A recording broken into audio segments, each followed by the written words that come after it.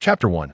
Ah, what splendid weather it is, Dumbledore remarked, gazing out at the bright sunshine, stretching luxuriously in his chair. With a soft chirp, Fawkes, the magnificent phoenix perched behind him, responded. Ha, you share my sentiment, do you not, old friend? Dumbledore smiled, adjusting his nearly slipping glasses as he addressed Fawkes. Such delightful weather surely calls for some activity. Shall we indulge in some cockroach clusters, Fawkes? Dumbledore inquired, opening the drawer of his desk to retrieve a box resembling a confectionery assortment. He gently unscrewed the lid, and out crawled creatures that resembled cockroaches. The Honeydukes truly possess a remarkable talent. Their sweets are indeed delightful. Dumbledore casually selected one and tossed it into his mouth, savoring the flavor with half-closed eyes. Fawkes, exhibiting a distinctly human-like disdain, emitted a soft sound and buried his head beneath his wings. Will you not partake? Dumbledore observed Fawkes' reluctance with a hint of disappointment, shaking his head. You shall miss many splendid sights, my dear. Seeing Fawkes' evasive demeanor, Dumbledore chose to remain silent and continued to relish his treat. Knock, knock. The door to the headmaster's office was tapped. Dumbledore raised an eyebrow and, with a natural grace, opened the drawer to place the candy box inside before closing it. Come in. With a creak, the door swung open, revealing Professor McGonagall's stern visage behind it. Good morning, Professor Dumbledore, she said briskly as she entered. I hope my arrival has not disturbed you. Not at all, Minerva, Dumbledore replied with a light chuckle. In fact, I was just about to seek you out. Oh, McGonagall adjusted her glasses. Is it that our esteemed headmaster wishes to assist his subordinate in alleviating some burdens? I must say, this is quite welcome news. If it is possible, I would certainly be inclined to help. Dumbledore's smile broadened. However, forgive me. Minerva, you must understand an old man's waning energy, yes? I trust you will manage splendidly. You say this often, McGonagall remarked, pursing her lips. If that were truly the case, I would not mind taking on additional responsibilities, provided it is not a pretext for someone to indulge in other pursuits, such as enjoying some sweets. Ah, that may indeed be the case. Dumbledore appeared to concur with McGonagall's observation. Now, dear Professor McGonagall, may I inquire about your purpose for visiting? I was just about to inform you. McGonagall pursed her lips. Although she recognized that Dumbledore was shifting the topic, she had grown accustomed to it over the years. That I trust you have not forgotten that you have a meeting with the Wisegamot shortly, and Mr. Smith, the head of the Merlin Knights, wishes to arrange an afternoon tea with you. McGonagall unfurled the parchment in her hands and read it aloud to Dumbledore. As he listened, the smile on Dumbledore's face gradually froze. That seems to be all, I am afraid. Professor, you must temporarily bid farewell to your holiday, McGonagall stated sternly, though the glimmer of schadenfreude in her eyes betrayed her true feelings. Well, here we are again. Dumbledore murmured softly. It is unavoidable, McGonagall replied, allowing a slight smile to grace her lips. We all depend on you, Professor. I hope you come to realize that sooner rather than later.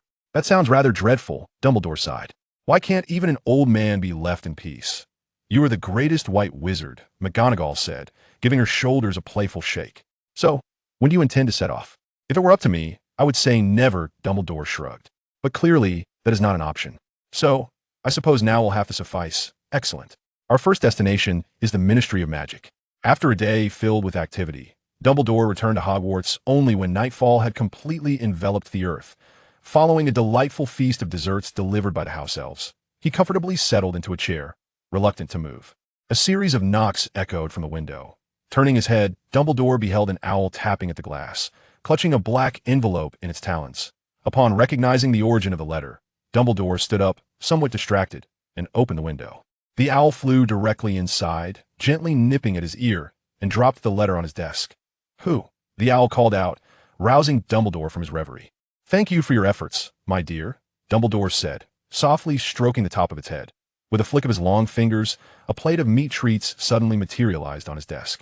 You must be famished, Dumbledore offered, nudging the plate toward the owl. Do have a taste. Who? The owl squinted its eyes, hopping to the edge of the plate, and then indulged in the morsels. Dumbledore smiled as he observed the owl enjoying its meal, before shifting his gaze to the black envelope. With a gentle sweep of his finger, the wax seal melted away. Dumbledore extracted the letter from its envelope and read it with great care. 10 minutes later, having thoroughly perused the correspondence, Dumbledore contemplated briefly before picking up a quill. He composed a thoughtful reply, placing the letter solemnly back into the envelope. Thank you, little one. Dumbledore gently caressed the owl's head before placing the letter in its talons. as he watched the owl soar farther into the distance. Dumbledore fell into a moment of silence before returning to his desk, tenderly stroking the feathers of his beloved pet. "Dear friend, take me back to Godric's Hollow," he sighed softly. With a gentle whoosh, Fawkes called out, and in a flash of flames, both man and bird vanished from the office. Godric's Hollow, the ancestral home of the Dumbledore family. Gazing at the dilapidated state of the house before him, it felt as if the joyous days of his youth had transpired only yesterday. "Ariana," Dumbledore murmured, repeating the name. As tears of sorrow began to trickle from the corners of his eyes, in that moment, he resembled an elderly man more than ever. After standing at the entrance for a while, Dumbledore ultimately decided against entering. Just as he turned to leave, a loud wail erupted from within the house. Wah! The early morning Hogwarts was bathed in golden sunlight, as if draped in a veil of gold. Compared to the foggy weather, this moment imbued the castle with warmth and vitality. As for the vitality within the castle, Field, how many times must I tell you? That is my cat, not your toy. Filch shouted at a small boy with reddish-brown hair in the corridor. "Put down Madame Lorelei this instant. She may have willingly followed me. You're not taking proper care of her. Let me handle it." The boy, referred to as Field, called back without turning, casually offering a sprig of catnip to the feline in his arms. Meow. Madame Lorelei purred contentedly, nestling in Field's embrace, occasionally stretching lazily. Field Dumbledore. Professor McGonagall's stern visage appeared at the end of the corridor, her amber eyes fixed intently on Field's form. "I warned you not to torment Mr. Filch again."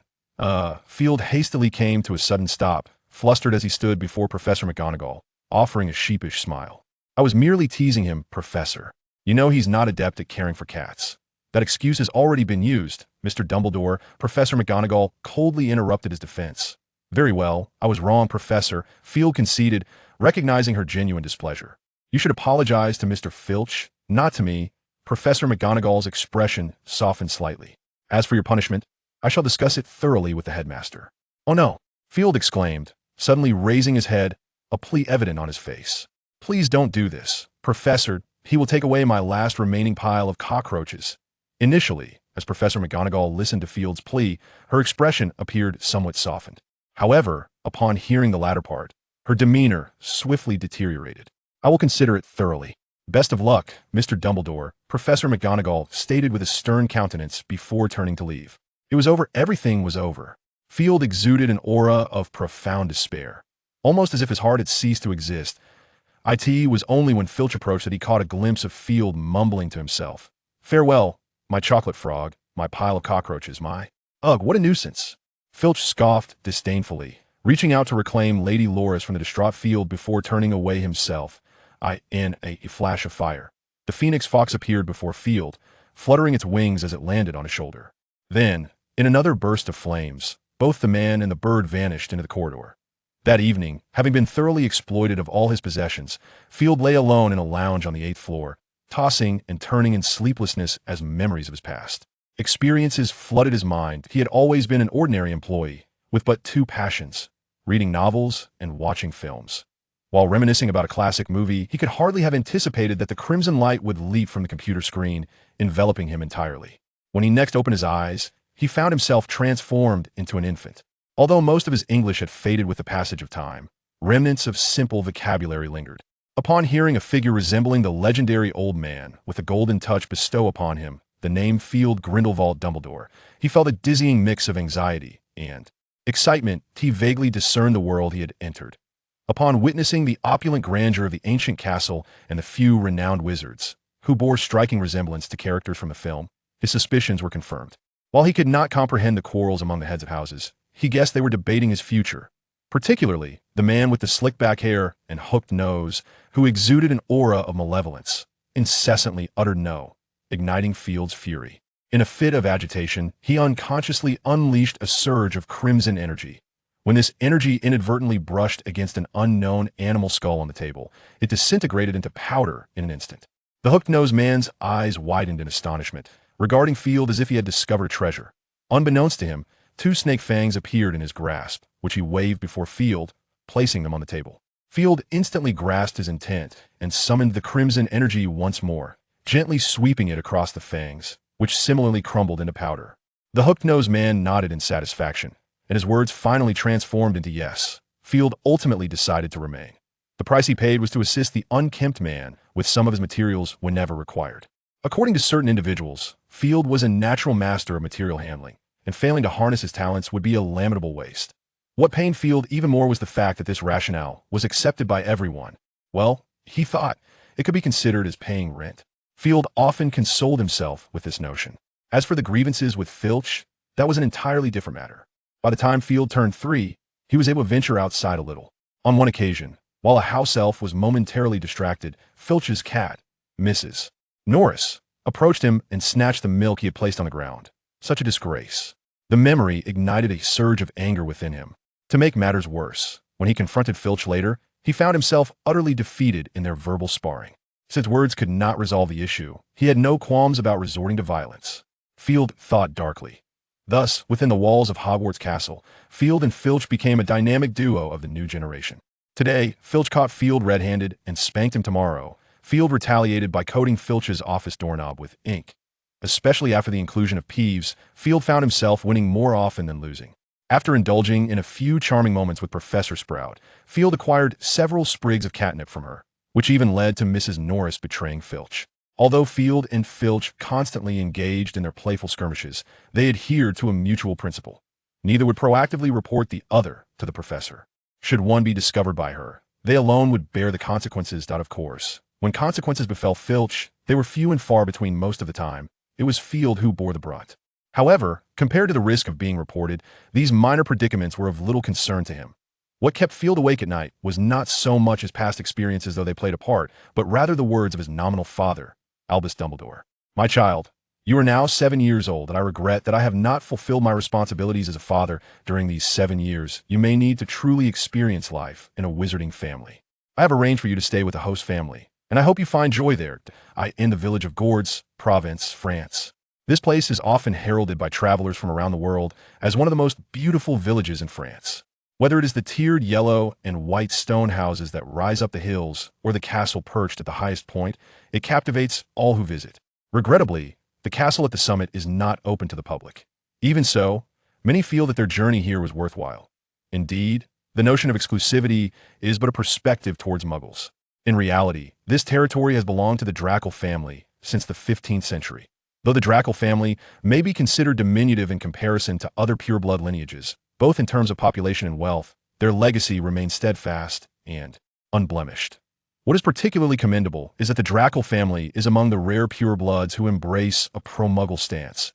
Even more astonishing is the fact that the previous head of the Draco family, in a bold act of love, openly wed a Muggle woman. Such an act was indeed a defiance of the wizarding community's conventions. Had it not been for Dumbledore's intervention, it is likely that this head of the family would have faced a tempest of scorn before ever having the chance to bear an heir. It is precisely for this reason that the head of the Draco family has become an unequivocal supporter of Dumbledore.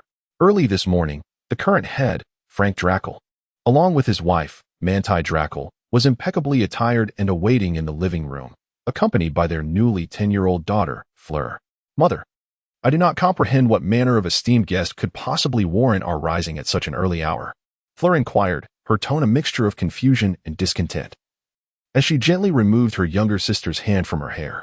"My dear, you must understand that this guest is one of the most illustrious white wizards in existence," Manti responded, winking at Fleur. "Do you recall what your father has taught you? In the presence of such greatness, we must maintain respect." Fleur monotonously echoed her mother's words, yet she could not suppress a disdainful curl of her lip. "Indeed, my darling," Manti's tone grew stern. "I hope you do not perceive this as a jest. Though you are still young, next year you shall be attending a magical school, and there are certain essential truths I wish for you to remember." Taken aback by her mother's demeanor, Fleur felt tears welling in her eyes. "All right, my dear. She is still but a child. Perhaps we can ease our expectations a tad," Frank interjected, placing a reassuring hand on Manti's. He then turned to Fleur with a smile. "My daughter, while your mother's tone may have been a touch severe, she imparts the very foundation of our Draco lineage. I hope you do not take it lightly. Understood?" "I understand," Fleur murmured softly. "I know my precious one is clever. You shall excel," Manti said, producing a handkerchief to dry Fleur's tears and embracing her gently. At precisely 10 o'clock in the morning, the appointed hour for Dumbledore's visit had arrived. Just as the clock struck, a knock echoed at the Draco door. "Oh, our guests have arrived." Frank exclaimed, promptly rising to adjust his attire once more before directing his gaze toward the entrance. The house elf stood ready to open the door. With a creak, the door swung open, revealing a rather peculiar pair, an elderly gentleman with a beard reaching his knees and an adorable golden-haired young boy. "Good morning, everyone." Dumbledore greeted the Dracos, his tone brimming with cheer. "What splendid weather we are having, is it not?" "Indeed, Professor Dumbledore, you are quite right," Frank replied, beaming as he approached. "I sincerely wish you all the best this fine morning." "Thank you." Dumbledore and Frank shared a gentle embrace, exchanging friendly greetings. "This is my wife, Manti Drackle. She has always been your ardent admirer," Frank introduced with a smile. Observing the expression of surprise and a hint of trepidation on Monday's face, Field easily discerned that this was not entirely mere flattery. "Moreover, my daughter, Ferong Delacours," Frank once again drew her close, "along with my little daughter Gabrielle, who, regrettably, is only 2 years old and yet cannot speak." "You possess a most fortunate family, Frank," Dumbledore remarked with a smile, as if he were introducing someone. He extended his hand and gently patted Field's head, saying, "This is my adopted son, Field Dumbledore, who, barring unforeseen circumstances, shall be my future heir. However, he is still quite young and rather mischievous, which gives me a bit of a headache." "Oh," Frank, though already familiar with some details, felt a stir of emotion upon hearing Dumbledore's words. The concept of being Dumbledore's adopted son, particularly as an heir to the Dumbledore legacy, carried a weight of significance. "Ah, how rude of me.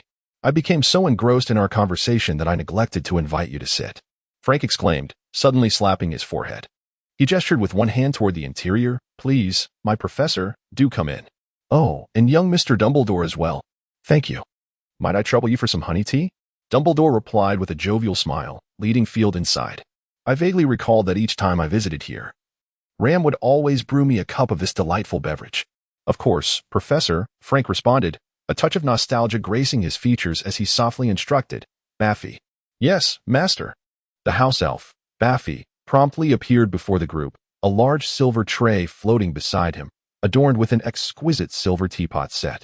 Once Baffy placed the tray upon the table and performed a deep bow, he snapped his fingers and vanished. Field noticed that this house elf appeared even cleaner than those at Hogwarts. It seemed the Delacours family maintained a commendable standard of upbringing, which brought Field a measure of reassurance. "I trust you have read the letter I sent you, Frank," Dumbledore said, sipping his tea with a smile before turning to Frank. "So, may I have your answer?" "I certainly agree," Frank replied, though he hesitated for a moment. "I find myself somewhat perplexed." "I understand," Dumbledore sighed. "Frank, I hope you can forgive an old man's dwindling vigor. Moreover, the genuine love and joy that stem from a family is something I am unable to provide him. Thus, I must turn to you for assistance. To be candid, I initially considered entrusting him to the Weasley family," Dumbledore admitted with a wry smile. "However, it seems their burdens are already quite substantial." "Indeed, and I do not believe their family's upbringing would surpass our own," Frank remarked proudly. "Every family possesses its unique attributes." "Does it not?" Dumbledore smiled as he spoke. "Well then, I entrust this to you." He soon departed. Initially, he intended to leave behind a bag of galleons, but Frank adamantly refused to accept it, and ultimately, Dumbledore relented. After the Frank couple saw Dumbledore off, they returned home to witness a rather amusing scene. Field and Fleur were staring at each other with wide eyes. In Fleur's arms, Gabrielle mirrored her sister's expression, occasionally sucking on her pacifier while gazing at Field. "Who is this haughty little hen?" Field pondered as he looked at Fleur. "Who is this arrogant individual?" Fleur mused while observing Field. "Why is she staring at me like that?" Fleur thought. "Oh, you both seem to get along splendidly," Mandy exclaimed with a chuckle. "Who?" Field and Fleur asked in unison. Both Field and Fleur were momentarily taken aback. Looking at each other. "Why are you mimicking my speech?" "It seems I was not mistaken," Mandy teased as she regarded them. "Child, your name is Field, correct?" "Yes, ma'am," Field replied quickly, standing up and glancing at Mandy with slight trepidation. "There's no need to be so nervous, dear," Mandy waved her hand dismissively. "Just relax. Our household is not bound by many rules, as long as we can live happily. However, if you wish to pursue my daughter, I certainly wouldn't oppose it." With that, she mischievously winked at Fleur. A 1T, Field stammered after a moment of surprise, shaking his head. "That's still far beyond me." "No worries. I support you, boy," Mandy teased once more before taking her husband and leaving the living room. casually carrying Gabrielle along. With Mandy's departure, Field let out a sigh of relief. Confronting a ripe peach of maturity was somewhat overwhelming for a soul encased in a youthful body. Hey, at that moment, a clear yet slightly hoarse voice called out from in front of him. Field turned his gaze to find Fleur looking at him with an unfriendly expression. What is it? Miss Delacours? Field asked, puzzled. This arrogant English gentleman? Fleur glared at him with wide eyes. I would like to inquire why you look down upon me? What? Field was instantly baffled. I harbor no such intention, Miss Delacours. Adhering to the principle of minimizing conflict, Field sincerely apologized if I have indeed spoken incorrectly. I am willing to apologize to you. No need.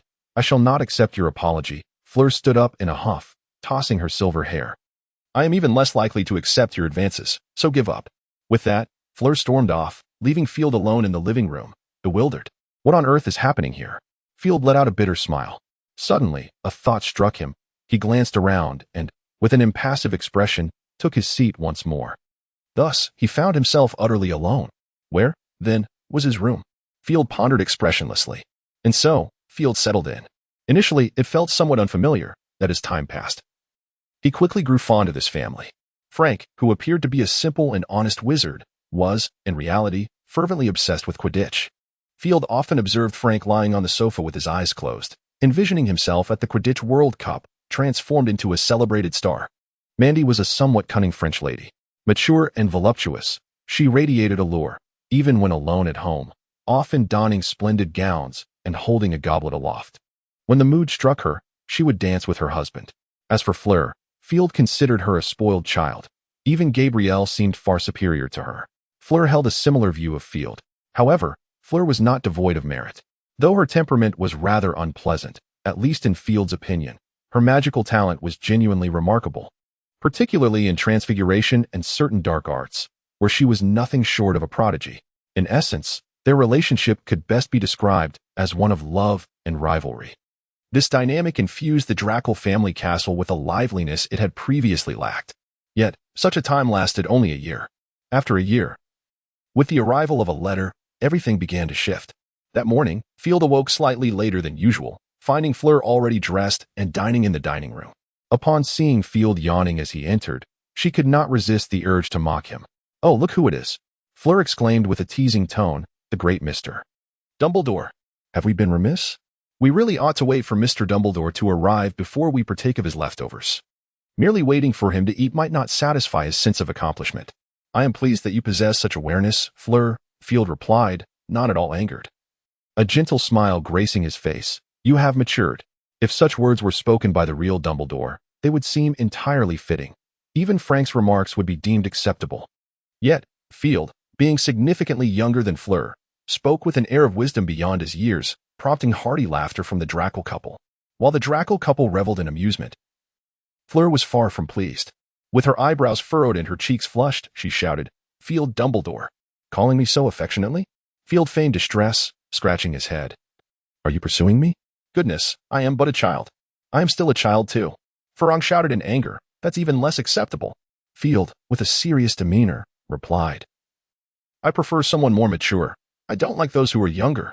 I am older than you. Farong retorted, emphasizing their height difference. Indeed.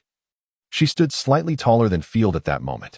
Well, you are still just a child, Field shrugged nonchalantly. But I will grow up, Farong insisted, stamping her foot. Oh, really? A hint of skepticism crossed Field's face. All right then. I'll wait for you to grow up. Farong nodded vigorously, and Field mirrored her gesture. Wait a moment? Farong sensed something amiss and, after a brief moment of confusion, gradually realized the implication. Ah, Field, I could just kill you. Farong was nearly ready to explode. Grabbing a plate and charging toward Field. You're the one who told me to wait for you to grow up. Field shouted as he hurriedly ran outside, glancing back. And you still say that? Farong yelled in response. Their figures once again vanished from the living room. So, this notification letter. Frank hesitated, glancing at the pink note in his hand, raising an eyebrow at his partner. It's fine. Let them resolve their feelings first, Mandy chuckled, covering her mouth. Speaking of which, their relationship is quite delightful. Does that count? Frank seemed a bit perplexed. In the blink of an eye, for years had passed, and Field was now 11. Over this period, both Field and Farong had undergone significant transformations. Notably, Fleur had become even more capable than depicted in the original narrative, as she constantly found herself in comparison with Field, fostering a spirit of competitiveness and ambition. It is worth mentioning that although Fleur had always aimed to surpass Field, she had yet to succeed even once. Whether in verbal exchanges or magical prowess, she had consistently been overshadowed by Field, despite entering school 3 years earlier. While Fleur's growth was noteworthy, Field's development was even more remarkable. Among his achievements, Field had made considerable strides in harnessing the power of the Phoenix. The complete Phoenix power represented the pinnacle of singular cosmic strength, even outclassing some lesser forms of multiversal abilities. However, Field discovered that what he had acquired was merely a minuscule fragment of the Phoenix power, far from even a larger shard. Nonetheless, Field exhibited remarkable talent despite this limitation. Regardless of how intricate the incantation may be, Field possesses the remarkable ability to grasp its profound significance with but a single glance, even when it pertains to the darkest of magics. Furthermore, he has come to realize that his reservoir of magical power is exceptionally vast. Until this day, he has never genuinely depleted his magical energy, not even once. In addition to these revelations, Field has sensed a subtle fluctuation in the realms of space and time. However, his youth and frail constitution deterred him from exploring this phenomenon, fearing that his body might not withstand the pressures of such forces. Nevertheless, Frank finds Field to be quite extraordinary. The dull thud of a collision jolted Field from his reverie. Turning his gaze, he beheld a gray owl straining to enter through the window, thwarted by the glass barrier. Could it be? Field's spirits lifted as he swiftly opened the window, allowing the owl to soar inside. The owl cooed twice at Field, depositing a letter from its talon before gesturing toward the missive, and then back at him. "Do you mean to say this letter is for me?" Field inquired hesitantly, his voice barely above a whisper. The owl blinked, lowering its wing. Field grasped the letter, noticing the envelope inscribed in dark green ink. Provence, France, Gold Village. Draco Family Castle, 3rd floor, Tower Bedroom, The Field Dumbledore. The reverse bore the wax seal emblazoned with the Hogwarts crest. Indeed, this was correspondence from Hogwarts. Field's excitement surged as he tore open the envelope, revealing a letter penned in the same dark green ink. Hogwarts School of Witchcraft and Wizardry Headmaster Albus Dumbledore, President of the International Wizarding Federation, Knight of Merlin, 1st class. Grand Sorcerer, Chief Sorcerer of Wisengamot. Dear Mr. Dumbledore, how have you been, dear child? You have reached the age for enrollment. Do return swiftly, for everyone misses you dearly. Should you require my assistance in coming to Hogwarts, please let me know. Sincerely, Deputy Headmistress Minerva McGonagall. Field was momentarily taken aback, pondering whether acceptance letters were truly composed in such a manner, before chuckling to himself, a warm sensation blooming within his heart. Although he had resided at Hogwarts alongside Dumbledore, it was Professor McGonagall who had spent the most time with him. As for another certain individual, the one who rarely washed his hair, Field mused, who might that be? After a brief contemplation, Field retrieved a piece of parchment and began crafting his response. Dear Professor McGonagall, I have received your letter. I can arrange for my current family to accompany me to Diagon Alley. It remains uncertain whether the school will have sufficient staff at the time of my enrollment, so there is no need to appoint anyone else on my behalf. The time we have left together is abundant. By the way, I have heard that my father has a peculiar habit of placing strange items behind his portraits. For his safety, please ensure that he does not keep anything excessively hazardous. I eagerly anticipate our future life at Hogwarts. Yours sincerely, Field Dumbledore. Having completed his letter, Field briefly reviewed it before handing it to the small messenger. He also retrieved a silver sickle and placed it in a small box beside its leg. I apologize, dear one. There is no food left here. Allow me to offer you a little extra reward so you may purchase some along the way, if that is acceptable. Field said apologetically to the owl. Hoot. The owl tilted its head, blinked its eyes, gently pecked at his finger, spread its wings, and took flight. After reading McGonagall's letter once more with great care, Field stored it away with solemnity, then opened his small trunk and stepped inside. This trunk was a gift from Dumbledore for his 10th birthday, serving a similar purpose to Newt Scamander's, although its internal space was considerably more modest. Inside, Dumbledore had placed a 2-story cottage and a small garden, which housed several tiny fairies. Field rarely resided within, yet he kept the majority of his pocket money there. Dumbledore sent him 10 gold galleons each month as his allowance, a routine that had never faltered over 4 years. Aside from a few coins he had spent on gifts, he had not touched the rest. To date, he had accumulated over 200 galleons. After some contemplation, Field withdrew 100 galleons and a handful of change before emerging from the trunk. Descending the stairs, he found that breakfast seemed to have just concluded. Aside from Mandy in the kitchen, the others were lounging in chairs, engaged in quiet conversation. "Good morning, child." Frank was the first to notice Field and greeted him with a wave. "You seem to have risen late. There might still be some breakfast left. Shall I fetch it for you?" Before Field could respond, Fleur interjected, "I believe it is unnecessary.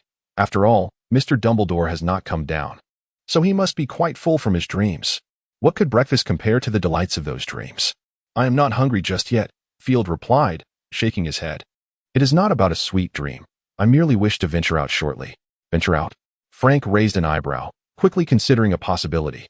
A glimmer of joy appearing on his face. "Have you received your acceptance letter?" "Yes, Uncle Drackle," Field affirmed with a smile and a nod. "Is it from Beauxbatons?" Frank inquired, then promptly dismissed that notion. "No, Beauxbatons sent you an acceptance last year, which you declined. So it must be from Hogwarts, correct?" "Indeed." Fidel simply nodded. "Could you accompany me to Diagon Alley in England? I need to purchase some items for school." "Diagon Alley?" Frank chuckled. "We needn't travel that far." "Then where are we going?" "The Champs, Lycée." With a mysterious smile, Frank added, "Trust me, it will be worth your while." An hour later, the Dracul family and Field stood in place de la Concorde, observing the bustling crowd. They could have departed earlier, but upon hearing about the shopping trip, Mandy was the first to express her desire to join, followed by Fleur, who also wished to explore, and soon Gabrielle chimed in with her eagerness to see as well. Frank, upon hearing this, decided to take the entire family along. "We shall first proceed in this direction." After a brief deliberation, Frank led Field toward a particular route, declaring, "At the Arc de Triomphe, we can access the True Champs, Lycée." "The True Champs, Lycée?" Field looked at Frank in bewilderment. "Is there a fake one?" Sensing Field's confusion, Frank laughed heartily. "You will understand soon enough, my child." After a short walk, they arrived at the Arc de Triomphe. After ensuring that no one was watching, Frank took out his wand and gently tapped the doorframe of the monument. A creaking sound, reminiscent of heavy old wood, echoed in Field's ears. Field's eyes widened in astonishment as the Arc de Triomphe transformed before him into a grand entrance, the scent of oak wafting from the door panels. What a commotion! Field instinctively glanced around, only to find that no one seemed to notice them. "Come, we must enter," Frank whispered, striding toward the door, passing through it as if it were merely an illusion. "Oh," Field suddenly comprehended, "this must be akin to the magical platform 9¾ in England." With that thought, he quickened his pace, following Mr. Frank through the doorway. As he crossed the threshold, the sounds of the bustling marketplace enveloped him, the sights overwhelming his senses. Dragon liver, freshly arrived, 5 silver sickles per ounce. Seeds from the Pyrenees, remarkably resilient, essential for floral arrangements. Travel tents for rent at just 1 gold galleon per day. Buy 3 tents and receive a travel case as a gift. The shouts of vendors, the haggling of customers, children's laughter, and adults' calls painted a vivid portrait of life. "Do you need to withdraw some money, my child?" Frank asked, placing a hand on Field's shoulder with a smile. "Here, you must hold on to me tightly, lest you be swept away. Once separated, it will be quite difficult to reconnect." "I understand." Field nodded earnestly, expressing that he did not need to withdraw money, for he believed he had sufficient galleons to purchase some school supplies. "Huh. I was referring to your own pocket money," Frank chuckled, adding, "As for the funds for school supplies, allow me, as your uncle, to take care of that. Do not decline. Consider it a gift for your schooling." After a brief hesitation, Field acquiesced. "All right. Thank you, Uncle Drackle. That's more like it." Frank patted him on the shoulder. "My dear, where shall we head first?" At that moment, Mandy had already caught up with Fleur and Gabrielle. "I have ample galleons, so we need not visit Gringotts," Frank pondered. "How about we start at the bookstore? Then we can go shopping for clothes." "That sounds splendid," Mandy exclaimed joyfully. "However, I have an even better suggestion. I will take Fleur and Gabrielle to the clothing store first, where we can wait for you and browse for some outfits. What do you think?" "That would be perfect." Frank raised an eyebrow, adding, "By the way, it seems you haven't bought clothes in quite some time, dear. Do make sure to pick up a few." "But," Mandy hesitated, "wouldn't that be too extravagant?" "Extravagant?" Frank furrowed his brow, his voice rising. "How could you think that?" "My heavens, dear, you mustn't be this way. Your wardrobe is nearly empty." "Really?" Mandy smiled, feeling chastised by her beloved. "Indeed," Frank asserted confidently, pausing for a moment. "Let us make it clear. Regardless of how many items you purchase for Furong and Gabrielle, you must acquire no fewer than 10 for yourself. It's settled. Listen to me, dear. That is far too many. Mandy laughed, shaking her head. Then let us make it 20. Frank declared sternly. After all, you rarely shop. You ought to indulge a bit more. All right, I'll follow your advice, sweetheart. Mandy nodded vigorously, planting a firm kiss on his cheek. Then I shall see you soon. See you soon. Frank waved with his free hand. Field stood in stunned silence, swallowing hard before glancing at Frank. Uncle Drackle, are you certain? You mean to buy clothes? Frank raised an eyebrow. Of course, I am certain. But I recall you mentioned last time that the wardrobe was nearly full. Field inquired hesitantly. Is that so? Frank replied nonchalantly. No matter, we shall simply acquire a few more wardrobes. And I remember Aunt Drackle just bought clothes 3 days ago. Field pressed on. No worries, it has been quite some time since then. Frank shook his head. You must understand, Mandy used to visit this place twice a day. This time, 3 days had elapsed, a duration ample enough. Can it be interpreted in such a manner? Field remained silent, genuinely perplexed at present. Take a lesson, my boy. Frank remarked with a smile, patting him on the shoulder. Trust me, had there been a refusal earlier, the circumstances would be quite different now. Moreover, your wife is exquisitely adorned. It is the man who revels in happiness, is it not? Frank winked, adding, consider this. All eyes are drawn to that radiant woman. And she is your beloved. The pride and fulfillment derived from such a connection are unparalleled. This mindset, this prowess, truly reflects your character. Field comprehended. Unable to restrain himself from giving Frank a hearty thumbs up, Frank raised an eyebrow in response, acknowledging the compliment.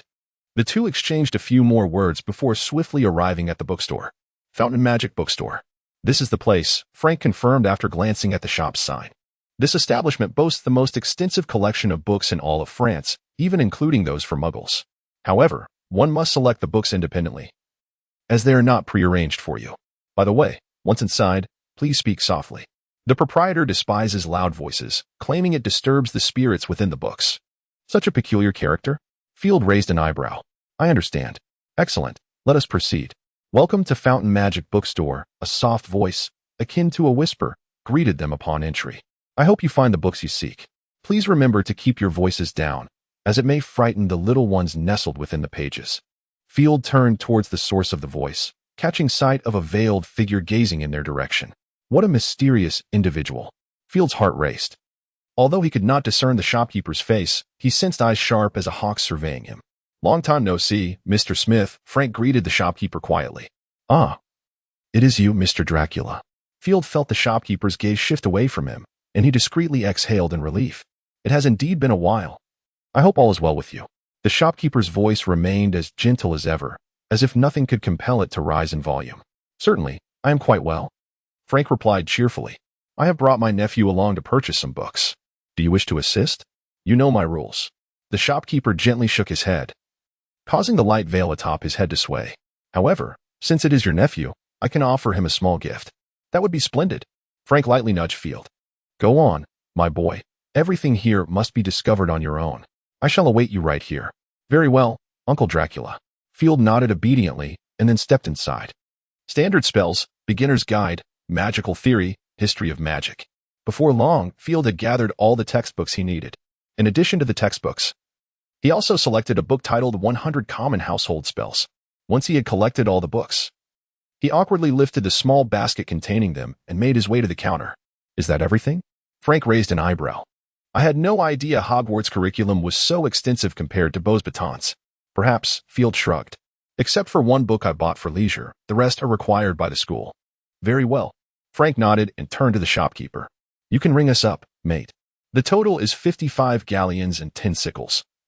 The shopkeeper seemed to have anticipated the total, announcing the price as soon as Frank finished speaking.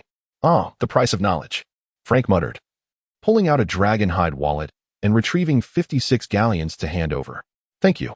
The shopkeeper placed his hand over the galleons, and before one could blink, the coins vanished, replaced by 7 sickles. Your change. After briefly stating this, the shopkeeper retrieved a book from beneath the counter. This is your promised gift. Frank glanced at the book's cover, and his expression shifted immediately. That's a bit much, mate. Moreover, I don't think it's suitable for children. I trust my judgment won't fail me, the shopkeeper replied, shaking his head once more. Consider it an investment. This child is worth it. Very well. Frank said no more. releasing his grip on the book and handing it to Field. "Take care of it, child. This book is precious." "I understand." Upon seeing the book's cover, Field nodded vigorously. He carefully cradled the book, wedging it between two textbooks, and only after ensuring it wouldn't fall did he breathe a sigh of relief. The book was titled Standard Spells. As a luminary of the modern magical world, Miranda Gosshawk's greatest achievement was penning this tome. Unlike the abridged versions available on the market, the original Standard Spells was withdrawn less than a week after its release. The reason was simple. The book contained an excess of dark magic. While Miranda maintained a consistent attitude towards all spells, the majority of wizards believed that it should not harbor such a significant amount of dark arts. Moreover, the original Standard Spells even included the 3 unforgivable curses, which directly crossed the Ministry of Magic's boundaries. Under the joint influence of the former Minister of Magic and the esteemed headmaster of Hogwarts, Albus Dumbledore, Miranda found herself regrettably compelled to rewrite her work. The original standard incantation now exists solely among a handful of pure blood families, with the rest having been obliterated. Moreover, the initial draft in Miranda's possession has been sealed away by the Ministry of Magic in the Department of Mysteries. As compensation, she was bestowed with a first-class Order of Merlin medal. Frank, being discerning, upon encountering the book, did not instinctively think of destruction. Rather, he sought ways to preserve it. Thus, he declared it an exceptionally precious gift. As for Field, he had also come across some scattered notes that spoke of rumors regarding this book, and he recognized its worth. Exiting the bookstore, the two exchanged a glance, both feeling that their journey had not been in vain. Frank even felt an urge to conclude their outing immediately, intending to secure the book upon their return before returning. However, Field believed that such actions would only betray their unease. He suggested that they should adhere to their previously established itinerary, remaining indifferent to the book, which would consequently attract less attention. Once Frank regained his composure, he understood this perspective. With an appreciative glance at Field, he retracted his earlier decision to return home at once. In the time that followed, the two ventured forth to procure the necessary materials for their studies, including potions and cauldrons. Frank had initially wished to gift Field a crystal cauldron, but Field declined the offer. With Field's insistence, they ultimately settled on a tin cauldron. However, when it came time to purchase weighing scales, Frank opted for the finest brass model, which Field did not refuse. After completing their other purchases, only clothing and wands remained on their list. "Shall we first visit the clothing store, or acquire wands, Uncle Drackle?" Field inquired. "Let me check," Frank replied, retrieving an ancient-looking pocket watch from his pocket. "Ah, it is still early. Mandy and the others will not arrive so soon. We can seek them out last and enjoy a meal together afterwards." "Very well," Field nodded, his expression brimming with eagerness. "So what are we waiting for?" "I can hardly contain my excitement." Frank laughed heartily, patting him on the shoulder. "I recall that Grigovich's shop is nearby. Let us find it." "Ah, there it is, just ahead." Frank pointed to a store not far away. Field followed his finger to see a shop adorned with a vibrant sign, its entrance flanked by a substantial stone sculpture shaped like a wand. "Let's go, lad," Frank urged. Across Europe, there exist only 3 master wand makers of unparalleled skill. Apart from the reclusive Beaufy, the other 2 wizards, Ollivander, who solely resides in England, and the flamboyant wand maker Grigovich, remain prominent. Much like his unpredictable nature, Grigovich's wands are eccentric and varied. Their materials, sizes, and cores form an array of combinations that even he cannot fully comprehend. Unlike Ollivander, who awaits wizards to choose their wands, Grigovich prefers to craft custom wands for each individual. As we stood outside observing the lavishly decorated shop, Frank's reminder jolted Field from his reverie, prompting him to follow Frank into the store. The moment they crossed the threshold, the tinkling of the doorbell resonated throughout the establishment with remarkable clarity. "Good morning, friends," a booming voice echoed from the depths of the shop, and a rugged wizard with a long beard and hair emerged. His appearance was rather ordinary, and his attire somewhat disheveled. Yet his strikingly bright reddish-brown eyes left a lasting impression. "Good morning, Master Grigovich." Frank greeted the wizard with a slight bow. "It seems like just yesterday since we last met. Your charm remains as captivating as ever." "Indeed, a man is like a fine spirit, only the boldest flavor captivates." Grigovich waved dismissively. "Do not forget, I am a businessman. My reputation holds some weight." "Your wisdom is ever evident," Frank complimented. "I never dispute that," Grigovich replied, somewhat narcissistically, before his gaze shifted to Field. "Let me guess, it is this young lad who wishes to have a wand custom made, is it not?" "Yes, Uncle Grigovich," Field nodded obediently. Uncle? Grigovich shot him a peculiar glance. Indeed, only children speak so candidly. Frankly, if it weren't for you, I might have forgotten that I am no longer young. In my mind, I still envision myself as that dashing young fellow. In truth, you remain quite youthful, Master, Frank said with a smile. No, I have certainly aged. Grigovich replied, a hint of nostalgia flickering in his eyes as he recalled the days spent learning wand-making from his father, feeling as if it had transpired only yesterday. Ah. Time, that insufferable rascal. He uttered an expletive, ceasing Frank's attempts at flattery with a gesture, before turning his attention back to Field. If I am not mistaken. You are not French, Grigovich speculated. A Brit, perhaps? Indeed, I am British, Field confirmed. Field shrugged, soon to return to England for his studies. A budding wizard about to enroll in Hogwarts? Grigovich suddenly slapped his forehead, realizing he should have anticipated this. Yet, it is rather peculiar. I recall that the Brits have always been fond of that pretentious fellow Ollivander, Grigovich mused, stroking his chin, and indeed, that old man has ensnared quite a few. What does he say? The wand chooses the wizard. Grigovich scoffed, that charlatan. He merely dabbles in a bit of prophecy. Those who purchase wands from him are nothing but fools. Young man, I ask you, Grigovich's gaze sharpened, his brown eyes fixed intently on Field. What is your perspective on wands? Frank, eager to interject, found himself silenced once more by Grigovich. Think carefully. Grigovich intoned gravely, you have but one chance to respond. Should your answer please me, I shall craft a wand for you with the utmost skill. Free of charge. What do I think of wands? Field fell into contemplation, and after a prolonged pause, he softly replied, to be honest, I am not entirely certain. However, in my view, regardless of who wields it, it is the wizard who casts the spell. The wand is merely a tool. If a tool does not suit you, then one must simply find another. Upon hearing the initial part, Grigovich's face betrayed a hint of disappointment, but when he heard the latter part of the response, a smile graced his features, and satisfaction gleamed in his eyes. Well said, young man. Grigovich clapped his hands. A wand is indeed a tool. Its sole purpose is to channel magic, nothing more. I would never deny that Ollivander is a skilled wand maker, Grigovich sneered. But ever since the Ollivander family focused their attention on a limited selection of materials, their craftsmanship has reached a plateau. Remember this, young man, Grigovich advised earnestly. Whether in wand crafting or the study of magic, there is no true endpoint. The extent of your achievement entirely depends on your heart. Now, enough of our idle chatter. Let us prepare for the crafting of your wand, Grigovich said, pulling out a small package from seemingly nowhere. He gently unwrapped it to reveal an assortment of various woods. Come, let us discover which wand would resonate with you most. Grigovich gestured for Field to step forward. Young man, channel your magic into it. And find the one that feels the most harmonious. Of course, you may choose not to. However, in that case, I cannot guarantee that the wand crafted for you will be the most suitable. Field nodded slightly, stepped forward, and took a deep breath before casually picking up the nearest piece of wood to begin his trials. Birch, apple, cherry. In no time, he had tested several types, forming a small pile of discarded wood beside him. Soon, he had exhausted the contents of the package. Yet none of the pieces resonated with him. Nothing? Grigovich raised an eyebrow and strode to the back of the shop before returning swiftly.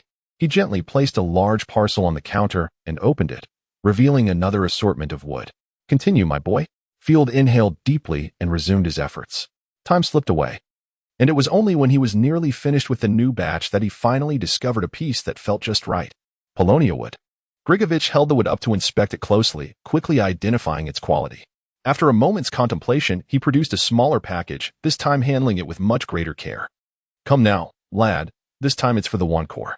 Grigovich gestured for him to proceed, encouraging him to find the piece that felt most comfortable. What a hassle. Field thought to himself, yet he complied and continued testing. This time, the process went remarkably smoothly. In less than 15 minutes, he identified the core that Grigovich sought. Phoenix feather? Grigovich frowned, perplexed. How could it be this? Is there a problem? Field raised an eyebrow in curiosity. Indeed, Grigovich replied, his brow furrowed. A standard wand core can be made from a phoenix's tail feather or wing feather, but a phoenix tail feather should never serve as a core. Could it be? He scrutinized Field closely before rummaging through the small pouch at his waist that he had yet to set down. After a prolonged search, he produced a small glass vial containing several delicate strands resembling fine hair. Try this, lad. Grigovich handed over the glass vial. Field examined it before accepting it, gazing at the faintly glowing strands in his hand. Indeed, this is it. Grigovich clapped his hands together. What is this? Field inquired, intrigued by the luminous strands he held. This is no ordinary material. Grigovich carefully returned the strands to the vial, suggesting that perhaps only he possessed such a rarity within the entire magical realm. My boy, I fear I must renege on my earlier promise. Grigovich placed the glass vial on the bar counter. I had initially intended to craft your wand free of charge. However, since this is the core that best suits you, I cannot waive the fee. So, what exactly is it? Frank asked. Heartstring. Grigovich cast a fleeting glance at Frank and spoke in a nonchalant tone. The phoenix. The heartstring of a phoenix? Frank stared at Grigovich in astonishment, exclaiming, such a thing truly exists? Indeed. Grigovich sighed, though it is exceedingly rare. You see, the phoenix is an immortal creature. Attempting to slay one is far more arduous than seeking eternal life. He gestured towards the glass vial. This item was fortuitously acquired from a fallen pureblood family. Its rarity transcends mere scarcity, Grigovich continued. It is likely that in the future, no one will possess such a thing again. Are you certain you wish to use it as the core of your wand? Scarcity, of course, implies exorbitance. Both Field and Frank understood this principle. Perhaps it would be best to forego the idea, Field mused, though a profound sense of reluctance surged within him. May I inquire how much I would need to pay for this item to craft a wand? Field asked cautiously. 1,000 galleons. Grigovich effortlessly uttered an astonishing figure, adding, and you will owe me a favor. Should I require assistance, you must be willing to help me with the task. Why not just rob a bank? Field nearly blurted out. In the magical realm, the monthly expenses of an ordinary family of 3 rarely exceeded 10 galleons, with many households lacking even 1,000 galleons in savings. Now, a single one demanded such a sum. To call it thievery would not be an exaggeration, especially when an additional favor was involved. Field could not help but feel that this was hardly a fair trade.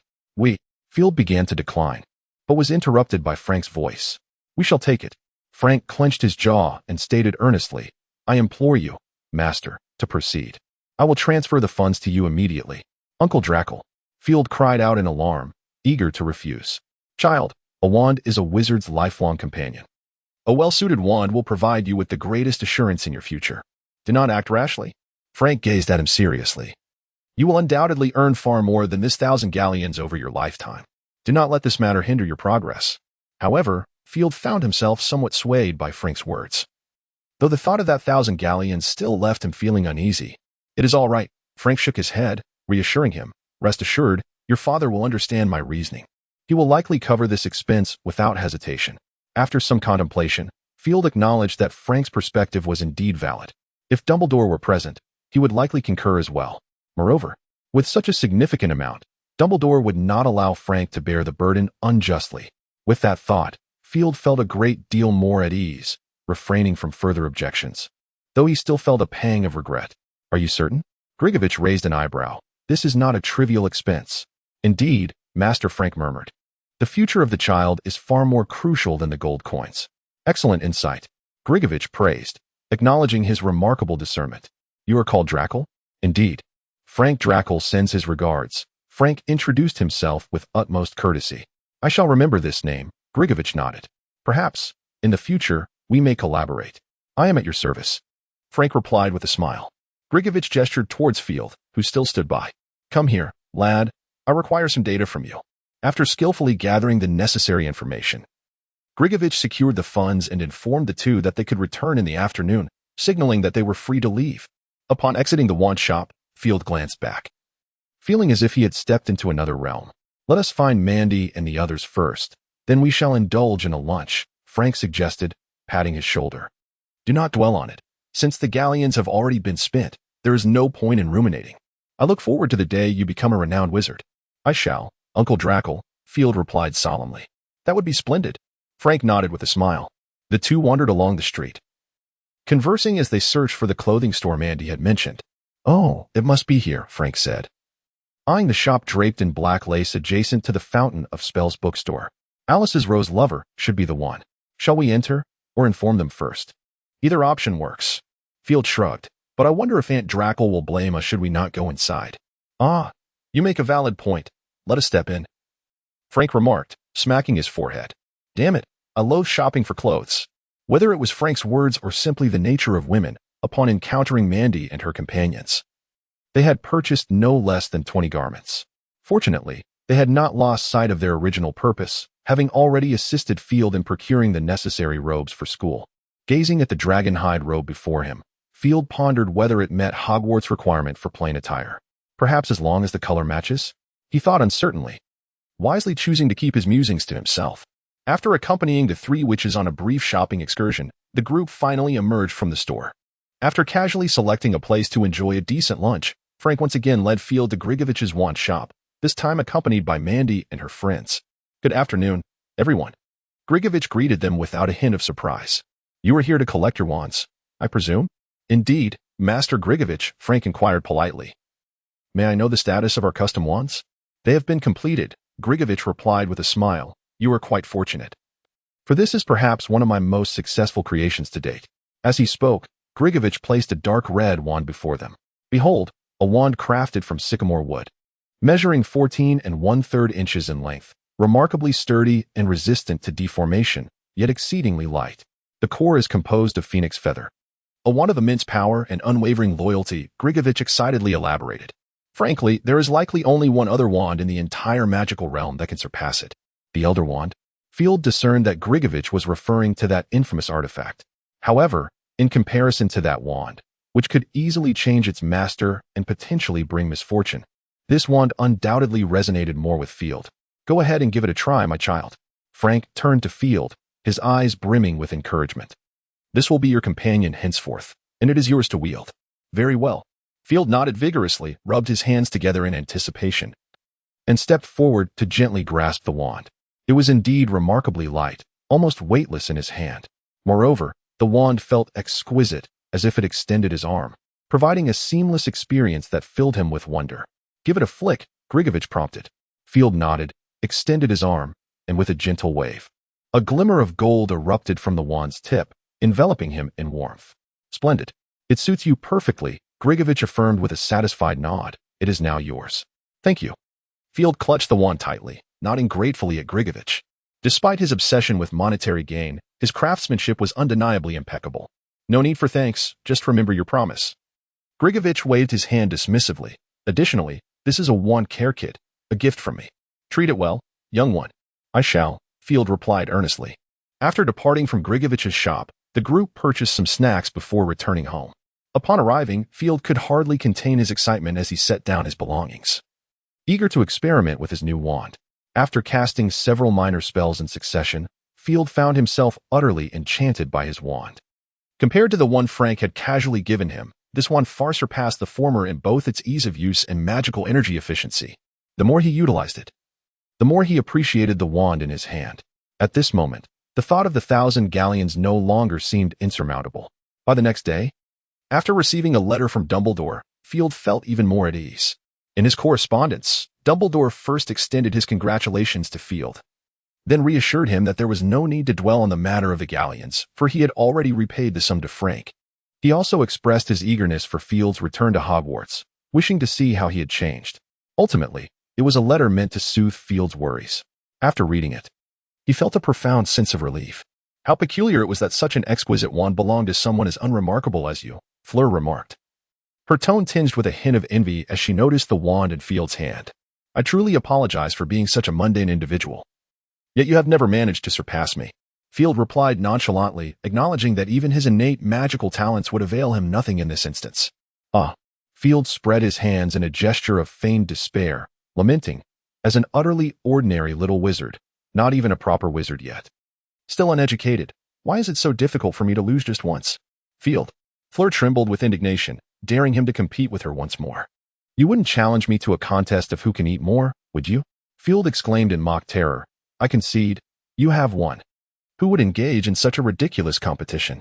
Fleur retorted angrily. "I wish to compete with you in alchemy." "Alchemy?"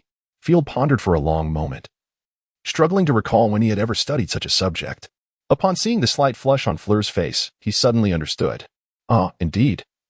You are the brilliant Fleur from Beauxbatons," Field remarked with a hint of sarcasm. "Your mind is truly filled with wisdom.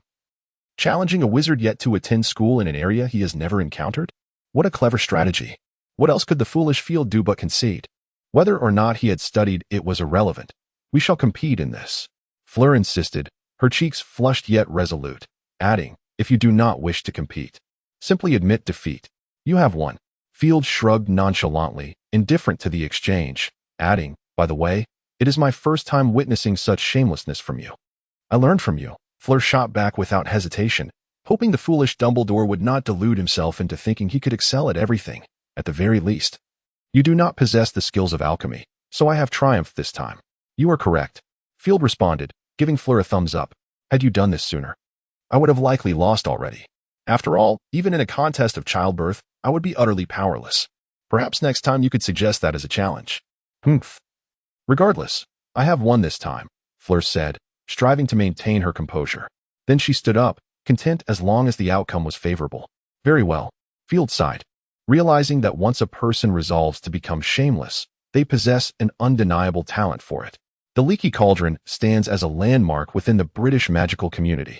This small, dilapidated tavern has graced the streets of London since the 16th century, bearing witness to the upheavals and tranquility of modern British wizardry. Over the years, it has changed hands numerous times, from Daisy Dodderidge to the current Ebb family, yet none of its proprietors seem inclined to renovate it. Perhaps this is an effort to preserve the weight of history? Field gazed at the tavern before him, his brow furrowing slightly. He was uncertain whether he would come to appreciate this place. Both he and the Draco family were quite particular about cleanliness, and the disarray here was rather intolerable. Let us go inside, dear, Frank said, patting Field on the shoulder. If it weren't necessary, I truly wouldn't wish to stay here. Field expressed his distaste rather openly. Goodness, this place resembles a sewer. I wholeheartedly agree, Frank shrugged. Perhaps, once you secure a room, you could simply reside in your suitcase. That might help you acclimate. Excellent idea. I was just contemplating that. Field's eyes brightened as he nodded in agreement with Frank's suggestion, pushing open the tavern door. The patrons instinctively glanced toward the entrance before returning to their conversations. Field squinted slightly. The lighting was surprisingly dim, with the only illumination emanating from the torches on the walls, leaving the rest of the room shrouded in shadow. After a moment of adjustment, he could discern the interior. It was not as decrepit or chaotic as it appeared from the outside, though it remained quite rudimentary, apart from a bar and a few tables. The only decoration was an unidentifiable skull mounted on the wall. At that moment, the proprietor, Tom Ebb, stood behind the bar, wiping a goblet with a grimy cloth. Welcome to the Leaky Cauldron, Tom said, bending slightly, a radiant smile revealing a set of large, yellowed teeth that even the flickering light could not obscure. You two seem like fresh faces. Are you from the Muggle world? Not at all, Frank shook his head. We hail from France. However, my nephew is set to attend Hogwarts. You know, the Ministry of Magic's immigration applications R&T. Exactly, I understand, Tom nodded knowingly. You're right. Those fellows are notoriously slow. I dare say the time they take to process your application would suffice for you to reach Hogwarts even by carriage. So, you're in need of a room, then? As Tom inquired, he opened a thick tome and lightly tapped a quill pen nestled within its pages with his wand, prompting the quill to begin recording autonomously. Yes. The finest guest room. Please prepare one for me, he requested. Frank nodded. Just for one day. Tomorrow is September 1st, if I recall correctly. Indeed. Tom replied with a smile, 15 silver sickles per night. We do not provide dinner, but you may acquire some food yourself or venture to Diagon Alley behind the pub, where there are some delightful options. Of course, for those who fancy Muggle cuisine, there is a Muggle restaurant not far from here. We also offer a service to exchange galleons for Muggle currency, 1 galleon for £5. No problem, Frank replied, producing a galleon. Could I also have a drink with what remains, if it suffices? Certainly, Tom swiftly caught the galleon, retrieved a cup, and turned to pour a drink from the barrel, a vintage rum from 1958, costing only a sickles, and quite palatable. Frank raised an eyebrow, took the cup from the bar, sipped gently, and nodded in satisfaction, turning to Field. Would you like something to drink, child? I shall pass, Field replied, shaking his head. You know I have little interest in such things. Very well, Frank said, turning back to Tom. Then please prepare me another glass. This drink is delightful. Of course. Old Tom's beverages are the finest. I never deceive, Tom grinned, pouring another glass for Frank and handing over a key. Your room is on the 3rd floor, number 307. Turn left up the stairs, and it's the furthest room down the hall. If you have trouble finding it, there's a staff member upstairs. You may inquire with her. Tom elaborated. Additionally, should you require anything, you can ring the bell in your room or seek out the staff. Of course, coming to find me is always an option. In the morning, we provide a wake-up service and a complimentary breakfast. You can enjoy a hearty meal before your journey without any time constraints. That should suffice. Is there anything else you wish to know? That will do. Thank you. Frank downed the second glass in one go and casually passed the key to Field. Can you make your way up by yourself, boy? No problem, thank you, Field replied. Accepting the key, with a flick of his wrist, his wand slipped from its holster onto his hand. Levitate. Field waved his wand at the trunk, murmuring an incantation. The trunk quivered slightly before gracefully rising into the air. Remarkable. Tom clapped his hands in admiration. That trunk is indeed a magical item, isn't it? To be honest, I've never witnessed a young wizard, untrained, casting the levitation charm so adeptly, especially on a magical object. You possess quite a bit of power. Certainly. Field has always been exceptional, Frank remarked with a hint of pride. It was evident. Tom nodded in admiration. I have a granddaughter who is also attending Hogwarts. Perhaps you two could meet. However, she is in her second year. Oh, that sounds delightful. Before Field could inquire further, Frank expressed his curiosity. May I ask her name? Of course, her name is Hannah Abbott, a Hufflepuff. A glimmer of pride appeared on Tom's face, though her grades may not be at the forefront. I still believe she is remarkable.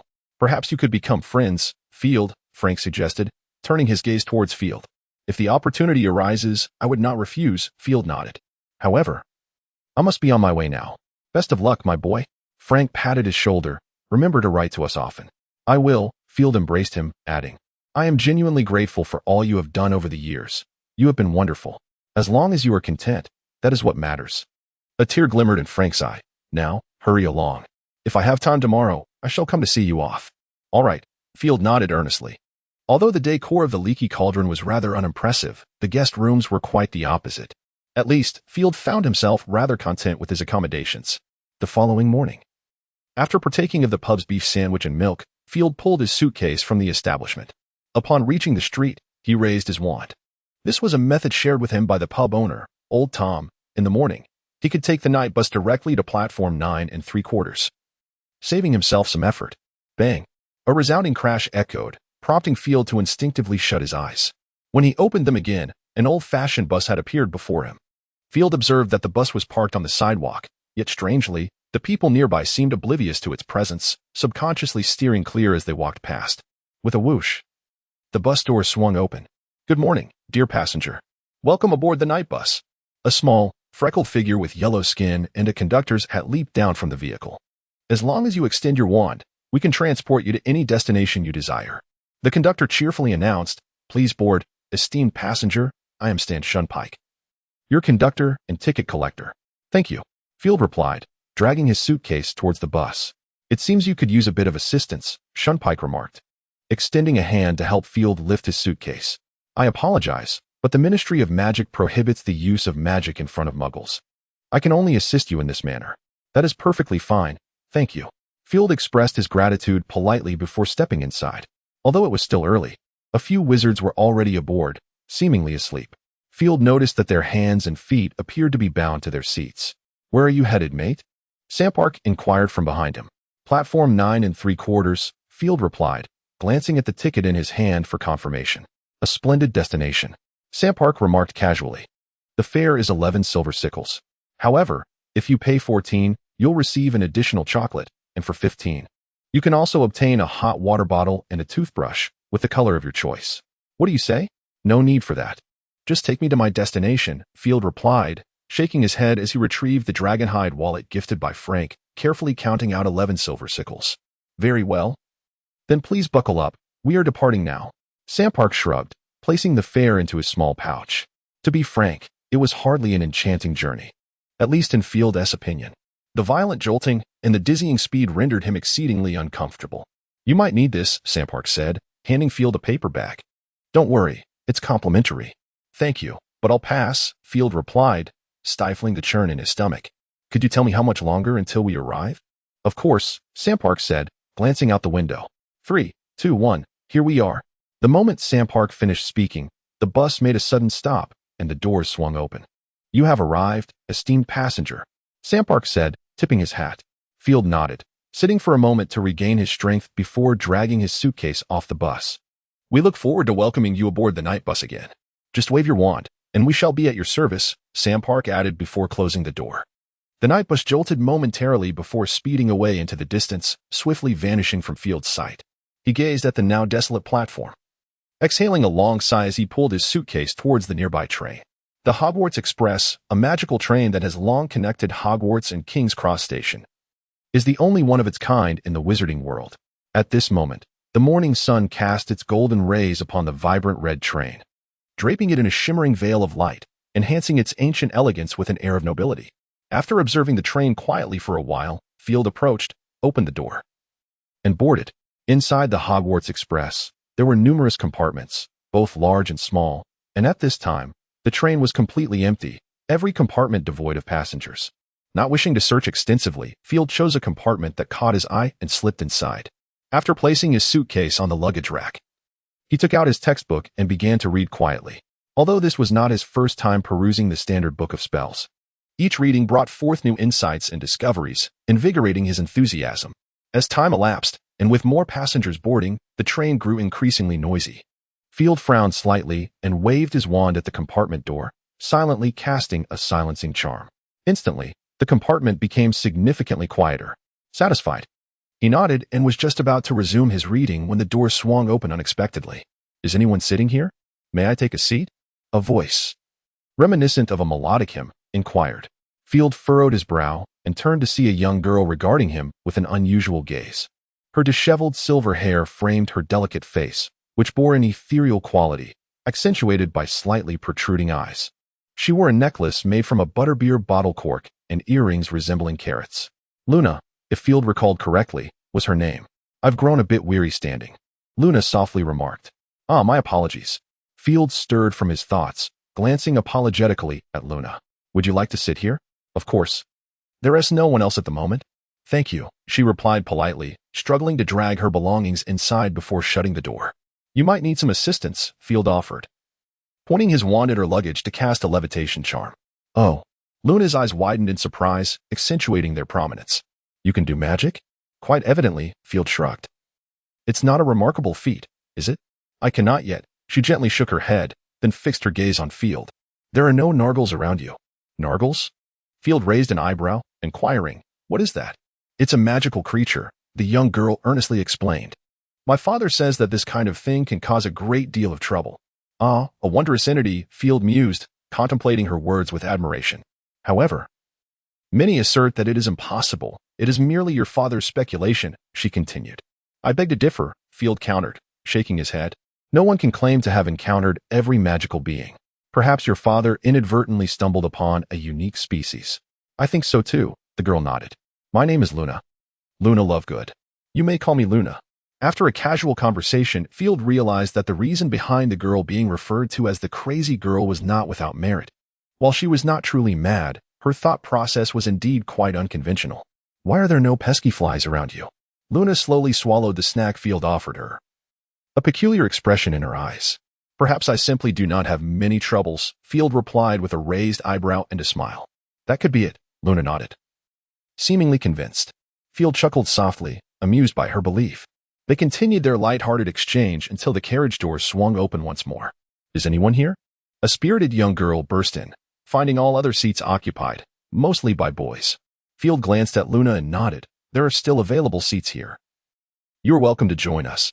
"Wonderful, thank you," the girl exclaimed, exhaling a sigh of relief as she struggled to drag her luggage inside.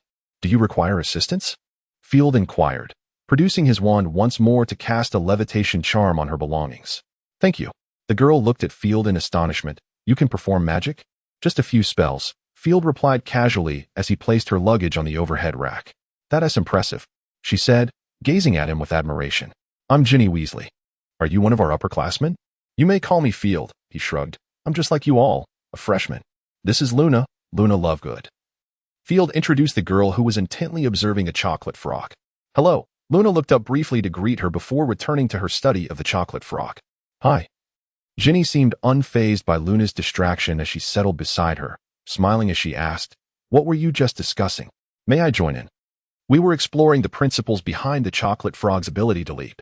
Field pointed to the chocolate frog in Luna's hand. Ginny paused for a moment, then hesitantly inquired, Is it true what my brothers said? Do you need to take a magical exam to enroll at Hogwarts?" Field looked at her with confusion. Who told you that? My brothers, Fred and George, they both said so. Ginny's expression shifted noticeably. Although they often enjoyed making jokes, she found it hard to believe. But Ron said the same thing. And you all are discussing magic already. As Ginny spoke, her anxiety escalated. Oh dear, surely I won't be denied admission to Hogwarts. Will I? As far as I know, Hogwarts has never turned away a student, provided you received an invitation, Field replied directly, or perhaps your brothers have deceived you. Really? Ginny regarded Field with suspicion. Of course, Field nodded. If you had read Hogwarts, a history, you would know this fact. I haven't read it. Ginny shook her head. Those books are far too expensive. Well, Field shrugged, choosing not to elaborate further. By the way, you're Luna. Ginny suddenly recalled something. A look of delight crossing her face. You live not far from us, in the Lovegood family. Do you remember me? Luna lifted her gaze once more. Staring at Ginny for a moment before her face lit up with recognition. I remember. My father brought me to visit your home once. Yes, Ginny nodded enthusiastically. It's wonderful that you're going to Hogwarts too. Indeed, Luna affirmed. My father mentioned that there might be Nargles at Hogwarts. Nargles? What are those? Ginny asked, perplexed.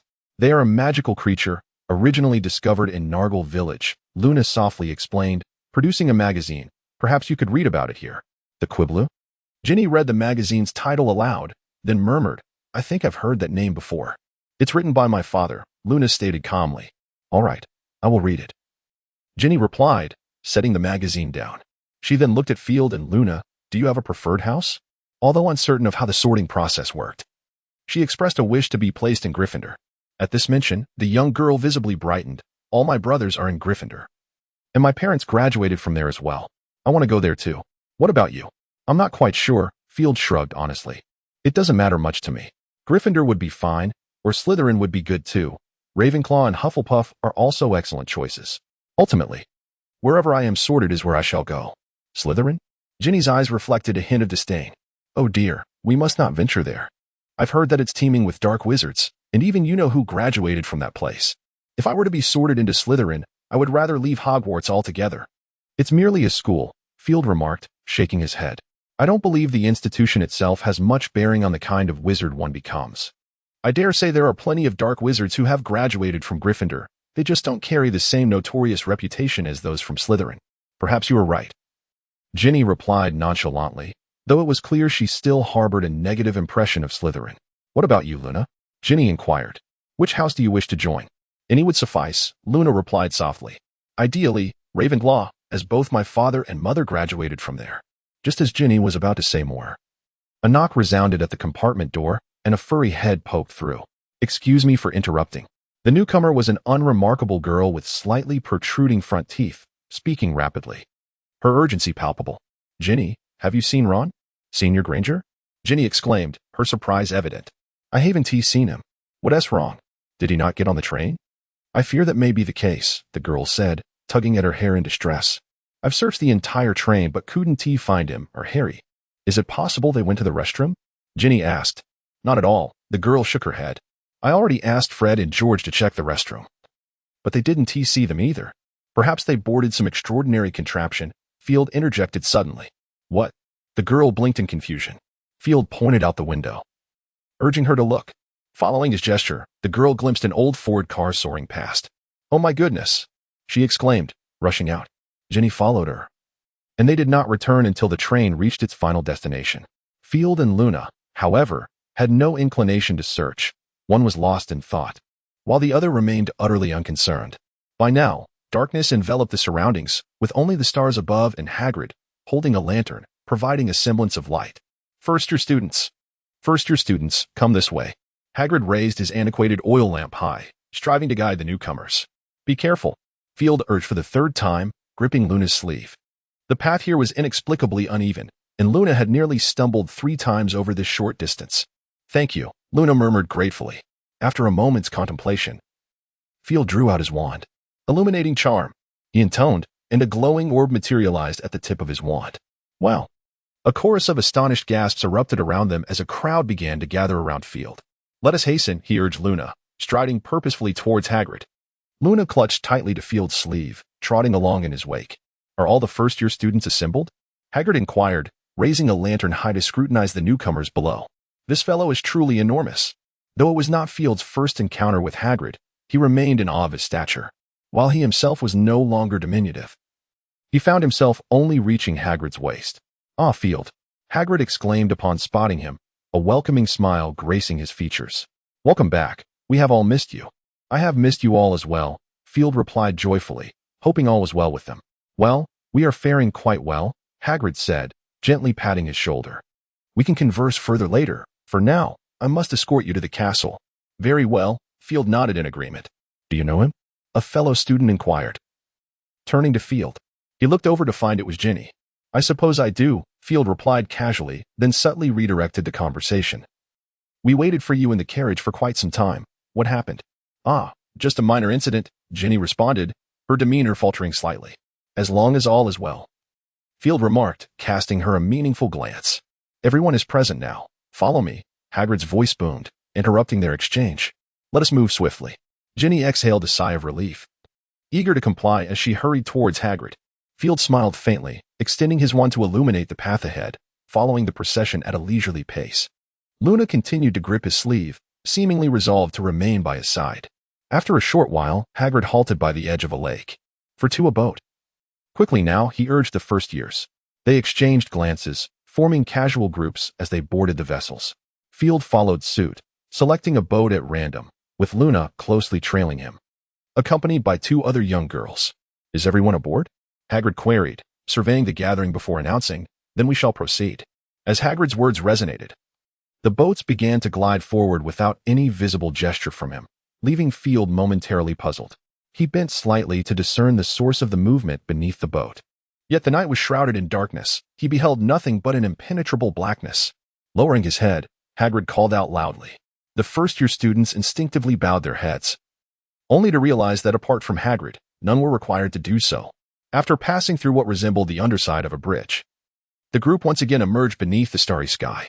A gasp of astonishment escaped from one among them, prompting a chorus of admiration that followed in quick succession. Field, too, was enraptured by the scene before him. Although he had witnessed Hogwarts many times before, this vantage point was a first for him.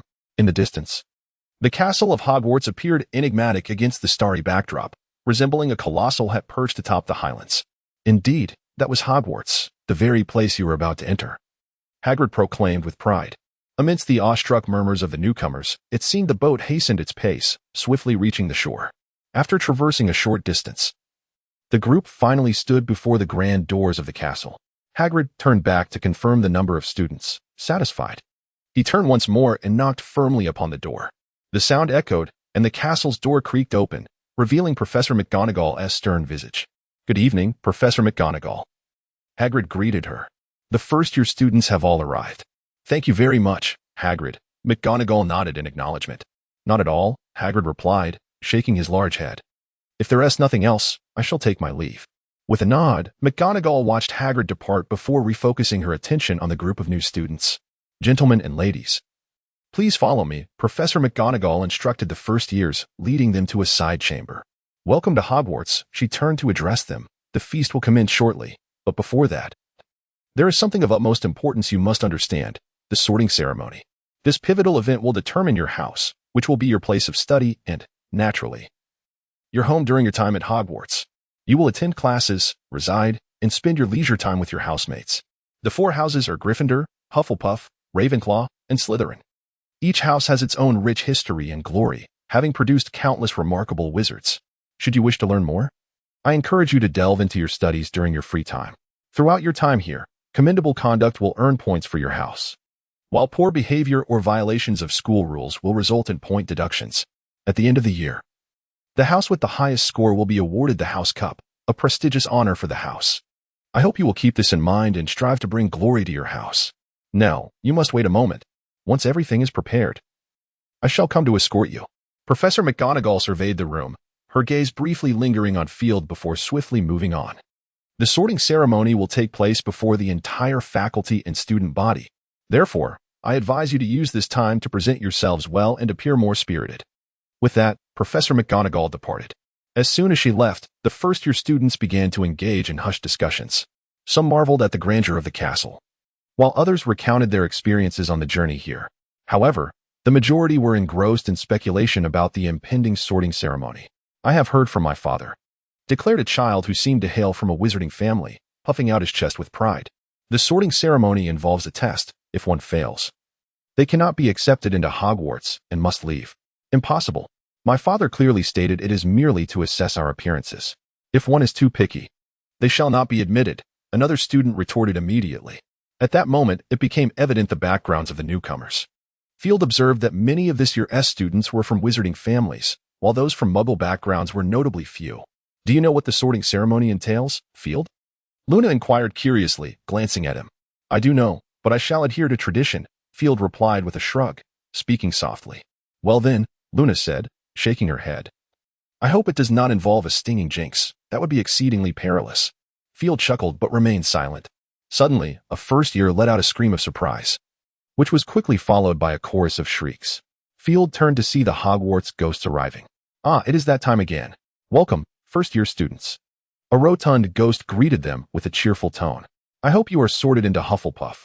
I hail from there myself. Another ghost, clad in attire reminiscent of medieval nobility, said while linking arms with a female ghost. Hey, look who I see, exclaimed the male ghost upon spotting Field, his excitement palpable. Long time no see, Field.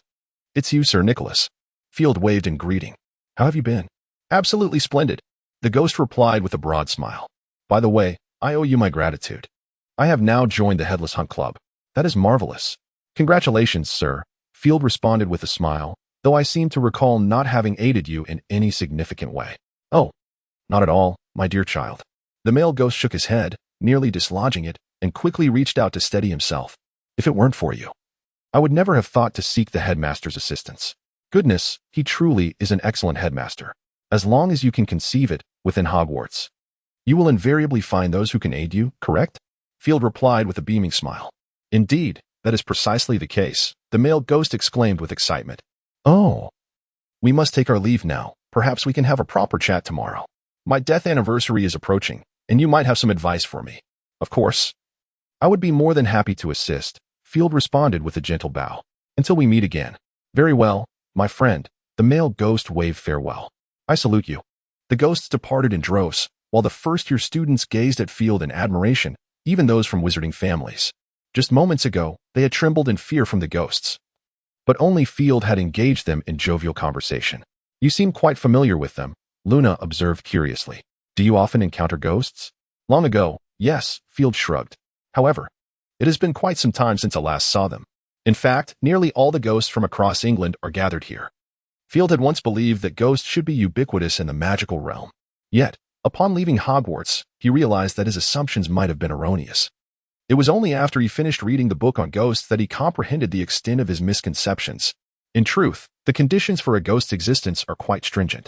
Besides a wizard's yearning for life at the moment of death, there must also be a sufficiently magical environment where they had lived for an extended period. Meeting just these two criteria is challenging enough, let alone the additional requirements. In reality, it is likely that only Hogwarts meets the conditions for ghostly existence within the entirety of England. They seem fascinating, Luna mused, tilting her head. Could there be a ghost that has existed but remains undiscovered by wizards? Perhaps, though such instances must be exceedingly rare, Field replied naturally. Luna nodded thoughtfully as she gazed at the spot where the ghosts had vanished. At that moment, Professor McGonagall returned, observing that the first years were not overly boisterous, and nodded in satisfaction. Now, form a line and follow me. With that, Professor McGonagall led the way inside. The first years exchanged glances and quickly fell into step behind her, aligning themselves in a row as they walked. Field and Luna promptly joined the line. As the first years entered Hogwarts one after the other, they felt their eyes could scarcely take in the grandeur. It was an exceptionally spacious great hall, resplendent in its opulence. The pillars surrounding the hall were adorned with a coat of golden paint, and last year they had been intricately carved with a variety of magical creatures.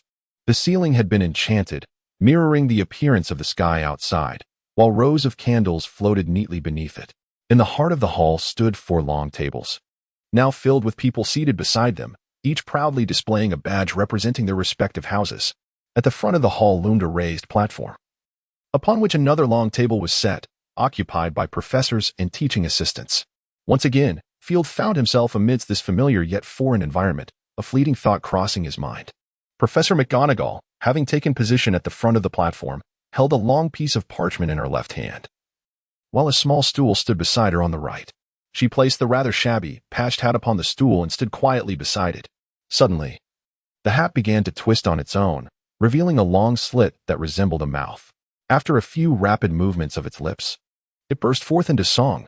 Long ago, I was a brand new hat, back when Hogwarts was yet to be built. The lyrics shifted, leaving Field with but a single thought. One could not expect the aesthetic sensibilities of a hat to rival those of humanity. Perhaps it was simply incapable of producing a melodious tune. While Field had grown accustomed to this spectacle, for the newcomers, it was nothing short of astonishing. One by one, the first-year students gazed at the singing hat with a mixture of anxiety and curiosity, their eyes nearly popping from their sockets. The hat's song concluded swiftly, and McGonagall raised the parchment to her eyes, adjusting her glasses. When I call your name, please step forward and don the sorting hat. Michael Amelot. A small boy dashed from the line, racing towards the hat, which he promptly placed upon his head. The sorting hat wiggled its mouth, twisted its body, and exclaimed, Gryffindor. Instantly, the Gryffindor table erupted into enthusiastic applause and cheers. Young Michael removed the hat and hurried over to join his new housemates at the Gryffindor table. Next, Delilah Isabel. After the boy had settled, Professor McGonagall called out the second name. A poised girl with chestnut hair stepped forward, offering a slight bow to McGonagall before taking her seat and donning the sorting hat. The hat stirred briefly before falling silent for an extended moment, ultimately declaring, Slytherin. Students gathered around the Slytherin long table were the first to break into applause, followed courteously by the other three houses. Professor McGonagall proceeded to call out the names of three girls, all of whom were astonishingly sorted into Ravenclaw. After the sorting of these young ladies, McGonagall glanced once more at the parchment, hesitating slightly before announcing the name. Field Dumbledore. What? A hushed silence fell over the hall, as students from all houses instinctively leaned forward to catch a glimpse of Field. The professors were equally transfixed. Even Dumbledore set down his goblet, his gaze fixed intently on Field. Field calmly approached, offering a slight bow to McGonagall. It has been a while, Professor. It is a pleasure to see you again. Likewise, Mr. Dumbledore, McGonagall responded with a faint smile, quickly masking it. Please proceed with the sorting. Of course, Field nodded obediently and stepped forward to the sorting hat. Gently, he lifted the hat and placed it upon his head. Ah, little Field, how delightful to see you again. The sorting hat's voice chimed in his ear, brimming with enthusiasm. It has indeed been a while, dear hat. How have you been? I wonder if they've been keeping you clean? Certainly, since you gave me a few baths. Albus has instructed the house elves to ensure I am washed regularly. Frankly, it feels splendid, the sorting hat replied, its tone infused with cheer. That is reassuring, Field nodded silently. In due time, I shall send you some books on music theory. You might have the house elves read them to you. That should alleviate your boredom. That would be splendid. The sorting hat exclaimed excitedly. Oh my, he is a hat's delight. As Field and the sorting hat reveled in their conversation, a few students below gasped in astonishment. Oh dear, this is hardly the time for chit-chat. The sorting hat, catching the students' exclamations, quickly interjected, Let me ascertain where you truly belong. Well, you possess an abundance of courage and tenacity, coupled with a fervent thirst for knowledge. The unity and steadiness of Hufflepuff suit you well. Your cunning would serve you equally in Slytherin, so where shall I place you? Perhaps Gryffindor, Field suggested, recalling his nominal foster father. Gryffindor? The sorting hat hesitated. That might indeed be a fitting choice, though it feels as if something is amiss. It is decided then, young Field, the sorting hat stated with a resolute tone. You may thrive in any of the other three houses, but I believe you require a stage upon which to showcase your talents. Indeed, only there is suitable for you. Thus you should join Slytherin. A Dumbledore assigned to Slytherin? The students exchanged glances for a moment before erupting into a cacophony that nearly overturned the great hall. Gryffindor students shouted loudly, some even drawing their wands at the sorting hat, convinced that it must be malfunctioning to make such an absurd decision. In stark contrast, the faces of Slytherin students were alight with joy. Nearly all of them stood up, applauding vigorously, smiles adorning their faces as they looked at Field. Slytherin? Field was astonished by the sorting hat's verdict, yet he accepted the outcome. If he truly felt out of place, he could always transfer. Although no precedent for student transfers existed in Hogwarts history, who could argue with the fact that his father was the headmaster? It must be said, in terms of protective instincts, Dumbledore certainly excelled.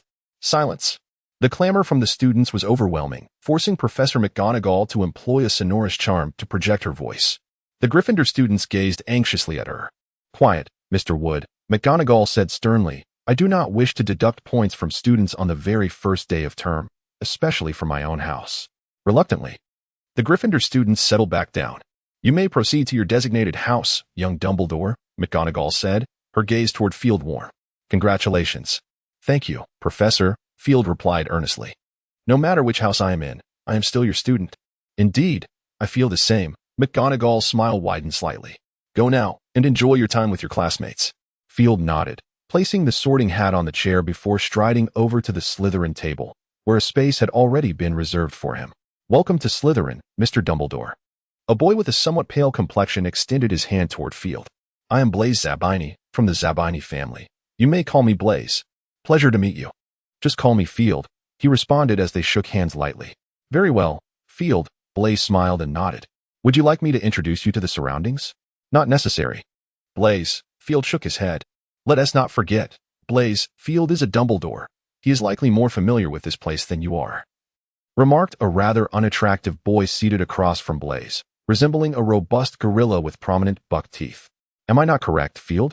The gorilla-like boy chuckled. I am Marcus Flint. Soon to graduate. I hope we can get along splendidly. Certainly, I would be delighted.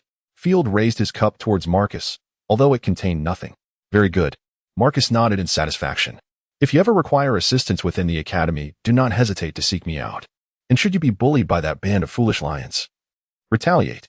Hey, Marcus, mind your words. A girl beside him nudged him with her elbow. Oh, my apologies. Marcus seemed to recall something and added, forget I said anything. The sorting ceremony concluded swiftly. Perhaps due to the delay caused by Field, the subsequent hat sorting proceeded at a markedly quicker pace. Luna was delighted to be sorted into Ravenclaw, while Ginny's wishes were fulfilled as she was placed in Gryffindor. Alongside them was a young boy who had been animatedly discussing Harry Potter while waiting in line, who was also sorted into Gryffindor. Professor McGonagall took away the sorting hat and the stool. Dumbledore stood up, his arms wide open, and cheerfully proclaimed, Welcome, new students of Hogwarts. I wish to say, fools, crybabies, scraps, twists. Thank you. As soon as Dumbledore's words fell, the previously barren table was instantaneously laden with an array of delectable foods, golden fried chicken legs, mashed potatoes, and an assortment of fruit pies and pastries. Field casually helped himself to several sausages and bread before digging in, his demeanor exuding an air of aristocracy. Field was not the only student to conduct himself in this manner. In fact, throughout Slytherin House, with the exception of two exceptionally unique individuals, the dining etiquette was remarkably refined. Even Marcus, who bore a striking resemblance to a gorilla, adhered to these standards, in stark contrast to the boisterous Gryffindors. The Slytherins maintained a serene atmosphere during their meal. Even when conversation occurred, it was conducted in hushed tones, just loud enough for two individuals to hear. Such refinement cannot be cultivated in a day. Even a single meal can reveal much about one's upbringing. Fortunately, Field had absorbed certain manners deeply ingrained by the Delacours family, resulting in minimal missteps. Perhaps it was this quality that garnered increasingly amiable glances from his fellow Slytherins. Halfway through the feast, Field inadvertently glanced towards the staff table, only to realize, unbeknownst to him, that his nominal father and the headmaster had already departed the hall. Oh, the headmaster is absent? Blaise, who happened to glance at the staff table, remarked curiously upon not seeing Snape, I had intended to introduce you to him. There will always be another opportunity. Field replied with a smile. Well, that is true, came the agreeable response. Blaise shrugged. The banquet soon came to an end, and the food on the table vanished in an instant, replaced by an array of desserts and fruits. Though Field had already had his fill, he casually took a few peppermint candies upon seeing others indulging in sweets, savoring them slowly. As the desserts disappeared, Dumbledore returned to the hall, accompanied by Professor McGonagall and Snape. Ah, it seems you have all nearly finished your meal, Dumbledore said with a beaming smile, as if nothing had transpired. Before you retire for the evening, I have a few matters to discuss with you all. Firstly, I must inform you that last year's defense against the dark arts professor has departed due to unforeseen circumstances. However, after careful consideration, we have extended an invitation to the renowned wizarding master, Professor Gilderoy Lockhart. He has graciously accepted the position. Before Dumbledore could finish, a chorus of excited squeals erupted from the younger girls in the audience. Gilderoy stood up, revealing a flawless smile and gently waving to the crowd, inciting another wave of cheers. Let us give him a warm welcome. Dumbledore initiated the applause, and both students and professors joined in, even Snape, whose expression was decidedly less than enthusiastic, albeit his clapping appeared rather perfunctory. Our esteemed headmaster has applied for the position of defense against the dark arts professor on multiple occasions. Clearly, he has once again fallen short, Blaise remarked with a shrug. I hope this professor possesses some competence, a Slytherin girl complained. Goodness, next year I have my OWLS. If we get another professor of questionable caliber. I can't bear to imagine my mother's reaction. Upon hearing her lament, nearby students nodded in agreement. I suggest you temper your expectations, said a girl seated beside the Slytherin. You might as well spend this time studying. At least you should manage to do well on the written portion. Regardless of the murmurs among the students, Gilderoy maintained his perfect smile, elegantly taking his seat. Next on the agenda are some perennial reminders, Dumbledore continued cheerfully. I must inform you that the list of prohibited items has grown by 35. You must familiarize yourselves with these additions. Mr. Filch has asked me to remind everyone that no magic is allowed in the corridors during breaks. All school rules are posted on the notice boards in each common room. Before we retire for the night, there is one last matter, the school song. As soon as Dumbledore's voice faded, Field noticed that the expressions of nearly all the professors had stiffened. Oh dear, I sincerely hope he can forget about this, Field heard Blaise murmuring softly. Field understood his meaning, managing a wry smile. While Dumbledore exuded reliability in many respects, his taste was certainly not among them. With a casual wave of his hand, a sheet of shimmering golden lyrics materialized in midair. Each individual selected their preferred melody, preparing to sing as Dumbledore joyfully conducted them. Field sighed internally, swiftly reading through the lyrics aloud. The Slytherins, too, murmured the lines softly. Among the other three houses, only Gryffindor sang with extraordinary fervor. Ultimately, nearly everyone had finished their performance, save for the Gryffindor twins, who sang at a leisurely pace to the tune of a funeral march. With the first-year students staring in astonishment, Dumbledore cheerfully conducted the final few bars for the duo with his wand. Oh, music is truly more moving than anything we have ever created. Dumbledore exclaimed, You may return to your slumber now. Prefects, you may escort your students back. Gryffindors, please come with me. Ravenclaws, this way. The Great Hall instantly descended into chaos once more. However, Slytherin was different from the other houses. As the students stood in orderly formation, let us return as well, the Slytherin prefect rose first, glancing at Flint, then addressing the already assembled students. Having spoken, she led the way to the staircase. The students followed closely behind her. The entrance to the Slytherin common room was located in a corner of the dungeon level. Upon entering, Field nearly felt as though he had arrived at a ghostly feast, for the surroundings were steeped in dark green. The walls displayed murals depicting the adventures of Slytherin himself. Perhaps due to its location beneath the Black Lake, the lighting appeared dim. However, once accustomed to the ambience, Field found the decor rather appealing. Outside the Gothic windows, a large octopus glided gracefully through the water. Upon the exquisite fireplace rested the skull of a creature whose species was unknown. Welcome to Slytherin, the prefect greeted the first years with a dignified smile. Our emblem is the serpent, the most cunning of all creatures. Our house colors are emerald green and silver. And the common room is situated behind a concealed entrance in the dungeon. As you can see, its windows face the depths of the Hogwarts lake. We often witness the majestic giant squids gliding gracefully through the waters, and at times, we encounter even more fascinating creatures. It is our belief that our common room exudes an aura reminiscent of a mysterious underwater shipwreck. At this juncture, the headmistress paused slightly, observing the smiles that adorned the faces of the newcomers, and she nodded in satisfaction.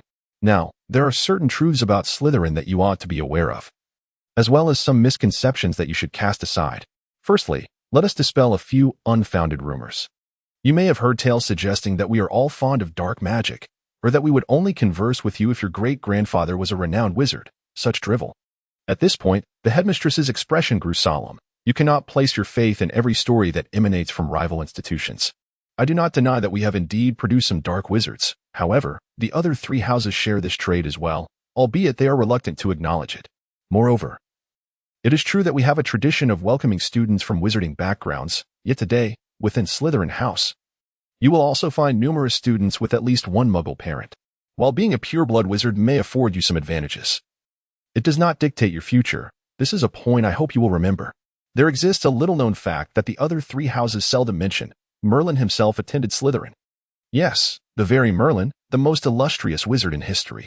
Everything he knew was gleaned from this very institution. Do you aspire to follow in Merlin's illustrious footsteps?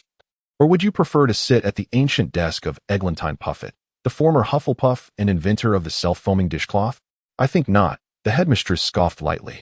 Let us speak no more of the rumors surrounding us. Instead, allow me to illuminate who we are. We are the most captivating and avant-garde house in the school. We are born winners, cherishing honor and the traditions of Slytherin. We have earned the respect of our peers, albeit this respect may be tinged with fear. Due to our notorious reputation, Slytherin has produced the most dark wizards among the four houses, yet it has also given rise to numerous proud, ambitious, and cunning leaders. Merlin is particularly famous among the alumni of Slytherin. However, did you know that having a reputation for mischief can be quite amusing? Casually hinting at your encounter with a cursed tome in conversation may prompt others to think twice before daring to borrow your quill.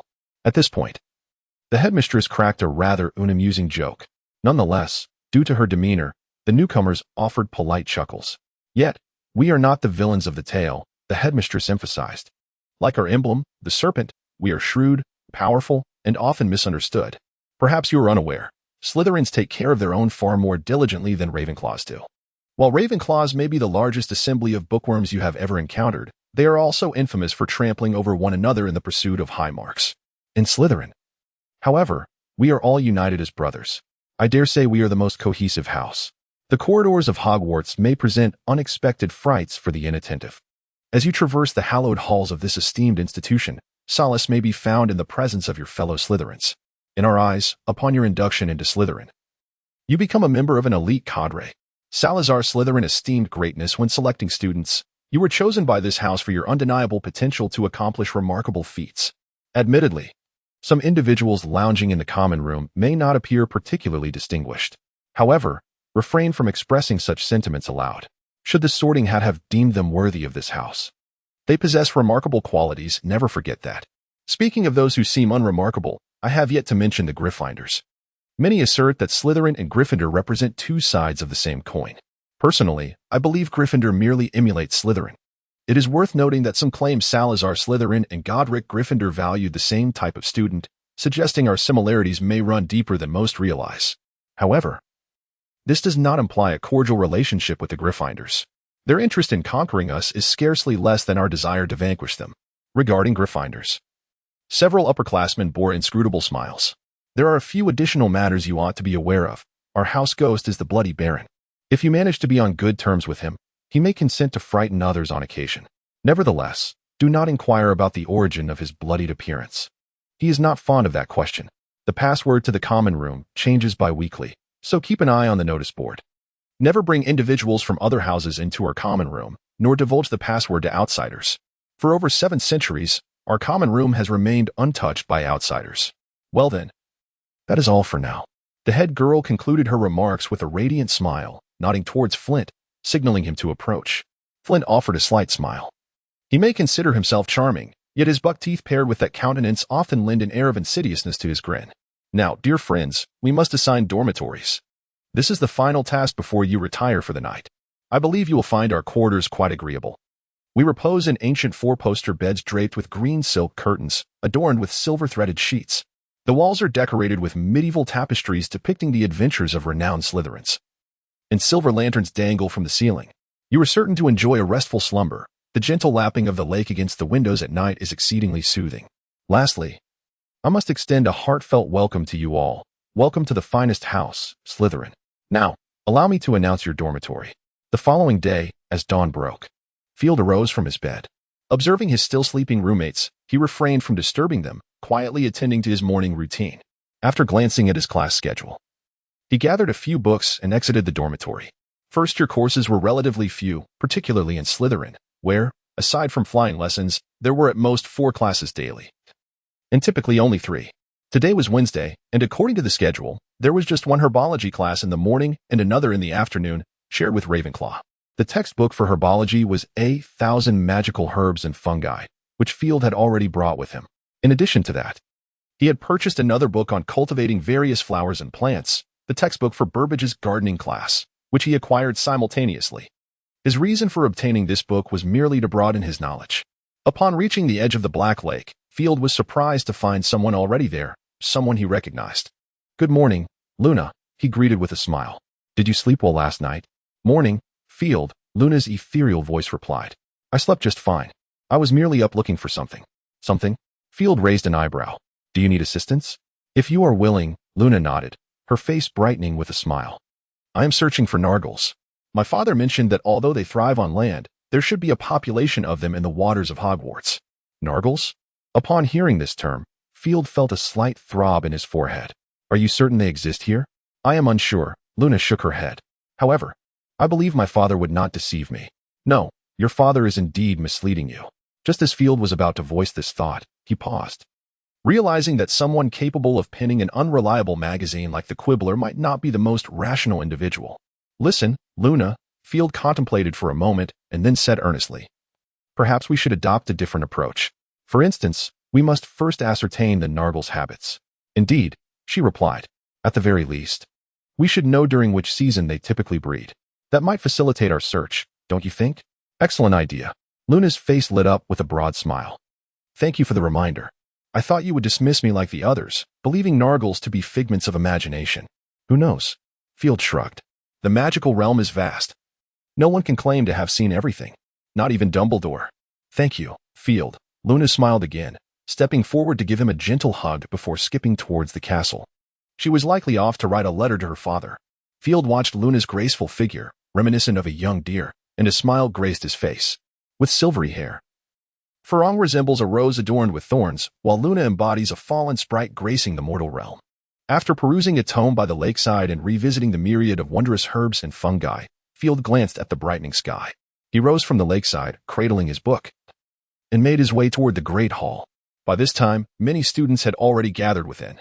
They occupied their respective house tables, engaging in lively conversations while partaking in breakfast. As Field passed the Gryffindor table, he observed a red-haired boy animatedly gesticulating, a triumphant grin illuminating his face. The fork in his hand nearly jabbed the bespectacled boy with disheveled hair seated beside him. Field's attention was momentarily drawn to the lightning-shaped scar adorning the boy's forehead. Harry Potter, if memory served him correctly, this lad was the one his father had instructed him to keep a close eye on, the fabled savior. Although Field did not perceive anything particularly remarkable about him, it did not deter his curiosity. However, it seemed that this was not the opportune moment to approach. Upon returning to the Slytherin table, where students engaged in quieter discourse compared to the other houses, conversations reduced to hushed whispers, Field was startled when a hand clapped him on the back, nearly provoking him to unleash the phoenix power within him in defense. Upon hearing the voice of the intruder, he realized it was Blaise. Hey mate, don't pull pranks like that next time, Field retorted, somewhat irked. All right, Blaise chuckled, waving his hand dismissively. I'll be more careful next time. Let us hope so, Field replied nonchalantly, turning his attention away as he casually took a bowl of oatmeal and began to eat with a slice of toast. You're a bit too sensitive, Junior, Blaise remarked with a grin. I wouldn't do that to anyone else. Should I feel honored? Field quipped sarcastically. You should be grateful, my friend, that I was wielding my wand just then. Otherwise, why is that? Blaise raised an eyebrow. Perhaps you should abandon that notion. Casting spells on classmates in the Great Hall is hardly advisable, especially since we belong to the same house. I am fully aware, Field waved his hand dismissively. I will exercise restraint. However, if you have ever studied dueling, you must know one crucial fact.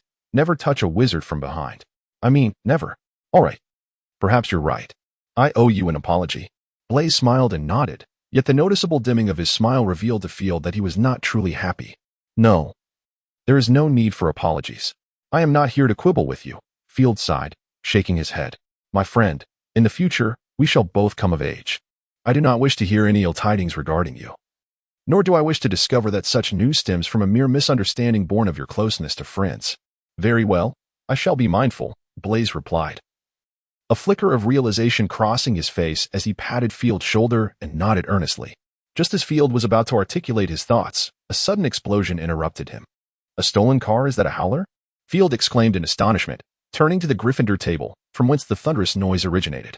A crimson letter floated in midair, bombarding Harry Potter and the aforementioned red-haired boy with a barrage of ire. Field noted that the faces of the two boys had turned ashen with fright. If you do not behave, I will personally bring you back. With that final shout, the howler ignited and quickly turned to ash. A spontaneous laugh erupted from an unknown source, and like a cascade of dominoes, the Great Hall was soon filled with the laughter of students. Ha ha, Scarhead. Let us see how you manage to look proud this time. Draco Malfoy doubled over with laughter, declaring, "No, I must enjoy this moment thoroughly. Mate, perhaps you can do what you wish shortly," a fellow student reminded him. "But before that, let us not forget what we need to do." "What do we need to do?" Malfoy furrowed his brow slightly. "Indeed," the student gestured. "Ah, yes, that's right." Malfoy's eyes brightened. "Shall we go now?" "Good idea." The boy raised an eyebrow, however. "I believe you should call the captain." "Yes, you are correct." Malfoy stood up excitedly, calling over Crabbe and Goyle, who were still struggling with their breakfast. "Stop eating. Quickly, we must attend to something." "Understood." "All right." It appeared that such scenes were not unprecedented. Crabbe and Goyle skillfully finished off their bowls of oatmeal with one last mouthful, seized 2 small cakes, and stood up. "Hey, Flint, do you have a moment?" Malfoy called out again. "What is it? What is the matter?" Flint glanced at him before returning his gaze to his breakfast, clearly more interested in the barley porridge before him than in Malfoy. "Trust me, you will be intrigued by this news." Malfoy insisted earnestly, "However, we require a quieter setting." "All right, you better have something worthwhile to share." With a look of confusion, Flint glanced at Malfoy, lingering over the sandwiches on his plate before rising to his feet. "Follow me." A flurry of wings fluttered above the students' heads. Field looked up to see owls swiftly approaching. One owl landed before him, hooting twice and extending a leg, indicating he should retrieve the note bound there. "Is this for me?" Field inquired, pointing to himself. The owl hooted impatiently twice, flapping its wings in agitation. "All right." As he gently stroked its small head, he pondered who might be sending him this message, his hands deftly untying the note. He grabbed a plate of crumbs and placed it before the owl. While the owl savored its meal, Field unfolded the note, recognizing the familiar circular handwriting. A realization dawned upon him. It was from his rather unremarkable father. "Good morning, my child. How does it feel to be at the academy? I recall you had no classes this morning. If possible, I would like to have a word with you. By the way, I am craving peppermint candies today." Field contemplated for a moment, then finished the last of his porridge and made his way upstairs. Hogwarts staircases numbered a staggering 142. Some were wide and grand, while others were narrow and precarious. Certain stairs led to different destinations every Friday, and some would unexpectedly vanish midway, requiring one to remember where to leap. Additionally, there were numerous doors. If one did not politely request their opening or precisely poke the right spot, they would remain firmly shut. Some doors were mere illusions, solid walls masquerading as entrances. Remembering the locations of various things proved to be quite a challenge, as everything seemed to be in constant motion. However, for Field, this was hardly an issue. Having lived here for a considerable time, his knowledge of the castle was by no means exhaustive, but certainly substantial. After traversing 16 staircases and passing through a corridor, Field found himself in the 8th floor hallway. The headmaster's office was close by, identifiable by a stone gargoyle with a dripping beak. "Password?" it inquired. "Peppermint candies." The gargoyle glanced at Field before stepping aside, revealing the staircase behind it. "Thank you." Field acknowledged with a nod, stepping forward to ascend the staircase. It trembled slightly before swiftly moving like an escalator, carrying him upward to the headmaster's office door. "Knock, knock. Please enter."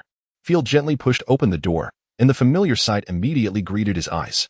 The walls of the circular office were adorned with portraits of former headmasters, each resting in their respective frames, some softly snoring. On a collection of slender-legged tables lay an array of peculiar silverware, slowly emitting a cloud of white mist. Behind the desk, the sorting hat rested on a shelf. Perched on a branch gilded in gold below, the phoenix fox was preening its feathers.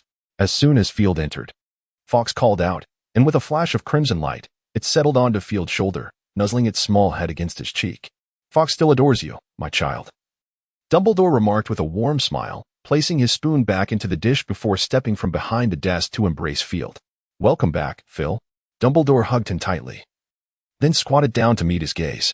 "You hardly seem to have aged a day, Father," Field replied, returning the embrace with a smile. "Oh, perhaps it's the effects of Severus's potions," Dumbledore chuckled. "Who knows?" Field shrugged. "I do know that his bone-strengthening and dental potions work wonders. Your teeth remain as splendid as ever." "Indeed. In fact, I've long suggested he might invest in the dental potion. It could earn him a few more galleons," Dumbledore chuckled. Field wished to see Dumbledore blush, but alas, he was unsuccessful. "Ah, by the way, I nearly forgot your gift," Dumbledore exclaimed, tapping his forehead before returning to the desk and retrieving a red egg from beneath the branch where Fox stood. What is this? Field inquired with curiosity. A gift from Fawkes and me, Dumbledore explained as he handed the egg to Field. It's rare and precious, just perfect for you. Field's curiosity deepened as he held the egg, a warm sensation radiating from it to his palm. This is a phoenix egg, Dumbledore said with a smile. Though I too am curious about where Fawkes found it. He is rather secretive. Now, it belongs to you. I hope you will cherish your future companion, my child. A phoenix egg? Field was utterly astonished. In the magical realm, a tale had long circulated. Whenever the Dumbledore family was in need, they would receive the assistance of a phoenix. Though merely a rumor, it bore a kernel of truth. When Field inquired about the reason behind this matter, Dumbledore informed him that it might pertain to the lineage of the Dumbledore family. The prevailing belief within the magical community is that a wizard's strength is derived from magical creatures. In ancient times, the dominion of the earth was not held by humanity, but by extraordinary beings endowed with various powers, such as elves and titans, while humanity remained exceedingly frail. Eventually, humans endeavored to assimilate the powers of these magical creatures into themselves, marking the genesis of wizards. As one of the most ancient pureblood families in the magical realm, the Dumbledore lineage is undoubtedly of the utmost purity. According to Dumbledore's own conjecture, the Dumbledore family may be one of those ancient families, having inherited a fragment of the Phoenix's power, which naturally draws them closer to the Phoenix. Although this remains merely Dumbledore's hypothesis, Field is inclined to believe it to be the truth, primarily due to the essence of the Phoenix. While the two Phoenixes may not be the same, their shared title suggests an inherent resemblance. As Dumbledore recounted, on the day Fawkes discovered Field, he exhibited great affection towards him, which was one of the reasons Dumbledore chose to take him in. Gazing at the phoenix egg in his hand, a warmth seemed to permeate his heart. And reflecting on Dumbledore's sacrifices, Field felt a comforting glow within. I truly cherish this gift, Father. Field embraced Dumbledore, recognizing it as the finest testament to his belonging to the Dumbledore family. I believe so, Dumbledore replied with a smile, gently ruffling Field's hair. Now, my child, I must share with you a somewhat troublesome matter. Are you getting married? Field casually inquired. Ah, I'm pleased you considered that, Dumbledore replied with a grin. I would indeed find it delightful if you were to marry before me. In truth, I wouldn't mind if you wed first, Field shrugged. As long as you have no objections regarding gender or species. Well, in fact, I am quite looking forward to my own wedding, Dumbledore winked at Field. If there is indeed news, I shall inform you. However, the trouble I referred to is not this, he said, gesturing towards the phoenix egg in Field's hand. The phoenix egg? Trouble? Field looked at Dumbledore in confusion, then glanced at the egg. Suddenly contemplating a possibility, he tentatively asked, You don't happen to be unaware of how to hatch a phoenix egg, do you? Indeed, my child, Dumbledore replied, appearing unperturbed. Please forgive an old man's limited vigor. I have scoured the tomes of Hogwarts, yet found no method for its hatching. You must devise it on your own. Perhaps this can serve as a test for you? How unfair, truly unfair. Stepping out of Dumbledore's office, Field felt a simmering discontent. He had been given a phoenix egg without any guidance on how to incubate it. Was he expected to do it himself? He was not a hen. Merely borrowing Fawkes for a brief period should not have been an issue, yet Dumbledore's stinginess was irksome. The more he contemplated, the angrier he became. This indignation could not go unchallenged. With mounting frustration, he hurried downstairs, burst out of the great hall, and made his way to the Ollivander. Selecting a random owl, he produced a piece of parchment and a quill, swiftly composing a few lines. Transforming a feather lying on the ground into an envelope, he tucked the letter inside. Could you kindly deliver this letter to Professor McGonagall? Field gently patted the owl's small head. The owl cast him a sidelong glance, extending a leg that bore a small box tied to it. Was this for payment? Field paused for a moment, then realized that the school-s owls were not free. Each delivery required 5 nuts. Perhaps it was time for him to acquire an owl of his own? As he contemplated this, he placed 5 nuts into the owl's coin box. Watching the owl take flight with his letter, Field's thoughts drifted to the unfolding events in the headmaster's office, and his spirits lifted considerably, his steps becoming more carefree. Arriving at the great hall, he checked the time. Class was about to commence. Thus, he refrained from lingering and headed towards the greenhouse at the back of the castle for his first herbology lesson of the new term. The professor for herbology was Pomona Sprout, the head of Hufflepuff House and one of the most esteemed magical plant experts in the wizarding world, possessing considerable power as well. Yet, one glance at her patched gray robes and warm, affable demeanor would lead one to underestimate her. She appeared as unassuming as a kindly neighbor, despite being a formidable witch. Furthermore, Professor Sprout was known for her kindness, embodying the essence of a good-natured soul. When Field had inadvertently destroyed a rare herb while assisting Snape, it was Professor Sprout who had helped him with compensation. Additionally, he had learned from a graduated Hufflepuff student that she had been funding impoverished students in her house. This was why, despite earning a comfortable income, her living standards seemed modest. For such a master, Field held nothing but respect. "Good morning, Field." Upon entering the greenhouse, he found Professor Sprout repotting a dragonclaw plant. "Good morning, Professor," Field instinctively greeted her. "I didn't expect you to arrive so early, dear. How does it feel to be back at Hogwarts?" "Very well," he replied. "You know, I have always believed that this is my home." Field shrugged. "I think so too." Professor Sprout stepped forward and embraced him. Expressing her hope that he would enjoy her class, Field. "I will, Professor," Field replied obediently, "for I do have a keen interest in such matters." "That is splendid to hear," Professor Sprout nodded with a smile. "I have always had great faith in your abilities, Field, as long as you are willing to study earnestly." "All will be well." "I will," Field responded earnestly. "That is most reassuring," Professor Sprout beamed. "Now, dear, feel free to wander about. Class will commence shortly." Field had not wandered long when a group of first-year Ravenclaws entered, greeting Professor Sprout before chattering excitedly among themselves. Professor Sprout, far from being annoyed by their chatter, gently reminded them, "Please be mindful of your volume. Everyone, some of the little ones here do not appreciate loud noises." "Is it a morning glory, Professor?" A young girl raised her hand and asked sweetly. "Oh, I'm delighted you know that," Professor Sprout replied kindly, "but it is not. Morning glories may not favor noise. Yet they do not despise melodious music. That must be a devil's snare." Another girl pointed to the nearby plant with conviction. "Unfortunately, you're mistaken as well, dear," Professor Sprout said with a smile, shaking her head. "It is a devil's net, a plant quite similar to the devil's snare. We will discuss it in detail later. Now, you may prepare yourselves. Class will begin shortly, all right?" "All right, Professor," the girls chorused, and then resumed their quiet discussions. Not far away, Field noticed Luna and subtly furrowed his brow. He observed that the girls were not engaging with Luna much. Rather, they were intentionally avoiding her presence. "Hey, Luna." After a moment's thought, Field waved at her, asking, "How are you doing?" "Quite well, Field." Luna responded in her distinctive voice, showing no surprise at seeing him. "Come over here," Field continued. "Why not join your friends?" "Oh, I have no friends. At least, not at the moment," Luna said calmly, as if she were accustomed to the behavior of those around her. "Who says you have none?" Field feigned surprise, raising an eyebrow. "Am I not a friend? Or do you not wish to befriend me?" "Why not?" Luna tilted her head playfully. "Then it's settled." Field paused for a moment, then quickly regained his composure. "If you ever need assistance, you can find me in Slytherin. I will certainly help you. Is that all right?" "As long as you are willing." Luna gently nodded, gazing intently at Field for a moment before suddenly breaking into a radiant smile.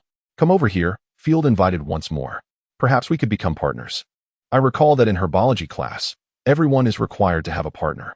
Would you be willing to be mine?" "Of course, I would be delighted." Luna tilted her head thoughtfully, nodded lightly, and stepped towards Field. "My goodness, has the mad girl actually found a boyfriend?" A young girl stared at the scene in astonishment, her voice rising unintentionally. "Hey, be careful." A companion nudged her side with an elbow. "She's right here." The girl's face flushed as she cast a wary glance at the unperturbed Luna, then resumed her whispering with her friend, occasionally pointing discreetly at Luna. Clearly, their gossiping instincts had ignited.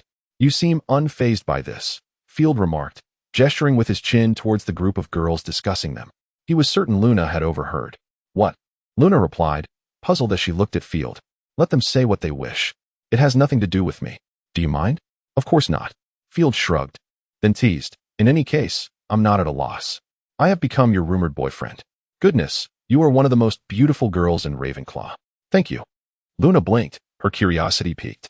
"I wonder, who are the other beautiful girls?" Field was momentarily taken aback. Was this girl's focus always so peculiar? However, he quickly regained his composure. "To be honest, I don't know.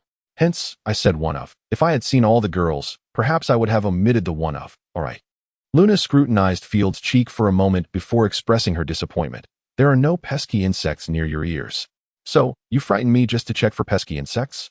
Field stared at Luna in disbelief. Luna, rarely blushing, shyly replied, "I was merely curious. I have observed many people, and they all have them. Only you have none."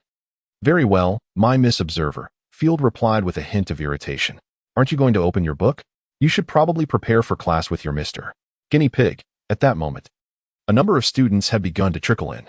Professor Sprout pulled an antique bronze pocket watch from her pocket, glanced at the time, and with a casual wave, the greenhouse door closed. Field noted that she had not used her wand. "Good morning, everyone," Professor Sprout said cheerfully. "Before we commence, I believe you should become acquainted with me. I am your Pomona Sprout. You may refer to me as Professor Sprout. At Hogwarts, barring any unforeseen circumstances, the herbology class will continue with me and some of you.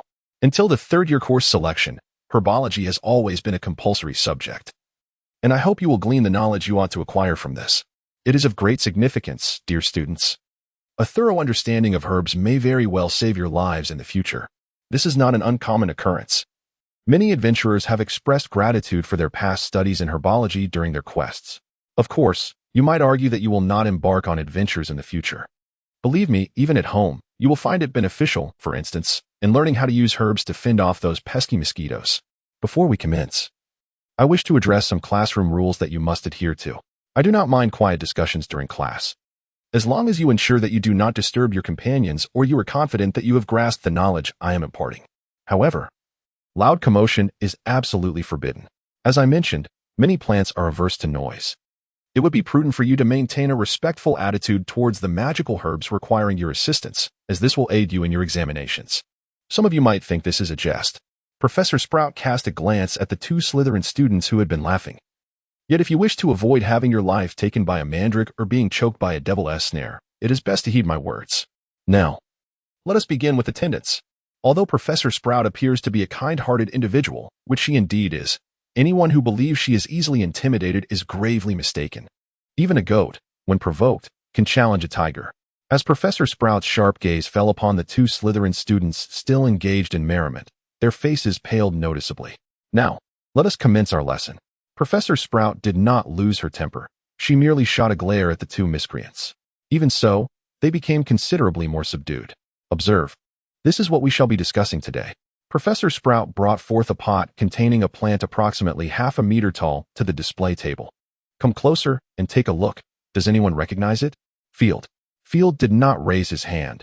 He did not wish to compete with those who had already done so. However, he did not anticipate that Professor Sprout was not inclined to let him remain silent.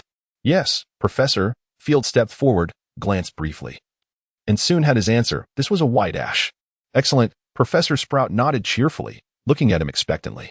"Perhaps you could share how you recognized it?" While many magical herbs exhibit inclined growth, the white ash is notably the most pronounced in its slant. Moreover, no other magical plant bears such fruit. Field pointed to the white ash tree, which had already borne fruit. "Very good. It appears you have not forgotten some of the fundamentals." Field. Sprout nodded in satisfaction.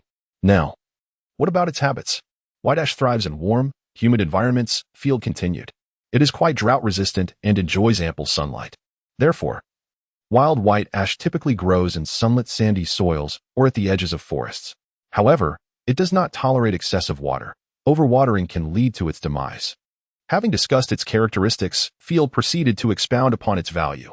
Although white ash is quite common, its significance is substantial.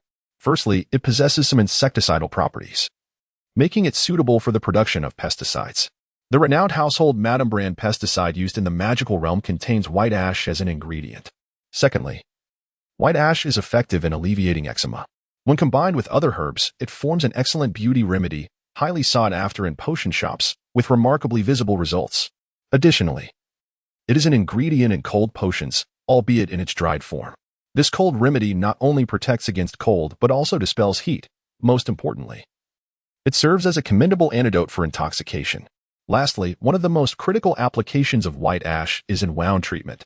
The extract from white ash, known as white ash essence, serves as an excellent hemostatic agent. When combined with other herbs, it can be brewed into a potion that facilitates swift healing, a second life for adventurers. In addition to these benefits, white ash also aids in the treatment of arthritis and urticaria, among other ailments. In summary, its value remains high. It is arguably one of the most cost-effective herbs in the entire magical community. As Field recounted his extensive knowledge on white ash, many students were left in awe, even those deemed the most erudite among the Ravenclaws. The astute individuals quickly took out their parchment to diligently record Field's insights. "Excellent. I dare say I could not have articulated it better myself, Professor Sprout exclaimed with enthusiasm, then added, however, dear, I must remind you that this is a herbology class. Next time, I hope you will refrain from discussing potions too extensively. Of course, I welcome private discussions at any time. With a warm smile, Sprout declared, I believe it is only fitting to award Slytherin 20 points, 15 for the answer and 5 for knowledge. A truly splendid display, would you not agree? The students erupted into applause, and Professor Sprout joined in with a couple of claps before signaling for silence. All right, children. I trust one need not remind you to take notes, correct? Professor Sprout cast a glance at the parchment before them and announced, You have 10 minutes to organize what Field has just shared. If you require the notes of your friends, please do so swiftly. Upon hearing this, the students felt as if a great weight had been lifted from their shoulders, and they hurriedly set to work. Professor Sprout, with a warm smile at the flurry of activity among the students, approached Field and gently placed her calloused hand on his shoulder. My dear child, I am delighted to see that you have retained the knowledge I imparted and even made substantial contributions of your own. Professor Sprout beamed at Field, adding, Perhaps I ought not to say this, but having you in my class certainly makes my task considerably easier. You flatter me, Professor, Field replied, producing a piece of parchment. In truth, I have many more questions regarding the white fresh. However, the number of inquiries may be somewhat inappropriate for the classroom setting. Not to worry, leave them here, and I shall address them when time permits. Sprout took the parchment and glanced over it lightly. Upon closer inspection, these questions. Where did you come across them? In the medical texts of Muggles, Field answered without hesitation. You might not be aware, but in the Muggle world, white fresh is also a commonly used medicinal herb. It is merely that certain countries do not utilize herbal remedies as frequently. Excellent, Sprout replied without a hint of hesitation. However, there are some matters for which I will need to consult additional resources to provide you with accurate answers. You have indeed inspired me, my child. Perhaps I should also explore the literature of the Muggle realm. The field of herbology in the magical community has seen little advancement in many years. 10 points for Slytherin. In recognition of Field's outstanding contribution, another 10 points. The students gazed at Field in astonishment. While the Ravenclaws were taken aback, the Slytherins were filled with delight. To have accrued 30 points in the very first class of the term bodes well for this year's House Cup. If Field were aware, he would surely regard them with pity and inform them of an advantage known as the Savior's exclusive. All right, children, time is up, Professor Sprout said, carefully placing Field's parchment into her inner pocket. She then announced, next, we must allow the white fresh to bask in the sunlight. Form pairs to carry them outside. Remember, be cautious not to drop any. Simply place them on the rack by the door. You may now proceed. After the herbology class concluded, it was time for lunch. Regardless of whether in England or France, there seems to be a certain disregard for this midday meal. Even at Hogwarts, lunch is rather modest, consisting merely of sandwiches and hamburgers, accompanied by some juice. However, having grown accustomed to this culinary style over time, Field casually consumed a sandwich before returning to his dormitory alone. His roommate was not present. Due to the afternoon's herbology lesson, Professor Sprout had assigned no homework. With some idle time on his hands, Field took out the phoenix egg, contemplating how to incubate this precious object. In the magical realm, when it comes to incubating extraordinary creature eggs by wizards, there are generally two methods. One involves using magic or other means to simulate the maternal environment of the magical creature, thereby facilitating the hatching process. Much like Hagrid's previous endeavor with dragons, the other method entails infusing magical energy into the magical creature's egg to force its hatching. Each method possesses its own merits and drawbacks. The first method typically ensures a high hatching rate, yet the creatures that emerge retain a significant degree of wildness, presenting a risk of failure in domestication. The second method is contingent upon the type of creature egg being hatched. For instance, if it were a fairy egg, one could be certain of a successful hatch. However, with a dragon egg, the chances of failure escalate dramatically. Nevertheless, the advantages of this forced hatching method are notable. The creatures that emerge are predisposed to recognize their master without requiring domestication, and if the creature's magical essence aligns harmoniously with that of its owner, there exists a possibility of a reversion phenomenon.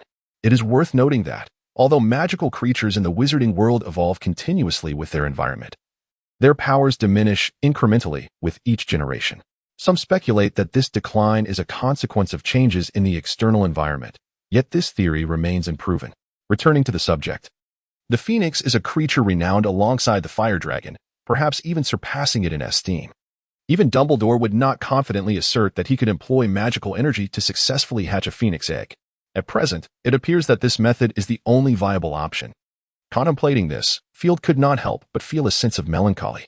Since the phoenix first graced the magical world, it has been synonymous with rarity. Even the most celebrated experts in magical creatures would hesitate to claim a thorough understanding of the phoenix.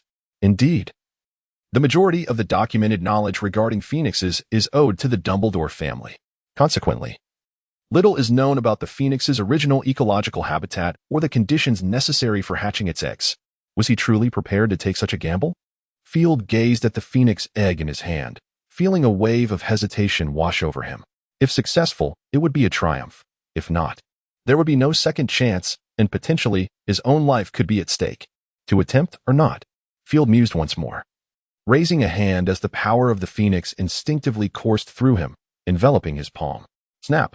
As the phoenix egg, which had remained motionless in Field's other hand, suddenly sprang to life when he unleashed the power of the phoenix, it landed directly upon his hand, now suffused with that very energy. Field gasped sharply, feeling an unnerving numbness in his hand, as though something were enveloping his entire arm. Simultaneously, an intense, piercing pain surged through his limb. Moreover, he sensed torrents of power within him, akin to a flood breaching a dam, desperately breaking free. The phoenix egg emitted a low hum, its surface seemingly igniting with flames, radiating a crimson glow that pulsed rhythmically, as if it were breathing in sync with Field's energy. Resolved, he steeled himself for a final push. A fierce glint flickered in his eyes as he clenched his teeth and channeled his magical energy into the phoenix egg. The egg absorbed his power like an insatiable abyss, offering no resistance, but rather accelerating its absorption. The brilliance on its surface intensified in tandem with its voracious appetite. For an extended period, the two remained locked in the struggle, and had it not been for the phoenix power's rapid recovery, Field might have succumbed long ago. Even so, he felt a profound exhaustion that drained the rosy hue from his cheeks. Sensing Field's deteriorating state, or perhaps having absorbed enough of the phoenix power, the egg's rate of energy absorption suddenly diminished significantly and continued to decline. Eventually, Field could barely perceive the egg drawing in his magic. Only the flickering glow on its surface served as a reminder that the process was not yet complete. Even so, a wave of relief washed over him as the phoenix energy within him surged back, restoring color to his face. Suddenly, Field cried out in pain, feeling as though the phoenix egg had bitten his finger, and he suspected he was bleeding, before he could lean in for a closer look. A searing sensation coursed through his fingertip, and soon he felt as if his entire being was ablaze. No, it wasn't merely a sensation, he was truly engulfed in flames. In his agony, his gaze fell upon a mirror, revealing himself wreathed in fire. The excruciating pain compelled him to curl inward, his eyes instinctively shutting tight. As his vision faded, the pain swiftly followed suit, along with his sense of touch and hearing. Silence enveloped him, a profound stillness, and darkness descended. An inexplicable wave of terror surged within Field's heart. He yearned to cry out, yet found himself unable to discern the location of his own mouth. Is anyone there? Please, someone help me. Anyone will do. Field felt an overwhelming urge to cry, though he was uncertain whether he still possessed the ability, or rather, the capacity to do so. At long last, he became aware of his mouth and sensed the return of his hearing. Eagerly, he called out for help. But what emerged was merely a disconcerting squawk. Something felt amiss. Upon realizing he could open his eyes, he did so with haste. What in the world? To his astonishment, everything around him appeared disproportionately large. Even the chair beside the table loomed far above his head. Despite his confusion, he discerned that seeking assistance was of utmost importance, even if it meant merely visiting the school infirmary. However, the moment he took a step, he stumbled and fell to the ground, fortuitously landing before a mirror. The impact was painful. Instinctively, he reached for the spot on his head that had collided with the floor, only to feel something akin to a fan atop his head. Wait, a fan? Where did that come from? Suddenly, a realization struck him, and his body froze in place. Slowly, he turned his head toward the mirror. A piercing shriek reverberated throughout the dormitory. Reflected in the glass was a grotesque chick resembling a young vulture. Its body was adorned with scant tufts of down, while its wings bore a few soft feathers. It had a long beak, small fiery red eyes, and a plume atop its head that was as long as its neck. Field leapt about in frantic disbelief, ultimately conceding that he had indeed transformed into a bird. Am I not hatching a phoenix? How did I end up as a mere bird? Field, with his sparsely feathered wings, scratched his head in bewilderment. Ah, my phoenix egg. Suddenly recalling this vital detail, he instinctively tapped his forehead, realizing that his wings indeed ached from the prick of his elongated beak. Of course, the beak was hardly an improvement, had it possessed teeth. Field surmised he would have lost at least a few. Stumbling towards the scorched remnants of what once was a uniform, this avian form rendered Field exceedingly uncomfortable. Upon finally arriving, he meticulously sifted through the debris, soon discovering the cracked phoenix egg. Could it be that the phoenix is about to emerge? The thought invigorated him, and he gazed expectantly at the egg. Before long, the egg quivered slightly, its fissures multiplying. With a crack, a fragment fell away, followed by a cascade of larger shards, revealing a somewhat damp chick that emerged from within. Oh, this creature is rather unappealing. Field regarded the chick with a hint of disdain. Its appearance resembled that of a juvenile vulture, adorned with a singular clumsy feather and lacking in any substantial plumage. Wait a moment, why does it seem somewhat familiar? Field suddenly froze, realizing that he had just seen a reflection of himself in the mirror that bore a striking resemblance to this creature. Upon emerging from its shell, the chick instinctively shook its body, ridding itself of the sticky residue, and began to survey its surroundings. Upon spotting Field, its eyes brightened. "Hey, are you my brother?" the chick called out, and to Field's astonishment, he comprehended its meaning. "No, you should address me as your master," Field instinctively retorted. "Master?" The chick tilted its head, disappointment evident in its eyes. "So, my master is a bird, and an exceedingly unattractive one at that." Upon hearing this, Field immediately felt indignant, instinctively stepping in front of the chick and pushing it towards the mirror. "Look, you don't appear much better." The chick stared, dumbfounded, at its reflection before glancing back at Field and then at the mirror again, its eyes revealing a sense of satisfaction. Field sensed it had realized their similarities. But just as he was about to speak, he overheard the chick muttering to itself, "Indeed, the master is the ugliest." Field felt a surge of unfairness, pointing at their mirrored images and exclaiming loudly, "How can that be? You can see, my friend, we are clearly identical." With a swift peck, the chick struck the mirror, making a small hole, and then nodded in satisfaction, declaring, "Now it's different." Field stared in astonishment, feeling as though he had been showcased by a bird. "It's quite all right, my master. I shall not disdain you," the fledgling seemed to convey, sensing Field's melancholic demeanor. With a gentle push of its legs, it hopped before him, extending its wings to embrace him. "Well, I have been comforted by a bird," Field mused, caught between laughter and tears. He pondered whether he could ever reclaim his former self. The thought that he might remain in this state for eternity filled him with an unshakable sorrow. Strangely, he felt as if he were not an ordinary bird, but rather a formidable phoenix. Contemplating this notion, he realized it might not be entirely unacceptable. Yet, what were the powers of a phoenix? As he endeavored to recall, a sudden commotion at the door startled him. The phoenix was an exceedingly rare and magical creature. Should his roommate catch sight of him, he would undoubtedly be captured. Being a wizard was one thing, but to be relegated to the status of a pet? Absolutely not. The mere thought of being handled by several burly men made Field's feathers ruffle, and instinctively, he wished to escape with the fledgling. The first refuge that came to mind was Dumbledore's office. Just as he thought of this, he felt a surge of phoenix power being depleted from his body, followed by a shift in the scene. The semicircular walls were adorned with portraits of past headmasters, all appearing to be in a state of repose. Dumbledore sat at his desk, quill in hand, composing a letter. Fawkes was the first to sense something amiss. Upon spotting Field and the fledgling, he called out to Dumbledore. Field felt a wave of embarrassment wash over him, comprehending Fawkes's words. "Dumbledore, your feathered son has arrived." "You are the feathered son. Your entire family is feathered sons," Field instinctively retorted, only to abandon the thought. Though something felt slightly amiss, Fawkes did indeed speak the truth. "What is it, Fawkes?" Dumbledore inquired, lifting his gaze towards the phoenix. Fawkes chirped again, nodding in the direction of Field and the fledgling. Field's face darkened once more. Fawkes had now proclaimed, "Dumbledore, your son has transformed into a bird to seek you. Damn you, foolish bird. I shall see you one day." Field seethed inwardly. "Ah. So you mean to say that although Dumbledore cannot conjure a phoenix, having spent nearly a century with Fawkes, he possesses an inkling of what his old companion speaks of?" "Field?" Dumbledore adjusted his glasses, peering at Field, now in fledgling form, and tentatively called out. Field nodded in affirmation, signaling that Dumbledore's guess was correct.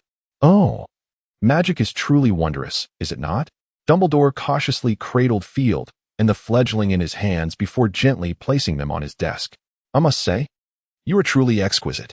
Although Field had often wished to critique Dumbledore's peculiar taste, this time he found it utterly splendid. Indeed, chirped the fledgling softly. Dumbledore, evidently not comprehending the little bird's words, nonetheless sensed its joy and tenderly stroked its small head with his thumb. After a moment's contemplation, he suddenly addressed Field. By the way, would you care for some insects, Field? I recall that the Weasley twins caught a jar of cockroaches. Would you like to sample that flavor? Cockroaches? Can those be eaten? Field instinctively shuddered and vigorously shook his head. Very well, Dumbledore replied with a hint of regret in his tone. I was rather curious about the taste. After all, one must try everything at least once in life. Absolutely not. Field resolutely shook his head. Today, my vision has been somewhat blurred. During my break, I glanced at the comments from readers, many of whom have expressed questions regarding this book. I had intended to respond to each one individually, but regrettably, my eyes are not cooperating, so I can only offer this explanation. I hope for your understanding. Firstly, regarding the female protagonist, this is the most frequent inquiry. I have noticed that many readers harbor strong aversions towards Fleur Delacours, which is entirely understandable. After all, I deliberated for quite some time when crafting her character, ultimately deciding to remain faithful to the original portrayal. In the source material, Fleur was initially unappreciated by nearly everyone. Save for a few males intrigued by her beauty, even among her fellow students, the professors excluded. However, I believe this reflects Fleur's authentic self. No one is without flaws. They possess both weaknesses and strengths.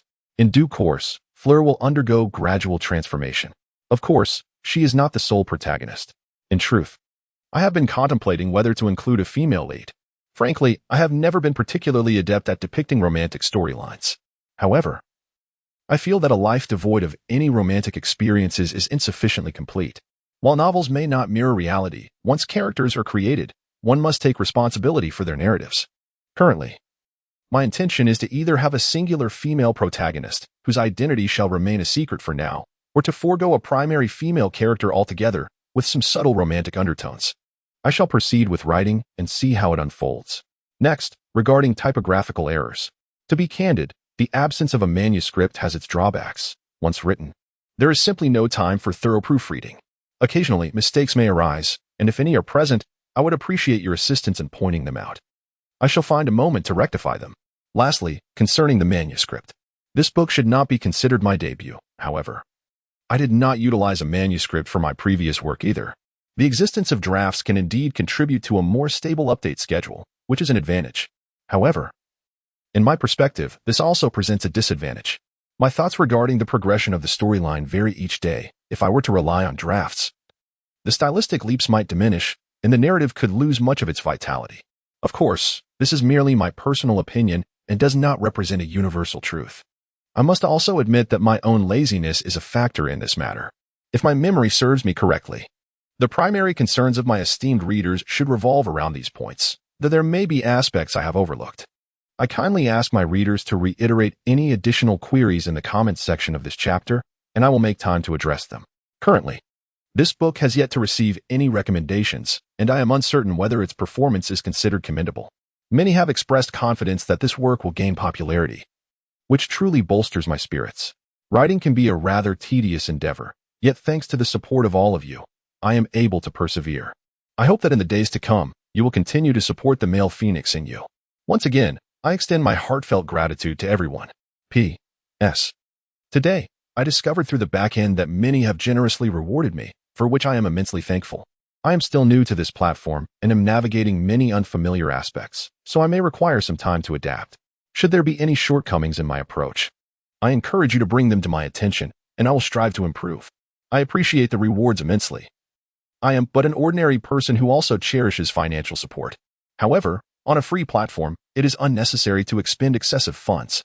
As long as you derive joy from reading, I am willing to exert my utmost effort to present the finest works to you all.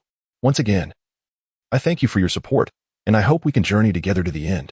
Although Dumbledore greatly appreciated Field's new appearance, it did not imply that he could comprehend Field's avian language, even with the assistance of the royal translator, Fox. Ultimately, Field devised a method. He picked up a quill and gestured for Dumbledore to cast a spell upon it, enabling him to control the quill's movements on the parchment. The principle was akin to that of shorthand quills. Despite the effort required to grasp Field's intentions, Dumbledore felt a sense of satisfaction upon understanding the rationale behind Field's actions. Thus, he posed a question. "My dear son, is this the daughter-in-law you have brought back to me?"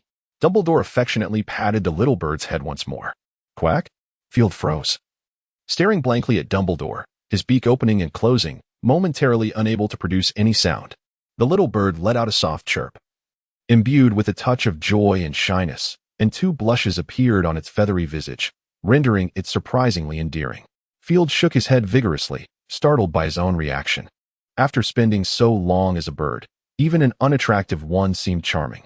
No, a large word was emphatically inscribed upon the parchment. "Very well," Dumbledore murmured in disappointment. "I was thinking of calling Newman over. He could certainly document your reproduction process." "Document it?" Field gazed incredulously at Dumbledore. "Is this to contribute something for the future?" "Come now, Albus's suggestion seems quite commendable, does it not?" Fawkes remarked to Field.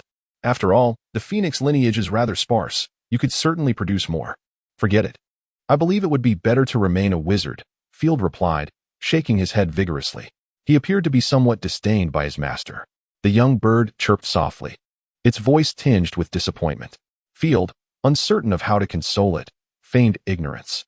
"Very well, my child." Dumbledore resumed his seat behind the desk, his azure eyes gently observing Field. "Now, might you share with me how you managed to achieve this?" "What?" Field momentarily failed to grasp Dumbledore's meaning. "I believe you must know, my child," Dumbledore smiled. "Throughout the magical realm, there have been instances of wizards transforming into magical creatures, yet invariably, they either perished or lost their intellect, left only with instinct. How did you accomplish this?" "Truth be told, I am uncertain," Field mused, scribbling on the parchment. "I merely incubated that phoenix egg, and the result—" "Oh." Dumbledore's interest was piqued. "Forgive an old man's curiosity. Might you recount the process to me?" "Of course. There is nothing to withhold." Field reflected briefly and meticulously detailed the recent events on the parchment. Once Field had completed his account, Dumbledore examined it thoroughly. "If I am not mistaken," Dumbledore pondered, "perhaps your phoenix aided you in some manner." "Phoenix?" Field looked at the young bird, currently wrestling with a piece of parchment. "Are you suggesting she bestowed her powers upon me?" "I believe, more accurately, it is a matter of bloodline," Dumbledore offered with a slight smile. "Perhaps you are replicating the practices of ancient wizards. However, I cannot be certain. The records regarding phoenixes in the magical world are exceedingly scarce. You may very well be the only one to have successfully hatched a phoenix egg. Are you truly not considering marrying this young phoenix?" "Absolutely not." Field resolutely shook his head. "Well, is that not a splendid idea?" Dumbledore sighed. "Perhaps you could beget many little phoenixes, thus both the Dumbledore family and the phoenix lineage could flourish." "Excellent notion." Fawkes perked up upon hearing this. "I believe Albus is quite right. What say you, Field?" Field felt utterly drained of energy to respond, weakly flapping his wings and shaking his head. "Very well, perhaps we may revisit this topic at a later time." Dumbledore spoke. "However, my dear child, you must consider one thing. How will you attend your classes?" Field gazed at Dumbledore in disbelief, his quill swiftly dancing across the parchment. "You still expect me, a mere bird, to attend class? Perhaps you have misunderstood, my child," Dumbledore chuckled, waving his hand. "I believe you can still revert to your human form." "Really?" Field exclaimed, his wings fluttering in excitement. "What must I do?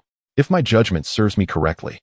"Your current form may be a unique manifestation of an animagus," Dumbledore surmised, realizing that if this were the case, he could restore his original shape using animagus techniques. Field listened intently, striving to comprehend the insights Dumbledore had imparted. "Now, you may attempt it," Dumbledore softly encouraged. "Carefully recall your original form, relax your body, and do not think of anything else. Simply envision how you once were. Remember to silently recite the incantation, animagus. Do not mispronounce it." Field nodded vigorously, eagerly following Dumbledore's instructions. "Relax, remember, incantation." He envisioned his former self, quietly murmuring, animagus. In an instant, he felt a painful stretching of his skin, and everything around him seemed to lower significantly, appearing less imposing. "It truly works," Field exclaimed in excitement, glancing at Dumbledore, eager to say something, but instead emitted, something feels amiss." Field looked at his chubby little hands, once again falling into contemplation. "It seems I have become smaller." He directed his quill to write on the parchment. "Indeed, it is rather diminutive." Dumbledore observed the small creature between Field's legs and nodded slowly. "Oh, you old rogue." Field quickly covered his vital area. regarding Dumbledore with a hint of hostility. "It must be the blood of the phoenix that has rejuvenated you," Dumbledore pondered, swiftly providing an explanation. "Is this what it means to be young?" Field found himself at a loss for words. "No matter, my child," Dumbledore reassured him. "I recall Severus has some age potions. You will likely need this." "Indeed, I am in need," Field wrote, "but the age potion has a short duration, and I am uncertain of its effectiveness for me." "You may prepare several doses," Dumbledore comforted him. "At least we now have a method, do we not?" "Very well." Field begrudgingly accepted, realizing there were no other options. Soon, Snape delivered the age potion. Dumbledore had already placed Field in his private quarters. The transformations of magical creatures in the elixir of youth, if leaked, would undoubtedly bring immense trouble to Field. Dumbledore was well aware of this, and thus had no intention of divulging anything to Snape, despite his profound trust in him. One would assume that our esteemed headmaster was cognizant of the fact that his unfortunate subordinate was in repose. Snape placed several vials of aging potion upon Dumbledore's desk, as if mocking him with whispered sarcasm. Or perhaps he believed his subordinate's potion-making skills had waned to such an extent that he needed to inspect them personally. "It is merely a trivial matter. I find it quite necessary," Dumbledore remarked with a smile. "You know, Severus, there are very few potion masters in whom I can place my trust," he added with a hint of jest.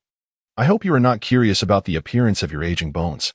Snape cast a sidelong glance at Dumbledore and replied with deliberate slowness, "Furthermore, that Littleby did not attend class this afternoon. I trust you are aware of this?" "Ah, indeed," Dumbledore exclaimed, tapping his forehead in realization. "I completely forgot. I had asked him to fetch me some sweets from the newly opened confectionery near Diagon Alley." "Humph." Snape immediately discerned this as Dumbledore's excuse, scoffing coldly. "If my mind is not deceiving me, he is still a student of Slytherin House." "My apologies, Severus," Dumbledore said, looking at Snape with genuine regret. "I shall inform you in advance next time, if that pleases you." "It would be for the best." Snape shot a glare at Dumbledore. "I would rather you not prematurely succumb to senility." In fact, he already had. Dumbledore smiled at Snape and expressed his gratitude. "I am truly appreciative of your unwavering support whenever I am in need, Severus." Snape huffed again, leaving a remark in parting.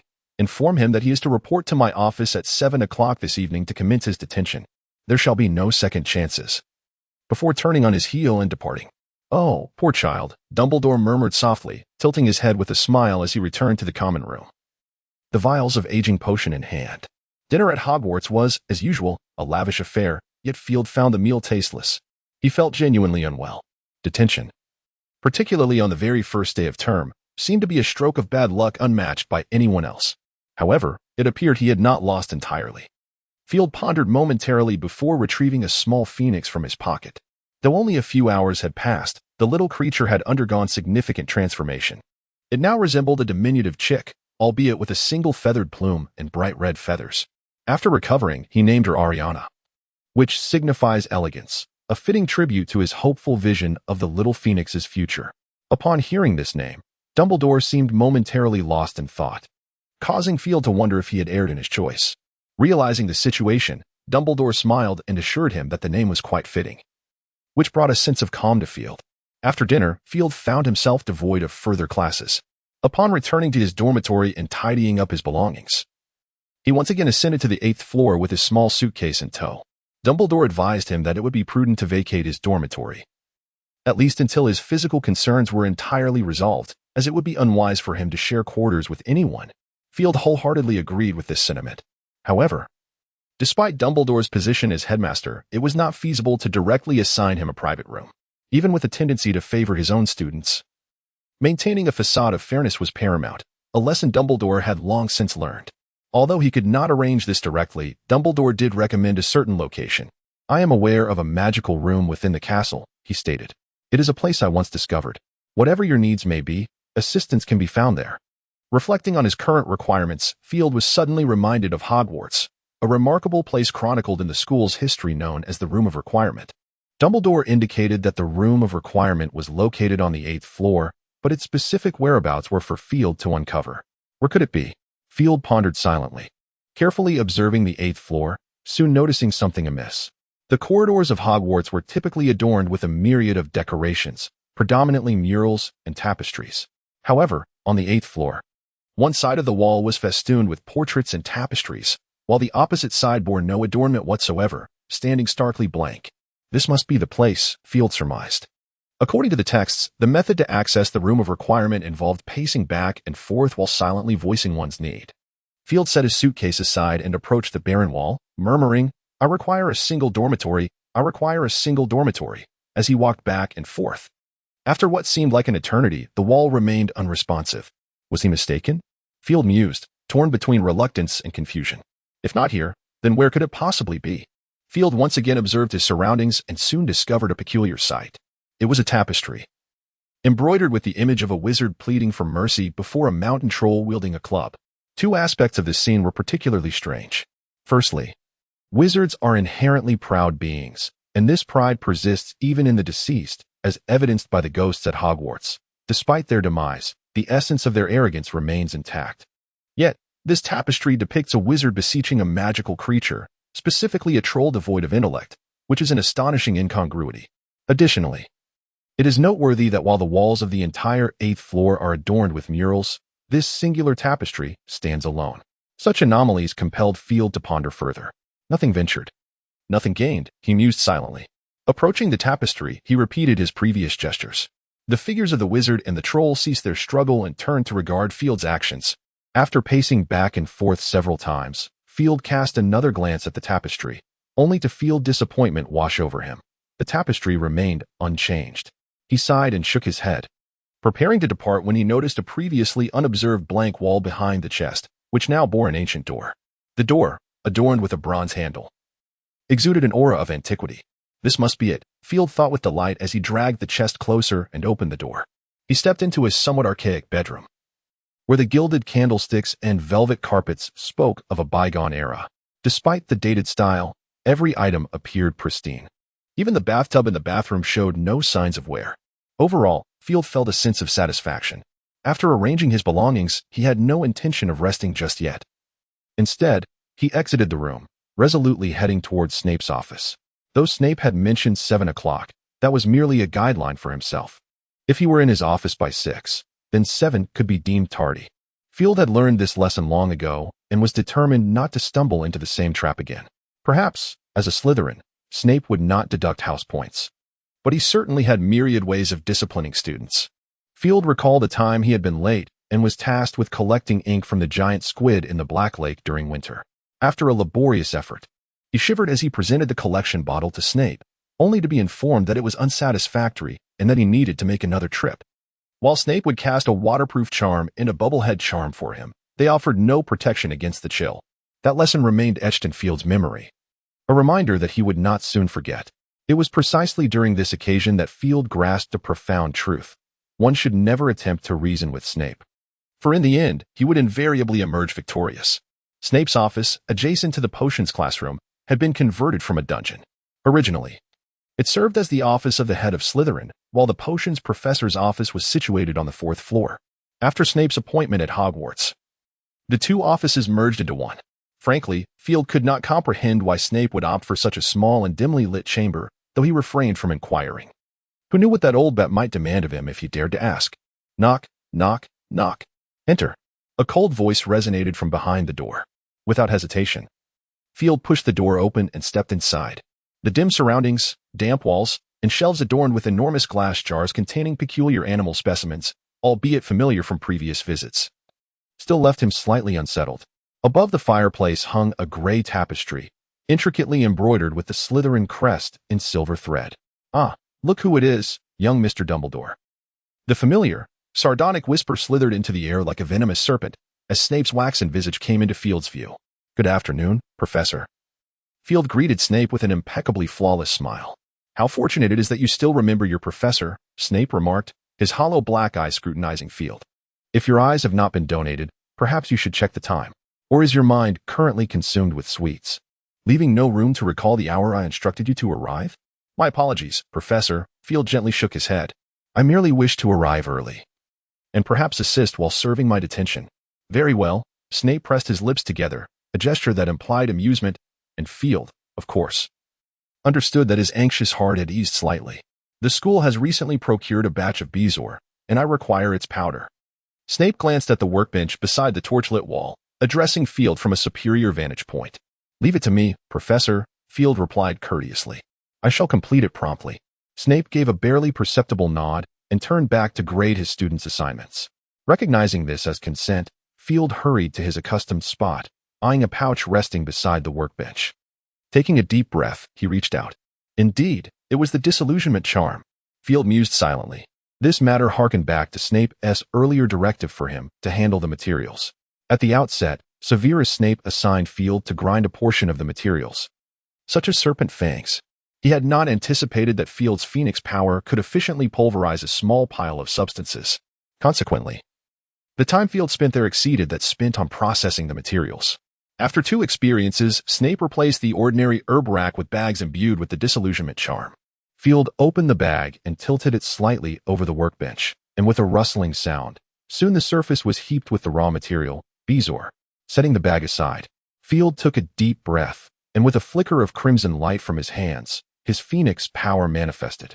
He extended his hands above the workbench, approximately 2 centimeters above the bezoar, and directed the phoenix power to envelop the materials. Following a series of soft pops, the bezoar transformed into fine powder. With practiced ease, he retrieved a potion vial and carefully scooped the powder into it using a silver spoon. Once the vial was full, he swiftly switched to another. Unbeknownst to him, Snape had approached from behind, observing Field's adept handling of the herbs, nodding slightly in approval, a rare expression of satisfaction gracing his features. After filling all the vials with the powdered bezoar, Field swiftly poured out another batch, this time working even more rapidly. Although conscripted, Field felt no sense of grievance. In fact, this task significantly honed his control over his phoenix power. In previous instances, while grinding herbs, he often inadvertently pulverized the workbench as well. During those moments, Snape surprisingly refrained from mockery, instead silently increasing Field's workload. Eventually, Field began to master the extent of his phoenix power, gradually becoming a true asset to Snape. Pouring herbs, grinding, bottling, and pouring again. Soon, the entire contents of 1 bag of bezoar were processed. Just as he turned to inquire if Snape needed anything further, he nearly jumped at the sight of Snape standing directly behind him. Careless, Snape remarked, then casually waved his wand, causing several herbs to float onto the workbench before Field. Fetch a cauldron from the shelf, Snape instructed softly. You know what I require of you. Do not make me repeat myself.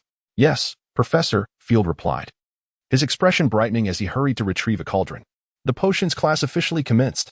After brewing a potion and receiving a barely passing grade, Field was dismissed from the office with Snape's parting words, return tomorrow.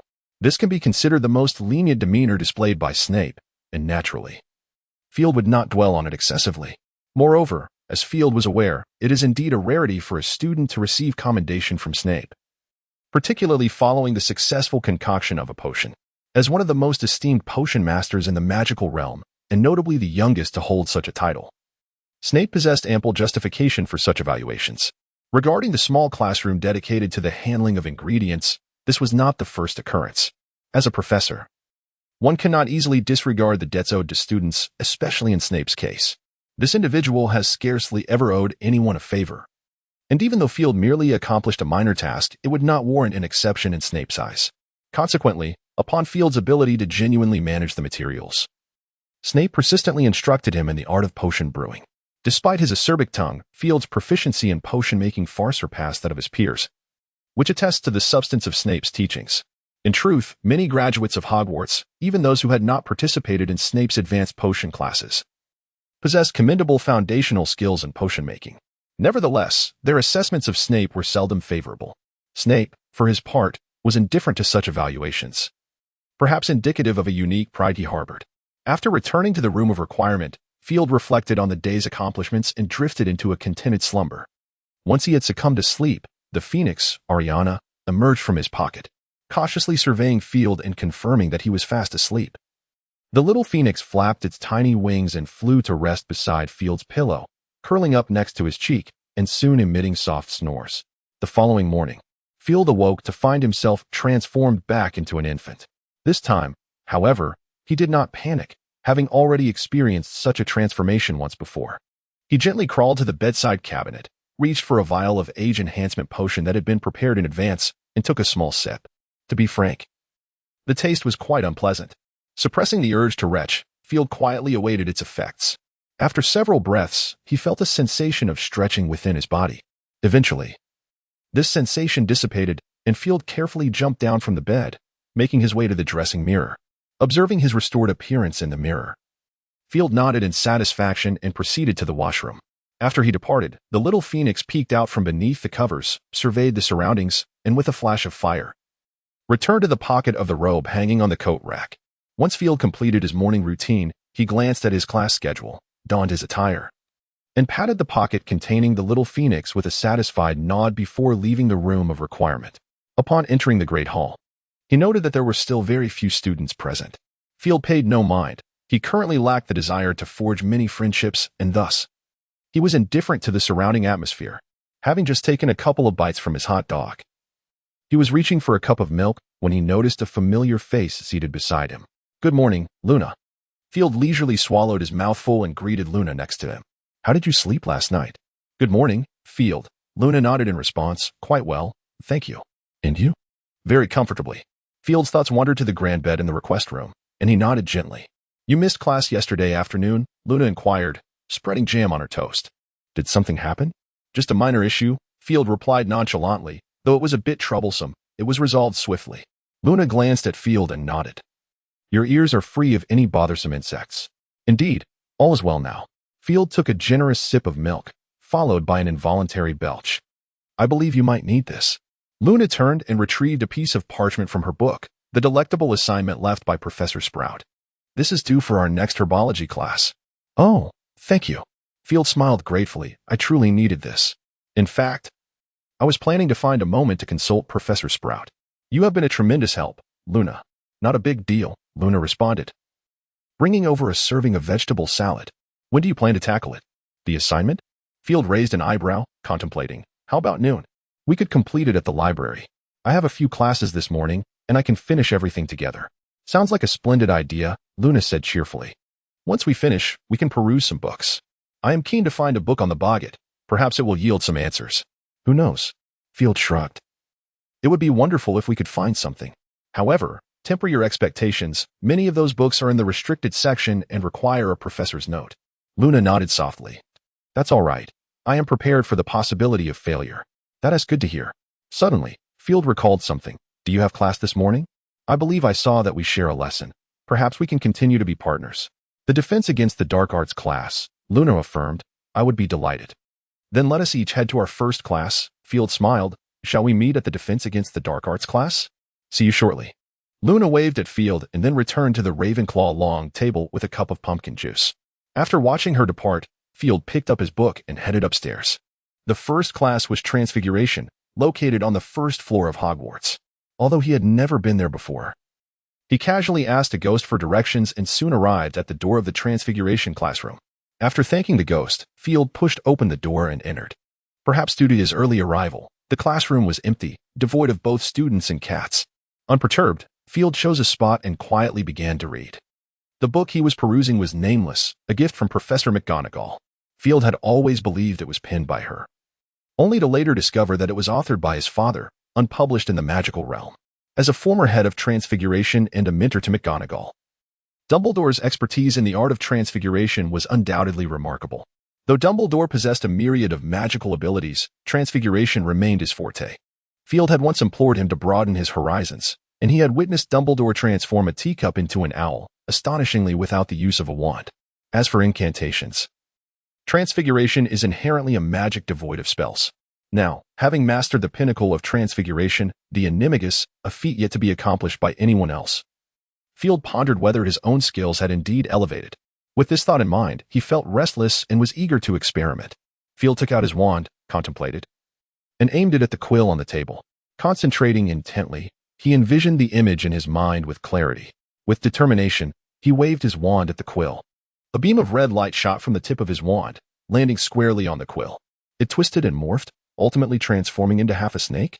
Field gazed at the writhing snake tail before him, while the quill remained unchanged, lost in contemplation, reverting to its original form. Field cast the restoration charm on the creature he had conjured. A flash of red light, and the peculiar apparition reverted back to a quill. He decided to try again. Field thought to himself and waved his wand at the quill once more. With emerald eyes, a sharp snake snout, and the occasional flicker of its tongue. The transformation was almost there. However, the tail that should have been serpent-like still bore the sharp tip of the quill, once again restoring the quill. Field sank into profound thought. Where had he gone awry? As he perused Dumbledore's book, he pondered deeply. Your magical output is insufficient, young Mr. Dumbledore. A stern voice interrupted Field's contemplation. He looked up to meet the gaze of Professor McGonagall, who stood before the desk. Good morning, Professor McGonagall. Field stammered as he hastily rose to his feet, offering an awkward smile. I apologize, I was simply curious. I do not blame you, young Dumbledore. McGonagall replied with a slight smile. However, it would be prudent to practice transfiguration under the supervision of a professor next time. Of course, Professor, I shall remember that. Field said, running his fingers through his hair, feeling somewhat embarrassed. Do not worry, you are already ahead of many, young Dumbledore, Professor McGonagall remarked with a light chuckle. Alas, this is not a classroom, and I cannot award you any points. Nevertheless, I can offer you some guidance, should you desire it. Certainly, Professor. Field's face brightened as he nodded vigorously. I have been stuck here for quite some time. Although I have read numerous books, the content is rather obscure. This is not uncommon. McGonagall shook her head. Transfiguration is inherently a concept-dependent form of magic. While introductory transfiguration may offer much from textbooks, once you progress to intermediate transfiguration, it delves into the very essence of transformation, which can also be seen as the essence of magic itself. This largely depends on one's innate talent. I have encountered many students who find spells or other subjects effortless, yet struggle considerably with transfiguration. It is a discipline that truly tests one's aptitude. Field nodded silently, recalling that Dumbledore had mentioned this in his writings, that without a natural affinity for transfiguration, it would be wise not to squander too much time on this branch of magic. Now, I have digressed. Professor McGonagall adjusted her glasses and asked seriously, before I formally guide you, I need to inquire about your foundational knowledge. I expect you to answer me honestly. Of course, Professor, Field replied obediently, nodding. What do you believe transfiguration is? McGonagall fixed her gaze upon Field's eyes as she posed her question. It is creation. Field answered without hesitation. Upon hearing this, McGonagall raised an eyebrow. And what of the process of casting transfiguration? First, one must identify the object to be transformed in the intended form. Next, one channels their magical energy to rewrite the object into the desired form. And finally, one must sustain the altered appearance through magic. Field pondered briefly before confidently summarizing. I would encapsulate it as meditation, rewriting, and shaping. Well, I believe I have discerned your misunderstanding, McGonagall nodded.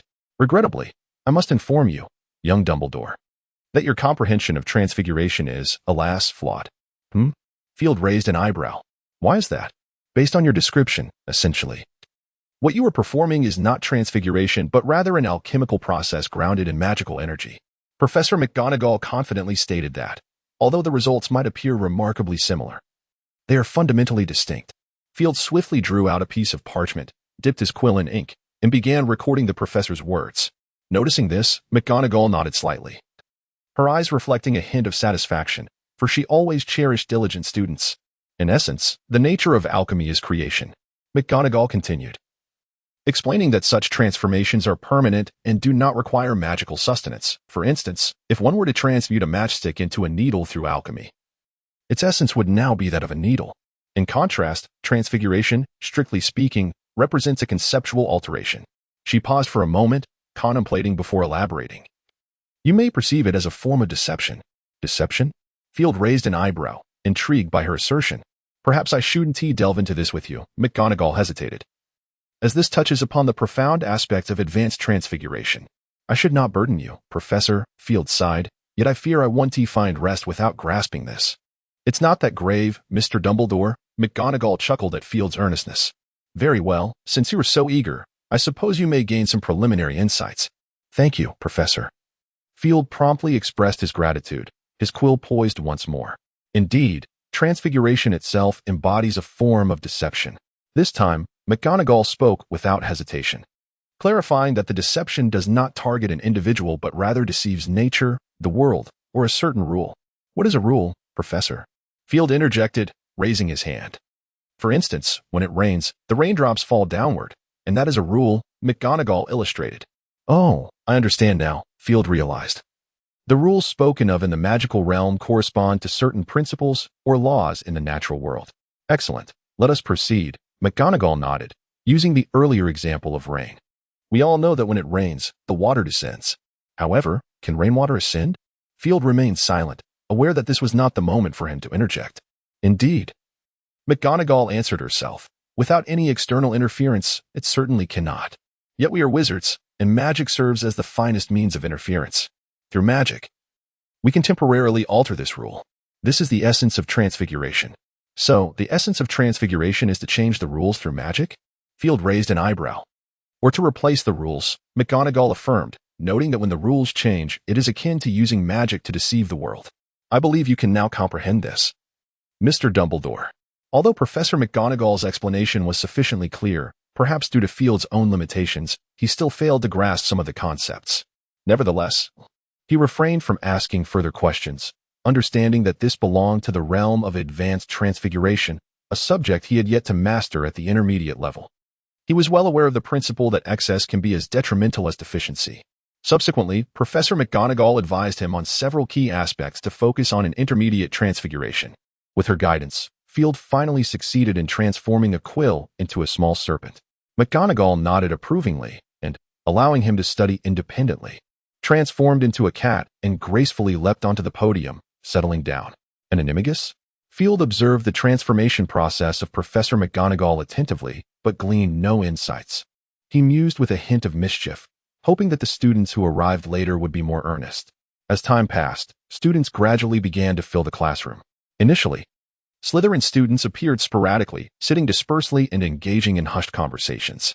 After a while, a large group of Hufflepuff students entered, led by an upperclassman from their house. Field noted that despite the Slytherin prefect's frequent assertions of their unity, he was beginning to doubt the veracity of such claims. With the last student entering the classroom, the class bell soon rang.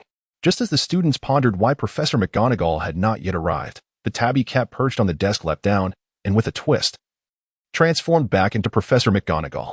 Wow, cool. The students' eyes widened in delight, and a round of enthusiastic applause erupted in the room, sparked by an unknown leader. Thank you. Professor McGonagall smiled faintly, raising her hand to quell the applause as the classroom gradually fell silent. Transfiguration is the most complex and perilous subject you will encounter at Hogwarts. Any mischief in my class will result in immediate expulsion, and you shall never return. I have warned you. After delivering this stern admonition, she began to call the roll. As other professors do. No student was absent, nor was anyone late, prompting a satisfied nod from McGonagall. Welcome to your transfiguration class. Her serious demeanor left the sincerity of her welcome in question. This is an exceedingly important discipline, one that you will encounter both in school and in life.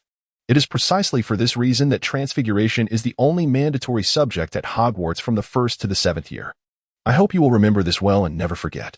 Professor McGonagall surveyed the classroom before continuing. Some assert that transfiguration is the foundation of silent spells within the realm of charms. While I am reluctant to deny this, as they are fundamentally distinct, mastering transfiguration indeed facilitates a swifter grasp of silent incantations. Observe. With a flick of her wand, she transformed the lectern into a diminutive pink pig, which promptly oinked twice at the astonished students. Their eyes widened in sheer excitement at the spectacle. A subtle smile graced Professor McGonagall's lips, though she quickly masked it. Yet the mirth in her eyes remained evident. You will all come to master this. However, before that, you must establish a solid foundation. With a gesture, she instructed, now, open your books and turn to the first page. We shall delve into Gamp's laws of transfiguration and their 5 notable exceptions, which you must commit to memory. The first law states that all transformations are predicated on magical power. This is indisputable. No spell can be cast without magic, and I trust no further elaboration is necessary. Correct? With a wave of her wand, words appeared on the blackboard. The students instinctively retrieved their parchment to begin taking notes. Excellent, Professor McGonagall commended before proceeding. The second law posits that the duration of a transformation depends on the caster's concentration, the intensity of their magical power, and the size of the object being transformed. She paused momentarily, emphasizing the need for a detailed understanding. Producing 2 small wooden blocks of identical size and material, she explained, if the transformed object is larger, the duration will be shorter. Conversely, if the object is smaller, the duration will be prolonged. Observe. With another flick of her wand, she conjured a teacup and a teapot from the wooden blocks. After a few breaths, the teapot wobbled and, amid a distortion, reverted to a wooden block, while the teacup retained its form. With another wave of her wand, the teacup likewise transformed back into a block. Moreover, when transforming the same object, the resulting transformations may differ, and their durations will also vary. It is crucial to note that the duration of a transformation into a living being is invariably shorter than that of an inanimate object, regardless of size. The third and final law of Gamp's law states that the essence of the transformed object will never change. As exemplified by the pig I just conjured, its essence remains that of a desk. Even if it were to be destroyed, it would merely be the dismantling of a desk. This is a vital point for you to remember. Noticing the students had completed their notes, Professor McGonagall nodded slightly. These are the foundational laws of transfiguration as proposed by Master Gamp. He later provided further elaboration, which encompasses the 5 notable exceptions to Gamp's basic laws. The first exception states that wizards cannot conjure fine wines or exquisite dishes out of thin air, nor can they transform other objects into food. Even if you were to transform a table into a cake and consume it, no nourishment could be derived, for it remains merely a heap of wood. Secondly, the living and the inanimate cannot undergo permanent transformation. I might transfigure a desk into a pig, but once my magical influence wanes, it shall revert to being a desk. Even if you were to cast an explosive charm upon the pig, the ultimate result would be a mere pile of wooden fragments rather than remnants of the pig.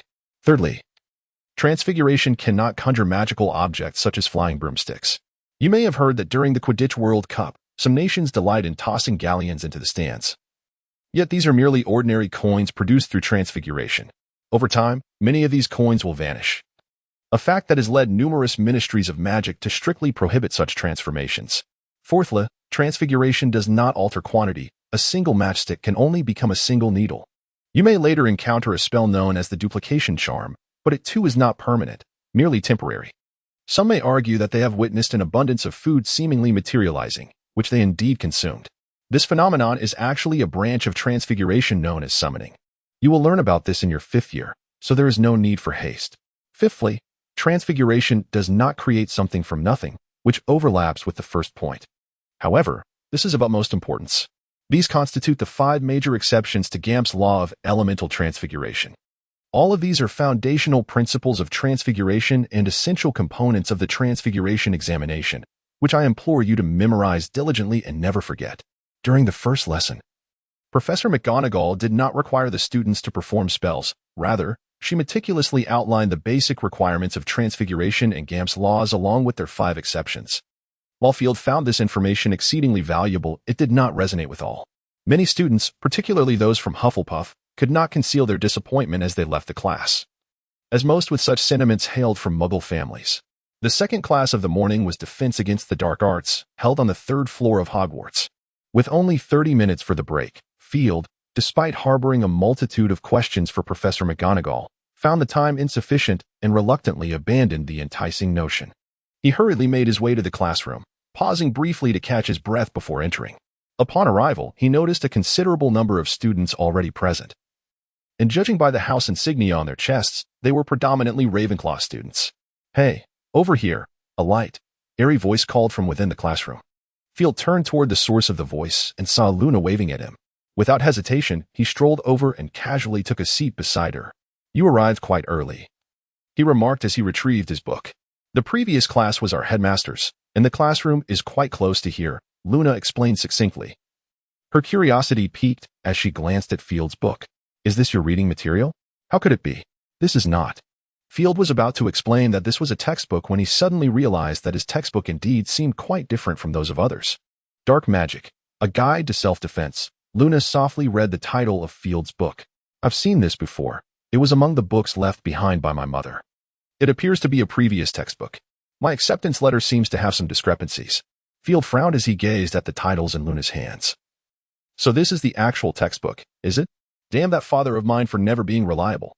Moreover, Luna unexpectedly produced several more books. Betrayal with Ghosts, Journeys with Giants, Vacationing with Banshees. Field counted them. There were 7 in total, and his frown deepened. These books resembled wizarding novels. With so many textbooks, are we certain we will utilize them all? "I have no idea," Luna shrugged. "Perhaps we will, perhaps not." "Very well," Field said, still furrowing his brow. "I have begun to form some opinions about this professor. I hope he truly possesses some merit." "I think so too, but you should temper your expectations," Luna replied earnestly. Just as Field was about to respond, the class bell rang, forcing him to momentarily hold his tongue. The door gently swung open, and Gilderoy Lockhart strolled in at a leisurely pace. Even though Field had developed some reservations about him, he could not deny that some individuals are simply born to be stars. Lockhart's handsome face bore an impeccable smile, and his blue eyes, sparkling like a clear sky, seemed to communicate with everyone around him. His golden hair was swept back, lending him an air of maturity and composure. He donned a long robe of shimmering blue satin, intricately embroidered with silver threads depicting stars and patterns, looking exceedingly splendid. Mature and affluent, charming and amiable, Lockhart appeared to possess all the attributes that could captivate women's hearts. If the tales within his books were indeed drawn from his own experiences, then one more attribute could be added: strength. However, rumors had already begun to circulate, branding him as a mere fade. Gilderoy seemed oblivious to the murmurs of the students below. He casually picked up one of his books and pointed to the smiling image of himself on the cover, commencing his oration. He winked at the photograph. Am Gilderoy Lockhart, a third-class member of the Order of Merlin. Additionally, I'm an honorary member of the Society for the Promotion of Dark Arts Defense. Should you be familiar with what that entails? Perhaps it is for this reason that I have been awarded the Most Charming Smile Award by the Wizarding Weekly 5 times. However, I do not boast about it, as I do not rely on my smile to banish ghosts. After speaking, he winked at the stage. Although many boys were already feeling somewhat nauseated, the young witches were utterly delighted, including those from Ravenclaw, renowned for their reason and intellect. The last time I had a class with Gryffindor, I conducted some minor assessments with them.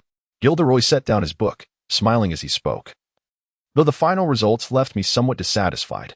However, how could a professor hold grudges against students? Perhaps it was due to their limited time for study. This is quite regrettable. Even if I saw that you had purchased the complete works of mine, it would not bring me joy. The knowledge contained within is the most precious, and I hope you remember that. With that, Gilderoy picked up a stack of papers from the podium in front and casually handed them to the first student in each row. This is a set of test questions to see how well you grasp the material in the books. Now, pass them down. You have 30 minutes to complete it. I had begun to question his competence. Field whispered to Luna. I always feel we shouldn't treat a professor this way, Luna softly replied. So, do you endorse him? Field raised an eyebrow and remarked. I haven't noticed any extraordinary talents in him. Coincidentally, the papers had reached their row.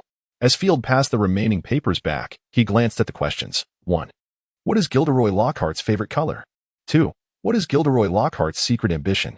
3. What do you consider to be Gilderoy Lockhart's greatest achievement to date? 4. What day is Gilderoy Lockhart's birthday? What is his ideal birthday gift? Enough already. There is no point in expecting anything. Field, seeing the test paper, shook his head with a wry smile. I think you're right, Field, Luna said after finishing reading the paper, picking up her quill to prepare for answering. Field shrugged, setting the quill aside, already ready to give up. He was somewhat relieved he had purchased this year's textbooks. Half an hour swiftly passed, and Gilderoy signaled for the last student in each row to come forward and collect the papers before returning to the back of the podium. Field watched as the students collected their blank papers, feeling no stir within. However, upon glancing at Luna's answers, he nearly burst into laughter. 1. What is Gilderoy Lockhart's favorite color? Green. 2. What is Gilderoy Lockhart's secret ambition? To exterminate the Boggart. 3. What do you consider to be Gilderoy Lockhart's greatest achievement to date? Preparing to exterminate the Boggart. 4. What day is Gilderoy Lockhart's birthday? The day he was born. What is his ideal birthday gift? In this world, there exists no tormenting fly. Very well, very well. Gilderoy flipped through the papers, a hint of disappointment etching itself across his visage. Although I held no expectations regarding your earnest engagement with my works, the dismal results still caught me off guard. I had presumed there could be no submissions worse than those from Gryffindor. Alas, I overestimated you. As Gilderoy perused more papers, the disappointment deepened.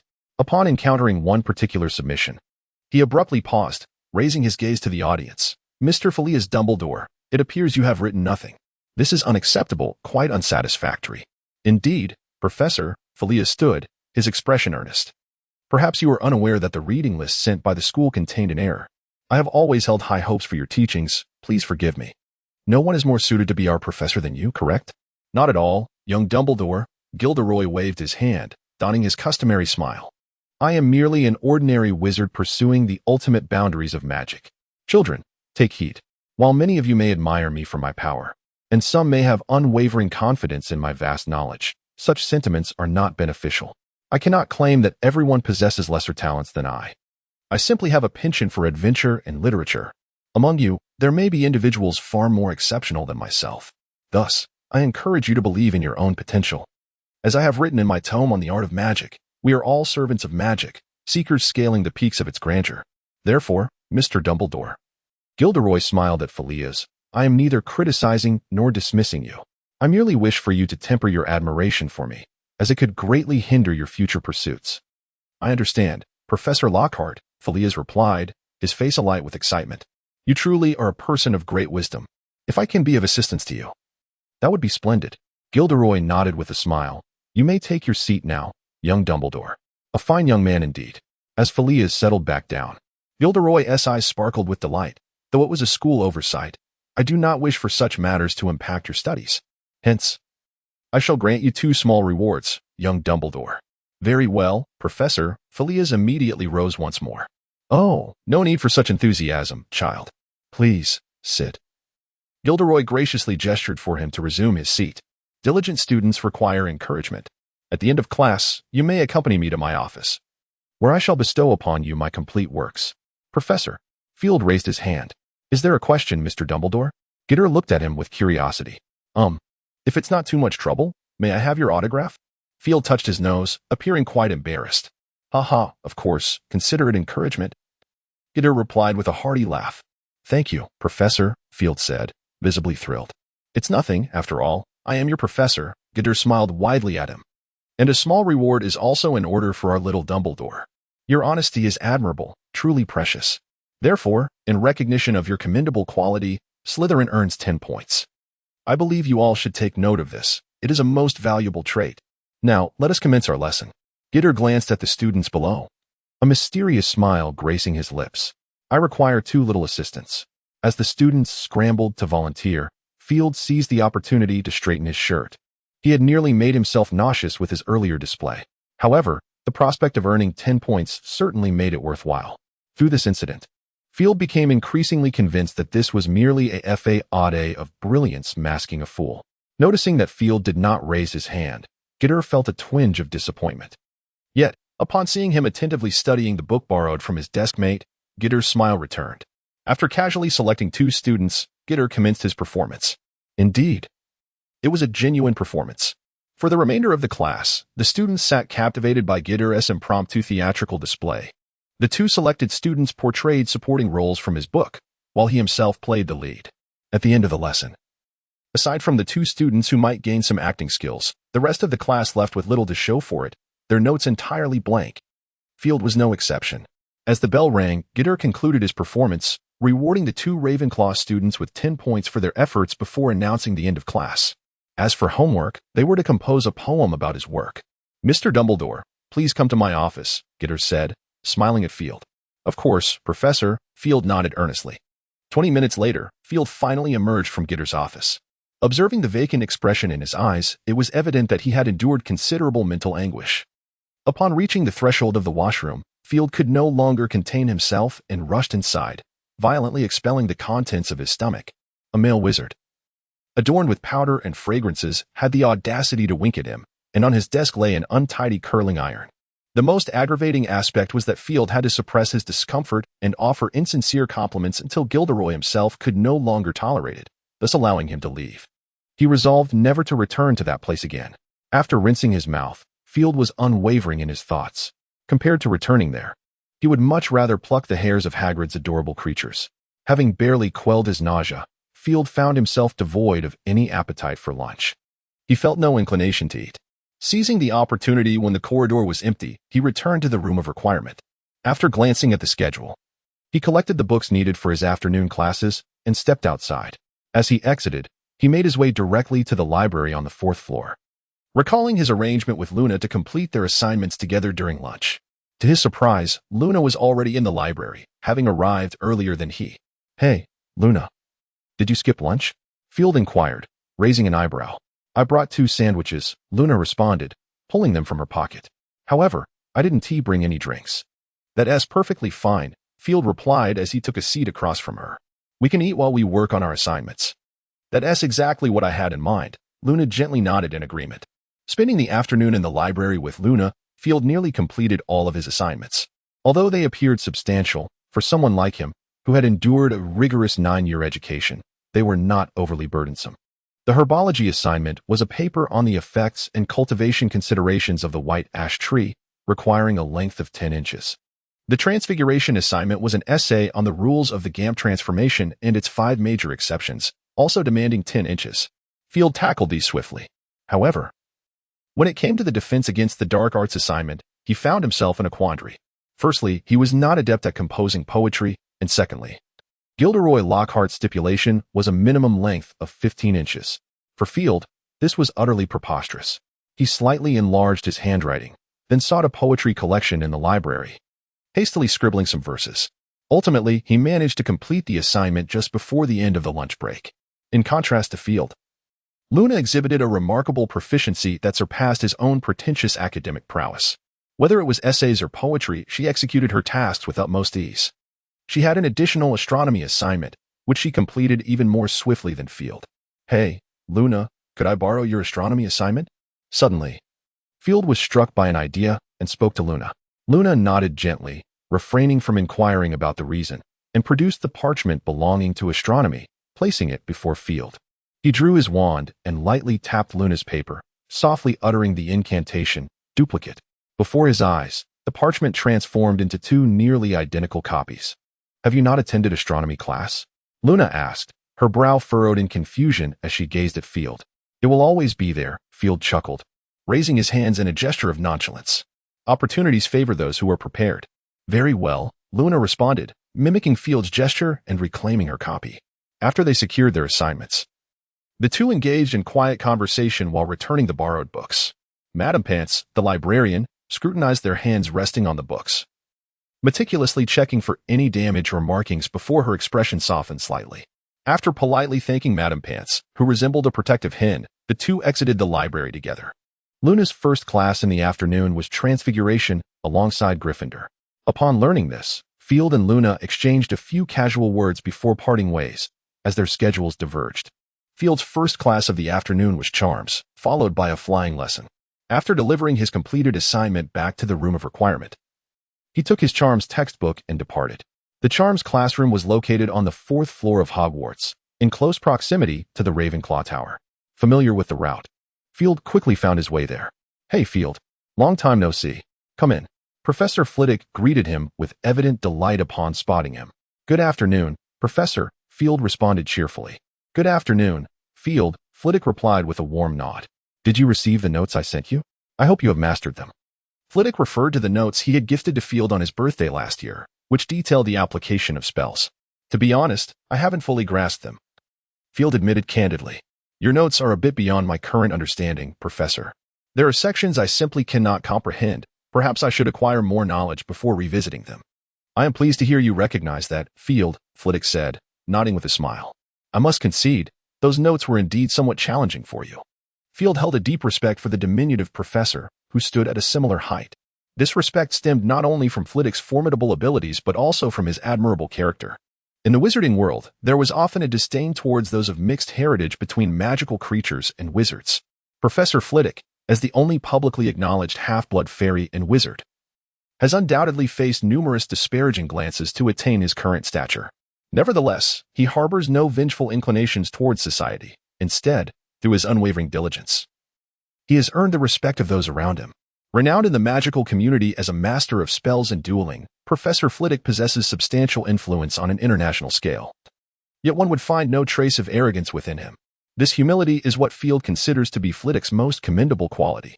As Field is aware, even in the haughty and prejudiced environment of Slytherin, when confronted with Professor Flitwick, everyone presents their most courteous demeanor, which speaks volumes of the professor's capabilities.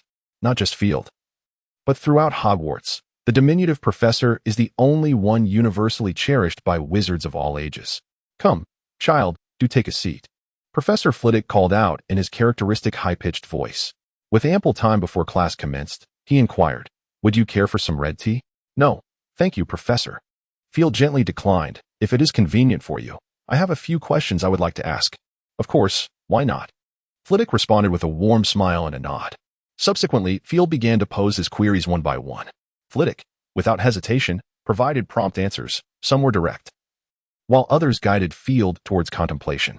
As Field listened intently, he swiftly took notes, for much of the information shared by Flitwick was absent from textbooks, rendering it exceedingly valuable to him. Once he had inquired about all his prepared questions, Field nodded in satisfaction and expressed his gratitude. "Thank you, Professor. I have no further questions for now. May you find it fruitful, my child," Flitwick replied with a smile, nodding in acknowledgement. "Should you have any questions in the future, feel free to visit my office." Mastering the knowledge of standard spells is no easy feat. Field paused, staring at Flitwick, suddenly feeling tense. "Relax, my child. I have not said anything alarming," Flitwick reassured him with a friendly gesture. "How do you know that, Professor?" Field asked, slightly easing his tension, yet still curious. "In many instances, such as with the silencing charm, although it is common, it is not typically documented in ordinary texts," Flitwick replied cheerfully. "Perhaps you are unaware, Field, but many of the questions you pose pertain to dark magic." "What?" Field's anxiety surged again. "Calm down, child," Professor Flitwick waved his hand dismissively. "Acquiring knowledge of some dark magic is not inherently detrimental, especially considering the limited scope of dark magic you can currently grasp. It will not adversely affect you." "Very well. Please keep this confidential, Professor," Field said with a bitter smile. "I shall," Flitwick replied with a jovial demeanor, though he expressed uncertainty regarding the source of the original copy of the standard spellbook that Field possessed. However, acquiring additional knowledge is always beneficial. If you are interested, I happen to have an unpublished earlier edition of Miranda's standard spellbook that I can gift to you." "Really?" Field's expression brightened with disbelief. It was not that he doubted the offer, but rather that the value of the book transcended mere monetary worth. As Frank once conveyed to Field, a single standard spellbook could suffice to establish a moderately sized pureblood family. "That is no trivial matter, my child," Flitwick said casually, "as long as you keep it to yourself. Oh, and of course, this is contingent upon your mastery of the one you currently possess." "I will, Professor," Field nodded appreciatively. "Excellent," Flitwick encouraged, giving him a gentle pat on the head.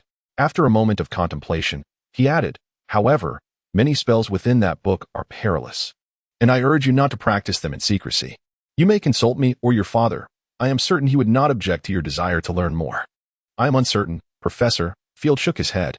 "I remember he has always disapproved of dark magic." "Indeed," Flitwick raised an eyebrow. "That particular subject has caused your father considerable trouble." "Truth be told, I share his disdain." "Is it because it is difficult to control?" Field inquired. "If you acquire sufficient knowledge, you will discover that in terms of complexity, dark magic is considerably easier to master than other forms of magic," Flitwick countered, shaking his head. "Moreover, the majority of dark spells possess the advantages of high lethality and low difficulty in execution. However, my dear child, dark magic inflicts harm upon not only one's enemies, but also oneself. Some injuries are physical, while others may affect the mind or the soul. A wizard who practices dark magic is not the same as a dark wizard, yet, regardless of the type. Excessive use of dark magic will inevitably lead one to become a dark wizard." Flitwick admonished earnestly, "I do not wish to hear news of you becoming a dark wizard."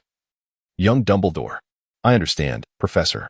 I will be cautious," Field nodded firmly. "That is reassuring." Flitwick gazed at Field for a moment, a proud smile gracing his face. "Welcome to the Charms class, children. I am your Professor Flitwick." In the classroom, after taking attendance, Flitwick introduced himself with a high-pitched voice, a cheerful smile spreading across his face. "Perhaps some of you have already encountered charms, while others have not." Flitwick continued, "Now, can anyone tell me what a charm is?" Several students raised their hands in response. "Let me see." Flitwick glanced at the roster. "Mr. Bones?" "Yes, Professor." A Slytherin student rose to speak. "A charm is a type of spell that influences reality through incantations, gestures, and magical energy." "A very standard answer, Mr. Bones," Professor Flitwick kindly remarked. "I believe Slytherin should receive 3 points for that. Does anyone wish to add anything?" This time, no hands were raised. Flitwick scanned the room and ultimately his gaze fell upon Field. "Mr. Dumbledore?" "Yes, Professor," Field replied, meeting Flitwick's expectant eyes with a resigned smile as he stood. "To be honest, I don't know much either, Professor." "That's perfectly fine. Just share what you wish to say," Flitwick responded nonchalantly. "Well," Field pondered, "in my view, apart from transfiguration, the vast majority of magic falls under the category of charms. Of course, excluding alchemy and potions." Quite right," Flitwick said with a smile and a nod. "However, I cannot grant you any points for just that, Mr. Dumbledore." "That's all right," Field thought of saying that points didn't matter. But seeing Flitwick's cheerful demeanor, he refrained. Please continue, Flitwick encouraged him. It seemed that mere perfunctoriness would not suffice. With a sigh in his heart, Field began to answer earnestly. In the realm of magic, the essence of a charm is interpreted differently by everyone, from masters of the craft to novice wizards. There is no definitive definition nor precise explanation. The only certainty is that any magic cast directly through one's wand, aside from transfiguration or certain aspects of alchemy, constitutes a charm. From the most primitive runic incantations to the instinctive wielding of magic by early wizards, and through the evolution of warfare magic to contemporary forms. All of these are charms. Thus, my understanding of charms is that, aside from transfiguration, any magic that allows your magical energy to truly take effect is a charm. Master Miranda Goshawk noted in her standard book of spells that all magic originates from charms. I cannot assert that my understanding is clearer than that of my predecessors.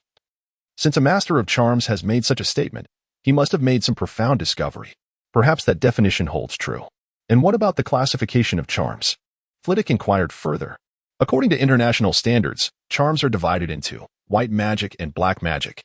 White magic generally encompasses two types: household magic, warfare magic, and life magic.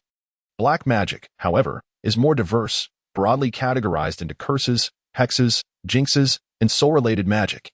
Field quickly provided the answer, noting that memory-related magic, while not harmful to the caster, is still considered a form of black magic.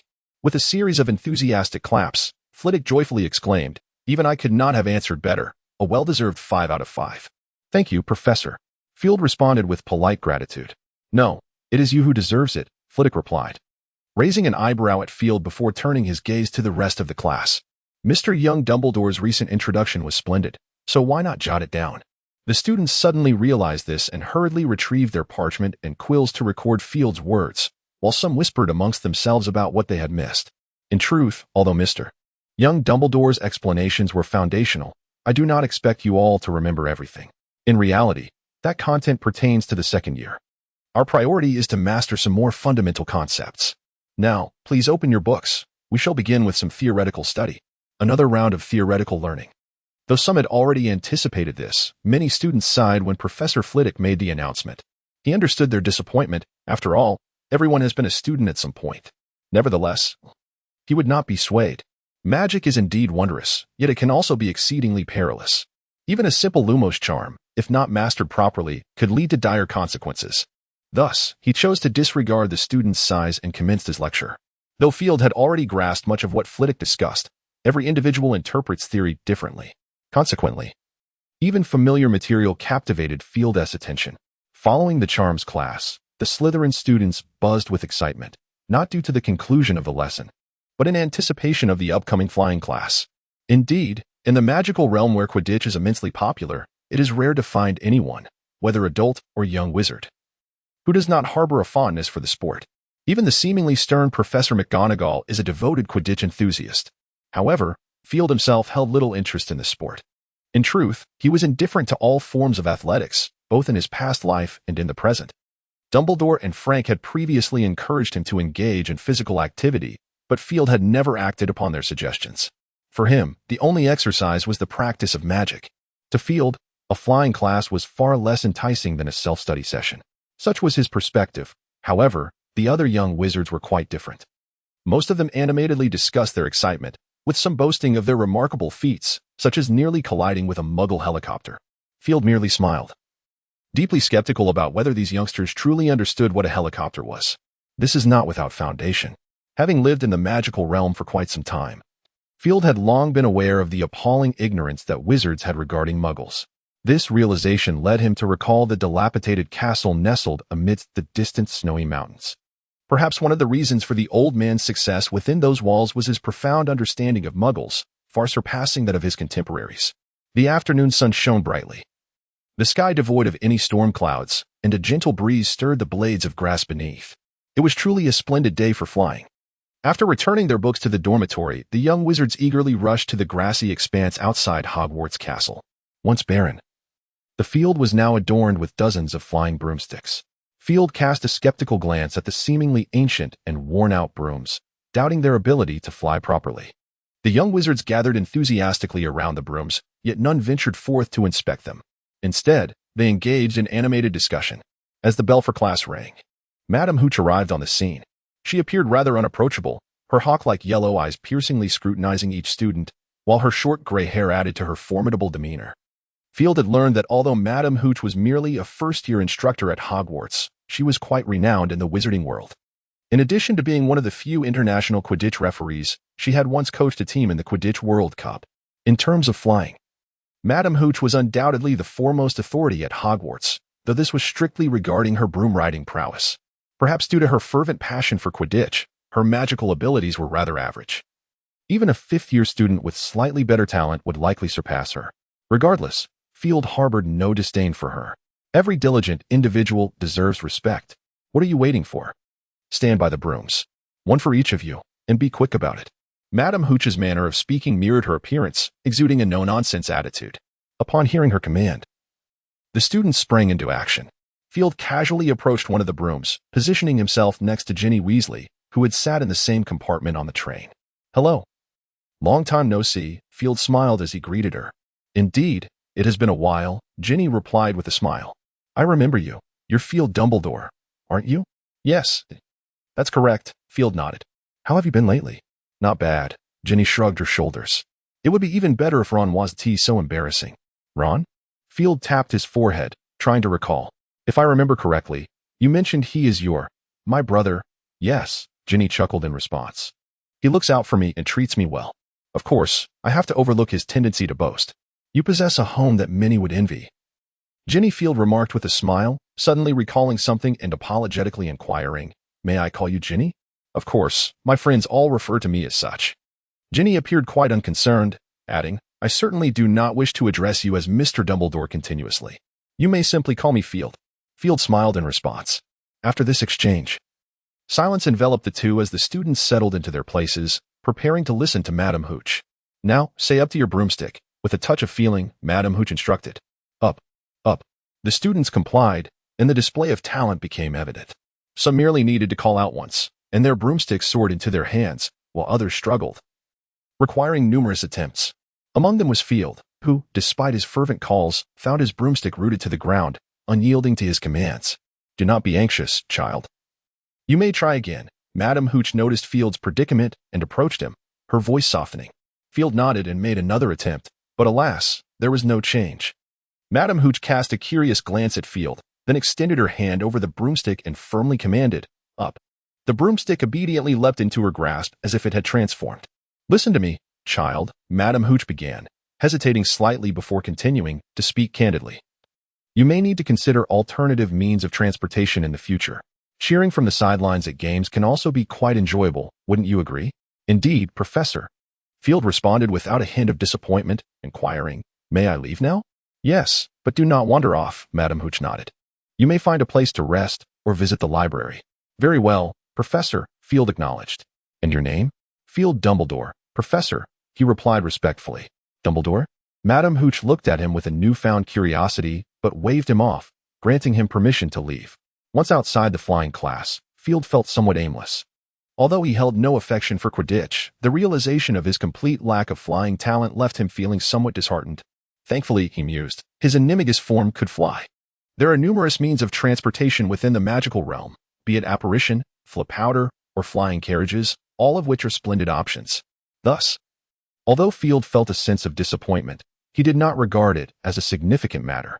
With nothing pressing on his mind, he contemplated visiting the elderly residents for some solace. He swiftly ascended to the 8th floor, and before the statue could utter a word, Field exclaimed, Lemon Snowball. The statue paused momentarily, then, with an impassive demeanor, responded, Incorrect password. What?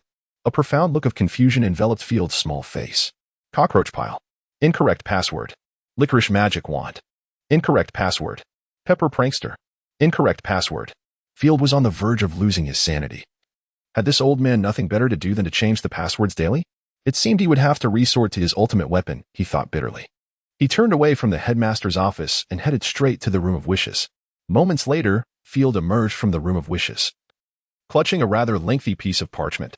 Clearing his throat theatrically, he took the parchment and began to recite the passwords one by one. Ice mouse. Incorrect password. Gingerbread pie. Incorrect password. After reciting about a dozen, he finally reached raspberry ice cream, and to his relief, the statue proclaimed, "Correct password." Indeed, regardless of the context. Information is always paramount. Field rolled up the parchment and tucked it into his pocket, patting the exterior. He mused to himself that he could not afford to lose the Duke of Honey's flyer, as he still needed to order candy. With a spring in his step, he entered the headmaster's office. No one? Field scanned the headmaster's office but found no sign of Dumbledore. Had he gone to inspect the school grounds? Field pondered silently. As the headmaster, Dumbledore frequently patrolled the school, which was hardly surprising. However, if Dumbledore was absent, where could he possibly be? Field mused with a tinge of disinterest. He casually approached Dumbledore's desk and sat down, inadvertently opening a drawer. Instantly, a box of dark objects caught his eye. Cockroach pile? Field suddenly recalled something. And a twisted smile began to form. The bell signaling the end of class rang, and a visibly refreshed yet expectant Field exited the headmaster's office, astonishingly smiling at the statue at the entrance. Leaving the statue in a state of bewilderment, Field made his way back to the Room of Wishes. After dinner, he returned alone to the History of Magic classroom. After opening the book, he began to read intently. He was not particularly fond of history, rather. He found this subject quite enjoyable as a novel, and during exams, it sufficed to merely memorize a few dates. Regarding the necessity of paying attention in class, Field expressed that the ghostly lectures were not something an ordinary person could endure, even if the specter was exceptionally knowledgeable. Field did not linger for long before Luna entered the room. Upon seeing Field quietly engrossed in his book, she contemplated for a moment, opting not to disturb him. Instead, she settled beside him and began to peruse the history of magic. Thus, the two immersed themselves in their reading amidst the dim glow of the fire, enveloped in an indescribable tranquility. As time passed, students gradually filtered into the room. Perhaps it was due to Field and Luna setting the tone. Or perhaps Slytherin and Ravenclaw were inherently less boisterous. In any case, everyone quietly took their seats, just as the bell rang to signal the start of class. A sudden blue light emanated from the blackboard, and Professor Binns, the elderly ghost, emerged. "Good evening, everyone," he intoned, gazing calmly at the young wizards before him. "I am your History of Magic professor. You may refer to me as Professor Binns. Now, let us commence the lesson." Unlike other professors, Binns did not take attendance or introduce the course. He merely uttered a casual remark before launching into his lecture. Rumors had long circulated at Hogwarts that no one could endure an entire class taught by Professor Binns. His droning voice and monotonous tone were enough to make even Field, who was merely skimming the text, feel drowsy. Was it possible that the language of ghosts possessed a hypnotic quality? Field could not help but ponder this notion. When he regained his focus, he noticed that most of the young wizards in the classroom had slumped over their desks, with only a few Ravenclaw students still persevering, though they appeared to be on the verge of succumbing to slumber as well. Luna had already fallen asleep at her desk, a glistening droplet escaping from the corner of her mouth and landing on the pages of her book. Professor Binns seemed entirely unfazed by the scene, continuing his leisurely lecture as if it were the most natural thing in the world. Field managed to hold on for a little while longer, but ultimately, he could no longer resist the pull of sleep and succumbed to slumber at his desk. "Hey, Field, wake up." In the midst of his deep slumber, he felt a gentle nudge. Raising his head, he discovered it was Luna. "What is it, Luna?" Field squinted at her. "Class has ended. We need to head back." Luna replied succinctly, standing up. "Curfew is approaching." "Very well." Field rubbed his eyes and rubbed his face, attempting to shake off the weariness. He then stood up, gathered his belongings, and departed the History of Magic classroom alongside Luna. "Did you take notes, Luna?" On the road, Field suddenly remembered that he had not taken any notes and inquired aloud. The moment the words escaped his lips, he regretted it. Luna had clearly fallen asleep before him. So how could she have taken notes? "I did take notes. Do you need them?" Luna casually produced a piece of parchment, tilting her head as she regarded Field. "What?" Field stared at Luna in astonishment. "How did you manage that?" "How?" Luna lifted the parchment in her hand. "You mean this?" "It's quite simple, really. An automatic quill. I can do whatever I wish, and it assists me in recording automatically." "Remarkable." Upon Luna's reminder, Field was reminded of this possibility and gave her a thumbs up. "It seems I ought to purchase one as well. At Zonko's joke shop in Hogsmeade, you can acquire one for a silver sickle," Luna replied nonchalantly, adding, "By the way, I did not receive any advertising fees from them." "I know what you're implying." Field raised an eyebrow. "Just a guess." Luna tilted her head. "It's quite easy." "ISNT it?" "Perhaps." Field said nothing further. He suddenly pondered whether the Nargles Luna often spoke of were indeed real. Could it be that this little girl was a natural seer? With this thought, Field regarded Luna with a different expression. Ultimately, he refrained from voicing his curiosity, convinced that Luna herself was unaware. After the history of magic class, all of today's lessons concluded. Field did not linger outside but headed straight back to the room of requirement. Just as he settled down, a wave of hunger surged from his stomach. Glancing at the clock on the wall, he realized it was already past curfew. After some consideration, Field decided to indulge in a late-night snack. The experience of sleeping on an empty stomach was far from pleasant. A soft chirp emerged from a corner, and Field turned to see the little phoenix, Ariana, looking at him with a pitiful expression. "Are you hungry too, Ariana?" Field raised an eyebrow and asked gently. "Chirp." Ariana nodded, flapping her wings momentarily before perching on Field's shoulder.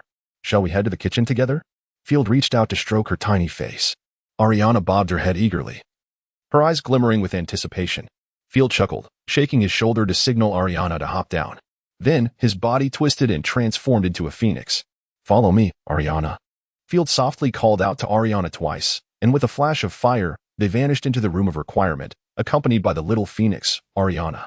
When Field reappeared, he found himself in the corridor of the basement, with the little phoenix standing beside him.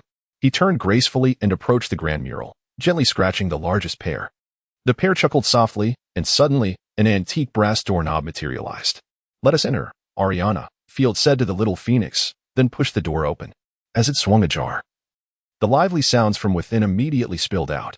Although the hour was late, it was the perfect time for the little creatures in the kitchen to be at work. In fact, they were laboring almost every minute. "Good evening, everyone," Field greeted with a smile, noticing the little beings staring at him in surprise. "My goodness, it's little Dumbledore," a house elf shrieked, and like a cascade of dominoes, all the house elves rushed towards him. "Stop, please don't do that." Field raised a hand and exclaimed loudly. The house elves froze in place as if a pause button had been pressed, gazing at him with their big, watery eyes. "I recall mentioning that you need not be so enthusiastic," Field said with a wry smile. "I'm merely a bit hungry and thought I'd come for a late-night snack." "Late-night snack?" one of the house elves muttered. They exchanged glances and swiftly darted towards the workbench, returning in a flurry, chattering excitedly about the items they had brought. Field could only make out a cacophony of sounds. Their words were indecipherable, yet he felt an array of items being stuffed into his arms. "Enough, enough, this is plenty," Field said, his hands overflowing. "Please, could you fetch some food suitable for a phoenix? My Ariana has yet to eat." "Of course, little Dumbledore," one house elf squeaked, promptly gathering some food. Field did not even look, placing it all into his concealed expansion bag, and then politely thanked the house elves. Little Dumbledore actually said thank you. One house elf's eyes brimmed with tears. "I knew he was just as magnificent as Professor Dumbledore." Field found this sentiment hard to bear and casually remarked, "I must return now." With great haste, Field exited the kitchen. Placing the inconspicuous stretch bag at his feet, he transformed once more into a phoenix, clutching the bag and the little phoenix. In a flash of fire, they returned to the wish-fulfillment room. "Let us begin, Ariana." Field laid out all the food on the table and, after uttering a few words to the little phoenix, began to eat voraciously. As he consumed his meal, his mind wandered back to the peculiar events in the kitchen, and he felt a lingering sense of disorientation. This was not his first encounter with such feelings. During his time at Hogwarts, he had visited this place once before, guided by an address given to him by Snape. Although Snape's manner of speaking was not particularly, well, eloquent, it did lead him to the location. On his initial visit to the kitchen, the antics of the house elves were even more exaggerated. Any hint of emotion other than joy prompted them to punish themselves with fervor. Yet, it was during that time that Field gained a preliminary understanding of the formidable capabilities of these house elves. After perusing some literature, he found them to be extraordinary beings. House elves, despite being referred to as elves, are in fact a subspecies of fairies, having served the goblin lineage for generations in ancient times. Following the disappearance of the goblins, they then served the descendants of the goblins, the fairies. During the wars between humans and fairies, house elves caused considerable turmoil for humanity. They could appear and vanish without a trace, evading all magical barriers against their displacement spells, and possessed remarkable self-healing abilities. Moreover, their magic was inherent, passed down through their bloodline, requiring no formal study, which set them apart from human wizards, granting them a distinct advantage. Each house elf reaches maturity within merely 3 months, and upon reaching adulthood, Their power surpasses that of ordinary human wizards. During those wars, house elves were also equipped with gear provided by the fairies. The equipment forged by fairies remains exquisite, even in the present magical realm, with few human wizards capable of creating anything comparable. Thus, although house elves were ultimately subdued by humans, the sacrifices made by humanity during this conflict were immense. The true extent of those sacrifices is likely known only to the departed ancestors. Therefore, while Field harbored goodwill towards the house elves, he did not extend to them any pity. The achievements of our predecessors are not to be tarnished by the descendants. After indulging in a late-night snack, Field swiftly cast aside these thoughts, his mind focused on promptly completing his notes on the history of magic and finishing his assignments. An uneasy feeling nagged at him, as if he had forgotten something important. After pondering for a considerable time without resolution, he reluctantly abandoned the thought. In the office of the Slytherin head, Snape glared at the silent door, casting a glance at the enchanted clock hanging on the wall, his expression darkening further. The following morning, after completing his morning routine, Field retrieved his class schedule. Upon a brief glance, his body suddenly stiffened. He recalled the matter he had forgotten. He hoped his house head would not be overly displeased. A wave of dread washed over him as he contemplated the impending potions class, weighing the possibility of requesting a leave from his father. Ultimately, he resigned himself to the reality that he could evade Halloween but not Christmas. After some contemplation, Field relinquished the tempting notion, stepping out of the room of requirement with a sense of tragic resolve. Upon entering the Great Hall, Field abandoned his usual meticulous dining habits, hastily selecting a few items and devouring them voraciously. "Are you particularly famished, Field?" Blaise inquired, raising an eyebrow. "No. I merely fear this may be my last meal at Hogwarts," Field replied, struggling to swallow his food before shoving more into his mouth. "Why is that?" Blaise asked, puzzled. "You bear the surname Dumbledore and are a Slytherin. Who would dare to harm you?" "That individual could undoubtedly harm me," Field retorted, his face reflecting indignation. "I forgot about yesterday's detention." "Detention?" Blaise's interest piqued. "You've only been here a few days and already received a detention?" "Which professor?" "Professor Snape," Field replied, "our esteemed head." Blaise's expression shifted, and he sighed, patting Field on the shoulder. "Do not worry, Field. Is there anything he can do?" Field gazed at him with hopeful anticipation. "I shall devise an epitaph for you," Blaise jested further. "Ugh." Field rolled his eyes, unwilling to continue the conversation. "Just a joke," Blaise chuckled. "Rest assured, our head is quite lenient with us. I trust he will not impose anything severe upon you." "Let us hope," Field murmured, downing a cup of pumpkin juice. Feeling he could eat no more, lazily reclining in his chair for a moment, Field eventually rose at a leisurely pace, clutching his book as he made his way to the potions classroom. A few students had already gathered inside, their house crest revealing them to be Gryffindors. Upon entering, he chose not to mingle but instead found a seat against the wall, opening a book to read intently. "What are you reading?" A familiar, melodious voice resonated beside him. Field turned his head to see Ginny curiously gazing in his direction. "This?" Field raised the book in his hand, Mad Genius by Zygmunt Buckley, a tome filled with audacious yet practical potion recipes. "I haven't heard of this book," Ginny said, gently biting her lip and shaking her head. "May I look at it with you?" "I wouldn't mind," Field replied, waving his hand dismissively. "However, this book is typically recommended in the 5th year. If you don't mind that, certainly." "Perhaps not," Ginny decisively retracted her suggestion. "I lack any foundational knowledge of potions. This book might be a bit advanced for me." "That may be true," Field nodded. "If you are genuinely interested in potions, you could consider Magical Potions and Brews by Professor Gig, which is a fundamental text on potions and not overly complex. If I recall correctly, isn't that our textbook?" Ginny arched an eyebrow, regarding Field with a hint of curiosity. "Ah, is it?" Field chuckled awkwardly. "My apologies, I seem to have mixed it up." "Not a problem. It is indeed a foundational potion book, and I appreciate your suggestion." Ginny smiled faintly. Just as Field was about to say something further, the bell for class rang, followed by a loud crash as the classroom door swung open as if kicked. Snape strode swiftly to the podium, his black cloak billowing behind him like a large bat in flight. "Return to your seats, Miss Weasley," Snape said coldly, deducting a point from Gryffindor. Ginny's face paled as she hurriedly left Field's side to reclaim her place. "Now, let us begin the roll call," Snape announced, unfurling a parchment and starting to call names. When he reached Field, he paused, his lips moving without uttering a sound, before continuing with the roll. Upon finishing the roll, he set the parchment aside, his deep, hollow black eyes scrutinizing the students below, instilling a sense of dread. You are here to learn the intricate science and rigorous craft of potion making. He intoned in his signature whisper, slightly louder than a murmur, akin to a serpent hissing. Snape possessed an effortless authority that ensured the classroom remained orderly, exuding both majesty and an underlying sense of danger. In a place where wands were not waved foolishly, many of you may not believe this to be magic. Snape spoke, a flicker of fervor illuminating his countenance. I do not expect you to truly comprehend the exquisite essence of that simmering cauldron, exuding wisps of fragrant steam. Consider, if you will, the liquid that courses through the veins, the enchanting force that stirs the heart and blurs the will. These mysteries you shall never fully grasp. I can instruct you on how to cultivate prestige, brew glory, and even stave off death. But there is one condition: you must not be the utter simpletons I often encounter. His words were sharp yet alluring, and many young wizards displayed expressions of eager anticipation.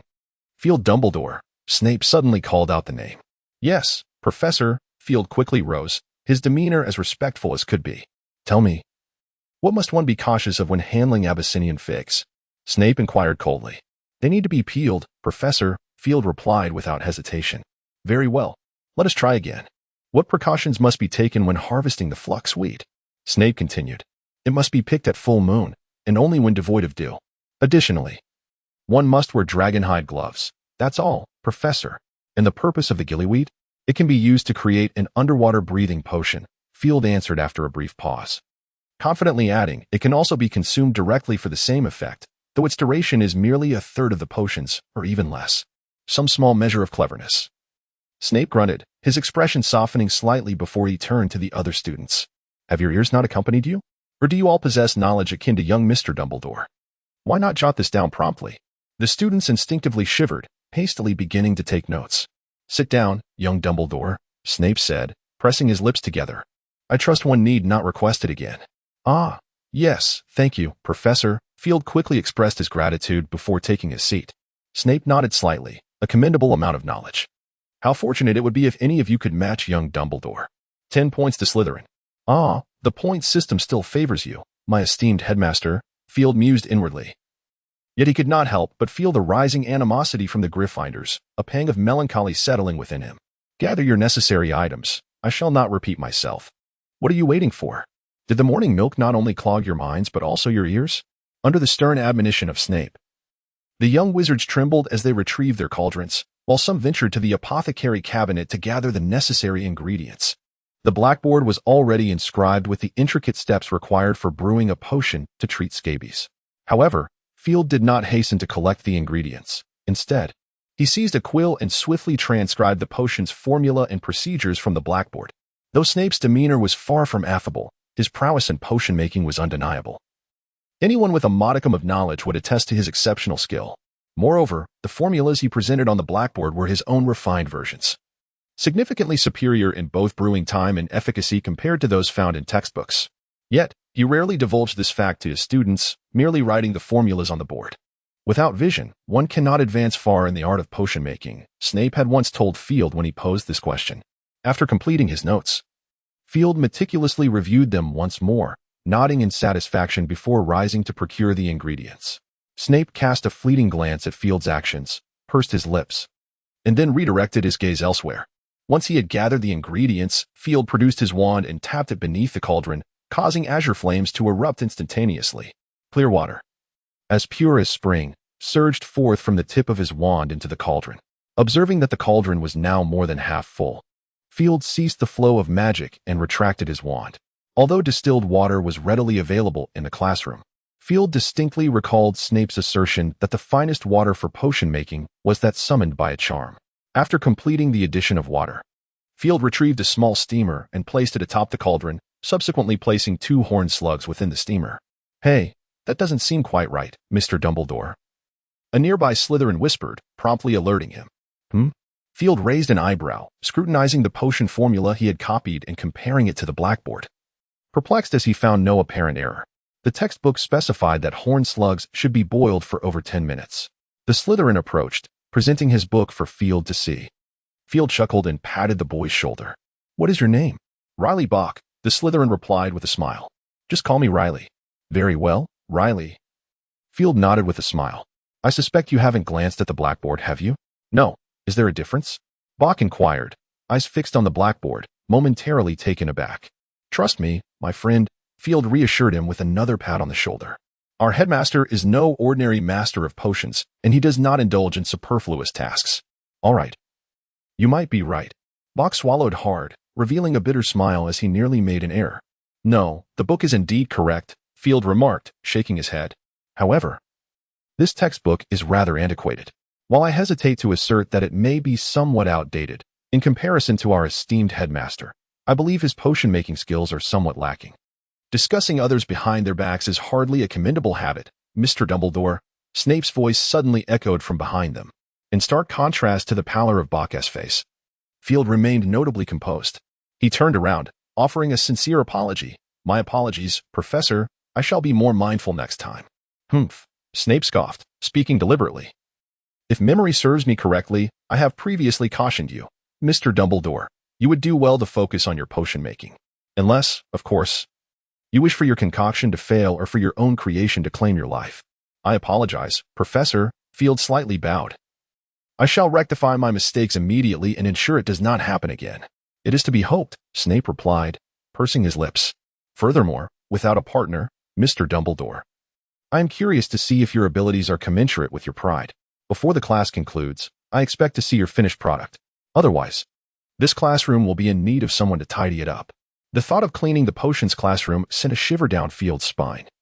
Heaven knows what concoctions those young wizards might brew. While he might not lose his life, a visit to the infirmary was certainly on the horizon. With this in mind, Field hastily redirected his focus to the cauldron before him. At that moment, the horned snail had been sufficiently steamed, its translucent body now resembling a jelly-like semi-liquid. Field carefully removed the horned snail and, wielding his wand, cast 2 spells over the cauldron, clean as new, clear water like a spring.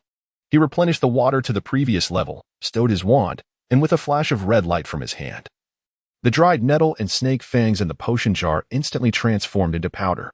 Field poured both powders directly into the cauldron, then adjusted the flame to its utmost vigor. As the water in the cauldron began to boil, he promptly added the steamed horned snail. Unlike the instructions on the blackboard, he first introduced the horned snail's antennae. And once the water boiled again, he added the remainder of the creature's body. Snape's brow furrowed slightly before relaxing, a flicker of appreciation gleaming in his eyes, though it vanished almost as swiftly. A modicum of cleverness, it seems.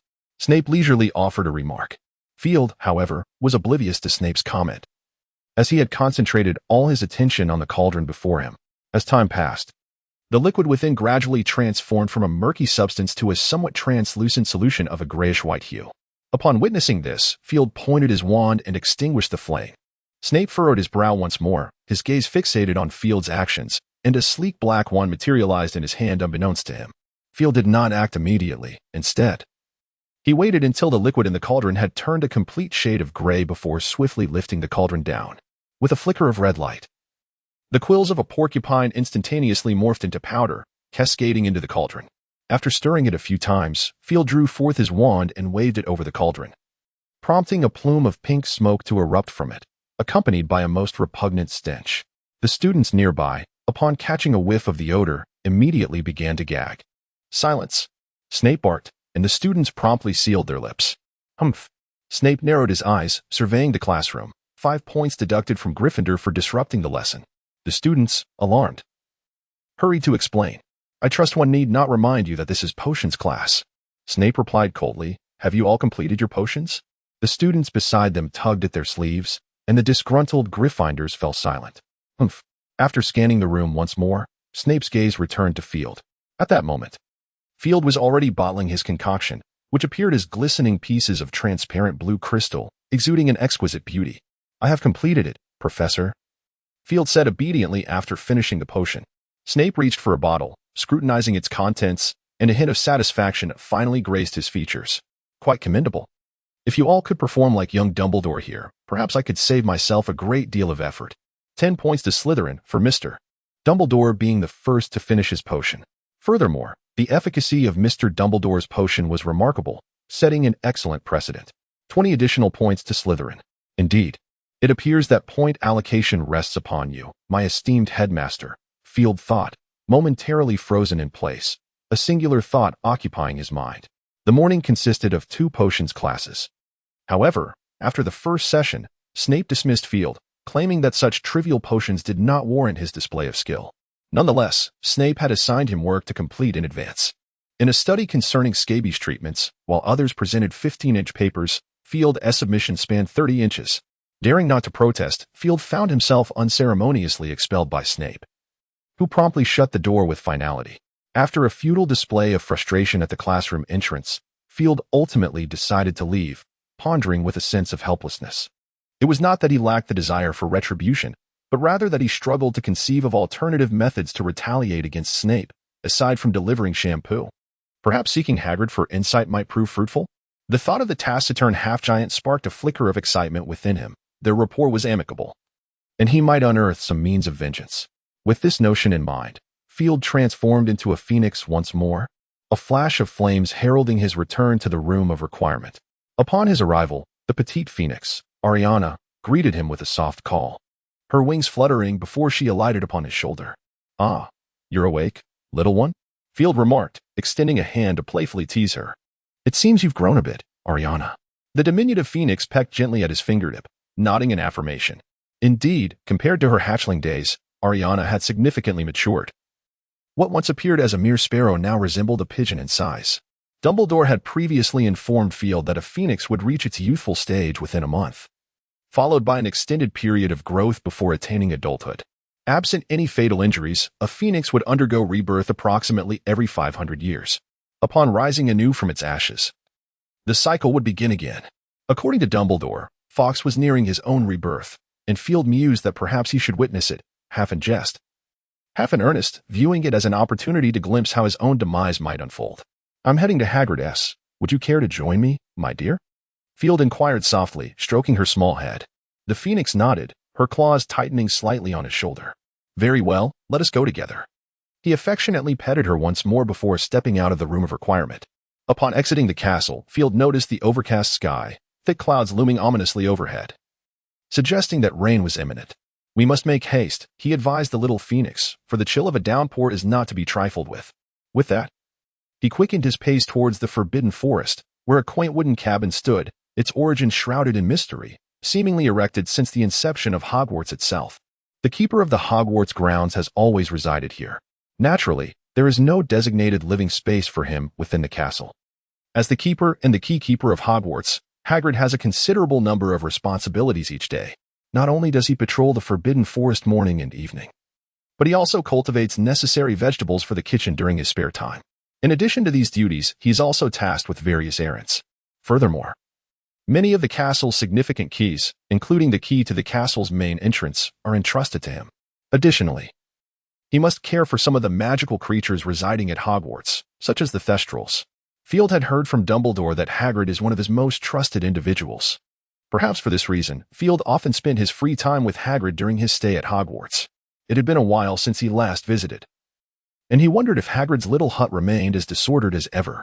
This thought brought a wave of nostalgia, quickening his pace. Before reaching the hut, Field spotted Hagrid's busy figure, but he was not in front of his hut. Rather, he was at the Whomping Willow on the school grounds. "Hey, Hagrid," Field called out as he approached. Hagrid seemed to hear him, turning his body and shielding his eyes with one hand to look in Field's direction. He then raised an arm, waving at him. "Come over here, Field." Field jogged over to Hagrid, only to discover that he was not alone. A familiar face was also present. "Good morning, Professor Sprout," Field greeted the busy professor. "Good morning, dear," Sprout replied with a slight smile before returning to her tasks. "I apologize, Field," Hagrid said, his beetle-like black eyes filled with regret. "I am a bit occupied at the moment and may not be able to entertain you. You are welcome to sit in my hut. I shall be along shortly, if you wish."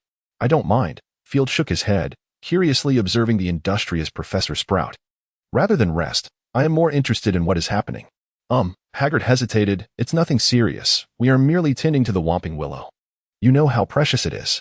"I understand," Field nodded. "My father mentioned that this might be the only Whomping Willow in all of Britain." "Indeed," Hagrid tilted his head. "However, due to, some minor issues, it has sustained some injuries. I am not particularly adept at handling this, so I sought Professor Sprout's assistance." "This is no minor issue, Hagrid," Sprout interjected sternly, shooting him a disapproving glance. "You two are far too reckless." This whomping willow will take at least 3 months to recover. The severed branches may take even longer to regrow. As Professor Sprout spoke, she cast a sympathetic glance at the battered willow, her face reflecting concern. Please, Professor Sprout, Hagrid implored, looking at her with a beseeching expression. They are merely children. And Professor McGonagall has already punished them. In my opinion, the punishment was rather lenient, Professor Sprout muttered indignantly, casting a sidelong glance at Hagrid. However, her tone softened considerably. Very well, I shall refrain from further comment. I do hope they truly learn a lesson. Of course, they will, Hagrid assured, thumping his chest. You know, Professor. They have always been very obedient. Let us hope so, Professor Sprout replied with a slight grimace, choosing to focus instead on tending to the battered willow. Is there anything I can assist with, Professor? Field interjected, finally able to join the conversation as he observed the busy pair with sincerity. Oh, my dear child. Your willingness to help is most appreciated, Professor Sprout said kindly. If you would be so generous. Could you fetch some red earth from the vegetable garden in front of Hagrid's hut? Certainly, I shall go at once. The three of them busied themselves for the better part of the afternoon, finally managing to tend to the battered willow. After declining Hagrid's invitation for lunch, Professor Sprout praised Field once more before taking her leave. Hagrid, feeling somewhat awkward, smiled at Field. So, shall we share a meal, Field? Of course, why not? Field replied, deliberately rubbing his stomach. I am indeed a bit hungry. Let us go to my place, Hagrid said with a grin. By the way, I have nearly mastered that stew recipe you taught me. Oh? Field inquired with interest. Do you enjoy it? To be honest, it's quite nice on occasion. But I couldn't bear to eat it every day, Hagrid said, lifting Field by the collar and placing him on his shoulder. Sit tight, little one. Hagrid relished having Field perched upon his shoulder. It spared him the need to bend down while they conversed. Field, too, enjoyed the elevated view, though he wished there were a more graceful way to ascend. Yet, he refrained from voicing such thoughts. This half-giant, despite his imposing stature, possessed a fragile heart. Particularly when it came to friends, even the slightest hint of disdain could sadden him for an extended period. Undoubtedly, Field regarded Hagrid as a true friend. Upon arriving at Hagrid's hut, Hagrid gently set Field down and retrieved his pot from the stove. Honestly, I had no idea that potatoes and cabbage could create such a delightful aroma before you told me, Hagrid remarked as he served Field a generous bowl. If only we had some rice, it would enhance the flavor even further. Field took a sip of the soup, nodding in satisfaction. The flavor was delightful. However, pairing it with bread seemed less fitting. I did not prepare rice. Hagrid slapped his forehead, recalling that you had mentioned it to me, but unfortunately, I had forgotten. No matter, the taste is already quite pleasant. Field produced his wand and tapped the spoon beside the dining table, which instantly transformed into a pair of chopsticks. Watching Field enjoy his meal with chopsticks, Hagrid raised an eyebrow. I still cannot comprehend why you prefer to eat with 2 sticks. It is merely a habit. Field replied succinctly. Well, I truly wonder what curious thoughts fill your mind. You always have such imaginative ideas. Hagrid served himself a bowl and sat across from Field. Until now, I had never realized potatoes could be consumed in such a manner. There are many delightful ways to enjoy food. This is just one of them. Field remarked casually. Perhaps so. Hagrid gulped down half of his bowl in one go. The last time that little rascal from the Weasley family dined here. He also relished this flavor. However, I observed he was more fond of the meat within. Who? Field arched an eyebrow. Ron Weasley, your senior. Though he is merely a second-year Gryffindor, Hagrid finished off the remaining half of his bowl in a single bite. He is a friend of Harry's. Along with another little rascal, they share a close bond. Harry? Field frowned. Harry Potter? Indeed, you ought to be familiar with him, Hagrid chuckled, considering your fondness for reading. Although I have not read extensively, I believe many books recount his exploits. I know that my father is quite fond of him. Field nodded, speaking while he ate. However, I have always had questions regarding those tales. How did he manage to defeat that Voldemort? Oh, Hagrid shuddered. Please, do not utter that name. My apologies. I have forgotten. Field recalled this and looked at Hagrid apologetically. It is all right. You possess considerable courage, Hagrid said with a wry smile. Professor Dumbledore has always advised me to speak his name openly. Yet, despite my attempts, I have never succeeded. There will come a day when you will. I believe in you, Field reassured. Let us hope so. Hagrid appeared lacking in confidence, yet it is true that Harry indeed vanquished the Dark Lord. I consider myself a partial witness. As for how he accomplished it, I fear you must inquire with Professor Dumbledore. Very well, I shall. Field finally finished a large bowl of food, letting out a satisfied burp. Hagrid intended to refill his bowl, but Field quickly waved his hand. That is sufficient, Hagrid. I can no longer eat. Very well then, Hagrid chuckled. You truly ought to consume more, Field. Last time, both Harry and Ron indulged in 2 bowls, while you only had 1. Perhaps my appetite is modest, remarked Hagrid, waving his hand dismissively as he keenly surveyed the room. It appears considerably tidier in here, Hagrid. Upon hearing this from Hagrid, Field's face brightened instantly. Indeed, you are correct, Field. Your initial suggestion was nothing short of brilliant. While I was aware that some of the things I discovered in the Forbidden Forest held certain value, I never anticipated their worth would be so substantial. You see. Now I receive an additional 100 galleons monthly from Professor Dumbledore, a level of wealth I never envisioned for myself. 100 galleons? Field was taken aback by this figure, not due to its abundance, but rather its scarcity. In Diagon Alley, whether it be in the apothecary, the potion shop, or the wand shop, a single hair from a unicorn fetches no less than 5 galleons, and the value of a newborn unicorn's hair is even greater. Field had previously observed that Hagrid had an abundance of unicorn hair, enough to weave ropes. In fact, Hagrid had already done so. This is merely one type of material from the Forbidden Forest. Other items, such as the tail feathers of a thestral, the shells of various magical creature eggs, and certain herbs, are immensely valuable. Hagrid, do you truly consider 100 galleons to be a significant sum? Field inquired tentatively. I understand your perspective, Field, Hagrid replied, waving his hand. I know those items are worth considerably more than 100 galleons. However, for me, no amount of galleons holds much significance. Were it not for Professor Dumbledore's insistence that I must keep it, I would have no desire for it at all.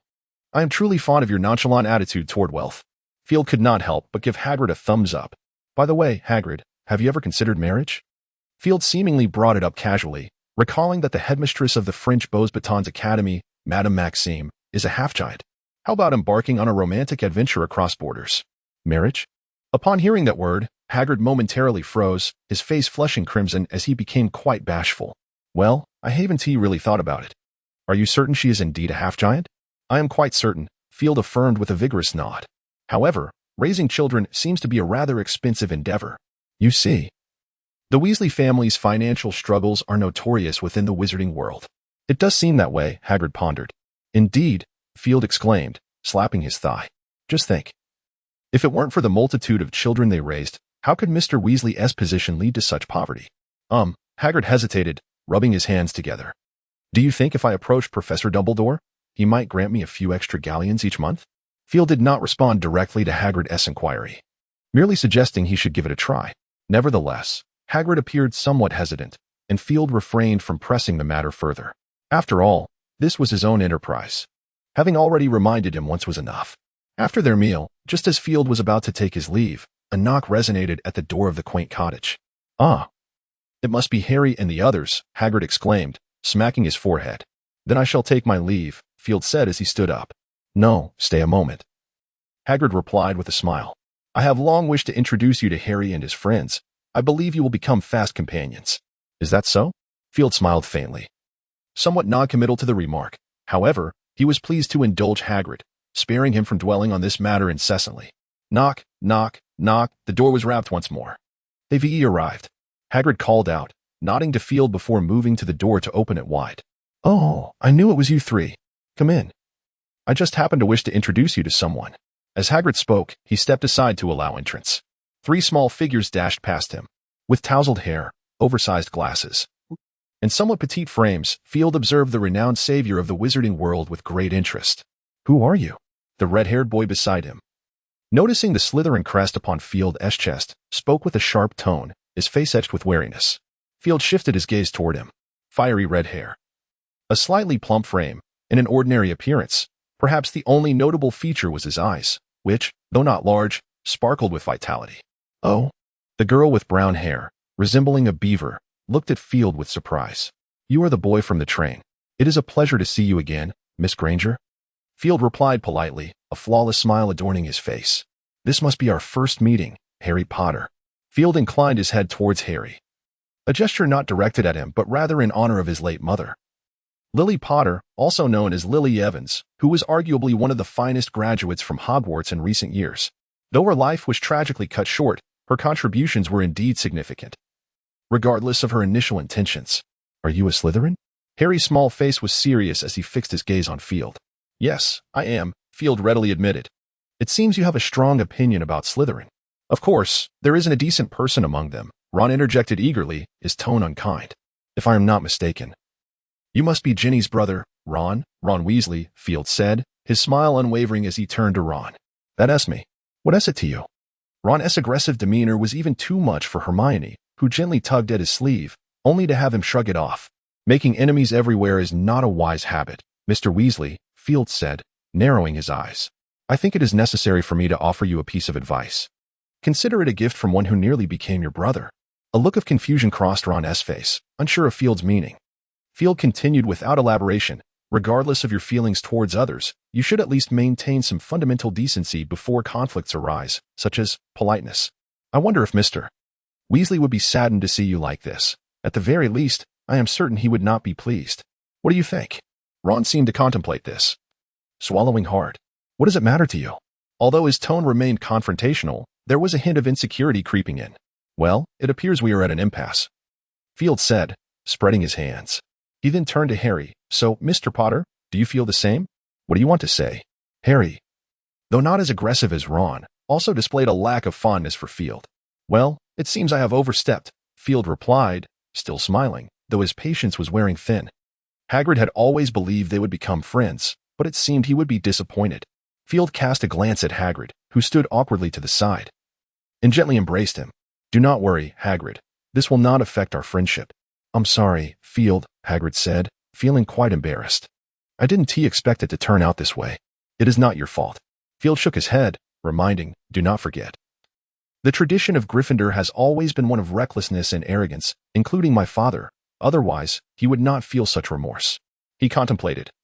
Perhaps it is best for me to take my leave for now. I will return to see you when time permits, if that is agreeable. Field released his grip and turned his gaze to Hagrid. Ah, of course, you are always welcome whenever you wish, Hagrid replied, albeit hesitantly, uttering only those words. Field offered him a faint smile before directing his attention back to the trio. The instinct of living beings is to exclude all other same-sex companions once they have found a partner. Field smiled, expressing, I hope you and Harry find enduring happiness, Mr. Weasley. He continued, I shall take my leave now. Enjoy yourselves, all three of you. With a hint of mischief in his eyes, Field strode away from Hagrid's cottage. What did he mean by that? Ron queried, belatedly realizing the implication. It seems he is suggesting. Hermione bit her lip, hesitating as she responded. He believes you and Harry are lovers, thus he wishes you happiness. Good heavens, that cannot be true. Hermione's voice wavered as memories of the past year flooded her mind, and she recognized how seldom the pair were apart. Reluctant to be a third party, Hermione began to ponder whether she should maintain some distance from them. What? Ron's face turned the same hue as his hair upon hearing her words. He instinctively glanced at Harry, contemplating, well, it might not be entirely out of the question. No. He shook his head vigorously, attempting to dispel that fleeting thought from his mind. Harry, too, felt somewhat uneasy. While he had not developed feelings for any girl and held no prejudice against same-sex relationships, the notion of seeking a boyfriend was still rather unsettling to him. Who was that boy, Hagrid? Harry suddenly remembered that he did not yet know the identity of the individual and looked up to Hagrid inquiringly. Ah, him, Hagrid replied casually. That is Field Dumbledore. The child adopted by Professor Dumbledore, an exceptionally talented young wizard. Hagrid continued speaking, but Harry paid little attention, fixating instead on the surname Dumbledore. Considering their previous treatment of Field, Harry felt an unsettling sensation wash over him. Is this the so-called savior? As he walked home, Field pondered. He felt a tinge of disappointment. Although he had never expected the rumored savior to possess extraordinary qualities, he had not anticipated him to be such an indecisive boy. Perhaps he had still harbored some expectations. Field shook his head. After all, Dumbledore had always spoken of this child in his ear, making it impossible for him to remain entirely indifferent. Indeed, meeting him was less impressive than hearing about him. Reflecting on the rumors surrounding the savior of Slytherin, Field suddenly felt that sometimes whispers of such nature are not without foundation. Nevertheless, he presumed that this encounter was sufficient. He cast the matter aside, quickening his pace once more, for there was still a herbology class to attend in the afternoon, and tardiness was not an option. In the office of the headmaster of Hogwarts, they had convened. Snape stood before Dumbledore's desk, his expression impassive as he regarded him. You shall be disappointed, my dear headmaster. It is evident that young Mr. Dumbledore cannot endure their arrogance and hubris. It appears to be the case now. Dumbledore waved his hand, dispersing the empty smoke that lingered upon the desk. After a moment of contemplation, he smiled and remarked, "But who knows what the future holds?" Observing Dumbledore's benevolent demeanor, Snape furrowed his brow. "I hope you remember our agreement, Dumbledore." "Of course," Dumbledore replied with a nod, his smile unwavering. "However, I require your assistance with a task, Severus." "Whom are you plotting against now?" Snape narrowed his eyes, fixing his gaze on Dumbledore. "One cannot always dwell in schemes, my dear," Dumbledore chuckled. "We must always strive to do something for the children, mustn't we?" "Humph," Snape retorted coldly, "your repugnant expression has betrayed you." "Oh, thank you for the reminder, Severus." Dumbledore smiled amiably at him. "You see, you always manage to assist me, do you not? I have always recognized your contributions, Severus. I merely wish for him to have a few more friends. They will not become friends." Snape regarded him for a long moment before slowly uttering those words. "Perhaps." Dumbledore nodded, sighing softly. "I am growing old, Severus. I can scarcely discern which will embrace me first, tomorrow or death. The future of the magical world must rest upon their shoulders. How much longer can I aid them? I truly need you, Severus." Dumbledore looked at Snape, a glimmer of pleading in his eyes. Gazing at Dumbledore's wrinkled visage and increasingly clouded eyes, Snape remained silent for a moment. "There will be no next time." "Oh, certainly. Thank you." Dumbledore smiled at him. As Snape exited his office, Dumbledore smiled faintly, his eyes reflecting a profound sense of gratitude. With a gentle tap of his finger on the smoking silverware resting on the table, the smoke gradually coalesced in the air. Dumbledore lightly brushed the surface of the smoke with one hand, revealing a scene from the herbology class. Observing Field's earnest demeanor, Dumbledore smiled once more, his eyes glimmering with pride and joy. After a while, he produced a sheet of parchment and, with a deft motion, retrieved a quill. Dipping it into the ink, he began to write in his distinctive, looping script. Once finished, he carefully placed the parchment into an envelope and, with a flick of his hand, summoned Fawkes, the Phoenix, to his side. "Would you be so kind as to deliver this, Fawkes?" Dumbledore murmured, stroking the creature's back. Fawkes let out a soft cry, the vibrant sound lacking its usual luster, sounding somewhat weary. "Once you have delivered this letter, you may rest for a while, my old friend." Dumbledore gently patted him, retracting his hand afterward. With a nod, Fawkes ignited with a burst of flame, vanishing from the office. As Dumbledore watched Field diligently at work amidst the smoke, he smiled and opened a drawer, retrieving a box. He believed that indulging in sweet treats during joyful moments prolongs happiness. Upon lifting the lid, a heap of chocolate cockroaches crawled onto his hand.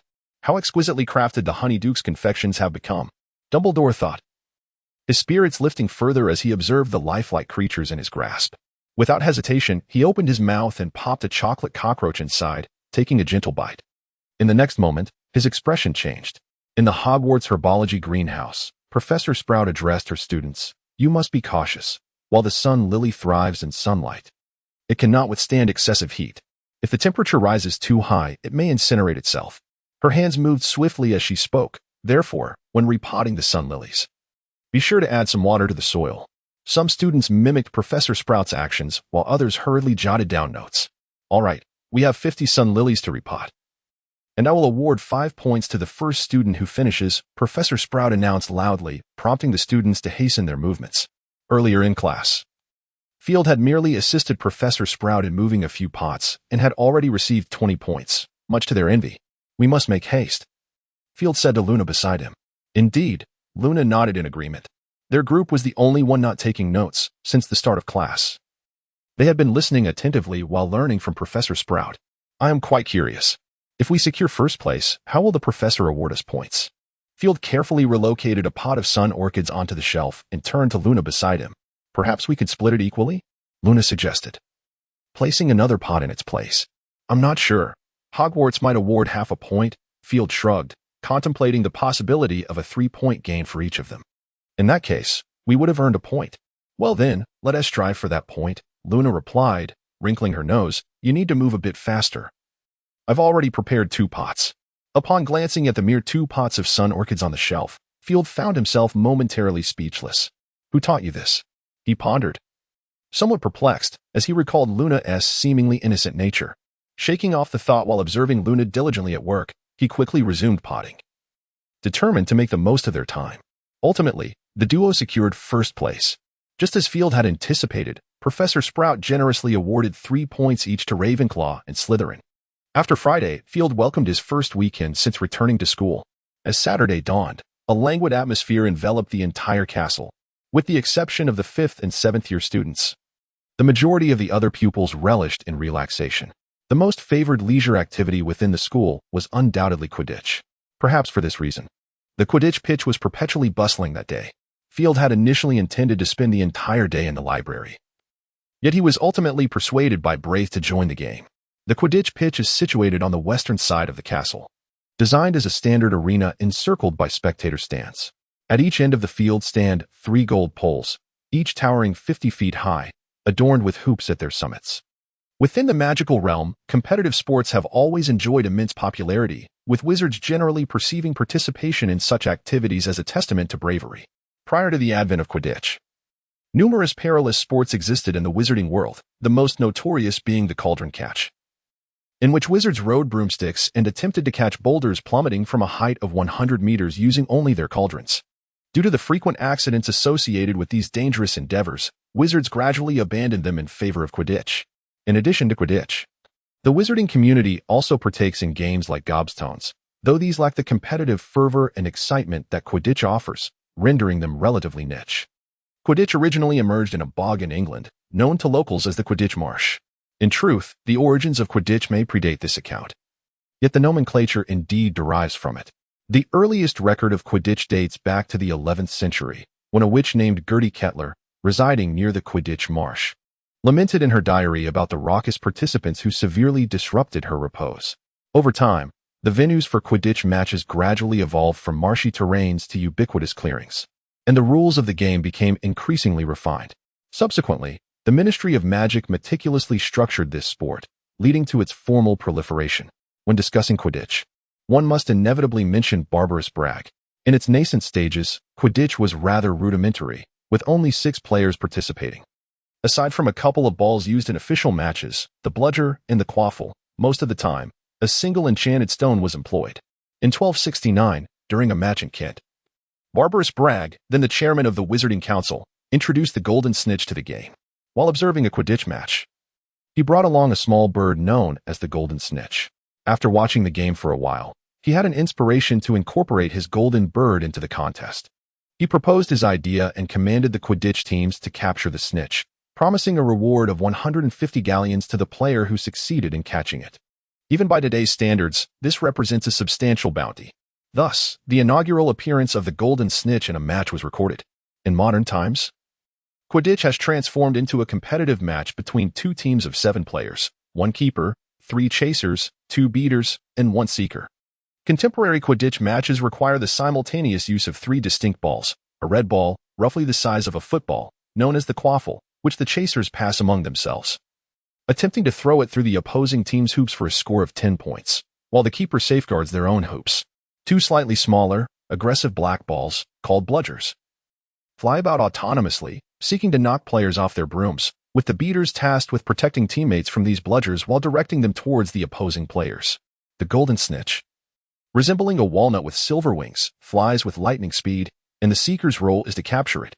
When the golden snitch is seized, the team that catches it is awarded 150 points, and the match concludes. Currently, the Quidditch sport is governed by the Department of Magical Sports and Games under the Ministry of Magic. Its professional organization is known as the International Quidditch Association, and professional matches are attended by trained magical paramedics for emergencies. Injuries during Quidditch matches are commonplace, yet fatalities are rarely encountered. This is one of the reasons for the immense popularity of the sport of Quidditch.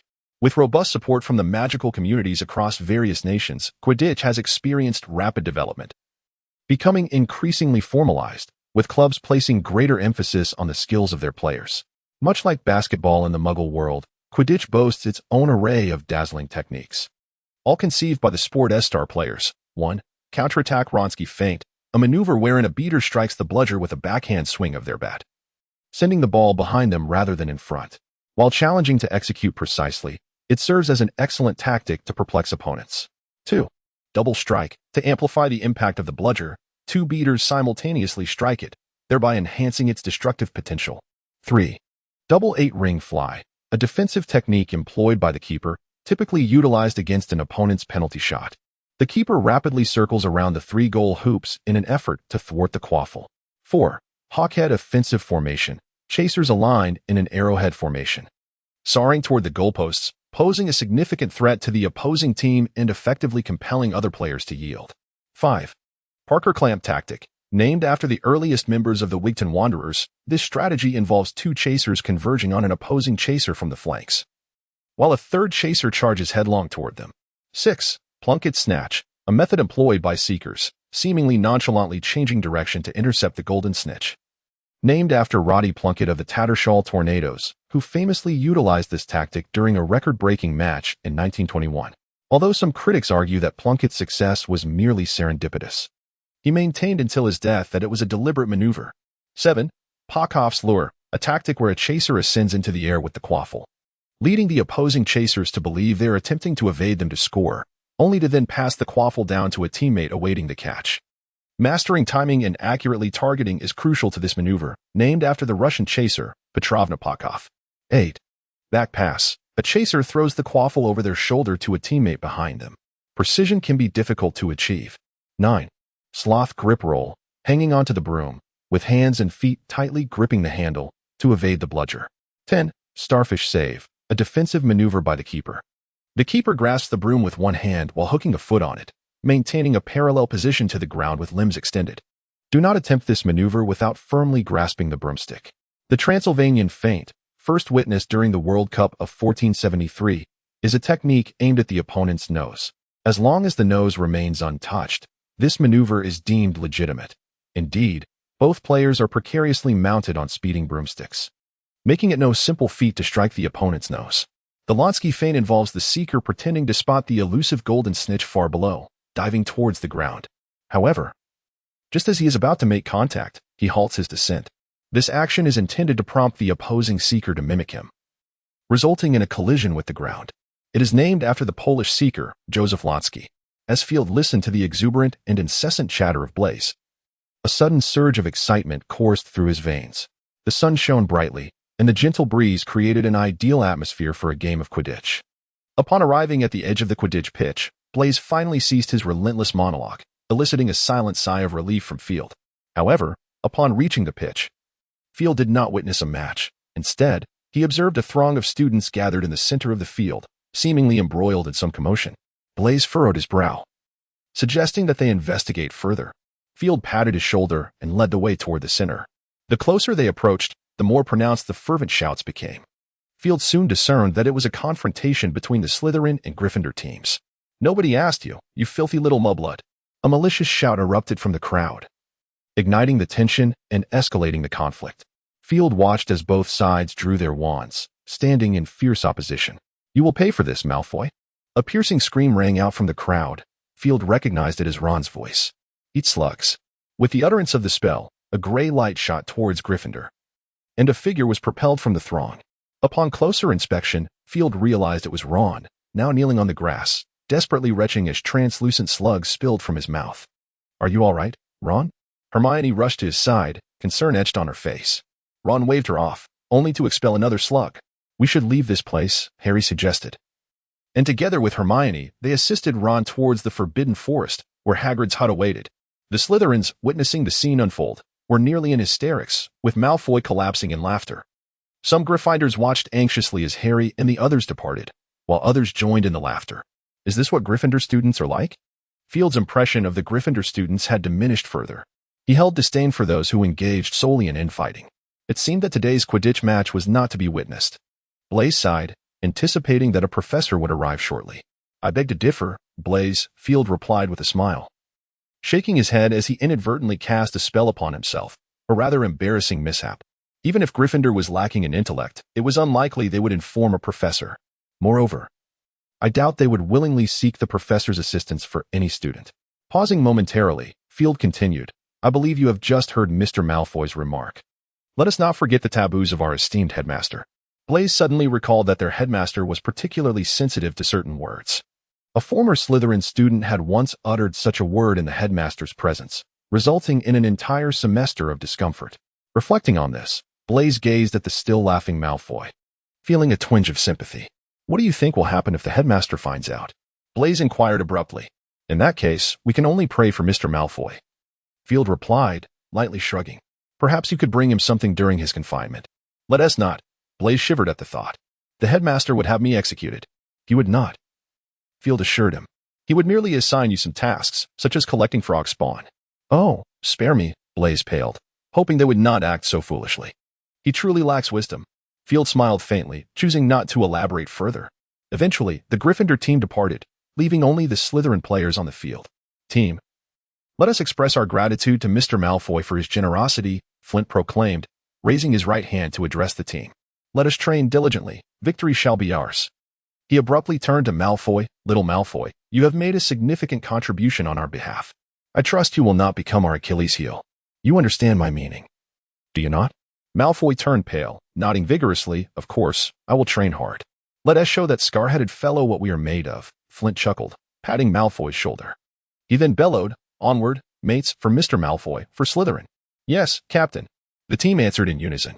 A series of piercing sounds echoed as 7 official players and 7 substitutes mounted the latest Nimbus 2001 flying brooms, propelling themselves into the sky with a vigorous thrust. Combat serves as the finest form of training, a quintessential hallmark of Slytherin's ethos. Although Flint may not possess striking looks, his ascension to captain of the Slytherin team attests to his undeniable prowess. He commanded loudly from above, and the players executed their corresponding maneuvers in response to his directives. Among them, young Malfoy was the most diminutive, yet his flying skills were exceptional, demonstrating speed and technique that rivaled his peers, perhaps even surpassing them. "Mr. Malfoy, fly a bit faster," Flint bellowed. "You must accelerate, accelerate, and accelerate again. Think of that scar-headed boy. I shall certainly outpace him." Malfoy tightened his grip on the broom handle, lowering himself further as he increased his speed significantly. Indeed, he was filled with fervor. Field observed the competition above, feeling a surge of excitement coursing through his veins. Seemingly attuned to Field's sentiments, Blaise remarked beside him, "This is merely the warm-up. They have yet to find their rhythm. The captain has not truly unleashed his potential." "Oh?" Field raised an eyebrow. "How do you know?" "My friend, since my arrival at Hogwarts, I have witnessed every Quidditch match. Aside from Harry Potter, who just joined the team last year, and the newly inducted Mr. Malfoy, I am well acquainted with the other players." "Won't they mind your observation?" Field inquired curiously, as he believed any training session should maintain a high level of confidentiality. After all, watching a practice could unveil the opposing team's strategies. "Of course not." Blaise shrugged. "From what I've heard, there was a complaint from a Gryffindor student about keeping spectators off the pitch during training, but who truly listens to such things? Eventually, it became a non-issue. Just keep your mouth shut and refrain from idle gossip." "Very well," Field nodded, turning his attention to the match with newfound seriousness. "Look, it has begun. Captain Flint is about to showcase his skills," Blaise suddenly exclaimed, pointing at Flint, who was making a notable move. The Slytherin practice match concluded by noon, and Field had certainly witnessed a thrilling spectacle, even though he still felt a lack of fondness for the sport. After lunch, he declined Blaise's invitation for leisure and ventured alone to the library. There they are again. Field caught sight of a trio seated by the window, momentarily taken aback. Yet he soon dismissed them from his thoughts. After selecting a few tomes, he settled into a random seat to tackle his potion assignment. His task was straightforward. First, to transcribe the formulae from the book, then to copy Severus's recipe, followed by an analysis of the discrepancies between the two. Lastly, he would document his own enhancements and elucidate the rationale behind them. Completed. With the assignment swiftly finished, Field found himself at a loss for what to do next. After some contemplation, he ultimately resolved to remain in the library and peruse additional volumes. Having made this decision, Field rose and ventured deeper into the library. Soon approaching the restricted section, Madame Pants observed as he boldly crossed the threshold, her eyes flickering momentarily, yet she refrained from intervening. Could it be that today was an open day for the restricted section? Several students noted Field's actions, and upon seeing Madame Pants's lack of response, they too approached the forbidden area. "Stop right there, you lot." Madame Pants strode over, halting the group of students. "Madam, we merely wish to take a look," one boy implored. "I am aware," she replied, her expression impassive. "Do you possess a professor's authorization?" "No," the students shook their heads in unison. without authorization. Entry into the restricted section is prohibited. Madame Pance's demeanor shifted dramatically, resembling an irate hen, as she admonished them sharply. But another girl pointed towards the spot where Field had vanished, noting that he too seemed to lack a note of permission. "That is young Mr. Dumbledore," Madame Pance remarked coolly. "Were you also of the Dumbledore lineage, I might grant you access." The crestfallen students, having failed to leverage their family names, abandoned their aspirations of entering the restricted section and, unable to bear the atmosphere of the library any longer, returned their borrowed books and departed. Unbeknownst to Field, such an incident transpired immediately after his departure. His attention was now wholly captivated by a book titled Advanced Transfiguration, a comprehensive guide to Animagus. The tome appeared quite promising. He retrieved it and returned to his seat. Once seated, Field took a moment to compose himself before delving into the text. Animagus, a form of ancient magic that has endured through the ages, is one of the advanced branches of transfiguration. It allows a wizard to unlock and refine their innermost magical potential. It can be said that a wizard who masters Animagus will undoubtedly surpass their former self. After years of studying this magical discipline, I have discovered that Animagus is profoundly intertwined with the wizard's bloodline. For instance, members of the Black family who were animagi transform into canine forms. In the 12th century in Germany, a notable incident occurred. In Animagus, a wizard with the ability to transform into a rabbit encountered a vampire during an adventure and was subsequently embraced by it. This event not only altered his magical powers but also transformed his form into that of a bat. It is well established within the magical realm that a wizard's powers are intricately linked to their soul and bloodline. Therefore, I am convinced that any change in a person's bloodline will inevitably affect the Animagus as well. Conventional wizards assert that a wizard cannot morph into a magical creature. I, however, beg to differ. Although the essence of a wizard's magic differs from that of magical beings, I believe that if one can discover a method for transformation, the seemingly impossible can indeed be achieved. To this end, I meticulously dissected 110 corpses of wizards, and ultimately, I discovered that while the essence of a wizard's magic diverges from that of many magical creatures, it also exhibits striking similarities. For instance, an Animagus who is a cat wizard possesses a magical structure remarkably akin to that of a civet. Similarly, an Animagus who is a snake wizard showcases a magical construct almost identical to that of a basilisk. Perhaps, one day in the future, I might realize the transformation of magical beings through this research. Upon reading this, Field gasped in astonishment. The author of this tome, if not a genius, must certainly be a madman. To validate a hypothesis, he had dissected over 100 corpses of Animagus masters. In the magical community, the desecration of corpses is a grave offense. Wizards generally believe in reincarnation, and they hold that if a body is violated, the soul cannot find peace. To profane another's remains is to be branded a dark wizard. Even in the Muggle world, anyone who meddles with human corpses faces legal repercussions. The audacity of this wizard to undertake such risks speaks to both a profound passion for transformation magic and an undeniable madness. Field, while knowledgeable in transformation of magical creatures, only comprehended the surface of the matter. However, he possessed some authority, or perhaps judgment, regarding the intricate details of transforming into magical beings. This mad wizard, indeed a genius, may not have transformed into a magical creature himself, yet his conjectures, validated by Field, had proven accurate, garnering a begrudging admiration from him.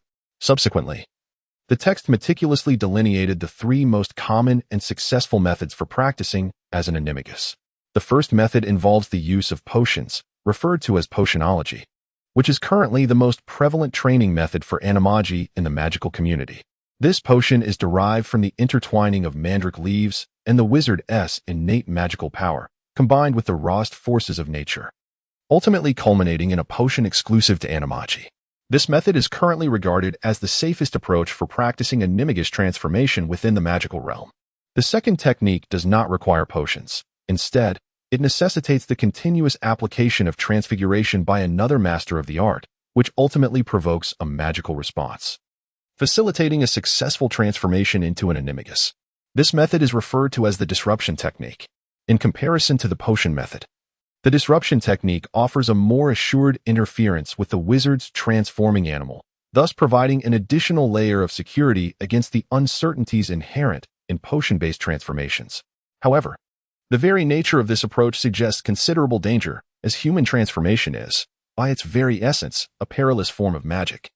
The third method of animagus training is the most ancient, known as the orthodox animagus or the ancient method. This practice is said to have originated from the ancient wizards. In primordial times, humanity was not the sole ruler of the earth. Far more powerful immortal beings, such as elves and titans, were the true sovereigns of the land, with humans merely serving as vassals to these eternal entities.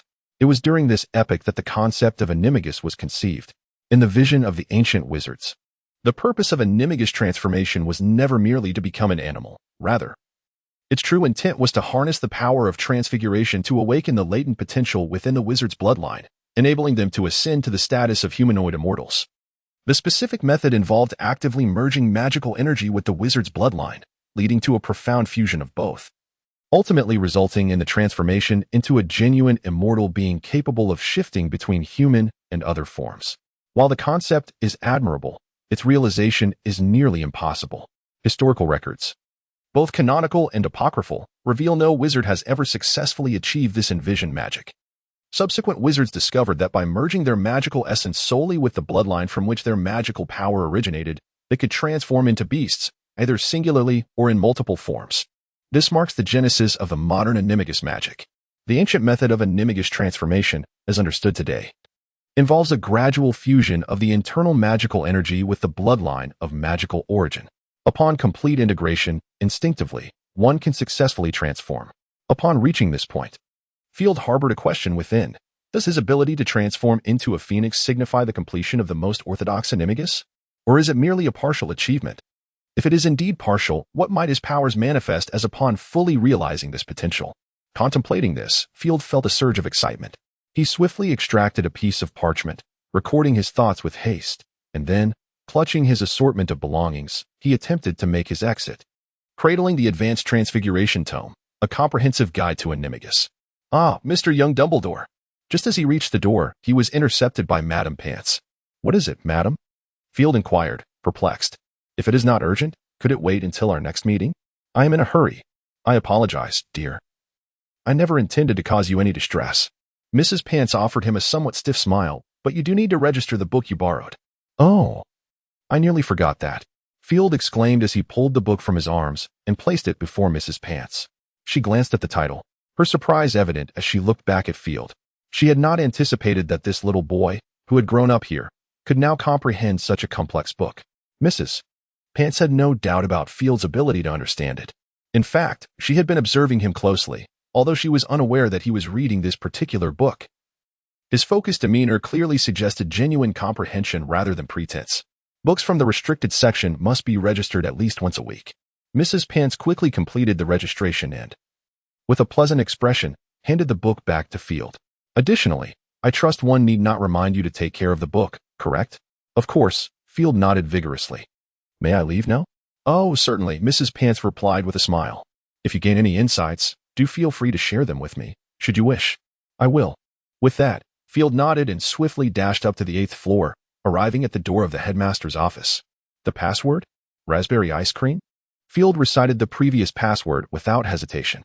Incorrect password, the statue replied expressionlessly. Changed again. Field's impatience grew, and he pulled out the flyer from his pocket, tossing it in front of the statue. You find it yourself. If it's not on there, I have another one. The statue stared blankly at Field, momentarily taken aback. Hurry up, I'm in a rush. Field waved his hand dismissively, his tone noticeably harsher. The statue glanced at Field, then looked down to search again. Discovering that indeed the password was present, after a moment's contemplation, it stepped aside to grant passage. Thank you, Field muttered as he rushed up the stairs. Once Field's figure vanished behind the wall, the statue pondered briefly, extending a claw to step on the parchment Field had left behind before returning to its original position to continue fulfilling its duty. Father, look what I've discovered. Field shouted excitedly as he burst into Dumbledore's office. Upon entering, he halted, taken aback by the sight of the 4 house heads and Dumbledore, swallowing hard. I seem to have walked in on the wrong meeting. Come here, young Mr. Dumbledore. Professor McGonagall beckoned him with a smile. It's all right, you needn't leave. We've nearly concluded our discussion. Really? Field cautiously glanced at McGonagall and then at the other heads. Yes, young Mr. Dumbledore. Professor Flitwick spoke in a high-pitched voice, his face adorned with a cheerful smile. If you don't mind, I am quite curious about what you have discovered. Might you share it with us? Well, there isn't much to say. Field stammered slightly. If young Mr. Dumbledore has the time, perhaps you should reflect on whether you have overlooked something, severe, Snape remarked. His expression grave as he looked at Field, his voice barely above a whisper. For instance, detention? Ah, I've just remembered what I wanted to say, Field exclaimed suddenly, as if a light bulb had flickered on in his mind. Father, I have some thoughts regarding animagish transformations and I hope you can assist me. Oh? Before Dumbledore could respond, Professor McGonagall interjected in surprise. If I recall correctly, you have yet to practice advanced transfiguration, young Mr. Dumbledore? Indeed, that is true, Field nodded obediently, feeling restrained in the presence of Professor McGonagall and his headmaster. Aiming too high is not a commendable habit. McGonagall's demeanor shifted to seriousness. I believe I have mentioned to you more than once, young Mr. Dumbledore, that transfiguration is a perilous branch of magic. Yes, Professor, I understand, Field quickly nodded. However, my pursuit of becoming an animagus has been sanctioned by my father, correct, Father? McGonagall's brow furrowed, her sharp gaze swiftly landing on Dumbledore's face. Ah, yes. I did consent to this, Minerva. Dumbledore seemed to have just recalled the matter, smacking his forehead in realization. I forgot to inform you. How could you? McGonagall's expression turned grave, her eyes widening. You must understand, he is still just a child, a first year. You need to be aware of what you are doing, Dumbledore. Oh. Certainly, Dumbledore smiled reassuringly. Believe me, I do have moments of confusion, but on this matter, I am quite lucid. Well, you are always right, McGonagall sighed, casting Dumbledore a wry glance before turning her attention back to Field, her expression softening momentarily before returning to seriousness. Young Mr. Dumbledore, McGonagall inhaled deeply, attempting to soften her tone. I trust you understand the dangers of transfiguration. Advanced transfiguration is not simple. Even the slightest misstep can lead to grievous consequences. You would not wish to witness that day, would you? Indeed, Professor, Field replied obediently. I would not wish to see that. Snape scoffed, interjecting coldly. Perhaps you have been spending too much time with Gryffindor lately, young Mr. Dumbledore. Boasting is not a commendable habit. Of course, I am aware, Headmaster, Field smiled and shrugged. In fact, I have already completed it. However, I have yet to fully comprehend it. Do not lie, Professor McGonagall regarded him with displeasure. I am not lying, Professor. Field shook his head, asserting that no one could deceive a master of legilimency. My headmaster and my father, they are both masters of legilimency. You are correct, young Mr. Dumbledore, Snape said, pursing his lips as he looked down at him. Then prove it to me, young Mr. Dumbledore. If you are speaking empty words, perhaps by next year you shall have no respite at all. Snape's lips curled into a sinister smile. I would be most pleased to extend your confinement. Field paused, turning to Dumbledore. After a moment of hesitation, Dumbledore nodded. Very well, Headmaster. Field then turned to Snape. I only hope you can keep this a secret. Achieve it first. Snape huffed through his nose. Field glanced at the 5 pairs of eyes fixated upon him. Suddenly inspired, he drew his wand, and with a flick, transformed a small ornament on the wall into a heavy curtain. He glanced at Dumbledore, who returned a knowing nod, and with a single wave of his hand, the curtain billowed upwards, concealing all the portraits of the past headmasters who feigned slumber. Observing the gravity with which the father and son regarded the situation, the 4 headmasters exchanged solemn glances, their expressions growing serious. Do you believe it, Professor Flitwick? Professor Sprout whispered to the nearby Flitwick. Honestly, it is hard to believe. Flitwick replied, observing Field in a subdued tone, but it does not appear to be false. Good heavens, if this is true, then he would undoubtedly be the most exceptional student in the history of Hogwarts, Flitwick continued. With the portraits covered, Field proceeded to draw all the curtains, ensuring that no detail was overlooked, before moving to the center of the room. I shall begin, Field declared, and instinctively commenced his transformation. Under the watchful gaze of the 5 individuals in the room, Field contorted and morphed into a small, fiery phoenix. With a flash of flame, the little phoenix, Ariana, appeared before him. Master, you appear much more agreeable now, the phoenix remarked shyly as it hopped closer. If you wish, I could mate with you. We could produce many little phoenixes. Do not jest, Ariana. Field stiffened, exasperated. Do not forget, I am a human wizard. Fear not, Master. I do not mind your nature. The phoenix gently patted his back with its wings. As long as you do not speak of it, no one shall know. But my father knows. Field spread his wings and spoke to the little phoenix. Indeed, the little phoenix tapped its small head, expressing its awareness of the formidable presence before it. Aided by Fox, I cannot contend with him. Wait. Field's confusion deepened as he regarded the little phoenix. You wish to confront my father? Why? Thus, he would not oppose. This. Field was momentarily at a loss for words. It seemed, perhaps, that it was not entirely unfeasible. A notion suddenly flickered in his mind.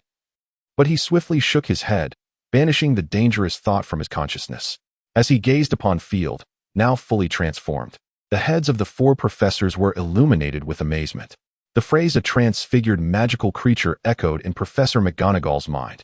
The ability to learn spells from other beings. Was the thought of Professor Flitwick? Could one transform into wondrous plants? Professor Sprout's eyes sparkled with eagerness, yearning to pose the question to Field. Professor Snape. His expression impassive, scrutinized Field closely, his deep gaze flickering momentarily. Is one drop of phoenix tears too meager for a dazed attention? Snape fixated on Field, silently contemplating. Perhaps a vial would suffice? After considerable effort, Field managed to dissuade the little phoenix from the notion of overtaking its master. Just as he sighed in relief, a chill swept over him, causing an involuntary shudder. Wait? Field turned to find the 4 professors staring intently at him, prompting him to instinctively retreat a step. Mr. Dumbledore. You may revert now. Professor McGonagall inhaled deeply, striving for composure, her voice still quivering despite her efforts. Field nodded, leaping downward and twisting several times before returning to his original form. Well, Professor Flitwick raised an eyebrow, hesitating briefly before approaching Field. You might require some assistance, Mr. Dumbledore.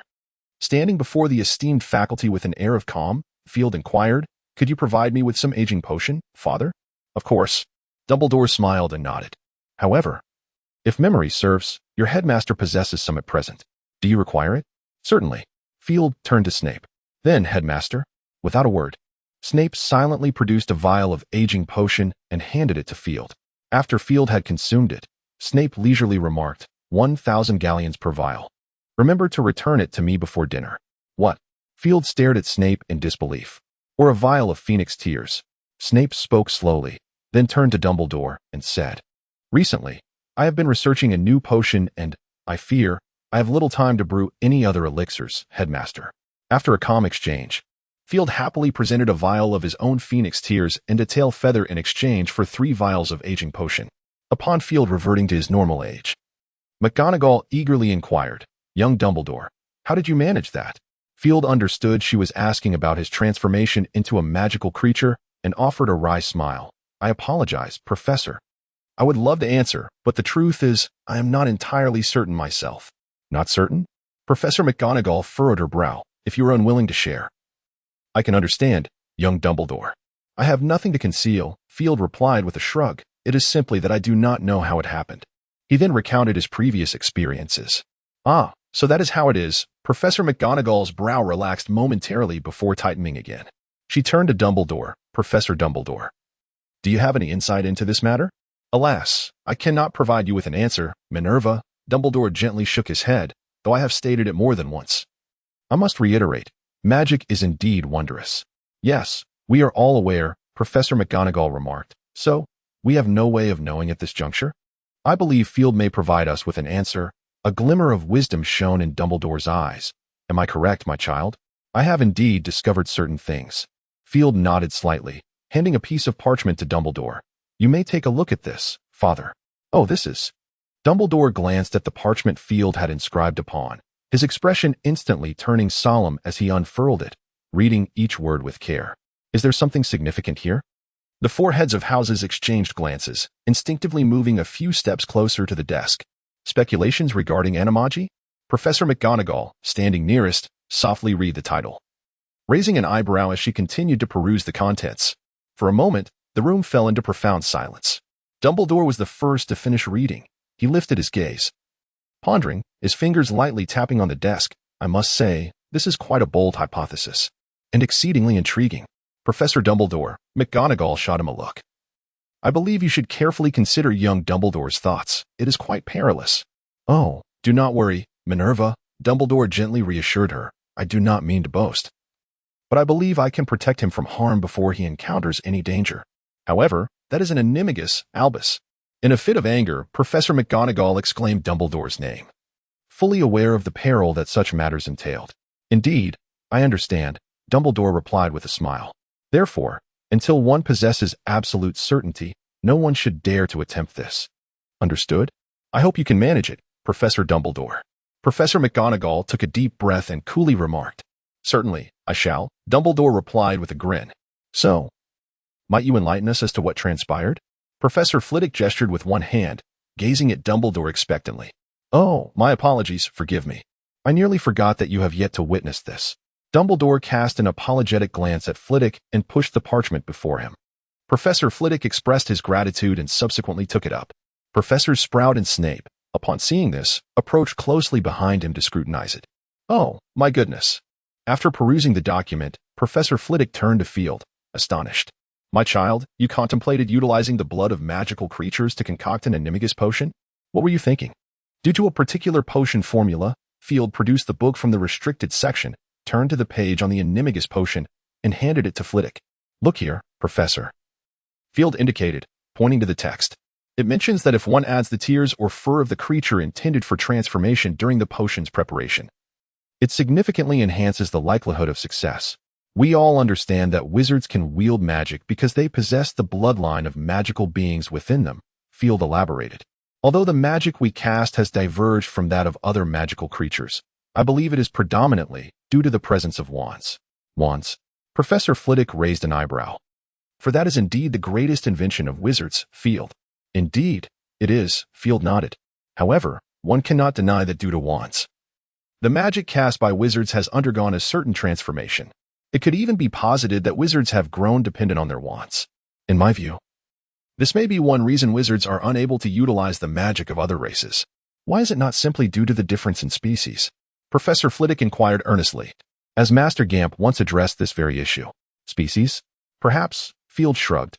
"I have conducted some experiments in this regard, such as this." With that, Field snapped his fingers at the quill before Dumbledore. Snap! With a crisp sound, the quill materialized instantly before Field. The eyes of several professors widened in astonishment. And Professor Flitwick gasped, "House elf magic?" "Indeed." Field spoke calmly, yet inwardly he sighed with relief.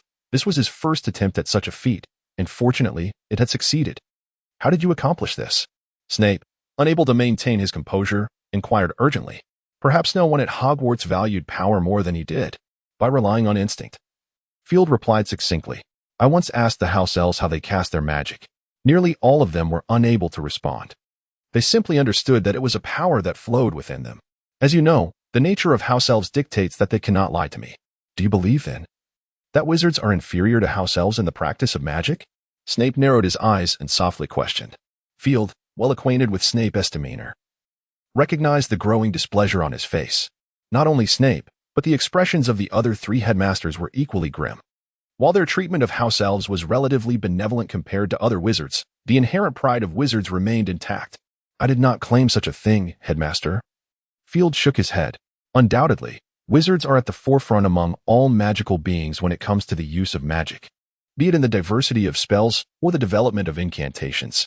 "You ought to clarify your meaning," Snape retorted with a cold scoff, though his expression softened somewhat. "What I refer to as instinct," Field asserted confidently. "I would wager that the vast majority of wizards have forgotten the most primal applications of magic. If you were to part with your wand, could you still perform magic, my headmaster?" Field smiled at Snape. "If that is all you mean," Snape scoffed. "Are you insulting your headmaster? Then what about silent casting combined with the absence of a wand?" Field continued to inquire. "What exactly are you trying to convey?" Snape furrowed his brow, his impatience growing. Dumbledore observed Field with a contemplative expression, yet he chose not to interrupt, listening intently instead. "My point is rather simple." Field extended a hand, and without any visible gesture, a sphere of light, roughly the size of a fist, materialized in his palm. Just like this. Field opened his hand, and the orb slowly floated upward, pausing in midair. "Do you see?" Field gazed at the orb, murmuring softly, "I did not utter a spell. It simply appeared because I willed it to." "Magic without incantation?"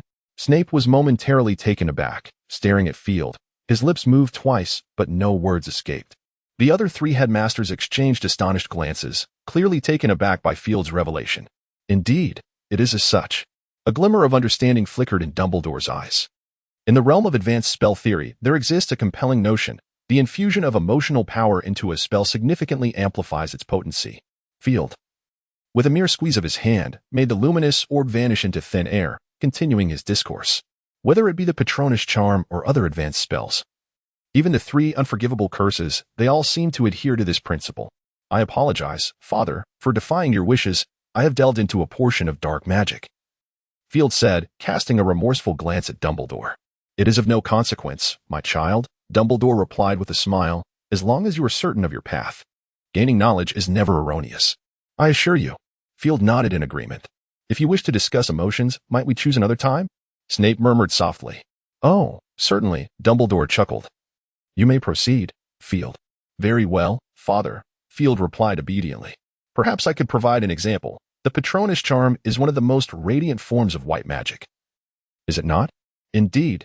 Is there any doubt, young Mr. Dumbledore? Professor Flitwick inquired with curiosity. Is it truly so? Field smiled enigmatically.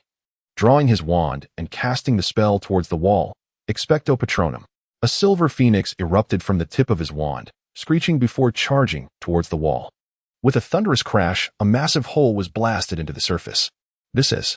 Professor Flitwick gasped, wide-eyed. How did you accomplish this? The Patronus charm is indeed a high-level spell, that much is certain, Field replied softly. The key to casting this spell lies in sustaining the emotion of protection. Now, what if I were to employ the emotion of slaughter? Impossible. Professor Flitwick immediately refuted. If that were the case, you would suffer instant backlash from the spell. Did I not just cast it? Field shrugged. Flitwick was momentarily at a loss for words, casting a pleading look towards Dumbledore. After a moment's contemplation, Dumbledore slowly responded. I believe I grasp the concept. If the essence of slaughter is to protect, it should indeed be feasible. Am I correct? Precisely, Father, Field nodded eagerly. Marveling at his father's quick insight, Dumbledore, rather than modest, displayed a hint of pride at his offspring's praise. What does this imply, young Mr. Dumbledore? Professor McGonagall interjected. My point is rather straightforward, Professor, Field replied softly. To enhance a spell's efficacy, or to ensure its activation, it is not the power of emotion that is paramount, but rather the essence of the mind. In essence, the nature of magic lies within the power of the mind. Within the pages of the Muggle Bible, there exists a phrase, God wished for light, and thus there was light. Much like the lethal Patronus charm, I aspire to wield destruction as a means of protection, enabling me to unleash the effects of dark magic through white magic. Snape scoffed, remarking that while it sounded eloquent, it was merely your study of dark magic. I hadn't anticipated your remarkable talent in this realm. That is not the case, Professor, Field replied, shaking his head as he turned to Dumbledore. I require a rat, Father. That is quite simple, Dumbledore responded, tapping the table, and a rat, bound and restrained, appeared before them. Watch closely, Professor, Field declared to Snape, raising his wand toward the rat. Sectum sempra. An invisible blade seemed to slice through the air, leaving a grievous wound upon the rat's body. The creature emitted a piercing shriek. This is my first time employing this, Field admitted, taking a deep breath as he pointed his wand at the wound and intoned. Avada Kedavra. Good heavens. Professors McGonagall and Sprout instinctively covered their mouths, while Professor Flitwick nearly leapt from his seat. Snape's expression remained impassive, though his concealed hand clenched involuntarily. Dumbledore's gaze turned serious. Subsequently, an even more astonishing scene unfolded. A ghastly green light enveloped the rat. Once the light faded, the rat astonishingly remained alive. The grievous wound had vanished entirely. See, the killing curse can also be employed for healing, Field exclaimed, pointing at the rat. As long as I believe, I can eradicate the injury that just appeared, and thus, the rat is naturally unharmed. The small rat continued to squeak on the table, straining to escape its bindings. To the Deans, this seemingly insignificant creature held more value than many treasures. What an extraordinary discovery, wouldn't you agree? Dumbledore remarked, his eyes glimmering with delight. You are remarkable, my child. You have indeed demonstrated that what wizards have upheld for centuries may be erroneous. Dumbledore gazed proudly at Field. I am proud of you, my child. I believe you deserve this. Slytherin receives an additional 200 points. Furthermore, we can introduce a special contribution award. I wholeheartedly concur, Headmaster. Snape calmly approached Field. This decision is most fitting. As the head of Slytherin, I shall also reward young Mr. Dumbledore with 50 points. However, detention shall remain in effect. Snape smirked slightly and remarked, I presume I no longer need to solicit your assistance, do I, young Mr. Dumbledore? Field intended to voice his thoughts, but upon seeing Snape's warning gaze, he relented. Very well, Professor. Snape nodded in satisfaction. Gripping him firmly by the nape of his neck and leading him out of the headmaster's office, As the door clicked shut, the three heads of houses exchanged glances. Did young Dumbledore not finish speaking? Flitwick raised an eyebrow. It seems so, Professor Sprout confirmed with a nod. So, Professor Snape desires to keep this to himself? Professor McGonagall pondered, her brow furrowing in disapproval. It appears I haven't visited Severus in quite some time. Dumbledore, as if struck by a sudden thought, tapped his forehead. Recently, the Duke of Honey has produced some delightful confections. Let us go together, Headmaster. McGonagall exclaimed, her expression brightening. Certainly, who could refuse an invitation from a lady? Dumbledore rose slowly. Very well, McGonagall said, satisfied. Upon your return, do enlighten me on how you came to know of the Duke's splendid sweets. Contrary to McGonagall's expectations, Snape did not press Field to divulge his thoughts, but instead simply sent him back. However, he did instruct that Field must promptly compose a paper detailing his discoveries and hypotheses. Field had no objections to this, although the idea was his own. He did not consider himself the most exceptional among them. His ability to think this way stemmed largely from not being confined by the so-called common knowledge that often shackled native wizards of the magical world. To Field, if one could escape that framework, there would undoubtedly be many who surpassed him, without mentioning figures like Dumbledore or Grindelwald. Even the four heads of houses would easily outshine him. Collaboration leads to mutual success. Field cheerfully nodded at Snape before returning to his dormitory. In the days that followed, both Professor McGonagall and other faculty members, with the exception of that peacock, coincidentally canceled Field's assignments. Field understood their intentions and gladly took advantage of the free time to complete his paper, although the professors did not pressure him. He noticed even Professor Sprout watching him with eager anticipation, which naturally spurred him to hasten his efforts. On the day the paper was finished, Field once again visited Dumbledore's office. I anticipated your arrival around this time, my child, Dumbledore said, emerging from behind his desk to embrace him gently. It has been quite a while since your last visit. Would you care for some ice? Certainly, Field replied with a smile. And if there are cockroach clusters, that would be even better. Indeed. I recall your fondness for cockroach clusters. Dumbledore's expression stiffened momentarily before he subtly redirected the conversation. It has been quite some time since your last visit. It appears you have successfully completed your thesis. Am I correct? Yes, Father. Field nodded, retrieving a lengthy parchment from his pocket, upon which all his work was inscribed. Unlike the disordered draft from before, this thesis meticulously articulated Field's comprehensive exploration and arguments regarding the enigmatic conjecture, rendering his intentions abundantly clear. After perusing the document word by word, Dumbledore pondered for a moment, then drew his wand and with a gentle flick, a silver phoenix soared forth from its tip. Miller, I would like you to visit the headmaster's office at your earliest convenience. Additionally, please summon Filius, Pomona, and Severus. After conveying these instructions to his Patronus, he waved his wand once more, and the silvery guardian glided effortlessly through the walls of the room. We shall wait for a while, Dumbledore remarked with a smile directed at Field. In the meantime, let us indulge in our desserts. A splendid idea, Field shrugged in agreement. Knock, knock, knock. Come in. Dumbledore naturally opened a drawer, sweeping the desserts within before securing it closed with a casual remark. The office door swung open, and four heads of houses entered with purpose. I trust you have a valid reason for summoning us, Headmaster. Snape spoke first, his countenance dark as he regarded Dumbledore. Or perhaps you no longer require your dental elixir. Dental elixir? Professor McGonagall raised an eyebrow upon hearing the term, casting a serious look at Dumbledore. I recall having warned you, Professor Dumbledore. Clearly, your warning had little effect. Professor McGonagall, Snape sneered. After all, our esteemed headmaster is entitled to certain privileges. Do forgive me. I have been feeling rather forgetful lately. It appears this was the matter at hand, Dumbledore exclaimed, patting his forehead with a grin, offering an apologetic glance at Professor McGonagall. This shall be the last time. I assure you, Minerva. I recall you saying the same last time, Albus. Professor McGonagall retorted sternly. It seems I ought to write to the Honeydukes. Merely preventing the house elves of Hogwarts from providing you with sweets has proven ineffective, has it not? Do remember to include Diagon Alley, my dear professor.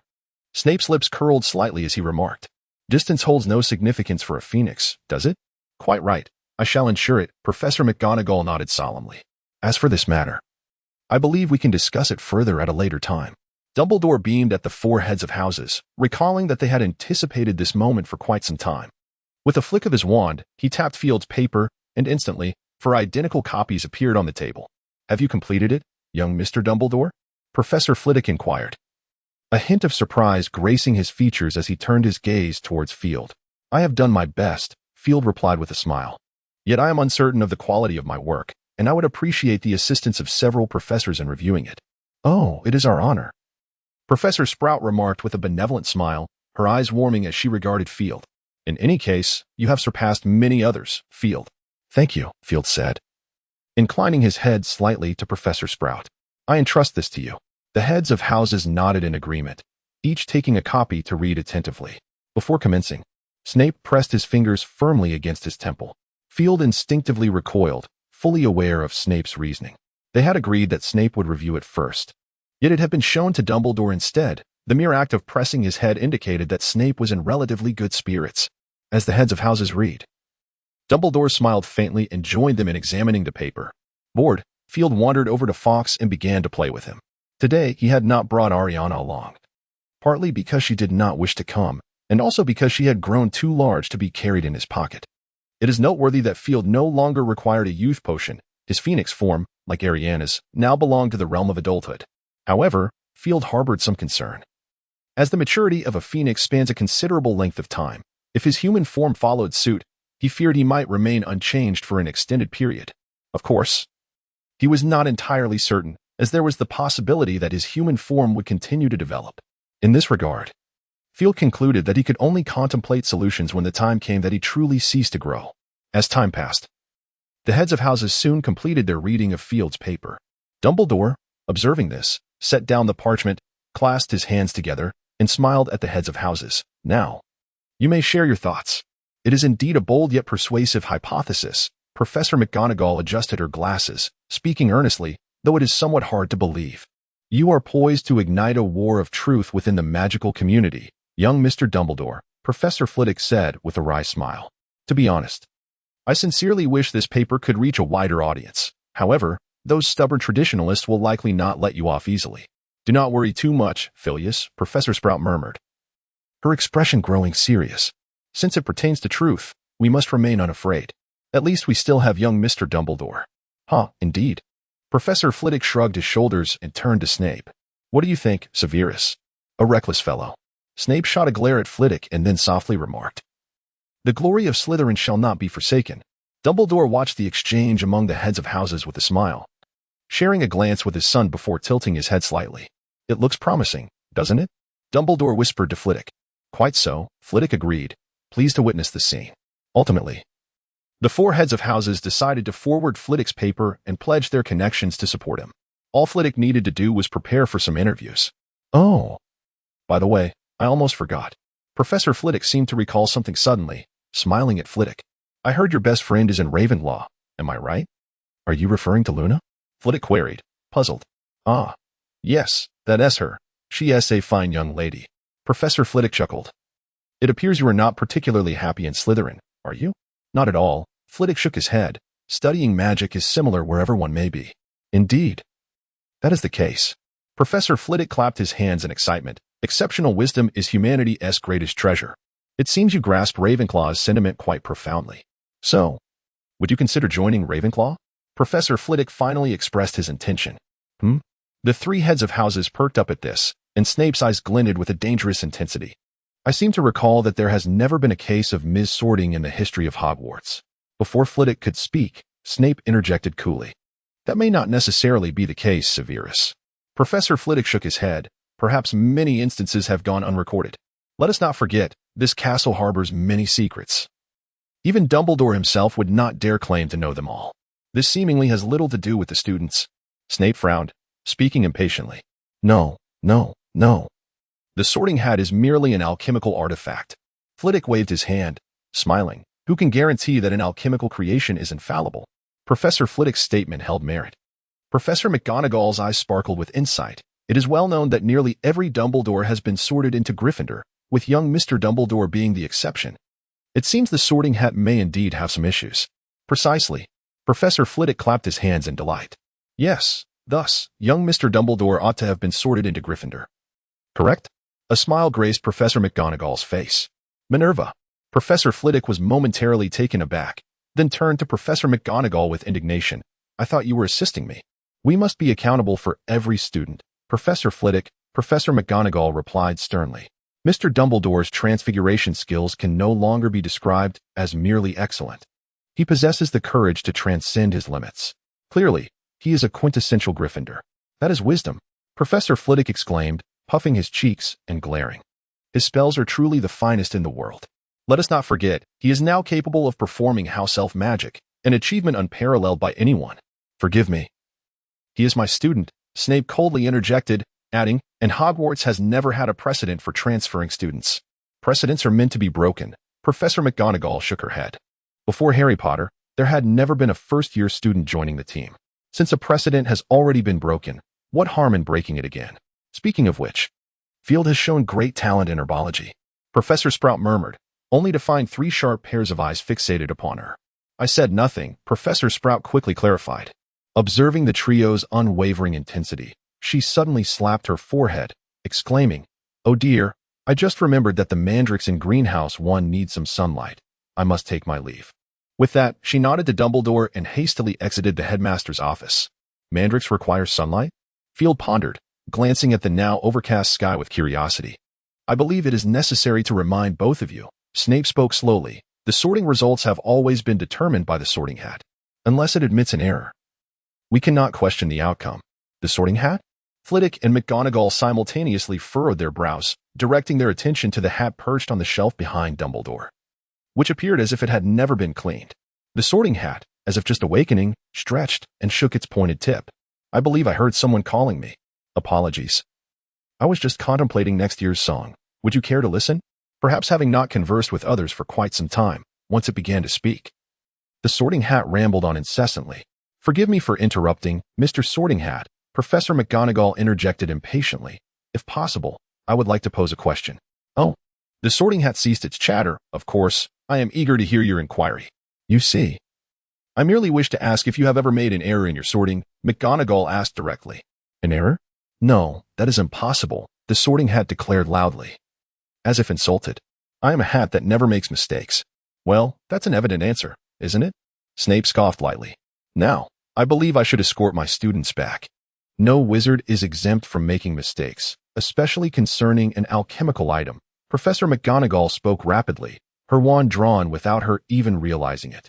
Her gaze fixed intently on the sorting hat. You might want to ponder this over, Mr. Sorting Hat. Professor Flitwick also produced his wand, toying with it in his hand.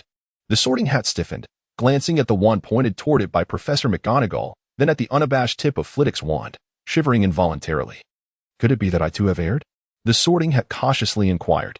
McGonagall and Flitwick both appeared satisfied, yet Snape's expression darkened ominously.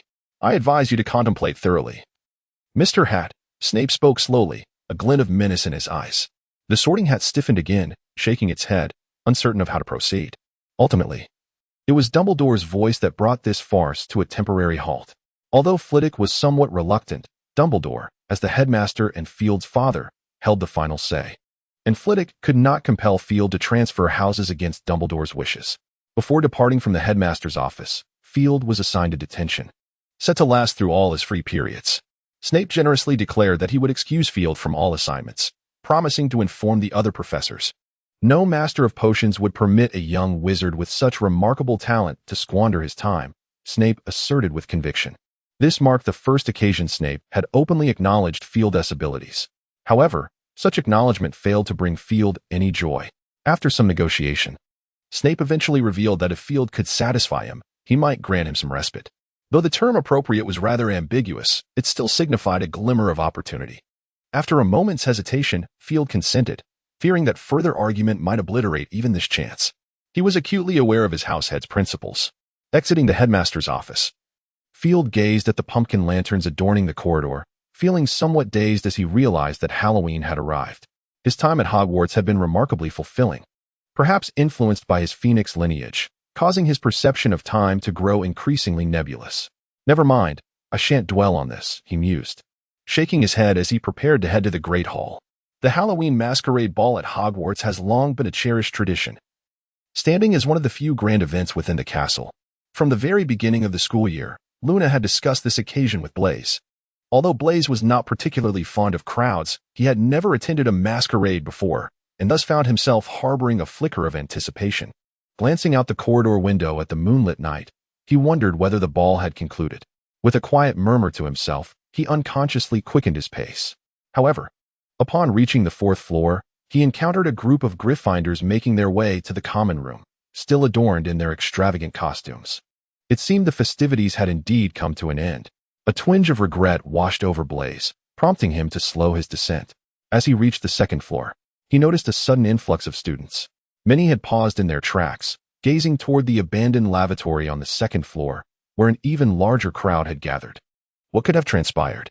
Curiosity piqued within him, yet he was not one to seek out chaos.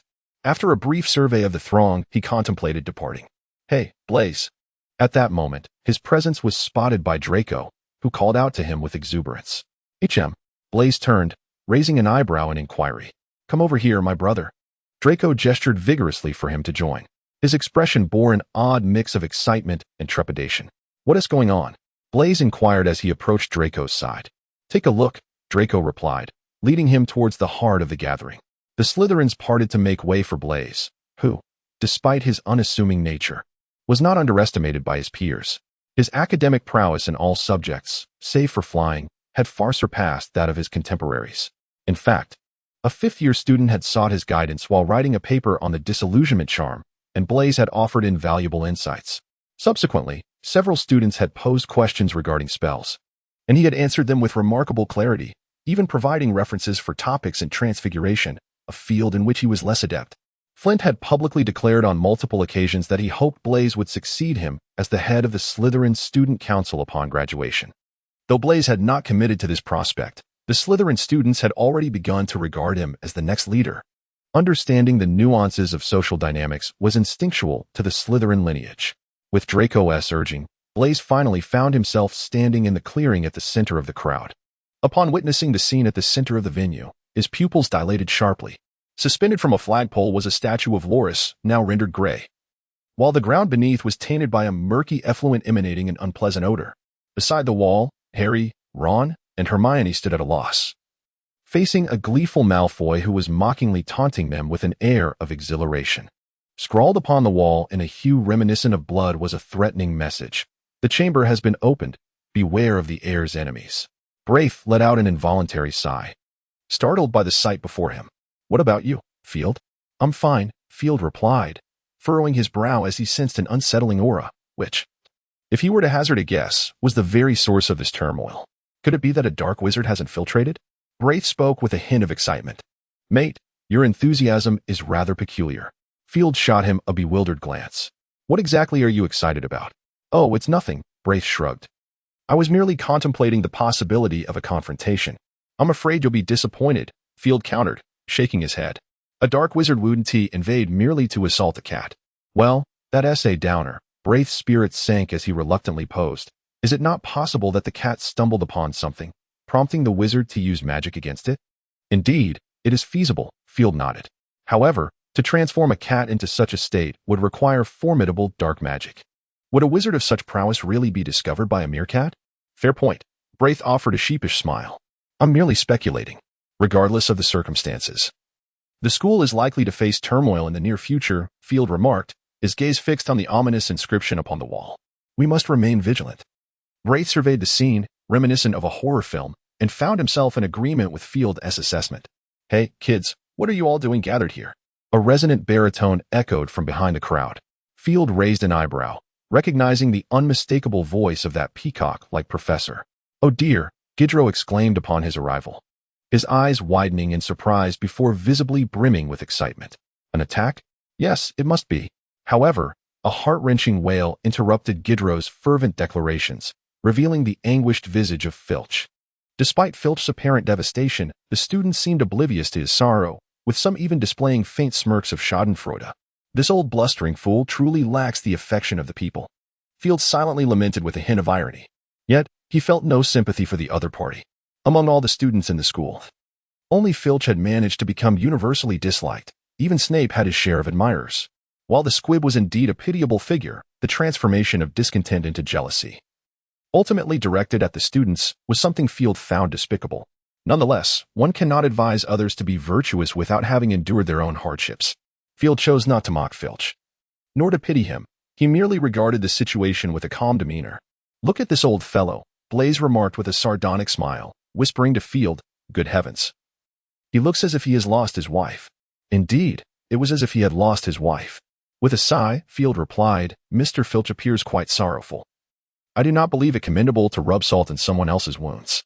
"Very well," Blaise shrugged indifferently, choosing not to utter any further inappropriate remarks. At that moment, Filch had fixed his gaze upon the trio of saviors. "It is you. It is you," he shrieked, his face a grotesque mask of sorrow intertwined with rage. Tears and mucus creating a pitiful and unseemly visage. "This has nothing to do with us. We just arrived." Ron loudly denied Filch's accusations. Before Filch could respond, the crowd surged once more as Dumbledore approached, accompanied by the four house heads. "My goodness," Professor McGonagall gasped in shock, covering her mouth. This hardly seemed like a prank. "It is evidently not." Dumbledore remained silent, while Snape bluntly stated, his gaze fixed on Harry and his friends, a smirk of derision gracing his lips. "It seems our dear savior has done something again. This was certainly not a feat that mere second-year students could achieve," Professor Flitwick remarked fairly. Snape did not retort, but the disdain in his eyes deepened. "Please, forgive me, Argus," Dumbledore gently inquired of Filch. "Could you tell me what transpired?" "It was them." Filch pointed accusingly at Harry and the others. "They attacked my cat." "We did not do it," Harry interjected. "When we arrived, it was already like this." "Liar," Filch screamed. "I knew they would harbor resentment towards me. It must have been them. They know I am a squib." Although Filch's status as a squib was an open secret within the school, he had never openly acknowledged it before. This time, it was confirmed beyond doubt. "I believe this is not an appropriate place for discussion." Dumbledore surveyed the surroundings before softly speaking. My office is nearby. Perhaps we could head there." Gilderoy raised his hand and cheerfully replied, "Thank you, Professor Lockhart. We truly need this." Dumbledore smiled and nodded in acknowledgement. "It's no trouble. It is my duty." He then glanced at the gathered spectators once more, saying, "You ought to return to your slumber. Heads of houses, please fulfill your responsibilities. Professors, do follow me," he added, calmly addressing Harry and his companions, "and you few as well." Gilderoy led the way with an air of confidence as Dumbledore and the others made their way toward his office. "Well, it seems there is no longer any excitement to behold," Blaise shrugged. "We should return early. Mr. Filch must be in a foul mood today. It would be unwise to be caught." "Indeed," another Slytherin remarked with a hint of malicious glee. After all, that cat was his only companion. Recklessness is not a trait befitting a Slytherin. The Slytherins exchanged playful banter as they headed to the common room. With so many students present, Field felt it inappropriate to venture directly to the room of requirement, so he accompanied them back to the common room. "Well, it's a rare sight to see you back, Field," Blaise exclaimed, feigning surprise. "I am genuinely moved that you remembered the way back." "Not everyone possesses a mind as large as a giant," Field retorted. Blaise paused, nearly unable to suppress a thumbs up for Field. Truly, the favored student of the headmaster, his tone and mannerisms were strikingly similar. Although they had returned to the common room, the recent events had clearly left the students with no immediate intention of sleeping. Instead, they congregated to discuss the incident. Some speculated it to be a form of dark magic, others suggested it was a curse, and still others posited it was an attack by dark wizards. The topics of discussion varied widely, yet no consensus could be reached.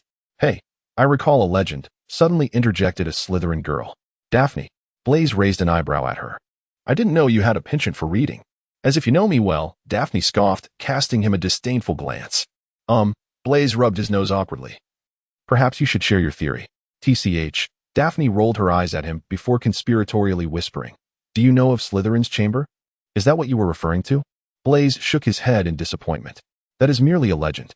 "A legend?" Daphne wore a hint of disdain on her face. "Do not tell me you are unaware. The Chamber of Secrets was confirmed to have been opened 50 years ago. Is that so?" Blaise stared blankly at Daphne. "Well, it appears you are indeed knowledgeable," Daphne sighed, her gaze shifting towards Blaise as if he were a simpleton. "Did your elders never enlighten you?" "Not at all," Blaise shook his head. "I have heard a bit." Another girl interjected. "At that time, Dumbledore was not yet headmaster, and a student tragically died. This incident remains one of Hogwarts' greatest scandals. The school had to close early until a thorough investigation confirmed it was safe to reopen." "What lay within the chamber?" Blaise inquired, curiosity piqued. "Do not tell me you are unaware." "That is something no one knows." Daphne shook her head. "It is said that a terrifying monster resides within." When the chamber is opened, it will fulfill Salazar Slytherin's legacy by expelling all those unworthy of studying magic. So, no one knows what this monster is? Blaise felt a wave of disappointment wash over him, unwilling to accept it. Is there not a single conjecture? Of course there are speculations, Daphne shrugged. But they are hardly credible. Let us not forget, Salazar Slytherin was one of the most powerful wizards over a millennium ago. There were countless magical creatures in existence back then. I would not find it surprising if anything lay within. What could possibly be inside? Blaise mused aloud, his gaze drifting to the contemplative Field, a spark igniting in his eyes. Field, what do you think? Field emerged from his thoughts, looking curiously at Blaise. The monster within the chamber, what do you suppose it is? Blaise remained patient. He had grown accustomed to Field's contemplative nature. The chamber? Field's realization dawned. You mean Slytherin's chamber? Indeed. Blaise clapped him on the shoulder. You are the brightest among us. Surely you must have some insight. Field, sensing Blaise's eager expectation, rubbed his forehead in mild exasperation. Apologies, but I fail to see the utility in guessing. Utility? Surely there is, Daphne interjected, her gaze piercing as she fixed it upon Field. You must understand, if that monster truly emerges from the chamber, we must be prepared. I cannot entrust my life entirely to mere rumors. Quite right. Another girl with curly hair nodded in agreement. I too cannot believe a beast would show mercy to humanity. Well then, Field, you must have deduced something about the monster within the chamber, have you not? Blaise regarded Field, his tone more assertive than interrogative. Not entirely. Merely a faint notion, Field admitted. Field raised an eyebrow. Quite simple, isn't it? Go ahead and tell me. Blaise looked at him expectantly. Not only Blaise, but the other students regarded him similarly. Just think of our Slytherin emblem, and much can be inferred. Field rubbed his chin and remarked, let us not forget that Slytherin is renowned not only for its power, but also for a particular skill, or shall we say, a talent. You mean Parseltongue? Blaise interrupted Field excitedly, smacking his forehead. How could I have forgotten that? The other students also grew animated. For magical creatures associated with snakes are rather scarce in the wizarding world. This certainly narrows down the possibilities significantly. Daphne eagerly speculated. The most famous magical creature related to snakes is the basilisk. Indeed, that's correct. Field snapped his fingers. So, the monster in the Chamber of Secrets is a basilisk? A curly-haired girl raised an eyebrow. I don't recall basilisks having the ability to petrify anything. No, they do, Daphne asserted confidently. I remember reading in a biography of a dark wizard from my family, which explicitly stated that the gaze of a basilisk under certain conditions can indeed enact a petrification curse. That makes sense. Blaise interjected, continuing, the basilisk's gaze can be lethal, which is why a student died 50 years ago. Simultaneously, the basilisk's gaze can cause petrification, as evidenced by Mrs. Norris being petrified. Both outcomes occurred. It seems the monster in the chamber must be it. Incredible, a basilisk that has lived for over 1,000 years, Daphne exclaimed. I recall that a typical basilisk living 100 years is already remarkable. How did Salazar Slytherin manage that? He was one of the most powerful wizards, and his magical prowess is beyond our comprehension. Blaise shook his head, then cheerfully added, however, this is good news, for we can now prepare ourselves. Good news? The curly-haired girl scoffed. What makes you think that? Just how formidable could a basilisk that has lived for over 1,000 years be? You can't be serious? The curly-haired girl fixed her gaze on Blaise, her eyes brimming with derision. At least we have a direction for our preparations, don't we? Blaise shot her a glare. How do we prepare? With a rooster? The curly-haired girl retorted disdainfully. Don't tell me you plan to carry one around. Good heavens, you're quite absurd. That S still better than losing one's life. Blaise argued passionately. If you're worried about embarrassment, you needn't bring one. Pansy. The girl, Pansy, smirked mockingly, shook her head, and chose not to say anything further. All right, there is no use arguing here. Daphne furrowed her brow as she spoke. However, Pansy is not entirely wrong. That creature has lived for over a millennium and is indeed quite elusive. We ought to seriously consider how to prepare ourselves. Elusive, perhaps, but not entirely so. Field interjected suddenly. If all goes as expected, that entity should be traversing through the pipes hidden within the walls. Pipes? Daphne raised an eyebrow. Indeed, Field shrugged. Beyond that, I cannot fathom where such a large creature might roam without being detected. That makes sense. Daphne tilted her head, contemplating carefully, and found herself in agreement with Field's hypothesis. I suggest, Field, that you take a guess at locating the hidden chamber, Blaise suddenly proposed, instantly piquing the interest of the students. Excellent idea. You should indeed give it a try, Daphne exclaimed, her eyes sparkling with excitement. We believe in you. I am genuinely curious about the location of the hidden chamber. Who wouldn't be curious, Daphne? Pansy's eyes shone brightly, almost rivaling the torches on the wall. That hidden chamber belongs to Slytherin, beyond the basilisk. Even the discovery of any remarkable object would be enough to secure one's legacy. It is something no Slytherin could refuse. You should really give it a shot, Field. Blaise urged swiftly. If you need our assistance, just ask. Guessing the location of the hidden chamber? Field, intrigued, pondered for a moment before suddenly asking. Does anyone know the name of the student who died 50 years ago? The deceased student? The others exchanged puzzled glances. What does that have to do with the hidden chamber? Blaise raised an eyebrow. It should be relevant, Field nodded. I have some theories, but I need verification. Does anyone know? Her name was Moaning Myrtle Elizabeth Allen. A voice unexpectedly chimed in from the entrance of the common room. Field's body stiffened suddenly, and he slowly turned his head to see Snape's gaze, laden with meaning. Indeed, she is the ghost known as Moaning Myrtle, Snape said slowly. I am also quite interested in your theories, young Mr. Dumbledore. Moaning Myrtle? Daphne raised an eyebrow. The ghost from the abandoned bathroom? It is indeed her, Pansy responded. Somewhat astonished. Could someone clarify? Blaise inquired curiously. Who is Moaning Myrtle? She is the ghost of a second-floor bathroom, Daphne explained. She typically resides in the girls' restroom, being a timid and sensitive spirit who weeps at the slightest disturbance. It is said that the abandonment of the second-floor bathroom is related to her. I would imagine so. Pansy took the floor, saying, just imagine, if we were in the restroom and suddenly a ghost emerged from the toilet. The mere thought sent a shiver down Pansy's spine. Oh, please, Pansy, Daphne interjected, her face betraying her discomfort. We all know it. But now you've made me hesitant about visiting the restroom. Pansy noticed several Slytherins casting her disapproving glances, realizing she had stirred discontent. With an awkward smile, she fell silent. A ghost that enjoys emerging from toilets, Blaise mused, stroking his chin with amusement. That sounds rather intriguing. Hey, Field, what are your thoughts? All eyes turned to Field. Even Snape's gaze fixated on him. Well, sort of, Field replied pensively. If I'm not mistaken, the location where Myrtle's body was discovered should be the abandoned restroom on the second floor, correct? Snape nodded, indicating Field was indeed correct. Then it becomes simpler. Field snapped his fingers. If my conjecture holds true, the abandoned restroom on the second floor might very well be an entrance to the Chamber of Secrets. Upon uttering those words, the expressions of the students shifted dramatically. Some appeared incredulous, others scoffed, while a few regarded him with cold, piercing stares.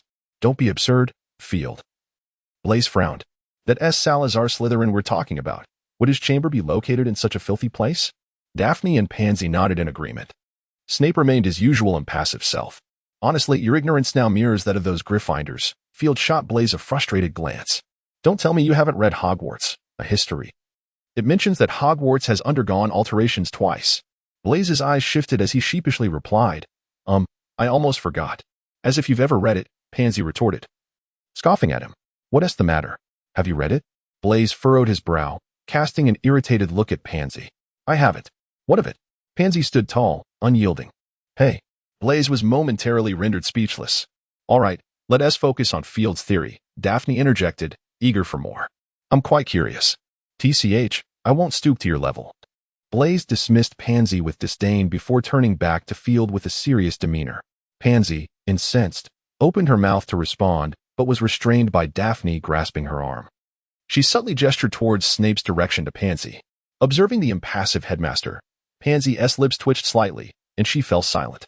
As the history of Hogwarts was mentioned, the expressions of the Slytherins softened considerably. Those unfamiliar with the tale quietly inquired from their peers. Please continue, Mr. Dumbledore, Snape coldly urged. Very well, Headmaster, Field nodded.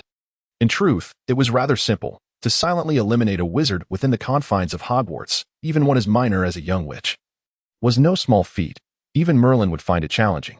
Moreover, it was already established by the headmaster of Hogwarts during that period that the unfortunate girl had succumbed to the gaze of the basilisk. Upon reaching this point, Field paused momentarily, observing the students nodding in agreement before continuing. The basilisk had no penchant for invading the girl's lavatory, although it was quite incapable of distinguishing between the male and female facilities.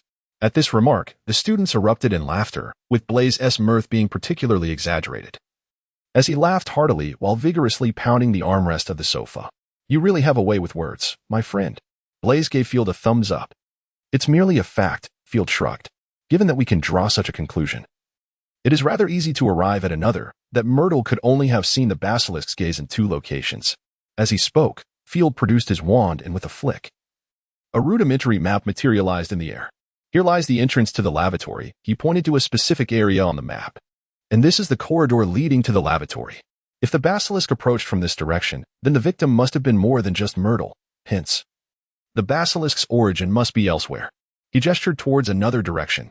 That is a sink, and there are no passages there. Daphne interjected. Some of the taps have been dry for quite some time. It's rather peculiar.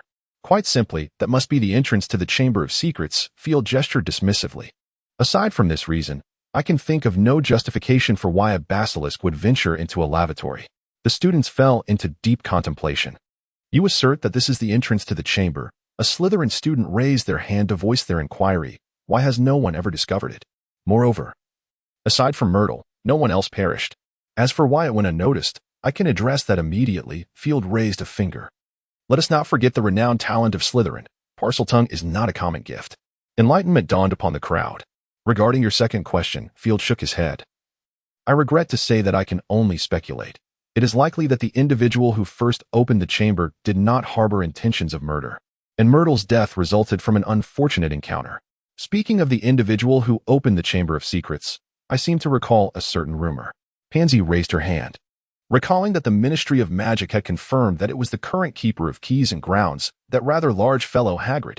Field raised an eyebrow, remarking, with all due respect, a half-blood giant cannot be a descendant of Slytherin. He lacks the means to have opened the chamber. Indeed, Pansy replied eagerly, it is said that someone uncovered his plot and subsequently reported him. That student even received a special contribution award. That is no trivial matter. Are you certain? Blaise arched an eyebrow. You may visit the trophy room yourself, Pansy retorted brusquely. I recall it was a student council president named Tom Marvolo Riddle. You certainly remember quite well, Blaise remarked indifferently. If you were contemporaries, perhaps you would have pursued him. Quite right. Pansy shot him a glare. Isn't a handsome student council president an excellent candidate for a boyfriend? Pfft. Who knows if he was even remotely attractive, Blaise scoffed. You are merely envious, Pansy dismissed him. I fear Blaise may have a point. Pansy, Field remarked with a playful smile. I seem to have stumbled upon something intriguing. What is it? Pansy inquired, puzzled. Tom Marvolo Riddle. Field wrote the name in the air with his wand. And with a flick, the letters rearranged themselves into a phrase. I am Lord Voldemort. Quite an amusing wordplay, wouldn't you agree? The common room fell into an immediate silence. In the British wizarding world, Voldemort is undeniably a legendary figure. Orphaned, endowed with remarkable magical talent, and possessing numerous adventures. One might say he embodies the archetypal protagonist of a web novel. Had Voldemort employed more persuasive methods rather than coercion, he might have truly ascended as the sovereign of the British magical realm. It is precisely due to his terrifying nature, along with the enchantment he cast upon his own name, that Voldemort has become synonymous with fear in the wizarding community. His name is also a taboo within that world. Upon deducing Voldemort's true identity, a profound panic enveloped the Slytherin common room. Not a single Slytherin was unaware of the implications. While the basilisk instilled fear in the young wizards, it did not provoke overwhelming terror. After all, no magical creature could rival the might of a wizard's wand, a pride ingrained in their very essence. However, if the basilisk were unleashed by Voldemort, the significance would be entirely different. Are you certain you are not jesting? Blaise's lips twitched as he managed a strained smile. After all, he had perished over a decade ago. Are you certain? Field inquired, a half-smile gracing his lips. Let us not forget that he is one of the most formidable figures in the modern magical realm. No one knows the extent of his mastery over dark sorcery. How can you be so sure that he is deceased? At this, Brave fell silent, beads of cold sweat trickling down his forehead. The other students were no better off than Brave. The terror etched on their faces was palpable. The most powerful dark wizard of our time, so easily extinguished? Field scoffed. This was likely more unbelievable than the headmaster washing his hair. Snape narrowed his eyes momentarily, though he refrained from speaking, merely listening to the students' discourse. Good heavens, this is truly dreadful news. Daphne patted her face, trying to steady herself. I must write to my father. I shall accompany you. Pansy abruptly stood up. Damn it, my father will go mad. The two girls swiftly exited the common room, prompting the other students to become restless, gradually making their way back to their dormitories. I too must take my leave. Braith nodded at Field. I must discuss this matter with my family. Frankly, it is hard to believe, but I trust your deduction. I wish my deduction were incorrect, Field replied calmly. I share that sentiment, Braith said with a wry smile as he rose to depart. Field surveyed the nearly deserted common room and shook his head. Preparing to leave as well. I believe you seem to have forgotten to explain something to me, young Mr. Dumbledore. Snape's voice suddenly resonated beside him. Oh dear. I forgot that Snape was still here. Field stiffened momentarily, a wry smile crossing his face as he slowly turned to face Snape's stern expression, offering a radiant smile. Good evening, Professor. The moonlight is quite lovely tonight, isn't it? Perhaps, Snape cast a glance at Field. Without your presence, I dare say my mood might have been considerably brighter. Indeed, Professor. I wholeheartedly agree with your assessment, Field nodded earnestly. Thus, I should take my leave. Leave? Snape let out a cold laugh. Oh yes. You are certainly eager to depart, I am certain of that. Poor Mr. Snape, not only must I concern myself with what you rascals are up to, but I also have to endure the gossip of my own students. TSK, TSK, TSK. Upon hearing this, Field felt an immediate sense of dread. If it were merely a jest, it would be typical of Snape, but when it turned into something more sardonic, it signaled that he may be genuinely upset. I was mistaken, Professor, Field admitted contritely. I am willing to accept any punishment. Humph. Snape scoffed, casting a sidelong glance at him before abruptly asking, how confident are you in your earlier deduction? Ah? Field was momentarily taken aback by the words, but soon regained his composure and, after a moment's contemplation, estimated the figure to be around 80. Follow me, Snape instructed without hesitation, turning toward the door. Confused yet undeterred, Field hastened to keep pace with him. Upon exiting the lounge, the two ascended the staircase. As Field observed their direction, he began to speculate about their destination. True to his expectations, Snape led him directly to the door of the headmaster's office on the 8th floor. Ah, no need, the stone gargoyle remarked, about to inquire for the password. But upon seeing Field, it swiftly altered its course and leapt aside. Snape cast a peculiar glance at Field, inquiring, what have you done? Nothing much. Field replied with a smile reminiscent of Lockhart's. I merely collected all the candy brochures from England. Be mindful, Snape acknowledged with a hint of approval, though his words were laced with sarcasm. I have no desire to brew another batch of dental tonic. I will, Professor, Field nodded obediently, adding, in fact. Perhaps soon you won't need to brew dental tonic at all. I've made a rather good pen pal. Pen pal? Snape mused, the realization dawning upon him as a smirk played at the corners of his lips. You should be sure to associate with those who are far more accomplished than yourself. I understand, Professor, Field affirmed earnestly with a vigorous nod. Excellent, Snape replied with satisfaction. Now, let us proceed inside. Good evening, Severus, and my dear sweetling. Dumbledore greeted with a warm smile as Snape and Field entered. The moonlight is splendid tonight, is it not? Gazing at the tea that Dumbledore had already steeped to perfection, Snape's lips twitched slightly, yet he offered a faint nod in agreement. Good evening, Father, Field chimed cheerfully. If memory serves, this ought to be the time for your repose. Dumbledore remarked, taking a generous sip of his tea, savoring it with a satisfied nod. Or perhaps you find it difficult to part with such a beautiful moonlit night. Let us hope you retain the spirit for such musing shortly, my dear headmaster, Snape retorted, arms crossed and voice tinged with coldness. My dear, you are always so serious. Dumbledore adjusted his glasses, adding, both sweet treats and splendid scenery are not to be overlooked. Perhaps, Snape conceded, nodding in acknowledgement. Young Mr. Dumbledore has to do something important. I believe you should hear it. Oh, Dumbledore raised an eyebrow, clearly intrigued. It appears you have uncovered something remarkable, my child. Thus, I am all ears. Under Dumbledore's watchful gaze, Field reiterated his deductions. As he spoke, the smile on Dumbledore's face gradually faded, replaced by a growing seriousness. When Field finally revealed the entrance to the chamber he had inferred, Dumbledore's brow furrowed, his slender fingers lightly tapping on the table. Upon concluding his explanation, Field obediently stepped aside. I believe young Mr. Dumbledore has articulated his thoughts with sufficient clarity. Snape inquired softly, what do you intend to do now? After a moment of silence, Dumbledore began to speak slowly.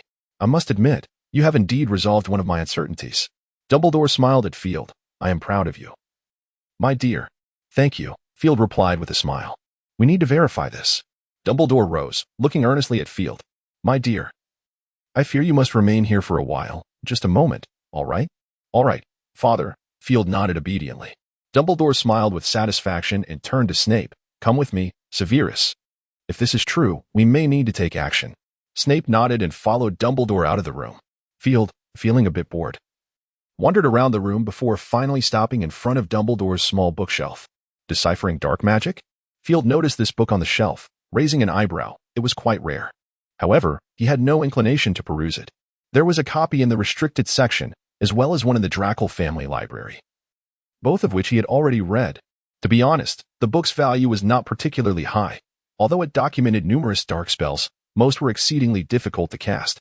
Moreover, many of the dark arts had significant psychological effects, which, while not daunting to Field, were nonetheless unsettling. Let's see what else there is. Field continued his examination. The Book of Hieroglyphs, pertaining to alchemy, advanced theories of charms, regarding spells, the magic of language, concerning animal communication. Ultimately, Field's gaze fell upon the book titled Analysis of Ancient Runes. The source of a wizard's magic lies in runes. I am uncertain who first proclaimed this. Yet it remains a topic of considerable debate within the magical community. Nonetheless, it is undeniable that ancient runes are profoundly linked to contemporary magic. Field had previously encountered a book on ancient runes in the Draco family library, though it primarily focused on their application in alchemy. While he possessed an interest in alchemy, he was more captivated by charms. Some claim that ancient runes are synonymous with runic script, a notion Field had once entertained himself. However, upon further contemplation, Field realized the extent of his misconceptions. In the lore of Muggles, it is said that runes were discovered by the great deity Odin in his pursuit of the ultimate wisdom of the cosmos. Odin documented these characters, thereby acquiring the power of knowledge. The guardian of the Rainbow Bridge, Heimdall, father of mortals, passed this wisdom to humanity after receiving instruction from Odin, granting humans the ability to foresee the future. Yet, these tales are merely folklore among Muggles. In truth, while runes possess magical properties, they are simply a form of enchanted script. Accurately, the runic script should be referred to as Futhark, discovered by an ancient sorcerer named Futhark. While researching magic, he identified symbols closely linked to the arcane, subsequently compiling these characters, which led to the creation of the 24 runic letters. Moreover, ancient magical scripts date back even further. It is said that a wizard who can truly master these ancient texts may rival the divine. However, such claims are merely rumors, and Field did not take them to heart. Nonetheless, the complexity of ancient magic scripts is indeed formidable. Currently, over 400 ancient scripts are known, yet only slightly more than 100 have been translated, with fewer than 70 being practically applicable. The most proficient user of ancient scripts was Nicholas Flamel, renowned for creating the Philosopher's Stone. According to Muggle lore, Flamel possessed a book of Jewish Abrahamic magic, and upon mastering its contents, he learned the art of alchemy. In reality, it was Flamel's extensive knowledge of ancient scripts that gave rise to this legend. Dumbledore once confided in Field, expressing his firm belief that Flamel likely mastered even more ancient texts, though he chose not to disclose this information. As Field pondered when he might consult Nicholas Flamel, he noticed that the book he had picked up was co-authored by Flamel and Dumbledore. He was astounded by this revelation, yet quickly dismissed it from his mind as he began to peruse the book. To his astonishment, upon closing the book abruptly, he stared incredulously at his hand resting atop its pages, before reopening it to read with great care. The book indeed contained knowledge regarding ancient scripts, but this was not the source of his disbelief. He discovered that he did not need to refer to translations. The ancient scripts appeared before him, and he instinctively comprehended their meanings. After confirming his understanding by cross-referencing with the translations below several times, Field closed the book decisively, lost in contemplation. He was certain that such an experience had not occurred when he had encountered texts regarding ancient scripts from the Draco family. Yet now, such an event has transpired, leaving him in a state of astonishment tinged with an inexplicable fear. Before he could ponder for long, Dumbledore and Snape returned. "What has occurred, my child?" Dumbledore inquired, his gaze resting on Field's somewhat pallid visage, concern etched in his features. "You don't appear to be well." "Nothing, Father," Field replied, shaking his head, burying his recent thoughts deep within, and smiling at them. "So, what did you discover?" "Indeed," Dumbledore said, gently patting his small head, "you have been of tremendous assistance. Your deductions were remarkably accurate." "So, did you enter?" Field asked eagerly. "Did you encounter the basilisk?" "No, we did not enter," Dumbledore replied, shaking his head. "Why not?" Field looked at Dumbledore in confusion. "Is it exceedingly dangerous?" "That is not the reason," Dumbledore answered with a smile, slightly blushing. "At Hogwarts, I fear there is nothing more perilous than I. Why is that? Field questioned, puzzled. Do you intend to keep it for the company of Fawkes? Oh, that is indeed an intriguing notion. Perhaps I shall consult Fawkes on the matter, Dumbledore chuckled, amused by Field's whimsy. In truth, I am more concerned with discovering the identity of the individual who opened the Chamber of Secrets. Very well, Field murmured in disappointment. I had hoped to sample the taste of the basilisk. It must be quite delectable when roasted. I regret to inform you, my child, that the taste of a basilisk is far from pleasant, Dumbledore gently admonished, stroking his small head. All right, I shall let it pass, Field replied nonchalantly. But a new query arose. How do you know this? Well, Dumbledore hesitated, tilting his head at Field. To try a variety of things can be quite an adventure. Wouldn't you agree? The following day after class, Field felt an odd sensation, whether it was mere illusion or not. He sensed that many students seemed to be glancing at him covertly. Was he overthinking it? He touched his face, confirming there was nothing amiss, yet his curiosity deepened. Upon entering the great hall and taking a seat at the long table, before Field could seek out his desired fare, Blaise had already placed a sausage on his plate. Hey, mate, you've become quite the celebrity, Blaise said, laughing as he patted Field's shoulder. Any thoughts? A celebrity?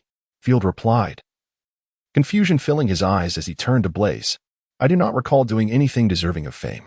You're unaware? Blaise exclaimed in astonishment. Goodness. Your deductions have spread like wildfire. Everyone I know has asked me about it countless times, even those from Gryffindor. They all say you possess great wisdom. Exceptional wisdom is humanity's greatest treasure. An ethereal voice resonated from behind them. Field turned to look, and Luna's ethereal figure appeared before him. Hey, Luna, Field greeted, extending his hand. Shall we have lunch together? Luna gently nodded and silently settled beside him. Brace glanced at Field and then at Luna, a glimmer of understanding flickering in his eyes, accompanied by a hint of a bemused smile that rendered his previously handsome visage somewhat disconcerting. You are Luna Lovegood, are you not? Brace waved at Luna, smiling. I know you. Hello. Luna nodded at Brace. I'm sorry, but I don't know you. That's quite all right. Brace waved dismissively. You can call me Brace. I am one of this fellow's closest friends. One of, Field interjected casually. Well, all right, one of. Brace paused momentarily before resuming with nonchalance. I dare say you've heard about Field's deductions, haven't you? Luna nodded slightly. Yes. Moreover, Professor McGonagall and Dean Flitwick have both advised us to steer clear of the second floor. That is indeed a prudent suggestion, Field affirmed, nodding. Basilisks are no ordinary magical creatures. They are exceedingly perilous. Many adult wizards might struggle against a basilisk, let alone us, who are still minors. Can't you defeat it? Luna asked, regarding Field with curiosity. To be honest, I am uncertain, Field confessed earnestly. According to magical creatures, where to find them? Basilisks possess formidable magical resistance and a dangerously lethal gaze. Their predatory prowess is also quite extraordinary. It would not be surprising if one were unable to vanquish such a creature. You can, Luna asserted confidently. Why? Brace inquired, perplexed. That is a creature that has lived for over 1,000 years. My apologies, Field. I do not mean to undermine your abilities. It's just that many professors believe it impossible to conquer a basilisk. It is not a matter of disrespect. I am self-aware, Field replied, shaking his head. Field can. Luna declared with conviction.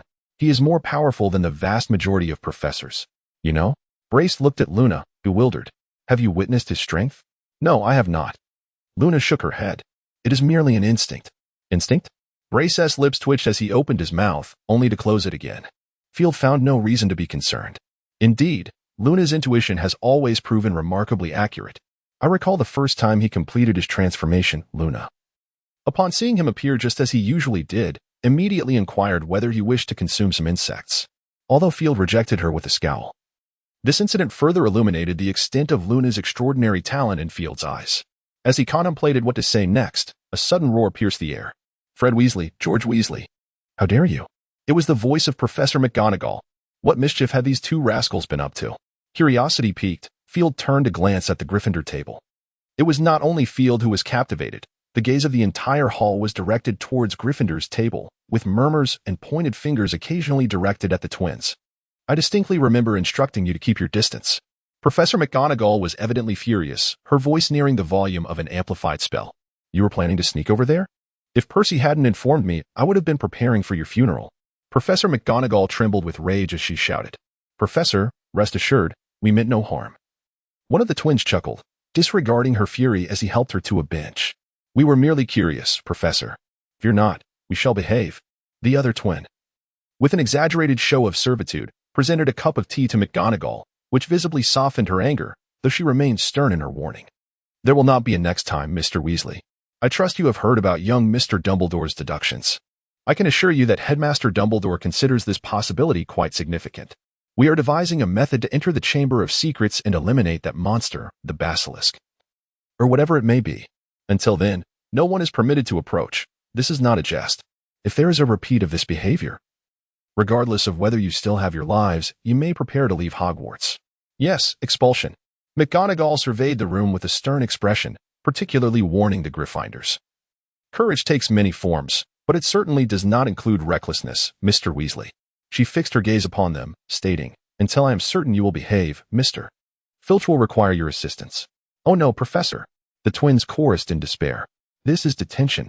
He will have us killed. By tomorrow, you may only see our ashes. How dreadful. The twins lamented in unison, culminating in a collective wail. Yes, detention. McGonagall exclaimed in a fury, You must learn your lesson well. Additionally, Gryffindor loses 50 points. No, 50 points each. Professor McGonagall looked at them with a stern expression and added, I shall write to your mother. Should she wish to come to Hogwarts for a discussion, I would be more than willing to facilitate. With that, Professor McGonagall shot a glare at the bewildered twins, let out a cold huff, and quickly exited the Great Hall, observing the still-dazed Weasley twins. A nearby black Gryffindor pondered for a moment before placing 2 chicken legs onto their plates. Oh dear, the twins feigned a touched demeanor and embraced the black boy. Now, we only have you, Lee. Lee smiled awkwardly. Is there anything else you would like? I can get it for you. Make sure to eat well. The twins were momentarily stunned, exchanging puzzled glances, sensing something was amiss. Professor McGonagall's actions were swift. By the afternoon, Mrs. Weasley had arrived at Hogwarts, dragging the twins by their ears from class to the Gryffindor common room. What transpired inside remained a mystery to all. However, when the students beheld the Weasley twins again, their eyes were filled with a sense of despair. Quick, Field, come look at this. In the common room, Blaise seemed to have discovered something noteworthy on the notice board, excitedly beckoning Field. What is it? Field inquired, puzzled. Come over here. Blaise insisted, tugging Field to the notice board and pointing out the announcement. Field glanced at the board, instantly intrigued. Dueling Club? He raised an eyebrow, looking at Blaise. Wizard dueling? I didn't know you were skilled in this. Don't you think it's fascinating? Blaise appeared thoroughly exhilarated. My friend, this is dueling, the finest display of a wizard's prowess. Don't tell me you're not interested. It does sound intriguing, Field mused, tilting his head. However, I have never participated in wizard dueling. I've only read about it. No way. Blaise gazed at Field with astonishment, as if he were observing a rare creature, which irked Field slightly. Hey, what are you looking at? Field shot a disgruntled look at Blaise. It's nothing. Not having participated isn't a big deal, Blaise began. But upon seeing Field pull out his wand, he chuckled awkwardly and changed his tune. Just as they were playfully bantering, Draco Malfoy began boasting loudly in the common room. Humph, the school ought to have had a club like this ages ago, Malfoy sneered. I've participated in duels over 100 times. This time, I shall show that scar-headed boy a thing or two, and it will be the perfect opportunity to try out my new spells. Over 100 duels? Field gazed in astonishment at Malfoy, who was basking in the flattery of 2 sycophants. Blaise scoffed derisively, casting a disdainful glance at Malfoy. What are you laughing at? Field inquired of Blaise, questioning the veracity of his words. Indeed, it is all fabrications, Blaise retorted with a mocking grin. My father would never dare claim to have participated in so many duels, over 100 times, no less. At Hogwarts, aside from Professor Dumbledore and Professor Flitwick, not even our headmaster would make such assertions.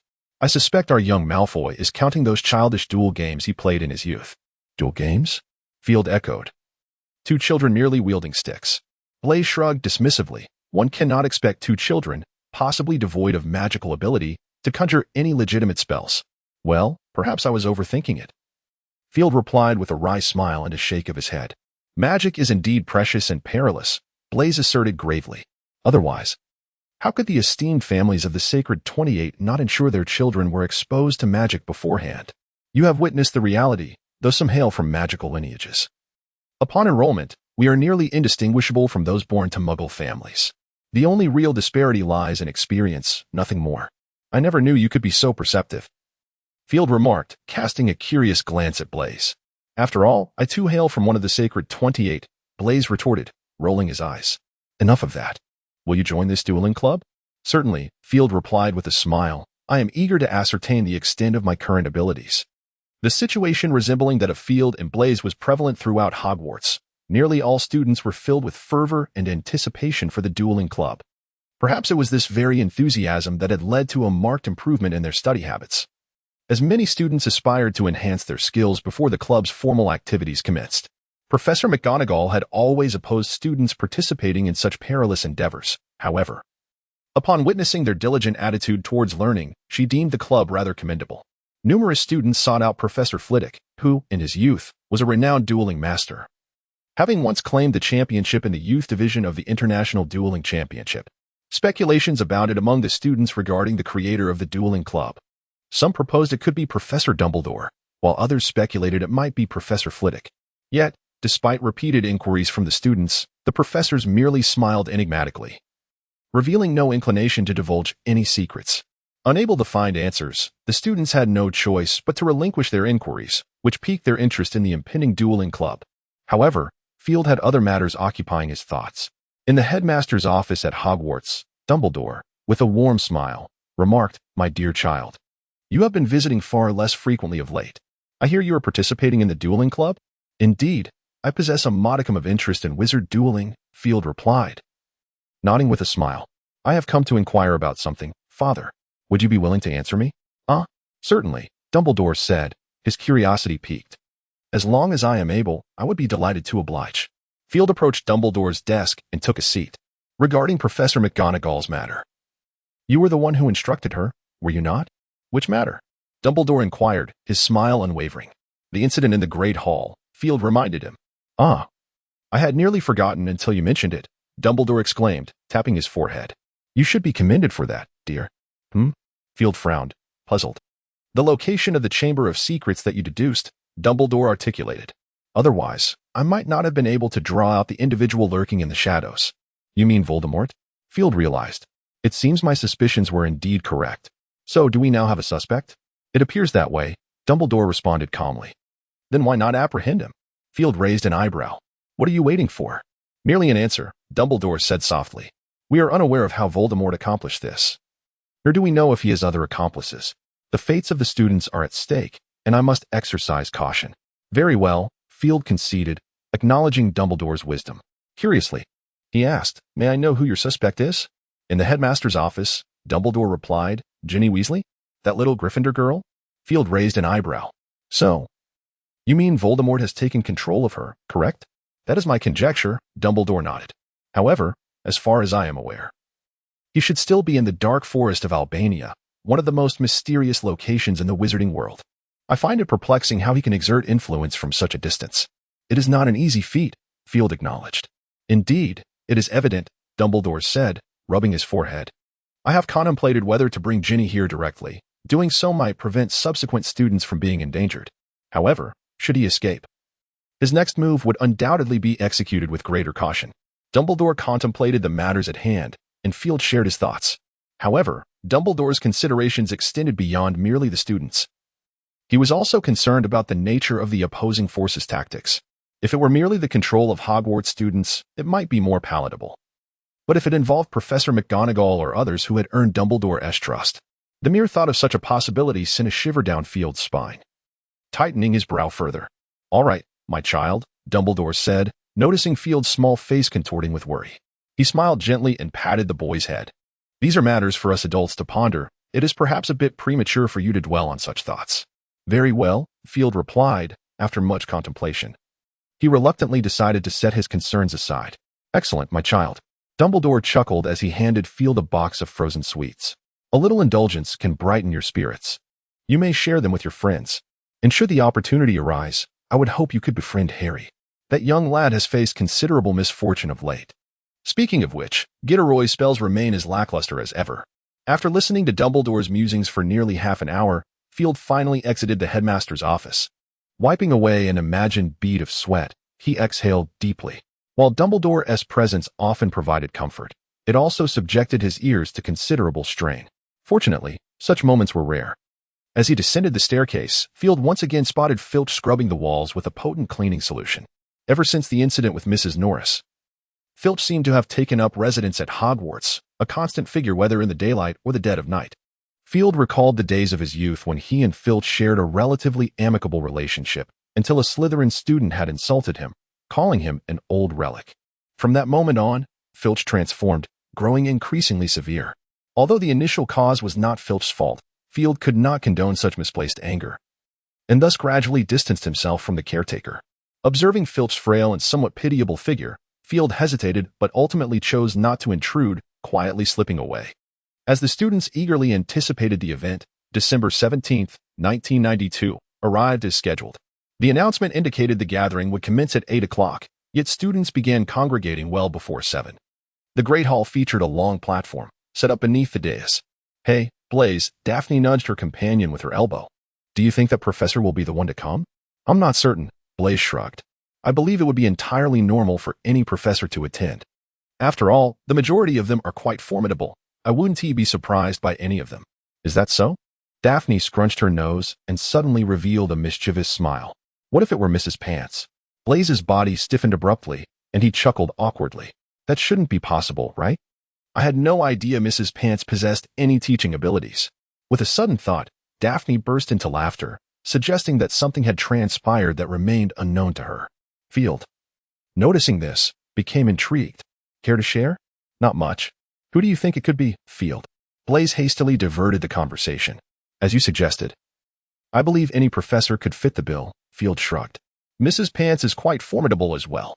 The mere mention of Mrs. Pants caused Daphne to laugh once more uncontrollably. Observing Daphne, who was nearly doubled over with laughter, Field's curiosity piqued. "You have no idea," Daphne said, clutching her aching stomach as she waved her hand dismissively. "That guy Blaise, for some reason, declared his intention to pursue Mrs. Pants and even confessed to her in person." At this, Daphne erupted into another fit of laughter. "Oh?" Field said, glancing at the now grim-faced Blaise. He pondered for a moment before patting Blaise on the shoulder. "It's all right. I understand you, brother. Honestly, Mrs. Pants is quite beautiful. However, I find it hard to fathom how you are still here in one piece. From what I know, Mrs. Pants is not known for her temper." "Of course," Daphne interjected before Blaise could respond. She chased him halfway across the library with her feather duster. Had there not been students inside, she might have pursued him outside. Even so, Blaise had already become the most unpopular person in the library. "No wonder last time you needed a dictionary, you asked me to help you borrow it," Pansy teased, having appeared nearby.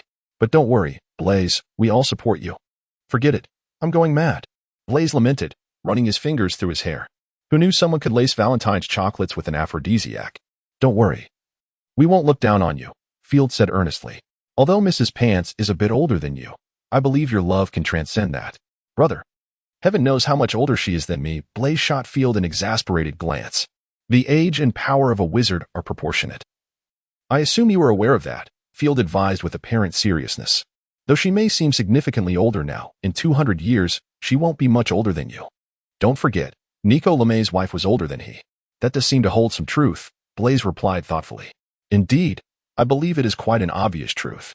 Field patted his shoulder, remarking that being a bit older is quite advantageous. Now she can care for you, and in the future, you can reciprocate her kindness, truly perfect. "Wouldn't you agree?" "Indeed." Bray nodded vigorously in affirmation. "So, what are you waiting for, my friend?" Field gave him a gentle pat on the back and with a slight push, encouraged him to bravely pursue his desires. "I shall pray for you, or rather, bless you." With that, Field flashed him a thumbs up, grinning. "Thank you." Bray expressed his gratitude with a nod, but after taking just a couple of steps, he abruptly halted, turning back to face Field with an expression of indignation and grievance. "I've already told you, I was under the influence of a love potion." Daphne and Pansy behind them were nearly in fits of laughter. Time passed in their playful banter, and soon it was 8 o'clock. "Here he comes. The professor is arriving." Bray rubbed his hands together, eagerly gazing at the stage, finally about to discover who it was. "I advise you not to harbor too many expectations." Field smiled and shook his head, offering a word of caution, though he too was unaware of which professor would be guiding them. However, observing the streamers floating above the grand hall and the array of crystal orbs, such flamboyance could only befit one individual, adorned in a splendid peacock blue robe, a golden shoulder cloak, and silver gauntlets, complemented by a striking appearance and a warm smile. His pearly whites gleamed even in the dimly lit hall. He gracefully made his way from one side of the hall to the stage, slightly bending forward. "Dear ones, I believe you need to come a little closer. Can you hear me clearly? My heavens, it's him." Bray stood in stunned disbelief, gazing at the flamboyant Gilderoy on stage. Am I dreaming? Or has Hogwarts truly run out of faculty? Unexpectedly, Daphne fixed her gaze on Gilderoy. Although he was rather inept, one must admit, his appearance was flawless. "Well then, let us move a bit closer." Field patted Bray on the shoulder, urging him not to doubt the reality. This is indeed the case, fitting his style perfectly. "Wouldn't you say? To be honest, I have ceased to expect anything from this event," Bray grumbled, yet his body obediently followed the group forward. "Excellent. This is simply marvelous." Gilderoy observed the students gazing at him, nodding in satisfaction, and began his opening remarks with a smile. "Thank you all for coming, children." Gilderoy beamed. "You are all aware of the recent rumor, yes, regarding that great monster of Hogwarts. Honestly, I'm not certain if it's true or false. But based on my adventurous experiences, the older the place, the more likely it harbors potential dangers. And Hogwarts' history, without a doubt, is sufficiently long." As he spoke, he gently patted his left breast, the charming and pristine gesture eliciting enamored expressions from several young girls. "I do not wish to boast, but as your professor, I believe it is imperative for you to absorb the wealth of adventure experience I have amassed over the years. Of course, you will require a modicum of assistance, such as heeding the right guidance. I extend my gratitude to the esteemed principal, yes, indeed, our Professor Dumbledore. He believes you ought to cultivate some adaptability, particularly when confronted with perilous creatures or dark wizards." Gilderoy raised a finger to his eye level. "Professor Dumbledore has conferred upon me the privilege of establishing this modest club. Indeed, a dueling club. This will provide you with some training, will it not? Appreciate your presence here, trust me. When the day comes that you need to defend yourselves or encounter dangerous situations, should anyone recall today, it will undoubtedly afford you an extra measure of safety. I am your professor." At this juncture, Gilderoy tapped his chest once more, asserting that it is my responsibility to impart the methods I have employed countless times. "Please safeguard yourselves. Yes, it is indeed crucial. Now, enough of my preceding remarks. For those desiring further details on this matter, I believe my published works will be of assistance." With that, he swept his cloak dramatically, producing a crisp sound, and then turned to the opposite side of the platform. "Let us welcome our guest of honor, and my assistant for this occasion, Professor Snape," he proclaimed with fervor, akin to a host on stage, his voice brimming with enthusiasm. The students fell into a sudden hush before erupting into a cacophony of noise. The Gryffindors engaged in fervent discussions, while the Slytherins expressed their discontent. "How dare he?" Pansy glared at Gilderoy, incredulous at his audacity. "Perhaps he assumes everyone else is as much a fool as he is? Or a monkey in a circus?" Blaise scoffed, suggesting they ought to contemplate what to say at Mr. Lockhart's funeral. Field, however, remained silent, observing Snape's composed visage, and could not help but stifle a chuckle. It must be said, although Gilderoy is indeed courting disaster, he has managed to ruffle Snape's composure. "It seems you two have your day of reckoning." Field mused with a hint of schadenfreude. "Fear not, children," Gilderoy softly reassured. "It is merely a minor collaboration. I shall return your professor to you unscathed. That's it." Field slapped his forehead. Truly, the master of words, Gilderoy possesses an unrivaled talent for inciting ire. He cast a glance at Gilderoy, a flicker of pity in his eyes. Field had already noticed the slight narrowing of Snape's eyes, a clear indication of his growing displeasure. "Now, let us proceed. First and foremost, it is essential for you to understand the necessary protocols of dueling." As Gilderoy strode towards the center of the platform, he spoke. "Now, please pay close attention. Although many wizards have grown indifferent to these customs, it is advisable that you adhere to this etiquette unless you wish to be regarded as mindless baboons.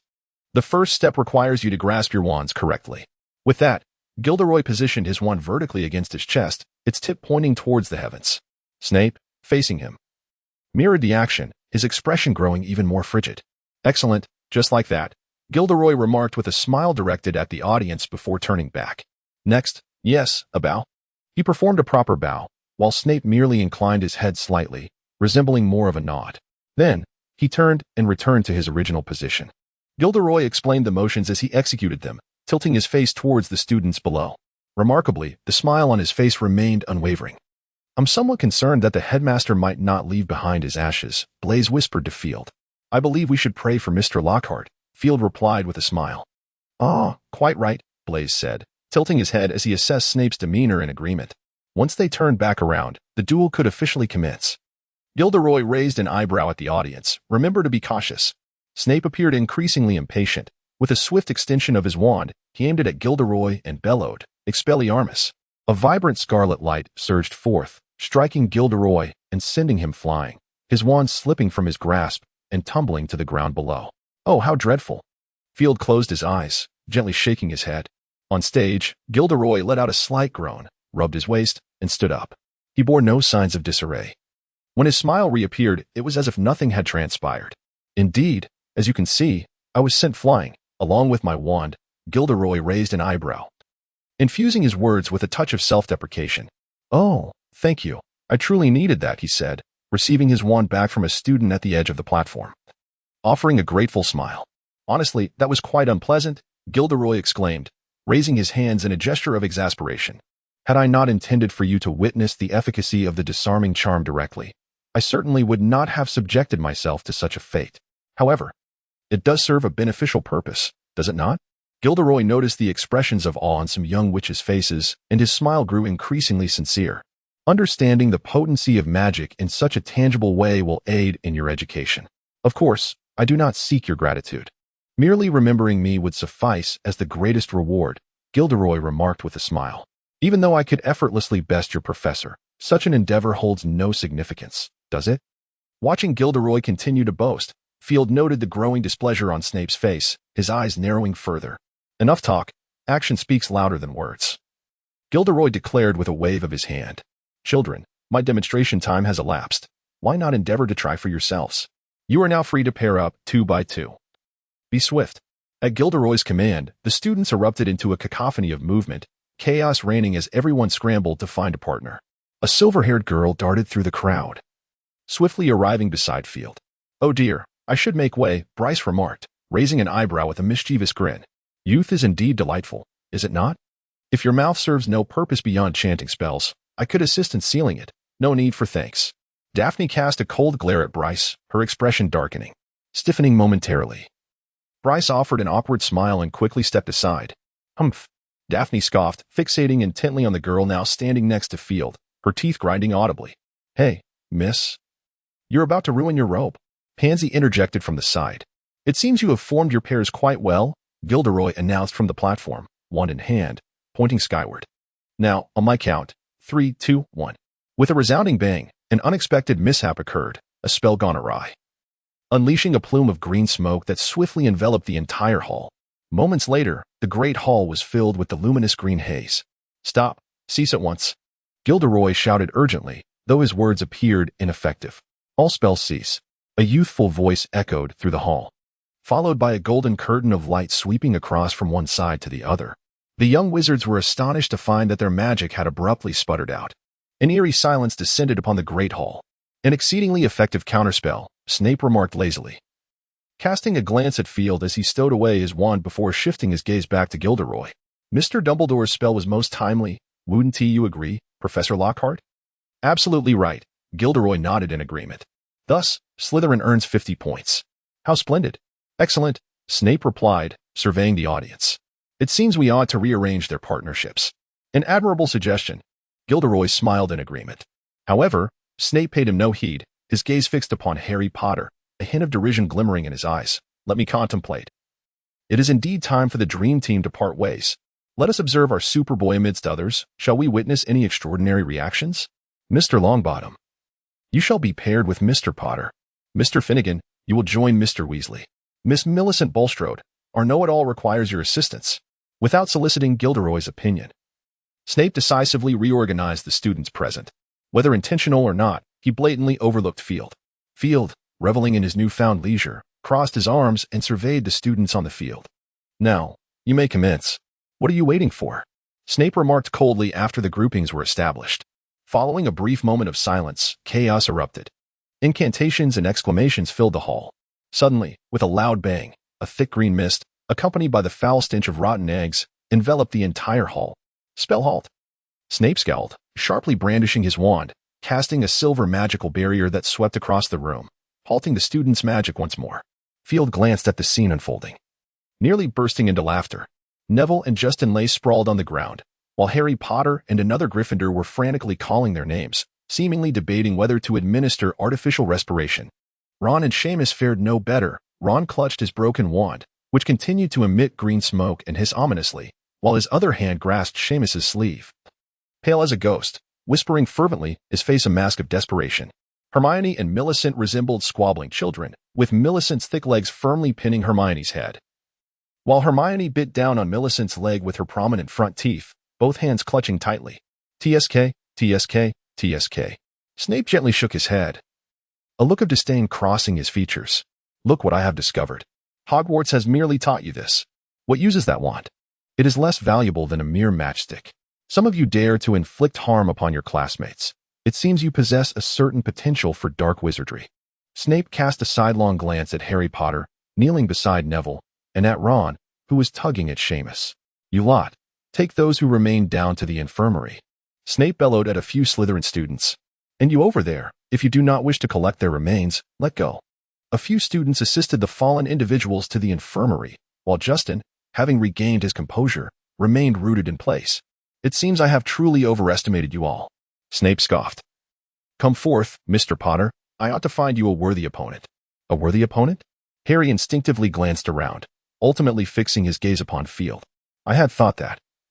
Despite your brain being scarcely larger than that of a troll, you would possess at least a modicum of self-awareness, Snape sneered. Come here, Mr. Potter. With a mocking smile. Snape added, Mr. Dumbledore's prowess far exceeds yours. I fear even your remains might not be properly pieced together in a duel with him. Upon hearing these words, Harry, accustomed as he was to Snape's derision, felt his face flush with embarrassment. Field, however, remained unperturbed. He had long since learned to interpret Snape's comments through a filter. For instance, your troll-like head could benefit from more substance. You should diversify your studies. It would be beneficial. Your mediocre skills could easily be surpassed by a mere toe. Your potion quality is commendable. You surpass many, though you still fall short of the masters. Snape's recent remarks to Field transformed into, Mr. Dumbledore's strength greatly surpasses yours. He is not an appropriate adversary for you. Perhaps a more suitable opponent would be more beneficial.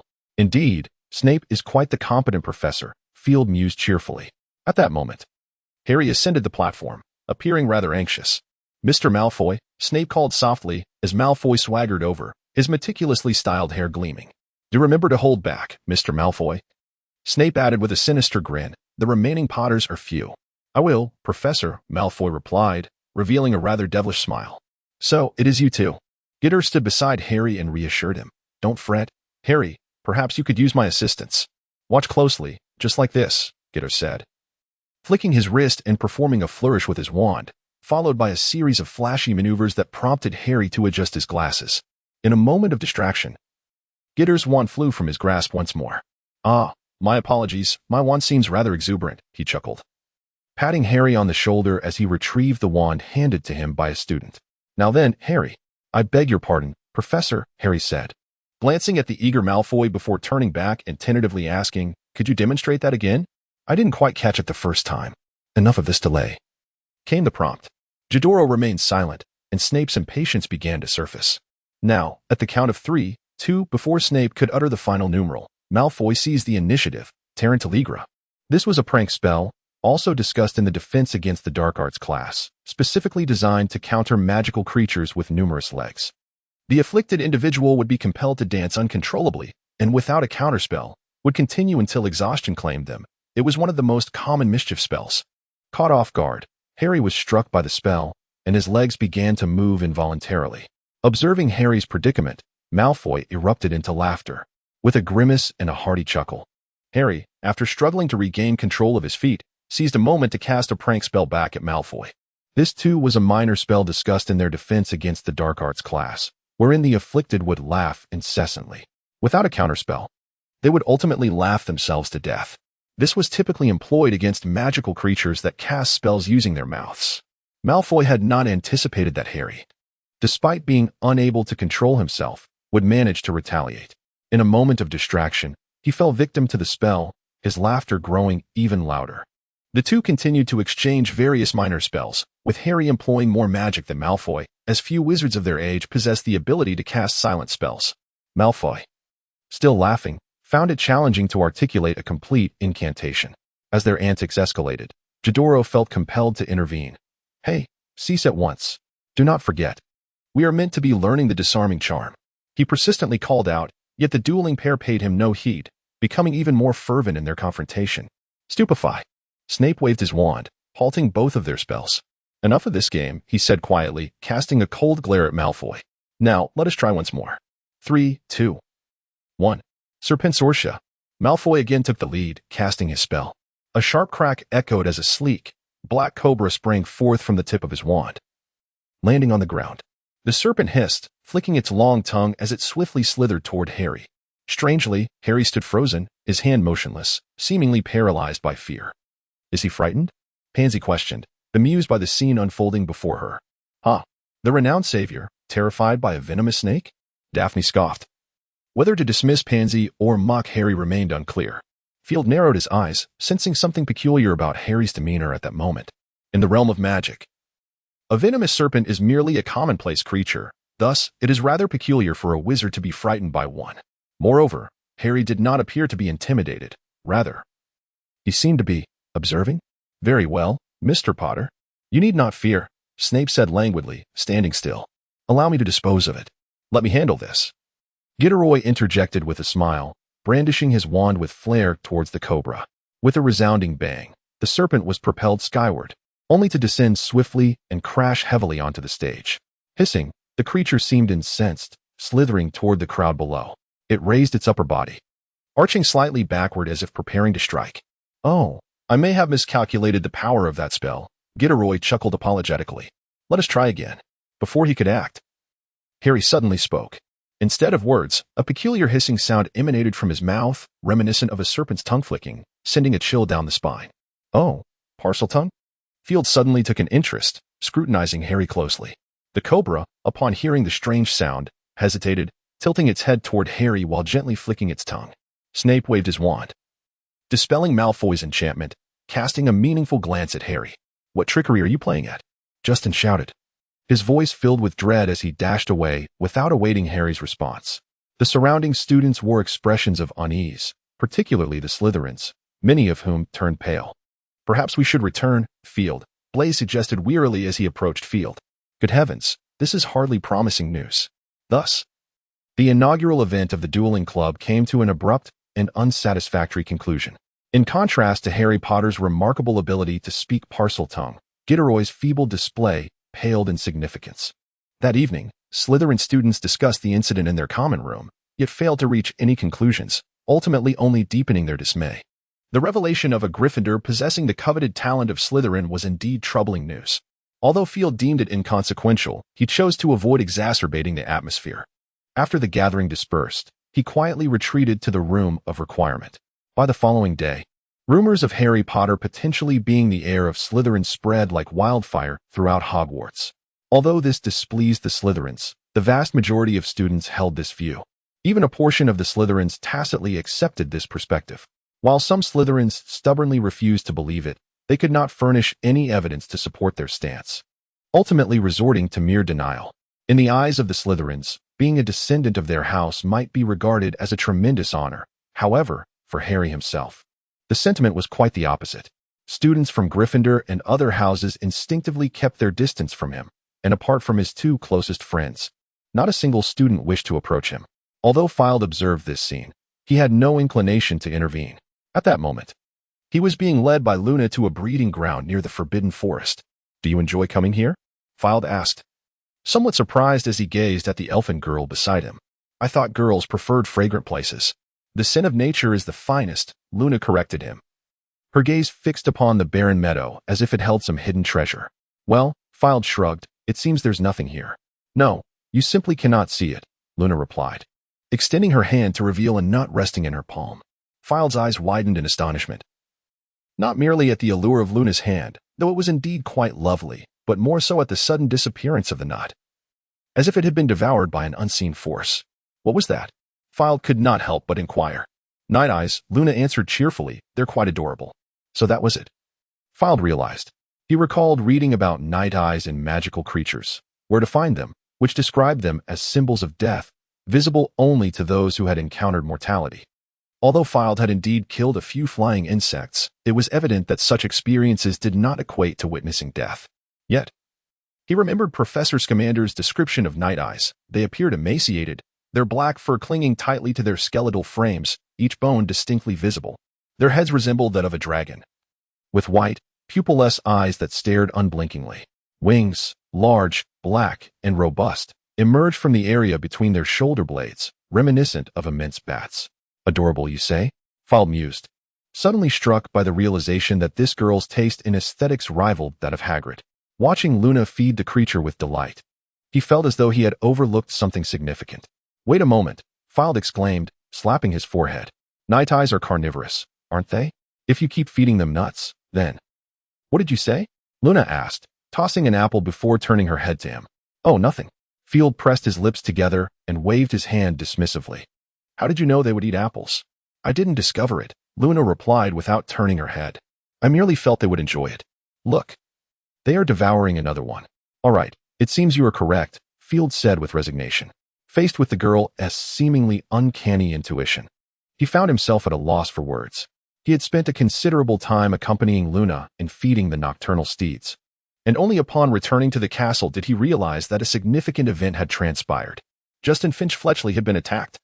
He was the first young wizard to be assaulted following the incident involving Madame Pomfrey, and being a half-blood seemed to align perfectly with the rumors surrounding Slytherin's Chamber of Secrets.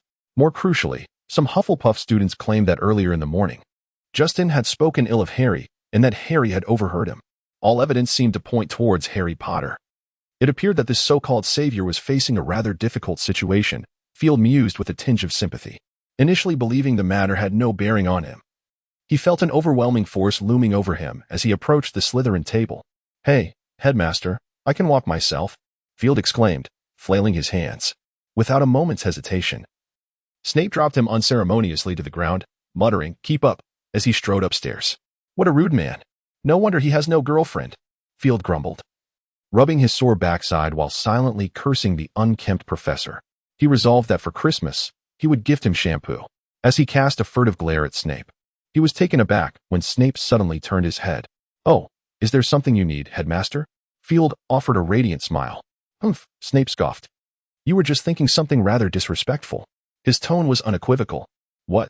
Field's eyes widened in disbelief, and he shook his head vigorously. That's impossible. I am not that kind of wizard.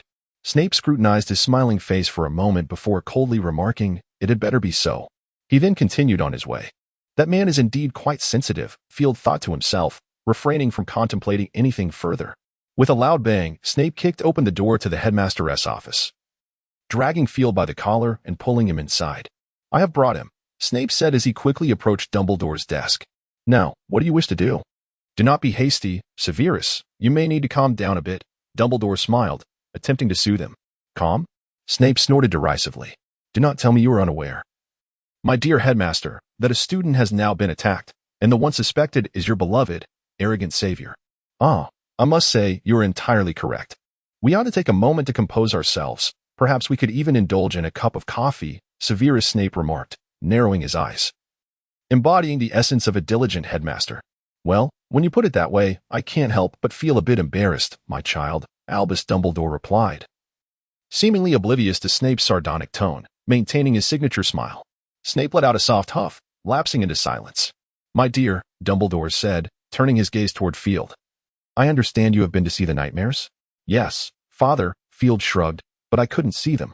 You will, in due time, Dumbledore reassured him with a cheerful demeanor. Before that, perhaps you might consider exploring something else? Gazing at the enormous serpent shed before him, Field fell into a contemplative silence. Just moments ago, he had been in the headmaster's office at Hogwarts. Perhaps you might consider exploring something else? Dumbledore repeated with a twinkle in his eye. I have a splendid idea. Pray tell? Field admitted his curiosity, his interest piqued as he looked at Dumbledore. The unknown holds the greatest surprises, does it not? Dumbledore gently ruffled Field's hair and winked. We can accompany you. Very well, Field thought Dumbledore merely wished to accompany him for a stroll, so he took hold of Dumbledore's sleeve without further contemplation. Dumbledore chuckled softly and placed a hand on Snape's shoulder. In a whirl of motion, Field found himself standing before a gigantic serpent shed. So, this is what Father wanted me to see? Field felt a wave of unease wash over him. Surely, he wouldn't have me confront a monstrous serpent, would he? Tentatively, Field ventured, are we meant to take this serpent shed with us? An excellent idea, my child, Dumbledore said, patting his head. Field's face brightened at the prospect. But before he could speak, Dumbledore added, we shall acquire a new one shortly. You can have it fashioned into a robe at the shop in Diagon Alley. Who in their right mind would want a serpent robe? Field inwardly scoffed at his father's whimsical notions. I assume you have other matters to discuss? Snape interjected impatiently. How long do you plan to indulge your pitiful subordinate? My apologies, Severus, Dumbledore replied, a hint of regret in his voice. You know, those of us of advanced age tend to favor the company of our children. No, I do not. Snape shot him a sidelong glance. So, may we proceed with the task at hand? Oh, certainly, Dumbledore replied with a smile, before adding, but Severus, are you certain you do not wish to engage in a sweet romance? I have. Well, you are aware of my situation. Snape raised his hand, interrupting Dumbledore's words. Well, you should endeavor to experience a different kind of life, Severus, Dumbledore remarked, a hint of regret gracing his features. Snape appeared oblivious to this sentiment, his expression remaining unchanged. The trio continued deeper into the darkened corridor they encountered after traversing the lengthy serpentine passage. With a flick of his wrist, Dumbledore conjured a small orb of light, illuminating the surroundings. Field glanced around, taking in the scene. The corridor seemed to be constructed from bluish stone, and the passage bore a thick layer of dust, likely a testament to the passage of time. Moreover, moisture from an unknown source had transformed the dust into a muddy mess. How disgusting! Field frowned, his face displaying evident distaste. A penchant for cleanliness is not a commendable trait, my child, Dumbledore chuckled, casting a glance at Field before effortlessly waving his hand again, rendering the ground significantly cleaner. Surely, a touch of cleanliness would enhance the aesthetic, would it not? Absolutely, Field nodded vigorously as he stepped onto the pristine floor. Upon reaching the end of the corridor, a stone door came into view. This door appeared taller than a typical entrance and was approximately twice as wide. At its center, two serpentine carvings slithered, surrounded by intricate and enigmatic runes. This must be the place, Dumbledore mused, scrutinizing the stone door before slowly nodding. Let me think. How should Parseltongue be pronounced? Ah, yes. He tapped his forehead, gazing at the door, his lips moving slightly as he emitted a series of hissing sounds. The emerald eyes of the serpent carvings glimmered, and their movement coalesced into a circular formation. As they entwined completely, a sharp crack echoed, and the stone door gradually swung open. Remain calm. Remember, do not panic, Dumbledore advised, gently patting Field on the shoulder. And also, be cautious not to meet its gaze directly, you understand. I comprehend, Field nodded, transforming once more into a phoenix under Dumbledore's watchful eye. With a soft trill, he flapped his wings gently and perched upon Dumbledore's shoulder. A clever decision. I must reevaluate my opinion of you, my child.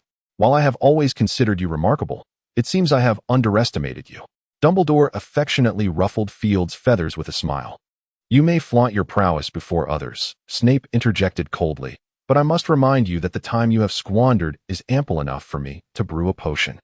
My apologies, Severus, Dumbledore replied with an apologetic glance. Please forgive an aging wizard. My legs are not as sprightly as those of you younger folk. Snape cast a fleeting glance at him, his eyes sweeping dismissively over his legs, a contempt that even Field could easily discern. However, Dumbledore merely chuckled softly, offering no further commentary. Upon entering through the stone door, they finally reached the true chamber. The chamber appeared to be quite spacious, with walls adorned by translucent openings of unknown origin. Although somewhat dim, it was not entirely engulfed in darkness. Throughout the room, numerous pillars of varying sizes stood, some etched with serpentine motifs, while others remained bare and unadorned. In addition to the pillars, Field noticed a stone table accompanied by 4 stone seats. Directly in front of the 3 stood a colossal statue resembling an unkempt old man. The statue's eyes were not carved, yet it emanated a chilling aura. This was undoubtedly the statue of Salazar Slytherin himself. Dumbledore, after a brief glance, confirmed this fact. He straightened his somewhat disheveled robes and solemnly bowed before the statue. Snape mirrored his actions. Field understood that they were paying homage to a once great figure. Regardless of whether he had indeed caused harm to Hogwarts, his contributions were monumental. An undeniable truth. All right, we have arrived, Snape declared as he stood upright, his voice breaking the silence. Now the question is, where is the basilisk? Dumbledore pondered for a moment before producing his wand, uttering a series of peculiar syllables, and with a gentle flick, A stream of silvery smoke emerged from the tip of his wand, swiftly enveloping the entire chamber. "Ah, found it," Dumbledore exclaimed, his eyes lighting up as he gazed at the Slytherin statue. "It is right here." "Excellent." Snape drew forth his wand, indicating their need to blast it open. "No, Severus," Dumbledore interjected, shaking his head gently. "This is a relic of Salazar Slytherin. We must not show disrespect to our forebear." "Oh, disrespect?" Snape scoffed. "Listen to what you're saying. We are here to slay that basilisk. Let us not forget, it was originally Slytherin's." "I am aware," Dumbledore replied, his demeanor unchanging. "Had it not posed a threat to the students, I would gladly allow it to reside within the school." "You hypocritical old fool," Snape huffed, reluctantly lowering his wand. "So, great headmaster, perhaps you have conceived a better plan?" After a moment of contemplation, Dumbledore suddenly clapped his hands together. "Oh, we need someone with a deeper understanding of Slytherin to assist us." "Are you jesting?" Snape waved his hand impatiently. "I trust one need not remind you, if you have not forgotten, that Slytherin has been dead for over 1,000 years. Believe me, Severus," Dumbledore said earnestly, "I may sometimes forget certain things, but at this moment I am quite lucid." "Fox," Dumbledore softly called. In a flash of fire, the Phoenix Fox appeared in the chamber. He appeared older, his feathers sparse and thinning. "I apologize, old friend. I should not have disturbed you at this hour." Dumbledore gently stroked his back. Fox emitted a soft call, his once bright voice now slightly hoarse. "Would you be so kind as to fetch the sorting hat for me?" Dumbledore inquired softly. Fox nodded, vanishing in a burst of flames. Shortly thereafter, he returned, clutching the tattered hat in his claws. Snape observed this scene with an impassive expression, a flicker of realization in his eyes. After sending Fox back, Dumbledore held the sorting hat in his hands. "Greetings, old friend. How do you fare?" The sorting hat twisted slightly, patterns resembling a face emerging upon its fabric. "Ah, it is you, Albus." "Indeed, Mr. Sorting Hat," Dumbledore replied with a smile and a nod. "It seems you have been in slumber for quite some time." "It is unavoidable," the Sorting Hat replied, twisting again. "You always have various matters at hand, and no one has spoken to me.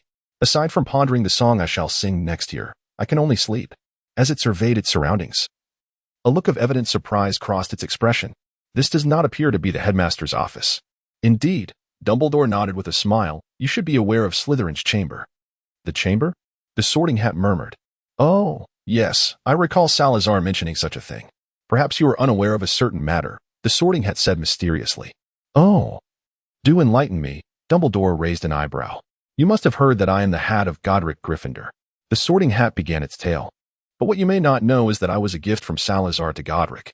"Is that so?" Field, listening quietly nearby, found his tail unwittingly raised. "Indeed. They were lovers," the Sorting Hat continued. "Even after founding this school, their bond remained strong. However, you must understand that this is a school, and Godric believed that the students should come first. Their romance should not influence them. At that time, Gryffindor and Slytherin already had a fierce rivalry. Because of this, Salazar proposed the construction of a chamber, allowing them to be together. But I have heard that it was Slytherin who sought to purge the children of Muggle families." Snape interjected. "Purge the children of Muggle families?" The Sorting Hat gazed at him with a hint of perplexity. "How could you think that? Salazar never uttered such words." "It was one of his students who did," it clarified. "As you know, during that time, Muggles were quite unkind to wizards. One child, hailing from a Muggle family, succumbed to familial pressure and divulged the location of Hogwarts, marking the onset of the First War in the school's history. Indeed, many lives were lost as the Muggle army encircled the grounds.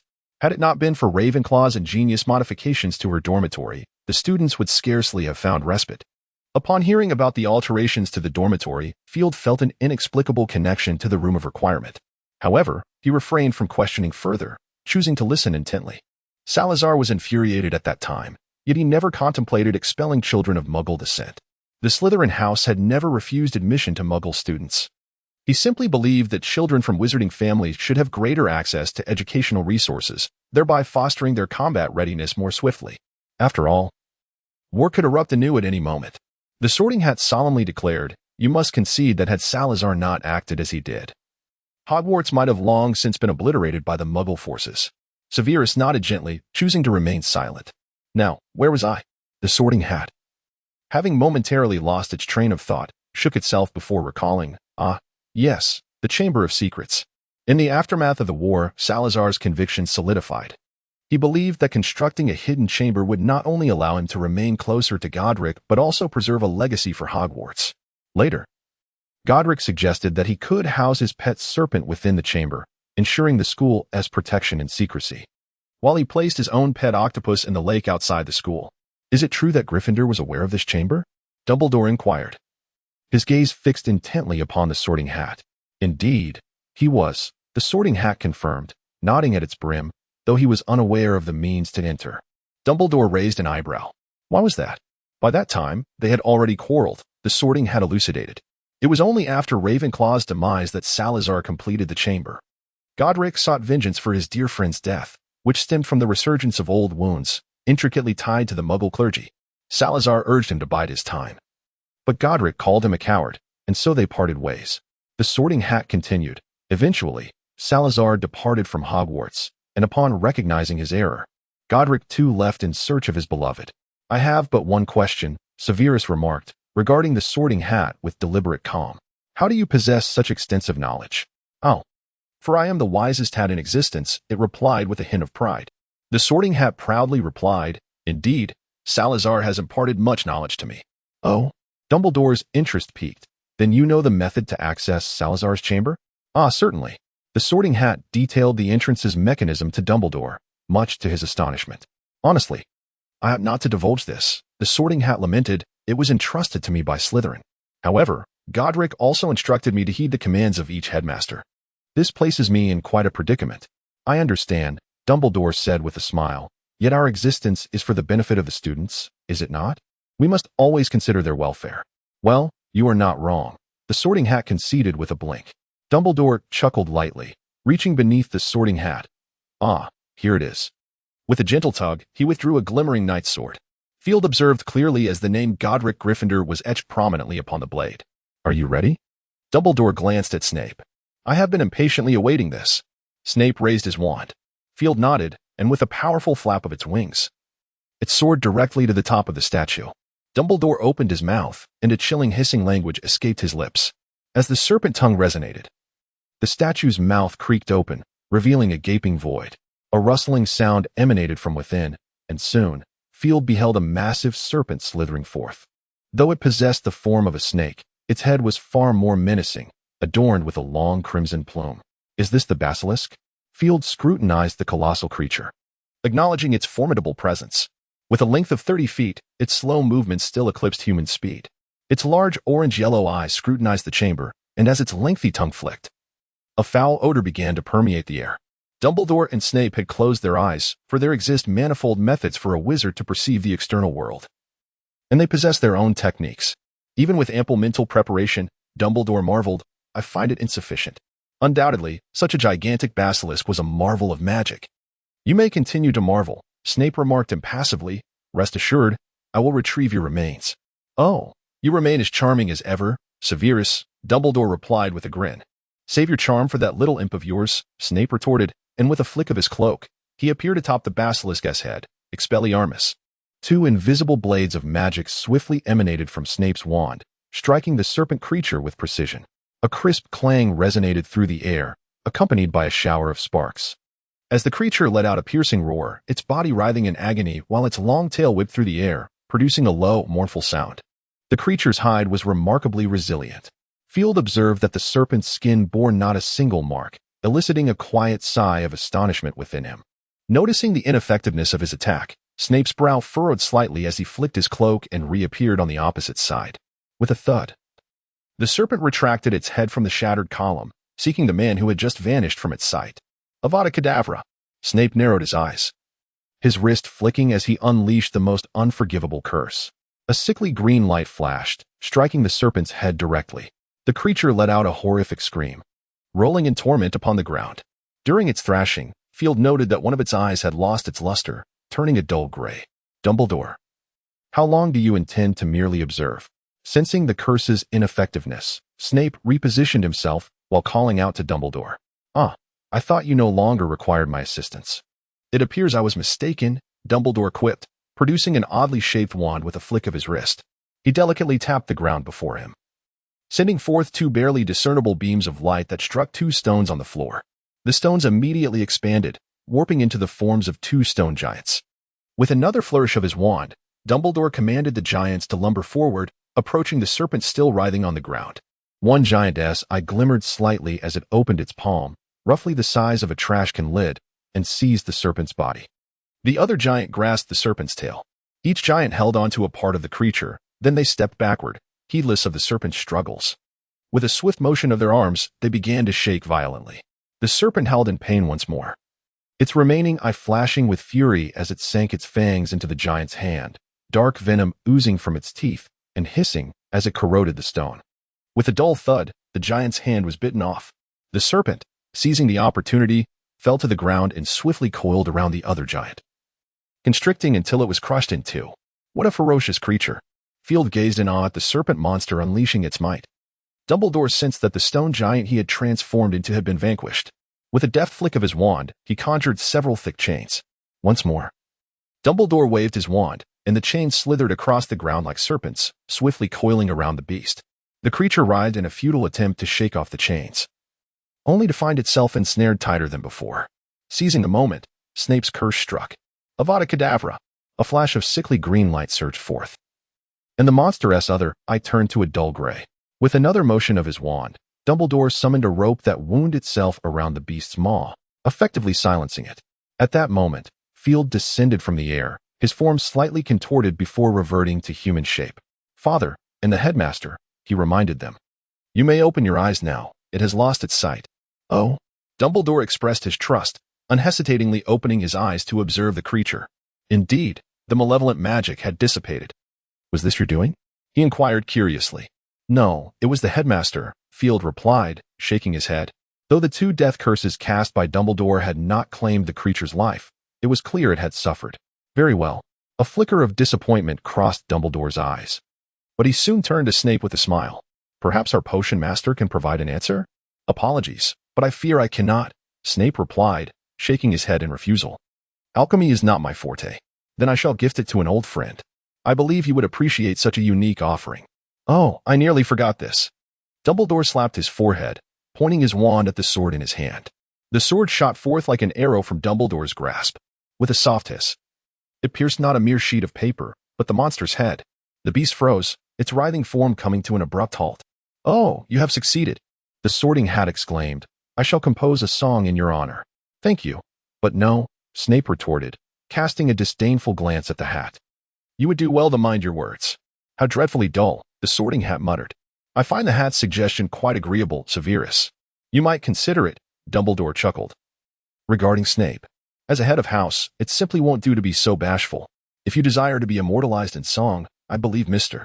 Howe would be more than willing to assist you. Snape shot back, casting a sidelong glance at Dumbledore. "Do remember to use the amplification charm, should you forget."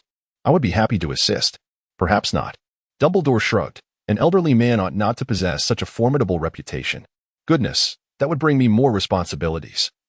"And it would exhaust Minerva." "You can manage it yourself," Field interjected. "Oh, that would be unwise, my child." Dumbledore shook his head, smiling as he imparted wisdom, advising him not to clutch power too tightly, lest he miss the myriad wonders along the journey. "You must learn to trust others, dear one." "Is that truly the reason you wish to burden Professor McGonagall?" Field was at a loss for words. "Very well, let us engage in another endeavor." With a flick of his wand, Dumbledore summoned the sword of Gryffindor from the basilisk, letting it return to his grasp. Dividing the spoils. Field's eyes brightened as he followed closely behind Dumbledore towards the basilisk. 5 minutes later, Field walked slowly along the basilisk's body, his expression impassive, with Snape trailing beside him. "I must remind you, you need to be expeditious, lest you succumb to the poison of your own tailored garments." Snape frowned at him. "The longer they took, the more the basilisk's venom would seep into its skin." "I understand," Field replied without looking back, the crimson glow on his fingers deepening as he gently sliced through the basilisk's hide. "Wasn't it agreed that we would share the spoils? Why was he the one doing the labor?" As he worked swiftly, Field pondered what was amiss. "I just recalled something," Dumbledore suddenly spoke. "If Madame Malkin cannot adequately slice through the basilisk's skin, I fear you may need to assist, my dear." "Oh, what splendid news," Field sniffed, contemplating expressionlessly. Under Snape's insistence, Field soon stripped the basilisk's hide from its body, also helping to crush the collected basilisk fangs. Dumbledore merely took the basilisk's 2 blind eyes, While Field prepared to claim his new garments, Snape's haul, however, was the most impressive. Basilisk fangs, venom, the creature's heart, hide, shed skin, bones, in sum, everything detachable from the basilisk had been dismantled by him. It was the first time Field had witnessed Snape so animated.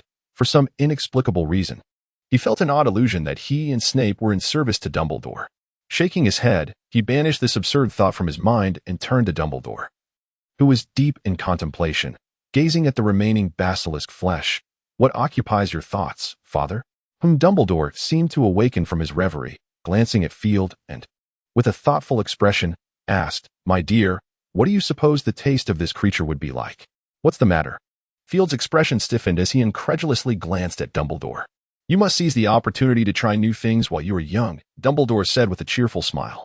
"Is that so?" Field felt a nagging sense of unease. As it happens, the flavor of snake meat does seem rather appealing. Field began to ponder. As for the fear of food poisoning, he was not particularly concerned. House elves possess the innate ability to transform any edible item into a safe delicacy. Wait, that is not right, Field suddenly realized, glaring indignantly at the jovial Dumbledore. "What is it, my child?" Dumbledore inquired, a teasing glimmer in his eyes. "You deceived me," Field exclaimed in frustration. "You distinctly stated earlier that basilisk was inedible." "Ah, did I?" Dumbledore replied, maintaining an air of calm.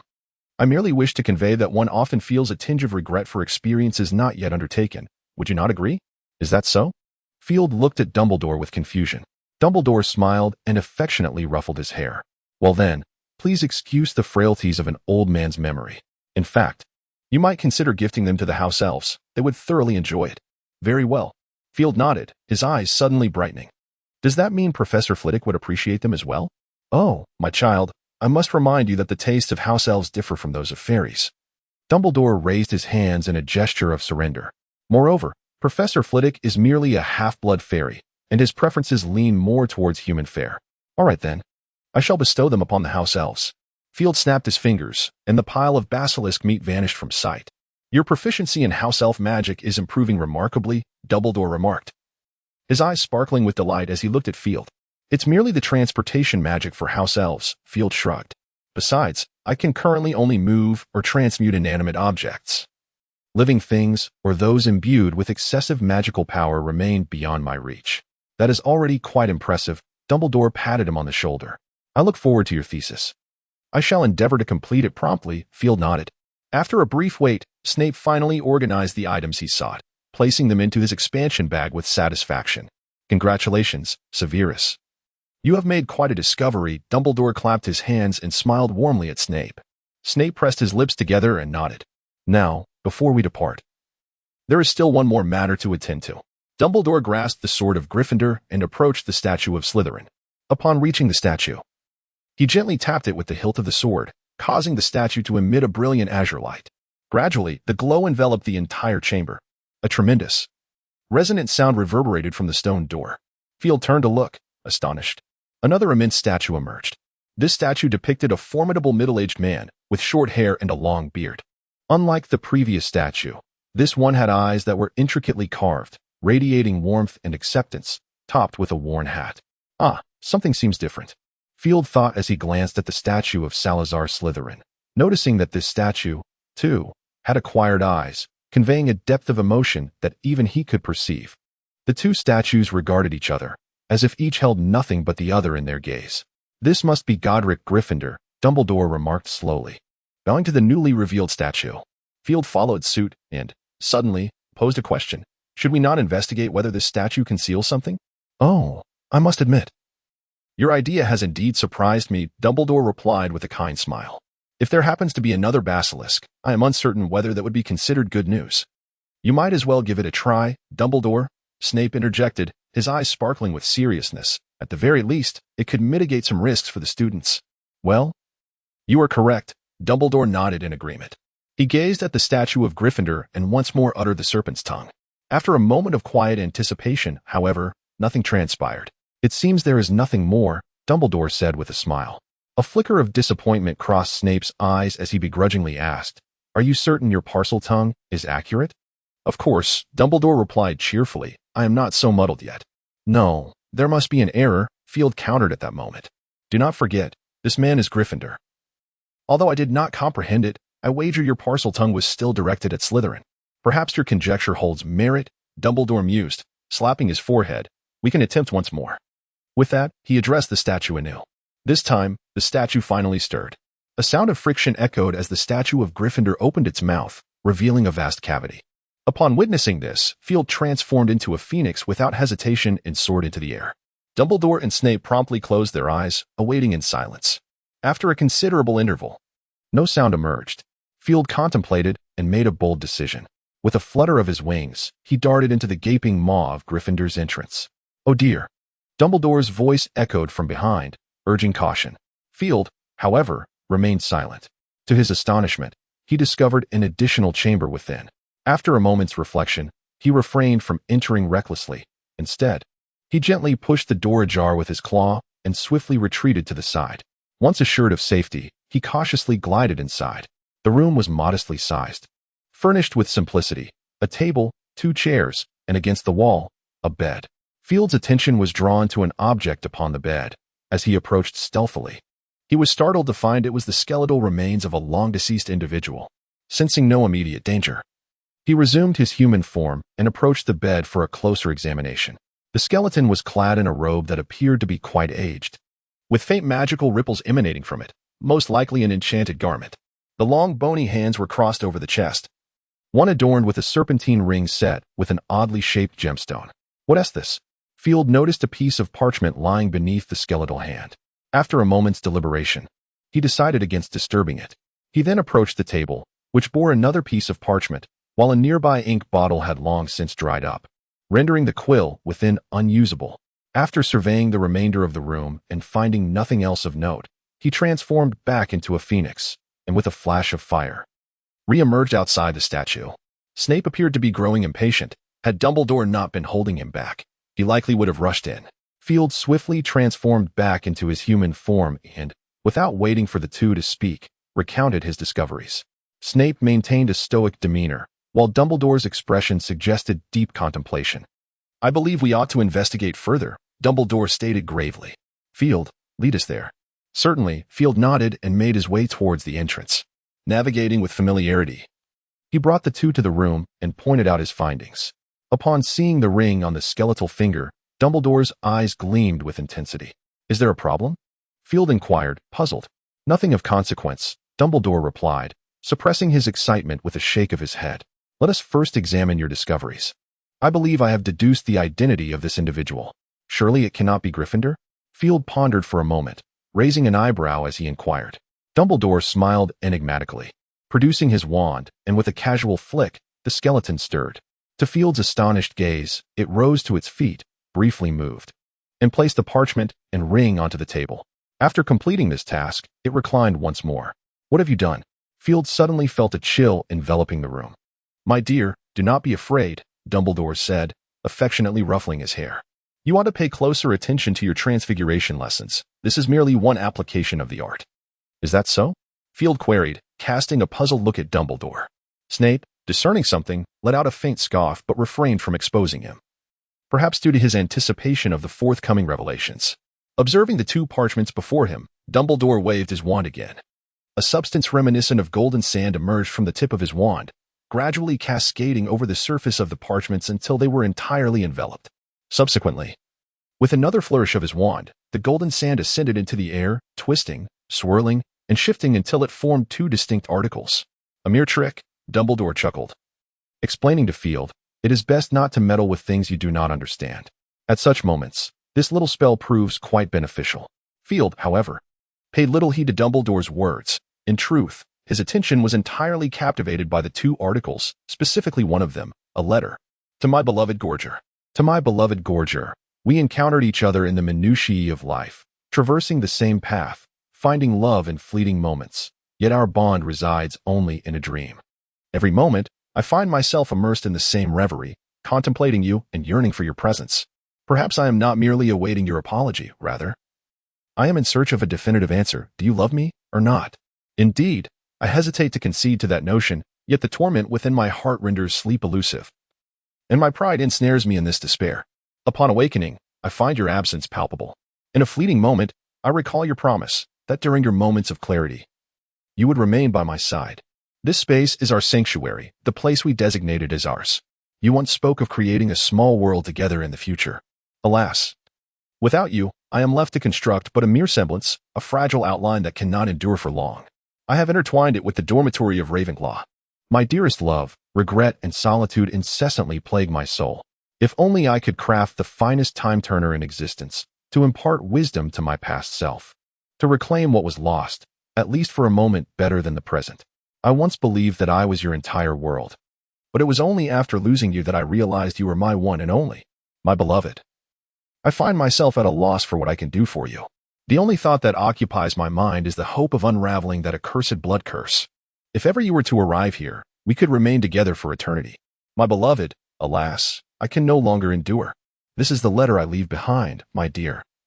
As I embark on a prolonged slumber, may you accompany me in my dreams. Good night. Salazar Slytherin. To think it is a letter penned by Salazar himself. Field's eyes sparkled with intrigue. Though this artifact bore little practical significance, its symbolic weight was immense. However, this was a love letter from Salazar Slytherin to Godric Gryffindor. A notion that those of Slytherin might find unbearable. With this thought, Field turned to glance at Snape. Snape maintained his usual impassive demeanor. Yet a flicker of joy mingled with a hint of discomfort danced in his eyes. It appeared he too was caught in a predicament. Field murmured to himself, choosing not to dwell further on the matter. Let such concerns be handled by the adults. After all, he was but a child. With this in mind, Field shifted his gaze elsewhere. The more he observed, the more he became entranced, and his admiration for Slytherin grew. In the eyes of Slytherin, the blood curse, while a form of malediction, was also a divine blessing, albeit one that the human form struggled to bear. Moreover, Slytherin discerned that the blood curse could be likened to a diluted form of the Mermorn. Although their manifestations differed, their essence was fundamentally the same. If the blood curse could be cured, then Mermorn surely could be as well. Slytherin posited that whether addressing the blood curse or Mermorn, both required a similar path toward healing, one centered on the development of the human body. He harbored two hypotheses, one concerning physical constitution and the other regarding the soul. In Slytherin's conjecture, both the blood curse and Mermorn were curses that transcended mere corporeal existence, existing within the soul as well. To heal the blood curse, one might either pursue the enhancement of physical constitution. In ancient times, there existed a cadre of wizards who regarded the human body as nature's greatest gift, cherishing all methods that could fortify it as treasures. Within the legacy of the Slytherin lineage, fragments of this ancient wizardry persisted, which Slytherin endeavored to complete. This constituted one pathway. The alternative route was to entirely forsake the physical form, using all one's inherent magical power alongside the magic of the natural world to construct a pure energy body that enveloped the soul, thereby empowering it. By contemporary standards of the magical realm, this latter method clearly fell within the domain of dark wizards. However, a millennium ago, the dichotomy between the dark and light wizards was far less pronounced, and Slytherin himself was indeed a dark wizard. Both paths possess their own merits and demerits. The route of physical enhancement essentially treats the blood curse as a whetstone, continuously refining one's corporeal form through potions and other means, ultimately enabling the practitioner to wield the blood curse as their own. Yet, this approach is not without its glaring drawbacks, primarily the necessity for vast resources. Slytherin himself noted in his conjectures that he could not estimate the magnitude of resources required. Additionally, there is the inherent limitation that the human body exhibits adaptability and resistance. Thus, a singular method of physical enhancement cannot be perpetually employed, and once its efficacy wanes, one is compelled to seek alternative means, which are often challenging to discover or develop. The path of soul enhancement, conversely, entails relinquishing the application of the blood curse. The manifestation of the blood curse resides within one's lineage. If the corporeal form is lost, the curse naturally ceases to exist. This method also comes with significant downsides. While it is possible to encase the soul in energy, the soul remains inherently fragile and susceptible to unforeseen calamities, where even the slightest misstep can yield dire consequences. Moreover, Slytherin confirmed that if such a route is chosen, one's soul must remain tethered to a magical artifact indefinitely, unable to depart until its eventual dissolution. Furthermore, choosing the path of soul enhancement means that in the face of death, the soul will not be claimed by the Grim Reaper, but will simply dissipate. Thus, while one may attain longevity, they would forfeit other possibilities. Field noted a particular record. The existence of a singular soul is highly susceptible to external emotional disturbances. Upon attempting to anchor a muggle's soul to Hogwarts, it absorbed all the negative emotions present within the institution. It required no sustenance, could traverse through food like a ghost, and could manipulate all food items, reminiscent of the legendary poltergeist. However, its destructive tendencies were exceedingly potent, leading Field to ponder whether it should be eradicated. Ultimately, it escaped from his laboratory, perhaps fulfilling its destined path, and he resolved not to interfere further. At this juncture, Field was reminded of Peeves, the poltergeist of Hogwarts. According to the professors at Hogwarts, Peeves is a manifestation born from the castle itself, serving as a protector of the institution. Yet, Field had yet to witness any acts of protection on its part. Most crucially, he had also interacted with a professor from Beaux Batons who informed him that, seemingly, Hogwarts is the only magical institution with a presence like Peeves. No other magical schools possess such an entity. Now, his curiosity had found resolution. Father. Field pondered for a moment, casting his gaze upon Dumbledore, who was intently examining the Slytherin manuscripts. How do you intend to handle this? Field inquired. Dumbledore refrained from divulging his plans regarding the two manuscripts, and even Snape seemed unaware of the matter.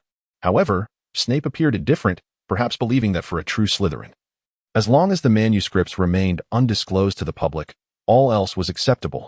A flicker of fire ignited as Field and Ariana escorted Dumbledore and Snape back to the headmaster's office. Dumbledore's attention was drawn to Fawkes, precariously perched on the cabinet, and he suddenly smacked his forehead. My apologies, my friend. I always forget that Field has a phoenix. Dumbledore offered a wry smile of apology to Fawkes. The phoenix emitted a low call, gently nodding its head in a gesture of indifference. Snape, seemingly unperturbed by the presence of either man or phoenix, uttered a casual, I shall take my leave, and exited the headmaster's office. Field glanced at Dumbledore and bid farewell with a smile, allowing Ariana to guide him to the Hogwarts kitchen. He intended to present the basilisk's flesh as a gift to the house elves of Hogwarts. With the basilisk dealt with, it felt as though the weight of the world had lifted. As for the rumors circulating about Harry Potter, they gradually faded into obscurity after no further incidents occurred, much to the relief of Harry and his friends. Nonetheless, Dumbledore had not yet disclosed everything. He sought to uncover how Voldemort had managed to exert control over the students. Field had no doubt that if it weren't for the protective magic left by Ravenclaw in the girls' dormitory, Dumbledore might have remained hidden there indefinitely. As for how Field had learned of such enchantments in the girls' dormitory, well, one could say he had once been young himself. The afternoon sun streamed through the library windows, illuminating the space with rare brilliance amidst England's frequent rains. Under the sunlight, Field gently rested his hand on the table, as a magically enhanced quill danced across the parchment, ceaselessly inscribing words. In the radiant light, he resembled a celestial male sprite, captivatingly resplendent. Not far away, a few young witches, distractedly leafing through their books, became momentarily entranced by Field's occasional knowing smile. Hey, don't do that. He'll notice you. One girl gently poked her smitten friend in the arm. And if you don't want Mrs. Pants to have your head, you'd better pray your drool doesn't land on the book. Oh, thank you. The girl's face flushed crimson as she retrieved a handkerchief to delicately wipe her mouth. Upon catching sight of Field again, a dreamy expression returned to her face. Look at him. He is simply breathtaking, isn't he? Is that really an exaggeration? Another girl, with a hint of skepticism, gazed at her friend and inadvertently caught sight of Field, who was lost in contemplation. Her eyes widened, and she murmured, All right, you were right. I must tell my mother that I am in love.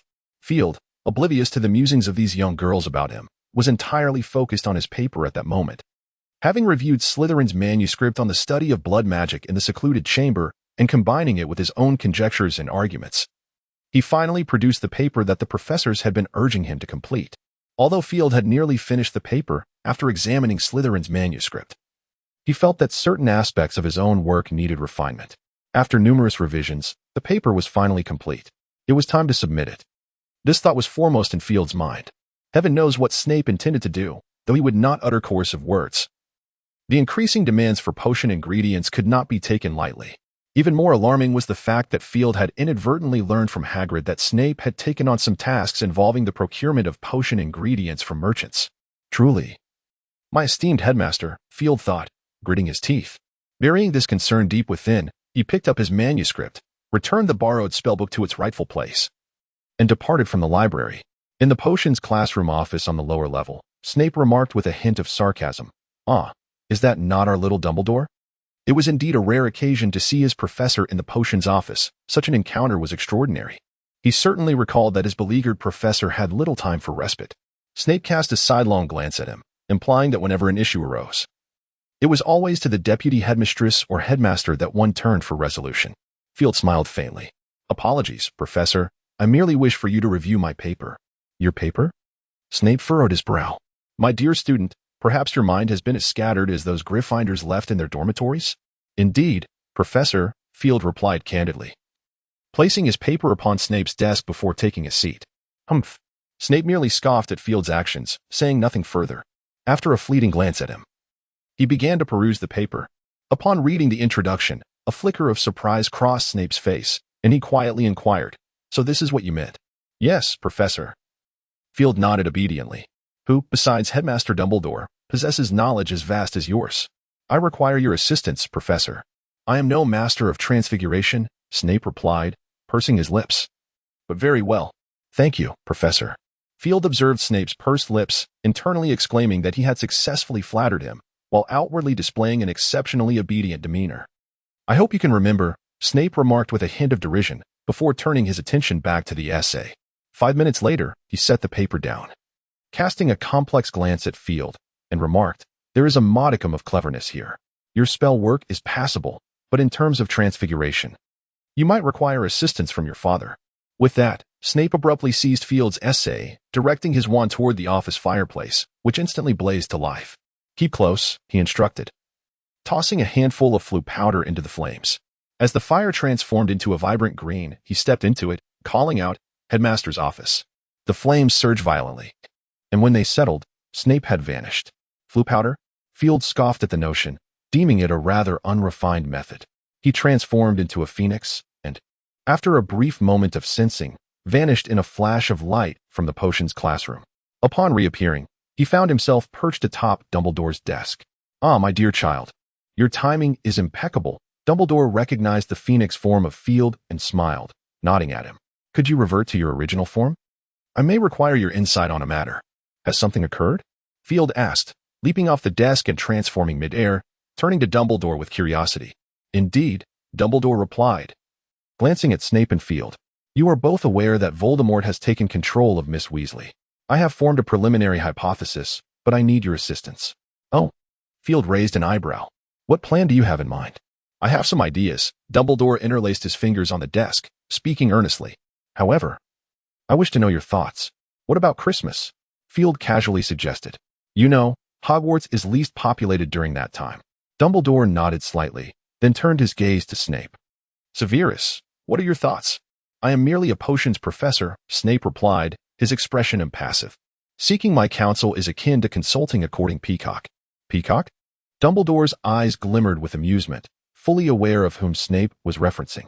"A splendid idea," Dumbledore smiled warmly. "It seems our young wizards could benefit from a more enriching extracurricular life. Now, you may proceed to explain your purpose." Exiting the headmaster's office, Snape regarded Field. "You may seek out Professor McGonagall.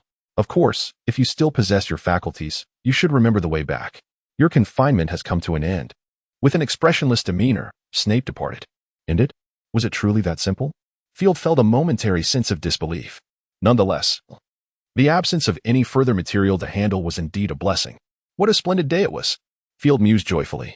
However, he did not lose sight of his primary objective and promptly made his way to Professor McGonagall's office.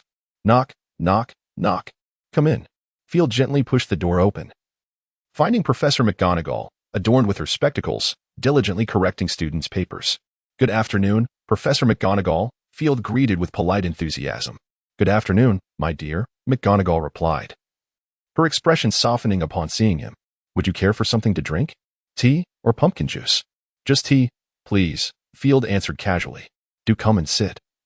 McGonagall invited with a slight smile, tapping her wand lightly against the desk, which conjured 2 cups of red tea with a flourish.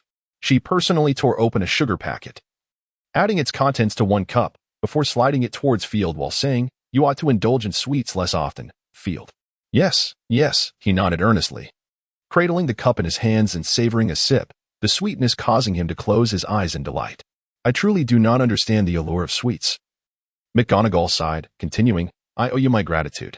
Were it not for you, I would scarcely have believed that Albus had hidden away so many confections. Goodness. You won't believe it. He even employed the undetectable extension charm. He has truly lost his mind. After all, my father's hobbies are few and far between, Professor.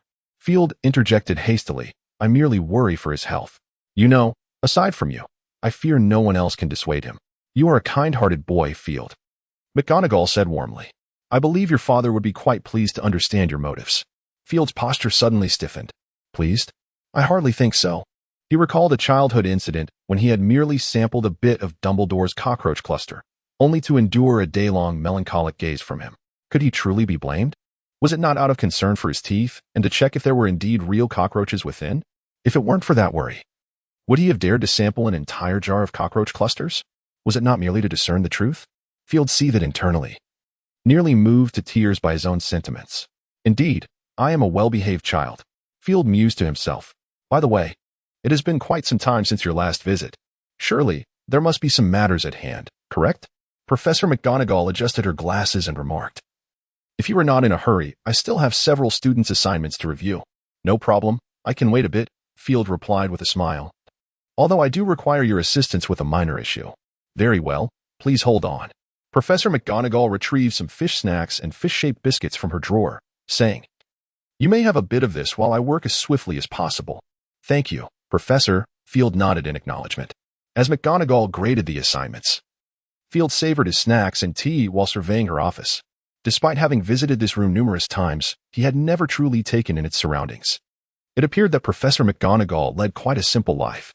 Observing the office, which boasted little more than a bookshelf and no other decorations, Field felt an increased respect for the venerable professor. While other professors were commendable, none garnered the same level of esteem from the staff as this distinguished elder cat lady. Since his employment at Hogwarts, it was clear that Professor McGonagall was the most equitable of all the educators, although she occasionally revealed a softer demeanor in private. Her public image was predominantly that of an unyielding authority. Even the Slytherin students, who often displayed disdain when discussing Dumbledore, showed no signs of disrespect when it came to Professor McGonagall. Even Snape, when in her presence, exhibited profound respect. The unfortunate past had robbed this unfortunate witch of love and family, yet encountering a professor of her caliber was a stroke of luck for the students. Field gazed at the industrious Professor McGonagall, his admiration for her deepening. She did not keep him waiting long, swiftly completing the grading of the students' assignments. All right, child. You may now share your matter, she said, gently furrowing her brow to relax slightly. You seem to be in need of some rest, Professor. Field hesitated before suggesting. I can return at a later time. Oh, thank you, McGonagall replied with a slight smile. It's quite all right. I am accustomed to it. Sometimes, seeing you all makes me feel quite aged. If I were a bit younger, my energy would certainly be better. In light of this, Field spread out his paper before her and earnestly stated, I hope you will take a look at my essay. If you could glean something from it, that would be my greatest honor. Your essay is complete? McGonagall instantly grasped what Field was referring to, her eyes widening with surprise. Indeed, my professor, he affirmed. Amidst Professor McGonagall's continuous accolades, Field departed her office with a smile and subsequently made his way to Professor Flitwick's office. Just as he emerged from Flitwick's chamber, he intended to procure a morsel to eat. However, a silver phoenix Patronus materialized before him. My dear, if time permits, could you visit the headmaster's office? Field, patting his slightly distended belly, resolved to head to the headmaster's office to address his dinner needs. In the Hogwarts headmaster's office, with a flicker of firelight, Field found himself standing directly before Dumbledore's desk. Good afternoon, my father. Before you reveal the purpose of my summons, might you provide me with some sustenance? I have yet to dine. Oh, certainly, Dumbledore replied, lightly tapping his forehead and regarding him with an apologetic expression. I regret, my dear, that I overlooked the fact that it is indeed dinner time. It is of no consequence, Field shrugged. The fare here is far superior to that of the Great Hall. And if memory serves, it has been quite some time since we last dined together. Indeed, it has been a while. Dumbledore raised an eyebrow, smiling at him. So, what would you like to eat? I am indifferent, Field replied nonchalantly. Perhaps some syrup pie and peppermint would suffice. Good taste, Dumbledore nodded in agreement. Perhaps you might also enjoy a glass of honey pumpkin juice. Oh, splendid idea. Field's eyes lit up. However, I am not particularly fond of the taste of pumpkin juice. How about lemon juice instead? That is quite acceptable. Dumbledore tapped his fingers on the desk, and a selection of exquisitely presented dishes appeared before them. Perfect. We can dine while we await the arrival of those professors, Dumbledore stated, reaching for a slice of strawberry cake, smearing raspberry syrup atop it as he spoke. Field had grown accustomed to this. Dumbledore's palate was indeed one that most would find peculiar, as he could amalgamate several flavors as long as they were sweet. The father and son conversed casually while enjoying their meal. I just noticed you seem to have employed a unique form of apparition associated with the Phoenix clan. Dumbledore remarked inquisitively. It appears you did not transform into a phoenix. Merely a small trick, Field replied nonchalantly. It is a concept proposed by Master Gamp regarding partial animagus transformation. You are likely familiar with it. Of course, Dumbledore set down his coffee, smiling at Field. Yet, this theory seems to have been dismissed by subsequent scholars. Do not tell me you have mastered it. I have not, Field shrugged. I simply borrowed a portion of my Phoenix transformation's power. Ah, I recall, your thesis mentioned this, Dumbledore chuckled, gazing at him with delight. You have indeed realized your concept. Have you not? Field swallowed the syrup pie, having only accomplished half of it. I still cannot fully integrate the power of the Phoenix into my magic, but I believe I will soon succeed. This is already quite remarkable. Dumbledore wiped the cream from his beard and said, I am proud of you, my child. Oh, thank you. The two swiftly finished their dinner, and soon the 4 heads of houses arrived at the principal's office. I apologize for summoning you all at this hour. Dumbledore began, addressing the 4 heads. It's quite all right. Is there something the matter, Professor Dumbledore? Professor McGonagall inquired seriously. Just a minor issue. Dumbledore replied as he set something aside, continuing, You have all read Field's paper, correct? The 4 heads exchanged glances and nodded in agreement. Perhaps you are aware of how astonishing this work is, Dumbledore stated earnestly. It is undeniable that it will bring significant changes to the wizarding world. Therefore, it gives me pause. We must consider whether to publish this work. What do you mean? Professors McGonagall and Flitwick furrowed their brows, falling into contemplation. Dumbledore would not speak lightly. There must be other considerations at play. Professor Sprout, unperturbed, directly asked, Is there a problem, Headmaster? I have some concerns. Dumbledore replied with a wry smile. To be honest, I wish for Field's brilliance to be recognized, as it would bring him great honor and acclaim. However, it would also invite considerable trouble. Moreover, you all should be aware that war never truly ends, it merely pauses. Indeed, a knowing expression crossed the faces of Professors McGonagall and Flitwick. They understood that Dumbledore's concern was Voldemort. Having read Field's paper, they realized that if such knowledge fell into Voldemort's hands, the consequences would be dire.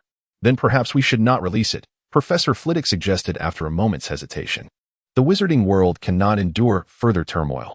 Yet, this would be unfair to young Field, Professor Sprout remarked anxiously, glancing at him. Field remained silent, merely offering her a gentle smile.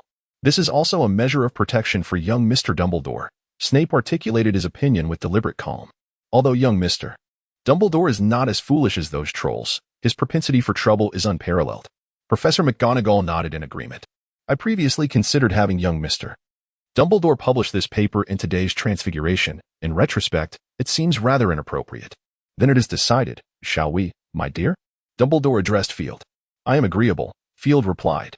Field gazed at the 4 deans and Dumbledore with an apologetic expression, raising his hands in resignation. After all, it was widely acknowledged that Voldemort had not perished, and he had no desire to bolster the enemy. Once the war concluded, I shall be the first to submit my work, dear Mr. Dumbledore. Professor McGonagall embraced him, assuring him that his patience would be rewarded. I do not mind this, Field contemplated, a mischievous smile suddenly gracing his face. Father, he turned to Dumbledore.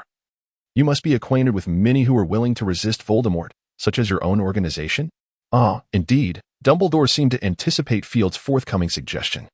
Since you all believe my thesis is viable, why not share it with them?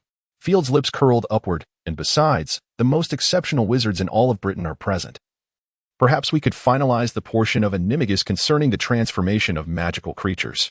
By that time, even if Voldemort were to resurrect, what would it matter? Field grinned wickedly. I can only imagine the expression on Voldemort's face then. I am quite eager to witness it. Field had always found it peculiar that wizards celebrated Christmas, a tradition observed by wizards worldwide. It is well known that Christmas has historically been a festival of the Church or the papacy, both of which are adversaries to wizards. The deeply ingrained pride of wizards renders them resistant to the cultural intrusion of the Church. After conducting some research, Field discovered that Christmas, in its origins, had no ties to the papacy. It was originally known as the Festival of the Harvest God, a celebration held in ancient Rome to honor the deity of agriculture, also referred to as the Festival of Uranus. December 24th marked the Festival of the Harvest God, while December 25th was celebrated as the Festival of the Sun God in ancient Rome. At that time, Muggles and wizards coexisted, making it understandable that wizards would partake in a Muggle holiday. As for the church's shamelessness, Field refrained from judgment. After all, leveraging the occasion could be beneficial for religious growth, a notion he could appreciate. In the days leading up to this occasion, he grappled with what gifts to prepare. As a student now, he could no longer simply offer sweets, especially when it came to gifts for professors, which required greater thoughtfulness. After much contemplation, Field selected a few carefully curated gifts to present. To Professor McGonagall, he gifted a cat tree, knowing her busy schedule left little time for outdoor exercise. He hoped she could enjoy some physical activity in her office with her animagus. For Professor Flitwick, he chose a wand sheath imbued with a permanent summoning charm, ensuring that if his wand slipped from his grasp, it could be retrieved effortlessly. He believed Flitwick, an enthusiast of dueling, would appreciate this. To his house head, he presented a carefully chosen shampoo, not from the magical realm, but one he procured from the Muggle world, having sought Hagrid's advice. As he was aware that Snape would never use magical shampoo for specific reasons he understood. For Professor Sprout, he selected a pair of unique dragonhide gloves, enchanted with a perpetual cleaning charm. Initially, he intended to gift her some spices, knowing her fondness for cooking. However, given her limited time in the kitchen, he ultimately abandoned that idea. The most meticulously prepared gift for his father was a jar of lemon mint-flavored cockroach clusters, complete with a honey filling, an item he crafted himself after learning from the house elf. Field, of course, did not neglect others. He gifted Hagrid a bear cub, a request fulfilled by Blaise. For Blaise, he procured a pair of boots made from basilisk skin. Daphne and Pansy each received a sapphire brooch that, with a gentle polish, would release a unicorn. Naturally, he did not forget Luna, gifting her a peculiar book he discovered in a second-hand bookstore in Diagon Alley. As for the Dracula family, he had already sent them cloaks made from basilisk skin, one for each member. Initially, he considered a gift for Gilderoy, given the numerous points he had accrued from him over the past 6 months. However, contemplating Gilderoy's likely brief stay at Hogwarts and his own dwindling pocket money, Field decisively abandoned the notion. Amidst a flurry of snow, Christmas arrived as anticipated. Early that morning, as Field emerged from his slumber, he was greeted by a veritable mountain of gifts piled beside his bed. The professors seem to have a consensus that he possesses a particular fondness for learning, as evidenced by the various study notes they gifted him. Luna presented him with a pair of spectacles, claiming they enable the wearer to see pesky gnats, while Blaise bestowed upon him a splendid robe.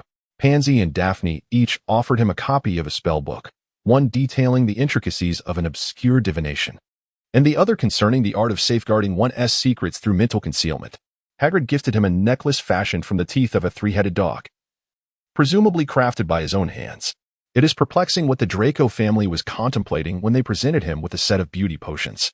Upon witnessing this peculiar gift, Field resolved to stow it away in a chest, never to see the light of day again. Field had been eagerly anticipating Dumbledore's gift. However, upon discovering a jar filled with cockroaches, he hesitated for quite some time, ultimately deciding against opening it. After unwrapping the gifts from his fellow students and reciprocating with appropriately valued presents, Field finally proceeded to freshen up. Traditionally, the school would be nearly deserted during Christmas, save for a few students unable to return home. Yet, this year was somewhat different. Prior to the holiday, notices had been posted in the common rooms of each house, announcing that the second event of the Dueling Club would take place on Christmas Day at 1 o'clock in the afternoon. Although many students expressed interest in this gathering, the actual turnout was rather meager. After breakfast and declining several invitations from classmates to partake in a snowball fight, Field made his way directly to Snape's office. Perhaps due to the cold weather, the dungeon felt even more chilling, particularly Snape's office. Field even wondered if some enchantment had been woven into Hogwarts' design, preventing the area from freezing. Knock, knock, knock. Upon entering the potions classroom, Field couldn't help but shiver, observing Snape, who was stoically brewing potions. Field felt a twinge of admiration. He noted that Snape was not clad in any thick robes and appeared completely unfazed by the cold. "Good morning, Professor," Field managed to greet, shivering at the frigid air. "Why not light your fireplace?" "I believe I have already informed you, young Mr. Dumbledore," Snape replied, casting a sidelong glance at him. Certain potions are affected by temperature. Has the snow frozen your brain? Very well, Field replied with a wry smile. You truly are a dedicated potions instructor. That much is unnecessary for you to state. Snape waved a hand dismissively. What do you seek? I merely came to inquire about our plans for the upcoming session. Field rubbed his hands together, attempting to warm himself. What shall we be doing? It is not yet time. Snape intently gazed into the cauldron, speaking softly. I trust one need not remind you to keep this matter confidential. Of course. Field nodded slightly, expressing his concern about potential mistakes. Perhaps you should worry about yourself, Snape scoffed. You may leave now. Remember to come find me after lunch. Of course, Professor. Field replied gently, departing from the office. Instead of venturing elsewhere, he made his way directly to the Great Hall. Upon his arrival, the atmosphere within the hall was markedly transformed from its usual state. A towering fir tree stood proudly at the center, adorned with vibrant ribbons and an array of exquisitely wrapped candies and small gifts. Surrounding the walls were several smaller fir trees, though less opulently decorated. They still possessed a certain elegance. The hall was bustling with students, some huddled together in animated discussion, while others played with the festive fireworks set upon the long tables. Suddenly, one student pulled the cord of a firework, releasing a shower of colorful ribbons, accompanied by a lively rabbit that leapt out amidst the chaos. Clearly startled, the rabbit landed on the table before swiftly hopping off and making its escape. The students nearby, witnessing the spectacle, reached out eagerly for the remaining fireworks, filling the hall with a continuous series of pops and bangs. At the Gryffindor table, the mischievous Weasley twins, having seemingly recovered, were playfully experimenting with a fire lizard. They inserted a firework into the creature's mouth and gave it a hearty tug. With a loud pop, the fire lizard shot off like a cannonball straight into the hall's fireplace. Delighted by their successful prank, the twins exchanged high fives. Such vitality, Field murmured to himself as he made his way to the Slytherin table. In stark contrast to the other houses, the Slytherin students had all returned home, leaving the long table desolate save for Field himself. Merry Christmas, young Dumbledore. Professor McGonagall appeared beside him unexpectedly. Why aren't you with your classmates? It's quite a lonely scene here. Not at all, Professor. Field smiled and waved his hand dismissively. I was just about to indulge in the feast of this entire table all by myself, for such opportunities are rare. You ought to learn to embrace your inner child. Field, Professor McGonagall remarked with a furrowed brow, her tone tinged with concern. I simply appreciate tranquility, Professor. Field shrugged nonchalantly. Very well, McGonagall conceded with a resigned nod. I shall make time to discuss your situation with Professor Dumbledore. Thank you, Professor. Field raised his glass of lemonade in acknowledgement. Despite it being Christmas, the lunch at Hogwarts bore little distinction from any ordinary day. The British do not place great emphasis on lunch, a fact that Field has long since become accustomed to. And he made no complaints as he casually took a sandwich to eat. Just as he finished one, Snape approached him. Quickly resolve your matters, Snape said coldly. The Dueling Club's activities will commence shortly, and you need to accompany me to the Gryffindor dormitory. Dormitory? Field thought of a possibility, looking at Snape in disbelief. I assume you're not referring to the girls' dormitory, are you? Good to see you've deduced that, Snape replied with an impassive expression. I will be waiting outside the dormitory for you. Who conceived of this idea? Field covered his face. Let us not forget that the girls' dormitory is protected by enchantments. The protective magic does not target a bird, Snape replied without a change in his countenance, regardless of gender. Of course, if you intend to engage in anything unsavory, do remember to clean up afterward. Could I truly engage in such despicable acts? Field's eyes widened in astonishment, and just as he was about to speak, Snape did not wait for him, departing immediately. Left behind, Field's face flushed with a mix of embarrassment and anger. The lunch hour passed swiftly, and as the food on the table vanished, the enormous fir tree in the center of the hall also disappeared, giving way to a grand platform that materialized in its place. Good afternoon, my children, Gilderoy greeted, his magnetic voice resonating as he ascended the stage. Today, he appeared particularly festive, his crimson robes paired with his violet-tinted hair, lending him a wilder appearance than usual. Though he presented himself well, as his lessons progressed, an increasing number of students became aware of his superficiality. Nevertheless, the Dueling Club remained a delightful venue for the students, and they chose not to confront him. It is a pleasure to be reunited with you all once again, Gilderoy proclaimed, his perfect smile radiating joy. While our last gathering ended somewhat abruptly, I sincerely hope you have gleaned some valuable insights. He continued, I am thrilled to announce that I have received letters from more than one of my fans, expressing their newfound proficiency with the disarming charm. I am immensely proud of you, but do not let pride cloud your judgment, dear children. The world of magic is vast, and you are merely at the beginning of your journey. Strive to learn more, and your future selves will undoubtedly thank the individuals you are today. Field listened intently from below, and one could not deny that this fellow's motivational speeches surpassed even Dumbledore's. He mused that perhaps his own father should take a lesson from him. However, before he could absorb more, an impatient Snape abruptly whisked him away. Alas, in this existence, I possess no rights as a human nor as a bird. Life is truly challenging. Field grumbled internally as he carelessly tossed aside an unfamiliar piece of undergarment that had inadvertently surfaced. How audacious to wear such sheer undergarments at such a tender age. It truly warrants strict reprimanding, he thought indignantly, discarding a matching bra alongside it. One must admit, to gain knowledge, one must explore various locales. Field flapped his wings, scratching his slightly itchy nostrils, and continued his quest for enlightenment. However, after rummaging for quite some time, he found nothing related to magic, save for the textbooks. Aside from a few more extravagant items that broadened his horizons. Could it be that I have left the girls' dormitory? Field pondered, and with a flash of fire, he materialized in the common room. Snape was waiting for him by the fireplace. Field turned and, resuming his human form, spread his hands in a gesture of surrender. I found nothing, Professor. Should we investigate the boys' dormitory? Snape furrowed his brow, contemplating for a moment before nodding. Very well, let us proceed. Agreed. Field acquiesced. The boys' dormitory was considerably easier to access than that of the girls. It bore no protective enchantments on the door, allowing entry with a mere push. Even when locked, a simple unlocking charm sufficed. Although there were numerous boys' dormitories, the presence of a detection spell enabled Field to search expeditiously. In a short span, he had thoroughly investigated his designated area, yet found nothing. Is it possible that it is not in the dormitory? Field mused, contemplating whether to inform Snape when an inexplicable sensation suddenly washed over him. Following his instinct, he noticed an unexamined dormitory. Found it, Professor.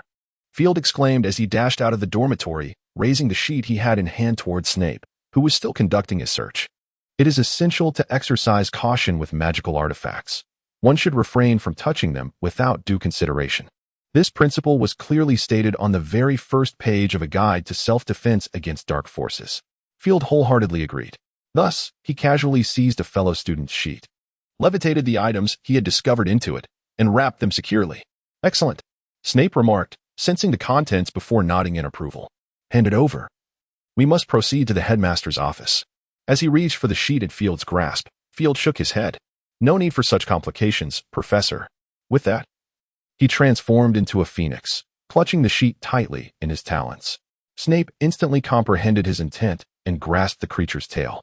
In a flash of flames, the pair materialized in Dumbledore's office. Dumbledore was seated behind his desk, deep in thought. Welcome back, he greeted upon seeing Snape and Field, who had resumed his human form. What have you brought? Mission accomplished, Field declared, tossing the sheet onto the desk. Well done, Dumbledore acknowledged with a smile, waving a hand to make the sheet vanish, revealing a somewhat tattered notebook that bore the name, Tom Marvolo Riddle. This is the item, Dumbledore said, gently tapping the notebook with his wand and nodding in confirmation. If I am not mistaken, he may very well be the most exceptional graduate Hogwarts has seen in 50 years. Dumbledore expressed his admiration, surprised that he had actually managed to create such an object. Spare me the riddles, Dumbledore, Snape interrupted impatiently. What exactly is this? I believe you must have heard of Horcruxes, Dumbledore replied calmly. Given Snape's extensive knowledge of magic, he was indeed aware of their significance. The realization brought a look of shock to his face. So, this implies he is capable of murder, Snape murmured, his tone laced with an unnameable flavor. It seems that way. Dumbledore nodded, conveying the unsettling news, did he not? Yet, I find this information rather encouraging. Field shrugged, asserting that at least we now possess a sense of direction. Well, you are correct, he acknowledged with a smile, gently prodding his notebook with his wand, and remarked, I must admit, Halebo is indeed a genius. His reputation, however, seems rather tarnished, Field replied, mentioning that he had encountered numerous texts wherein people referred to him as the despicable Halebo. Indeed, you speak the truth, my child. Dumbledore approached him slowly, tenderly ruffling his hair, stating, how can one expect a favorable reputation for a wizard who dares to defy the divine? Defy the divine? Field inquired with astonishment. I was unaware of this. Such knowledge has become scarce. Dumbledore continued to affectionately pat Field's head, explaining, you see, the emergence of ancient wizards was a response from humanity against the immortals. Yet, for an extended period thereafter, humanity remained under the dominion of the divine. Presently, in Muggle mythology, numerous tales from that era persist, whether they be the legends of the Olympian gods or the Norse deities, all of which once existed. If humanity had already birthed wizards, why would they still acquiesce to the rule of the divine? Field furrowed his brow, struggling to comprehend. It is quite simple, my child. Dumbledore replied with a smile. In truth, those deities are but human. Human? Field echoed, perplexed. Indeed, sighed Dumbledore, power may very well be the most delectable poison in existence. Wizards inherently possess abilities beyond those of Muggles. When the powerful rise above the masses, their hearts are inevitably corroded. The ancient wizards, initially revered as heroes of humanity, ultimately became its rulers through the very power they wielded. Thus, those subjected rose in rebellion, did they not? Field's eye sparkled, recalling the tales from Muggle folklore that spoke of such instances. Yes, they did rebel, Dumbledore affirmed with a nod. A faction of wizards has always regarded themselves as part of humanity, refusing to conspire with the divine. Halebo is among the most renowned of these. So, the deities slandered him? Field murmured. He was formidable enough to pose a threat to those divine beings, was he not? Perhaps yes, perhaps not. This remains an enigma. Dumbledore shook his head, elucidating that the divine's reproach stemmed solely from his troublesome nature. In truth, Halebo was initially one of them, Dumbledore softly revealed. He possessed an astonishing talent for developing magic and nurturing magical creatures. Eventually, Halebo discerned that the path of those wizards was misguided, leading him to rally the Muggles in rebellion. However, he was acutely aware of the immense power of the magical creatures he had cultivated. In order to better resist the deities, Halebo created the soul instruments, the fiery curse, and a myriad of dark sorceries. And what of the basilisk? Field pondered. Having heard that it was Halebo who initially cultivated this creature, this notion holds merit, Dumbledore nodded. For Halebo is the first known wizard to possess the ability to speak Parseltongue, inherently capable of commanding serpents. Consequently, many of the creatures he fashioned were serpent-related, the Hydra with its 9 heads, the snake-bodied Gorgon Echidna, and among them, his most illustrious creation was the Gorgon Medusa.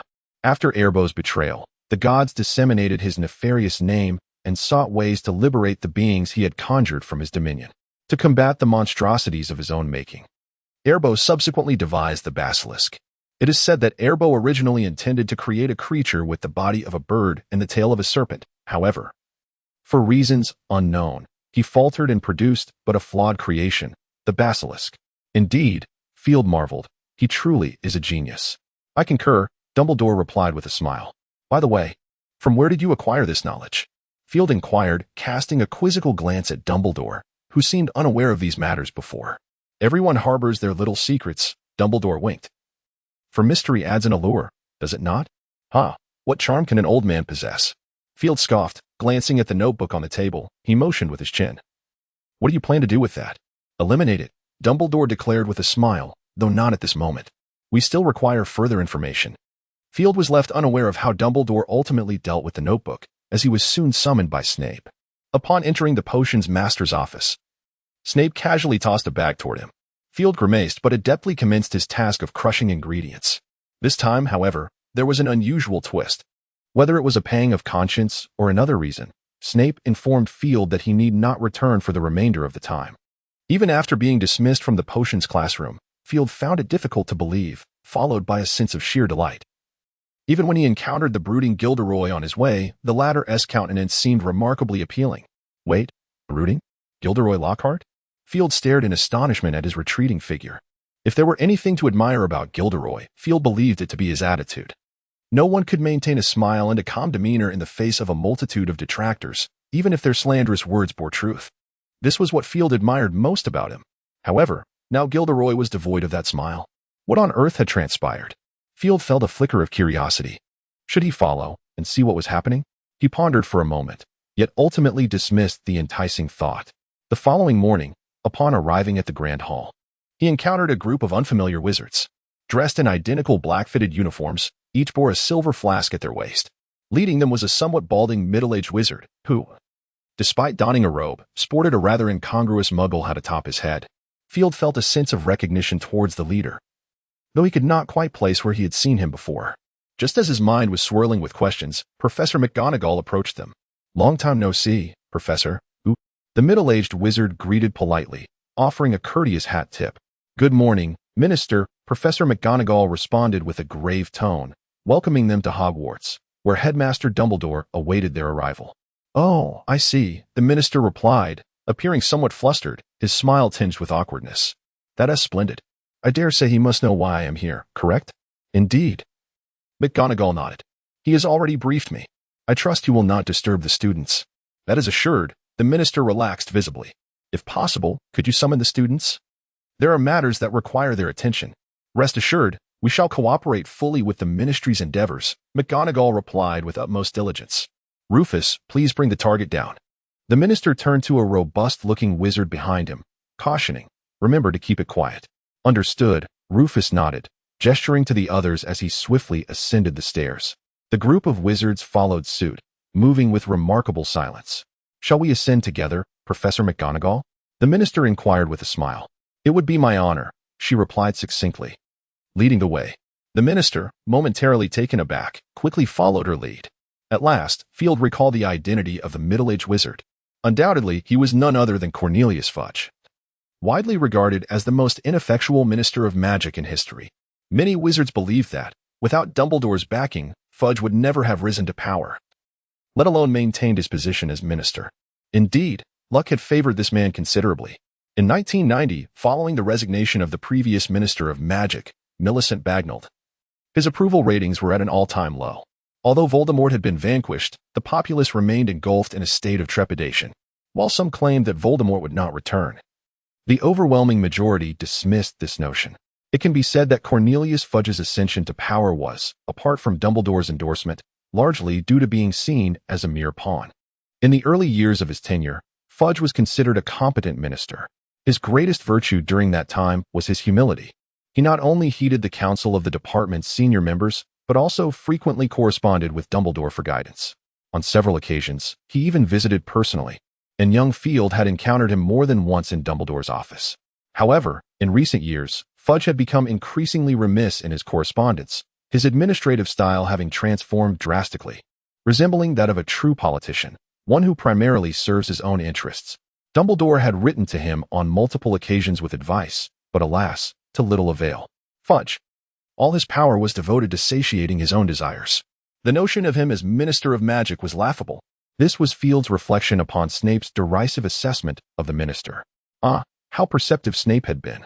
Remembering Snape's evaluation brought a smile to Field's face. Fudge did not linger long in Dumbledore's office. Shortly thereafter, he descended alongside Dumbledore. Behind them trailed a group of wizards who had bound Gilderoy Lockhart securely. Field surmised their identities. They were likely the Aurors from the Ministry of Magic. Fudge appeared to have relaxed considerably, engaging in light-hearted banter with Dumbledore as they approached the dais in the Great Hall. As he surveyed the rowdy students below, Dumbledore gently clapped his hands. The sound reverberated, and the students instinctively quieted. "Ladies and gentlemen," Dumbledore proclaimed, his smile directed at the assembly, "please maintain silence. There is something of great importance that I must share with you.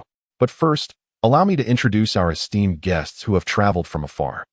This is the current Minister of Magic, Mr. Cornelius Fudge." Fudge waved cheerfully at the students, exuding a semblance of dignity, yet paired with his ample girth. Field could not help but liken him to a rotund penguin. And now, the head of the Auror office, Mr. Rufus Scrimgeour. The stout wizard stepped forward, raising his wand to execute a precise and courteous salute of a duelist before retreating. "Lastly, I present the Aurors of the Ministry of Magic. Welcome to Hogwarts." Dumbledore began to applaud with a warm smile, and the students promptly followed suit, filling the grand hall with fervent applause. After a brief moment, Dumbledore resumed his address. "Ladies and gentlemen, I must convey some unfortunate news." His expression turned somber as he gazed upon the assembly. "We find ourselves once again in need of a professor for the defense against the dark arts." Upon hearing this, some students appeared calm while others expressed astonishment, and murmurs swiftly arose among them. "Perhaps some of you are already aware," Dumbledore's voice rose slightly, "that during yesterday's Dueling Club event, an unexpected incident occurred. Mr. McLaggen inadvertently spilled a truth potion on Mr. Gilderoy Lockhart. Under the potion's influence, Mr. Lockhart revealed a rather unfortunate truth. He is not the esteemed adventurer he claims to be, but rather a charlatan who excels in appropriating the accomplishments of others. This is both despicable and disgraceful. Consequently, I contacted Minister Fudge, who expressed his outrage, deeming this an intolerable crime that warrants immediate arrest. Dumbledore gestured with one hand, directing the student's attention to the bound Lockhart. This was a grave misjudgment in our selection process, and as the headmaster of Hogwarts, I express my deepest apologies. Dumbledore offered a slight bow. I shall strive to provide some form of recompense for you all. Now, let us welcome Minister Fudge to address you. With that, Dumbledore stepped aside, indicating for Fudge to take his place. Fudge approached the spot where Dumbledore had stood, wearing a congenial smile. My dear students, it is truly delightful to be here, or rather, to return. A hint of pride illuminated Fudge's face. You may not know this, but I was once among your ranks. He beamed. Indeed, I am a Hufflepuff. Throughout my time at school and now at the Ministry of Magic, I have always taken pride in being a part of Hogwarts. It is because of this pride that I would never tarnish its reputation. To boast a little, I believe my contributions have not been in vain. The Ministry of Magic consistently upholds a diligent attitude, dedicated to serving you all. We are your humble servants. His eloquent words garnered nods of approval from many students, particularly those of Hufflepuff, who appeared quite excited. Field observed Fudge with keen interest, noting the glimmer of pride in his eyes. This fellow possesses quite the oratory skill. Field thought to himself. Upon receiving Headmaster Dumbledore's letter, I felt not only anger, but also deep sorrow. A flicker of bitterness crossed Fudge's face as he thumped his chest emphatically. Children, you are in the midst of growth. The future of the magical world belongs to you. He waved his arms vigorously. Lockhart's actions? They're a threat to your future, to the very essence of our magical society. I absolutely cannot tolerate this. Nor can the magical community. Indeed, I have arrived. As you have witnessed, I immediately issued the order to apprehend Lockhart. The Ministry of Magic shall provide a thorough account to the public following a comprehensive investigation. Rest assured. Fudge solemnly raised a finger. My dear children, my junior colleagues, you have suffered this year. I express my deepest sympathy and wish to do something for you. After consulting with Headmaster Dumbledore, we have tentatively decided to suspend certain aspects of the Defense Against the Dark Arts curriculum for this year's O, W, L, S, and N, E, W, T, S examinations. Of course, this is merely a preliminary proposal. I shall exert my utmost efforts to see this plan through as a means of compensation for all of you. The Ministry will not allow you to bear the brunt of another's mistakes. Field raised an eyebrow. He discerned that this individual was attempting to cast aspersions on Dumbledore. No, it would be more accurate to say he was sowing discord between the students and Dumbledore. Field noticed that many students bore expressions of joy, their gazes toward Dumbledore shifting in nature. He instinctively glanced at his father and found him wearing his usual cheerful demeanor, seemingly oblivious to Fudge's insinuations. While listening to Fudge's speech, he also patted Professor McGonagall's hand, signaling her not to worry. It appeared there was no cause for concern. Field felt reassured. He had never witnessed Dumbledore falter, especially not with that expression. One could surmise that Mr. Fudge would soon pay a price. With this thought, Field cast a sympathetic glance at Fudge, who was on stage delivering his lengthy discourse. As for how he discerned that Dumbledore was orchestrating a scheme, Field mused that the very candies that had caused him distress were the very means by which such machinations transpired. Ladies and gentlemen, please trust me. Trust the Ministry of Magic. We shall not allow any individual intent on undermining our future and our cherished way of life to go unpunished. Fudge concluded his final statement with a resounding voice, then smiled and bowed as he retreated amidst a chorus of applause. Following this, Dumbledore took the stage to utter a few comforting words, lavishly praising Fudge's good intentions, before dismissing the students and ascending the stairs with Professor McGonagall and Fudge. The head of the Our office, however, wore a scowl as he listened to Fudge's remarks, nodding slightly before departing Hogwarts with the Aurs. Field mused that his father's office would likely be abuzz the following day. As anticipated, the next day, at least 100 Howler letters arrived at the headmaster's office at Hogwarts. Were it not for the magical enchantments preventing sound leakage, the entire school would have been in disarray that day. Furthermore, the Daily Prophet began to revel in the turmoil. Was the great adventurer truly an unscrupulous fraud? The best-selling author and recipient of the third-class Order of Merlin, Gilderoy Lockhart, who has been awarded the Most Charming Smile award 5 times, was apprehended by an Auror at Hogwarts yesterday. Lockhart has long been regarded as a master of wizarding literature, with his novels, inspired by his purported adventures, consistently topping the bestseller lists in the magical community. However, this recent turn of events raises questions. According to officials from the Ministry of Magic, Lockhart has no genuine adventures to speak of. Rather, his commendable skill lies in his mastery of memory charms.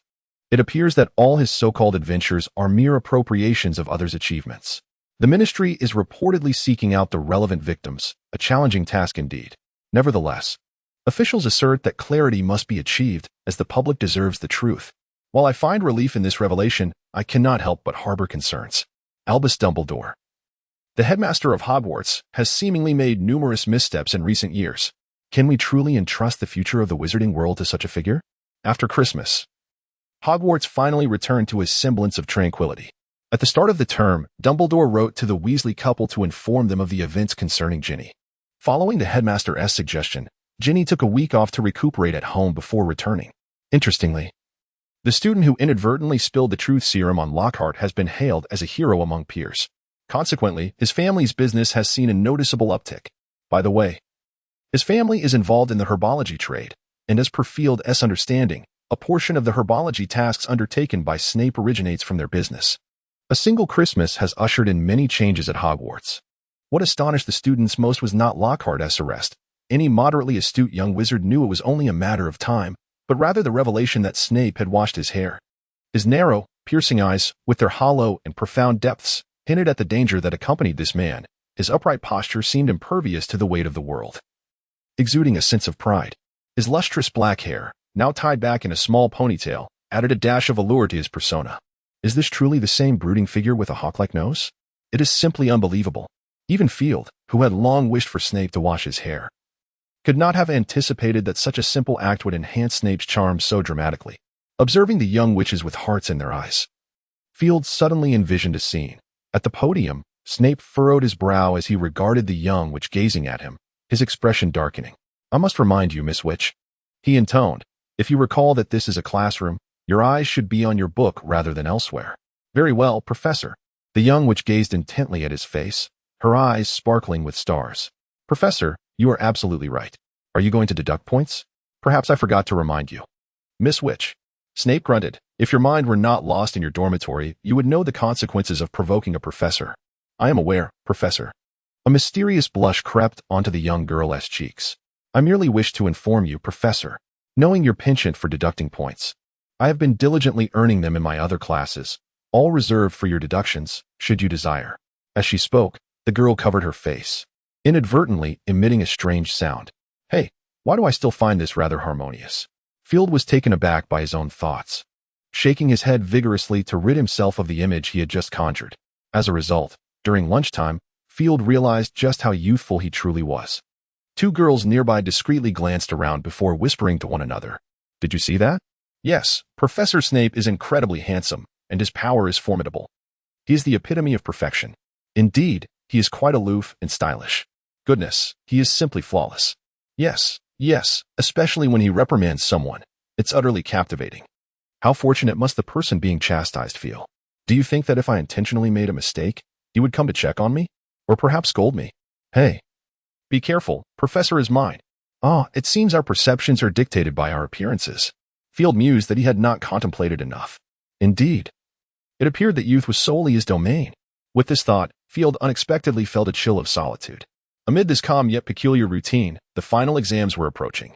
Blaise was nearly driven mad. Heaven knows how recklessly he had been living lately, neglecting both assignments and textbooks. Oh, why must there be such a thing as homework? Blaise muttered disgruntledly, scribbling furiously from borrowed notes. Do not fret, Blaise. This is not your fault. Field chimed in cheerfully while sipping lemon juice. You merely chose to spend your study time on leisure. It is not a grave matter, is it? No. If I fail, my mother will kill me. Blaise exclaimed in despair. How can time pass so quickly? Quickly? Field looked at him quizzically. Why do I not feel that way? Could it be because you have no assignments? Blaise paused his writing, casting a mournful glance at Field before resuming his work. That makes sense. Field contemplated, reluctantly conceding to Blaise's reasoning. You are correct. It seems I should delve into my studies. No, my dear brother. Blaise seized him with a somewhat obsequious smile. You surely would be inclined to assist me. would you not? I never claimed such, Field replied with a shake of his head. You would do well to tackle it alone, my friend. The assignment can aid you in grasping the subjects you find lacking. If you wish to avoid a dismal performance, it is prudent to heed my advice. Of course, I am aware, Blaise asserted nonchalantly. Your handwriting is distinctly different from mine. Should you assist me in writing, the professors would undoubtedly discern the discrepancy. What, then, do you desire my assistance with? Field inquired with a look of surprise. Naturally, it is in revision, Blaise waved dismissively. Though I would rather not engage in such endeavors, I have no choice. I must master them. It is my obligation, even if it is not my preference. Such high resolve? Field mused, his estimation of Blaise shifting. I am a pure blood, my brother, Blaise stated earnestly, meeting Field's gaze. Purebloods may indulge in leisure and idleness, yet the knowledge required remains unchanged. In fact, I must acquire more than others. Knowledge is, without a doubt, the greatest reliance of a family. Blaise shrugged. Unless I desire to forfeit my future, which is, evidently, an impossibility. Field could not help but regard him with newfound respect. Blaise had always been astute, in truth. Pureblood wizards are rarely lacking in intellect. Even the reputed dullards Crabbe and Goyle from Slytherin had not lagged behind in academic performance. Recognizing what one ought to do, rather than what one wishes to do, and actually pursuing it, encapsulates the shared virtue of the offspring of pureblood families. As students engaged in their rigorous revision and maintained a semblance of tranquility, the end-of-term examinations arrived as anticipated. With Field's assistance, Blaise diligently immersed himself in his studies, practicing spells from dawn until dusk, gradually gaining confidence for the impending exams, which relieved him considerably. Here's to our fortune, Field. Blaise gently tapped his shoulder with a fist, addressing Field. Indeed, may fortune favor us. The first-year finals encompassed 7 compulsory subjects at Hogwarts, along with a flying class. Apart from flying, all other subjects were divided into written and practical components. The day before the examinations, Field had already received the schedule. The written portions for Charms and Transfiguration were set for Monday morning, with the practical exams for both subjects in the afternoon. The written assessments for Herbology and Potions were scheduled for Tuesday morning, followed by their respective practicals in the afternoon. Wednesday morning was designated for the written exams in Astronomy and History of Magic, with the practicals for both subjects and the flying practical in the afternoon. The defense against the Dark Arts exam, initially slated for cancellation, was ultimately confirmed to proceed under Fudge's astute leadership, due to Jodoro's unprincipled teaching methods. The defense against the Dark Arts class has retained only the written examination, while the practical component will be organized uniformly by the school, with a supplementary exam scheduled for next year. Fortunately, after Christmas, under Dumbledore's arrangement, the other professors have been taking turns to provide extra lessons for the students, with even Dumbledore himself participating in the teaching, which has alleviated the students' panic somewhat. Blaise expressed regret, as he had thought this subject would no longer require assessment. The exam for the Charms class was not particularly challenging. It consisted of straightforward theoretical concepts regarding spells that had been discussed in class, along with important considerations for casting charms. Field initially anticipated that the exam might include multiple-choice questions about spells, but upon seeing the test paper, he was somewhat surprised. Of course, this level of difficulty was hardly a challenge for him. In less than 20 minutes, Field had completed the exam. It is worth noting that Hogwarts prohibits any cheating tools during examinations, such as automatic quills. However, during the exam, it is permissible to cast spells on quills, allowing them to write automatically in place of handwriting. After casually submitting his paper at the podium, Field exited the Charms examination room and made his way to the Transfiguration exam classroom. After waiting for a short while, Professor McGonagall finally entered, accompanied by a stack of floating examination papers. I recall you were supposed to be in an examination, dear? Professor McGonagall raised an eyebrow as she looked at Field. It seems you have finished early. Yes, Professor, Field shrugged. The questions were quite simple, weren't they? Anyone who has studied diligently would think so. Professor McGonagall smiled gently. Shall we begin early then? If possible, I would certainly welcome that. Field nodded in agreement. No problem. This won't pose a challenge for you. Professor McGonagall handed him a paper, adding, We all know you are exceptional, Field. Your essay has already demonstrated your capabilities. I wish I could simply receive a now without taking the exam. That would be splendid, Field remarked as he accepted the exam paper, though it was evident that his father held a different opinion.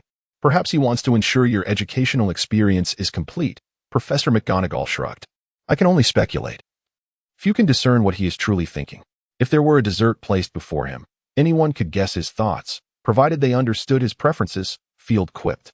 Oh, you are not mistaken, Professor McGonagall chuckled. Now, how do you think my exam paper turned out? The Gamp's law of elemental transfiguration and its 5 exceptions? Field frowned slightly. I find it rather simplistic. However, it does serve as the foundation of modern transfiguration, so it is reasonable. They're not you, child. Professor McGonagall, with a hint of resignation in her voice, remarked that under your criteria, it seems few students would manage to pass. Well then, I shall take that as a compliment. Field said with a smile as he placed the exam paper on the table. Without even reaching for his wand, he lightly snapped his fingers, causing the quill on the table to begin writing autonomously. Ah, your spellasting has become increasingly fluid, Professor McGonagall observed, her eyes sparkling with anticipation. I am looking forward to witnessing your performance during this afternoon's practical examination. I hope I shall not be disappointed. Field shrugged with a confident grin. After indulging in a light snack and a brief nap, he glanced at the clear sky and leisurely made his way to the examination room. He had no desire to arrive excessively early, as he disliked the idea of queuing. By the time Field arrived at the practical exam room for the charms class, only 2 students were standing at the entrance. In a short while, those 2 students completed their exams. Field then entered the classroom at a relaxed pace. Good afternoon, Professor. Did you enjoy your midday rest? He greeted Professor Flitwick, who was looking in his direction. Quite well, thank you, Professor Flitwick replied cheerfully, nodding. I believe this task will pose no challenge for you. I eagerly await your demonstration. Thank you, Field responded with a smile. So what is my task? This potato, Flitwick said, gesturing toward the potato already placed on the table. Make it dance and move to another table. Quite simple, wouldn't you agree? Indeed, it is rather easy. Field nodded. After observing the potato for a moment, he snapped his fingers, causing the potato to wobble and suddenly sprout 2 arms and 2 legs. Another snap of his fingers adorned the potato with a miniature tailcoat. With yet another snap, the potato began to dance, producing a lively rhythm of tap dancing as it swiftly made its way to the designated table. Professor Flitwick's eyes lit up, revealing his excitement. Under his watchful gaze, the potato reached its destination, bowed deeply, and then collapsed, all its peculiarities vanishing as if the entire spectacle had been a fleeting dream. A splendid display of transfiguration and charm, Professor Flitwick applauded enthusiastically. If I am not mistaken, you have modified the Tarantaligra charm, have you not? Only slightly altered.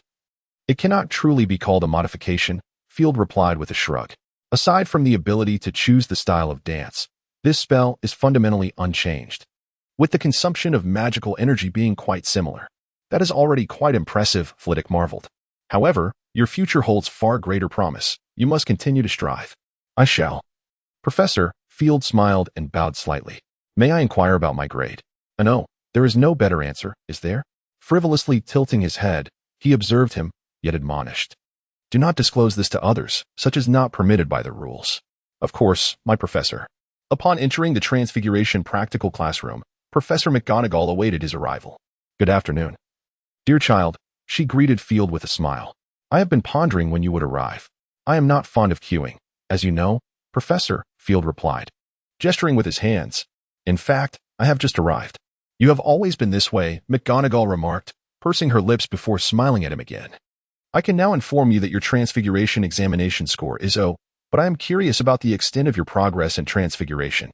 This is quite simple, Field said, directing his wand at the cushion on the chair. After a moment of intense distortion, it transformed into a kitten. The little feline gazed adorably at Field and then at Professor McGonagall, hesitating before leaping towards her and settling beside her hand, purring softly. Excellent, McGonagall exclaimed, her eyes shining. What an adorable kitten. I think so too, Field replied with a laugh. It seems to favor you more, Professor. I share that sentiment, McGonagall said, scratching the kitten's chin. Have you approached the threshold of advanced transfiguration? Not yet, Field admitted, a hint of regret on his face. I still struggle with the transformation between living beings. However, I believe I shall grasp it soon.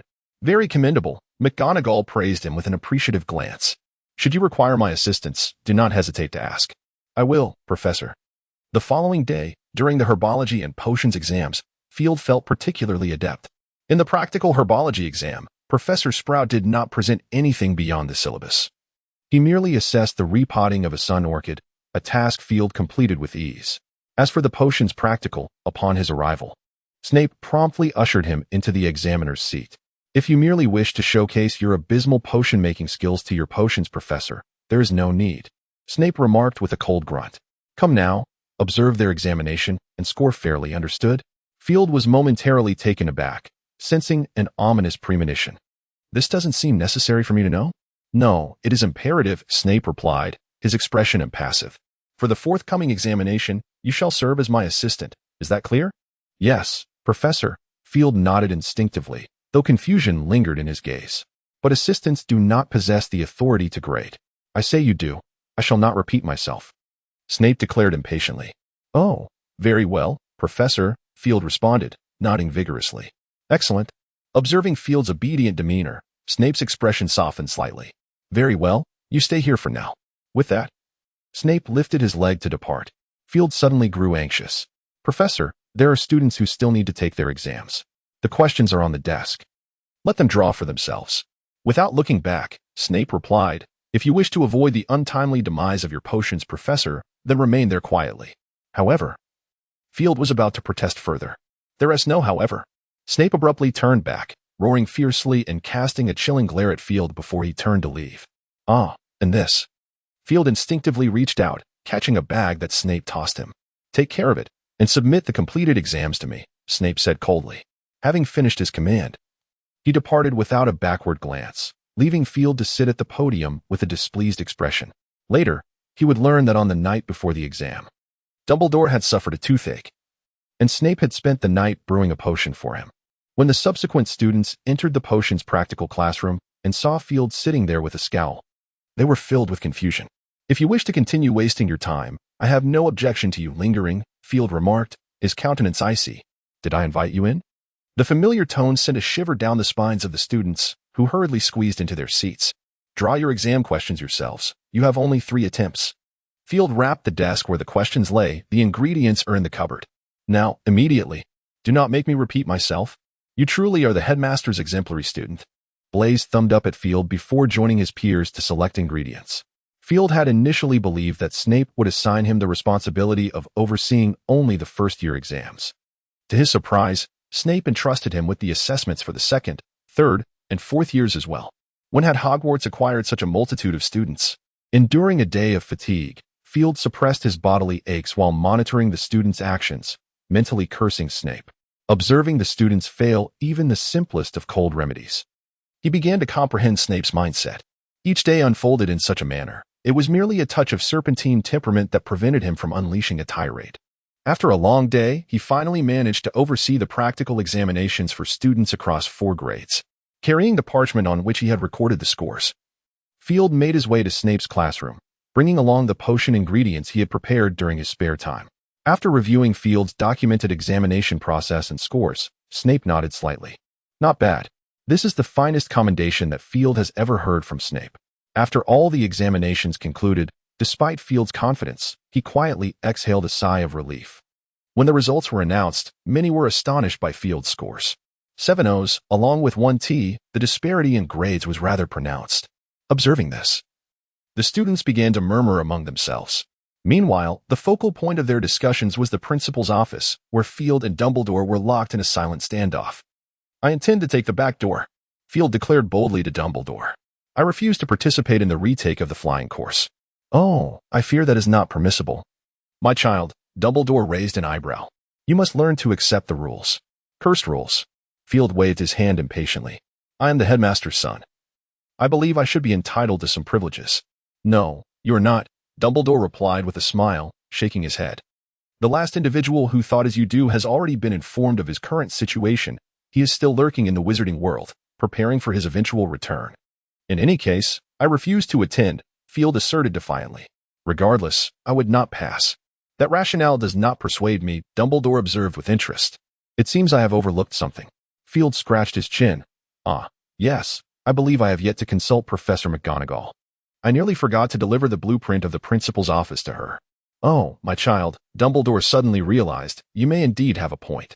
Although, as a principal, I should not show favoritism. The professors should understand a father's desire to make sacrifices for his child, correct? Absolutely right. Father, Field nodded vigorously, giving him a thumbs up. With such insight, it is no wonder one can ascend to the position of principal. Field felt he had learned something valuable. As dusk settled, the clear night sky was adorned with a myriad of stars, and the silvery moonlight bathed the ground before Hogwarts Castle in a luminous glow. Within the castle, a festive atmosphere pervaded.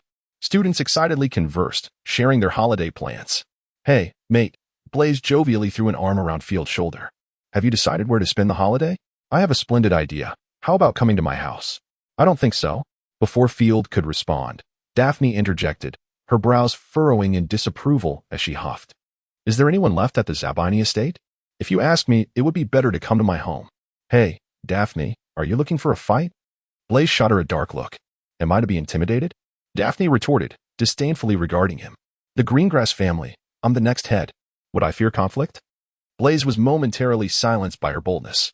Although he is the sole heir of the Zabini family, his kin did not immediately designate him as the next head of the household. Despite the dwindling numbers of the main line, there are still quite a few from the collateral branches. Noticing that Blaise had fallen silent, Daphne smiled smugly and then turned to Field. "What do you think, Field?" "I am uncertain if I have the time." Field tilted his chin slightly. "During the holidays, I plan to return to France." "France?" Daphne raised her eyebrows in surprise. "What business do you have there? Perhaps you are unaware, but before returning to England, I resided with the Delacours family in France," Field explained. "Additionally, my father intends to pay a visit to an elder." "A relative in France?" Daphne and Blaise exchanged glances. "I do not recall any relatives of the Dumbledore family residing in France." "Hard to say," Blaise shook his head. "Let us not forget that our headmaster is also of pure blood. I would not be surprised to discover relatives in unexpected places." "Indeed," Daphne pouted slightly. "So, you will not be able to visit my home, will you?" "If time permits, I shall," Field replied with a smile. "I hope that at that time you will not send me away." "Absolutely not." Daphne raised her hand. "I assure you, in the name of the Greengrass family." Blaise chuckled softly. Just as he was about to speak, Field noticed that the professors had gathered and quickly patted his arm, signaling him to remain silent. Dumbledore observed the lively scene below with a gentle smile, reaching for a small spoon and lightly tapping it against the golden goblet before him. The clear sound echoed throughout the hall, prompting the students to instinctively quiet down and direct their gaze towards the dais. Dumbledore rose, his arms wide open as if wishing to embrace the entire hall. "Another academic year has passed," he said with a warm gaze directed at the audience. "Indeed. You have all experienced a year of school life. How wonderful it is it not? Over the course of this year, we have welcomed many new faces, and soon we must bid farewell to some familiar ones. Yes, we must confront this reality, even if it does not bring us joy." Field noticed some seventh-year students discreetly wiping away tears. "To those who are about to depart, I say, do not be afraid," Dumbledore said with a smile. "We cannot choose all the challenges we will face, but we can choose how to face them. When one possesses the courage of Gryffindor, the wisdom of Ravenclaw, the peace of Hufflepuff, and the shrewdness of Slytherin, then their future achievements shall not be lacking. Remember this place, Hogwarts. When you encounter difficulties someday, do not forget it. Please also remember the motto of Hogwarts: do not disturb a sleeping dragon." At this juncture, Dumbledore paused slightly, allowing the students' emotions to settle before he continued. "Well, children, a whole academic year has passed, and I trust that your minds have been filled with a plethora of new knowledge." Dumbledore raised an eyebrow, adding, "Isn't it splendid? You have an entire year's worth of knowledge to forget over the holiday, ensuring that you will not suffer from boredom." Upon hearing this, the students erupted into hearty laughter. Dumbledore, initially chuckling along, suddenly widened his eyes momentarily before his expression returned to calmness. Field observed Professor McGonagall smiling with satisfaction, stretching slightly before retracting his arms. "Well, a delightful array of delicacies has been prepared for us, quite tempting indeed. Before we indulge in them, I believe there is one more matter to attend to. Ah, yes, the house cup." With a smile, Dumbledore picked up a piece of parchment and adjusted his glasses. The scores for the respective houses are as follows. 4th place, Hufflepuff, with 390 points. The Hufflepuffs gently applauded. 3rd place, Gryffindor, with 395 points. The Gryffindors clapped vigorously, with some students whistling in excitement. 2nd place, Ravenclaw, with 422 points. "Ah, splendid indeed." The Ravenclaws applauded joyfully, some embracing one another in encouragement. In 1st place, Slytherin, with 440 points. The Slytherins also applauded enthusiastically. "Well done, Slytherin." Dumbledore clapped along merrily, though it seemed that certain matters had not been accounted for. The Slytherins' expressions suddenly turned grave as they fixed their gaze intently on Dumbledore. "Oh, my," Daphne muttered, biting her lip. "Is it possible that we still fell short? Even with a Dumbledore?" "First, Mr. McCalla," Dumbledore coughed gently, commencing his speech. "Our fortunate hero. Yes, many have referred to him thus, and I find it quite delightful. Mr. McCalla has exposed a fraudulent charlatan on behalf of the school, not only recovering some losses for our institution but also contributing to the wizarding community at large. For this, I shall award Slytherin an additional 50 points. Furthermore, we will present Mr. McCalla with a special contribution award." McCalla appeared stunned, regaining his senses only amidst the applause of his peers, clapping in surprise. The Slytherin students also applauded vigorously. "And now, Field Dumbledore," Dumbledore continued. The students perked up, turning their attention towards Field. "What is happening?" Field was momentarily taken aback, casting a glance at Dumbledore. "Ah, indeed, you may all be aware that he is my child," Dumbledore cheerfully remarked. "However, what you may not know is that a group of dark wizards seeks to wreak havoc upon Hogwarts, their sinister plot having been thwarted by Field. Yes, I trust you have not forgotten the unfortunate fates of Mr. Justin and Mrs. Loris." Dumbledore shot a glance at Field. They aimed to undermine the students' learning environment. Yet, Field not only unveiled their conspiracy but also assisted the professors in vanquishing this malevolent cadre of dark wizards. The Special Contribution Award is bestowed sparingly, with only one recipient each year, and Field graciously relinquished it in favor of Mr. McCalla. Such humility is deserving of commendation. Indeed, I am proud of him. Thus, Slytherin. An additional 100 points. Consequently, the victor of this year's House Cup is Slytherin. Congratulations. In the quaint town of Numengard, Austria, once a locale of remarkable beauty, the ancient architecture and the vibrant meadows adorned with flowers attracted many visitors. However, since 1945, this charming town has been shrouded in perpetual darkness, thick clouds cloaking the sky and instilling a sense of oppression within the hearts of its inhabitants. After enduring the town's eerie ambience for some time, the local residents could no longer bear it and gradually abandoned their homes, relocating elsewhere. Naturally, there were also intrepid adventurers drawn to explore this enigmatic place. Yet while not all perished, none returned unscathed from the madness that ensued. Consequently, the local government designated this area as a forbidden zone, prohibiting any entry. Once a bustling town, it has slowly succumbed to decay. Muggles remain oblivious to the fact that a renowned figure in the magical realm resides here. Gellert Grindelwald. A revolutionary of the wizarding world, the most perilous dark wizard of modern times, the instigator of the First Wizarding War, and an indirect catalyst of the Second World War. Indeed, Grindelwald bears many titles, so numerous that most have lost count. The majority deem the epithet that suits him best to be the Dark Lord. He himself neither confirms nor denies this, perhaps due to his indifference. Well, he has always cared for very little. With a crisp crack, an elderly woman, her hair as white as snow and her figure slightly stooped, appeared before a dilapidated clock tower. While it may be referred to as a clock tower, it is merely a facade as perceived by Muggles. Any wizard who arrives can perceive its true visage, a towering spire. The tower has long since lost its former luster, with creeping vines and walls marred by cracks that narrate the relentless passage of time.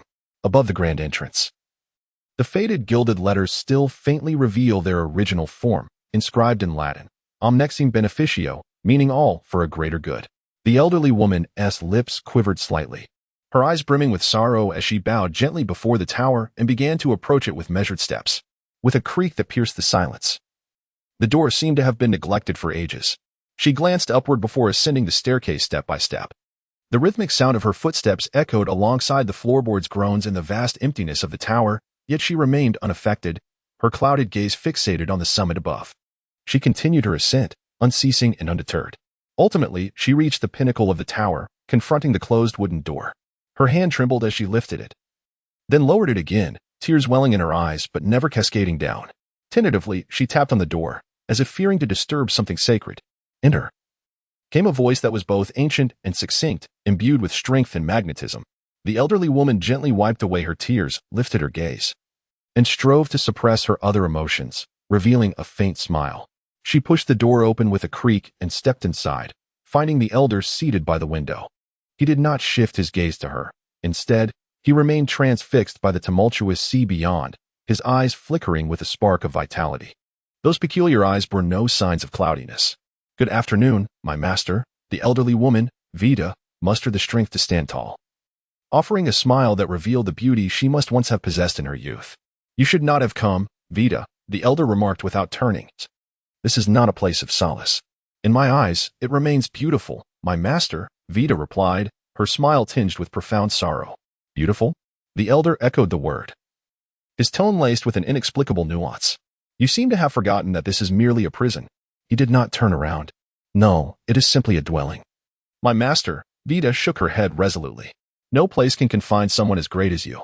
"In truth, I am already confined," the elder replied with a light chuckle, a complex emotion flickering in his eyes before swiftly vanishing.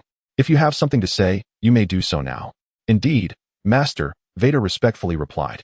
"A young man has emerged among us, and he seems to possess profound insights regarding our future.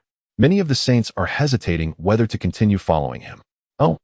The elder's interest was piqued as he finally turned his head, inquiring with curiosity, "Have you encountered him?" "Indeed," Vida nodded, furrowing his brow.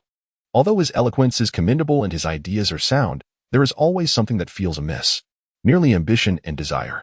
The elder chuckled lightly. "That is inconsequential. As long as his abilities are sufficient, let him be." "Very well," Vida acquiesced, then tentatively inquired. "Moreover, he has expressed a desire to visit you. Additionally, not just him, but many of our companions." "I am aware, and I can surmise," the elder smiled, shaking his head gently. "Let it be. I have grown old, Vida. It is time to make way for those who come after. As long as someone can forge a path, that shall be the best outcome." "But," Vida began, anxious to interject, but was interrupted by the elder's hand. "Enough, Vida," the elder spoke slowly. "It has been a long time since we last met, so let us not dwell on this. Is there anything else?" "Yes, master," Vida nodded. "There are some matters from England concerning Dumbledore." The elder fell silent, turning his head again. After a moment of contemplation, he sighed and repeated the name. "Dumbledore? Pray, tell me more." "Yes," Vida glanced at the elder. "In fact, it pertains to Dumbledore's child. However, our presence there is limited, and we have only gleaned a few details. It seems the child has discovered something remarkable." "Dumbledore's child?" the elder murmured, a flicker of enigmatic significance flashing in his eyes. "Please, continue." "Yes, master," Vida thought for a moment before responding. "It is said that the child can transform into a phoenix. Our people speculate that he may have truly achieved immortality. Moreover, this child appears to have transcended the barriers of race, seemingly able to wield the magic of house elves." "Oh, indeed, quite remarkable." The elder's lips curled into a smile. "Such talent, truly worthy of Dumbledore's lineage." "What is his name?" Field Dumbledore," Vida replied swiftly. "However, we do not know who the child's mother is, and Dumbledore seems disinclined to disclose that information. In fact, the child's middle name remains undisclosed." "Very well. I find myself intrigued." The elder raised an eyebrow, abruptly turning his head. "Tell me, where is the child now?" "In the village of Gold, Provence, France. There resides a small French family." "Excellent." In the enchanting village of Gourds in Provence, France, the castle of the Drackle family buzzed with an extraordinary liveliness today. Both Mr. and Mrs. Drackle, along with little Gabrielle, were expressions of sheer joy. "Furong, are you not happy?" Frank raised an eyebrow, aware that Field would soon arrive home, and a lack of a warm welcome would be rather unfortunate. "Happy?" Furong crossed her arms, a look of discontent etched on her face. "Not at all. That fellow hasn't he written to me in a whole year, and he didn't even come back for Christmas. Goodness." Noticing his daughter once again venting her frustrations, Frank smacked his forehead. "Oh, sweetheart, you sound just like a little wife waiting for him." At this teasing remark, Furong's face flushed a deep crimson as she stammered, Love him? How could that be?" Before she could finish her thought, a flash of light illuminated the living room, and Field appeared, his phoenix, Ariana, perched upon his shoulder. "Good afternoon, everyone," he beamed at the Drackle couple. "It's been ages. How have you all been?" "Oh, and Gabrielle. Of course, we are all well." Frank chuckled, embracing Field warmly. "Welcome back, my boy." Mrs. Drackle joined in the embrace, bestowing a kiss upon his cheek. Little Gabrielle, witnessing this, chimed in eagerly. "I want a hug too. I want a hug." Field, grinning, knelt down to wrap his arms around her.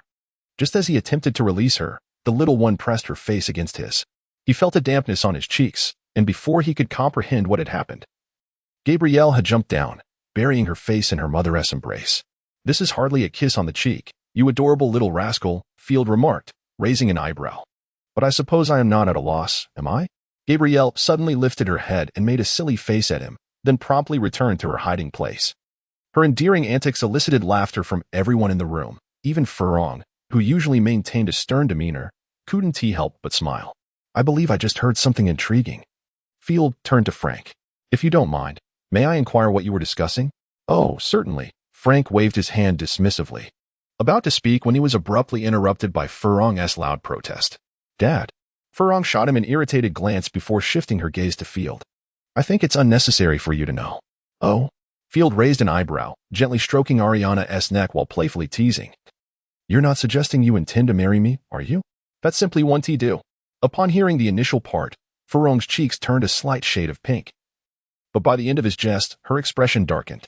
Are you implying that marrying you would be inappropriate? Fleur inquired with an unkind expression. Is this little girl serious?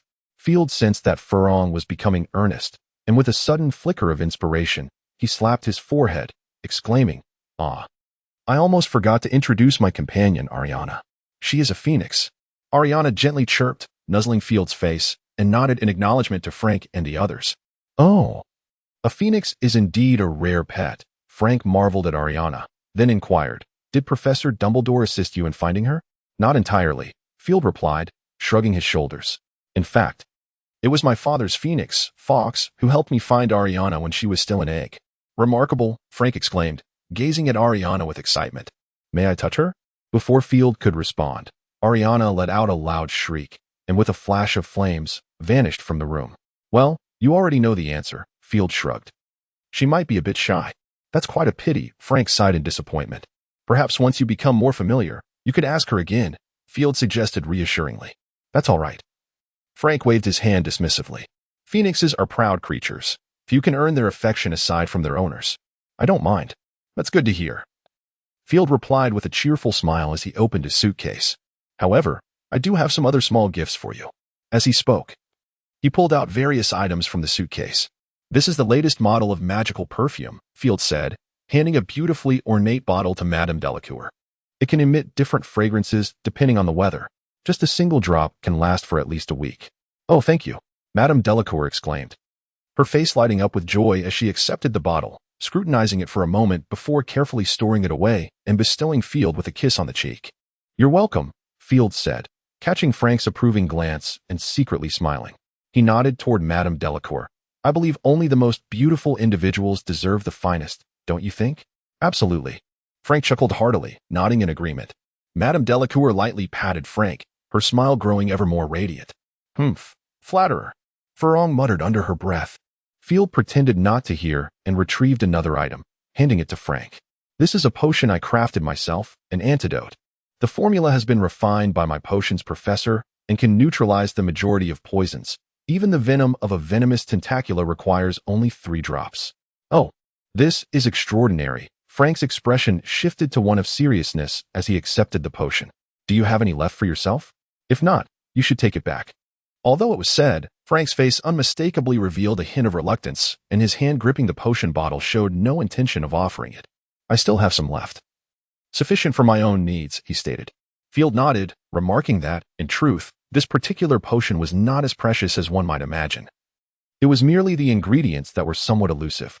What Field did not mention was that the principal component of this potion was the venomous fang of a 1,000-year-old basilisk. And the materials were not just hard to find, they were nearly extinct. The basilisk itself was not a common magical creature, let alone one that had surpassed its life expectancy. That's good to hear, Frank replied, visibly relieved as he accepted the potion, then curiously inquired. It seems your potion-making skills are quite impressive. Indeed, Field replied with a smile. Our potions professor is Severus Snape, one of the few potion masters in Britain, from whom I have learned a great deal. I have indeed heard of his esteemed reputation, Frank said, a look of realization dawning upon his face. For he was known as the most outstanding potion master. You were quite fortunate. I believe so, Field shrugged casually. Hey, what about our gift? Seeing Field still unmoving, Fuyuan could no longer contain herself and playfully nudged him with a pout. Oh, your gift? Field cast her a sidelong glance. Child, you are grown up now. You shouldn't be asking for gifts. Pa. Fuyuan shot him a disdainful look. I'm much younger than my parents. Well, I certainly couldn't tell, Field shrugged again. Fuyuan's eyes suddenly widened, her fingers extending towards him. Oh, well, your gift is right here. Field, noticing her fingers, suddenly recalled something. A cold sweat beading on his forehead as he hurriedly handed over the prepared item. What is this? Fuyuan asked, perplexed as she gazed at the object in her hands. The heart of a siren. Field raised an eyebrow. This is rather difficult to procure, but it should be of some assistance to you. Fuyuan's expression shifted to one of discomfort as she glared at Field, but said nothing. Field was well aware that Fuyuan's grandmother was a siren, and seeing the siren's heart would undoubtedly unsettle her. However, Field's assertion held truth. Fuyuan was, after all, a witch with a quarter siren lineage. If she could find a way to utilize the siren's heart, it would at least enhance the siren blood coursing through her veins. Siren-S possessed an innate talent for transformation. Thus, if Fuyuan were to amplify her siren lineage, her own transformative abilities would surely improve. Not to mention the peculiar allure that accompanied it. Having delivered Fuyuan's gift, Field turned his gaze towards Gabrielle. The little one had, unbeknownst to him, lifted her face from her mother's embrace, her countenance filled with eager anticipation as she looked at Field. Of course, we mustn't forget our little darling, Field said, affectionately ruffling her hair. After a moment of contemplation, he retrieved an object from the box. It was a silver egg, roughly the size of a palm. Oh, is that an egg? Gabrielle exclaimed. Are you giving your egg to me? Just as Field was about to affirm, a sense of hesitation washed over him. Is this an egg from a bird snake? Frank interjected, his eyes alight with astonishment. This is quite the rarity. I recall that many departments of magic have classified it as a prohibited item. Where did you acquire it? It was a gift, Field replied succinctly. To receive a precious bird snake egg as a present? Frank regarded Field with a deep gaze before breaking into a smile. It seems you are getting along well with your classmates. It should be considered decent, Field answered with a grin. That's wonderful, Frank said, patting his shoulder. Trust me. My boy, the school is where you will truly make friends. Once you graduate, things will change. I understand, Field nodded, fully aware of Frank's intent. Excellent. Frank smiled with satisfaction, turning to Gabrielle, who was watching with eager anticipation. He gently ruffled her hair. You needn't look at me, dear, if you like it. You may accept it. I love it, Gabrielle exclaimed, excitedly leaping toward Field, her soft little hands reaching out to cradle the bird snake egg. Thank you, Brother Field. Gabrielle beamed at him sweetly. No need for thanks, Gabrielle, Field chuckled, patting her arm. Remember to take good care of it, if you aren't afraid of snakes. I'm not afraid. Gabrielle quickly shook her head, finding the little snake quite adorable. Adorable? Field mused, struggling to comprehend the aesthetic sensibilities of the current generation. The dinner was prepared by Madame Drackle herself, renowned as the finest cook in the entire Drackle family. It had been quite some time since she had last cooked. Had it not been for Field's return, which brought her immense joy, others might not have been afforded such a splendid opportunity. This is truly delectable. Field endeavored to swallow the escargot in his mouth, raising an eyebrow at Madame Drackle with a smile. To be honest, I find myself somewhat envious of Uncle Drackle. There are many who envy me, Field. Frank laughed heartily, a proud expression gracing his features. Madame Drackle playfully tapped him and turned her gaze back to Field. If you like it, do indulge further. Upon seeing Field nod in agreement, Madame Drackle smiled contentedly. Forgive my curiosity, Field, but do you have any plans for this holiday? Yes, Field replied gently. Father intends to take me to visit someone. Is it convenient to share? Madame Drackle regarded him with a smile. After a moment of hesitation, Field chuckled lightly. There is nothing particularly objectionable to say. My father wishes to introduce me to Nicholas Flamel. Who? Madame Drackle questioned, doubting her own hearing. Not only she, but the other three also stared at him in astonishment. I must not have misheard, Frank murmured. Indeed, Field sighed. It was no wonder they reacted this way. The esteem in which Nicholas Flamel was held by the French surpassed even that of Dumbledore among the English. Upon reaffirmation from Field, the other three, except for little Gabrielle, displayed expressions of envy. Fleur hesitated for a moment, then tentatively addressed Field. I hope you are not angry with me, are you? What do you wish to do? Field inquired, his expression wary. Fleur hesitantly asked, could I obtain a signature from Nicholas Flamel? Our headmaster mentioned that Beauxbatons was established by the Flamel couple. Is that so? Field pondered briefly and nodded slightly. If he is willing, I shall. And us, Field. Madame Drackle interjected eagerly. Of course, you may ask for several more. I shall do my best, Field replied sheepishly. After all, I need to ascertain Mr. Flamel's own sentiments. Oh, certainly, Frank chimed in. You could convey our regards from the Drackle family. If possible, please bring along a gift for us as well. That should pose no issue, Field readily agreed. Excellent, Frank smiled softly. The following morning, Field placed the gifts prepared by the Drackle family into his suitcase. Well then, I shall take my leave, he waved to them. I will return as soon as it is convenient. Do take care, Frank said, concern etched on his face. Don't forget our signatures. Fleur reminded him with a hint of pride, and if you fail to write back soon, then do not bother writing at all. Understood. Field replied with an awkward smile, waving his hand. Ariana. With a gentle call, Phoenix Ariana appeared, and in a flash of fire, both the boy and the bird vanished from the room. When they reappeared, Field found himself standing on the streets of Paris, the Paris Opera House. Field muttered to himself, searching intently. Found it. Upon seeing the iconic edifice, Field produced a small note and softly read it aloud. Before him, a delightful little courtyard materialized, exuding an air of elegance. At that moment, Dumbledore stood within the courtyard, greeting him warmly. Good morning, my child, he said with a smile as he opened the door. You have visited the Drackles. How did it go? Are they well? They seem quite well, Field replied, approaching him for a gentle embrace. They send their regards. I ought to express my gratitude. Dumbledore raised an eyebrow. Perhaps I should find an opportunity to pay them a visit. I hear their daughter is quite beautiful. Perhaps, Field shrugged nonchalantly, but as you know, I have never been one to concern myself with such matters. Well, Dumbledore replied with a smile, at your age, you ought to consider savoring the taste of love. Believe me, it is a wondrous experience. Oh, is that so? Field replied with a half-smirk. So, when do you plan to find me a mother? Who knows? Dumbledore's gaze shifted inward. What matters now is that I must take you to meet Nicholas. Look, they're already coming out. Noticing Dumbledore's abrupt change of subject, Field pursed his lips but chose to remain silent. Let us see how long you can keep this up, he thought, casting a disdainful glance at Dumbledore. You've even decided on a middle name for yourself, yet you still hesitate to meet your old flame? Ugh, what a scoundrel. Suddenly, a sense of mission ignited within him. It appeared that uniting this pair of Twilight lovers would fall upon his shoulders. With this thought in mind, he maintained a composed demeanor as he approached the elderly couple walking toward them alongside Dumbledore. So, this is the child you have been so fondly speaking of. The elder chuckled, looking at Field. Hello, young Mr. Dumbledore. I am Nicholas Lemaire. This is my wife, Perenelle. With a tremulous hand, he reached out. Hello, Mr. Lemaire. Field inclined his head slightly, gently taking the hand extended by Lemaire. And Mrs. Lemaire, you may call me Field. You may call me Nicholas, Lemaire grinned, revealing his few remaining teeth. Let us step inside. This dreadful weather is quite frigid. Frigid? Field felt the warm breeze and basked in the sun's embrace. Casting a puzzled glance at Nicholas, Dumbledore appeared unfazed, ruffling Field's hair as he led him inside. As soon as they settled, Mrs. Lemaire gracefully waved her wand, pouring a cup of red tea for each of them. To give it a try, Nicholas gestured for Field to serve himself. This is Perenelle's specialty, and I adore it. Even after consuming it for centuries, I still relish its flavor. The essence of centuries? Field instantly felt that even the finest 1982 Lafite paled in comparison.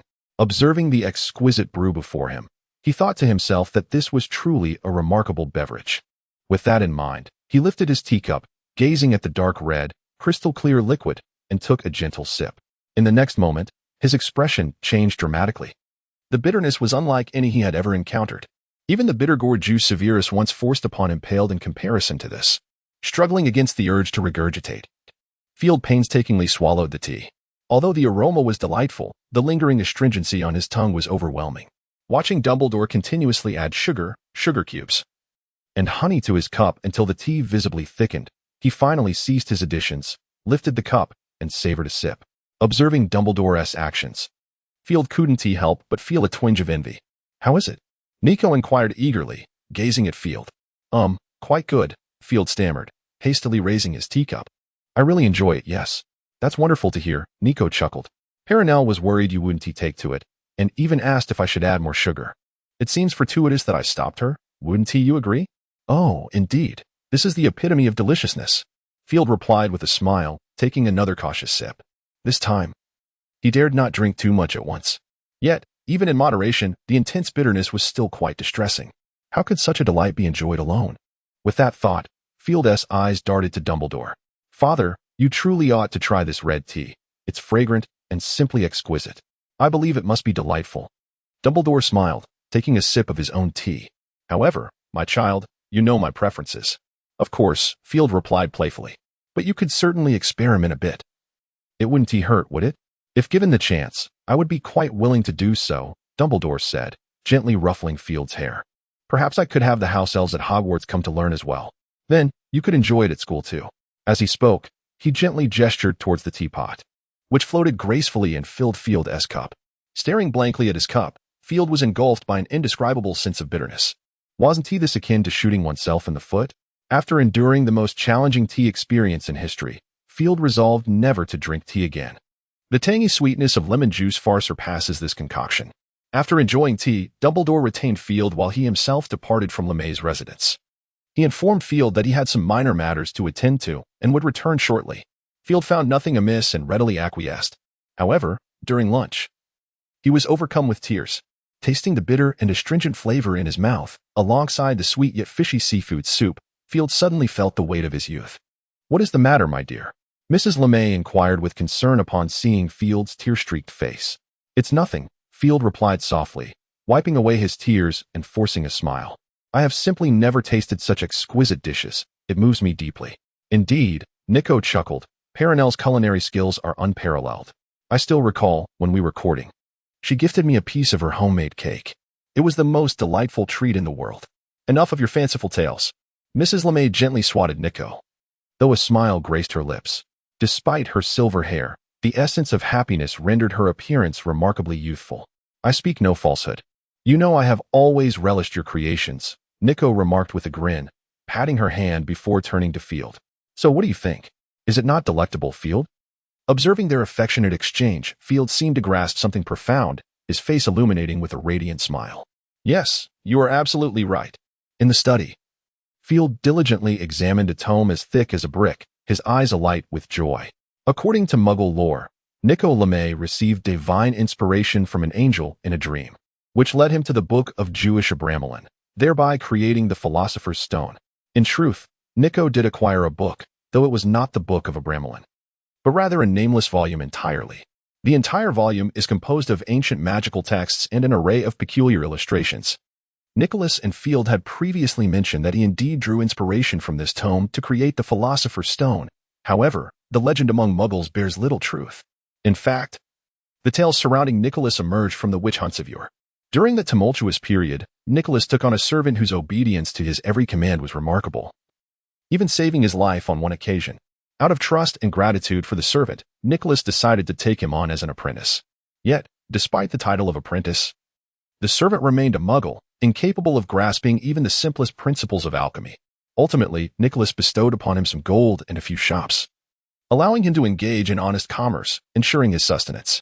Nicholas's intentions were noble, yet he tragically overestimated human nature. The servant harbored a belief that Nicholas did not trust him and thus withheld the true skills. Although he appeared respectful, he secretly harbored rebellious thoughts. Eventually, the servant defected to the church and betrayed Nicholas. Fortunately, after creating the Philosopher's Stone, Nicholas foresaw that this artifact would inevitably attract attention, prompting him to construct numerous safe houses, of which the servant was only aware of one. Unable to locate Nicholas, the church's agents were compelled to abandon their pursuit. However, upon their return, they did not relinquish their ambitions, but rather concocted a tale that Nicholas had created the Philosopher's Stone through divine revelation from angels. The church's hope was simply to leverage others to find Nicholas and ultimately acquire the stone. Whether it be gold or immortality, both were of great significance to the church. As for the subsequent events, Field remained unaware. He only knew that Nicholas ultimately exacted his revenge in his own manner, though the specifics were not disclosed to him. When Field expressed his desire to borrow Nicholas's ancient magical text, Nicholas readily acquiesced, albeit for a mere 3 days. This was already a delightful surprise, and Field, of course, did not object. According to Nicholas's research, the book was likely connected to ancient elves, though the precise nature of this connection eluded him. While Nicholas struggled to comprehend its contents, Field appeared completely unfazed. His inexplicable talent allowed him to effortlessly decipher the text. Nicholas's research was indeed astute. This was, without doubt, a tome originating from the elves. However, it is not a matter of inheritance, Rather, it is the diary of a certain elf. Although Field felt somewhat disheartened that it did not contain any recorded legacies, he found the diary itself to be quite intriguing, as it offered a glimpse into the grandeur of the ancient elven race. As he continued to read, Field stumbled upon an unexpected delight. It was a magic belonging to the elven kin, known as life sharing. According to the text, the elves' longevity is attributed to their establishment of life sharing with the ancient elven trees at the moment of their birth. This profound bond is also the reason for the elves' deep reverence toward their ancient trees. Life sharing, as its name suggests, allows two lives to be completely intertwined, thus amalgamating their vitality. This, in turn, effectively extends the lifespan of the one whose life is comparatively shorter. Life sharing can only be utilized twice in a lifetime, and its essence lies in a covenant. That is to say, one can only form a contract with two entities, resulting in a shared life that is the sum of three. Upon reaching this passage, Field immediately thought of Dumbledore. Dumbledore was not exactly in the bloom of youth. While wizards do enjoy a longer lifespan, very few surpass the 2-century mark. The most critical aspect is that aging poses a significant threat to wizards. Both their magical prowess and physical vitality decline as time marches on. According to Dumbledore himself, his current power is only at 80% of what it once was in his youth. Now, this concept of life sharing ignited a flicker of hope in Field regarding a potential solution to Dumbledore's longevity issue. If he could identify a species with a sufficiently long lifespan and facilitate a covenant between Dumbledore and it, wouldn't that be a viable solution? Furthermore, should Dumbledore desire companionship later on, it is noted in the text that the elves have historically employed this as a form of marital bond. Contemplating this, Field couldn't help but chuckle, eagerly continuing to read on, intent on meticulously examining the conditions required for casting the spell. However, after a short while, he found himself somewhat disillusioned, as the stipulations outlined were rather stringent for his current capabilities. Whether it pertains to the long-extinct herbs or the ethereal well waters of the elven kin, these are elements he has no inkling of where to locate. After some contemplation, Field decided to etch this spell into his memory, intending to discuss it with his father, in hopes of discovering a means to enhance it. Regardless of the slim chances, the endeavor is worth pursuing. Having gleaned so much in such a short span, Field eagerly continued to peruse the text. Indeed, his anticipation was met with fulfillment. For midway through, he encountered another spell, titled Resurrection. The essence of this enchantment is rather straightforward. It revives a deceased life. According to the tome, the elven race once had a guardian of their ancient trees, who, due to an unfortunate accident, lost his life. Thus, the elves resurrected this guardian. Astonished yet intrigued, Field's interest deepened, only to be met with considerable trepidation upon reading the subsequent casting conditions. The resurrection spell, to be precise, is a variant of the life-sharing magic, which establishes a connection between a living being and a deceased one. Once life is shared, revival is plausible. However, this spell harbors a significant limitation. It necessitates a complete body and soul. Even so, its implications are remarkable. The quest for the conditions to enact life-sharing must be prioritized. Field couldn't help but bite his lip, realizing that this issue required prompt resolution. Further along, Field discovered several minor spells, all pertaining to botany, some to accelerate plant growth, others to facilitate seed germination. Yet none sparked his interest as dramatically as before. Nevertheless, he felt content with these acquisitions. Pondering for a moment, he retrieved a piece of parchment and began composing a letter. Dear Father, upon awakening that morning, before descending the stairs, Field noticed Dumbledore entering through the front door. Spotting Dumbledore, Field hastily freshened up and dashed down the stairs. Good morning, dear. Dumbledore greeted warmly upon seeing Field. That robe of yours is simply exquisite. Indeed, I think so too, Field replied cheerfully, embracing him. It was a gift from Madame Lemaire. I hear she crafted it by hand. Ah, a creation by Perenelle? Dumbledore raised an eyebrow. Then you must cherish it well. To my knowledge, aside from the Philosopher's Stone, Nicholas's achievements in alchemy do not quite match those of Perenelle. You always say that. Nicholas's voice suddenly interjected, his countenance dark as he glared at Dumbledore. I dare say you are merely envious, Albus. Oh come now, isn't what Albus says true? Perenelle emerged from behind Nicholas, addressing him. Dare you claim your alchemy surpasses mine? Ilian chuckled lightly, exclaiming, Oh, it is getting rather late. Let us have some breakfast first. Perenelle had prepared a delightful apple pie, which I found quite appealing. Apple pie? Field's eyes sparkled with interest. Although Perenelle's other dishes tended to be rather robust in flavor, Her desserts were indeed exquisite, particularly the fruit pies, which, while sweet, were still delightful. That sounds splendid. Dumbledore readily concurred with Elian's invitation. So, what are we waiting for? After breakfast, Perennial excused herself to tend to the garden and left the room. Elian, Dumbledore, and Field then proceeded to the study. I recall you mentioned you would arrive tomorrow afternoon. Elian remarked as he plopped onto the sofa, turning to Dumbledore and inquired, Is something amiss? Do you require my assistance? Indeed. I fear this matter truly calls for your expertise. Dumbledore nodded and added, It would be even better if Perennial could join us. Together? Elian furrowed his brow. You ought to clarify your words. Oh, certainly. Dumbledore raised an eyebrow. But why not inquire with Field? I came here promptly upon receiving his letter. Field? Elian glanced curiously at Field. You seem to have been engrossed in your book, have you not? Yes, Elian, Field replied with a smile. I have discovered something, however. I require my father's assistance. Field then revealed both the spells of life-sharing and resurrection, and predictably, he noted Elian's astonished expression, which brought him a sense of secret satisfaction. My goodness, what did you uncover from that book? Elian nearly bit his tongue, his gaze fixated on Field.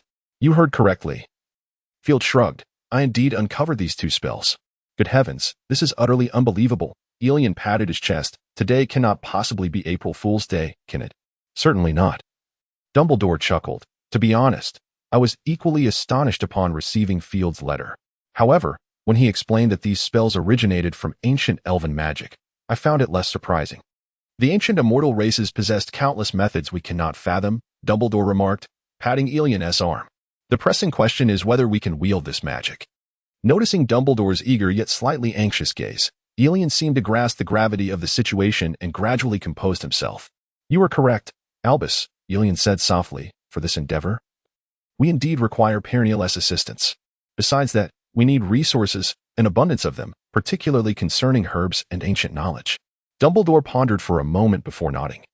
You are indeed correct. I still have some old acquaintances, and I should be able to locate a few. I can also attempt to search myself. Nicholas stroked his wand thoughtfully. The ancient era feels exceedingly distant, and many herbs may prove irreplaceable. It would be prudent for you to prepare yourself, Albus. I understand.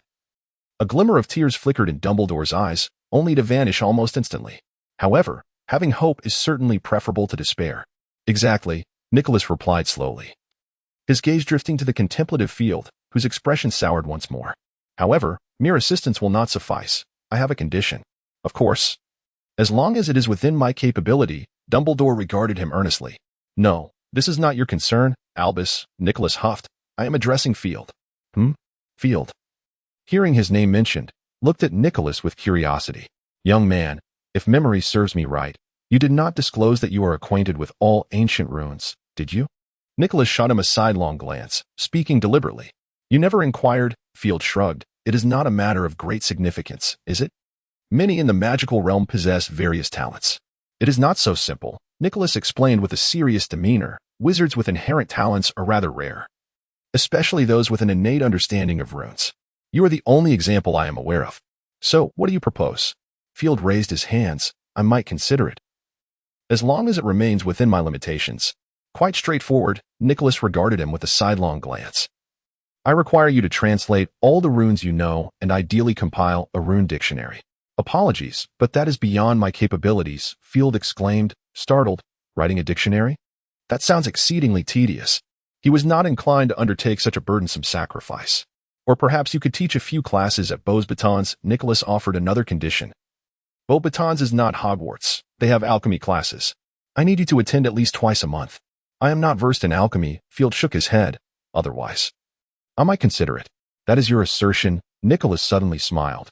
It is merely alchemy. I can teach you. I am afraid I have no interest in alchemy, Field declined.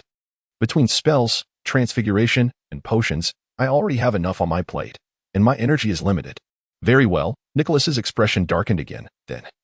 What if you merely teach the runes?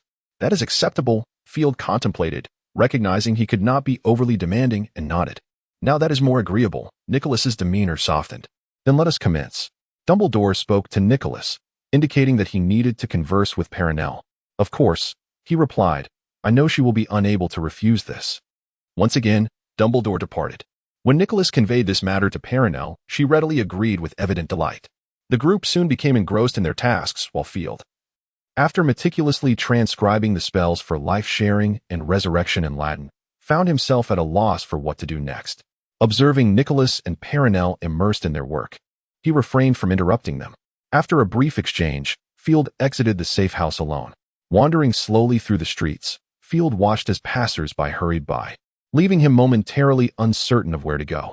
It had indeed been quite some time since he had leisurely strolled outside without any particular destination. The streets of Paris were perpetually bustling with people, perhaps due to its unique allure or its status as one of the fashion capitals of the world. Numerous elegantly dressed women glided past him, some casting flirtatious glances in his direction. Surely, Brace would be enamored with this place. It was nothing short of paradise. This thought fleetingly crossed Field's mind. Lost in contemplation, he was suddenly jostled by a pedestrian. Frowning, he turned to discern who had bumped into him, only to feel an irresistible pull emanating from his feet. After a wave of intense dizziness, Field found himself in an utterly unfamiliar location, surrounded by gravestones of various sizes, eclectic statues, and winding paths of differing lengths. He realized he must be in a cemetery. Clutching his wand tightly, he appeared outwardly relaxed, yet was internally prepared for any potential confrontation. As he wandered slowly, he observed his surroundings with a keen eye, not in a hurry. Despite not knowing who had orchestrated this predicament, nevertheless, he surmised that the individual responsible would eventually reveal themselves. Something felt amiss here. Field noticed a dissonant aspect of the environment, a sensation reminiscent of something he had encountered before, akin to Diagon Alley. His eyes brightened with recognition. Yes, it was the same feeling, a hidden realm concealed within the Muggle world, visible only to wizards. This had to be the place. A slight smile crept onto his lips as he gazed at an entrance resembling an open mouth. Steeling himself, he gradually made his way inside. The distinct sound of footsteps echoed through the dark corridor, reverberating in the silence that enveloped the space. Gazing at the faintly glowing spot ahead, Field surmised that it must be the exit of the corridor. Upon emerging from the passage, he found himself in a place reminiscent of an underground arena. The surrounding steps resembled the grandstands of a stadium. The exit of the corridor led down to a series of tiers, with a straight pathway descending further below. At the very bottom lay a circular space where a man and a woman stood, watching him as he entered. "Welcome to this place, esteemed guest from afar." The man chuckled softly, speaking with deliberate grace. "Welcome?" Field raised an eyebrow, gradually making his way down. This manner of invitation was quite novel to him. Unusual methods tend to linger in one's memory, do they not? The man's voice carried a hint of amusement. "I hope our meeting will evoke a variety of sensations. Perhaps something distinctive. Perhaps," Field shrugged, halting at the edge of the open space. It was at this moment that he could discern the appearances of the two figures. The woman donned a fitted black gown complemented by a demure hat, her figure striking, though her face bore the marks of time. The man, although similarly lined with wrinkles, possessed a pair of heterochromatic eyes that exuded an air of authority, especially when he smiled, revealing a unique charm. "On our first encounter, I believe an introduction is in order," the man said with a light laugh. "After all, you are merely a young lad and likely do not recognize me. My name is Gellert Grindelwald." He performed a graceful bow, typical of a wizard. "Now, it's your turn." "Field Dumbledore," he replied, tilting his head. "I have heard of your name, Mr. Grindelwald." "Oh, what an honor," Grindelwald chuckled lightly. "Let me guess, they must portray me as a ruthless tyrant, or one who regards human life as mere fodder." "Indeed, many do speak thus," Field shrugged. "Yet there are also those who consider you a revolutionary. Just a failure." Grindelwald's lips curled into a smirk. "It is hardly a source of embarrassment, is it? Merely a failure." Field chuckled softly, recalling his father's words, "No one is perfect. What matters is the pursuit of becoming a better person." "Dumbledore," Grindelwald murmured the name, imbued with an inscrutable tone. "He truly is remarkable. Your father is indeed a great man." Grindelwald gazed at Field with a smile. "He is always so, well, forgiving. If I may be blunt, I find it challenging to find a more fitting word to describe him. He always said to believe in love, for love is the greatest power." A hint of sarcasm crossed Grindelwald's face. However, when it comes time to truly love, he hesitates to do so. A flicker of emotion crossed Grindelwald's eyes. "Indeed. That is precisely how it is. Let me ponder. What was that individual's name?" "Ah, yes, Newt Scamander. I trust when I'm not mistaken. He has been quite kind to him, has he not?" Grindelwald chuckled, observing, "Look at that, the hero of the magical world. What a splendid title. What a noble honor. Even at the expense of his own ideals, he seeks to fulfill that young man's aspirations. A sense of exasperation marred Grindelwald's countenance, a palpable frustration. It was utterly foolish. At that moment, he had shed the elegance he possessed upon their first meeting, pacing back and forth across the open space. Field observed his agitation in silence, suddenly recalling certain accounts from peculiar journals, leading him to a deeper judgment. After venting his frustrations, Grindelwald regained his composure. If I recall correctly, you should be in Nurmengard now? Field inquired curiously. Isn't that a prison? Indeed, you are correct. It is, Grindelwald replied with a faint smile, a hint of sorrow flickering in his eyes. For me now, is there anywhere that isn't a prison? Very well, my boy, Grindelwald waved his hand, fixing his gaze on Field. Draw your wand. I wish to see what remarkable talents the favored one of Dumbledore possesses. As a reward for your commendable performance, you may choose a title to try and please me, or pray that I might be lenient. Choose a title? Field hesitated momentarily before tentatively suggesting Mother. Grindelwald's eyes widened in surprise. You would call me Mother? A glimmer of intrigue sparked in Grindelwald's gaze as he scrutinized Field for the first time. Well, that is the most fitting title I could think of. Field shrugged, then raised his wand. So, shall we begin, Mother? Oh, I believe we need to converse first. My child, Grindelwald's tone softened unexpectedly. Could you enlighten me as to why you would address me in such a manner? Come, let us sit for a moment. With a wave of his hand, a round table and 2 chairs materialized in the open space. No problem, Field replied nonchalantly, striding forward to take a seat opposite Grindelwald. Now, Grindelwald regarded Field earnestly, the earlier dominance in his gaze completely replaced by anticipation. I assume you have conducted some inquiry about me, Field stated calmly. You should know that I am the adopted son of my father. However, you may not be aware that my full name is Field Grindelwald Dumbledore. Grindelwald? Grindelwald murmured, suddenly breaking into laughter. So, Dumbledore bestowed that name upon you, concealing it from others? Quite a few are aware of it, Field replied. Field casually responded. Yet those individuals were trusted by his father, such as the professors from Hogwarts. Could it be his little club? Grindelwald raised an eyebrow. The Order of the Phoenix? I believe that is what you meant. Field nodded, admitting, I am unaware of the members within the Order of the Phoenix, but I am certain that not all of them recognize my name. Very well. Grindelwald gently nodded, appearing unconcerned by this revelation. Suddenly, as if struck by an epiphany, he inquired, Are you aware of the nature of my relationship with Dumbledore? Did he disclose it to you? Not at all. Field shook his head earnestly. I have asked him on multiple occasions, yet he always diverted the conversation. I discovered it on my own. Some say you were lovers. Is that true? Lovers? A hint of nostalgia flickered in Grindelwald's eyes, perhaps once upon a time. In fact, I believe you ought to be considered as such, Field boldly asserted, based on both my name and his actions. You know, I previously came across accounts of your duel. Field raised a finger. At that time, I questioned him. Although he had defeated you, why do people always refer to him as the most powerful wizard rather than the most powerful white wizard? He claimed he could not compare to you, even though he emerged victorious in that duel. Field inquired curiously, was it you who allowed him to win, correct? A slight smirk appeared on Grindelwald's lips, not precisely. You should be aware of Dumbledore's prowess. I know. Field nodded, yet I also recognize that he was not lying with that statement, although he is quite skilled at deceit. You are still young, child. Grindelwald suddenly extended his hand, gently ruffling Field's hair. When you grow older, you will understand that one should not truly contest with those they love. In the face of love, one must learn to protect and practice humility. So, you did yield to him, did you not? Field inquired with a smile. I mentioned it was not precisely so. Grindelwald shook his head, sighing softly. In truth, I simply could not bring myself to do it. You see, child, a glimmer of reminiscence appeared in Grindelwald's eyes. During that duel, I had numerous opportunities to take his life, and he could have done the same. However, neither of us chose that path. Grindelwald continued, indeed, had it persisted, I would have triumphed, yet I might have lost control of my magic, for by that point, I was already feeling utterly exhausted. He desired victory. Why should I not fulfill that for him? Grindelwald chuckled softly, using my name to solidify his glory. It was a fair trait. But do you not fear you might falter?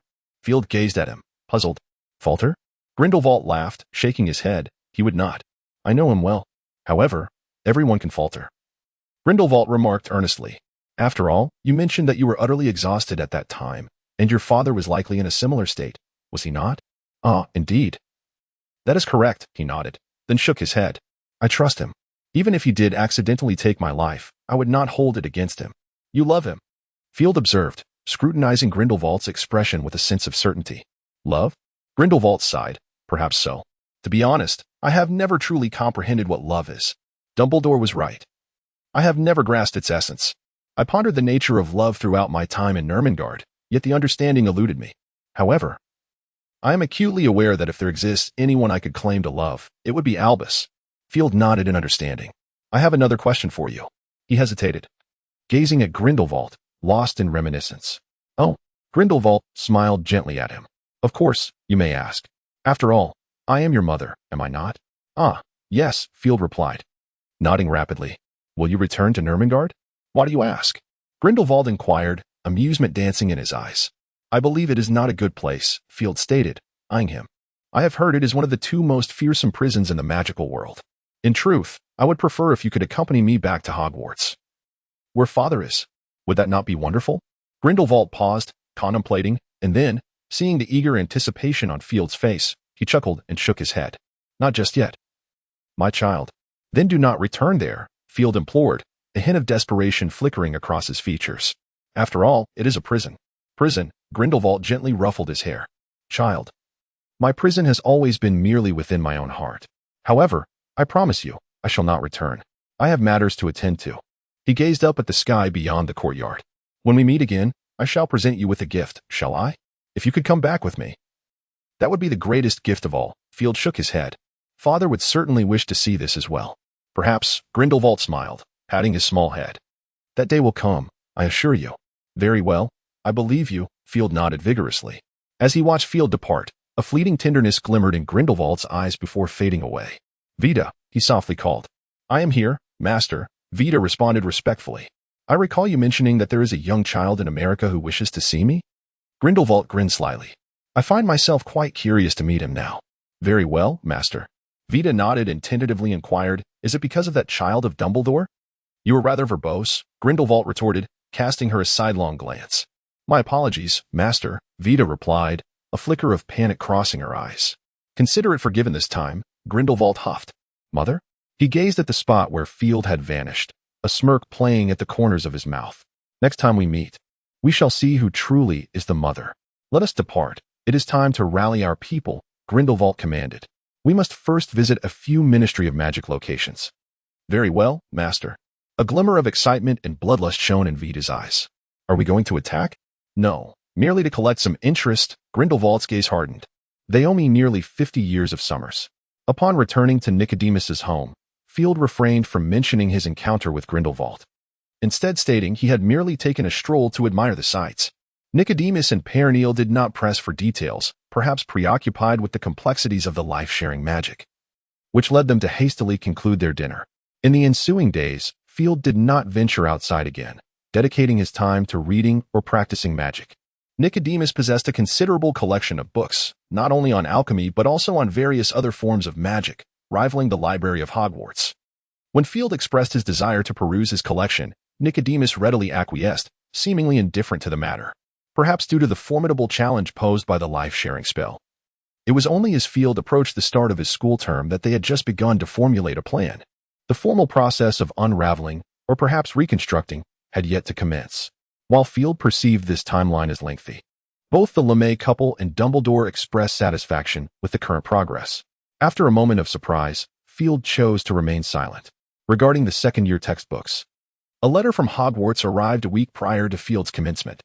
He meticulously reviewed its contents and noted that aside from needing to purchase a new copy of Dark Creatures, a self-defense guide, he already possessed the other required texts, some even in multiples. However, he recalled that a copy of that particular book resided in Dumbledore's office, and thus decided against acquiring another. That morning, upon rising, Field noticed the breakfast laid out on the table, an indication that the LeMays had once again retreated to their study. This had become a recent routine, and Field did not dwell on it. He casually took a large sip of milk and unfolded the newspaper on the table. What is this? Upon reading the headline, he furrowed his brow. The Ministry of Magic has been attacked. Is this yet another scheme by dark wizards, or a result of the Ministry's inefficacy? The ministry has come under siege? Field could not help but read on with great attention. As of yesterday afternoon, a total of 12 Ministry of Magic headquarters, including those of Germany, France, and Austria, had been struck by unidentified wizards. According to various high-ranking officials from these ministries, the assailants appeared to belong to a disciplined and enigmatic organization of wizards. The German Ministry of Magic asserted that these attackers seemed to originate from the same group, all clad in hooded robes adorned with an embroidered silver eagle on their chests. Clearly, this was a meticulously organized and planned act of terror. A spokesperson from the French ministry stated that the 12 ministries would unite to uncover the identities of these mysterious wizards, emphasizing that this constituted a grave military provocation against the ministry, which would not tolerate any threats. Similar statements echoed from the other 11 ministries. Whether the ministries would succeed in identifying the attackers or, as in the past, allow the matter to fade into obscurity remained to be seen. Subsequently, Field perused other articles in the newspaper, most of which reported on the assault on the ministries. Could it be his doing? Suddenly, the thought of Grindelwald crossed his mind, sparking a flurry of questions. Yet, if it were indeed him, what could his purpose be? After pondering for some time without arriving at a conclusion, he ultimately relinquished the thought. It appeared that the British Ministry of Magic had not been attacked. After confirming this, Field felt a sudden inclination to return to England. While he bore no fear of any attack, he preferred to avoid unnecessary complications. Moreover, he was not so arrogant as to believe he could contend with a wizarding army, which would be a manifestly reckless endeavor. With this in mind, Field found himself restless, hastily finishing his sandwich before making his way upstairs. "Are you leaving?" Nico furrowed his brow, observing Field intently. After a moment's contemplation, he softly inquired, "Is it because I and Pernille have not accompanied you, leaving you feeling bored?" "Not at all." Field shook his head and raised the newspaper in his hand. "I assume you have already seen this, correct?" "The newspaper?" Nico raised an eyebrow, realization dawning upon him. "Ah, I see. Are you frightened?" "Perhaps." Field shrugged. "I am but a child, am I not?" "Do not dwell on that, my dear." Nico raised his chin confidently, asserting, "This is my safe house. No one can find us here." "Are you certain?" Field replied with a wry smile. "What if my father comes?" "Albus?" Nico chuckled. "Of course, he could." "Are you afraid he might come to spank you?" "He knows where this is." "Albus does not know this place. It cannot be hidden from him." Pernille interjected suddenly, her complexion appearing somewhat troubled.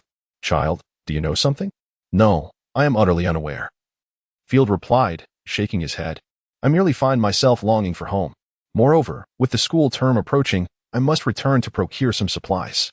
"Very well," Pernille said, disregarding Nico's skeptical gaze, nodding with a smile.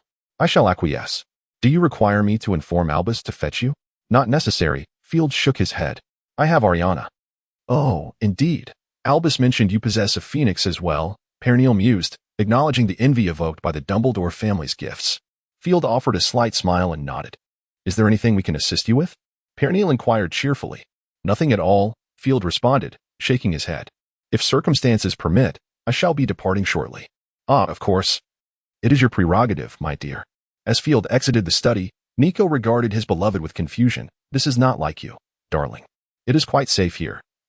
"Is it not?" "I dare say, even if troubles arise in France, they shall not reach us here." "Are you certain?" Pernille shot him a glance. "Absolutely."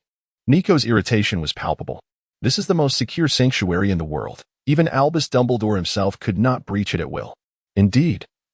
"I concede that this place represents the fruits of our labor." Pernille fixed her gaze upon him.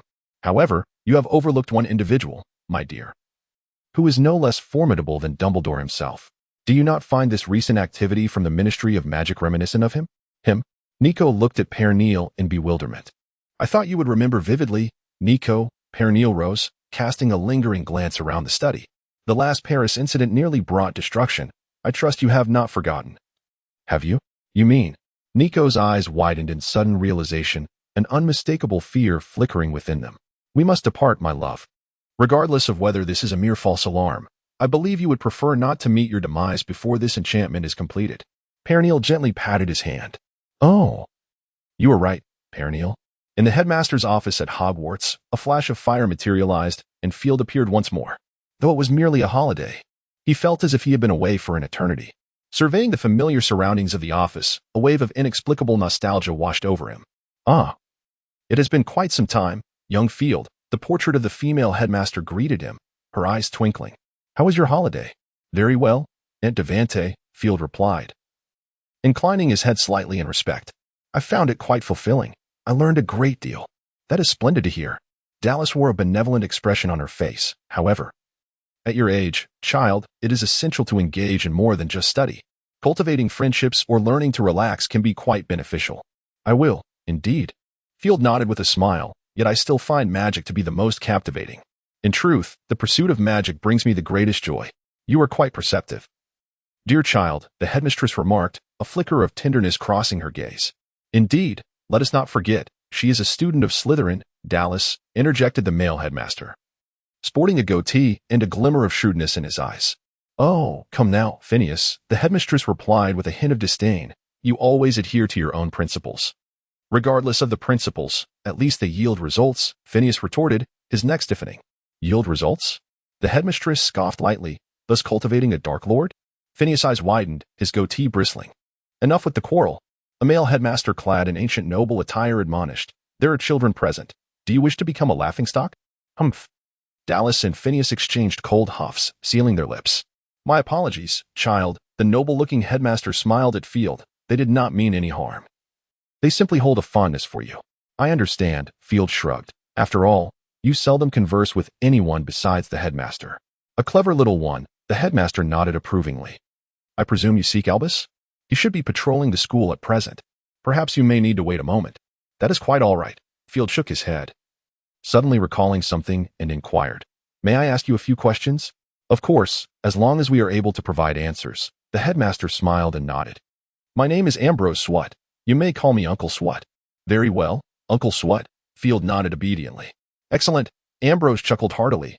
"I find you delightful, little one. Please, feel free to pose your inquiries." "All right." Field nodded emphatically, his curiosity piqued as he gazed at him. "As far as I know, portraits like you are imbued with the memories and personalities you possessed in life, correct?" "Indeed, such knowledge can be found in the library," Ambrose replied with a smile. "Is that your question?" "No, actually, I wish to inquire whether you retain memories of your magical knowledge from your lifetime as well." Field looked at him with curiosity. The portraits exchanged glances, and ultimately, it was Ambrose who responded. "That is not always the case. It depends on whether we infused all our memories into the portrait. However, for the most part, it is as such. Do not tell me you wish to learn magic from us, for that is an impossibility." Ambrose regarded Field with a bemused expression, declaring that they possessed no magic and could not cast spells. No, it is not as you think," Field replied, visibly invigorated. "Although you cannot perform magic, you can still teach me about it. What you impart is knowledge and experience regarding the arcane arts. That is quite valuable. Is it not?" Field continued with enthusiasm. "If memory serves, Hogwarts has lost numerous precious tomes over the past millennium. Perhaps some of you, depicted in these portraits, have encountered them in life. Thus, we may restore this fragment of knowledge, ensuring that Hogwarts' legacy endures." Field gazed intently at the portraits. "Is it truly possible?" The portraits exchanged glances, their faces aglow with astonishment. Even Phineas, a staunch advocate of blood supremacy, was no exception. "Indeed, it is," Field proclaimed, clapping his hands. "If you possess any legacies from your families, do record them. I am certain not all families represented in these portraits still exist. But this knowledge can be preserved for eternity." "An excellent idea," said Delacours, the first to respond. "I wholeheartedly agree with your sentiment, young one. However, there are indeed challenges to consider, as you might surmise." "You mean there may be portraits unwilling to cooperate, correct?" Field asked confidently, clearly having anticipated this concern.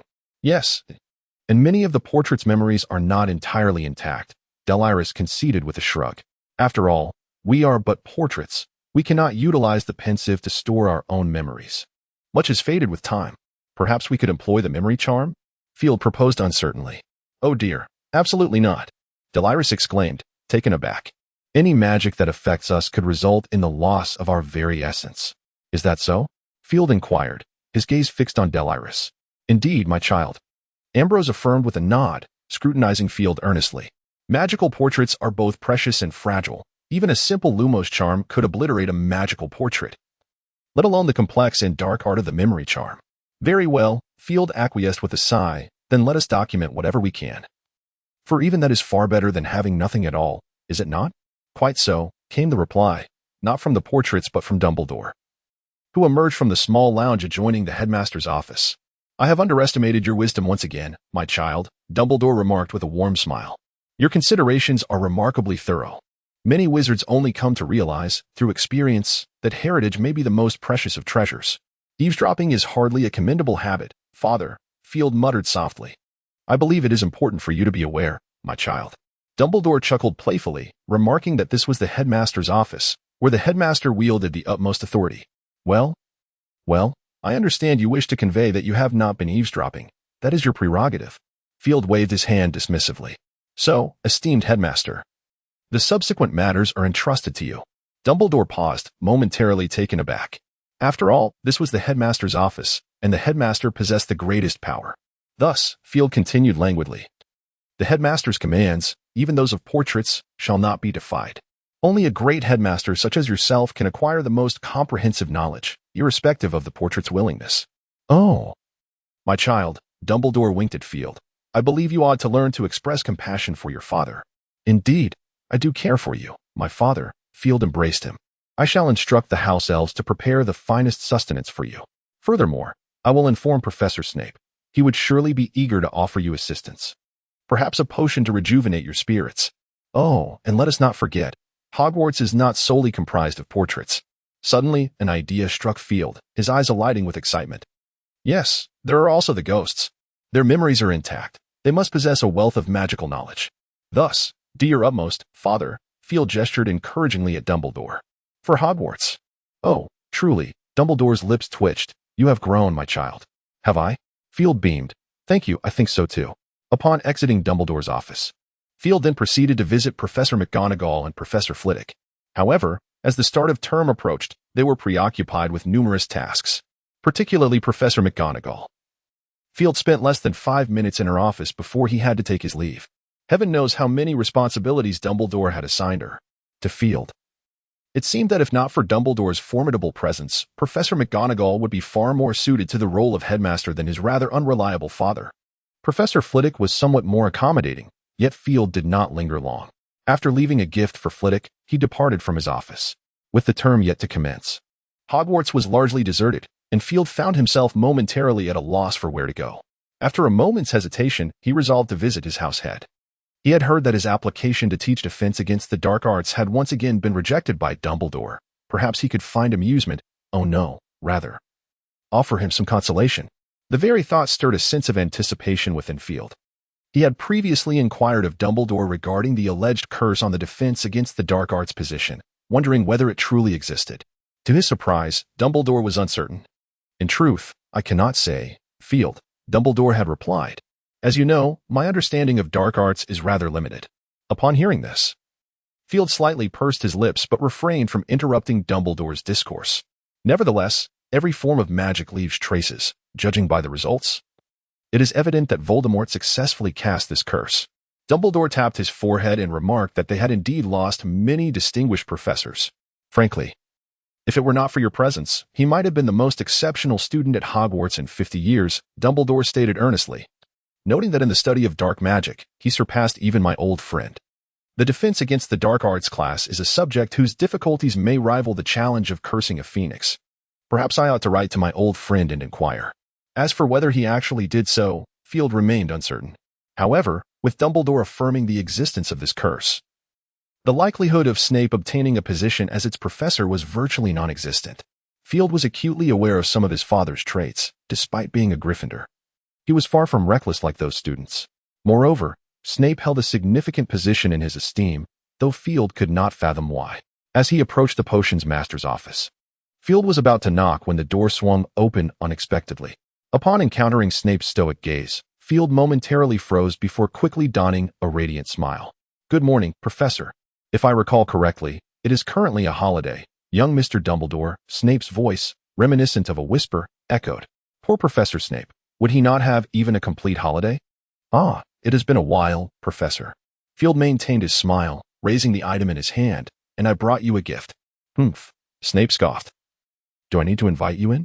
"Of course not." Field hastily entered, ensuring the door was shut behind him. The potion classroom retained its chilly atmosphere. Even though summer had arrived, the rising temperatures seemed to have no effect here. Speak. What do you wish to discuss? Snape redirected his gaze to his desk, the quill in his hand never ceasing its work. Merely came to pay you a visit. Field placed the box he held onto Snape's desk, adding, "This is something I brought from the LeMay household. I thought you might appreciate it, Professor." Upon hearing the mention of the LeMay family, a flicker of interest crossed Snape's eyes, and with a gentle snap of his fingers, the box opened automatically. "Oh, Professor, what is this?" Field gazed at Snape in surprise. "Your paper." Snape's expression softened slightly, acknowledging the small token he had received as being of some merit. "Congratulations, Professor," Field smiled, offering his felicitations. "Humph." Snape cast a sidelong glance at him, already aware that he had achieved some small measure of success, and thus he need not boast. "Your thesis is quite valuable. I am thoroughly satisfied." This was the implication that Field disowned, and his smile grew more genuine. The box was opened, revealing 2 vials of potions that gleamed like rubies. "Elixir of life?" Snape mused, slightly astonished as he picked up one vial, uncorked it, and inhaled. Was it undiluted essence? Indeed. Field nodded vigorously. "It seems you were rather popular." Snape scoffed, resealing the box and pushing it back toward Field. "Though I am uncertain of the trickery you employed. Perhaps this should be left for your father, who is steeped in honeyed indulgence. This might even spare you some galleons, obviating the need for a coffin. I could craft one myself." "Well, I mean, he already has one," Field instinctively replied, then quickly amended his words. "LeMay provided you with so much?" Snape's brow furrowed slightly. "I trust you haven't sold that foolish chicken of yours to him. If so, I would have severely underestimated your folly. Ariana is my companion. I would never relinquish her to another." Field shook his head. "What did you discover?" Snape seemed disinterested in speculating and directly inquired. "I found something." Field initially intended to keep it a mystery, but upon noticing Snape's narrowing eyes, he promptly divulged his findings. As soon as he finished speaking, he felt the temperature in the room plummet further. "Field Dumbledore." Snape's expression darkened as he looked down upon him. "If you lie to me, I speak only the truth." "My father knows," Field interjected hastily. "In fact, he has been working with LeMay to unravel that magic." "Where is that magic?" Snape seized his collar, yanking him closer. Field struggled to gesture toward the gift box. Snape then noticed that beneath the 2 vials lay a piece of parchment, already filled with writing. "Humph." Snape released his grip, letting Field fall back, and gently retrieved the parchment. "Yes, gently." Field wagered that even Hagrid, upon seeing a newborn dragon, would not exhibit such tenderness. "Is there this side to Snape?" Field observed with keen interest. "It seems I ought to borrow my father's pensive for my own use," he thought, diligently committing Snape's current expression to memory. "How foolish I am, truly." Gazing at the thick stack of lesson plans for the potions class, Field found himself in a daze, murmuring incessantly, "How did it come to this?" His mind wandered back to the recent events. Upon acquiring the spells documented by Field, Snape had immediately risen, poised to dash out the door.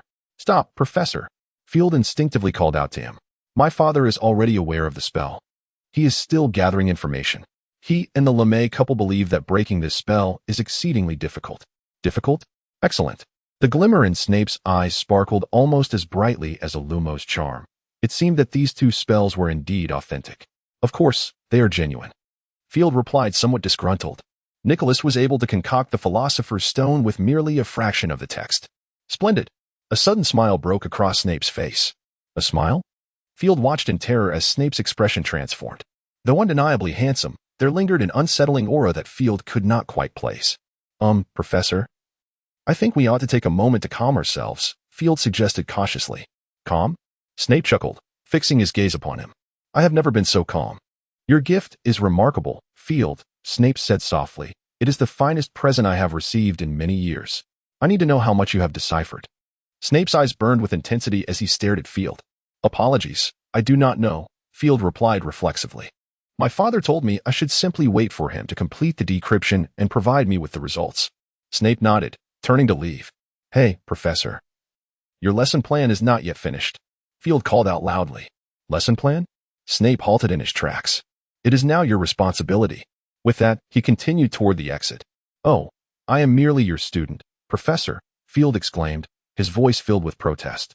"No, you are now my teaching assistant."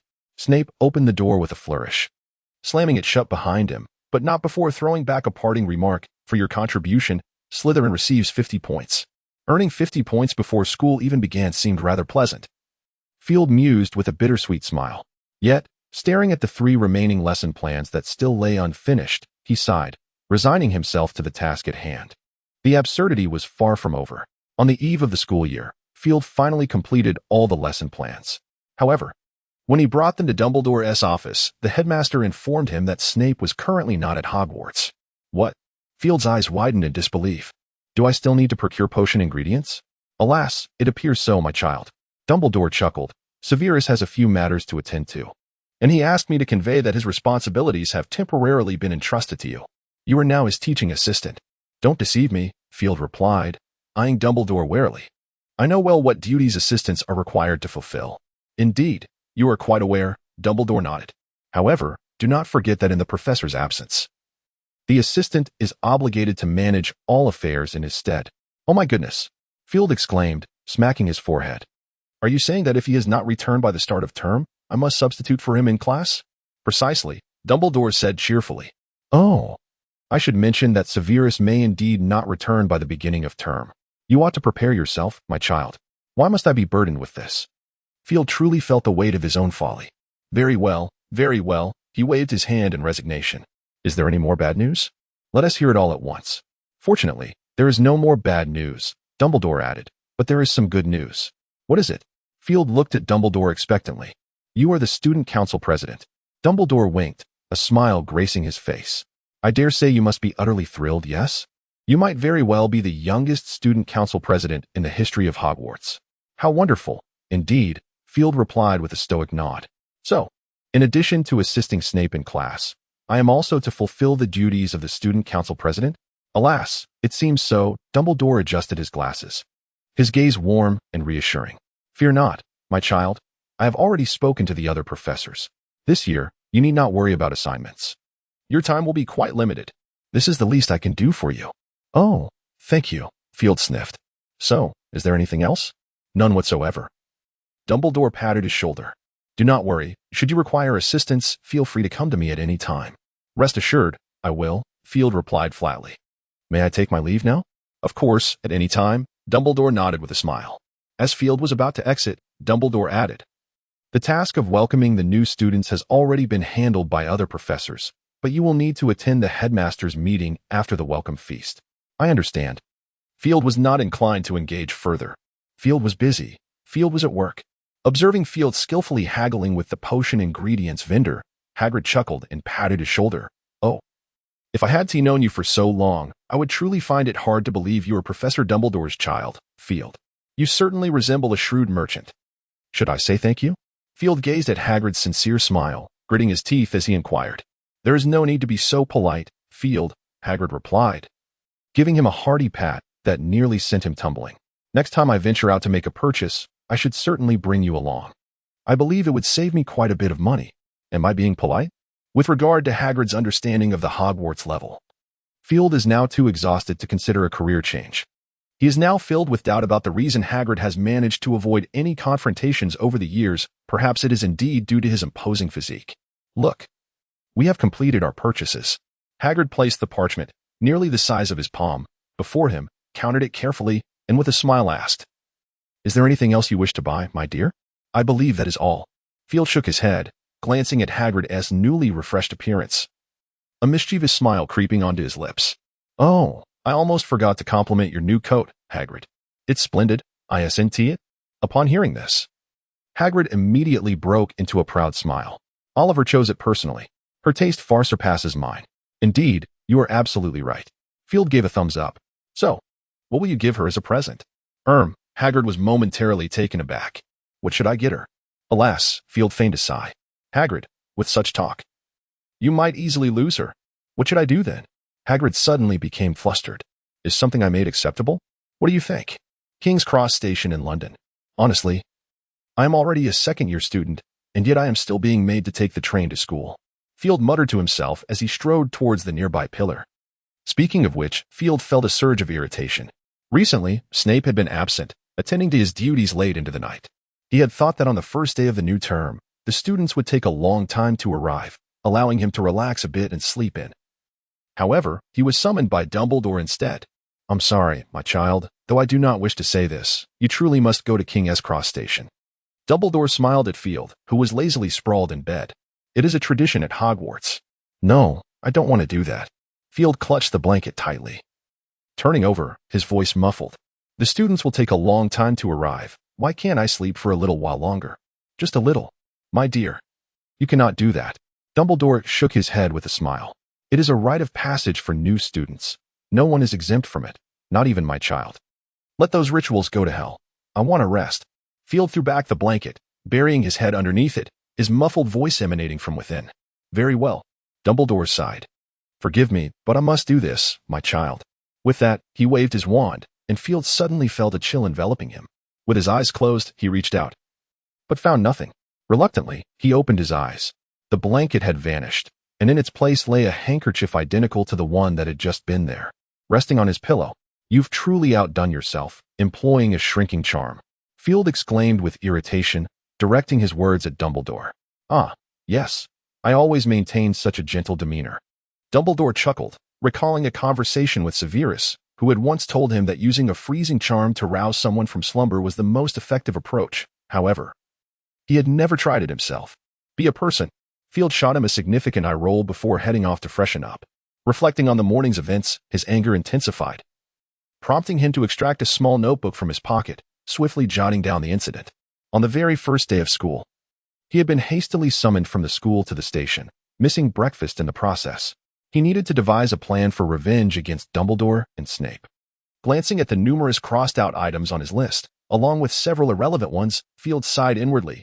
He had been exceedingly busy lately, neglecting such an important matter.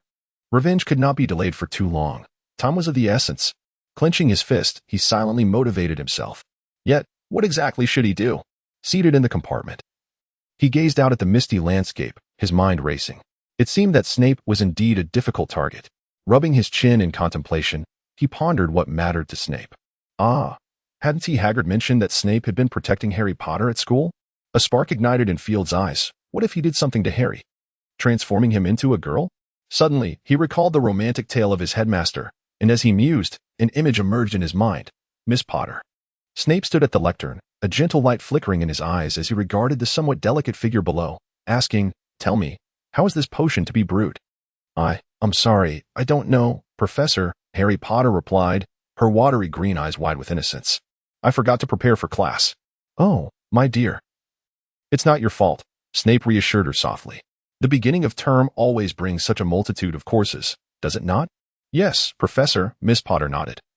Relief visible on her small face, as the burden of transfiguration homework loomed large. Ah, indeed, that is the case, Snape continued. At least you are quite honest. Unlike those other oafs whose heads are perpetually in the clouds. Thus, for your honesty, Gryffindor earns 20 points. Snape smiled at her, adding, And your potion assignment can wait.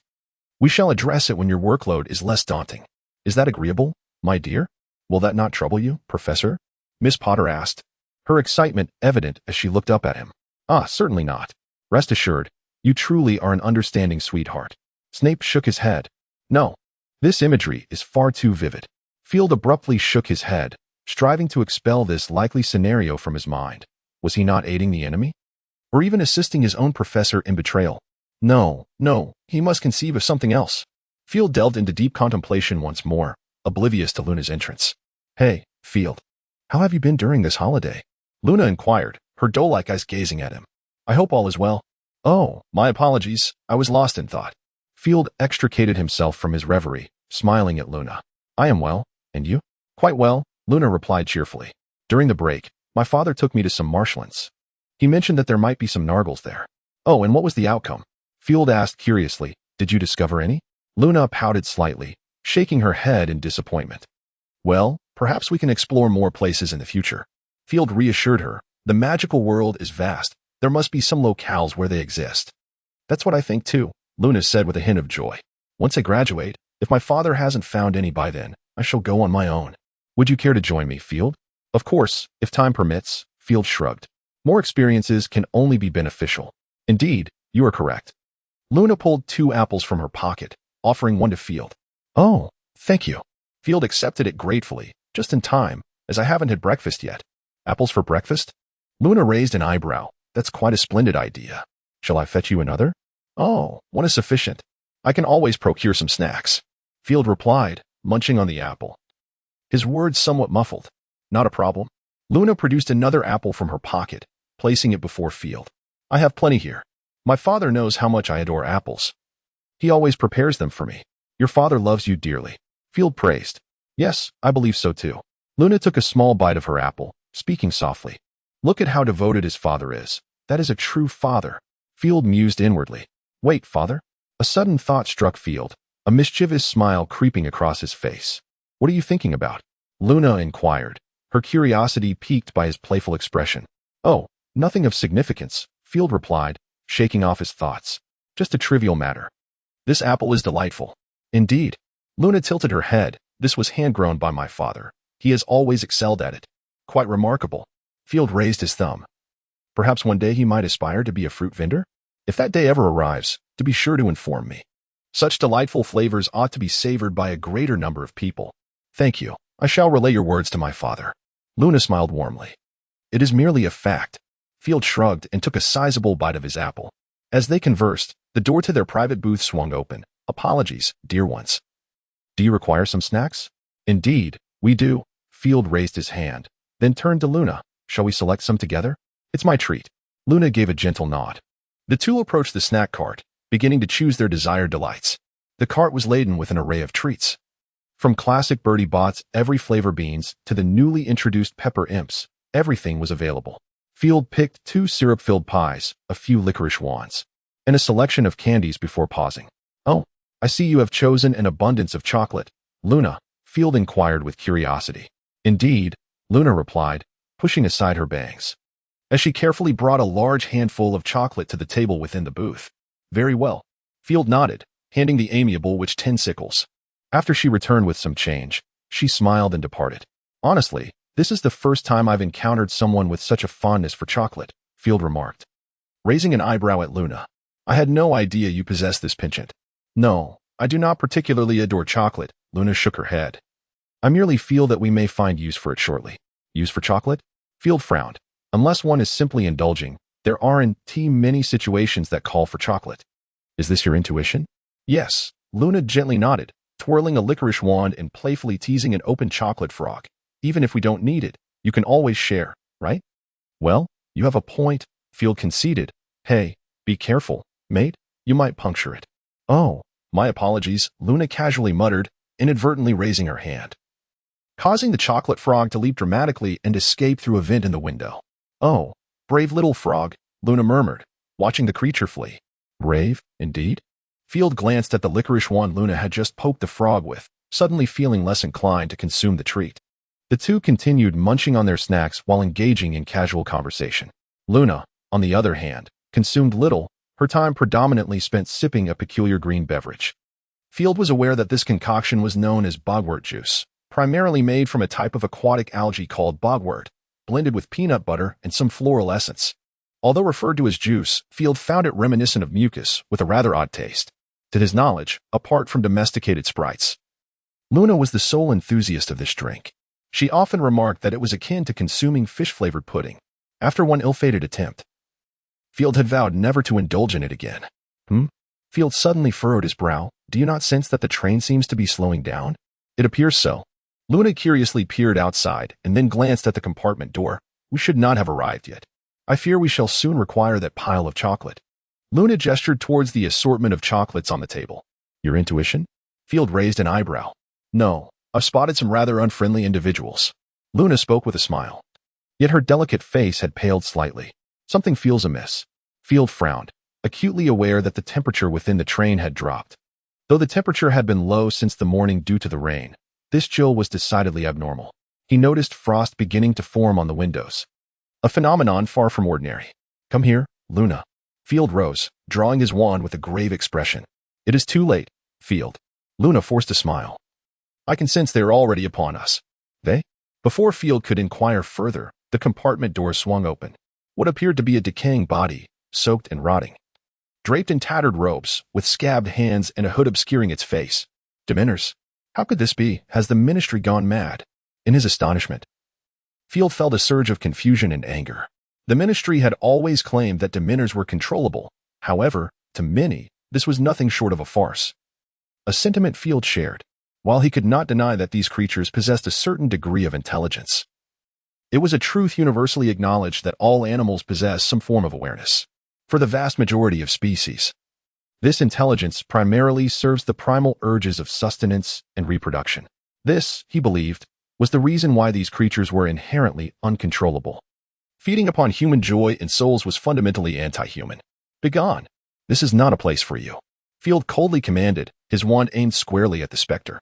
The Dementor instinctively recoiled but then slowly drifted closer, its mouth beneath the cloak inhaling sharply.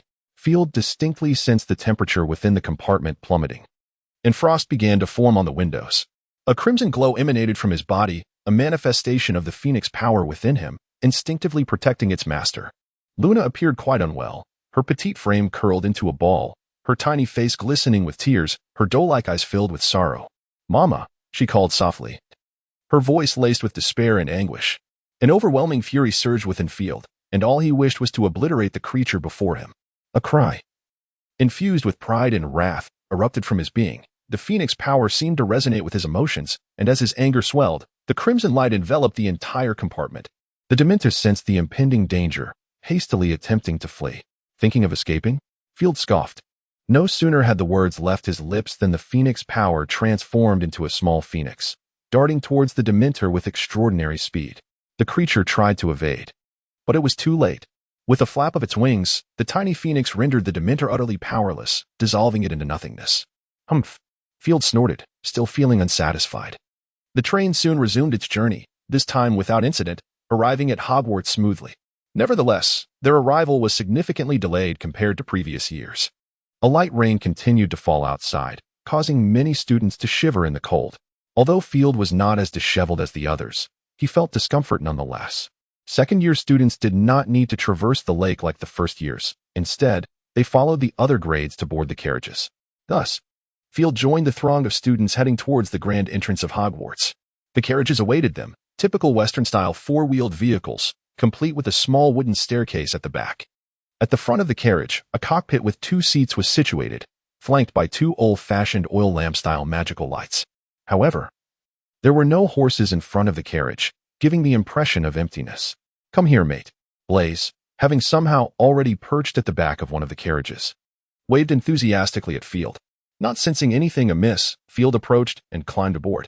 Upon entering the carriage, he spotted Daphne seated inside, but her ever-present companion, Pansy, was conspicuously absent.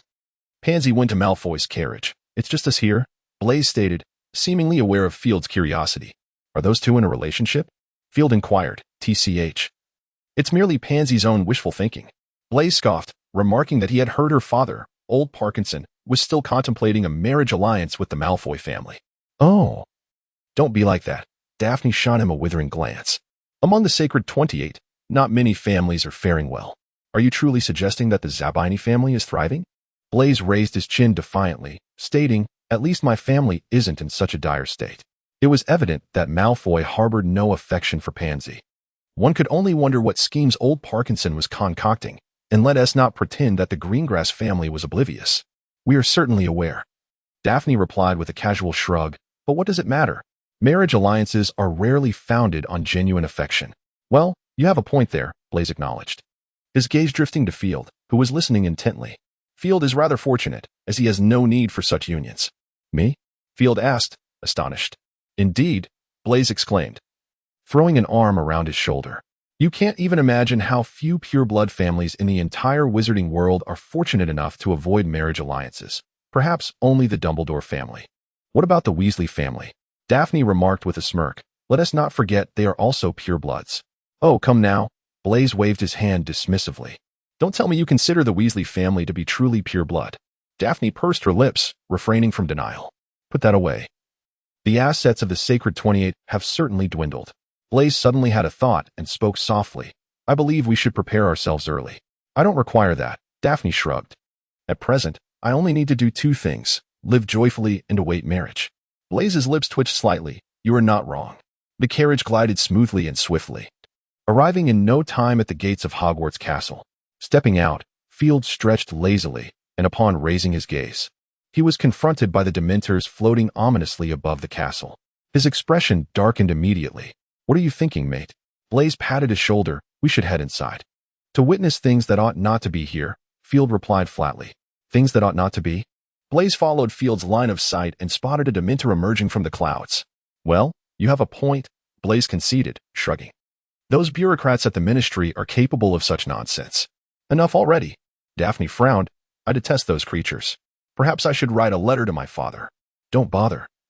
My dear, Blaise chuckled lightly. Until Sirius Black is found, our minister won't heed anyone has concerns.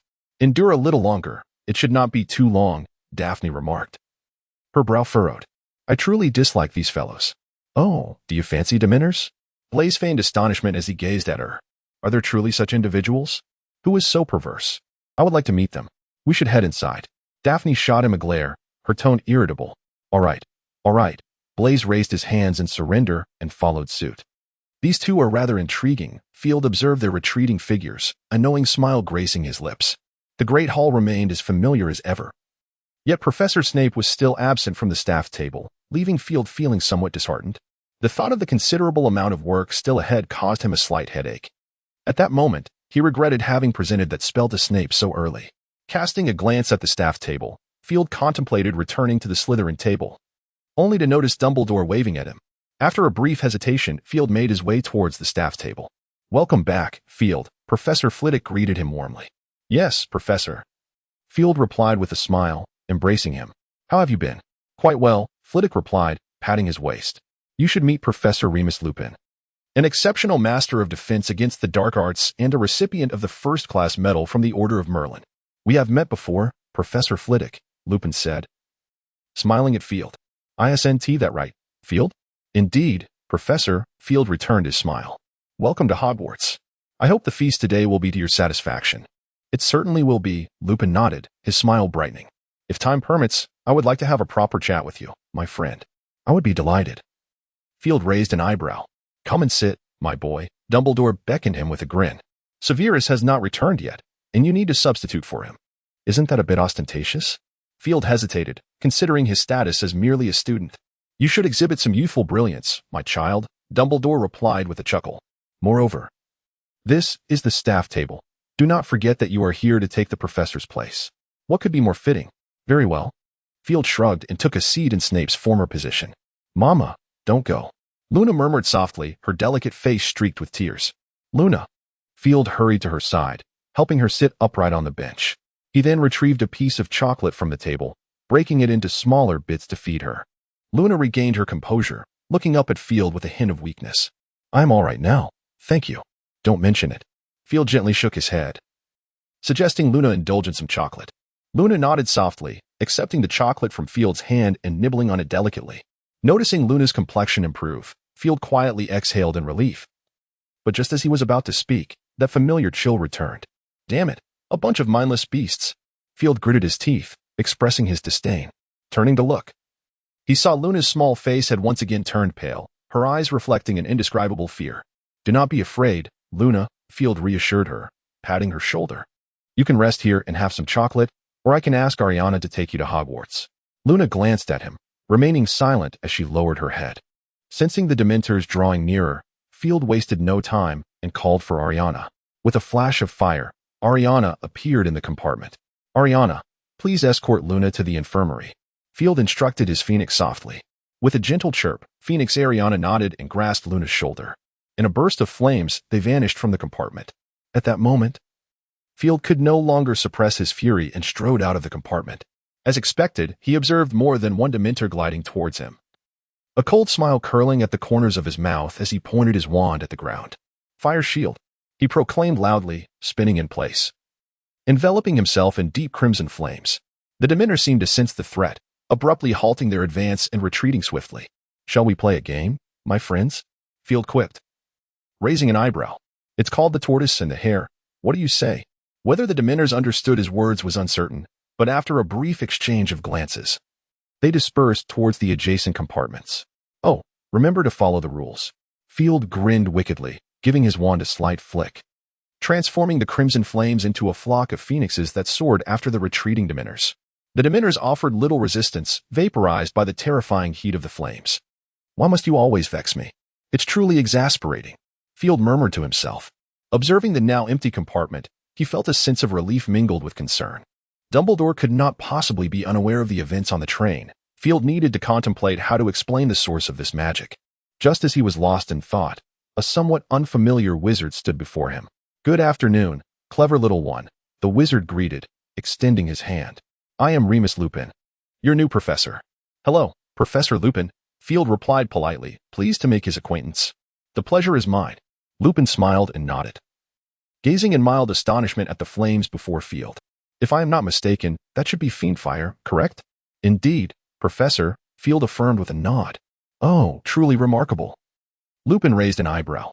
"Now that the danger has subsided, I believe it may be prudent for you to dispel this magic?" "Of course." "I was just about to do so," Field replied, nodding once more. With a swift thrust of his wand, he softly intoned, "Finite incantum."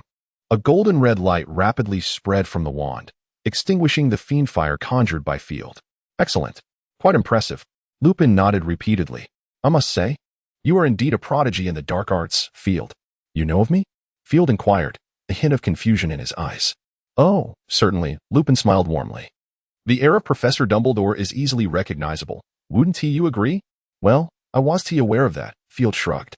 "You will come to know," Lupin chuckled. Then his expression turned serious as he regarded Field intently. "However, dear boy, I must remind you that fiend fire is an exceedingly difficult form of dark magic to control. If I am not mistaken, your version has been modified, which undoubtedly increases its complexity. Unless absolutely necessary, it is best to refrain from using it lightly," Lupin advised earnestly. "Understood, Professor. I will heed your counsel," Field replied quietly, refraining from any argument. "Well then, it seems our business here is concluded," Lupin smiled. "Why not return to your compartment and take a moment to rest? I still need to locate the driver." "Very well, Professor," Field inclined his head gently. "I shall take my leave."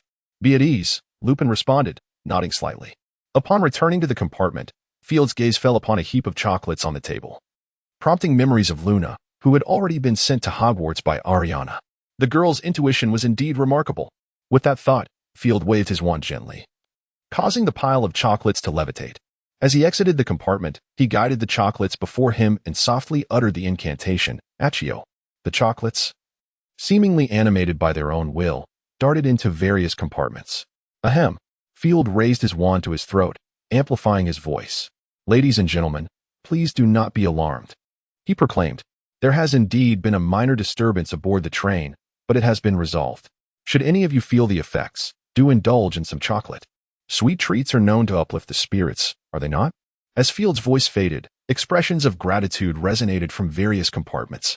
After a polite acknowledgement, he returned to his own private space with a smile. No sooner had he settled in than a flash of fire heralded the arrival of the Phoenix, Ariana. Gently stroking the little Phoenix's head, Field inquired, "You have delivered Luna to the medical wing, have you not?" Ariana chirped softly, nodding her head and nuzzling his palm affectionately. "Splendid," Field remarked with a warm smile. "I have another request for you, dear. If it pleases you, could you sing a song for the students on the carriage?" The sight of Field occupying the professor's seat, previously held by Snape, sparked astonishment among the students below, who began to murmur among themselves. However, a significant majority expressed no dissent regarding Field's actions, including even the Slytherin students. Although Field considered himself modest, in Hogwarts, true secrets were a rarity, especially with the surname Dumbledore attached to him. Even Gryffindor students recognized that the professors treated Field with a distinct regard, a sentiment echoed by Snape himself. Moreover, Gryffindor students were eager for Snape's resignation. Heaven knows how much vexation they had endured, most of which undoubtedly stemmed from him. As for Slytherin, their shrewdness and self-interest were not mere rhetoric. The other two houses showed little concern. Even if Field were to ascend to the headmaster's position, it would elicit no additional interest from them. "Oh, dear, you seem quite popular," Professor Sprout remarked kindly to Field. "Have you considered a teaching position here at Hogwarts?" "An intriguing proposition," Field replied softly, "but I am still young and will defer such considerations for now." "Oh, my apologies," Professor Sprout said with an apologetic smile. "Your actions often overshadow your age." Field shrugged lightly, choosing not to respond. As the two engaged in their quiet conversation, Professor McGonagall entered with the first-year students. Perhaps informed by Dumbledore, she forewent any opening remarks today, given the late hour. Field noticed that McGonagall's speech was noticeably brisker than usual. With this year's already small cohort, The proceedings concluded swiftly. Field recalled a frail-looking girl among them, named Astoria Greengrass. Could she be Daphne's sister? His curiosity piqued as he observed the young girl. Daphne had made space for her beside herself, while Blaise animatedly conversed nearby, and the girl smiled softly, appearing somewhat shy. Suddenly, Field noticed a gentleman who had been quietly observing the young lady, and his interest was piqued. With meticulously groomed platinum hair, his previously languid posture had transformed into one of formality. His light gray eyes occasionally darted towards Daphne and her companions, only to swiftly avert. Draco Malfoy? A meaningful smile graced Field's lips. Ah, Mr. Malfoy, it appears that the stirrings of youth have awakened. While Field indulged in his musings, Dumbledore rose and proclaimed loudly, "The sorting ceremony has concluded, and all I wish to convey to you is two simple words. Let us eat." Barely had the words left his lips when a plethora of delectable dishes appeared upon every table. Field paid little heed to anything else.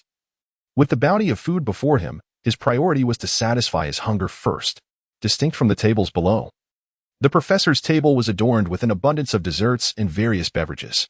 Gazing at the honey mead before him, Field hesitated, contemplating whether to sample it. In an instant, the small barrel vanished from sight. Field mused, slightly bewildered, as he observed Dumbledore pouring drinks. Minors are not permitted to consume alcohol. Field, Dumbledore winked at him. How about some pumpkin juice instead?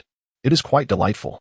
Thank you. But no, Field interjected, raising a hand to halt Dumbledore's offer. He then picked up a glass of iced lemonade and took a gentle sip. Sweet yet not cloying, fragrant and refreshing. What a delightful taste. Field nodded in satisfaction. Dumbledore took a modest sip of the honey mead before addressing the raspberry cream cake before him. Would you care for some of this? The flavor is exquisite. Perhaps it is a tad too rich, Field replied, shaking his head. I think I shall wait for some pudding. Oh, speaking of which, the kitchen has recently prepared some tripe pudding, which I find rather delightful, Professor Flitwick exclaimed, waving his small hands with enthusiasm. And there is also saltfish pie. The saltfish pie is indeed quite tasty, Professor McGonagall concurred with a nod. However, I am not particularly accustomed to tripe pudding. Clearly, you have missed a culinary delight. Professor McGonagall, Flitwick remarked with a look of regret. Tripe pudding? Saltfish pie? Field felt a slight twitch at the corner of his mouth, and a bead of sweat formed on his forehead. Indeed, the tastes of fairies differed vastly from those of humans, even those of mixed heritage. Yet, did being an animagus not affect wizards in some way? Field cast a sidelong glance at McGonagall, pondering quietly. It seemed he had no inclination towards consuming insects after all. What do phoenixes enjoy eating? Again, lost in thought, Field's mind began to wander. Hey, young one, the desserts have been served. Would you not care for some? Professor Sprout's voice broke through his reverie, bringing him back to the present. Oh, certainly, Professor. Field smiled and nodded at her in gratitude. Not at all, she replied kindly. Professor Sprout smiled faintly, remarking that the culinary skills of the Hogwarts house elves were still somewhat lacking. I ought to mention this to Professor Dumbledore, so they might learn some new recipes. The house elf skills are lacking? Field raised an eyebrow, regarding Professor Sprout with curiosity.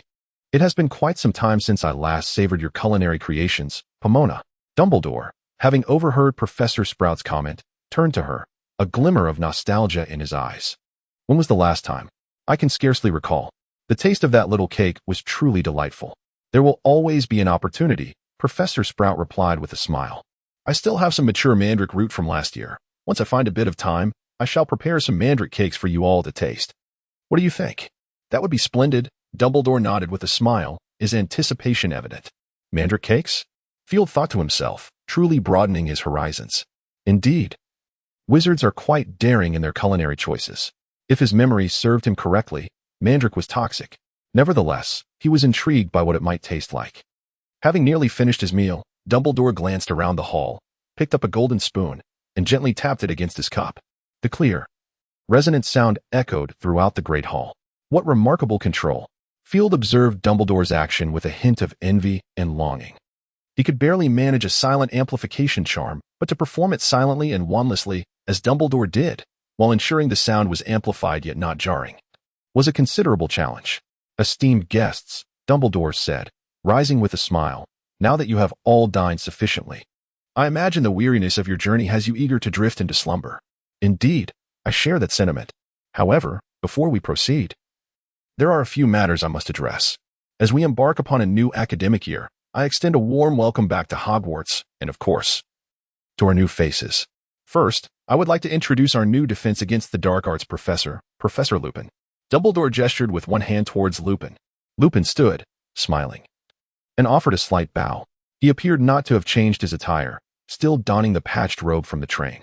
It seemed the students were skeptical of his qualifications, as only a few clapped lightly, while the majority scrutinized him with discerning gazes. Clap, clap, clap. A rhythmic applause emanated from the faculty table, drawing the students' attention to the podium, where Field was smiling and applauding. The Slytherins seemed to have noticed Field's gesture and joined in the applause, followed by Gryffindor, Hufflepuff, and Ravenclaw. Though the applause was not fervent, it was certainly an improvement over the earlier awkwardness. Thank you. Lupin smiled warmly, inclined his body slightly, and took a seat, casting a grateful glance at Field. Field responded with a nod, his smile unwavering. The next matter pertains to Mr. Field Dumbledore. Dumbledore regarded Field with approval before shifting his gaze to the audience. Before formally addressing this issue, I must convey some news. Your potions instructor, the head of Slytherin House, Professor Severus Snape, is currently occupied with a significant matter. For a time, you may not have the opportunity to see him. Before Dumbledore could finish, a resounding cheer erupted from the Gryffindor side of the Great Hall, their excitement palpable.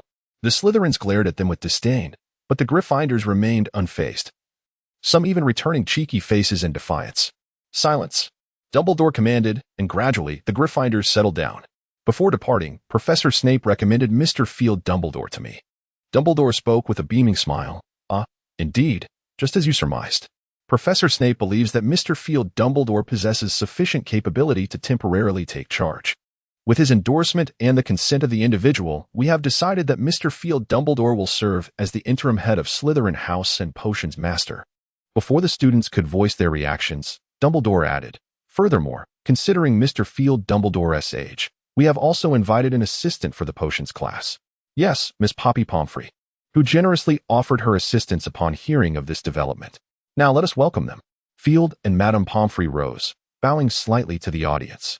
The students began to applaud. Field observed the excitement radiating from both Gryffindor and Slytherin students. The remarkable young Dumbledore has triumphed over the old, decrepit Snape. This is our victory. History shall remember this moment. Long live. The twins sang a nonsensical tune, alternating lines, eliciting laughter from those around them. They had a knack for lifting the atmosphere.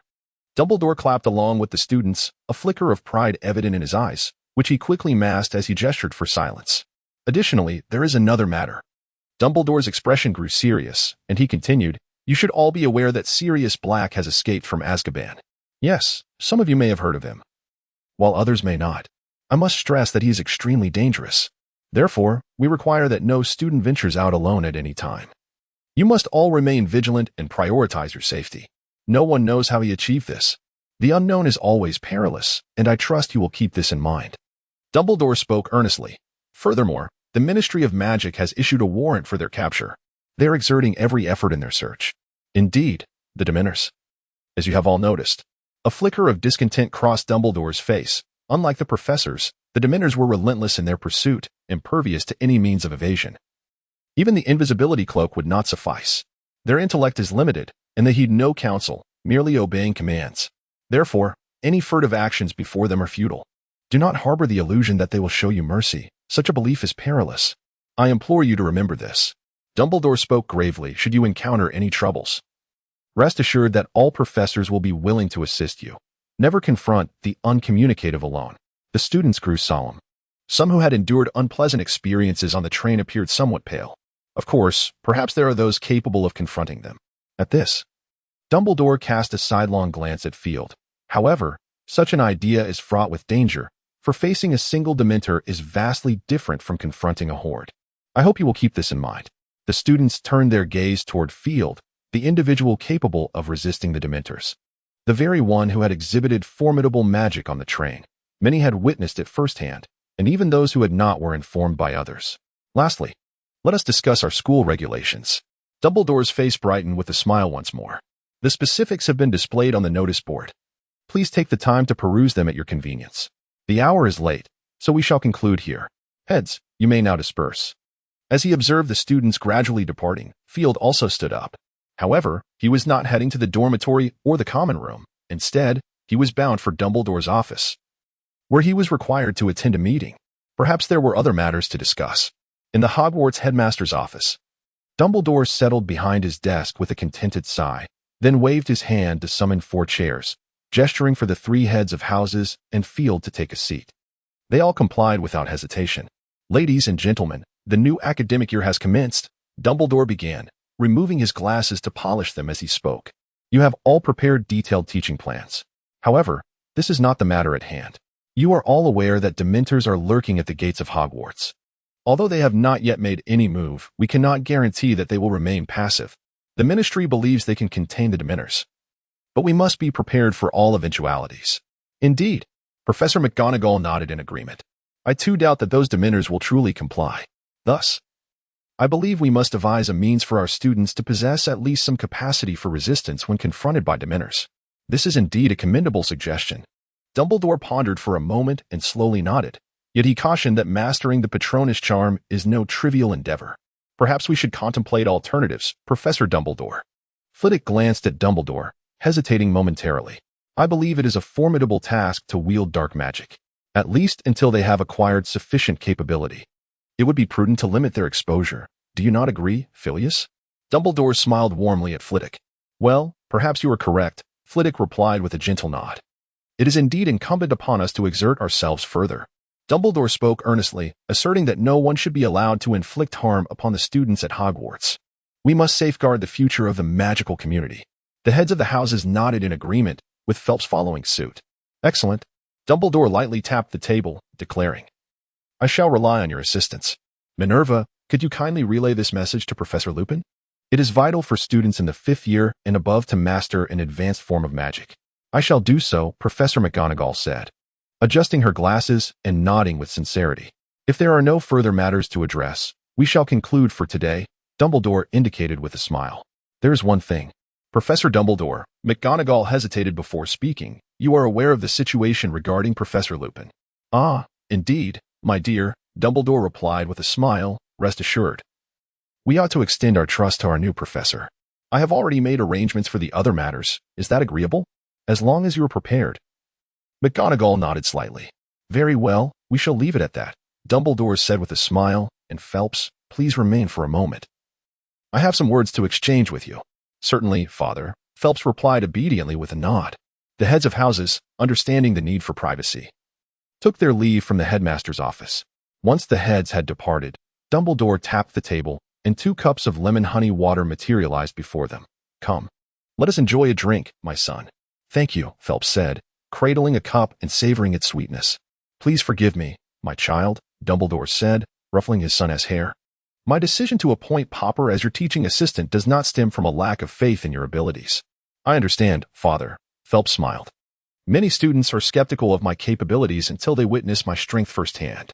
At least, with Madame Pomfrey's assistance, the initial lessons have become significantly less daunting." "Clever little fellow." Dumbledore chuckled softly a few times, once again ruffling the boy's hair. Field remained silent, savoring the warmth of familial affection that enveloped him. After a moment of contemplation, Dumbledore gently inquired, "You have met him, have you not?" Field looked at Dumbledore in confusion. Him? The art of fire protection was not a commonplace magic. Dumbledore regarded him with a smile that held both scrutiny and a tinge of sorrow and regret. "I find myself rather intrigued. Might you share with me?" Field understood whom Dumbledore referred to, and a hint of embarrassment crept onto his face. "I did not intend to conceal it," he murmured. "It is of no consequence." "My child," Dumbledore replied cheerfully. "So, will you enlighten me?" "Of course," Field nodded, subsequently recounting the details of his encounter with Grindelwald, albeit omitting certain parts. "So, your meeting unfolded in such a manner," Dumbledore observed, looking at him curiously. "In my recollection, Gellert is not one to be so magnanimous. Moreover, he not only spared you, but also imparted to you a spell, his signature spell, no less." "He did not teach it to me at the time," Field shook his head. "It was later, during our correspondence, that he gifted it to me." "Very well," Dumbledore furrowed his brow. Field hesitated before softly adding, "In truth, there is one more matter. Perhaps it bears relevance." Dumbledore tilted his head, raising an eyebrow. "I called him Mother." Field steeled himself and divulged the information. Dumbledore's eyes widened in surprise, a faint blush appearing on his cheeks. "He indeed prepared to strike me," Field continued, feeling emboldened to elaborate. However, after I addressed him thus, he abandoned the notion. Dumbledore waved his hand dismissively, appearing to grasp the entirety of the situation. Dumbledore pressed his lips together and slowly remarked, "Some titles ought to be considered with caution." "Oh, indeed," Field nodded, adding, "That is why I referred to him in such a manner." Noticing that the blush on Dumbledore's face had yet to dissipate, Field further commented, "Moreover, he appeared quite pleased." Perhaps Dumbledore, feeling a tad shy, stammered, "Perhaps he simply has no children." Field, with keen interest, gazed at Dumbledore.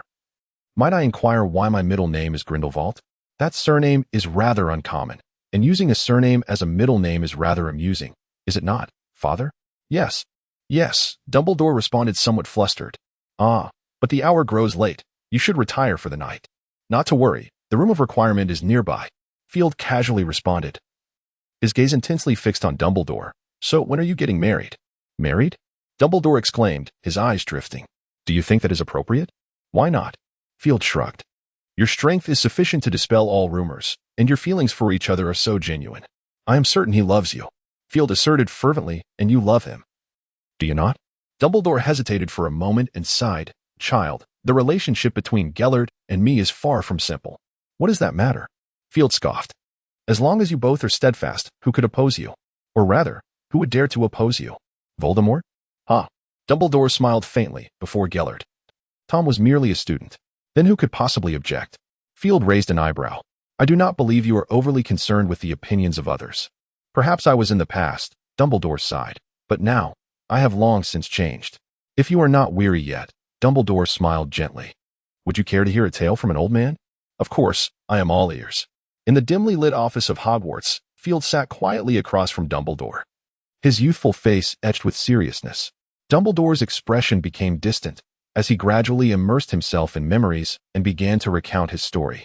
"I was born into the Dumbledore family in 1881. My father, Percival Dumbledore, was a moderately well-known wizard at that time. According to him, shortly after my birth, I experienced a surge of magical power. He believed my potential would far exceed his own, destined to bring glory to the Dumbledore name, and thus he named me Albus, meaning noble and pure. My father placed his hopes upon me, and I did not disappoint him. By the time I officially enrolled at Hogwarts, I had already mastered the family's inherited dark magic. My brother Aberforth was born 3 years after me, and his talents were greatly overshadowed by mine, which led to my father's favoritism towards me. Of course, my mother shared this sentiment as well. At that time, I was arrogant, free-spirited, filled with ideals and pride. I believed my father's words and stubbornly held the conviction that I was destined for greatness. Later, my sister was born. She bore a delightful name. Yes, you should know. Her name was Ariana." At this point in his narrative, a glimmer of tears shone in Dumbledore's eyes. Her magical surges occurred even earlier than mine, and her gifts surpassed my own, a truth well known to our family. She was adorable and lively, and thus we all cherished her. Even though I envied her talents, I dare say I loved her dearly. However, in that fateful summer of 1891, everything changed. Dumbledore's eyes flickered with a rage that Field had never witnessed before. On that day, Ariana was playing outside as she often did. Her love for magic was evident, and her playtime frequently involved practicing spells, a fact known to all of us, which we never sought to impede. What transpired in detail remains a mystery to this day.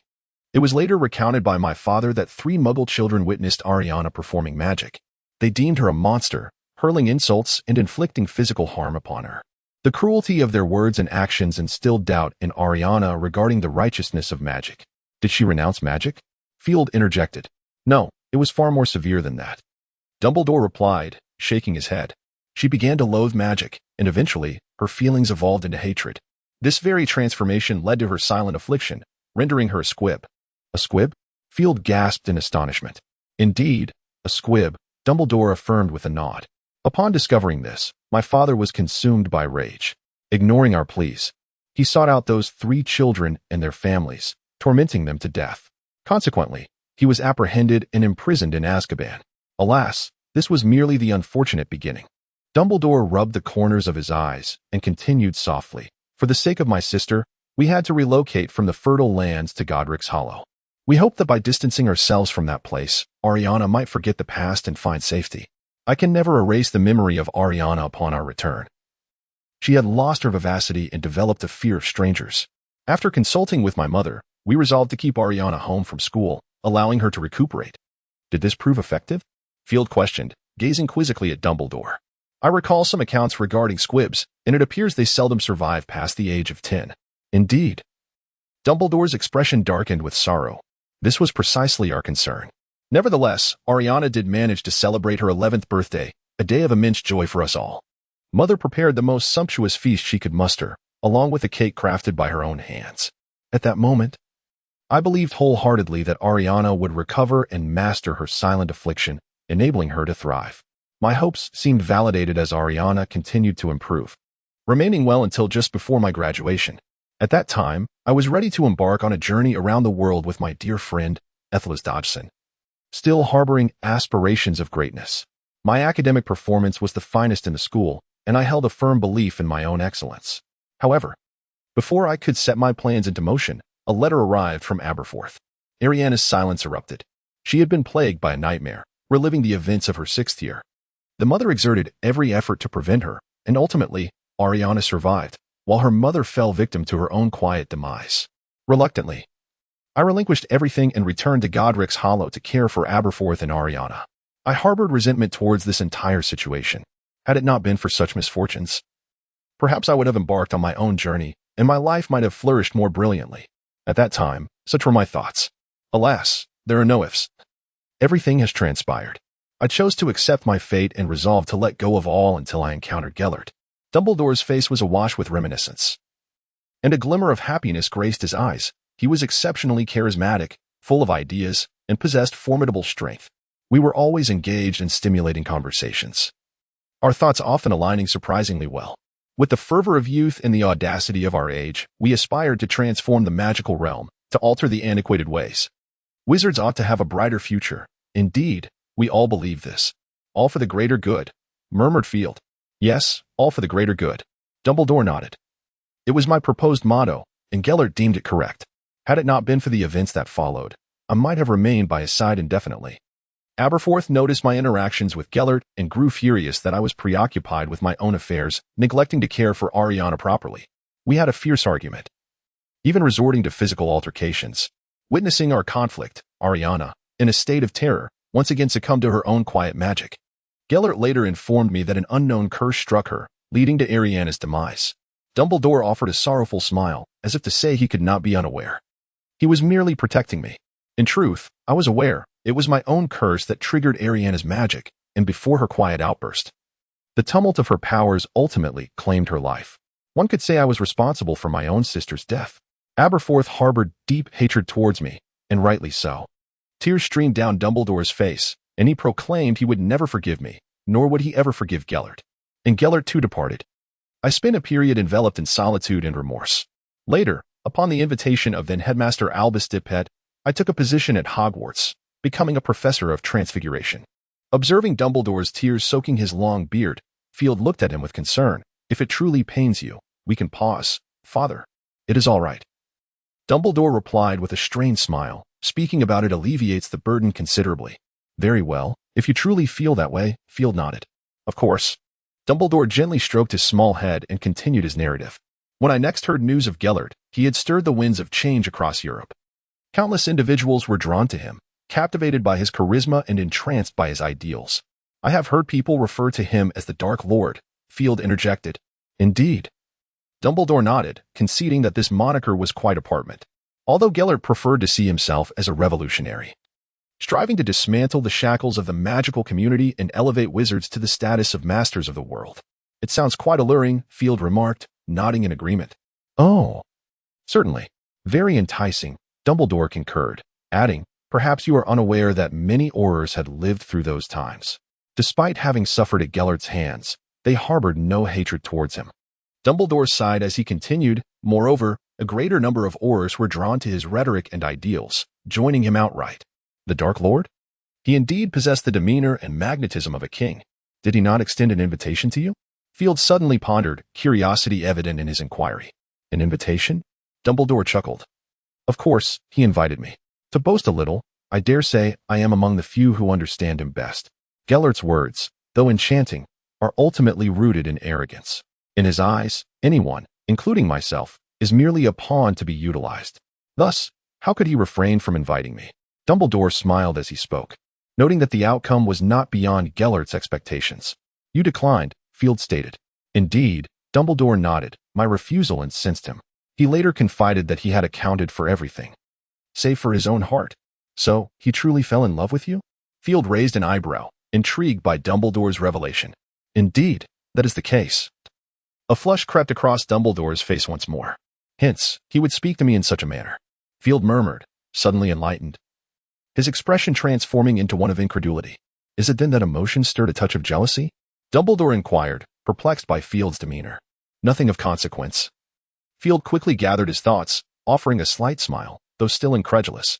Yes, I feel similarly, Dumbledore mused. Indeed, love is a most extraordinary magic. And what transpired thereafter? Field's interest was clearly piqued. Afterward, Dumbledore squinted thoughtfully. Let me recall. At that time, all of Europe was on the brink of falling under his sway. Had subsequent events not transpired, I might not have intervened. You are already familiar with the Statute of Secrecy, are you not? I have perused the library at Hogwarts. Field nodded, indicating that what you refer to is indeed the International Confederation of Wizards Statute of Secrecy, though I cannot recall the exact year. I vaguely remember that this law emerged during the Muggle witch hunts. Precisely so, Dumbledore replied softly. Many in the magical community have forgotten that this law was originally established to protect wizards, not Muggles. Gellert, too, recalls this. However, his arrogance fosters a lingering prejudice against Muggles. Consequently, he manipulated the war. War signifies the loss of countless lives, a profoundly cruel reality. Dumbledore remarked that although Gellert failed, he succeeded in making those aware that Muggles represent a greater threat to wizards. Subsequently, the ministries of magic in various nations implored me to intervene against Gellert. A flicker of pain crossed Dumbledore's eyes as he recalled their insistence that only I could stop him. And indeed, that was the case, was it not? Field shrugged. Perhaps so, Dumbledore sighed. To be honest, I lacked confidence in defeating him. Yet in the end, you triumphed. Field raised an eyebrow, recalling that you once mentioned he allowed you to win. Did you not? Indeed. A wistful look crossed Dumbledore's eyes, reminiscent of what transpired in Godric's Hollow. Once again, he bore the burden for me. The eventual outcome, you already know. Dumbledore spoke with a bittersweet smile. Gellert was confined to Nurmengard. The Austrian Ministry of Magic transformed it into a prison. As for me, I returned to Hogwarts to resume my role as headmaster. Yet, I am aware that many have invited you to assume the position of Minister for Magic. Field regarded him with curiosity. Did you truly never consider accepting the post? Power is the most alluring poison in the world, my child. Dumbledore patted his shoulder, and while I cannot deny I was tempted, I know myself well. If I were to engage with power, I would be no better than Gellert.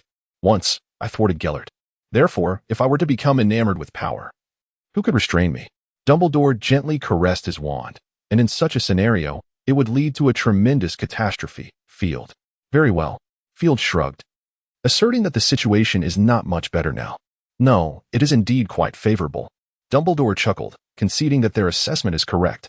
Our minister is indeed rather inept. However, you cannot deny, Field, that such a person is unlikely to cause any significant calamity.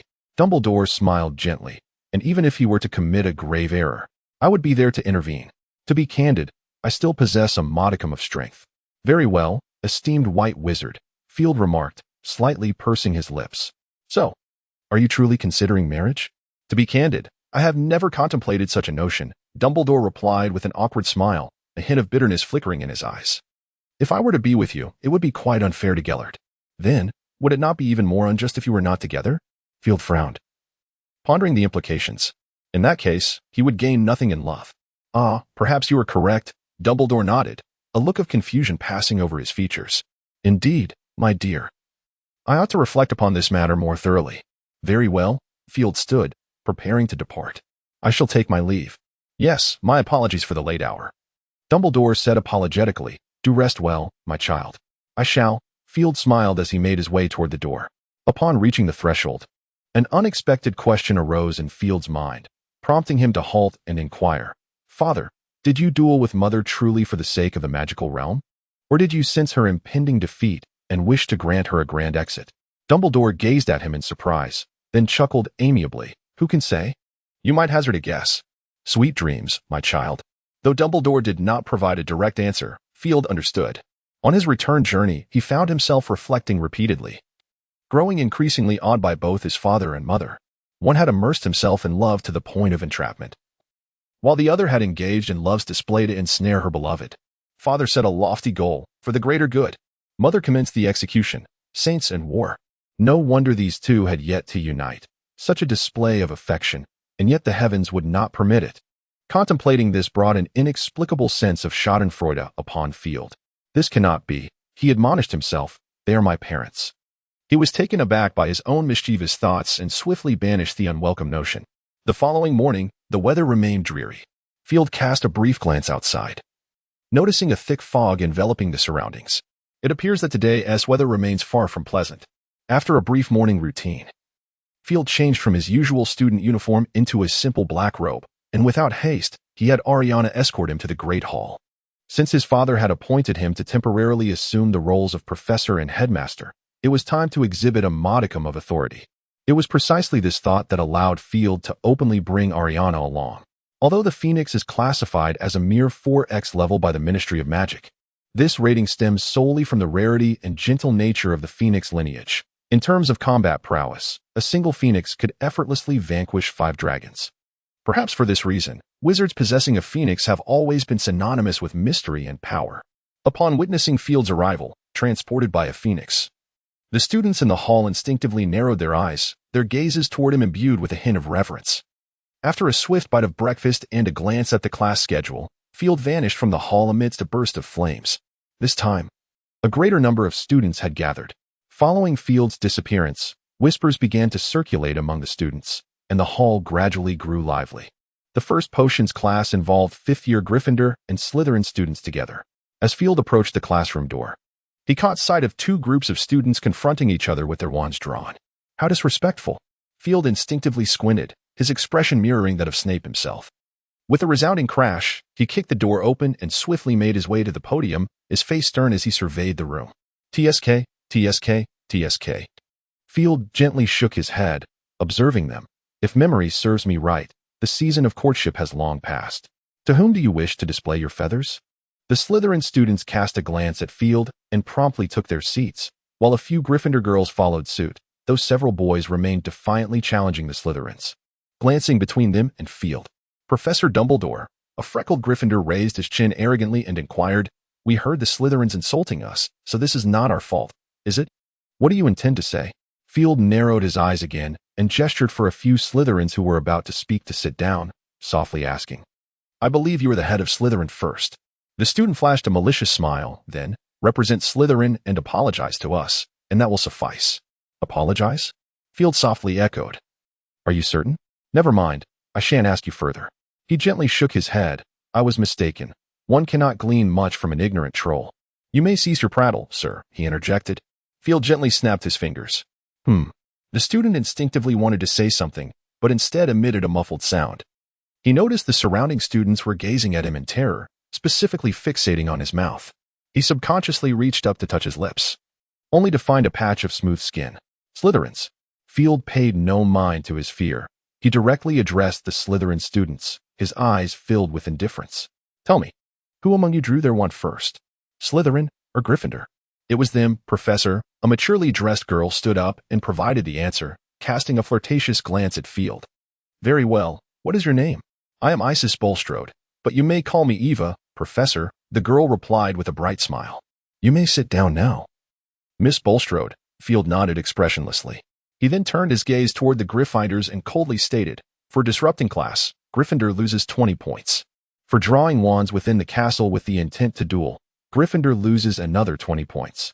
Lastly, for disrespecting a professor, Gryffindor loses 50 points. If there are any questions." Field revealed a faint smirk. "You may approach your head of house, Professor McGonagall, or even Headmaster Dumbledore. Until then, there is but one thing you must do. Obey." Field's voice was icy. "I shall not repeat myself. Is that understood?" The students hurriedly nodded. The Slytherins exchanged wicked smiles, observing the Gryffindors who were too frightened to speak. Naturally, they dared not act further. After all, this was a favored student of their house head, and mere potions alone would not suffice for such favor. "I am Field Dumbledore," he began his introduction casually.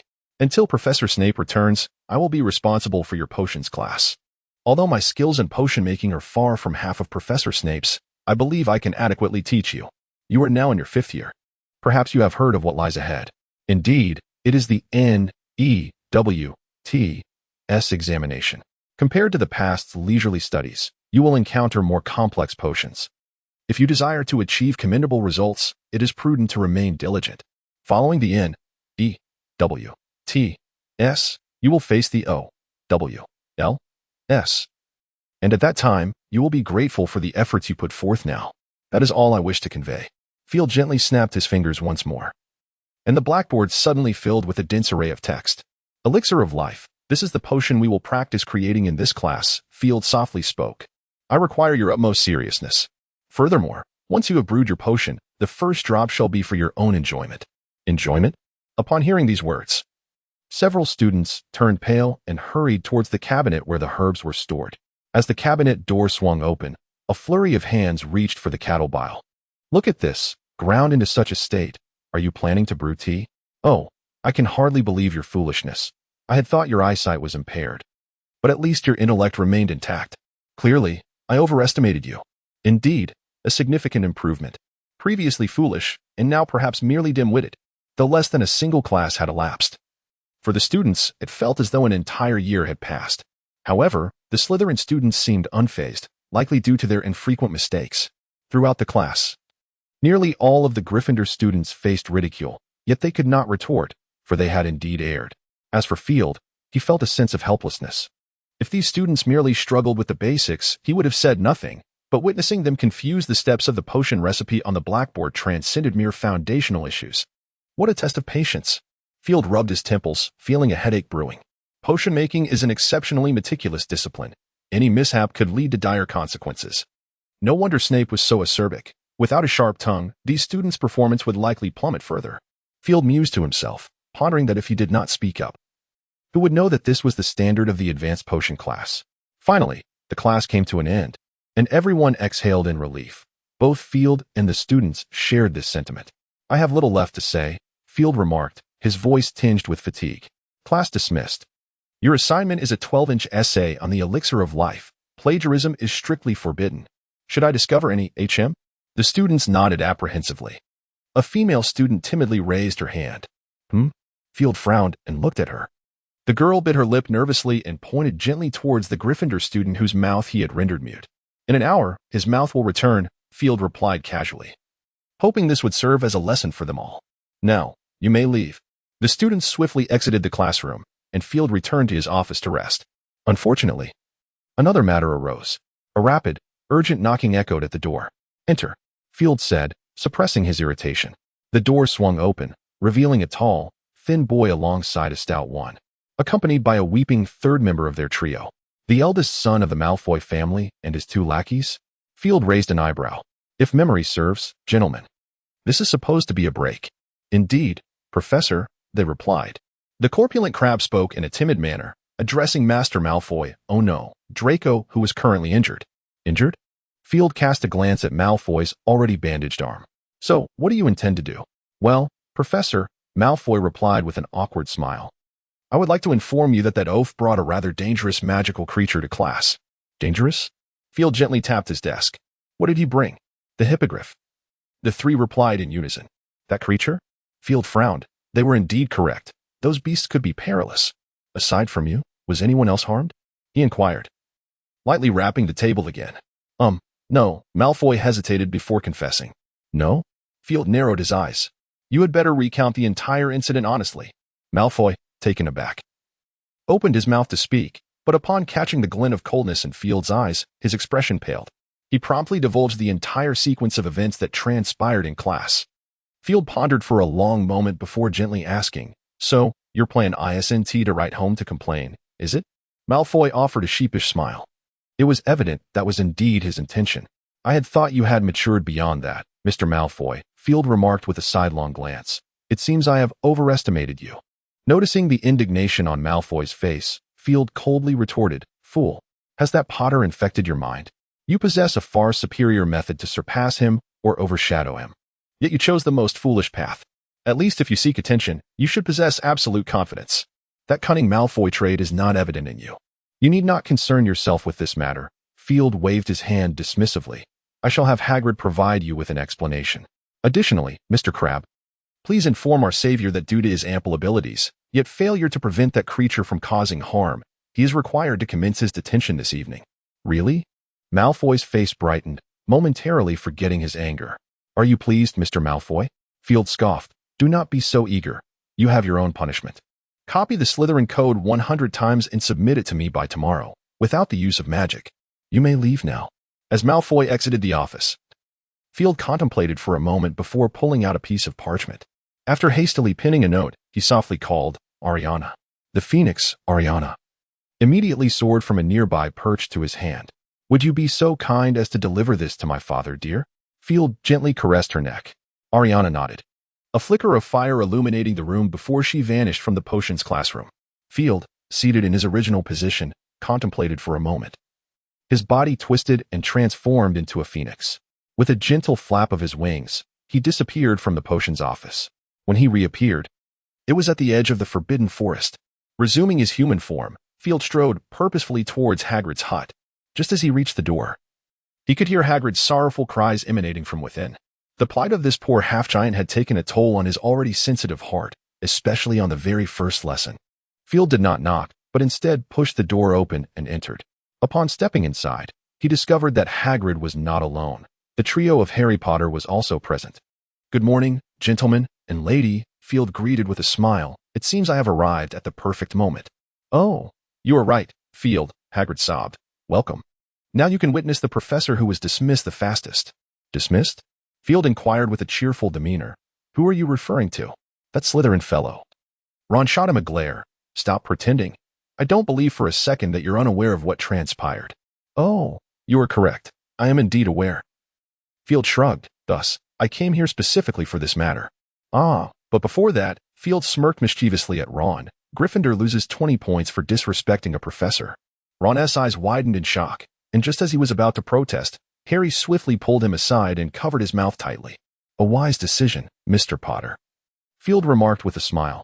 After all, Gryffindor does not have many points left to spare, does it? I understand, Professor. Harry bit his lip and replied with a stern face. Excellent. Field nodded in satisfaction and turned his attention to Hagrid. Hagrid did not comment on the point deduction.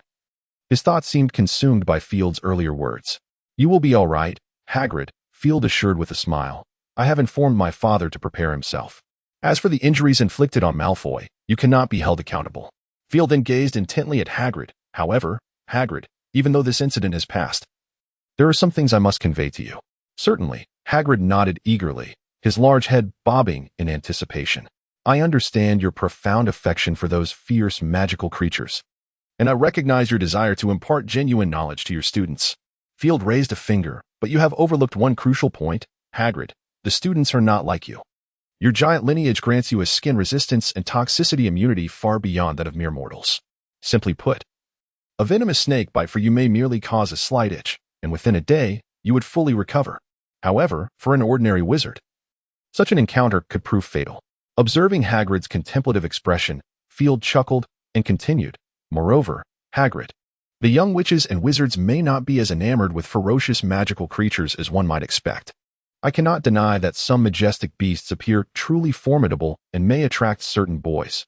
Yet, many children are likely to shy away from them. My suggestion is to consider options that seem less perilous, such as fairies, bowtruckle, or unicorns. Of course, there exists another alternative, co-teaching alongside Professor Lupin. Co-teaching? Hagrid raised his thick eyebrows, inquiring what that meant. This idea just occurred to me. If you agree, I can discuss it with my father. Field cleared his throat and elaborated on his proposal. As you know, the recent instructors of defense against the dark arts at Hogwarts have not been particularly effective, resulting in many students lacking a solid grasp of the subject. Within the curriculum, there are topics concerning the defense against dark creatures. You could source these creatures. I believe it would not pose a challenge for you. Of course, Hagrid replied, beaming with pride.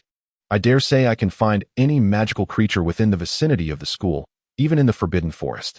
Indeed, I share your sentiment. Field nodded with a smile. In this manner, you would jointly conduct the lessons. You would introduce the children to these dark creatures and elucidate their behaviors. while Professor Lupin would instruct them on how to defend against such beings. What do you think? Field inquired with a smile. This way, you need not worry about preparations. Professor Lupin will assist you in class, ensuring that incidents akin to today's will not recur. Well, perhaps you are right, Hagrid responded solemnly, nodding. After speaking, he strode toward the door, thrusting his large head into a water tank, submerging it several times before shaking off the droplets. I'm fine now, Hagrid sniffed. Thank you. Field, and you too, Harry and the others. Oh wait. Suddenly, Hagrid's eyes widened in realization. Blast it, you still have a class. You must hurry back. It's quite all right, Hagrid. Field patted his arm. Our next class is potions, and I am the professor. I shall escort them back. Ah, indeed. There is one more matter to address. Field gestured toward the forbidden forest, suggesting that you ought to contemplate how to handle that hippogriff. I doubt Mr. Malfoy will let it go unpunished. Oh no. Hagrid suddenly gasped, his face reddening as he bellowed, that wretched creature. Buckbeak is innocent. I understand, Hagrid. Field shrugged. Yet it remains a fact that it has injured a wizard. Do not forget, the wizarding world is governed by wizards, and regardless of its innocence. The mere act of harming a human could very well cost it its life. Oh, poor Buckbeak. A look of anguish returned to Hagrid's face. It's all my fault. I should have been more cautious. Is there truly no other way?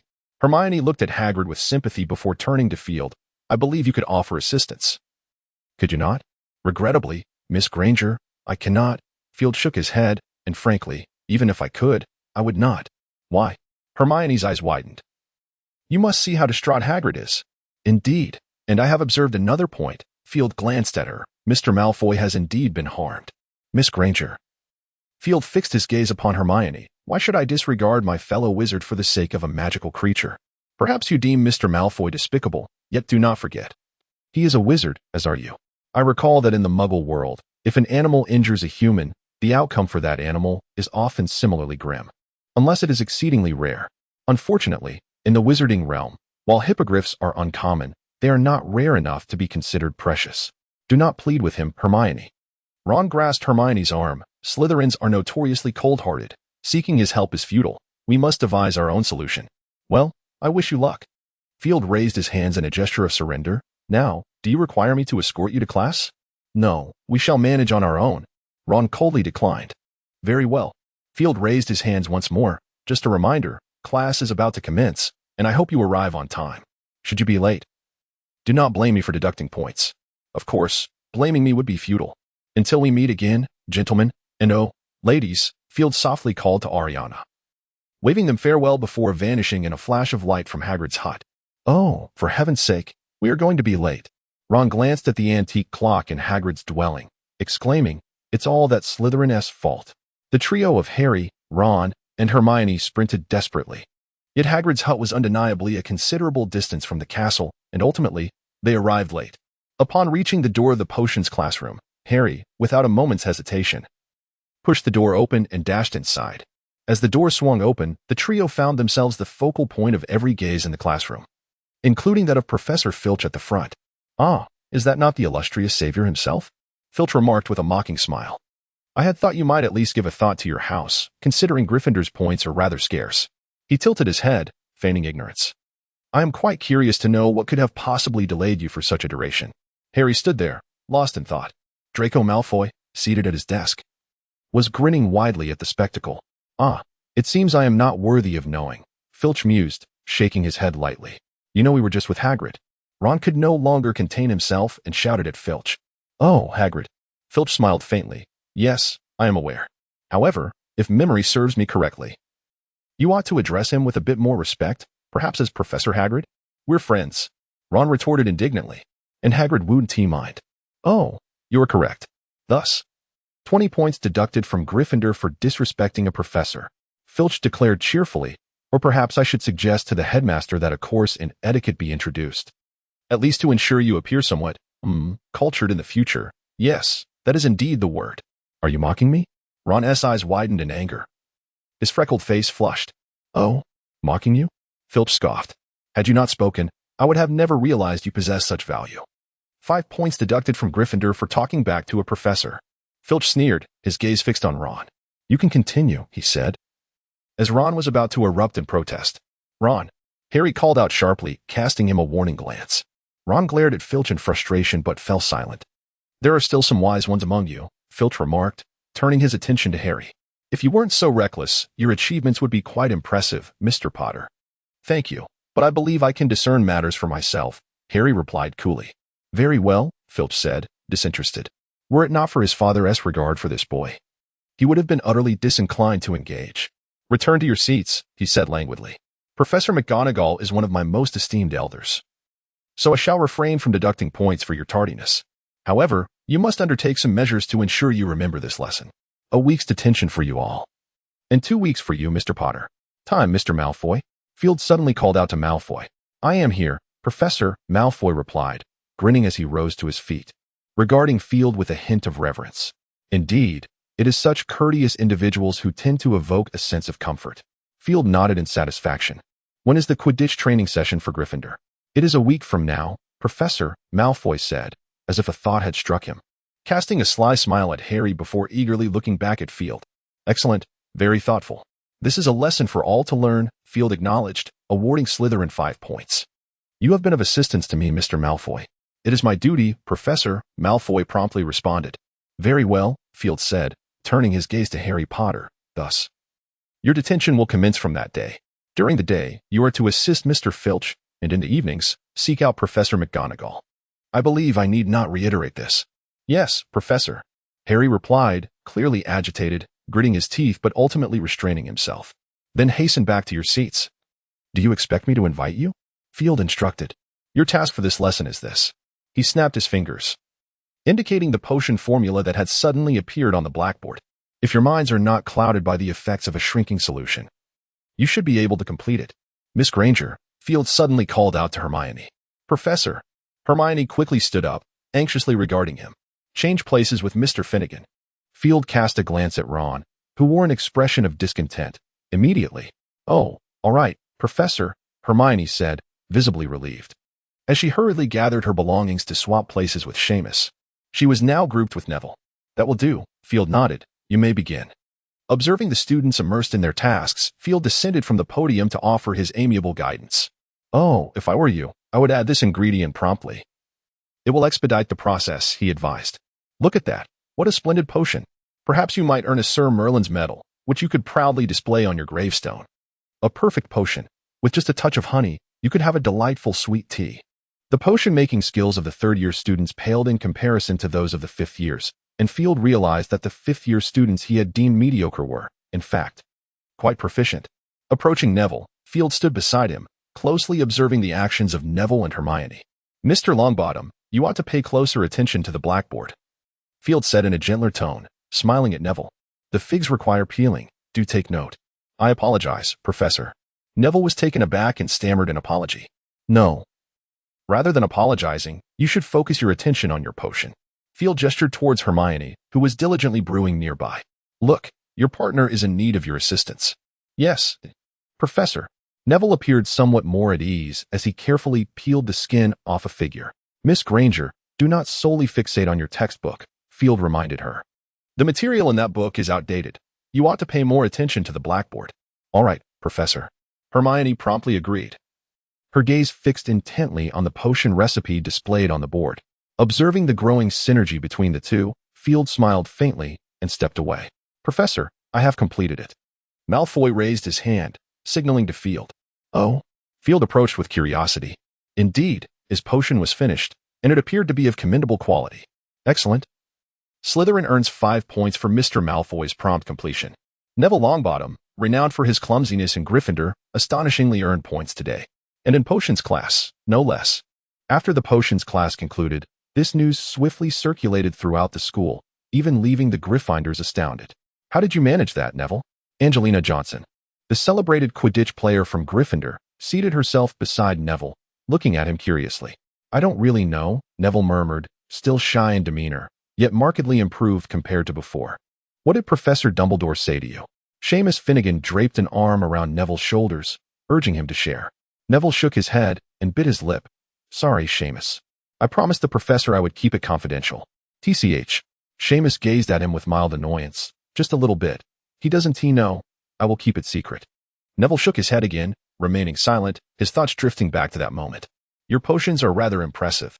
Field observed the potion in his hand, resembling emerald green, and nodded with a smile. Gryffindor earns 5 points. Each person receives 5 points. Quite commendable, Mr. Longbottom. Field regarded him with a smile. If you would like, may I ask you to come to my office after class? I have a few things I wish to discuss with you. All right, Professor. Neville timidly nodded. Hogwarts Potions Classroom Office. Make yourself comfortable, Mr. Longbottom. Field took a seat in the office chair by the desk, gesturing for Neville to sit down. Would you care for a drink? Lemon juice, pumpkin juice, or tea? Pumpkin juice will suffice. Neville sensed a difference in Field's demeanor towards him, allowing him to relax a little. Very well. Field retrieved his wand and gently tapped the desk, causing a cup of pumpkin juice and a cup of red tea to materialize before them. Actually, I prefer the taste of lemon juice. Field lifted his cup of strong tea, yet what I truly require at this moment is something to invigorate my senses. I have never been fond of the flavor of coffee. To be frank, I find it rather perplexing, akin to sipping on stale pot dregs. Upon hearing Field's exaggerated expression, Neville stifled a laugh, chuckling softly, his demeanor evidently lightening. My apologies, Professor. Neville seemed to realize his lack of decorum and quickly offered a flustered apology. Oh, relax. My friend. Field raised an eyebrow. This is not a classroom. Feel free to be at ease. If only the students could be more compliant and earnest, I would gladly maintain a cordial atmosphere even within the confines of the classroom. Alas, they seem reluctant to do so. Neville nodded silently, sipping his pumpkin juice. Well, it appears you are not particularly fond of conversing. Field set his teacup down and regarded him with a slight seriousness. Then allow me to take the lead. If possible. I hope you can respond to my inquiries earnestly, all right? I will, Professor. Neville nodded attentively. Excellent. Field affirmed. I understand that your potions grades have not been particularly stellar. Am I correct? Yes, Professor. Neville's countenance fell slightly at this admission. I can never seem to complete them well. More often than not, I find myself causing chaos. Chaos. Field shook his finger disapprovingly. No, I do not favor that term. You have demonstrated, my friend, that you are quite capable, much like in today's lesson. However, today it was merely your assistance that helped me. Neville bit his lip. No, I merely guided you to focus on the recipe. Field shook his head. I believe you should cultivate a bit more confidence. If I am not mistaken, your other grades are likely not commendable either, correct? Field regarded him earnestly. Yes, Professor. Neville nodded. Perhaps you simply lack a measure of self-assurance. Field rose, patting Neville's shoulder. Be more earnest, my friend. You can achieve greater heights. I look forward to your future endeavors. But Professor Snape thinks Neville spoke timidly. Professor Snape? Field pondered for a moment, grasping Neville's meaning, and smiled. You know, Neville, if there are even a handful of professors in the entire school who are wholly dedicated to their students, Professor Snape is undoubtedly one of them. Although he is not particularly amiable, Field struggled to find the right word. Nonetheless, I must say, he is indeed a competent professor. If you were a professor, you might find yourself behaving similarly, especially upon witnessing your students consistently making simple mistakes. Field chuckled at him. Who wouldn't he wish for their students to be prodigies? Professor Snape is undoubtedly a genius, yet few can truly meet his high standards. Field shrugged, admitting that even he found it difficult to earn a single compliment from him. Perhaps it is the scorn and harsh criticism that leave a more profound impression. Field fixed his gaze into Neville's eyes, earnestly advising, believe me. You must learn to comprehend him. You possess a natural talent for potions. Do not forsake it, provided you nurture a bit more confidence. In the Hogwarts headmaster's office, Dumbledore observed with a twinkle in his eye, you seem quite optimistic about that child, Neville. Field. I suppose so. Field nodded. He embodies many genuine qualities of Gryffindor, resilience and bravery, though it seems he has yet to fully understand his own heart. Indeed, Dumbledore chuckled softly. I thought you had little fondness for Gryffindor students. In truth, I still do not. Field shrugged, sneering slightly. Just look at the current Gryffindors, reckless, arrogant, unable to accept their mistakes, and their unity is merely superficial. I regret to say, I find nothing to admire in them, not even in your beloved savior. Oh, my dear child, Dumbledore winked playfully, why not cast aside some of your biases? You ought to show a measure of tolerance towards the younger generation. Spare me, Field scoffed, casting him a disdainful glance. Surely, you do not equate recklessness with bravery, my dear father? Certainly not, Dumbledore sighed. In fact, it has become increasingly rare to find individuals who genuinely embody Gryffindor's qualities in today's magical world. How can flowers bloom beautifully if they have not weathered the storms? At the very least, they should learn humility. Field shook his head. Look at Ron Weasley. Many Gryffindors today are just like him. Frankly, he pales in comparison to his brothers. If you aim to change your savior through him, I fear you may be disappointed. Who knows? Dumbledore raised an eyebrow. At least he is not doing too badly at present, is he? I fail to see it, Field replied, shaking his head. As an elder, one possesses certain attributes that the youth often lack, such as experience. Dumbledore chuckled. I, for one, look forward to their future. Well then, let us change the subject. Dumbledore said with a warm smile as he opened a drawer. Shall we indulge in some cockroach clusters, or perhaps lemon sherbet? In the days that followed, perhaps due to acclimatization, Field grew increasingly adept in his role as a professor. Initially, while the students held him in respect, it was more a reverence for his position rather than for his intrinsic qualities. However, as time passed, and they became acquainted with his profound knowledge and eloquent delivery, their admiration transformed into a more genuine sentiment. Yet, this did not extend to the Gryffindor students. Perhaps it was due to Field's stringent grading or his pedagogical style. Reminiscent of Snape's, that the Gryffindors harbored discontent toward him. Although they were powerless to effect change, their clandestine discussions and malicious slanders were ceaseless. Naturally, Field remained indifferent to their antics. However, when faced with the students' provocations, he would not let them pass without retort. For instance, in the potions classroom at Hogwarts. Upon discovering plagiarized assignments, Field smirked and tossed the Gryffindors' work onto the lectern. Observing the smirks exchanged among the Gryffindors, he found their audacity amusing. I presume you would not wish for me to learn who concocted this scheme, he mused. The Gryffindors remained silent, exchanging glances that betrayed their barely concealed amusement. Excellent. Field's lips curled into a smile. I appreciate your resistance. I hope you will maintain it. 200 points will be deducted from Gryffindor, and I shall inform Professor McGonagall of this incident. Field spoke softly, adding, before that, congratulations to all in Gryffindor. You will be the first in Hogwarts history to face collective detention. Perhaps Hogwarts has bestowed upon you too many privileges, causing you to forget your purpose here. His voice grew increasingly gentle. Fear not, you shall recollect it eventually. By the way, your detention begins tonight. Field smiled slightly. Those who can divulge the name of the instigator will receive 5 exemptions from detention, along with extra points. He feigned contemplation. Let us see, perhaps 50 points? An excellent idea. It is settled. Field conversed with himself at the lectern. At this juncture, the Gryffindor students no longer appeared as carefree as before. A wary expression began to surface in their eyes. We must hold our ground. One student whispered to a companion. You're absolutely right, mate.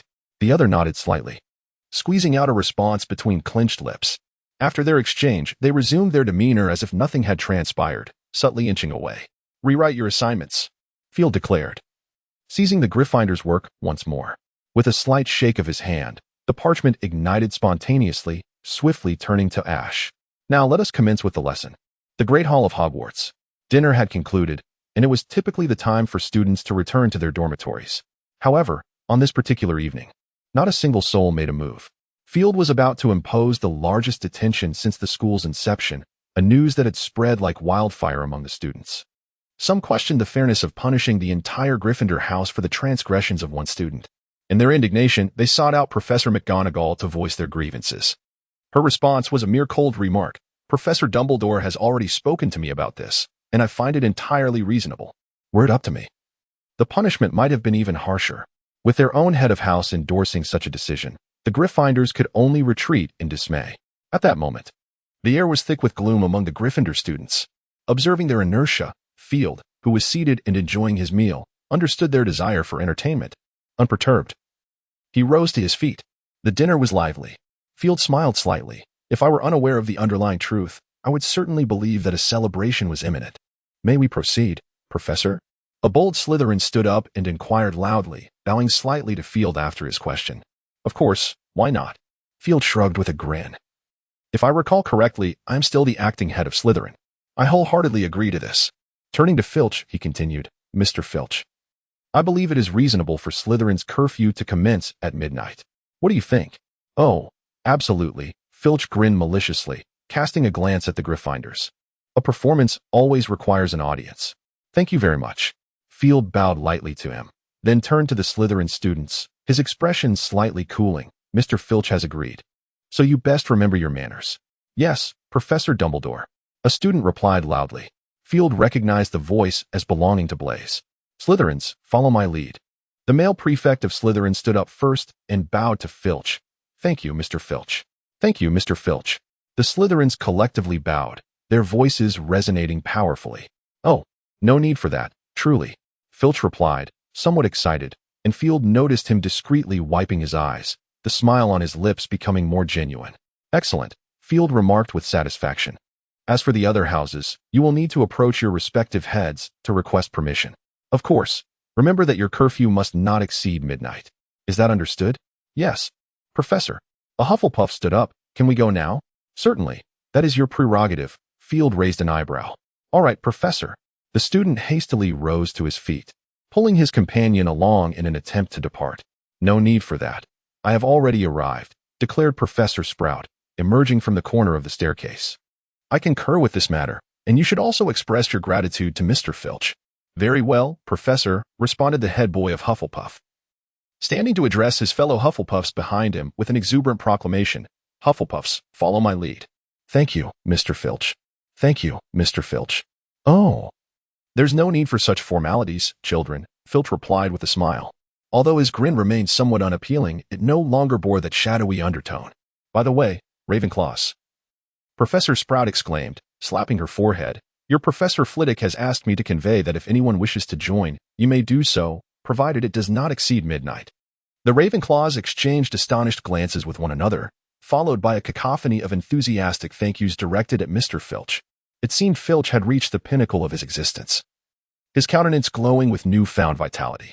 All right, everyone, now let me clarify the punishment for Gryffindors. Filch gestured with his hand, his voice commanding instant silence within the hall. First year Gryffindors, he began, raising a finger with a smile. Your task is quite simple. Mr. Filch will lead you in cleaning the castle. Remember, magic is strictly prohibited. Slytherins. Be sure to keep an eye on them. The Slytherins nodded instinctively, their faces breaking into mischievous grins directed at the Gryffindors. Second-year students, Filch raised another finger. Your task is equally straightforward. The castle contains numerous abandoned classrooms, and your mission is to tidy them up. Once again, no magic allowed. As for the third years, Filch said with a teasing smile, you ought to be grateful to me. I dedicated considerable time communicating with our little friends regarding your tasks. Dobby, Filch suddenly called out. With a soft pop, a rather diminutive house elf appeared by Filch's side. Good evening, esteemed professor, Dobby said, bowing deeply, his large, anxious eyes reflecting his unease. Good evening. Little one, Filch replied with a gentle smile. Is everything prepared over there? Oh yes, it is all ready, Dobby nodded slightly, hesitantly adding, but this is not appropriate. Esteemed professor, do not fret. You have served Hogwarts for so long. This is what you deserve. Filch waved his hand dismissively. Moreover, I must instill respect in my students. Rest assured, this has nothing to do with you. Filch encouraged with a smile, and do not forget, my surname is Dumbledore. Very well, esteemed Mr. Dumbledore. In Woodward's large eyes, gratitude was palpable. This was indeed the right course of action. Field nodded in satisfaction before turning his gaze towards the Gryffindors, specifically the third and fourth year students. A smile danced at the corners of his mouth as he proclaimed, your task is to assist our house elves in bathing, right here. The students, aware of what house elves were taken aback by Field's suggestion. Goodness, our headmaster truly is a Slytherin, murmured one student. A genius, another nearby chimed in, catching on to the sentiment. Oh, indeed, well said. The first student replied, startled yet grateful. This exchange shattered the silence, awakening the astonished students. It was unclear who first succumbed to laughter, but soon the great hall resonated with mirth, particularly among the Slytherins, the majority of whom regarded the Gryffindors with unabashed mockery. Oh, Potter, congratulations. Look at you making quite the spectacle. Perhaps you will be chronicled in the annals of the school. Want to make it to the newspapers? I can assist you. Malfoy taunted loudly. Oh, do stop making me laugh. Daphne exclaimed, already doubled over with amusement. Truly, Field is a genius. Blaise added with a chuckle. I believe our headmaster Snape will be inspired upon his return. It seems the house elves' lives are about to improve. I think I'll write to my father, asking him to send over our house elves for a bit of pampering, Daphne said with a smile. Oh, splendid idea. Blaise's eyes lit up. I shall write home tonight. Hey. That was my idea, Zabini. Daphne shot him an irked glare. No matter, it's mine now, Blaise replied cheerfully, unbeknownst to Field on the stage. The students below were engaged in lively chatter. However, aside from the visibly displeased Gryffindors, the rest appeared quite eager. Make sure to wash them thoroughly. Field gestured with his hands. Such opportunities are rare. Cherish them. And remember, no magic. Slytherins, ensure proper supervision. Yes, Professor. The Slytherins responded in unison. Excellent, Field said, pleased. Now, fifth-year students, he began slowly, and the great hall fell into a quieter hush. You are fortunate, as you are about to face a significant examination. Professor McGonagall suggested that you engage in some copying. The fifth-year Gryffindors, upon hearing this news, showed little change in their expressions. Over the passage of time, they have come to understand Field's character somewhat, realizing that this matter would not be easily resolved. Indeed, as they anticipated, Field spoke once more. However, I believe that merely transcribing text will not significantly aid you. With a flick of his wrist, a stack of parchment appeared before him. Thus, taking notes would indeed prove more beneficial for you. These are the classroom notes borrowed from several graduates of Hogwarts. Field's fingertips glided gently over the parchment, producing a rustling sound. 12 subjects, all marked with an O. Outstanding results, would you not agree? What you must do is transcribe them all, ensuring that every individual at Hogwarts possesses a copy. Remember, every single one. Students in both the 5th and 7th years are to undertake this task. With a snap of his fingers, the parchment soared directly to the Gryffindor table. I permit you to use magic, provided you can maintain your focus. Your location is the Hogwarts Library, where Madame Pants awaits your arrival. As for the 6th-year students, Field regarded them with a cheerful expression. Noting that the school's infirmary is perpetually in need of certain potions, and several professors have tasks of their own, this constitutes their demand. Field produced several sheets of parchment. These assignments are, well, not particularly challenging. With a flick of his wrist, the parchment expanded considerably. He casually tossed a spoon, which twisted in midair, transforming into a large blackboard. Another snap of his fingers sent the parchment floating up to adhere to the blackboard. The tasks inscribed upon it will change daily, with a duration of 7 days. Field pointed to the prepared blackboard, stating that your responsibility is to complete them. Of course, I shall not restrict your use of magic. Field shrugged, yet you must obtain the approval of each professor for them to annul the tasks listed. After 7 days, the student who has completed the least assignments, Field remarked with a hint of mischief, shall be tasked with cleaning the droppings of the creatures the school keeps. Naturally, if you so wish, you may commence this task immediately. I would be most pleased to witness such a scene. The 6th-year students instinctively shook their heads. So, shall I await your compliance? Field exclaimed sharply, urging Gryffindors, take action. After a week of collective detention, Professor McGonagall and Dumbledore advised Field to release the Gryffindors. This episode of confinement not only brought notoriety to Gryffindor but also to Field himself. Previously renowned in his childhood for Dumbledore's surname, he now shocked the wizarding world with his acerbic teaching style and unyielding character. In the Daily Prophet, the audacious journalist Rita Skeeter exaggeratedly and boldly ridiculed Dumbledore's selection methods, claiming he was a mad old fool and trusting the future of the magical realm to a mere child. Despite the newspaper's portrayal, the parents were well aware of Field's teaching prowess. In this incident, apart from a few dissenting Gryffindor parents, the majority endorsed Field's approach. Among the sacred 28 families with children at Hogwarts, letters praising Field's teaching style poured in, likening him to Snape and expressing a desire for him to apply more pressure on their children. Field, naturally, agreed without hesitation. Consequently, he received numerous gifts, the most extravagant being a feeble Thunderbird egg from the Malfoy family. According to Lucius Malfoy, the egg had been kept within their family for quite some time, and if it failed to hatch, it would be transformed into an alchemical artifact. Field graciously accepted it, feeling a newfound urge to forge friendships. The Gryffindor parents, the less extravagant, also sent small gifts, mostly sweets, which Field accepted and shared with his companions. In the Hogwarts headmaster's office, Dumbledore cheerfully placed a letter before Field. An invitation from the Austrian Magical Academy.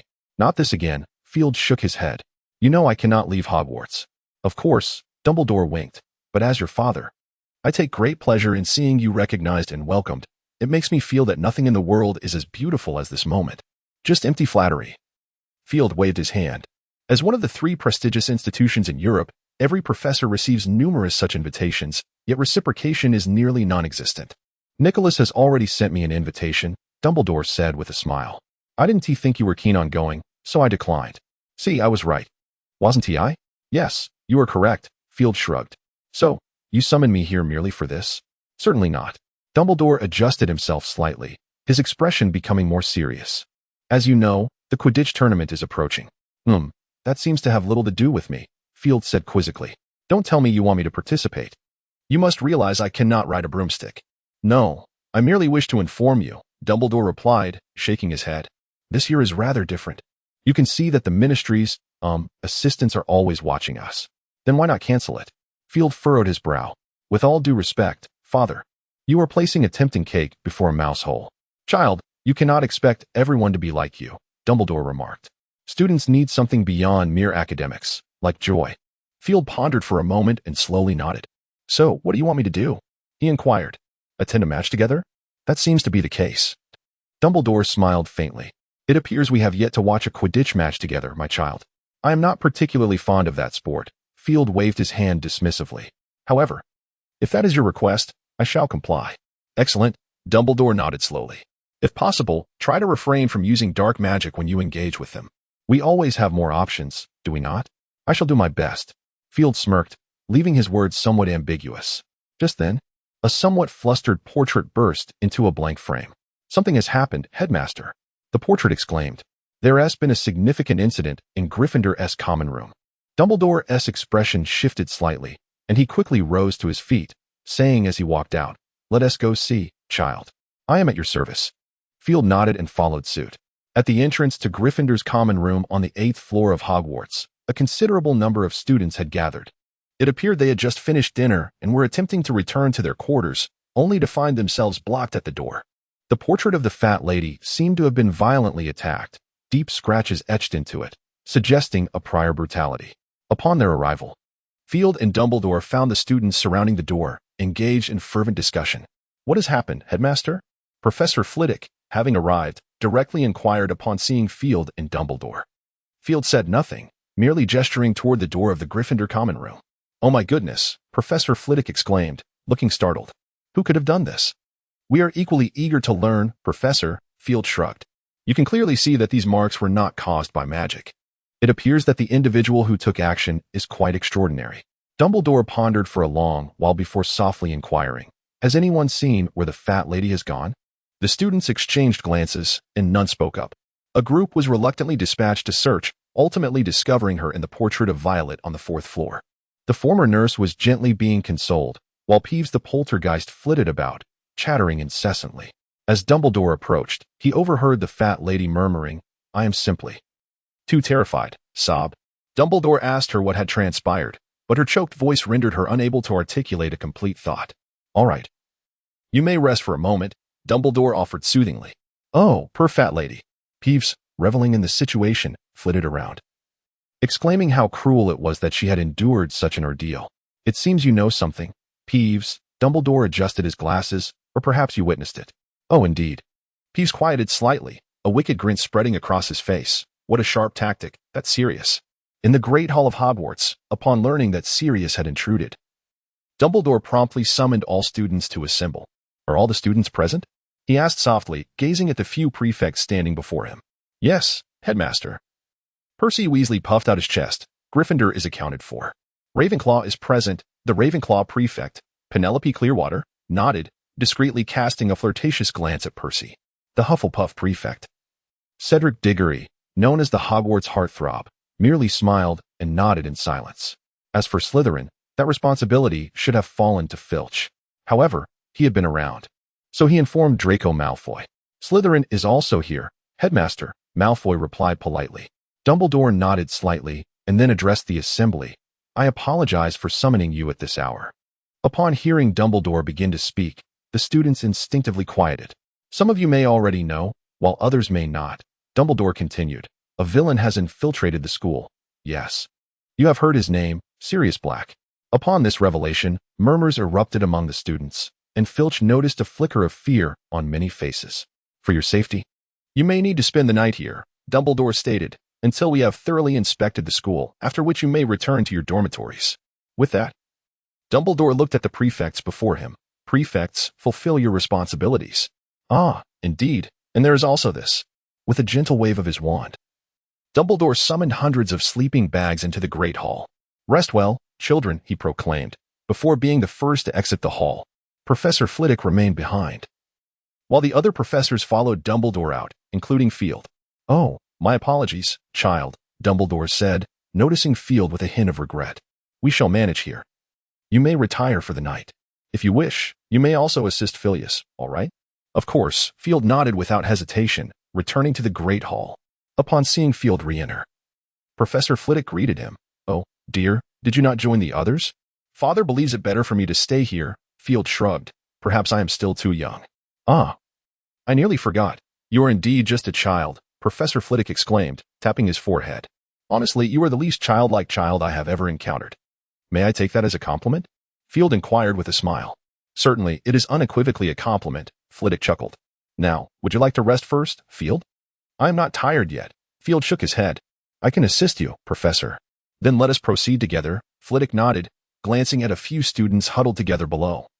Expressing mild concern. Those wretched rascals, some children are already frightened.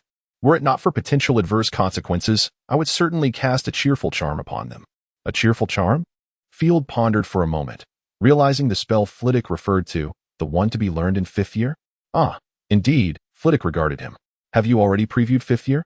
It is 7th year, Professor, Field replied with a smile. It is all quite simple, is it not? Flitwick gave him a surprised look, clearly indicating, are you jesting? Field shrugged, remaining silent. Geniuses are always so insufferable, Flitwick remarked with a hint of exasperation. If one day I receive news of you being besieged, I would not be the least surprised. Professor, you seem to have forgotten that you are also a genius, Field replied with a smile. I no longer dare to claim such, Flitwick said with a rueful grin. Then, pointing to the students who were nearly clinging to one another, he asked, do you have any good ideas, Field? To dispel fear? Field contemplated, rummaging through his belongings. I believe I have something left. His eyes brightened. Ah, found it. This. He extended what he held toward Flitwick. Chocolate. Sweet treats always evoke joy, do they not? Field smiled as he handed the chocolate frog to Professor Flitwick. Oh, my dear child, perhaps I should remind you that it is now quite late, Professor Flitwick remarked, gesturing towards the overcast ceiling. Indulging in chocolate at this hour might make it difficult for you to sleep. Moreover, I doubt they would desire any sweets, considering it is nighttime. Is there a connection between sweets and the night? Field inquired, puzzled. Professor Flitwick stared at him, his gaze conveying the impression that he was observing a rare species. What have I said wrong? Field furrowed his brow. Oh, nothing at all, Professor Flitwick replied, pursing his lips and gently patting Field's shoulder. Honestly, you ought to familiarize yourself more with young ladies, my boy. Otherwise, you may find yourself missing out on the wonders of love. Very well, Field nodded, filled with questions, yet only partially comprehending. If sweets are of no use, he pondered, then suddenly had another idea. What about the Song of the Phoenix? Ah, indeed. How could I have forgotten that you possess a phoenix? Professor Flitwick exclaimed, slapping his forehead with excitement. Yes, we are in dire need of that now. Field nodded in satisfaction with his idea and softly called for Ariana. In a flash of fire, the slightly squinting Ariana appeared on his shoulder. I apologize, my dear. Field gently stroked her feathers. The students are in need of your song. Could you assist me this once? The little phoenix squinted at him, reluctantly nodded, and let out a plaintive cry. Very well, I suppose it is a bit inconsiderate to rouse you at such an hour, Field chuckled sheepishly, soothing her. After promising to spend more time playing with her soon, Ariana ascended into the air, opening her beak to commence her song. Soft and clear, her melody was imbued with a sense of light and courage, evoking a profound sense of happiness in all who listened. As the song gradually came to an end, Ariana called out gently to Field and departed in a blaze. Field's expression darkened instantly. The little phoenix had clearly communicated, I want to make a nest in your hair. And you just promised me. Never mind, let us consider it for the sake of the students. Field forced himself to regain his composure. Professor, that phoenix's song was truly enchanting. Could we hear it once more? A Gryffindor student timidly asked, his face reflecting a lingering desire for more. Once more? Field shot him a sidelong glance, remaining silent. To hear it again would likely mean I would be building a nest with her, rather than in my hair. Professor. The student attempted to speak again. Sleep now. Field pointed at him, a faint red light striking him directly. The student promptly fell into a deep slumber. You talk too much, Field thought darkly. He gazed down at the students below, who were still curiously observing him. Sleep. Or perhaps I shall assist you in slumber. In an instant, the grand hall resonated with gentle snores. After a night of scrutiny, the professors ultimately discovered nothing and were compelled to inform the students that they must travel in pairs. Field was not surprised. How could a nefarious dark wizard be so easily apprehended, especially one who had escaped the clutches of a horde of Dementors? In the subsequent period, Hogwarts experienced an unusual tranquility, with Field going about his daily routine of teaching and preparation. The students seemed to have accepted Field's status as a professor, and no longer engaged in provocations.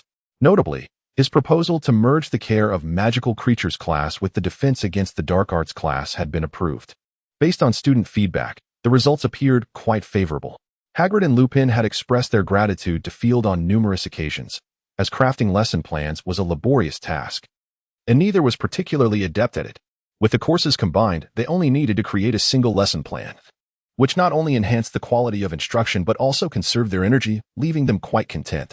Time swiftly advanced to the first Saturday of November, marking the inaugural Quidditch match of the year at Hogwarts. The day prior to the match, Dumbledore had meticulously arranged the seating for each professor.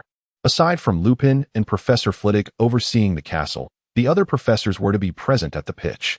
Dumbledore had assigned Field to the students section, while he himself would preside over the event. At the Hogwarts Quidditch pitch, perhaps due to the prevailing oppressive atmosphere this year, the students seemed to have long awaited this match. Even the overcast sky could not dampen their enthusiasm. Today's match featured the Gryffindor team against Hufflepuff. Before reaching the stands, Field could already hear the thunderous roar emanating from the pitch, as students animatedly conversed, laughed, and eagerly anticipated the impending game. "Is everything arranged in the castle?" Professor McGonagall instinctively inquired upon spotting Field. "Yes, Professor McGonagall," Field replied with a slight nod. "Professor Flitwick is within the Grand Hall.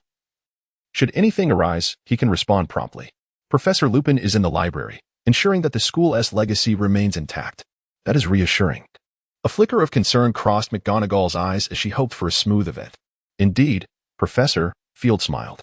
Although he was unaware of Sirius's purpose for coming to Hogwarts, he felt assured that with the students present, he would not act. "Yes, that is perhaps the most reassuring news." McGonagall returned his smile. "Now, dear, you should make your way to the stands. We can converse after the match." "Very well, Professor." Field slightly inclined his body, then declared, "Well then, until we meet again. I need your assurance that you will compete fairly." Mrs. Hookie cast a sharp glance at the already prepared teams. "Now, prepare yourselves." The crisp sound of the whistle accompanied the soaring of the quaffle, and both teams swiftly left the ground, riding their broomsticks into the sky. The students erupted into loud cheers, their shouts and encouragement seemingly unceasing. "Oh, take him down. Crash into him."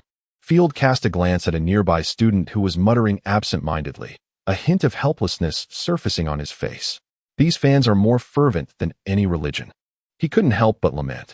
The clouds in the sky thickened, and before long, raindrops transformed from a light drizzle into the size of soybeans. Both the players in the match and the spectators were affected by the change in visibility. Field squinted, slightly raising his gaze towards the heavens. He sensed something amiss. The temperature felt unusually cool. No, rather, it had become quite chilly. The clouds seemed to roll, their color deepening. No, those weren't merely clouds. Field's pupils constricted suddenly. If he wasn't mistaken, those were Dementors. There must be hundreds of them. Those fools at the Ministry of Magic. Have they lost their minds? Field cursed under his breath. Rising abruptly from the stands, he drew his wand and pointed it at the sky, exclaiming, "Expecto Patronum." His wand quivered slightly, and a silver phoenix burst forth, soaring rapidly into the sky. Field did not concern himself with the fate of his Patronus, but instead turned to the astonished students, gently pressing his wand against his throat to cast an amplification charm silently. "Those capable of conjuring a Patronus, summon your guardians." Field commanded coldly. "Hurry, protection is needed here." A few upperclassmen instinctively drew their wands, summoning their patron uses. In an instant, various silver creatures appeared in the stands. "Is that all?" Field frowned slightly, observing that there were barely 20 patron uses. Dumbledore noticed Field's actions and also raised his head, a flicker of anger igniting in his eyes. "Expecto Patronum," Dumbledore shouted, pointing his wand towards the sky. This was the first time Field had witnessed Dumbledore casting a spell with a verbal incantation.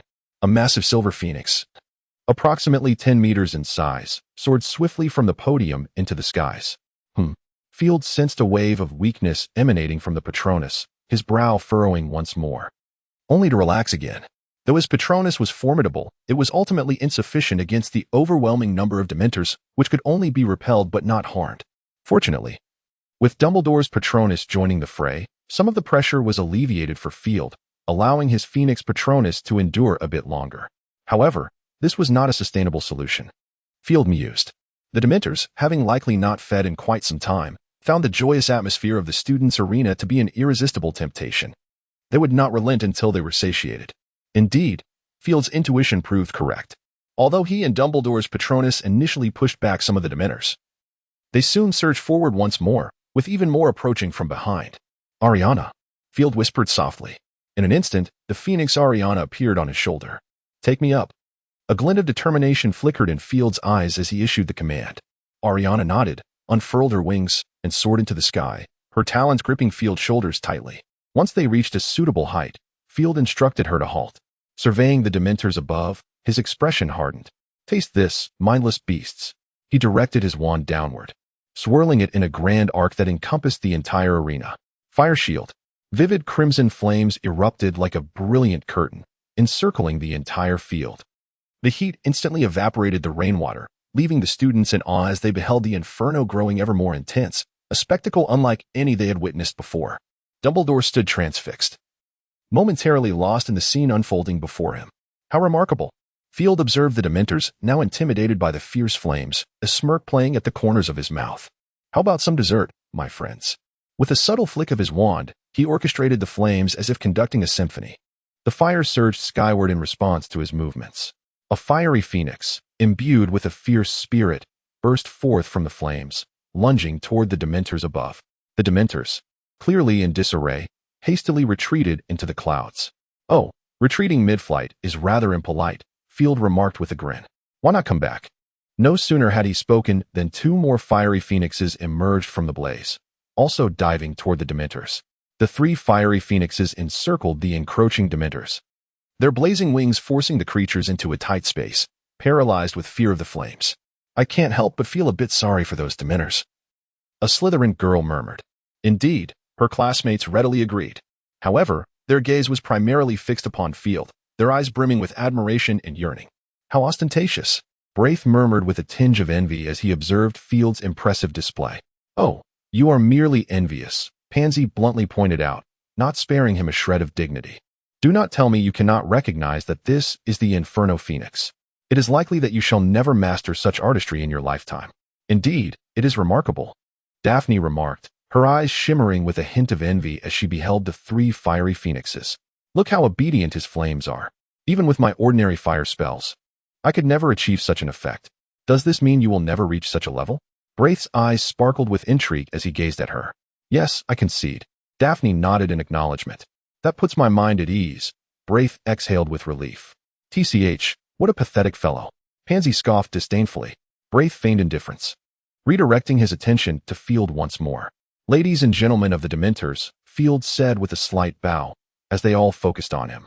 Let us present them with a performance, shall we?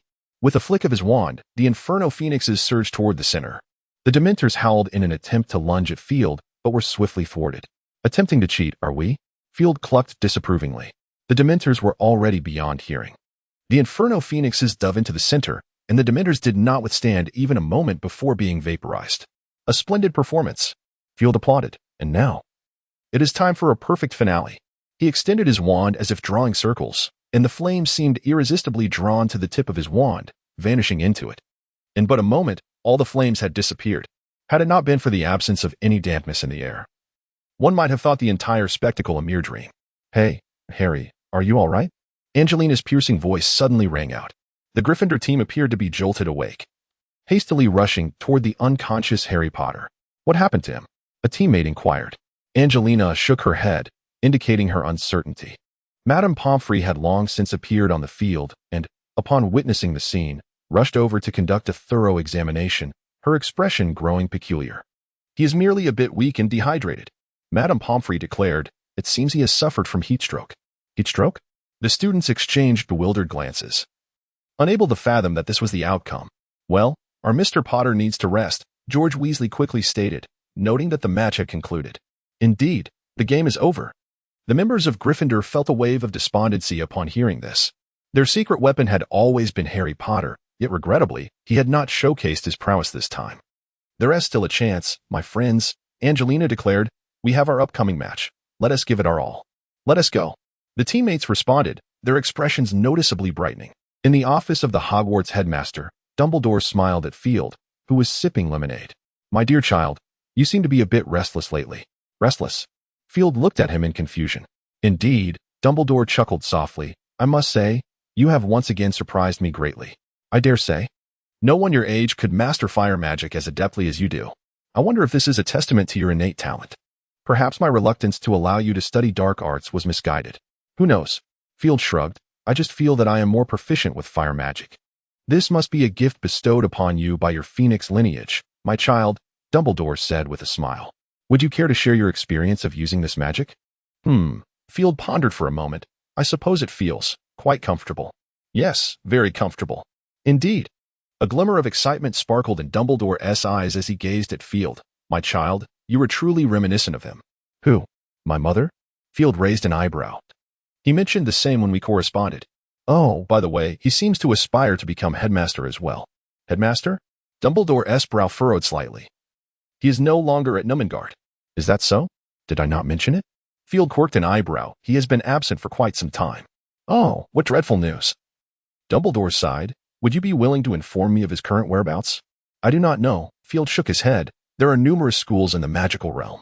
However, I believe the schools my mother would consider are rather few. Wouldn't you agree? Indeed. Dumbledore nodded. Thus, it must be Durmstrang. Brandenburg Gate, Berlin.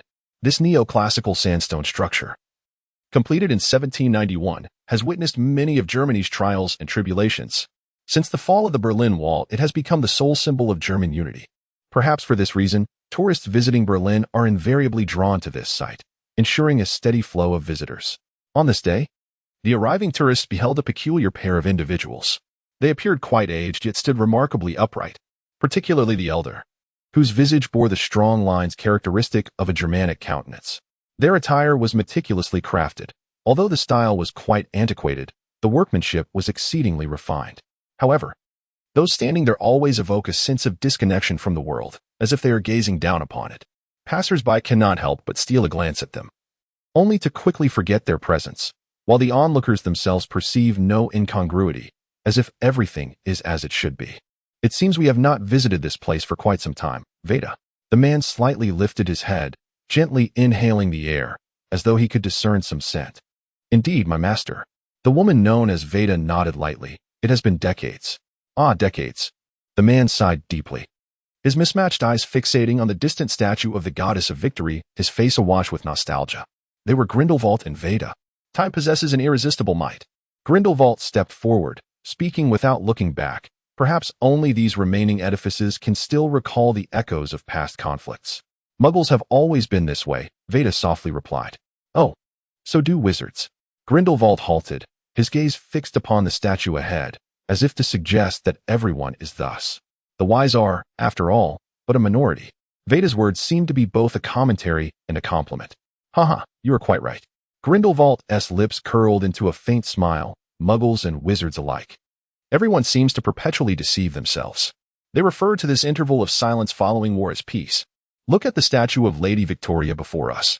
Grindelwald pointed toward the statue of the goddess of war, proclaiming peace while secretly yearning for conflict, such as humanity. Veda remained silent, standing quietly behind Grindelwald. After a moment of contemplation, Grindelwald tilted his head. It is time for us to depart.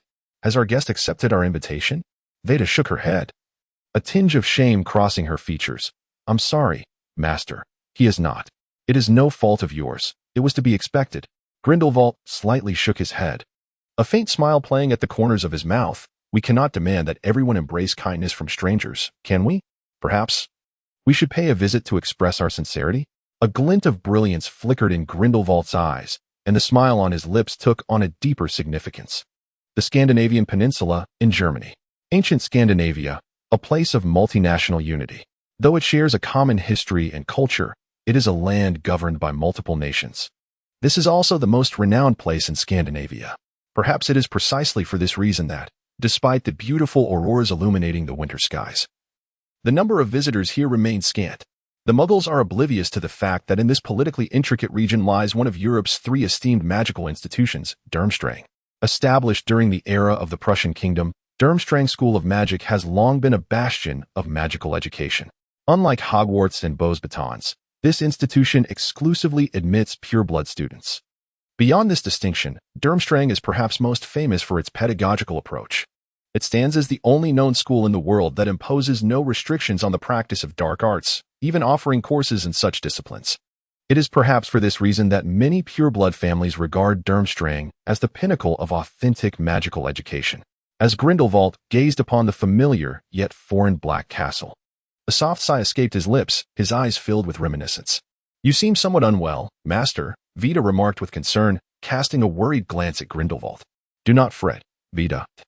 Grindelwald replied, extracting himself from his reverie with a gentle smile. "I merely recalled some bygone days, nothing more." Vita nodded slightly, yet the worry in her eyes remained unabated. "We should proceed inside," Grindelwald suggested, a hint of a smirk playing on his lips. "I wonder how many will still remember me?" "They will not forget," Vita responded, a flicker of coldness crossing her gaze. "Oh, you need to calm yourself, dear," Grindelwald sensed the murderous intent emanating from Vita. "Relax, we are merely here as guests." "Indeed." "Master," Vita nodded softly, managing to quell her turmoil somewhat. "Let us go. Someone is already awaiting our arrival." With a wicked grin, Grindelwald turned and vanished from sight. "Who goes there?" The guard at the entrance, spotting Grindelwald and Vita, shouted, his wand raised menacingly. "Take it easy, child." Grindelwald's expression remained unchanged. "I am but a wayfarer returning home. I do not recall having seen you before, unknown sir," the guard retorted coldly, stepping back. "My wand does not recognize who you are." "Oh, why not inquire with your headmaster?" Grindelwald replied with a mischievous smile. "The headmaster is not someone who can be casually approached," the guard scoffed. "I do not care where you come from. You cannot pass without leaving your memories." "It seems you have misjudged, Vita." Grindelwald tilted his head slightly. "Many people's memories are not as sharp as one might think, are they?" "They are damned," Vita said icily. "Oh, no, no, no, do not think like that." Grindelwald gently shook his head, reminding you not to forget my words. If slaughter is merely for the sake of violence, then it bears no significance. He is affronting you, my master. That is enough. Vita had already drawn her wand. "I am not a Gallian." Grindelwald lightly shook his head again, asserting that you must learn new virtues, such as tolerance. As he spoke, Grindelwald turned to the guard, but directed his words to Vita. "Why not summon our companions? It is always better to gather as a family when visiting, is it not?" "Indeed, master." Vita chuckled softly, her gaze towards the guard becoming laden with meaning. "What are you doing?" The guard, feeling somewhat unsettled by Vita, barked out an anxious retort. "Relax, my child. May I kindly ask you to wait a moment?" Grindelwald inquired politely. "We need to notify a few individuals this way. Your esteemed headmaster might become aware of my arrival." As he spoke, Vita twirled her wand a few times and forcefully raised it.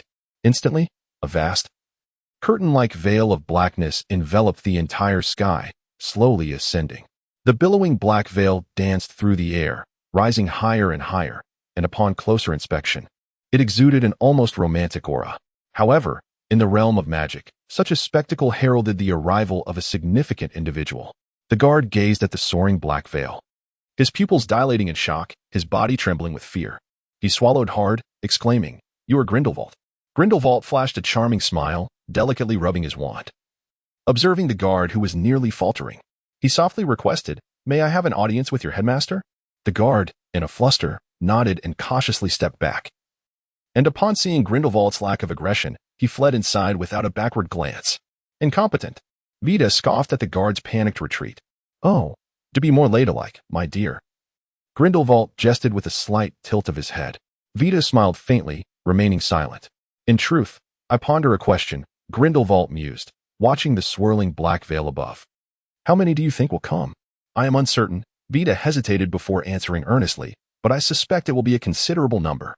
Or rather, those who can come will certainly do so." "Oh, is that so?" A mysterious glimmer flickered in Grindelwald's eyes. "I find myself filled with anticipation." Shortly after the words were spoken, the open space where the two stood was filled with a series of sharp sounds, as shadowy figures began to materialize. Some appeared destitute. Others seemed polished and refined, while some looked utterly ordinary. Yet, they shared a common trait. Nearly all were silver-haired. Upon their arrival, they immediately turned their gaze towards Grindelwald, their eyes brimming with excitement. However, they did not take any further action, merely finding places to stand and silently observing him. Look, what is that? A student in the campus finally noticed the situation outside, pointing towards the dark veil in the sky and shouting, a hint of panic etched upon their face. Oh no! It's the Dark Lord! Another student cried out. Soon, the students hastily made their way towards the castle, leaving the playground deserted in a matter of moments. Barely had the students departed when the professors emerged from the castle, eyeing Grindelwald and his entourage from across the school gate. A subtle smile graced Grindelwald's lips as he surveyed the anxious professors, remaining silent. As time ticked by, more and more figures gathered in the open area. The ground beneath them soon became overcrowded, prompting some to conjure small boats, allowing others to stand atop them. After approximately an hour, the sounds of apparitions finally ceased. Grindelwald gently turned around, gazing at the densely packed crowd before him, a flicker of joy in his eyes and a hint of excitement upon his face. My brothers and sisters, my compatriots, he began softly, a smile gracing his features, I have returned. Grindelwald. It was unclear who first shouted his name. But soon a chorus of voices joined in, their faces alight with exhilaration, fervor, and determination. In the grand hall of Durmstrang, Grindelwald strolled slowly, observing everything around him. It seemed as if nothing had changed during his absence. His smile grew increasingly sincere as he took in the hall's familiar sights. Suddenly, he noticed something. Quickening his pace towards a wall. With his elongated fingers, he traced a peculiar mark etched into the surface. It was an odd symbol, an equilateral triangle encasing a circle, with a straight line piercing through the apex of the triangle. This is our emblem, he mused. Veda gazed at the symbol in wonder, realizing its age. This is something I carved long ago.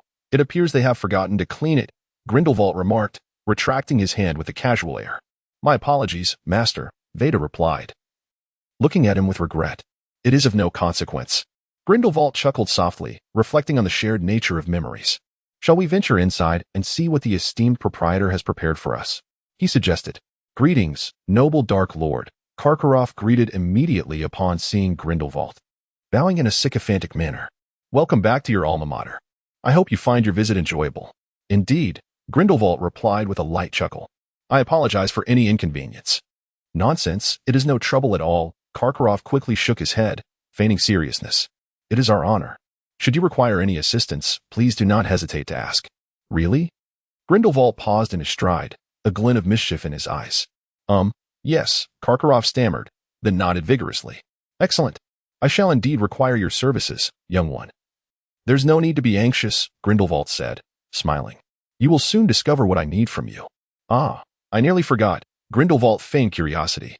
The students should still be in session, correct? Why not allow me to meet my junior peers? I am, after all, their senior, am I not? Certainly. I shall summon them at once, Karkaroff responded promptly. Splendid. Grindelwald nodded in satisfaction. I do appreciate intelligent children. Karkaroff, upon hearing this, appeared immensely flattered, his face aglow with undisguised joy as he exited the hall. Let us invite our family members in, Veda, Grindelwald instructed, turning to his companion. Yes, master. Veda replied succinctly before promptly stepping outside to convey the message. Grindelwald positioned himself at the forefront of the hall, squinting at an ice sculpture with an enigmatic smile gracing his features. Karkaroff was swift in his actions. Within 10 minutes, all the students had gathered in the main hall, and Veda returned with the wizards who had been summoned. As they beheld the figure who had once stirred great turmoil across Europe, neither the students nor the others dared to speak, though the curiosity in their eyes was unmistakable. All the students are present, sir, Karkaroff whispered as he approached Grindelwald. Grindelwald nodded slightly, patting Karkaroff's shoulder before stepping forward. It is a pleasure to meet you for the first time, children, and to see my fellow compatriots once again. It feels wonderful to be back, does it not? It truly does feel wonderful to be back, does it not? Grindelwald smiled at the audience below. I have never felt as acutely aware of your need for me as I do now. Grindelwald spoke earnestly, suggesting that perhaps many among you do not share this sentiment. Perhaps you could persuade me, or I could persuade you. Many have claimed that I harbor a deep-seated animosity towards Dumbledore, even hatred. Grindelwald's voice rose in intensity as he continued. They believe that it was Dumbledore who caused my downfall, who thwarted me, who imprisoned me, correct? Indeed. A man clad in a thick dragon-hide coat shouted from the audience, and many echoed his sentiments. In truth, I do not hate him, not in the slightest. Grindelwald gently shook his head, asserting, as a revolutionary, I must accept my failures, regardless of their origins. Failure invariably brings experience and fosters growth. Some say that Nurmengard is a prison specifically constructed to confine me. Grindelwald chuckled softly, adding, I dare say, those who utter such claims have never set foot there. I do not wish to boast, but I can assure you that no prison can hold me against my will. With a sigh, he remarked, the only entity capable of imprisoning me is myself, or rather, my own conscience. Nurmengard is merely a dilapidated edifice, though it once symbolized our glory. It now predominantly represents our failures. I grapple with this. Grindelwald shook his head. I cannot fathom where I went astray, my friends. Oh. Do not suggest it is because of Dumbledore. If that were the case, a new question arises. Why would Dumbledore impede me? As he spoke, Grindelwald gradually descended from the stage, pacing slowly before the crowd. For nearly 50 years, I have pondered this question. Where did I falter? I have reflected deeply, and ultimately, I have concluded that I was not in the wrong. He gazed upon the assembly before him, and seeing all of you reinforces this belief. Look at you. The future of the magical world. Grindelwald's expression was rife with disappointment. You should have a grander destiny, a more illustrious future, a broader horizon. Yet now, you find yourselves engaged in trivial pursuits. Indeed, trifling games, I would certainly describe them as such. Grindelwald spoke with a tone of exasperation. Come now, tell me, how many of you have mastered the Cruciatus Curse, the Imperious Curse, or the Killing Curse? And what of Fiendfire? The most destructive of spells, how many among you wield that power? He gestured toward the audience. Do not claim that you are merely versed in so-called martial magic. You are not muggles. Relying on physical prowess does not reflect your nobility. The students fell silent, their expressions revealing a growing confusion. They wished to learn. But the issue lay in the absence of willing instructors. No professors are prepared to teach you this, are they? Grindelwald seemed to hear their innermost thoughts, letting out a derisive laugh. Behold, this is the current state of the magical realm. Magic, enigmatic and perilous. Indeed, I concur with this notion. Grindelwald nodded, a hint of a wicked smile gracing his lips. Is this not the very reason all magic remains unattainable? You are wizards. It is you who wield magic, not the other way around. Is it not so? The student's eyes sparkled, an aura of ambition slowly emanating from them. Tell me, do you desire to master magic? Do you wish to be the masters of magic? Grindelwald asked loudly. Yes. A student suddenly shouted. Do you wish to be the masters of magic? Yes. Yes. The students cried out, fervor and passion igniting their eyes. Oh, you cannot do this, Grindelwald. A professor, unable to bear it any longer, implored. You will harm the children. No one wishes to become a dark wizard. A dark wizard? Grindelwald chuckled, as if the notion were absurd. Merely studying dark magic makes one a dark wizard? Merely practicing dark magic makes one a dark wizard? As Grindelwald spoke faster, his tone grew more intense, the sharpness of his words pushing the professor back a step. A dark wizard? Grindelwald's expression turned serious. If it is for the future of the magical world, I would gladly embrace the title of a dark wizard. Only amidst darkness can one truly see the stars. It is time for change, my friends. Grindelwald no longer glanced at the professor, now crumpled on the floor. He turned to the crowd. Indeed, I failed last time, and perhaps I shall again. Yet, as long as the decay of the magical world remains unchanged, I shall return, until the moment my life fades or the magical realm transforms. I am still willing to strive for it, for the noble name of wizards, for the eternal glory of wizards, for freedom, for dreams, for love. As he spoke, he extended a hand, sweeping it around him, and flames of a stunning azure, reminiscent of the sky, erupted from the ground, encircling Grindelwald. Come forth, my comrades. Grindelwald spread his arms wide. I cannot promise that you will attain everything, nor can I assure you that you will be crowned with glory. I can only say this. If you are willing to join us, willing to shatter the decay of this magical world alongside me, then step forward. Grindelwald proclaimed. For the future, for our ideals, for a greater good. Listening to Grindelwald's words, the students were utterly exhilarated. A remarkably imposing student forcefully pushed through the crowd before him, his face alight with fervor as he recklessly charged toward the flames. Oh no, a professor, seemingly witnessing the horrific scene below, instinctively covered his mouth. Sorrow etched upon his features. The student appeared oblivious to the peril, stepping directly into the fire. Miraculously, the flames did not harm him in the slightest. The student's expression brightened with joy, and with an even more fervent demeanor, he traversed the fiery circle and approached Grindelwald. Welcome, my compatriot. Grindelwald greeted him warmly, embracing him briefly. May I have the honor of knowing your name? Clemens Mia, sir, the student exclaimed excitedly. Welcome, Grindelwald replied gently. May I call you Clay? It is my honor, sir, Clemens affirmed with a vigorous nod. Excellent, Clay, Grindelwald said, embracing him once more. Please wait a moment, dear, we shall have more companions soon. Clemens nodded and positioned himself behind Grindelwald. As the two conversed, several more students crossed the flames and entered the circle. In the Hogwarts room of requirement. Today was a rare occasion where Field did nothing, simply resting in the chamber. It had been over a month since the school year commenced, and he had only returned here a handful of times. For a moment, he felt almost alien in this space. It was that he had no work today. Perhaps it was the sight of his exhausted children that moved Dumbledore to grant Field an unusual day off, leaving him somewhat touched. Yet, reflecting upon the fatigue that had been bestowed upon him, he felt a tinge of melancholy. Field dared say he had never missed Snape as much as he did today. My dear professor, I earnestly wish for your swift return, Phil thought to himself. In the Hogwarts headmaster's office, Dumbledore sat behind his desk, lost in contemplation, absent-mindedly stroking the feathers of Fawkes, which caused the reborn phoenix considerable discomfort. With a soft chirp, Fawkes shook his body, realizing that Dumbledore had inadvertently plucked a feather from him. My apologies, old friend, Dumbledore said, snapping back to reality and recognizing his action, expressing his regret to Fawkes. The phoenix shook his head and gently pecked at Dumbledore's fingertips. Dumbledore tenderly patted Fawkes' small head, suddenly struck by an idea. He retrieved a piece of parchment, swiftly inscribing a message upon it, and then handed it to Fawkes. Would you do me a favor, dear one? Dumbledore asked with a smile. This is a letter for him. You know who it is for. Fawkes nodded, grasped the letter with his beak, and with a flash of fire, vanished from the office. Staring blankly at the spot where Fawkes had disappeared, Dumbledore sighed deeply, murmuring, Are you truly prepared to step forth again, Gellert? His words were tinged with a mix of joy and melancholy.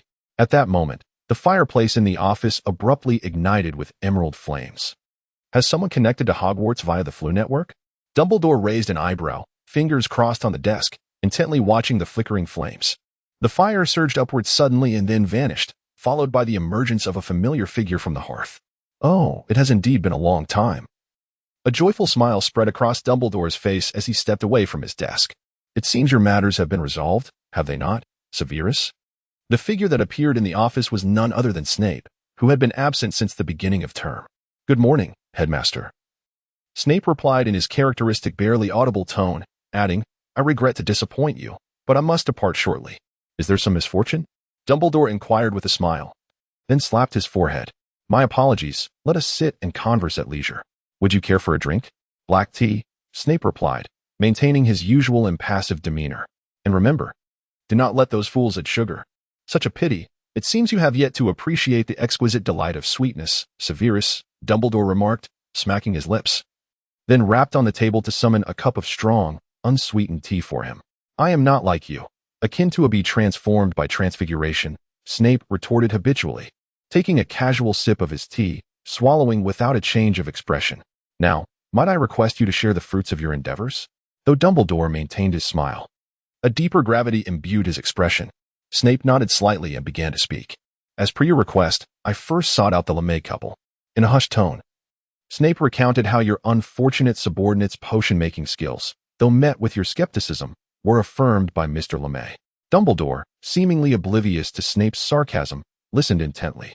After the LeMay couple assessed my potion-making abilities, we have been meticulously analyzing the properties of various ingredients, hoping to discover suitable alternatives. Dumbledore nodded. He was already aware of this, having received a letter from Nicholas detailing these matters, though he remained uninformed about subsequent developments. Based on information gleaned from ancient texts, we identified a total of 40 potential substitutes. As for the remaining materials, some have long been declared extinct, even if a few might exist within the magical realm. Their quantities would be exceedingly scarce, perhaps insufficient for even a solitary use. This indeed constituted unfavorable news. However, Dumbledore remained unperturbed. For bad news often heralds the emergence of good tidings, does it not? You are correct, Snape replied calmly. We have indeed discovered several alternatives, managing to assemble all the necessary ingredients, a portion of which comes from Mr. LeMay's collection. The Philosopher's Stone? Dumbledore surmised. Indeed, Snape affirmed, through experimentation, the stone can substitute for those irreplaceable items. Nonetheless, as Mr. LeMay cautioned, given our use of numerous substitutes, the outcomes may not fully align with our expectations. My old friend, his nature is one of caution, Dumbledore chuckled. Let me guess, he conducted several trials, did he not? Snape gave a slight nod. So, was it successful? Snape nodded, then shook his head. We have indeed succeeded, yet we have also failed. Utilizing the substitute materials, we were able to achieve the effect of life sharing. However, the side effects were considerable. Dumbledore pondered for a moment, speculating. Related to magical power? Indeed, it is connected to magical potency, Snape affirmed. We captured a dark wizard and employed the Cruciatus curse to control him, compelling him to establish a life share with a muggle. Once the life-sharing effect was initiated, the dark wizard became mute. Upon dissection, Mr. LeMay discovered that all of his magical power had vanished. The loss of magical power? Dumbledore was somewhat taken aback. Such a cost is not insignificant. This is of little consequence, Snape replied, shaking his head. Mr. LeMay found that this life-sharing phenomenon is predicated on the presence of magical power. Once reduced to a mute state, the life share is automatically dissolved. If this is the case, the significance of this magic diminishes greatly. Dumbledore pondered quietly, recognizing that unless he could find a shared entity capable of consistently supplying magical energy, this spell would ultimately prove futile. So, your imminent departure is to address this issue? Dumbledore inquired slowly. Snape nodded, his expression devoid of emotion as he replied. You are aware of my situation, Dumbledore. Ah, indeed, I comprehend fully, Dumbledore chuckled lightly. Lily might find solace in this, even if she remains oblivious to your enduring affection for her. I recall having instructed you not to utter her name. Snape's tone shifted abruptly, a glimmer of coldness seeping into his hollow gaze. Very well, Dumbledore conceded, raising his hands in a gesture of surrender. Yet I wonder, how long will your love persist? After all, if you truly succeed, she shall return. I believe you ought to prepare yourself, Severus. Snape fell silent for a moment before softly uttering a word. Always. Once again, the weekend had arrived, and the students in their third year and above were preparing for another excursion outside the castle. At Hogwarts, students in these grades had numerous ways to spend their weekends, provided they informed their professors. Apart from those venturing to Diagon Alley for supplies, the vast majority opted to visit the nearby village of Hogsmeade. Hogsmeade is the only village in Britain inhabited solely by wizards, devoid of muggles. It is a uniquely charming hamlet, adorned with cottages and shops featuring thatched roofs. Incidentally, the terminus of the Hogwarts Express is situated at the entrance to Hogsmeade Village. Due to the absence of muggles, the wizards residing in Hogsmeade need not conceal their identities. Consequently, whether on ordinary days or during significant holidays, the village is imbued with a vibrant magical atmosphere, particularly during festive seasons. The trees in the village are adorned with enchanted candles. This magical village, established alongside Hogwarts, has long been favored by students, a sentiment undoubtedly linked to its distinctive offerings. Honeyduke's Sweet Shop, Zonko's Joke Shop, and the Three Broomsticks are among the popular establishments. However, the Hog's Head Inn has recently closed its doors. Field strolled through the streets of Hogsmeade, keenly observing his surroundings. Although it was not his first visit, he remained captivated by the locale. Suddenly, his eyes widened as he spotted two familiar figures entering Madame Putafoot's tea shop. Everyone who had visited this place knew it to be the most renowned romantic spot in Hogsmeade. However, what astonished Field was that the two individuals were unmistakably Madame Pomfrey and Blaise. Could it be that he was genuinely pursuing Madame Pomfrey? Field found this hard to believe. I must follow them. Almost instantaneously, he made this decision. However, one cannot simply strut boldly forward. After a moment of contemplation, he snapped his fingers, and gradually, he vanished from sight. This should suffice, he thought. Field glanced at his now translucent form, nodding in satisfaction, and slowly made his way towards Madame Putafoot's tea house. In Hogsmeade Village, as he maneuvered past a few students approaching him, Field stepped into the tea house and immediately spotted Mrs. Pants and Blaise seated against the wall. It seemed that Mrs. Pants had employed some form of enchantment, for many students noticed them, yet did not exhibit any signs of surprise. Blaise was gazing intently at Mrs. Pants, whispering something under his breath, while she appeared somewhat bashful, her face illuminated by a sweet smile. Intrigued and somewhat curious, Field quietly approached the pair, eavesdropping on their conversation. Listen, my dear, Blaise said in a low voice. To be honest, I have always sensed something extraordinary about you. Indeed, very extraordinary. It was unclear where he had acquired such charm. Perhaps he was attempting to showcase the allure of his voice. Nevertheless, Field cast an odd glance his way, as he couldn't shake the impression that Blaise resembled a lovesick duck in that moment. My heavens, does he not realize that he is in the throes of adolescence? Field found it utterly unbearable. While he internally scoffed, Mrs. Pants appeared to relish the moment. I do not perceive myself as different from others. Mrs. Pants responded with a smile, a blush gracing her cheeks.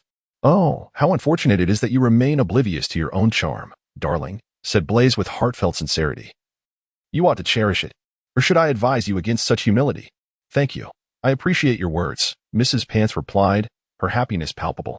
Nearly a statement of fact.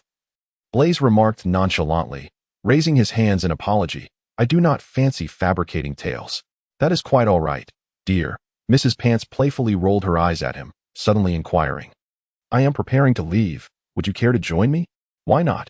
Blaise grasped her hand, declaring, You know I cannot bear to be apart from you. At least not at this moment. Very well. Mrs. Pants rose, leaned down, and gently kissed his cheek. Then, shall we return to the library together? A splendid idea. I was just thinking the same. Blaise stood as well, wrapping his arms around her with a smile. Observing the pair as they strolled away, Field contemplated but ultimately chose not to follow. Heaven knows whether they truly returned or ventured to some romantic escapade. He had no interest in witnessing a public display of affection. Glancing at the clock on the wall, he noted the late hour. It was time to depart. Just as he prepared to exit, a familiar visage caught his eye. Connolly Fudge, what brings him here? Field furrowed his brow, halting his steps to silently trail him to the bar. Oh, look who it is. Madame Pardief cast a flirtatious glance, her smile radiating warmth as she regarded the newcomer. You are quite the rare guest, our esteemed minister. Ah, it has been too long, my dear, Fudge replied with a smile, bowing slightly to kiss the back of her hand. How have you been of late? Thanks to you, all is well. Madame Pardief covered her mouth with a delicate laugh, inquiring, So, my minister, shall it be mead once again? Oh, indeed.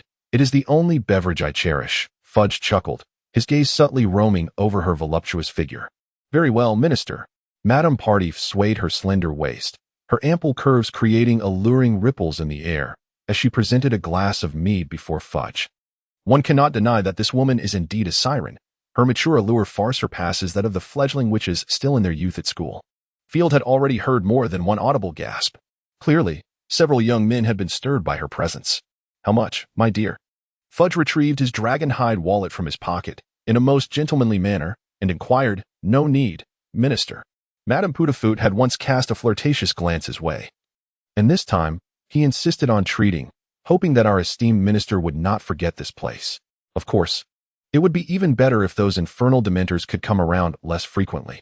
At this, Madame Poutafoot pouted in discontent, lamenting that their presence had cost her dearly. It was truly exasperating. Oh, I sincerely apologize, Fudge chuckled awkwardly. You know, we haven't managed to capture Sirius Black yet, so we cannot withdraw them. At least, this serves as some protection for you, does it not?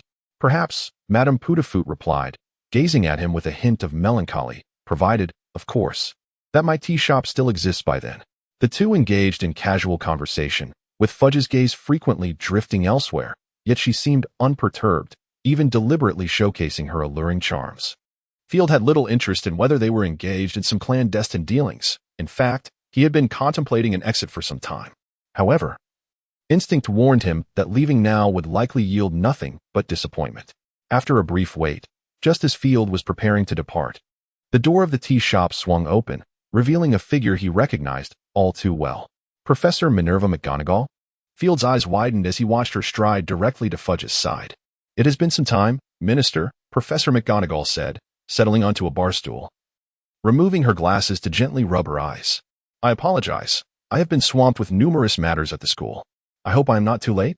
Oh, that would be exceedingly rude, Fudge replied with a smile, raising his wine glass toward her. Would you care for some mead, Professor? It is quite delightful. Thank you. But no, McGonagall said, readjusting her glasses. A butterbeer will suffice. I must return shortly, so alcohol is not advisable. Ah, you are always so responsible, my dear Professor. Fudge complimented with a grin. Very well, one butterbeer it is then. May I treat you? I see no reason to refuse. Thank you very much. Professor McGonagall accepted without hesitation. After all, Fudge had once been her student, and no one would fault her for enjoying a butterbeer. As Madame Poutafoot went to fetch the butterbeer, the door of the tea shop opened once more, this time admitting Professor Flitwick and Hagrid. Ah, you have arrived, Minerva? Flitwick exclaimed, noticing McGonagall and Fudge seated at the bar. I hope we are not late. It seems Dumbledore has not yet arrived. The professor has other matters to attend to. Unless I am mistaken, he may not have the time to join us. Professor McGonagall cast a fleeting glance at Fudge, aware that the Dementors lingered nearby, necessitating the assurance of the student's safety. Fudge responded with an awkward smile, yet chose to remain silent. Professor Flitwick nodded in agreement. Very well. It appears we must seek a different location.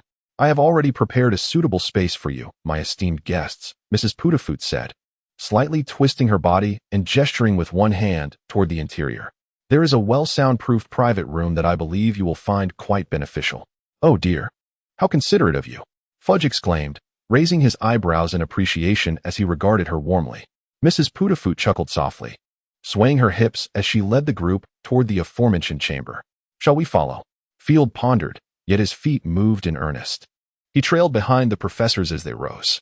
The private room was not far from the entrance, and after only a few steps, Mrs. Pootafoot halted, opening the door to the chamber. Here we are, everyone, she announced with a beaming smile. Though I am quite curious. It seems your discourse is not suited for my ears, so I shall refrain from entering. Should you require anything, feel free to summon me at the bar. Thank you. We will, Fudge replied with a smile and a nod. Hogwarts Potions classroom office. After returning from Mrs. Pootafoot's tea room, Field sat in contemplation. He had indeed gleaned some insights, such as the relationship between Sirius Black and James Potter. This connection was subtly referenced in accounts of the significant magical events of the 20th century. Although Field had perused these texts, he had not comprehended the phrase indicating their closeness, akin to brothers. The realization that Sirius had been best friends with Harry's father during their time at Hogwarts was astonishing to him. Wait, if that is the case. Field recalled an article from the Daily Prophet regarding the incident involving Sirius and Peter. According to the newspaper's account of the informant's words, the only substantial remnant of him that could be found was merely a pinky finger.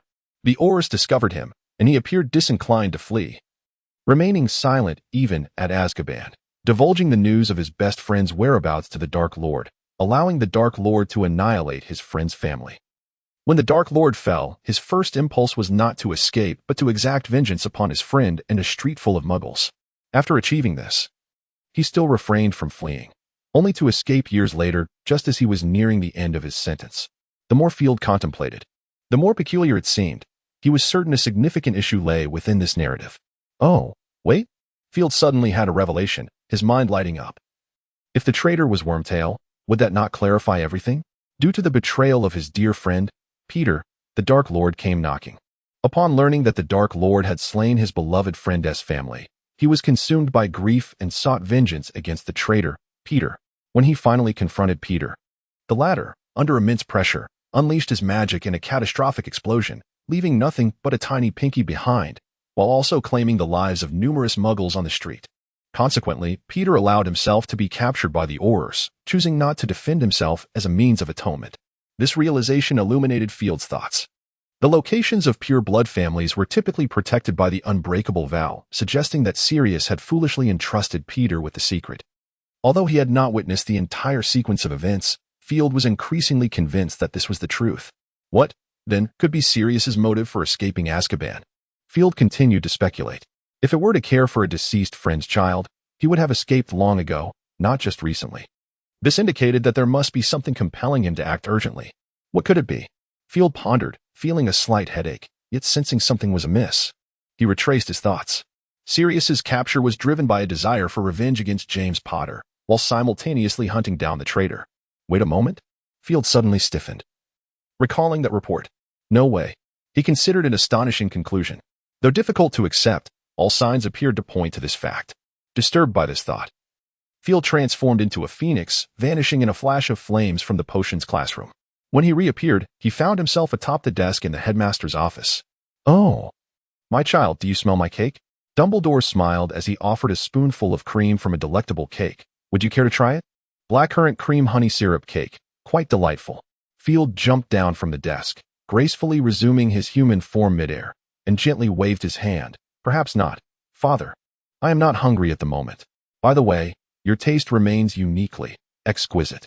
Indeed, children grow up and often become unruly, Dumbledore sighed, a hint of melancholy crossing his face. I vaguely recall that you would compete with me for sweets when you were quite small. Thus, a child's growth often accompanies a parent's sense of loss. I'm sorry, Father. Hearing this, Field felt a pang of guilt for his earlier words. No. You have done nothing wrong. Dumbledore gently shook his head. This is entirely natural, my child. Reflect on the path we have traveled, even if the footprints are unclear. We shall discover that we are ever-changing. Time is indeed the most formidable force. So, would you care for some cake? Dumbledore inquired with a beaming smile, reminding us that sweet treats invariably bring joy. Particularly during moments of melancholy, they can be profoundly uplifting. After a brief contemplation, Field nodded slightly, expressing his recent fondness for the flavor of strawberries. Indeed, confections possess the power to elevate one's spirits, as my father rightly said. Having devoured 3 sumptuous slices of cake, Field nodded in satisfaction. How about some red tea? Field produced his wand and gently tapped the table. After indulging in cake, a cup of refreshing tea might provide a delightful respite. Why not?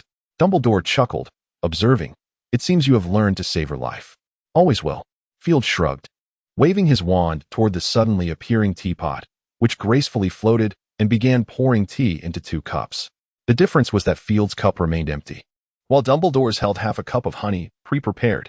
Watching Field prepare his red tea, Dumbledore nodded in approval, adding 2 sugar cubes from the tray before taking a gentle sip. This combination is indeed splendid, Dumbledore affirmed with a smile, glancing at the honey on Dumbledore's beard. Field nodded slightly. I think so too. Do you believe that the diminutive Peter Pettigrew is not dead? Upon hearing Field's deduction, Dumbledore's expression turned serious. It seems likely. Field replied earnestly, as it would be difficult to explain Sirius's sudden escape otherwise. It appears we have both misunderstood that boy. Dumbledore sighed. He is a good child. Is he not?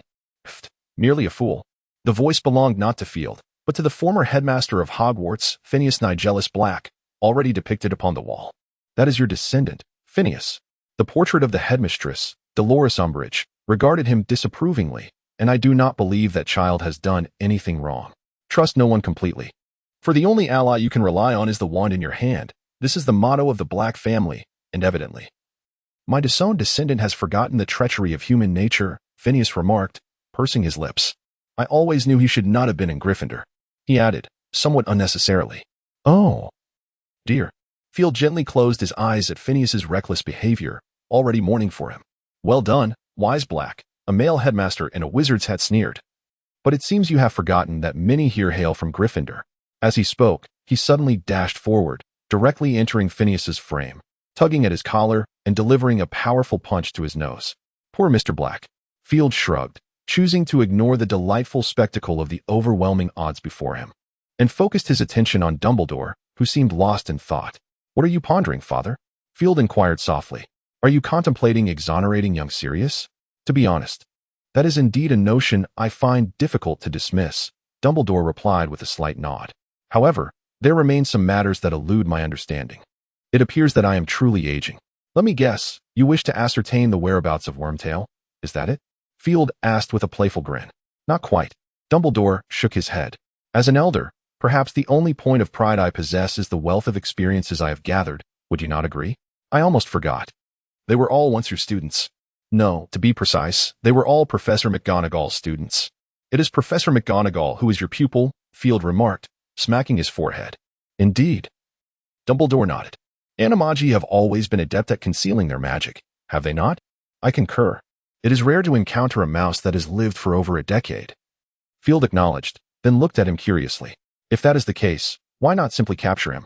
In truth, I have been wavering on whether to proceed with that course of action. Dumbledore's long fingers lightly tapped the table, the chaotic rhythm seemingly reflecting his inner turmoil.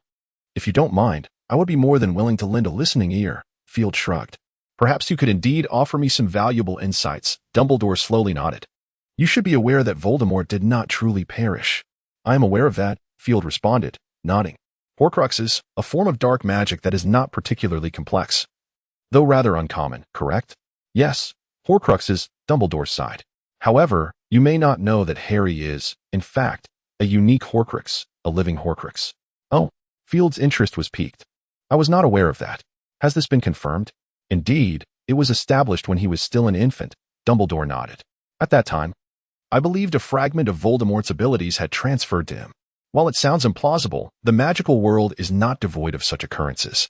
It It was only upon discovering Voldemort's immortality that I realized Harry must possess a piece of Voldemort's soul within him. After their deliberation, Dumbledore ultimately resolved to apprehend Wormtail. As for the reasons, there are two. The first reason is that Sirius has endured an unjust imprisonment for over a decade. Should the truth come to light without any action taken, it could easily wound the hearts of Dumbledore's other followers. The second reason stems from a remark made by Fielder. I do not believe that Pettigrew would find himself in any perilous situation. Fielder scoffed, reminding us not to forget that Fudge has never failed to disappoint in matters of disappointment, given that Pettigrew has managed to remain hidden for so long. Escaping from the Ministry of Magic is hardly inconceivable, is it? After a moment of contemplation, Dumbledore found himself compelled to concur with Fielder's assessment. Having resolved to capture Peter Pettigrew, Dumbledore hesitated not and proceeded directly to the Gryffindor common room. Inside the Gryffindor common room, the students, upon seeing Dumbledore enter, instinctively rose to their feet, a chorus of greetings erupting in unison. Greetings, children, Dumbledore beamed, waving a hand at them. Might any of you know where Mr. Ron Weasley is? I have a matter I wish to discuss with him. I know, Professor, a small Gryffindor exclaimed, raising his hand with evident excitement. An old-fashioned camera dangling from his neck. If I recall correctly, you must be Colin, am I right? Dumbledore inquired with a gentle smile. Yes, Professor. You remember my name. Colin beamed with delight. Indeed, not many wizards have a penchant for photography. I presumed you would have noticed that. Dumbledore winked. Might I trouble you to inform him? Of course. I'm on it. Colin eagerly nodded and dashed out of the crowd towards a dormitory. Before long, he returned, firmly grasping Ron's wrist. I've brought him, Professor. Colin announced proudly. Excellent. Thank you very much. Dumbledore replied with a smile. Now, let me think. What are the Gryffindor house points? Absolutely splendid, Professor. Before Colin could respond, the nearby students eagerly chimed in, several of his close friends joyfully crowding around him for a hearty embrace. Oh, to be young again, Dumbledore remarked, shrugging his shoulders as he turned to Ron. I have a task I wish to entrust to you, Ron. Perhaps you are the only one who can assist me with this. I would be more than willing, Professor, Ron replied, clearing his throat and straightening his posture. A faint blush gracing his cheeks. Very well, Dumbledore began slowly. Recently, I encountered an article written by a Muggle concerning the lifespans of animals. It was mentioned that if an animal surpasses the lifespan limits of its species, it signifies that this creature is on the path of evolution. I wish to delve into this article. As far as I am aware, your pet mouse has indeed transcended the limits of its lifespan, has it not? I am uncertain. Professor. Ron pondered for a moment, shaking his head in mild frustration. I fear I may disappoint you, Professor. Binky has merely lived a bit longer than usual. And I cannot ascertain whether he has truly exceeded the lifespan limits of mice. No matter. Even if not, he is certainly close, is he not? Dumbledore inquired with a twinkle in his eye. Might I acquire him? I am willing to offer a substantial compensation. Let me think. How about 100 galleons? Such a sum? Ron's eyes widened in astonishment, and he blurted out, only to realize his impropriety. I mean, that's unnecessary, Professor. He is just a mouse, after all. It's quite all right. Even good students deserve a little reward, provided you are amenable. Dumbledore winked at him. Certainly. I would be delighted, Ron nodded vigorously. Thank you. Ron. Dumbledore retrieved a dragonhide pouch from his pocket. Here, 100 galleons. Very well, Professor. I shall go fetch Binky for you. Ron exclaimed eagerly, appearing ready to dash out the door at the slightest consent from Dumbledore. No need for such trouble. Dumbledore brandished his wand, giving it a gentle flick. It should be Mouse Binky, come forth. A soft pop resonated through the air, yet Ron's dormitory remained still. Perhaps I shall find him myself, Professor. Ron said with a hint of urgency. Fear not, Ron. I believe my magic has taken effect. Dumbledore reassured him softly. Ah, look, here he comes. As Dumbledore's words concluded, a rather plump mouse, somewhat lacking in fur, flew from the chimney of the fireplace and gracefully floated to Dumbledore's side. Clever little fellow, Dumbledore remarked with a smile. Having learned to hide in just the right places, perhaps this is the secret to his longevity. Once again, my thanks to you, Ron. Dumbledore ruffled his hair. Please be sure to keep your galleons safe. Molly and Arthur will be pleased. I shall, Professor, Ron replied cheerfully. In the Hogwarts headmaster's office, Fylde had summoned the three heads of house and had asked Professor McGonagall to write a letter to Fudge, stating that Dumbledore had something of great importance to discuss with him. When Fudge arrived, Dumbledore had yet to return. Perhaps feeling deceived, Fudge appeared rather impatient. Listen here. Young Dumbledore, he waved his arms, his brow furrowed. The affairs of the department are numerous, and if this is not of utmost importance, I believe I ought to return. Patience, my dear minister. Field chuckled, remarking that the finest operas always make their entrance last, do they not? Opera? Fudge was momentarily taken aback, perplexed by the meaning. You shall soon find out, Field replied enigmatically. Trust me, this will shatter many of your preconceptions. If you choose to depart now, we certainly shan't hinder you. But I swear, you will live to regret it. Fudge regarded him for a moment, inhaling deeply. His body, which had risen, reseated itself reluctantly as he said, I hope you speak the truth and are not deceiving me, or else you shall find yourself in a most uncomfortable position. I swear it by my title as Minister of Magic. Rest assured, Mr. Fudge. Suddenly, Field heard a noise and turned to glance at the doorway. Ah, he has arrived. Good evening, Cornelius. Dumbledore entered leisurely, placing a cage upon the desk and greeting Fudge with a warm smile. Your hat looks quite splendid. Thank you. Fudge's demeanor softened slightly. Yet he inquired, I wonder, do you have some pressing matter that requires my presence, Dumbledore? You are aware that Sirius has not yet been apprehended, and we cannot afford to relax just yet. I am indeed aware. Dumbledore smiled knowingly. Trust me, if all goes well, we may not need to seek him out at all. Oh? Fudge's eyes widened in sudden excitement. You know where he is, do you not? You can tell me. The Aurors have been awaiting my command for quite some time. I apologize, but I do not know his whereabouts, Dumbledore replied apologetically. However, there are other matters we must address. Dumbledore, I believe you should comprehend the gravity of your words. Fudge's expression hardened. Capturing Sirius is of utmost importance. As Minister of Magic, I cannot allow the wizarding world, governed by the Ministry, to descend into peril. The time of peace has been too brief. With that, he began to rise. You may leave, my minister, Field stated coldly. I assure you, the moment you step through that door, I will promptly contact the Daily Prophet. They would undoubtedly take great interest in the Ministry's blunders. Let me recall that delightful name. Ah yes, Rita Skeeter, quite a charming name. Wouldn't you agree? As he spoke, his gaze inadvertently flicked to a small insect by the window. Fudge, however, did not notice his gesture. His mind was wholly captivated by the few keywords. The Ministry's blunders? Fudge's lips quivered, managing a forced smile. You jest, do you not, my dear? Jest? Field shrugged. Should you wish to think that way? I bear no objection, my minister. Fudge hesitated. Intuition suggested that Field was speaking the truth, yet to remain would be tantamount to slapping himself in the face. For a moment, he found himself in a predicament. Field, indifferent to the thoughts of the bumbling fool, nodded to Dumbledore and softly called out Ariana's name. In a flash of fire, the phoenix Ariana appeared upon his shoulder. You may begin, Father, Field gently urged Dumbledore. Can you bear witness for us, Cornelius? Dumbledore, seemingly having forgotten the recent events, cheerfully addressed Fudge. Very well, I hope I do not regret this decision. Fudge feigned reluctance as he seated himself, secretly relieved. Minerva, Pomona, and Phileas, Dumbledore turned to the three heads of houses. Please guard the entrance and ensure he does not escape. Who? The three heads exchanged puzzled glances. Bemused by the situation, neither Dumbledore nor Field offered an explanation. Field had already gripped his wand tightly, although he had grown accustomed to casting spells without it. The wand's amplification effects were undeniably advantageous in combat. Dumbledore placed the cage before him. The Elder Wand slowly aimed at it, sensing the imminent ordeal. The rat scabbers frantically squealed in the cage, violently colliding with the bars. After uttering a peculiar incantation, a beam of white magical light shot forth from the tip of the Elder Wand, striking scabbers, and a remarkable transformation ensued. The large rat twisted and expanded, soon bursting from the cage and ultimately morphing into a rather disheveled-looking wizard. He possessed small, watery eyes that seemed on the verge of tears. His head was nearly bald, with only a few stubborn strands remaining on his gleaming scalp. His visage bore a resemblance to that of a rat, complete with a pointed nose and prominent front teeth. Field also noted that his right hand was missing a pinky finger. Oh, long time no see. Peter, Dumbledore greeted him cheerfully. How have you been? Long time no see. Professor, the diminutive Peter stammered, his face awash with anxiety. Peter Pettigrew? Professor McGonagall exclaimed, covering her mouth in astonishment. We all thought you. I mean, you are still alive?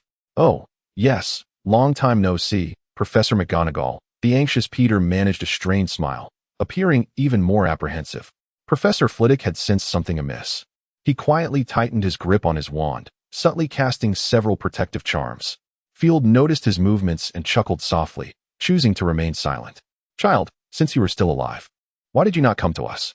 A glimmer of compassion flashed in McGonagall's eyes as she instinctively moved to assist him, only to be halted by Field. What is the matter, young Dumbledore? Professor McGonagall regarded Peter with a peculiar expression. Why do you appear so strange? Strange?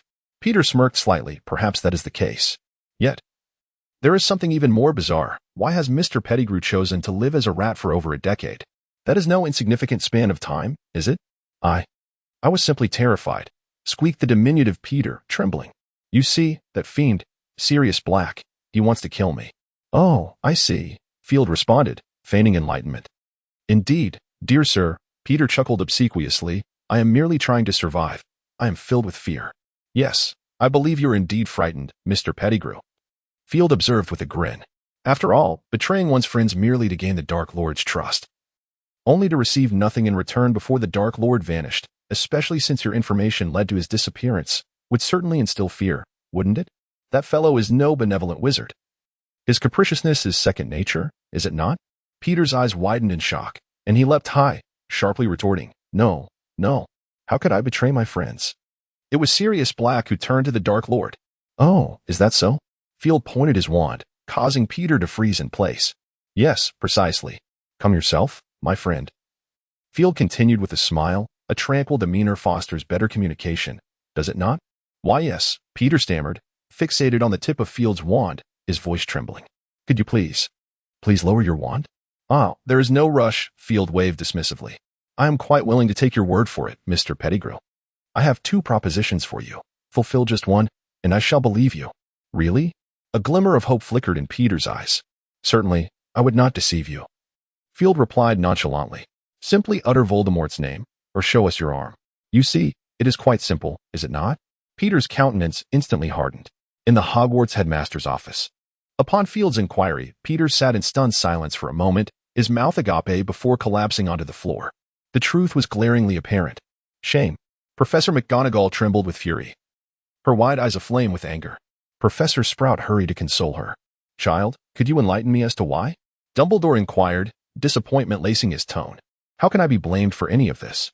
Upon hearing Dumbledore's question, Peter erupted into tears, sobbing uncontrollably as he muttered bitterly, They always looked down upon me. What friends? James and the others never thought of me that way. I was merely a sidekick. Sirius always said I was like a rat. Little Peter Pettigrew wept loudly.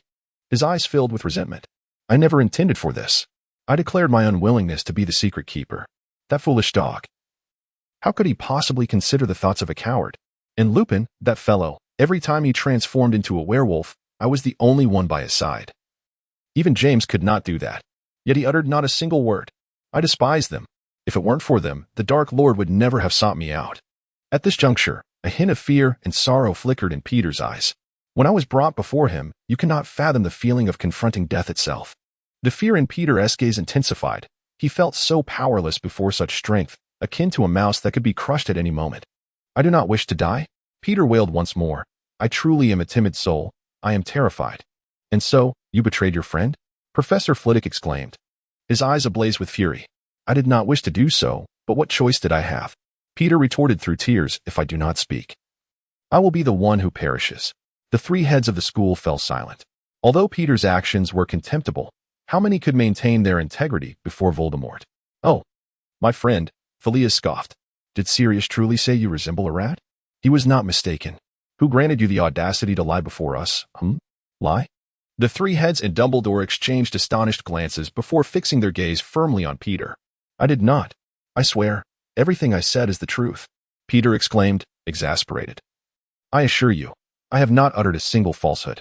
Oh, indeed, perhaps that is the case. Phileas casually tapped his palm with his wand. But are you certain you are not misleading us? Allow me to inquire, Mr. Pettigrew. A cold glint flashed in Phileas's eyes as he approached Peter leisurely. His wand pointed directly at Peter's brow. If you lie, you will not wish to learn the consequences. What? Cold sweat began to beat on Peter's brow. So, you claim you were brought before Voldemort? Phileas observed Peter shudder at the mention of that name, then sneered. Very well, the Dark Lord. You certainly fear your master. Now, tell me, who brought you to him? Phileas inquired from his elevated position, and, considering the many who stood against Voldemort, why would he take notice of you? I do not know, Peter replied, his voice trembling. Do not know? Phileas's lips curled into a sneer as he bellowed, liar, as he spoke. With a flick of his wand, an invisible slap landed squarely on his face, sending the rat-like Peter flying. Please do not compel me to employ the Cruciatus curse, Field said with a faint smile, though his eyes betrayed no hint of mirth. I am quite curious to ascertain just how resilient your tongue truly is, especially after deceiving my professors and my dear father. The mention of the Cruciatus curse caused Fudge to twitch his lips, glancing at Dumbledore, who exhibited a slight semblance of satisfaction. After a moment's contemplation, he chose to remain silent. You willingly allied yourself with them, did you not? Field inquired with a grin. Peter regarded him in terror, but remained mute. It appears so, Field continued, inching closer. Now, for my next inquiry. You allege that Sirius insulted you?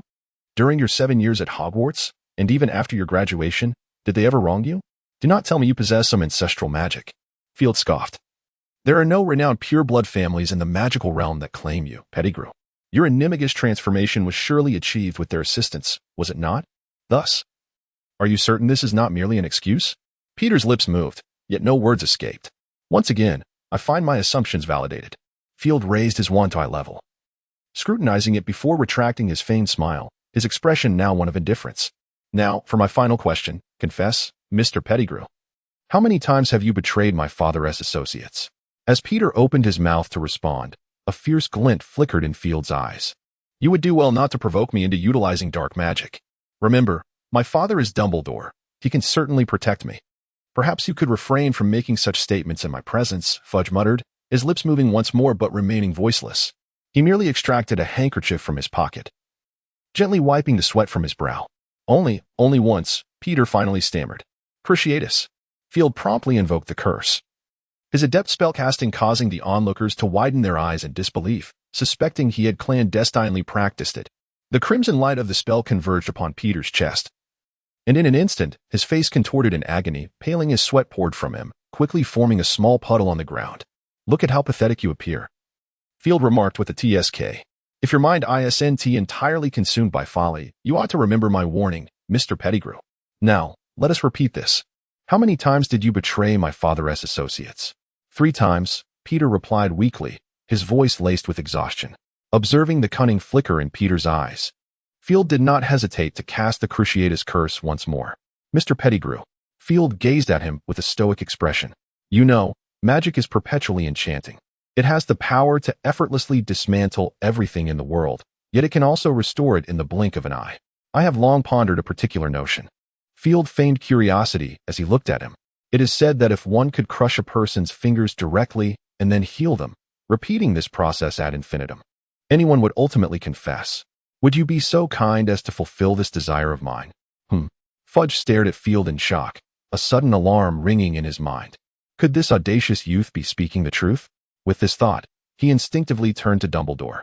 However, Dumbledore's eyes sparkled with mirth, and there was an elusive hint of pride, without mentioning the astonishment of the 3 heads of Houses and Fudge. When Peter Pettigrew heard these words, his entire body froze, and he found an inexplicable strength to scramble to his feet. Please, spare me. I beg you, he implored, kneeling before Field with a beseeching expression. Now. Maintain some distance, my child, Field said softly, smiling as if soothing a child. Otherwise, I might think you were attempting to flee. Or would you care to test who is swifter, you or the curse? Upon hearing this, Peter froze once more, paralyzed by fear. I prefer obedient children. Field's voice grew even gentler. Hold on, Mr. Pettigrew. I understand your reluctance to speak. It is perfectly acceptable, just for a moment. I shall do my utmost to preserve your life, I assure you. As he spoke, Field brandished his wand, gesturing toward Peter's 9 fingers, seemingly contemplating where to begin. I will divulge everything, just do not proceed. Peter suddenly lunged at Field's feet, shrieking loudly, prostrating himself, and kissing Field's robes fervently. Very adeptly done, Mr. Pettigrew, Field remarked softly. However, my interest lies solely in my inquiries. If you are unwilling, we can certainly discuss this further. No, I shall reveal all, Peter exclaimed, raising his head and nervously surveying the room filled with onlookers. In a hushed voice, he began to recount everything in detail. as he uttered each familiar name. Even Dumbledore could not suppress a flicker of anger, an invisible wave of magical energy radiating from his being. Peter spoke for a full half-hour, divulging over 20 names, a testament to the extent of his betrayal.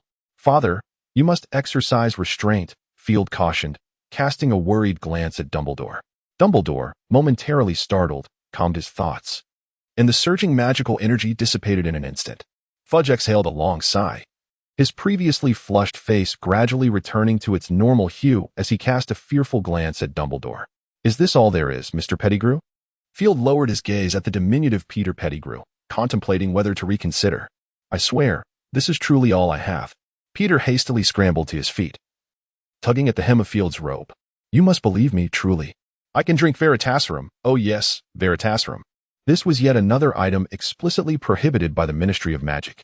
Upon hearing this, Fudge experienced a fleeting shift in his expression, though his face remained impassive. In that moment, the legal infractions committed by Field could easily have warranted 10 trips to Azkaban. However, recalling Dumbledore's recent moment of instability, Fudge wisely chose to turn a blind eye.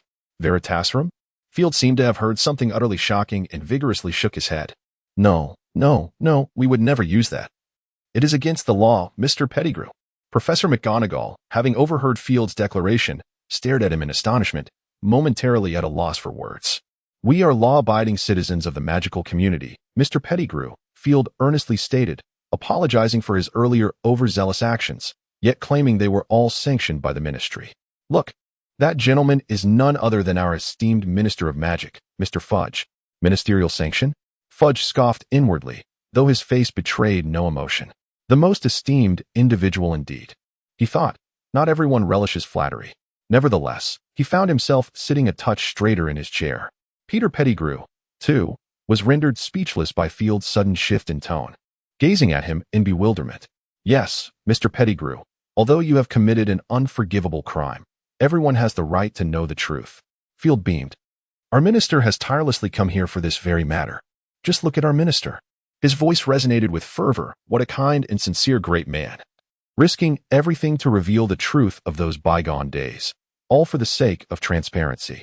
Upon hearing this, Fudge straightened even more, attempting to maintain a stern countenance while the corners of his mouth and eyes betrayed a hint of amusement. Anyone could discern that his mood was rather buoyant. "Everyone makes mistakes. It is quite normal," Field remarked, casting a sidelong glance at the theatrically composed Fudge as he addressed Peter Pettigrew. "However, for such a significant enforcement agency as the Ministry to Heir is a profound failure. Yet, let us observe the actions of our minister, Fudge.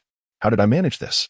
Fudge endeavored to maintain a serious demeanor as he sat there, frequently casting sidelong glances at Fielder, his expression of anticipation betraying his true emotions. "It was precisely due to my minister's suspicions regarding past events that he publicly deployed demeanors, while secretly conducting an investigation to unveil the truth. Ultimately, the truth emerged." Perhaps moved by the minister's earnestness, Fielder remarked, a hint of nostalgia gracing his features. "What a noble sentiment. Clearly, the mistakes of that time were not of Minister Fudge's making, yet he perseveres with such dedication. It is truly touching. If this matter were to be disclosed, surely anyone would think the same." Fielder mused. "I believe that under such a minister's leadership, the Ministry of Magic would be one unafraid to confront its past errors, striving relentlessly for the betterment of the magical community." What a splendid image. What a commendable minister. Fielder concluded his thoughts in a tone reminiscent of an ode. Indeed, how true that is. Fudge found himself entirely moved by both his own feelings and Fielder's sentiments. What a good child, Fudge thought to himself, casting an approving glance at Fielder. What is the Cruciatus Curse? Merely a means to restore the truth. The ministry possesses numerous methods to extract confessions from criminals, all of which are far more intense than this. Fudge dismissed it as trivial. "You have truly worked hard, Minister," Fielder expressed with gratitude. "Even a child like me understands the challenges you face." "It's all right, my child. Everything is for the sake of the magical community," Fudge replied softly, his face glowing with warmth. Even while feigning seriousness, he radiated joy. "Therefore, I shall provide the public with an explanation regarding this matter." Fudge turned to Dumbledore. "May I request that you temporarily oversee Peter Pettigrew? I will ensure the Aurors take over shortly. Once the Wisengamot has rendered its judgment, I shall reveal everything. Until then." Fudge straightened his ample figure, his expression grave as he declared, "I will issue a direct order to pardon Sirius Black." The ministry will provide appropriate compensation. You have truly borne a heavy burden, Cornelius. Dumbledore smiled at him. The public will certainly hold you in even greater esteem. It is all merely for the magical community. Fudge nodded vigorously, slightly bowing, then said, I shall take my leave now. In the office of the headmaster at Durmstrang Institute, Grindelwald sat by the window, gazing at the ghostly ships gliding over the water's surface, idly toying with a peculiar object in his hand, lost in thought. A knock echoed at the door. Come in. Grindelwald called out without turning from his reverie. The door opened, and the rejuvenated French black rose, Veda, entered. Is there something you need? Grindelwald was certainly aware of who had entered, though he did not turn to look. The only one bold enough to step into his office, aside from Veda, was the master. The British magical world had undergone new changes. Veda respectfully held a piece of parchment, beneath which lay a newspaper, seemingly related to the young master. Veda added, It appears to concern the young master. Oh? Grindelwald's interest was piqued as he swiftly turned around, a look of intrigue adorning his face. I find myself somewhat curious. As he spoke, he seized the parchment and sauntered to the back of his desk, observing that his master had begun to read intently. Veda discreetly approached the desk, awaiting his inquiry. Sirius Black? Grindelwald's lips curled slightly, his heterochromatic eyes filled with inscrutable meaning. It seems I was unaware of such a notable figure. My apologies, master. This is my oversight. Though Grindelwald smiled, Veda could sense his growing dissatisfaction, prompting her to lower her gaze, beads of sweat trickling down her lovely visage. After a moment of silence, Grindelwald spoke slowly. Tell me about this individual. Yes, master. Veda breathed a quiet sigh of relief, contemplating briefly before divulging the information about Sirius.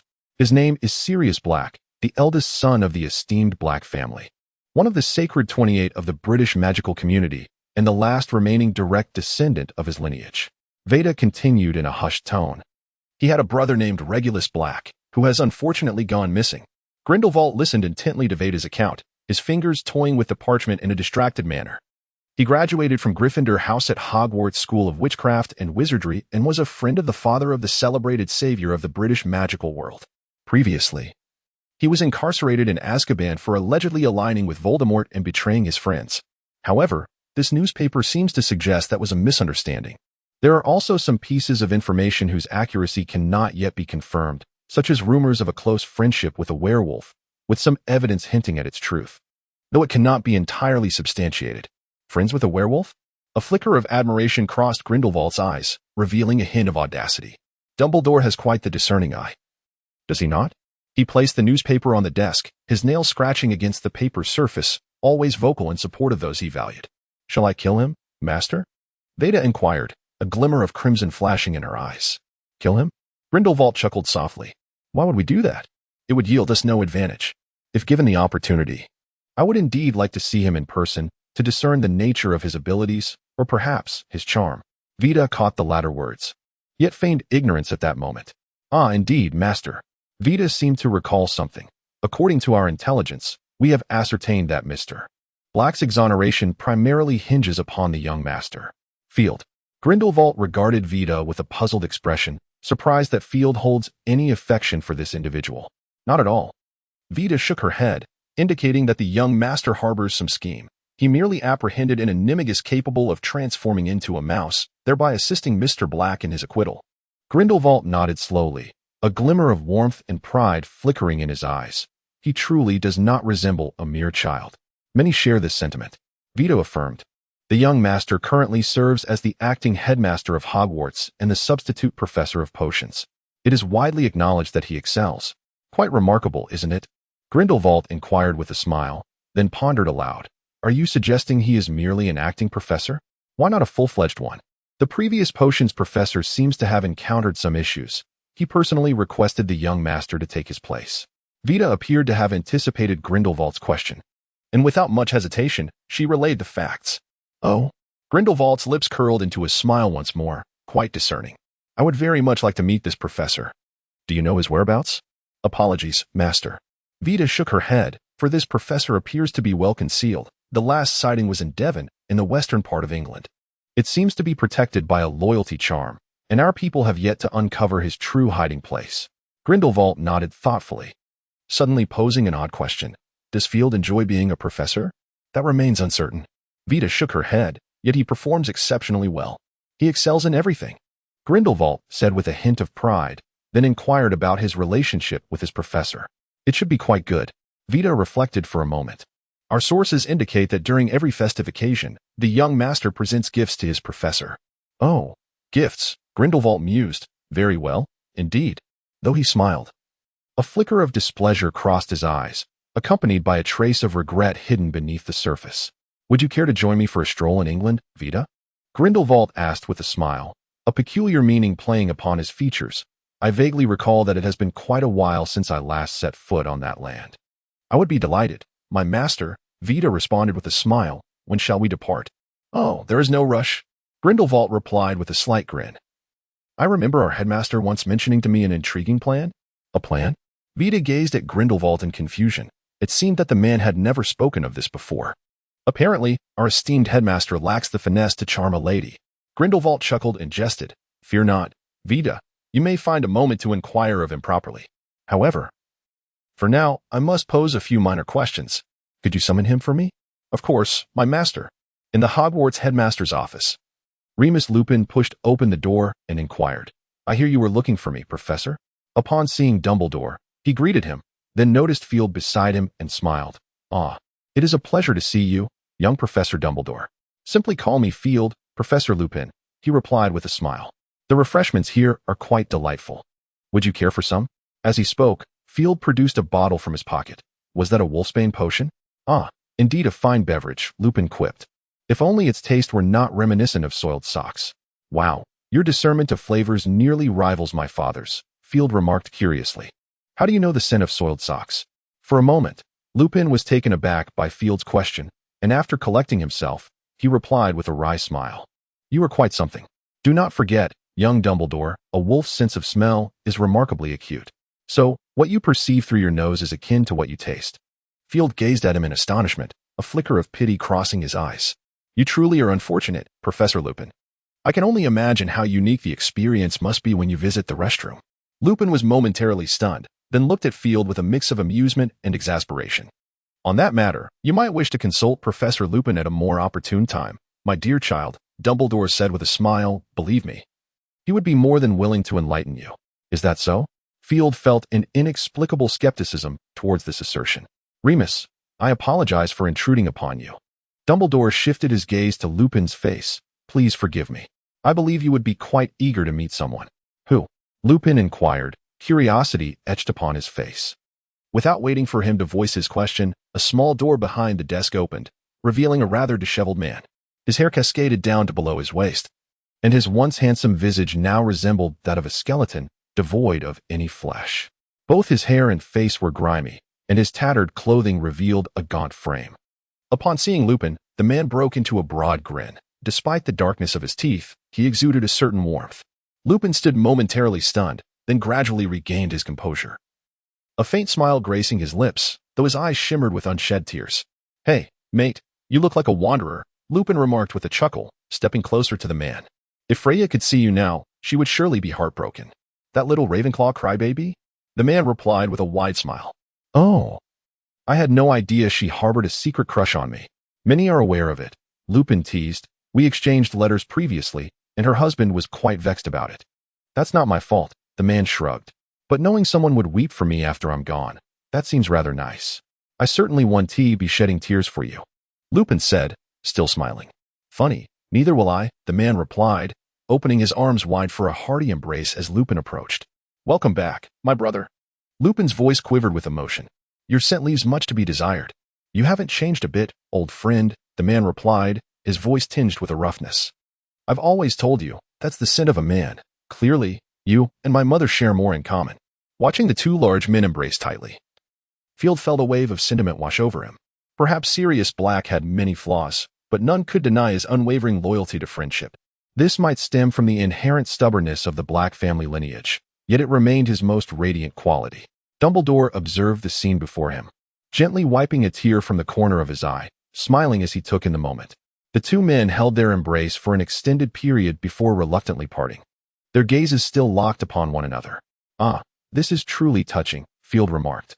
Indeed, Professor Lupin's years of solitude were merely a weight for Mr. Black, weren't they? Love is indeed magnificent. Under the peculiar stares of Sirius and Lupin, Field sincerely advised, "It's perfectly acceptable, gentlemen. I recall that the wizarding world permits same-sex marriages. You can be together openly, and we will all support you." Love? Sirius and Lupin exchanged a glance, their expressions twisting in surprise as they hastily stepped back in unison. "Oh, look at that rare harmony." Field wiped away non-existent tears, recalling his father's words. "Love is the greatest power in the world. Can someone make this lad quiet?" Sirius was at a loss for words, casting a pleading glance towards Dumbledore, his eyes filled with desperation. Dumbledore nodded slightly, indicating his understanding. Just as Sirius and Lupin released a sigh of relief, they heard Dumbledore addressing Field. "I believe it is my duty to inform you, my child," Dumbledore earnestly advised Field, "that while love transcending gender and societal norms is indeed commendable, it is imperative to consider the feelings of others, at least until they are ready to reveal their truth. Not everyone will be able to accept this." "Very well, I shall remember," Field responded, nodding seriously. He then turned to Sirius and Lupin, who were wide-eyed and watching intently. "I apologize, gentlemen. I shall keep your secret until you decide to disclose it. I promise." One could see why he had ascended to the role of headmaster. His perspective and thoughtfulness were commendable, particularly in terms of empathy, qualities that Field felt he still needed to cultivate. Sirius and Lupin exchanged a glance, both recognizing the awkwardness and despair reflected in each other's eyes. What should have been a pleasant meeting suddenly felt as though it would be better if they never saw each other again. "Enough of this." Sirius shook his head, casting aside the strange feeling and turning his attention back to Field.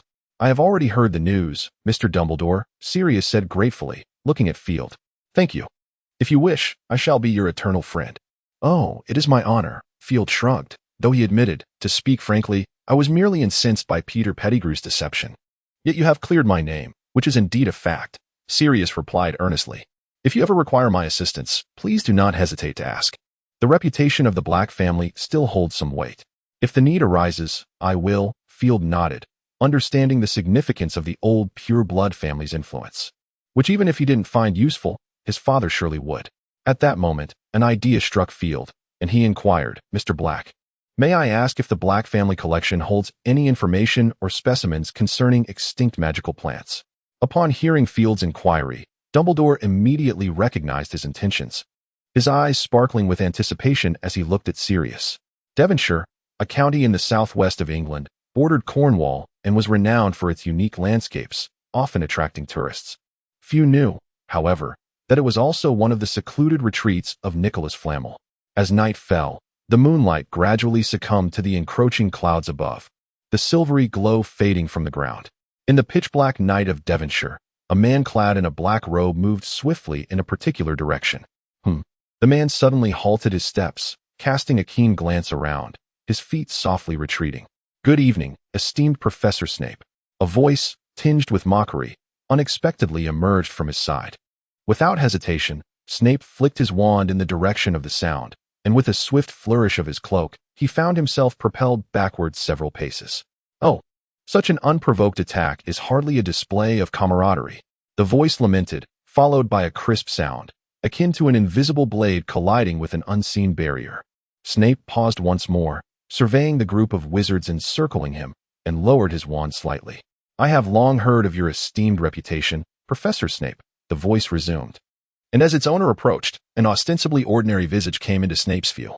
"Allow me to introduce myself," the gentleman said politely. "I am Karl von Hoffmann, at your service." "Sir, I do not perceive this as a proper form of greeting," Snape replied, glancing at the wizards closing in around him, his expression impassive. "I apologize. Your prowess is formidable. One might even say you are a rather powerful dark wizard," Karl said with a tinge of regret. "Forgive us. But our master wishes to extend an invitation for you to visit, hence our actions." "Visit?" Snape scoffed. "I had no idea I possessed such renown, or perhaps worth." "Perhaps you are unaware of your own value," Karl smiled. "Were I in your position, I would have sought clarification immediately." Hearing this, Snape scoffed again, too weary to respond further. "Then, might I request that you accompany us?" Karl inclined his head, articulating the invitation. "It seems I cannot refuse, can I?" Snape sheathed his wand with a decisive motion. "Please, do not put me in a difficult position, esteemed sir," Karl maintained his smile. A few wizards edged closer, fully surrounding Snape. "It appears the moment is opportune," Carl produced an antique silver pocket watch, and with his silver wand, he gently tapped its casing. The watch emitted a resonant hum, followed by a surge of azure light. "You surely do not require my assistance, do you, sir?" Carl inquired with a smile. "If you persist in employing a mind overrun with thickets of folly, I must confess my disappointment in your master." Snape retorted with sarcasm. "Forgive me," Carl offered another apology. Then spoke earnestly, "I am merely one of the lesser among us. The greatness of our master is beyond my reach. I ask that you maintain a measure of respect." "Sir." Snape gave a derisive snort but refrained from further comment. Carl smiled slightly and presented the pocket watch to the assembly. Including Snape, each individual extended a finger, pressing it firmly upon the surface of the pocket watch. 3, 2, 1. Morse Mordra. In the office of the Hogwarts headmaster. A flash of fire illuminated the space as Field reappeared before Dumbledore's desk. "I'm back, Father." Field smiled at Dumbledore, who was just awakening from his reverie. But it seemed he had interrupted the headmaster's contemplation. "It is of no consequence, my child." Dumbledore gently shook his head, his curiosity piqued as he inquired. "I had presumed you would not return today." "Ah, that," Field replied, rubbing his brow with a hint of discomfort. "To be honest, I had indeed intended to stay away. Residing in the abode of the oldest pure-blood family in all of Britain, even for the sake of those enchanted tomes, I would have deemed the journey worthwhile." "Then why return?" Dumbledore pressed further, intrigued. Field sighed. "No one relishes being scolded, Father." Dumbledore comprehended immediately what Field was alluding to. Field could not help but reminisce about the unpleasant journey. At 12, Grimmauld Place, London, England, Field gazed curiously at the ancient house before him. Perhaps due to its prolonged vacancy, the exterior appeared quite grimy, with even the bird droppings on the walls left unattended. The front door facing the street bore numerous scratches, the black paint flaking in places to reveal the verdigris beneath. The only aspect that remained relatively clean was the door handle, intricately carved with a coiled serpent. Still smooth and pristine. "It seems you lack a key, Sirius," Field remarked, observing the keyless door. "We don't need that," Sirius retorted nonchalantly, raising his voice. "Oi, creature. You filthy creature, come out at once." No sooner had he spoken than a sharp crack echoed, and a seemingly decrepit house elf appeared before them. Field would wager that this was the most grotesque house elf he had ever encountered. It appeared as though it were a mass of flesh stretched too thin, with skin that seemed to exceed its bodily needs by several folds, layered grotesquely over its form. Its head, devoid of hair like other house elves, sported an abundance of ear hair that had already begun to protrude. Its eyes were small and bloodshot, its pig-like nose both plump and large, while its ears resembled those of a bat. "Oh, good day, master." The domesticated house elf, creature, greeted with a voice reminiscent of a bullfrog, bowing with practiced finesse while muttering softly. "That foolish fellow has returned, perpetually tarnishing the illustrious reputation of the Black family, and has even brought back a filthy maggot." "Enough, be silent, you wretched creature." Sirius, his face a stormy shade, impatiently commanded, opening the door, "We must enter." In the office of the Hogwarts headmaster, Dumbledore, with an understanding smile, acknowledged Field's sentiments, remarking that indeed, this was not a pleasant experience. "However, my child, there is something I must convey to you. You would do well to acclimate to the misunderstandings of others, whether they stem from unintentional slights or deliberate insults. I have no doubt that you will ascend to great heights, yet at that juncture, seeking a genuine word may prove to be a formidable challenge. So, should I cherish those who scorn me?" Field scoffed. "Oh, you know that is not my intent," Dumbledore chuckled. "At the very least, those who genuinely care for you deserve your contemplation, regardless of whether their words are melodious to your ears, do you not think?" "Well, perhaps you are correct." Field pondered thoughtfully. "Is this the reason why Mother has always struggled to reason with you?" Dumbledore paused, then regarded Field with a glance rich with meaning. "It seems you have gleaned quite a bit, my child. If it pleases you, I would be more than willing to be your confidant." In the Hogwarts Great Hall, Field sat despondently at the Slytherin long table, drawing the astonished gazes of his peers. Since the commencement of this academic year, he had seldom graced the student seating, let alone dined among them. "Is Professor Snape returning?" The students whispered among themselves, some engaging in hushed discussions. "Ah, is that not our little Professor Dumbledore?" Blaise, spotting Field, cast a sidelong glance at him, saying, "What's this? After a few days, you've come back again." He intended to say more, but Daphne interjected, pulling him back sharply. "If you have nothing worthwhile to say, you might as well be silent. No one looks down upon you." "Humph," Blaise huffed, complaining. "It's not like this fellow. Goodness, this semester has dragged on for so long, and he hasn't even sought us out. Don't tell me you are unaware of just how busy the professors truly are. Daphne shot him a withering look, and besides, Field is still the acting head of Slytherin. I have yet to see you assist him in any way. Blair smiled sheepishly, choosing to remain silent thereafter. Field leisurely set down the lemon juice before him, turning his head to face Blair with a gentle smile. Indeed, love has the power to foster personal growth. You have acquired a remarkable amount of courage compared to your former self, Blair. Oh? Daphne's eyes sparkled with interest as she instinctively glanced at the visibly flustered Blair. What love? He stammered, beads of sweat clearly visible on his forehead. I have no idea what you're talking about. Oh, is that so? Field replied with a knowing smile. Let us assume you are unaware. It seems you have concealed quite a bit, Blair. Daphne's gaze was piercing as she fixed her eyes on him. I am quite intrigued to learn what Field has alluded to. Will you reveal it to me, or shall I uncover it myself? Observing Blair sweating profusely while he attempted to explain, Field felt a sense of relief wash over him, dispelling his earlier gloom. Indeed, Blair was truly a good person. Field mused inwardly, noting how rare it was to find someone willing to selflessly give of themselves like Blair. In the office of the headmaster of Durmstrang, leader, Carl stood respectfully before the desk. We have invited Professor Snape over. Ah, splendid, Grindelwald replied slowly, nodding as he absently rubbed the trinket in his hand. With a light chuckle, he inquired, I recall reminding you all to maintain decorum, did I not? Yes, leader, Carl lowered his head further. We did not act in any extreme manner. In fact, he was quite cooperative. Oh? Grindelwald perked up with interest, smiling as he asked, Are you certain? Carl chuckled nervously. Well, at first, he did resist a bit, but he ceased after that. A clever fellow. I find myself somewhat appreciative of him, Grindelwald remarked with a smirk. Have you taken good care of our guest? Yes, he is currently in the reception room, Carl replied without hesitation. Mrs. Rogier is accompanying him. Grindelwald casually nodded and stood up. Let us not keep our guest waiting. I believe this marks our first meeting, Mr. Snape. Vita smiled at the expressionless Snape, glancing at the untouched coffee before him. You seem not to relish the taste of coffee? If I were you, Snape retorted with a sardonic glance. I would avoid adding so much veritaserum. Vita frowned slightly. Such casual slander is hardly a commendable habit, Mr. Snape. Snape let out a scoff, remaining silent. Yet his gaze towards Vita grew tinged with a hint of disdain. As he pondered, the door swung open once more, revealing Grindelwald's imposing and sinisterly charming visage. Snape gradually rose to his feet, silently paying his respects to this esteemed predecessor. Ah, what an intriguing little fellow, Grindelwald remarked with a faint smile. It seems this is our first encounter. Although I had not heard of you prior, your talents are indeed impressive.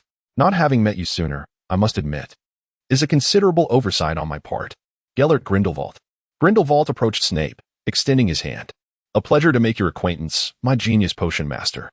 Snape regarded Grindelwald's smiling face and his outstretched right hand, hesitating momentarily before grasping it. Severus Snape, he stated flatly. Not a genius, but certainly not one of those fools. Grindelwald smiled slightly, releasing his hand and leisurely taking a seat at the head of the table. An amusing self-assessment, he mused, fiddling with an object in his hand. Please. Do sit down. It will make us both more comfortable. Want tea? Snape did not respond, calmly taking a seat. If I recall correctly, you are the professor of my child, Grindelwald inquired with a chuckle. He speaks very highly of you. Child? Whose child is this? Snape maintained a calm faade, though tumultuous waves stirred within him. If Grindelwald mentioned a child, then it must be someone at Hogwarts, most likely in Slytherin. Students from Slytherin did not typically hail from the Grindelwald lineage, save for one exceptional individual, belonging to the Dumbledore family. Wait, what? Snape suddenly realized something, his gaze sharpening as he looked at Grindelwald. It seems you have deduced it, Grindelwald smirked. Indeed, Filed, it is said he is your most gifted student. He possesses remarkable talent. Talent? Snape mused softly. In potions, perhaps? No, potions are merely a fraction of his abilities. He shook his head slowly. His talents span many areas, particularly in charms, or rather, in the development of magic. Perhaps he is the first wizard in our world capable of employing house elf magic. Oh? Grindelwald's interest piqued instantly. That is something he has not disclosed to me. Truthfully, my knowledge is limited as well, Snape replied, shaking his head once more. After all, he is a Dumbledore, and our esteemed headmaster likely knows the most about him. Dumbledore. Grindelwald murmured softly, a complex expression flickering in his eyes before it quickly faded away. Mr. Snape, he continued, sitting up slightly with a glimmer of insight in his gaze, if my memory serves me correctly, you did not teach at the school this year, but rather embarked on other endeavors, am I right? May I inquire as to what you are engaged in? As soon as this question was posed, the atmosphere in the room became notably oppressive. In the office of the Durmstrang headmaster, that evening, Grindelwald sat in the dimly lit chamber, gazing out at the luminous moonlight. Lost in thought, the door creaked open, and Vida entered with an alluring sway, resembling a captivating enchantress under the night sky, dangerous yet mesmerizing. It is already quite late, Vida, Grindelwald remarked, emerging from his reverie and smiling as he regarded her approach. I hardly believe you would be unable to sleep. Indeed, Master, Vida replied, pursing her lips with a smile. After all, what Mr. Snape revealed was rather astonishing. So, you wish to dissuade me from believing? Grindelwald's lips curled slightly, his peculiar eyes gleaming even in the shadows of the room. No, quite the contrary, Vida shook her head. Though it may sound absurd, I believe Dumbledore is not yet senile. Who could possibly deceive him in that realm? Thus, you do believe? Grindelwald shifted his gaze back to the window. Yes, my master. Vida smiled faintly. Though it is peculiar, such is the nature of magic, is it not? Grindelwald stared out into the night, remaining silent for a long while before slowly nodding. Shall we support him? Vida inquired softly, observing Grindelwald's contemplative demeanor. After a moment of silence, Grindelwald nodded. Take him to where our collection lies. Allow him to choose for himself. If he truly discovers something worthwhile, the generous Mr. Snape should not mind sharing. Understood. What? Did you say what you intend to do? Field questioned, doubting his own hearing. Yes, you heard correctly, Blaise blushed. I know this is hard to believe, but I will not regret it. Regret is your choice, Field waved his hand dismissively. I am more than willing to assist you. However, I believe you should consider the school's stance on this matter. And your mother. Oh, must we speak of that? Blaise frowned, casting a pitiful glance at Field. She would undoubtedly kill me. Fear not. Field pondered for a moment before responding with certainty. Although the graveyard is currently quite crowded, I will ensure everything is prepared for you. The jest was far from amusing. I truly wish for your assistance, Field, Blaise said helplessly. Very well. I shall devise a plan. Field regarded him with a peculiar expression, adding, were it not for the lack of any distinctive scent about you, I might assume you had consumed an aphrodisiac. I would never indulge in such a thing, Blaise retorted, waving his hand dismissively, only to realize what Field had actually said and joyfully inquired. You truly agree to help me? You won't back out? If you utter one more word. That may no longer be the case, Field shot him a sidelong glance. If I were you, I would earnestly contemplate how you intend to proceed. Remarkably, this lad was genuinely considering making his way to the Great Hall of Hogwarts. On this Halloween day, Field rose quite late, perhaps out of concern for his child. Dumbledore had enforced a few days of rest for Field, assigning Professor Pomfrey to conduct the lessons, according to feedback from the Slytherin students. While Professor Pomfrey appeared to be more amiable than him, her expectations during potion brewing were even higher. In fact, many girls found themselves in tears due to her reprimands. Field promptly stated that this reassured him, allowing him to rest peacefully. Upon hearing this, even Blaise and his companions, who maintained a good rapport with Field, regarded him with a look of resentment. Field's reasoning was straightforward. No matter how wondrous potions may be, their essence remains that of medicine. Thus, the potion maker is akin to a physician. An incompetent doctor could indeed endanger lives. One must never relax their vigilance, Field thought resolutely. After leisurely completing his morning routine, he sauntered into the great hall, half awake as he grabbed a sandwich and a cup of apple juice, thus beginning to savor his breakfast. Observing an owl soaring into the Gryffindor area, Field suddenly pondered a rather peculiar question. For all these years, owls have flown in from above Gryffindor. Has no brave soul ever discovered something unusual in their bowl of oatmeal? With this thought, his gaze at the Gryffindors shifted slightly. Oh my goodness, look in your bowl. Harry, Ron shouted across the long table, an owl just landed in your bowl. I'm serious, mate. Ron's voice diminished as he noticed the bewildered expressions surrounding him. Oh, I'm full. We should hurry along, Hermione interjected, swiftly pulling Harry and Ron out of the hall. Hey, I haven't finished. Ron's voice echoed from outside, growing fainter. Indeed, there really is. Field broke into a broad smile as he cheerfully picked up the apple juice. However, a sudden, light thud caused his expression to darken. He cast a disapproving glance at the young girl across from him, who was gently stroking the owl perched on her shoulder. Such a good girl, Hilary. She cooed to the owl. Did you miss me? The owl narrowed its eyes, nuzzling the girl's cheek before hopping over to the plate beside her, eagerly devouring the breadcrumbs within. Field observed the oblivious girl and the enthusiastic owl but chose to remain silent, placing the apple juice aside in favor of a different drink. A piercing call echoed from above, prompting Field to look up and see a magnificent eagle soaring into the room. He instantly recognized it as a white-tailed sea eagle. Unlike the typical specimens of its kind, this eagle was entirely jet black, save for a ring of white on its tail feathers. Its yellow-brown eyes glinted with keen intensity. Furthermore, this white-tailed sea eagle exhibited an impressive speed, rivaling even that of Field's phoenix. As it flew, the faint sound of thunder accompanied its majestic flight, indicating it bore the bloodline of a Thunderbird. Intrigued, Field pondered the identity of this remarkable creature as it headed directly towards him. The eagle swiftly landed in front of him, releasing its grip to drop a letter with a slight metallic sheen at his feet. It then settled on Field's shoulder. Remaining perfectly still, hesitating, Field glanced at the eagle and gestured toward the letter, inquiring if it was meant for him. The eagle's eyes flickered, yet it remained silent and aloof. "All right, you are quite impressive," Field remarked with a hint of exasperation before snapping his fingers toward the letter. With a gentle flutter, the letter began to rise, floating slowly before him. Upon seeing the familiar triangular emblem, Field felt a wave of relief wash over him as he extended his hand to grasp the letter. Upon closer inspection, he realized the envelope was not crafted from paper, but rather from a metallic material adorned with intricate, hollowed designs. The back of the envelope was sealed with a small crystal resembling a skull. Carefully, he removed the crystal seal and extracted the letter within, unfolding it with anticipation. "Dear Field, I hope this message finds you well. It has been quite some time since we last parted ways. I have heard that many events have transpired within the magical realm of England, and I hope you are taking care to ensure your safety. Should the need arise, do not hesitate to inform me. Perhaps you have already witnessed reports of the assaults on the magical ministries across various nations, or perhaps you have surmised as much. Indeed, it is I who orchestrated these events. I implore you not to cast blame upon me. The magical realm has languished in silence for far too long, as have my followers. I yearn to perceive even the faintest stirrings of movement. I hope this revelation has not instilled fear within you. You see, dear child, the magical world has decayed for an interminable period. The wizards crave a more radiant future. It matters not who that individual may be, as long as they possess the capacity to shatter the stasis.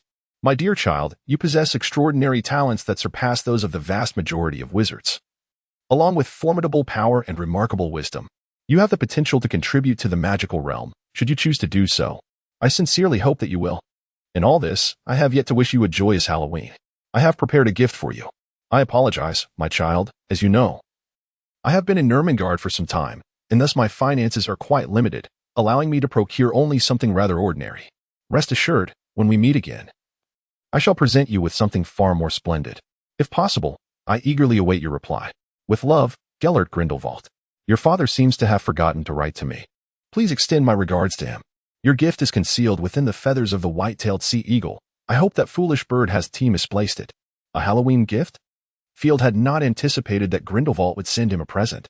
Though he addressed him as mother, he harbored no expectations that the sentiment would be genuine. Now it seemed he had indeed gained something. As he pondered this, he reached for the white-tailed sea eagle's feathers and soon felt a peculiar spot. When he withdrew his hand, he discovered it was adorned with a Thunderbird egg. Students sorted into Slytherin House were predominantly of pure blood, and the knowledge of pure-blood wizards was naturally considerable. Although many had never seen a Thunderbird egg, it did not mean they could not identify one. Take, for instance, Braze. My heavens, you actually received this, Braze exclaimed, his eyes wide with disbelief as he gazed at Field. This is rarer than a phoenix. I am curious. Did you acquire this yourself, or was it a gift from another? Daphne, although equally astonished, quickly focused on an aspect that Braze had overlooked. Someone actually gifted this to you? Braze shot her a disdainful glance, retorting, do not forget, while Thunderbirds do not possess the immortality of phoenixes, their lifespan is certainly not short. This egg could establish a small lineage. Yet, do remember that Thunderbirds are classified as contraband by the International Confederation of Wizards. And so are their eggs. Daphne glared at him, exasperated. Do enlighten me on where one might procure such a thing? Do not mention smuggling. Pureblood families are hardly disconnected from smuggling networks. I refuse to believe that anyone would gift such an item. Braze shook his head. Even if you were to sell me, it would hardly yield enough for such an egg. That is indeed true, Daphne nodded. If your family were aware that selling you could procure a Thunderbird egg, you would have likely been so long ago. I would be in the same predicament. When it came to the notion of selling oneself, Daphne spoke with an unsettling calmness, as if she were discussing the affairs of others. Upon observing Blaise, Field gained a deeper understanding of the principle of prioritizing the interests of pureblood families. When it came to their discussion, Field merely smiled and deftly shifted the topic. By the way, Blaise, has your mother consented to your relationship with Mrs. Pants? One could say she has, Blaise replied, a trace of distress evident on his face. My mother informed me that we may be together, but she cannot marry into the Zabini family. That is to say, Mrs. Pants can at most be your mistress. If I am not mistaken, is that correct? Field raised an eyebrow in inquiry. Indeed, Blaise affirmed with a nod, sighing deeply. I have yet to convey this to her. However, I suspect she would not agree. Who knows? Field shrugged. Perhaps you should give it a try. If she consents, that would herald your happiness, would it not? Honestly, I dare not attempt it. Blaise admitted candidly. She would undoubtedly be heartbroken. Pfft, you're merely afraid she would take your life. Daphne scoffed, adding, moreover, you haven't finished your previous thought. Mrs. Zabini stipulated that she does not wish for her to appear within the family. At most, you might buy her a house. Should there be children? They must be raised in a collateral branch. Am I mistaken? Blaise's expression darkened significantly, yet he nodded in agreement. Is it only permissible for her to be an outside consort, and with no standing whatsoever? Field was taken aback, then turned his gaze to Blaise. Daphne is correct, which is precisely why I am troubled. Blaise massaged his forehead, exclaiming, damn it, I wonder who suggested this to my mother. If I knew, I would certainly give that person a piece of my mind. Ah, I fear no one advised her, Field mused inwardly, having heard whispers regarding Mrs. Zabini's past affairs. The pureblood families had secretly dubbed her the Black Widow, hinting at her motives. If I were you, I would focus on mastering magic, Field encouraged, giving Blaise's shoulder a reassuring pat. If your power is formidable enough, it is unlikely anyone could compel you to do anything against your will. Well, you make a valid point, Blaise replied, his demeanor brightening slightly as he regarded Field earnestly. I need your assistance, brother. Of course, I am more than willing to help. Ultimately, Blaise confided in Mrs. Pants, yet he assured her that he would never pursue that path. This time, Blaise is indeed earnest. He has resolved to inherit the entire family legacy upon graduation. At that moment, he will truly take Pansy Parkinson as his wife. Whether it is youthful exuberance or genuine affection remains uncertain. Nonetheless, Blaise has begun to approach matters with sincerity, even reducing his attendance at Quidditch matches significantly. While Field does not pass judgment on Blaise's romantic pursuits, he does acknowledge the seriousness with which Blaise approaches magic, offering him considerable guidance. 1 week before Christmas, Field had just finished a class and was resting in his office when a silver phoenix Patronus soared in through the door. Could you come to my office, Field? The Patronus opened its beak, and Dumbledore's voice resonated from within. What could it be this time? Field pondered the reason for Dumbledore's summons, recalling that they had shared a late-night meal just the previous evening, suggesting that something must have transpired today. With a gentle stomp of his foot, Field found himself in Dumbledore's office in an instant. Ah, your magical prowess has indeed advanced, my child, Dumbledore exclaimed, his eyes sparkling with delight as he regarded Field. Is this the magic of house elves? Indeed, although I have made some slight modifications, Field acknowledged with a nod.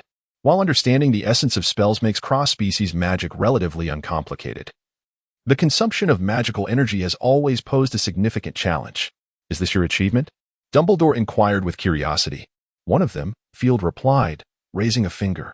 Most of the magic used by house elves is domestic in nature, which imposes considerable limitations, thus making enhancements quite challenging. That is already quite remarkable, Dumbledore remarked cheerfully. At your age, even the founder of Gryffindor would likely not have attained such accomplishments. Who knows? Field shrugged. Enough of this. Did you need something from me, Professor? Oh. I almost forgot, Dumbledore exclaimed, smacking his forehead. Forgive me. Age has dulled my memory increasingly. You may not be aware, but sometimes, after enjoying a small cake, I forget I have eaten within the hour and find myself wanting more. Are you certain it is merely a memory issue? Field expressed skepticism, suspecting this was merely Dumbledore's excuse for craving sweets. As far as he knew, Professor McGonagall had already restricted Dumbledore's intake of desserts. Let me think. This thing. Aha! Here it is, Dumbledore exclaimed, retrieving something from his drawer. Noticing Field's peculiar gaze, Dumbledore displayed no sign of discomfort, instead cheerfully preparing a glass of lemon juice for him. Resigned, Field shifted his focus back to the letter, which appeared strikingly similar to the previous one. He opened the envelope and carefully extracted the letter, reading it attentively. In an effort to eschew any embarrassment, he refrained from vocalizing his thoughts this time. Within the confines of the Durmstrang Institute's headmaster's office, Viada earnestly addressed Grindelwald, who sat languidly behind the desk. "My master, if I may be so bold." Inviting the young master at this juncture may not be the wisest of decisions. Grindelwald waved his hand dismissively, offering no further commentary. Viada understood quite well that his master had made up his mind. Rarely could anyone sway him once he had resolved upon a course of action. Having witnessed Grindelwald's obstinacy on numerous occasions, Viada sighed inwardly and ceased his entreaties. "Rest assured, Viada," Grindelwald murmured softly, reclining comfortably in his armchair. "Dumbledore will not permit Field to come here." "Really?" Viada inquired, a hint of skepticism in his gaze. "Indeed," Grindelwald replied, a slight smirk gracing his lips. "While he harbors no objections to my re-emergence in the magical realm, he will not allow his child to be so swiftly entwined with me, even if only for a brief period. So, he has been envious of your intellect," Viada remarked with a sneer. "Envious?" Grindelwald responded with a mischievous grin. "No, he is not envious. He is merely cautious. No one understands Dumbledore better than I." Grindelwald chuckled with a sense of pride. "Very well," Viada nodded, choosing not to pursue the matter further. "Shall we continue to support that potions professor, Snape?" Grindelwald's eyes flew open, turning slightly to regard Viada. "Why not? This represents a significant research opportunity." "Yes, I am aware," Viada nodded, though a trace of concern crossed his features. "I only fear that should this research prove successful, the repercussions for the magical community could be profound. We would become targets for all. Are we not already?" Grindelwald raised an eyebrow, posing the question. "Indeed, master."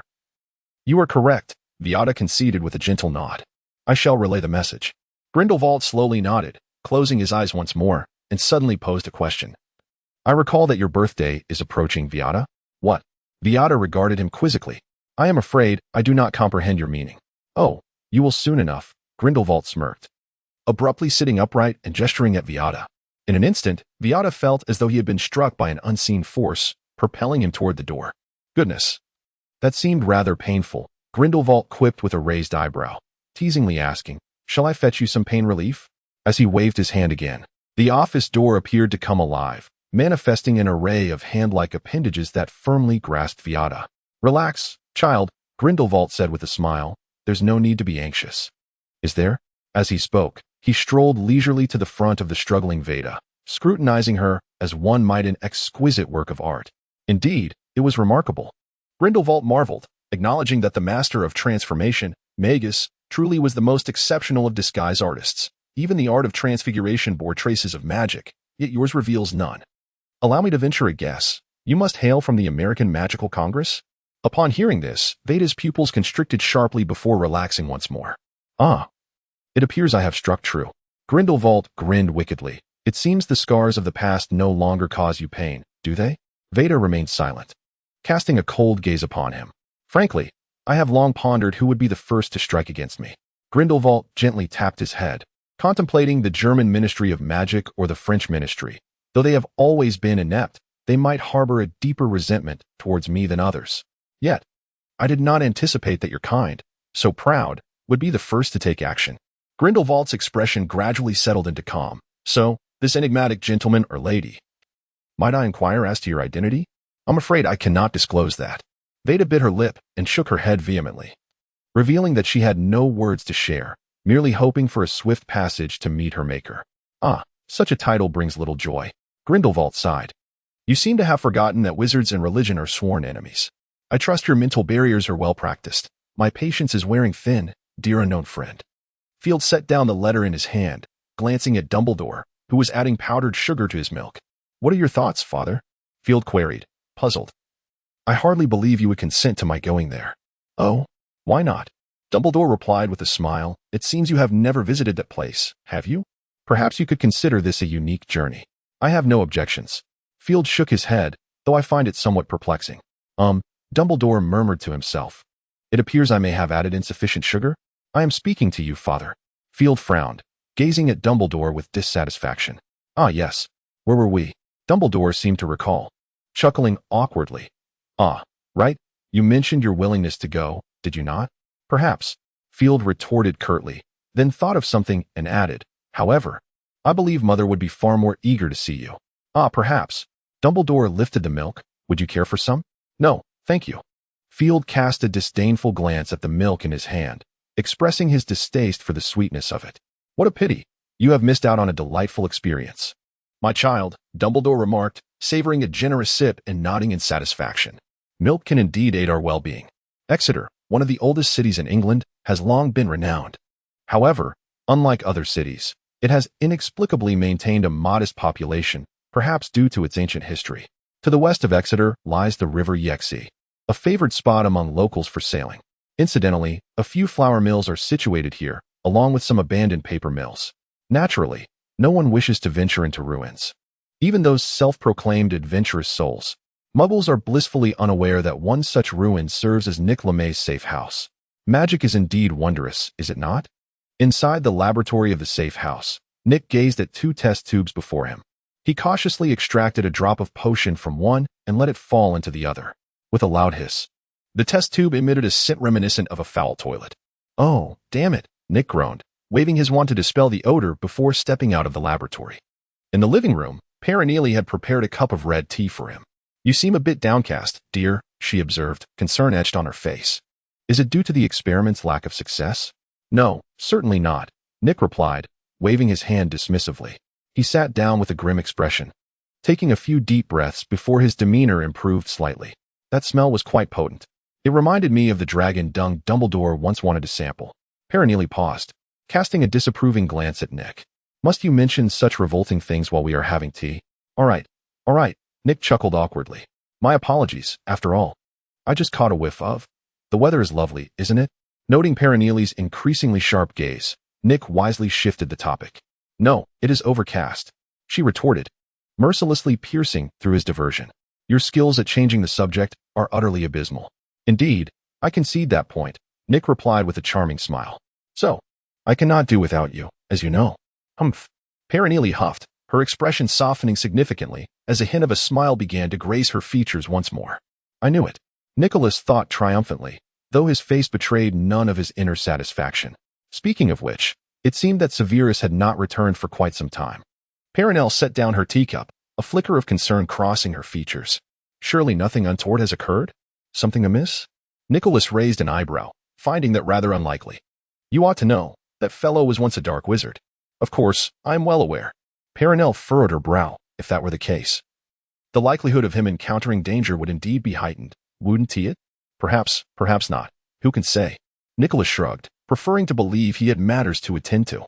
Let us not forget, dear, we have yet to gather all our materials. Very well, I hope he remains safe.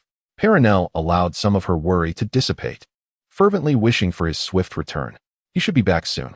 Nicholas offered a simple reassurance, then feigned cheerfulness as he said, Hey, Perenelle, I have some good news to share with you. Oh, Perenelle raised an eyebrow. Have you found a substitute for the swamp lily juice? Oh, truly. Nicholas sighed, feebly replying. Ah, yes, you guessed it once again. Well, that was too difficult, was it? Perenelle arched an eyebrow, considering that among the materials requested by Field, the foul-smelling one could only be this singular substance, which you have been studying recently. You are quite right. Nicholas responded dully. You are remarkable, my beloved. Perenelle, observing Nicholas's lackluster demeanor, found it somewhat amusing. Come now, we have fewer than 50 materials left to gather. 50? Nicholas smacked his lips, feeling invigorated, as if the goal was now within reach. By the way, thus far, you have restored fewer than 50 materials. Perenelle remarked. Is it merely that few? Nicholas scoffed. Yet, as he pondered, his expression fell. It dawned on him that Perenelle had already restored more than 5 times that number. You ought to wait for me, at least. I believe that to be fair, Nicholas said somewhat plaintively. Of course, but you must hasten your pace. Perenelle cheerfully rose to her feet. Now, lunch is nearly ready. Let us dine first. I shall not partake. Nico wished to express, had he not heard the subsequent words. Today, there is apple pie, along with some escargot. Oh, those delicacies are quite substantial. I could likely satiate my hunger with just 2. Escargot? Upon hearing this, Nico instantly perked up, merrily making his way to the dining hall. Not partake? Whoever abstains is a fool. In the office of the headmaster at Durmstrang Institute, the master, Vida cautiously approached the desk, respectfully murmuring a greeting. Vida, it seems your vigilance has waned over time. Grindelwald slowly opened his eyes, a smile gracing his lips as he regarded her. Forgive me, Vida managed to utter, aware that the figure before her was somewhat displeased, cold sweat forming on her brow. Let there be no next time. Grindelwald gazed deeply at her, stating in a measured tone. Yes, I shall remember. Vida quietly exhaled in relief, nodding earnestly. Then, has your health improved? Grindelwald inquired, a hint of concern flickering at the corners of his mouth. I am quite well now, Vida replied warmly, then respectfully continued. Our team has uncovered some information, though it remains unconfirmed. Oh, Grindelwald's interest was piqued. Indeed, Vida recounted in detail, the disguised Magnus hails from a small town in Arizona, USA, and is a wandering wizard. Our investigation into his past revealed no academic background. Grindelwald listened intently, his fingers playing with a trinket at a slower pace. We have traced him to New York State recently. Beyond that, our findings are limited, Vida stated anxiously. His memory appears to have been altered, barring any unforeseen circumstances. In the grand hall on the first floor of Durmstrang, since Grindelwald's arrival, the headmaster Kakarov has become a mere shadow of his former self. However, not a single student expressed dissatisfaction. Rather, they accepted it as a matter of course. Perhaps this was due to the fact that those who were dissatisfied had already vanished. Since Grindelwald's ascension, he has implemented sweeping reforms to the school's curriculum, transforming the majority of theoretical classes into a synthesis of theory and practice. The so-called flying lessons were directly cancelled, perhaps to accommodate the children's emotions.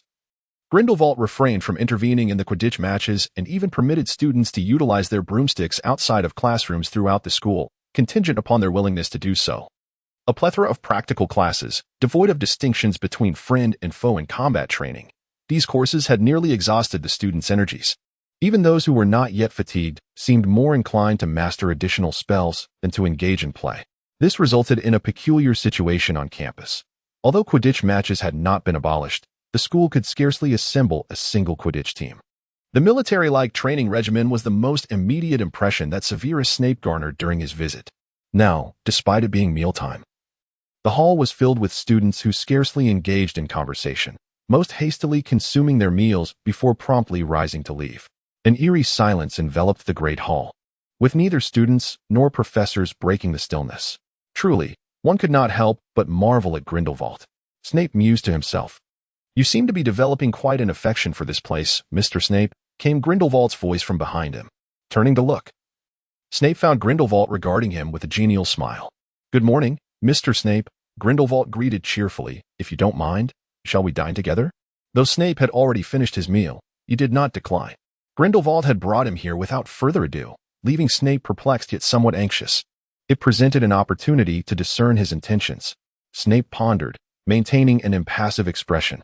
Relax, child.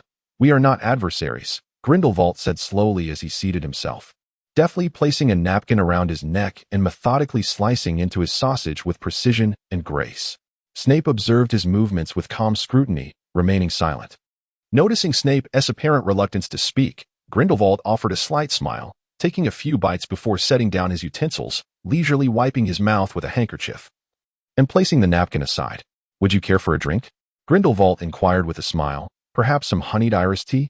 With a casual wave of his hand, 2 steaming cups of tea appeared before them, the refreshing aroma invigorating the senses. Snape distinctly sensed that the tea had been enhanced with a potion, though not a harmful one, but rather a euphoric elixir, known as the potion of happiness, favored as a beverage among many aristocrats. I understand you may be feeling vexed, perhaps even bewildered, Grindelwald said softly as he stirred his tea. Vexed that I abruptly brought you here and bewildered as to why I would do such a thing. Snape remained silent, his gaze fixed upon him without a flicker of movement. To be candid, I harbored no ulterior motives, at least not in the beginning. Grindelwald set aside the stirring stick, gently lifted the teacup, and after a subtle gesture towards Snape, savored a sip before placing it down. It was reminiscent of my initial encounters with magic. Leaning back into the chair, Grindelwald murmured, at that time, I had no intentions. Merely a fondness for magic, for its wonders, for its boundless potential, for everything it encompassed. I was captivated by its allure, in awe of the formidable power and peril that magic possessed. Grindelwald reflected, particularly on dark magic, which bore such entrancing qualities, yet remained elusive for wizards to master. I once aspired to discover a means to wield it. A flicker of dissatisfaction crossed Grindelwald's eyes. Regrettably, those professors thwarted my endeavors. Citing danger. Yes, danger, they asserted. Grindelwald scoffed, a distinct disdain etched upon his visage. How absurd, is it not? The creators of magic, those esteemed predecessors. Those pioneers, when have they ever shied away from such things? The invaluable legacy bestowed upon us by our forebears, rendered untouchable by fear. Grindelwald straightened in his seat, earnestly posing a question to Snape. What do you believe is the cause of this, Mr. Snape? After a prolonged silence, Snape finally spoke, uttering a single word, fear. Fear? Grindelwald chuckled. Ah, indeed, fear. They tremble. They hesitate to tread the paths forged by their ancestors. They lack the audacity to bear the burden, ensnared by their own decay. I have come to realize that if this persists, the only outcome they offer me is stagnation. Grindelwald sighed. It is not merely they. The entire magical realm seems ensnared in this malaise. They expelled me solely for my attempts. Grindelwald laughed derisively. Do you still harbor resentment towards them? Snape furrowed his brow, unexpectedly posing the question. Perhaps the effects of the potion spurred him to express himself. Resentment? Grindelwald shook his head. Truthfully, I ought to resent them. Yet, in reality, I do not harbor any hatred, not in the slightest. They have committed no transgression, have they? Grindelwald retorted with a smile. Perhaps they were merely concerned for their students. After my departure, I found myself adrift. Had it not been for Dumbledore's words, I might still be lost, yet that is a tale for another time. Grindelwald sighed. As for what transpired afterward, you have likely encountered it in the tomes. I endeavored to dismantle the decay and antiquity of the magical community, to demonstrate the worth and glory of wizards to the world. Alas, I ultimately met with failure. To be frank, in you, I discern a reflection of my former self. Grindelwald gazed at Snape, both equally gifted, both struggling to validate their worth, both harboring affections, yet both experiencing failure, even to the detriment of those they cherished. Mr. Snape. Grindelwald earnestly spoke. We are not adversaries, but rather should be allies. As time passed, the students vacated the grand hall, eager to attend classes or practice their magic. For a moment, the vast hall was devoid of anyone except Grindelwald, Veda, and Snape. Snape indeed hesitated. It must be said that Grindelwald's words were sincere and deeply resonated within him. However, therein lay his indecision. He was acutely aware that Voldemort would inevitably return, and during that time, he would be the only member of the Order of the Phoenix capable of infiltrating Voldemort's ranks. He simply lacked the time and energy to engage with Grindelwald's organization. I suspect you are troubled, Grindelwald softly remarked, his face etched with concern.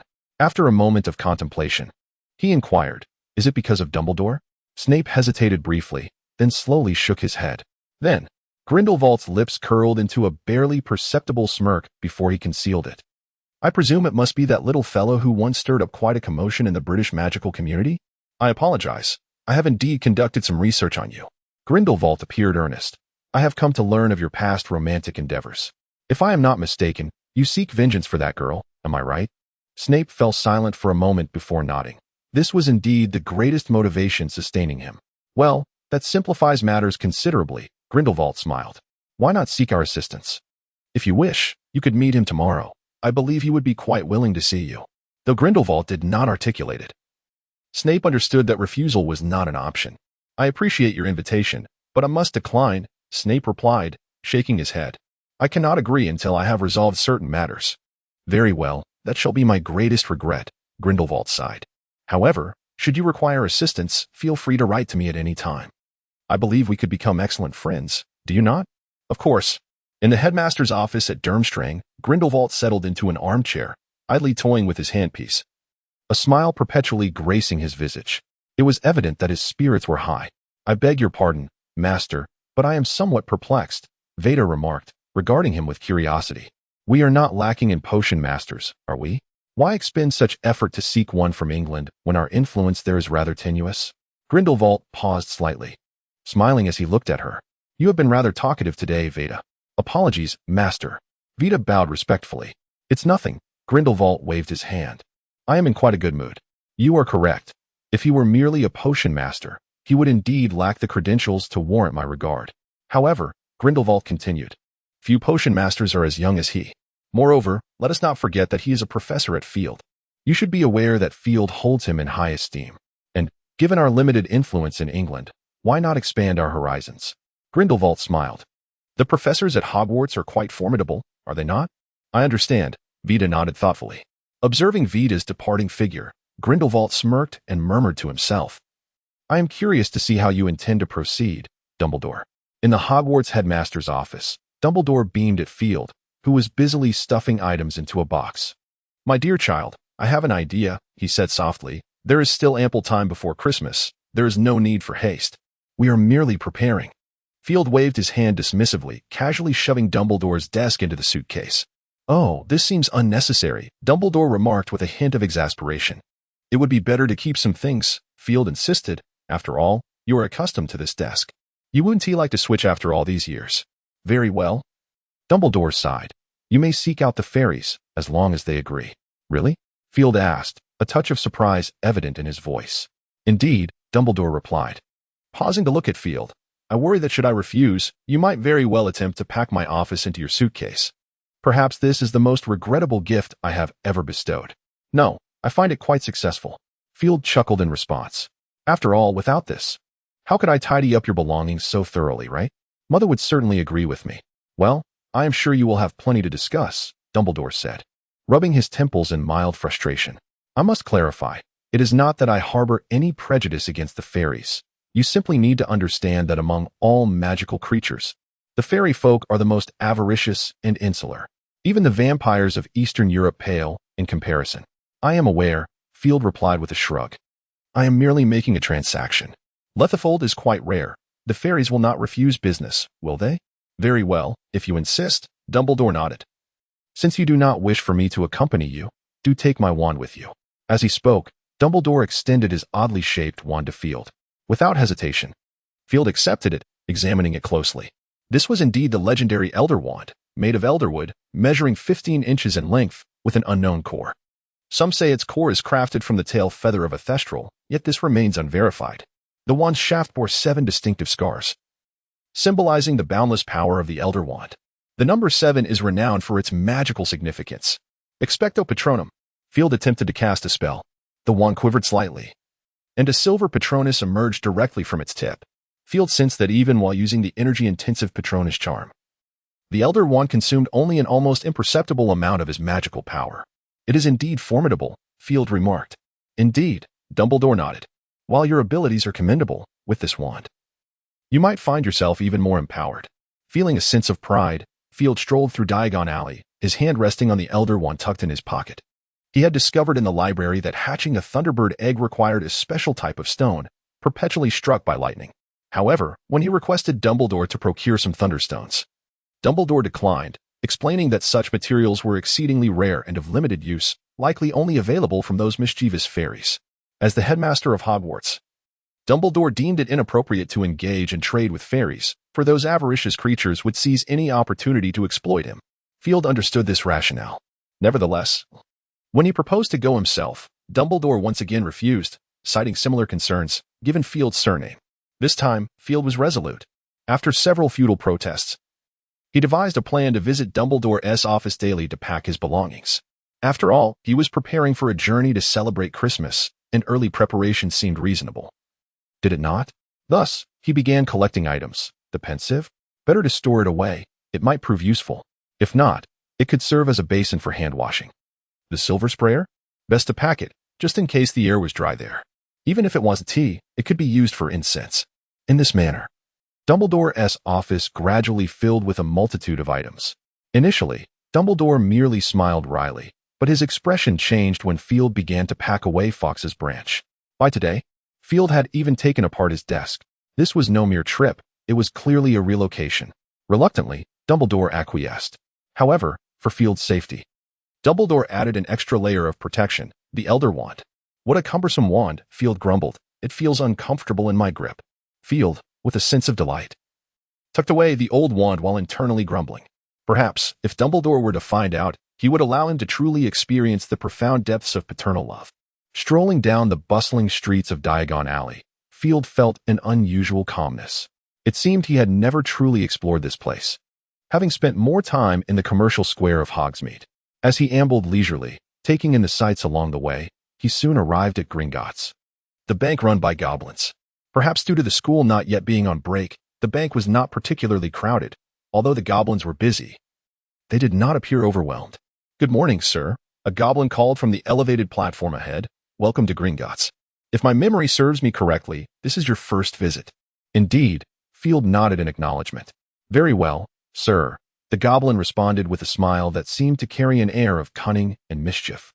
"I am Shillong, the manager of the British branch of Gringotts." As Shillong descended, Field noticed that this goblin was notably taller than the others. "I am Field Dumbledore," he introduced himself. "Although I have never been here before, I believe my vault is located within." "Oh?" Shillong's eyes sparkled, and his smile broadened. "I know you, young Dumbledore. Your vault is number 75 underground, a rather excellent location. Initially, we sought merely to befriend the Dumbledore family, but it seems this has turned out to be one of our most astute investments." "Forgive me, but I do not quite grasp your meaning," Field replied, furrowing his brow. "Ah, young Dumbledore." Shillong's smile took on a deeper significance. "Perhaps you are unaware that our goblin kin possess the innate ability to see through all disguises. We can readily discern the most valuable aspects of anything. The everlasting flame, and the magnificent power infused with the essence of the world," Shillong spoke softly.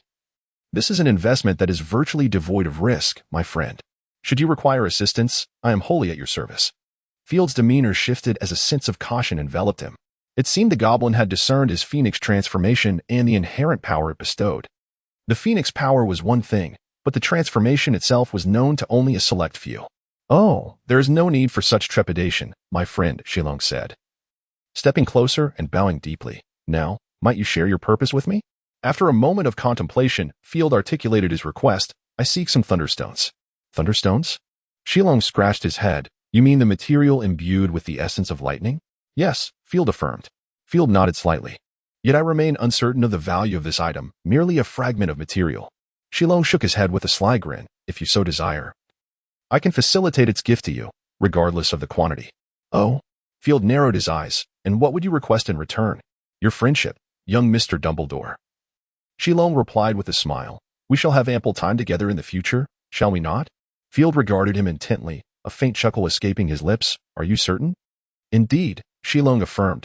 "Whether in the present or in times yet to come, you are worthy of such gestures. Naturally, I hold greater faith in the potential of your future. So, will you accept, my friend?" Shillong grinned broadly, his gaze piercing into Field's. Field returned his stare, a brilliant smile suddenly illuminating his face. "I may refuse any amount of galleons, yet I cannot turn down sincerity, can I?" "No, you may refuse." Shillong's smile widened, however. "I dare say this shall be the most worthwhile transaction you have ever made. Perhaps, who can say?" Field chuckled lightly. "Now, about the lightning stones." "Oh, they are all right here," Shillong replied, appearing even more eager than Field. With a snap of his fingers, a dull-looking bag materialized in his hand. "This is my entire stock, over 1,000 pieces, sufficient for you to hatch 20 Thunderbirds," Shillong said cheerfully, handing the bag to Field. He added, "If you require more, simply write to me, and I shall expedite your request." Field smiled as he accepted the bag, nodding in acknowledgement. After securing the coveted lightning stones, he swiftly departed from Diagon Alley, making his way back to Hogwarts. Though he appeared hurried, a smile remained etched upon his face, clearly indicative of his elevated spirits. In the Hogwarts headmaster's office, upon entering, Field intended to share his joy with Dumbledore. However, upon observing the expression on Dumbledore's face, he instinctively halted. Field could assert he had never witnessed such a complex array of emotions on Dumbledore's visage, a hint of confusion, a touch of joy, a trace of pain, and an air of bemusement. "Father?" Field tentatively called out. "Oh, my child." Dumbledore seemed to snap back to reality, bestowing a smile upon him. "You have returned. Was everything satisfactory?" "Quite well," Field nodded, approaching the desk to retrieve the Elder Wand, placing it atop the surface. "I did not make use of it. You may reclaim it now, Father." Field spoke softly. Dumbledore glanced at Field with a smile, not declining the offer, and remarked, "When you are able to master it, I shall present it to you." "That is unnecessary." Field shook his head, declining Dumbledore's kindness. "You know I seldom use a wand. It would foster an unhealthy dependency on such things." "Ah, my memory!" Dumbledore exclaimed, tapping his forehead. I nearly forgot that you are unlike others. Very well, then. I shall embark on another grand adventure with it. That may not be certain, Field said with a smile. Do not forget the magic that Nicholas Flamel is studying. I dare say your lifespan will undoubtedly be lengthy. Immortality is not beyond imagination, is it?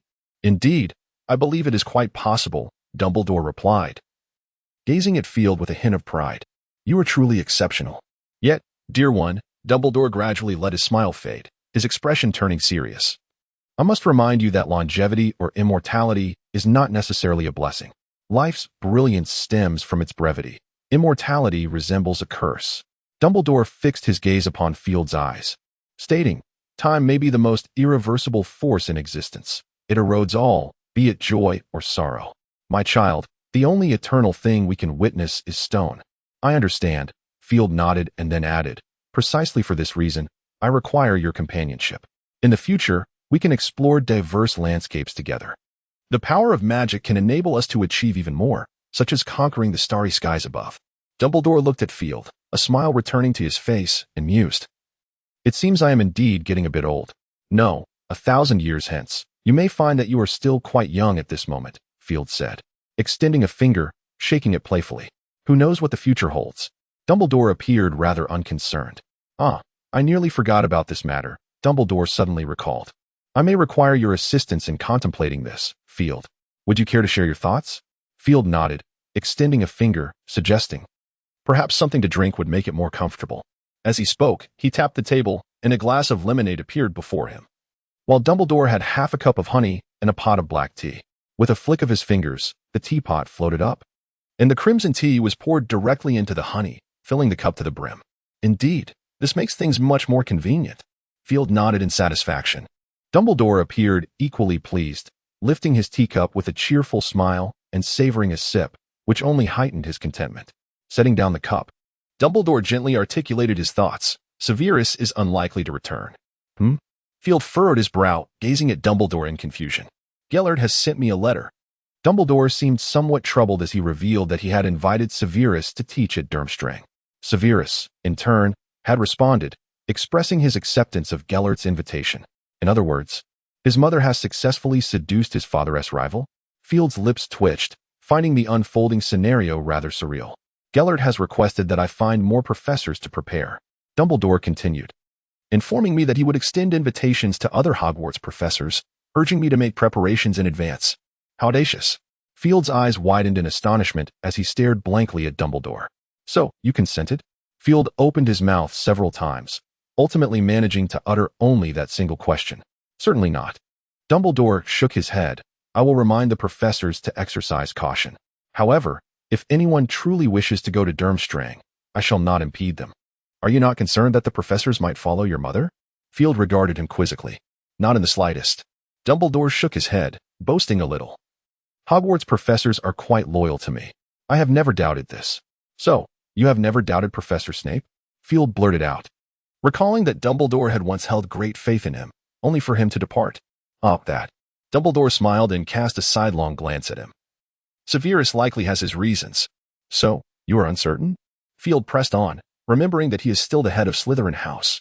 Dumbledore fell silent, his long fingers involuntarily resting on his old wand still lying on the table. So, what do you intend to do? Field noticed Dumbledore's gesture and quickly inquired, do you have a candidate in mind for the new potions professor? Speaking of which, Dumbledore nodded. I do have someone in mind, but I cannot ascertain whether he would be willing. I trust you. Field looked at him earnestly. I have yet to discover anyone capable of refusing you.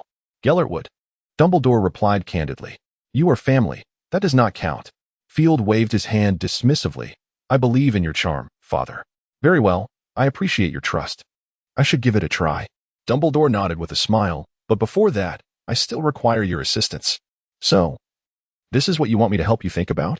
Field felt that something was amiss in New York City. As one of the wealthiest cities in the world, New York holds a remarkable status in the United States. Whether in finance, commerce, trade, or culture, New York stands as a paragon among all American cities. The city boasts an abundance of magnificent architecture, yet when it comes to iconic structures, many immediately think of the Woolworth Building. Completed in 1913, this Gothic edifice was, at the time, the tallest building in the world, exuding a romantic style that remains timeless even decades later. Muggles, or as they are colloquially referred to, the non-magical folk, are blissfully unaware that the enchantment of this building extends far beyond its facade. It also serves as the headquarters of the American Magical Congress. Unlike the conservatism found in other countries, the American magical community has always embraced progress, which is why the Congress relocated from Williamsburg, Virginia, to the Woolworth Building in New York City. In fact, this marks their 5th relocation. Although the individual styles of American wizards are strikingly distinctive, it does not imply a willingness to shatter traditions, such as the statute of secrecy. It can even be asserted that the vast majority of American wizards have long been staunch advocates of this statute. The reasoning behind this adherence is tied to the historical Puritans in America, who inflicted significant losses upon the magical community, contributing to the subsequent discrete nature of wizarding activities. In the office of the President of the American Magical Congress, Samuel G. Quahog, a notably corpulent white man, appeared almost comical in his tailored suit, reminiscent of a jovial bear. His eyes, seemingly squished due to his girth, resembled mere slits, perpetually giving him an amiable expression, perhaps owing to this unique charm. Quahog faced little difficulty in his campaign for the presidency. It soon became evident that he possessed considerable capability, as he adeptly managed the mess left by his predecessor within a mere few years. This proficiency has garnered him considerable respect among the officials of the Congress. Knock, knock, knock. Come in, Quahog commanded without lifting his gaze from the documents before him. The door swung open, and his attractive assistant sauntered in with a graceful sway. Good morning, Mr. President, she purred, casting him a flirtatious glance. I apologize for interrupting your work, but a gentleman wishes to see you. He claims he has an appointment. Oh? Quahog raised his head, a smile adorning his face as he inquired, did he provide his name? Indeed, she replied, twisting her figure slightly. He said his name is Osama bin Laden. Oh, what an unfortunate name. It's rather difficult to recall. Quahog exclaimed. Ah, yes, darling, he continued, his eyes widening in surprise, but I assure you, it is also one of the most memorable names. Could you kindly escort him in? Very well. If that is your wish. The female assistant revealed a sweet smile. Of course, Khog assessed her for a moment and added, you look truly beautiful today. Would you care to join me for a cup of coffee? I know of a newly opened CAF that's quite delightful. Certainly, why not? The female assistant replied with a smile. I've always had ample time. Just don't keep me waiting too long, okay? With that, she swayed her hips and exited the office. Khog gently inhaled the lingering fragrance of her perfume in the air, and a smile gradually spread across his face. The door was knocked upon once more, and the assistant re-entered, accompanied by a somewhat shy-looking male witch. He was tall and appeared rather slender, dressed not in a suit, but in a long white robe. Ah, look who we have here, Khog exclaimed, rising to his feet with a hearty laugh as he approached, embracing him warmly. It's been a while, my dear. How have you been? I've been well, Mr. Hooing, Asma replied with a smile, a slight blush creeping onto his cheeks, as if feeling bashful. Oh, I believe I mentioned that you can call me teacher, Khog feigned annoyance. Very well, teacher, Asma chuckled. Aha, that is splendid. Khog appeared in high spirits, signaling the assistant to leave before taking Asma's hand and leading him to the desk. It's been quite some time since you last visited, my dear student. So, how has everything been? I think it's been rather good. Asma replied with a smile. Although I haven't encountered Grindelwald, I have met with Veda Rogier. That proud assistant of Grindelwald? Khog inquired with keen interest. If you don't mind, could you elaborate? Certainly, teacher, Asma replied with a shy smile, beginning to recount his experiences. As you know, I have always followed your plans. After saving a leader of the saints, I successfully joined their ranks. Initially, they were quite skeptical of me. However, after enduring more than one attempt at mind probing, they found no evidence against me. Thus I remained and gradually earned their trust. At this point, Asma paused briefly before continuing. After that unfortunate incident involving the minor leader, I took his place. Over the subsequent years, I slowly conquered their hearts. Both through magic and ideology, they were, at least on the surface, significantly inferior to me.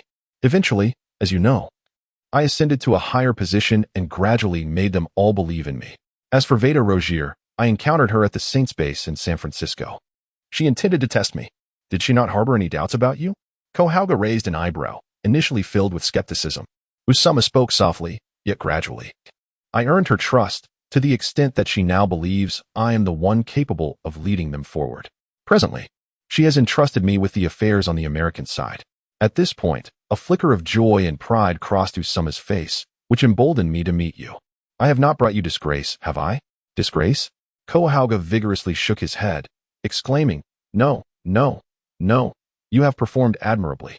In fact, it could not have been better. I am proud of you. You know that, my dear? Koahauga gazed earnestly at him. Grindelwald's Order of Saints has always been a grave concern for us. We cannot allow them to continue their expansion unchecked.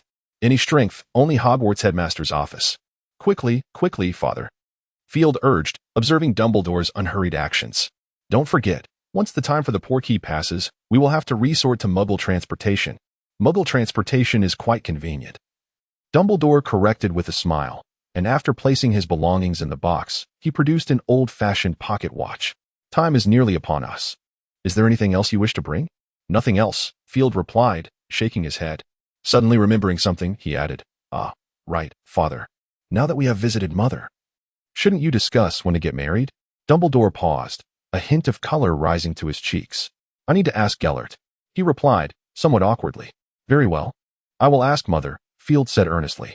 Just as the clock struck 10, the seemingly ordinary quill on the table began to emanate a blue light. We must depart now? My child, Dumbledore said with a smile, looking at Field. At the Durmstrang Institute's playground, Vita regarded Grindelwald with a sense of curiosity. Something felt amiss, since early that morning. Grindelwald had been meticulously preparing himself. Though he typically paid great attention to his appearance, today he seemed particularly earnest, even changing suits multiple times. Was their leader going on a blind date? Vita pondered uncertainly. If that were the case, it would not bode well. A sense of worry settled in her heart. Although she had always been aware of Grindelwald's somewhat unconventional orientation, she still harbored a sliver of hope for something else. She understood the improbability of it. Yet one could always dream, could they not? Observing Grindelwald's seemingly calm demeanor, Vita distinctly noted his clenched fists. Was he feeling nervous? She was certain of it. Subsequently, she subtly clenched her fist, a flicker of discontent emerging within her heart, though it was quickly dispelled. At present, her curiosity piqued. Who could possibly command such earnest attention from their leader? A crisp sound echoed, and soon, two figures, one large and one small, appeared before them. The smaller one carrying a box. It was Dumbledore and Field. Vita's pupils constricted in realization. Indeed, who else could elicit such solemnity from Grindelwald but Dumbledore?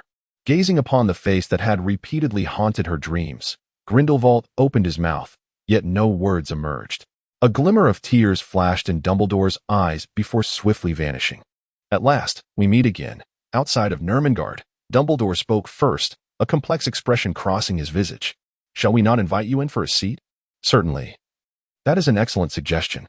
Grindelwald inhaled deeply, his countenance returning to a fa-ade of calm. It has been a while, Albus. And me, too, Mother, Field interjected. Having sensed the tension between the two, I certainly hope you haven't forgotten me. Oh, how could I? Grindelwald cast a sidelong glance at Dumbledore, whose face had taken on a slight flush, his lips curling into a subtle smirk as he regarded Field with an approving gaze. So, what do you think of the gift I bestowed upon you? Of course, how could I not adore it? Field exclaimed joyfully. The Thunderbird is truly precious. You are the most precious of all, dear. Grindelwald affectionately ruffled his hair, then turned to Dumbledore. Shall we proceed inside? I have prepared some tea for you. Thank you. Dumbledore replied with a smile and a nod. Let us go then. Grindelwald chuckled, turning to enter. Perhaps unconsciously, he grasped Dumbledore's hand and did not release it.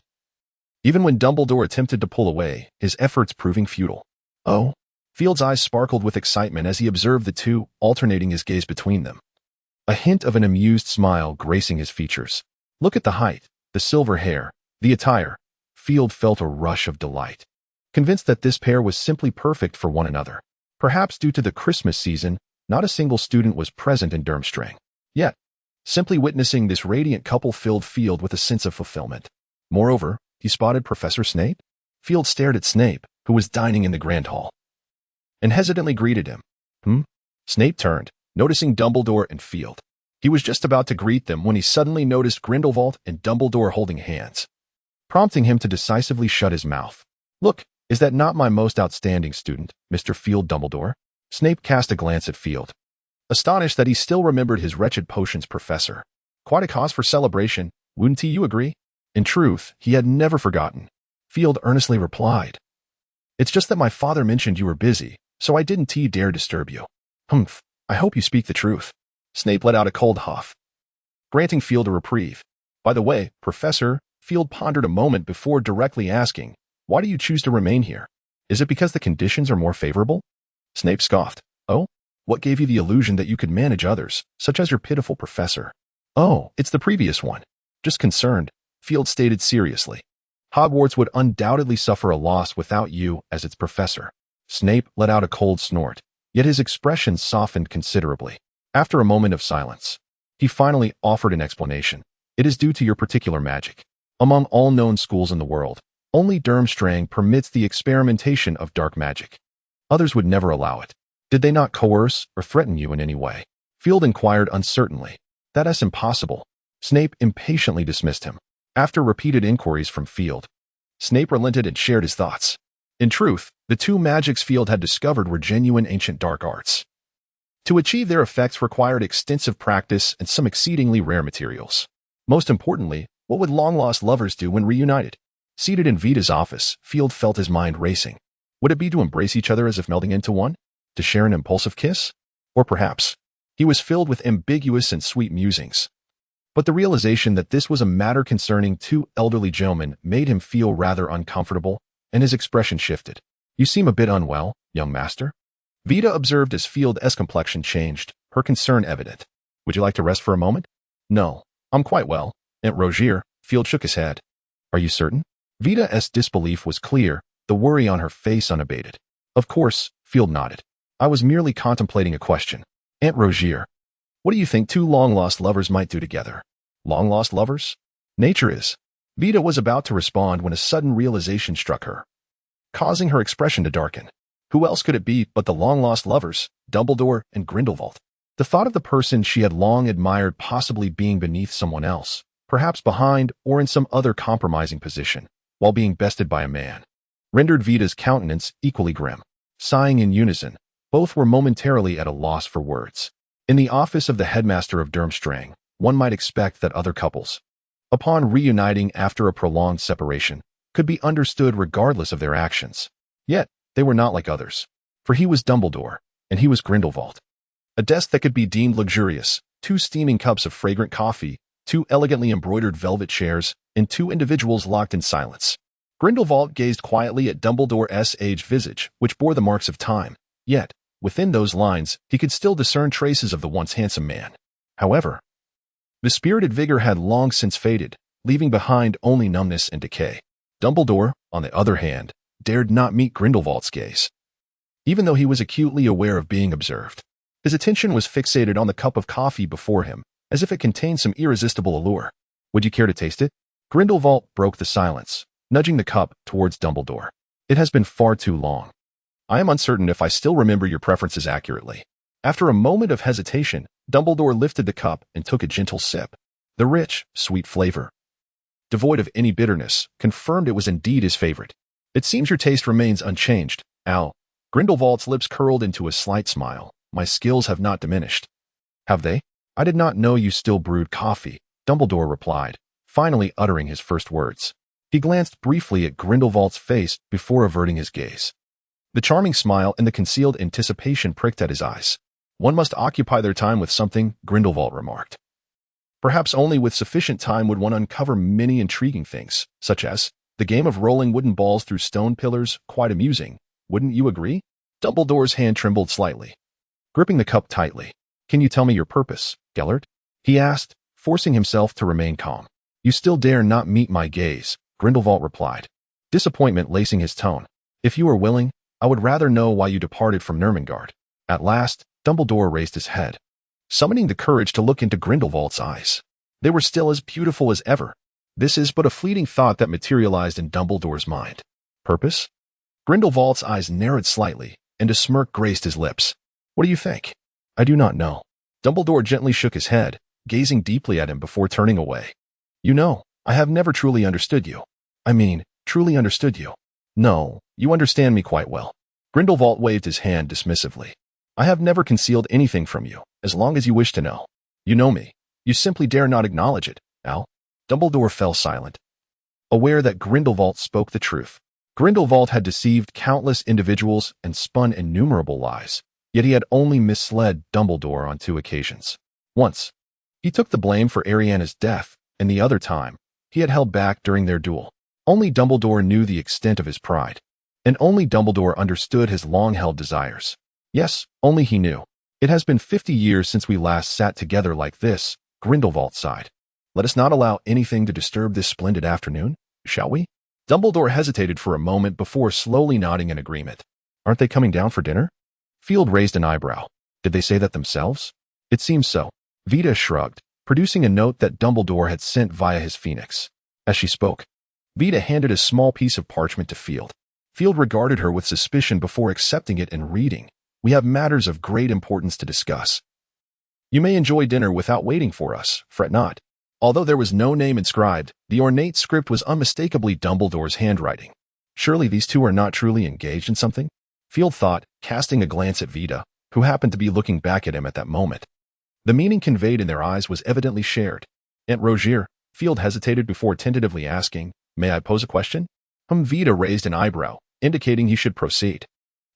Field faltered slightly before asking, You know, in the magical world, can wizards bear children?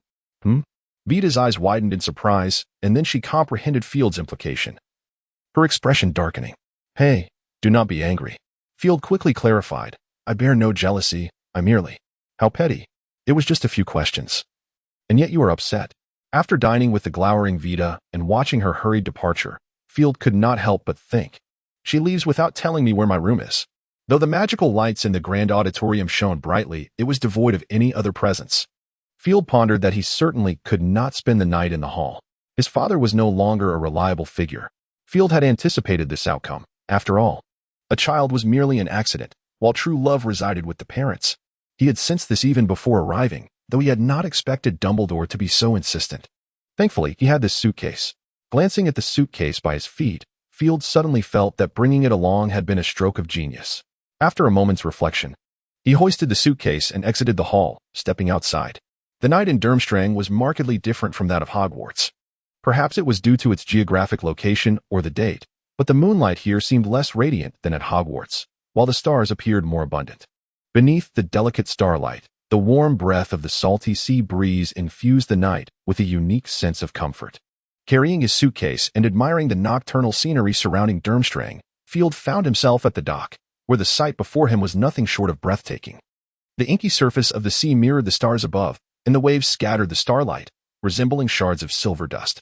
A few unknown insects flitted through the air like fireflies, adding a touch of romance and dreaminess to the scene. This place is delightful. Field was thoroughly pleased and casually set down his suitcase, opening it to step inside. He decided to spend the night there. The morning's ship horn heralded the onset of a new day and roused Field from his slumber in the suitcase. After hastily freshening up, he emerged from the case and made his way to the grand hall, where he fortuitously encountered Dumbledore, who was descending the stairs while sharing jovial banter with Grindelwald. Good morning, my child. Did you sleep well last night? Dumbledore greeted Field with a warm smile. Isn't this place splendid? Ah, indeed, it is most delightful, Field replied, casting him a sidelong glance. I couldn't be more comfortable. The night here is truly beautiful, isn't it? Oh, isn't that the illustrious headmaster of Hogwarts, Mr. Dumbledore? Field remarked with a hint of sarcasm. It seems you rested well. Should I congratulate you on finally having your desires fulfilled? Field's expression remained impassive as he observed Dumbledore, clearly indicating that he had not forgotten about the child accompanying him. Wow, truly worth celebrating. As Field's words, half sarcastic and half sincere, reached him, Dumbledore, seasoned by Snape's training, merely smiled at him, nodding occasionally in agreement. It appears you also enjoy this place, Dumbledore said kindly. Ah, yes, very much so, Field replied, narrowing his eyes. Shall I transfer here? If you truly wish to, I would not oppose, Dumbledore responded amiably. Dumbledore chuckled warmly, expressing his delight in supporting your notion, provided you are truly convinced that no new knowledge can be acquired at Hogwarts. You seem to have an abundance of confidence in me, he remarked. Field muttered, unsure if it was a jest or a genuine inquiry. Why not? Dumbledore replied with a smile, you have always instilled a sense of reassurance in me, have you not?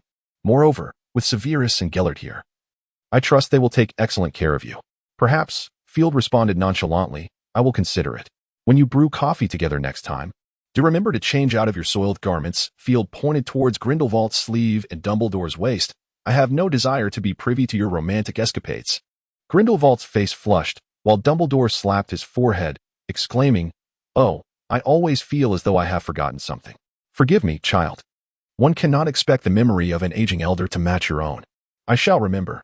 With that, Dumbledore casually wiped his waist and brushed his fingers along Grindelwald's sleeve, rendering both areas pristine once more. TCH. Field scoffed, choosing to say no more. After a simple breakfast, Field had intended to visit the library. Though he was here for leisure, he had not forgotten the purpose of his visit. This was the only magical institution in all of Europe that supported the study of dark magic, and the collection of tomes on such knowledge would surely surpass that of Hogwarts. However, just as he was about to depart, Grindelwald called out to him. Please wait a moment, child. Grindelwald beamed at him. Field inquired, puzzled. What is it, mother? Upon hearing Field's address, Grindelwald's smile widened further. Do you have any plans for a while? Indeed, Field nodded. There must be countless books here that I have yet to peruse. I wish to explore. If possible, I would like to transcribe some of them to take back with me. Oh, of course, Grindelwald replied with a smile. It seems you have already grasped what is most vital to a wizard.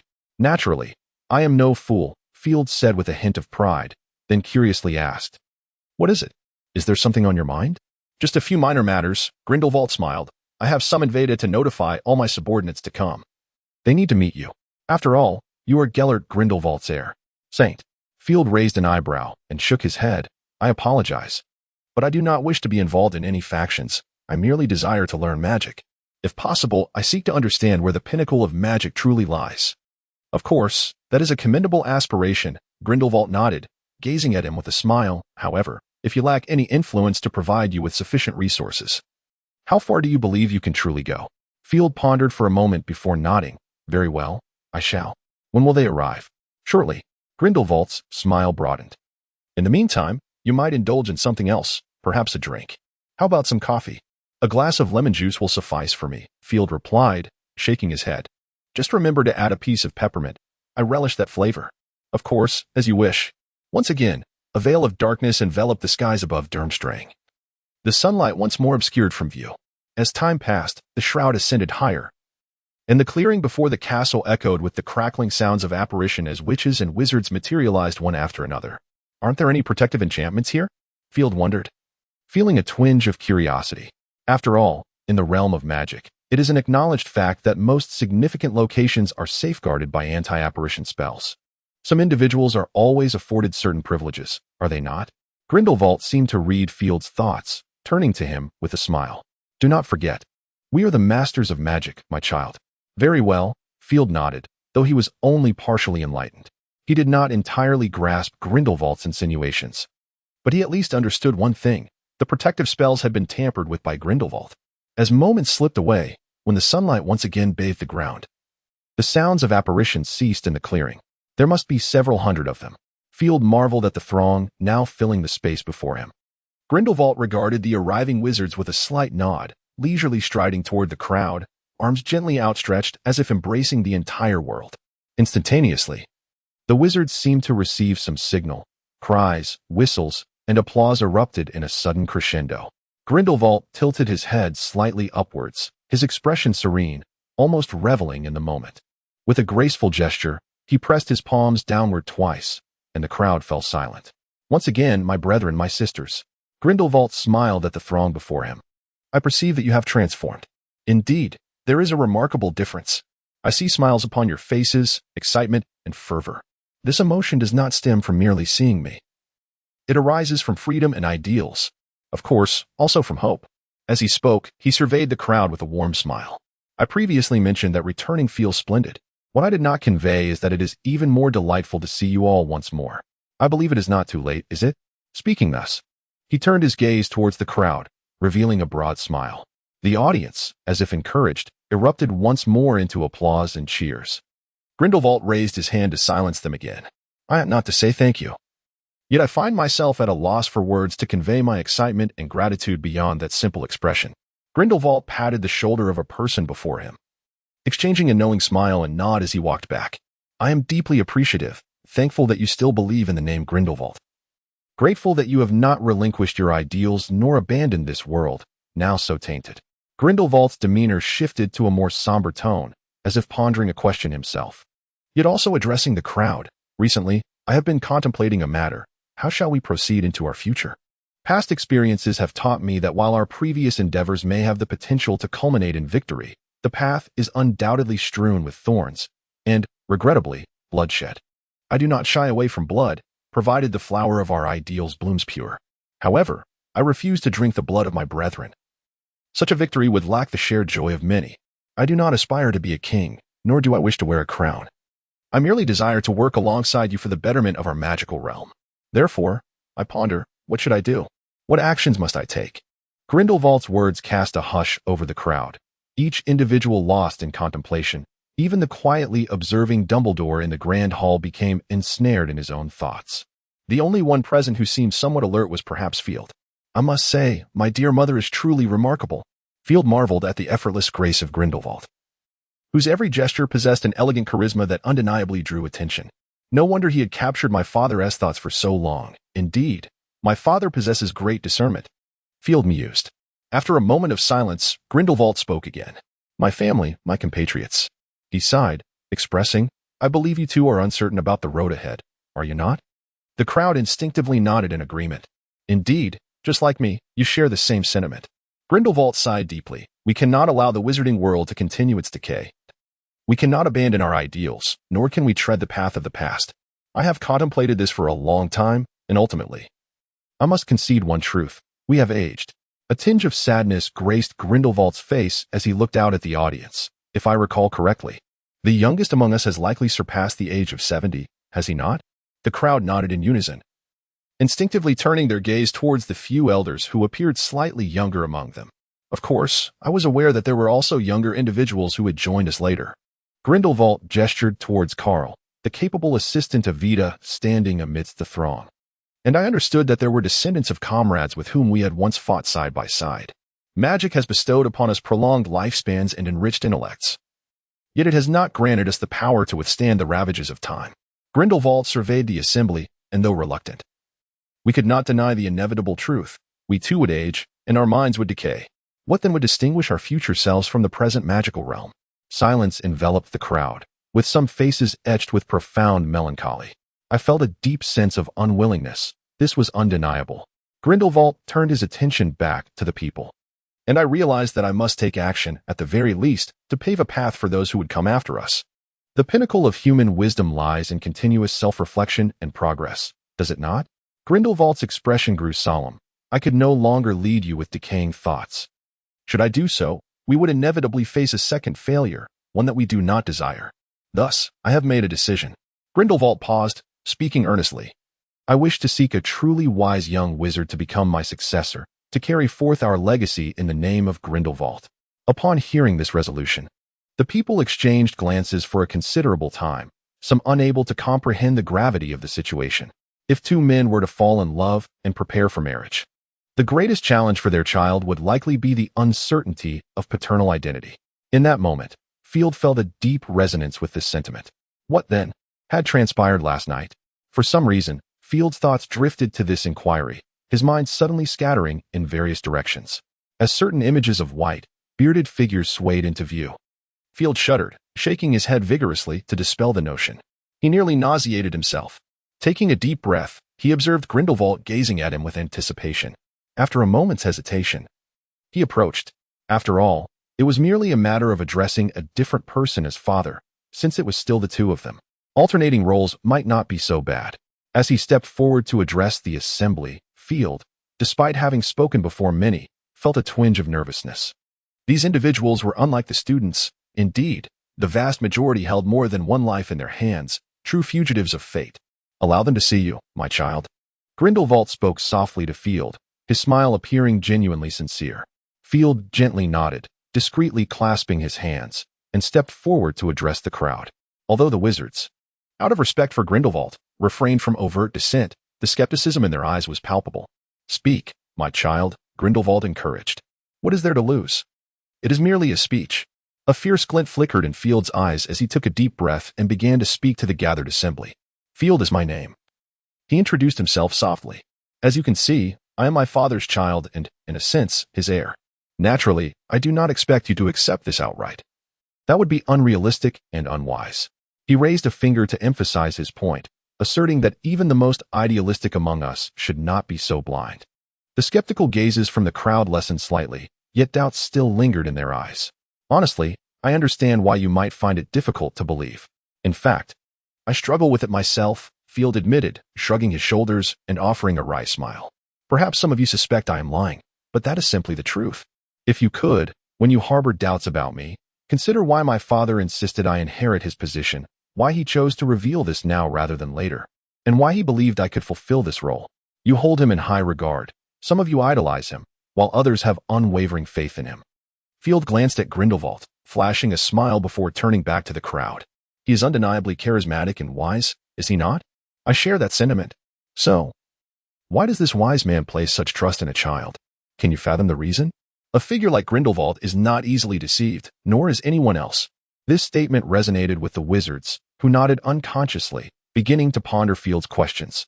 After a moment of silence, Field surveyed the audience and spread his hands. Look, you already have the answer. Although it may be hard to believe, aside from his faith in my abilities, there is no other explanation, is there? So, why does he trust me so? Merely because I am his child? Clearly, that is not the case. Field smiled confidently, asserting he believes in my intellect. Or to put it another way, in the future. Indeed, the future, Field declared with renewed assurance. Please do not forget that my father, Gellert Grindelwald, is an exceptionally rare prophecy magus. He almost overlooked this crucial point, and the crowd began to grasp the revelation, their eyes reflecting a burgeoning trust in him. At last, it seemed he had managed to persuade them. The remaining task would be far simpler. Field quietly exhaled, continuing his discourse. It seems you have all contemplated the same thoughts I have, yet there are undoubtedly questions to which you have yet to find the answers, such as what my father just mentioned. How should we navigate the future? In truth, you are not the first to be posed with this inquiry. A flicker of reminiscence crossed Field's face. Previously, my father had asked me to evaluate his past actions. Field spoke with calmness, stating that he could conceive only one response. The concept was admirable, yet the scope was too limited. Consider what you aspire to achieve. Field deliberately scoffed. Do you wish to conquer muggles, just as one once subdued house elves? Or to trample the entire world beneath your feet? Do you seek to forge a realm of wizards, only to be ensnared in mass? Leaving others aside, those wizards of muggle descent would be the first to oppose you, not for any other reason, but simply because their families are the very ones you wish to dominate or eliminate. Now, I ask you, was your initial vision truly commendable? Field gazed at the crowd, a hint of disdain flickering in his eyes. The wizard's eyes burned with fury as they glared at Field. Angry, are we? Field smirked derisively. Behold, this is your essence. Aside from impotent rage, you are at a loss as to how to proceed or what actions to undertake. Ultimately, when faced with failure, you can only console yourselves with the thought, my failure is not due to anything but ill fortune. Of course, there is also the sentiment, what of my failure? At least I have strived. I harbor no regrets. Look at yourselves. Is this not your collective creed? Field laughed with an air of arrogance, eagerly anticipating a rebuttal. Yet, no one contradicted him, for indeed, they had all acted in such a manner, and Field was correct. Speaking of which, I ought to refer to you as uncles and aunts, or perhaps as brothers and sisters. Field's demeanor softened slightly as he sincerely remarked, my father is willing to place his faith in you, and you are equally inclined to trust him. This is commendable, truly. However, your direction is misguided, and only failure awaits you, a fated outcome. My esteemed elders, Field sighed, are you aware? 1,000 years ago, the lives of wizards were scarcely different from those of today. We were at least 5 centuries ahead of muggles.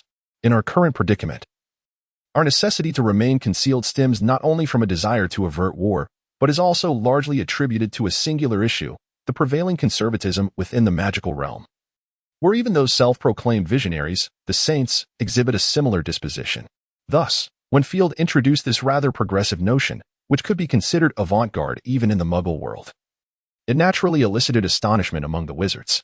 However, being saints, they swiftly embraced this perspective after their initial shock, their expressions visibly transforming into excitement. Imagine, if one could independently govern a planet, No matter how diminutive, it would indeed be an extraordinary achievement. Perhaps a scene might unfold. Good sir. Are you the chieftain of Welsh territory? A count, you say? A pleasure to meet you. Oh, me? Merely a minor planetary leader. Nothing grand. Not appealing, you say? Then how about sovereign of the planet? The saints, well aware of the significance of such titles, could be expectedly thrilled. Of course, they were not naive. They could not be easily swayed by mere rhetoric. Yet, the surname Grindelwald alone sufficed to dispel any doubts. Isn't it splendid? Field smiled, raising an eyebrow at the crowd. While we have toiled incessantly, what do we ultimately seek? Wealth? Beauty? Or perhaps power? With a dismissive wave, Field continued, No, none of these are our true desires. What we yearn for is freedom, liberty from constraints, so that our descendants may flourish without hindrance. This is our true objective. Thus, let us conquer. With an outstretched hand, Field pointed skyward, to where wizards truly belong, to where their future lies. Under Grindelwald's guidance, Field was formally recognized as the heir to the saints, as well as Grindelwald's successor. The wizards no longer opposed him. Some even engaged in hushed discussions about Field's words. Anticipation swelled among them, eager for Field to lead them to conquer the stars, a sentiment shared by Grindelwald as well. Well done, my child, Grindelwald remarked with a smile. I eagerly await the realization of the scene you envision. Though I cannot guarantee I will witness that day, know that I will assist you in any way possible. Thank you. Field rolled his eyes inwardly yet offered a quiet expression of gratitude. However, before that, I believe there is something you need to address, my father or mother. With that, Field gestured toward Grindelwald's rear. Grindelwald turned, arching an eyebrow. You are quite correct. This shall be simple. Please excuse me for a moment. As he spoke, Grindelwald approached Dumbledore, who was watching him intently, and pulled him along towards the upper floors. Wow, you truly are remarkable. Field surmised Grindelwald's method of resolving matters, realizing that he might indeed have to start calling him father. In St. Louis, Missouri, one of the most tumultuous cities in the United States, an influx of newcomers has filled the streets. Despite its decent urban infrastructure, the high crime rate has rendered it rather unpopular. Here lies the American branch of the Saints. Usama stood quietly before a building that resembled a forsaken structure, lost in contemplation. After a considerable time, he exhaled slowly and took a step forward, entering the premises. A subtle ripple coursed through the air, and as it passed over him, the scenery before him transformed instantly. Hey, Usama, you're back. A male which clad in traditional Arabic garb brightened at the sight of Usama. Indeed, my brother, Usama replied, offering a somewhat shy smile. It's been a while. How have you been? Not bad. Everything remains the same, the witch responded, stepping closer for a warm embrace. And you? Are things going smoothly? Of course. Otherwise I wouldn't have returned so soon, would I? Usama chuckled, giving his shoulder a friendly pat. Fair point, the witch shrugged. So, is this a convenient time for you? Usama pondered thoughtfully before nodding. I have no pressing matters at the moment. Is there something you wish to discuss? Quite evidently. The witch nodded. How about we go to my room? There will be no interruptions there. Usama subtly nodded in agreement, and the two continued their conversation as they made their way inside. Along the path, they encountered several other wizards, exchanging greetings. It seemed that the people here held Usama in high regard, treating him with warmth and kindness. They arrived at a modest room, the witch's quarters. Upon entering, the witch promptly shut the door and began to weave protective spells with his wand, meticulously setting up magical barriers. Usama observed this scene in silence, his expression unchanged, indicating that this was not their first such encounter. Once the protective enchantments were established and thoroughly inspected, the witch nodded in satisfaction and turned to Usama. God bless. You have finally returned, young master, he said respectfully, though concern tinged his tone. I nearly feared something had befallen you. You have been away for a month. I apologize for causing you worry, Ahmed, Usama replied. Usama smiled faintly, remarking that, as one might expect, the muggles had those prisoners under tight surveillance, which necessitated a bit more time on his part. As long as you are well, that is what matters. Ahmed gently shook his head, acknowledging that, after all, the true purgers in this world were now but a solitary figure, Usama himself, and he ought to exercise utmost caution. I shall, Usama replied with a grin. For the sake of our ideals. My father has always yearned to establish a sanctuary truly belonging to the Almighty, and I cannot afford to disappoint him. Just remember to be vigilant, Ahmed advised, nodding. As long as you remain, we have ample time to accomplish this task. Perhaps that was the case before, Usama countered, shaking his head. However, you know, Ahmed, Grindelwald has returned. We are well acquainted with this man. He will not tolerate any betrayal. Our actions, in essence, amount to a form of treachery, hence we must act swiftly. All right, you are right, Ahmed conceded with a gentle nod. But we must also focus on the developments within the Muggle realm, particularly in the St. Louis branch of the Saints in Missouri. The following morning, as Usama was enjoying his breakfast, he noticed a wizard entering the room. He recognized him. His name was Anderson, sharing the same name as the famed storyteller in the Muggle world. He had a notably large red nose. "Good morning, sweetheart," Anderson said cheerfully as he approached. "I hope you don't mind if I sit here?" "Not at all," Usama replied with a light smile. "I cannot very well prevent you from doing so, can I?" "Certainly not. I want tea stand on ceremony." Anderson laughed heartily as he took a seat. "You know, I'm not one to fuss over appearances. Hence, I'll leave it to you. Want tea, I?" Usama chuckled helplessly, adding, "If you haven't tea at breakfast yet, I can fetch you a portion." "No need for that. I've already eaten.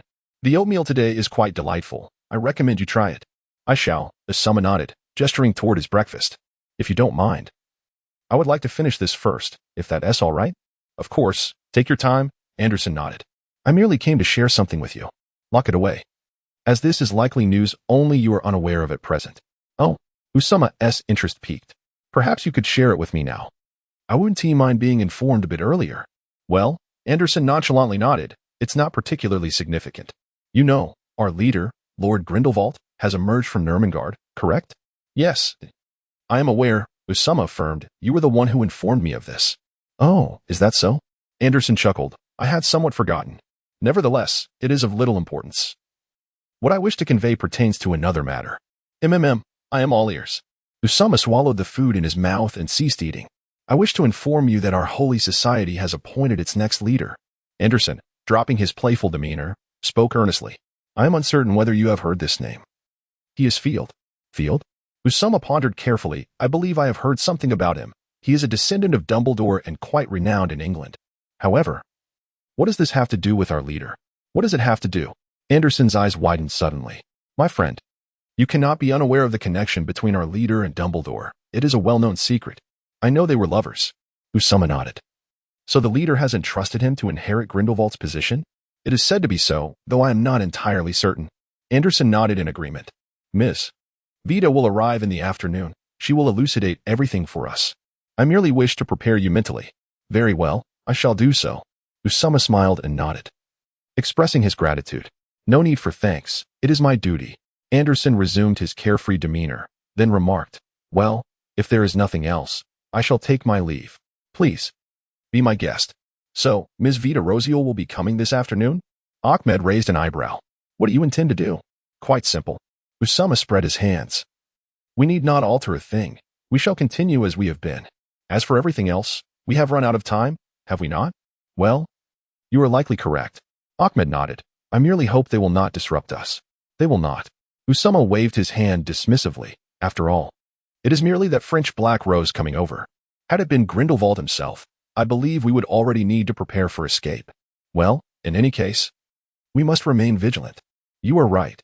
"In the office of the headmaster of Durmstrang." "What?" Field gazed incredulously at the two elderly gentlemen before him, pointing gently at himself. "You want me to accompany Aunt Ravida to America?" "Let me clarify. It is not just America."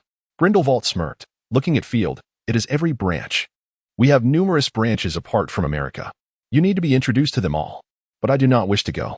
Field spread his hands in mild protest. "I am merely a child." "Indeed, we are all aware of that." Grindelwald chuckled, nodding in agreement. "Precisely because you are a child. I have not compelled you to assume my power immediately. However, this is an eventuality. Thus, I believe you should engage with these matters sooner rather than later. Naturally, it is also essential for everyone to recognize you. They should know who will ultimately lead them in the future." "Well, it seems I can no longer refuse, can I?" Field said with resignation. "Why refuse?" Grindelwald inquired with sudden curiosity. "Could you share your thoughts with me? If I say it, would you then not require my presence any longer?" Although he understood it was likely impossible, Field yearned to try, gazing at Grindelwald with anticipation. "No.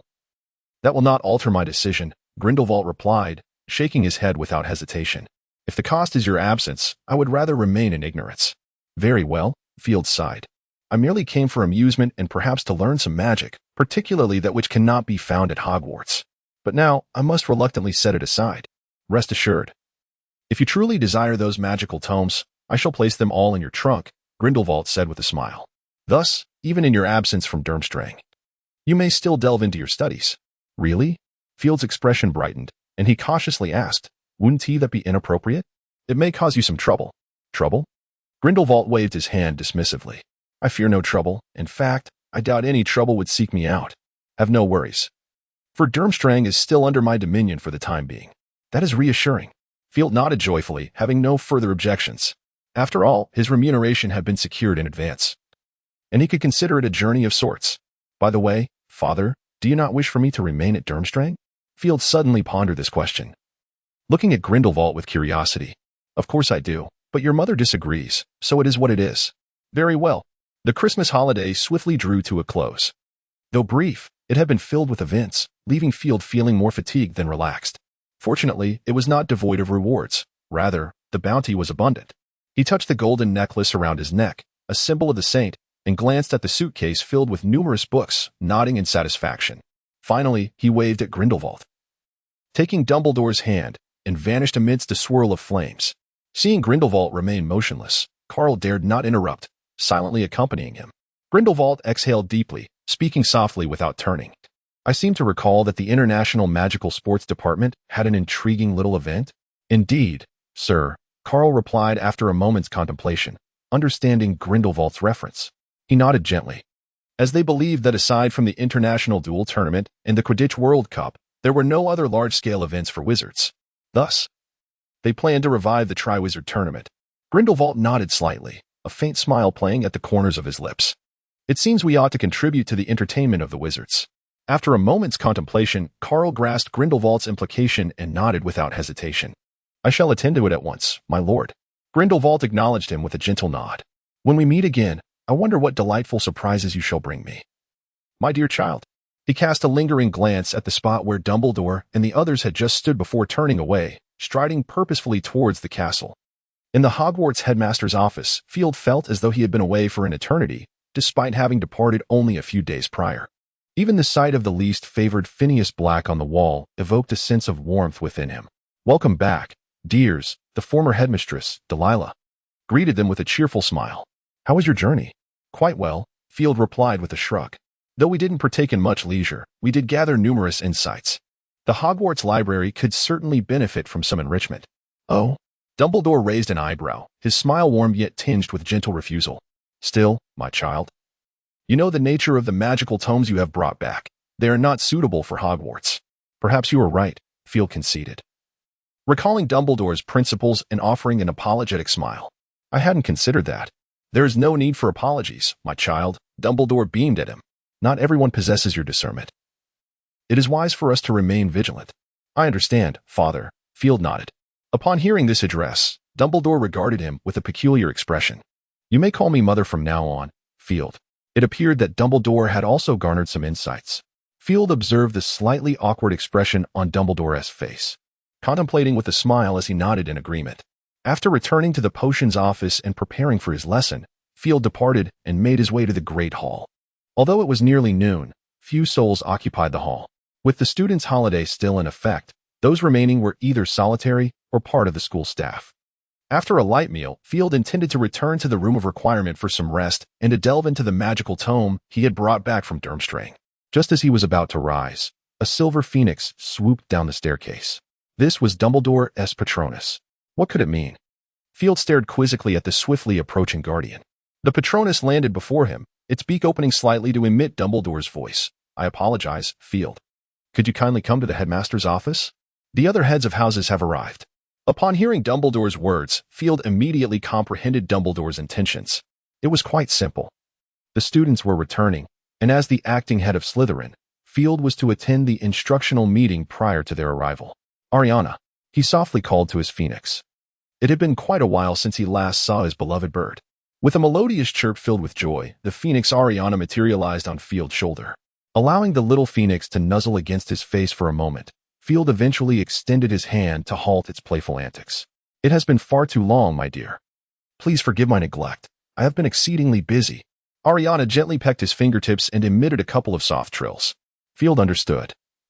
The little phoenix recognized his recent preoccupations and had forgiven him for his absence. "Would you guide me to the headmaster's office?" he whispered. "If you wish. You may remain on my shoulder, and that would be delightful companionship, wouldn't it?" The small phoenix nodded in agreement. In a flash of fire, the pair found themselves within the headmaster's office. "You've arrived, Field." Dumbledore greeted him with a warm smile. "Ah, and Ariana, it has been such a long time." The little phoenix nodded in acknowledgement and greeted Dumbledore softly. Fawkes, upon noticing the small phoenix, also called out gently and appeared on Field's opposite shoulder. The two birds began to converse freely, filling the room with their delightful melodies.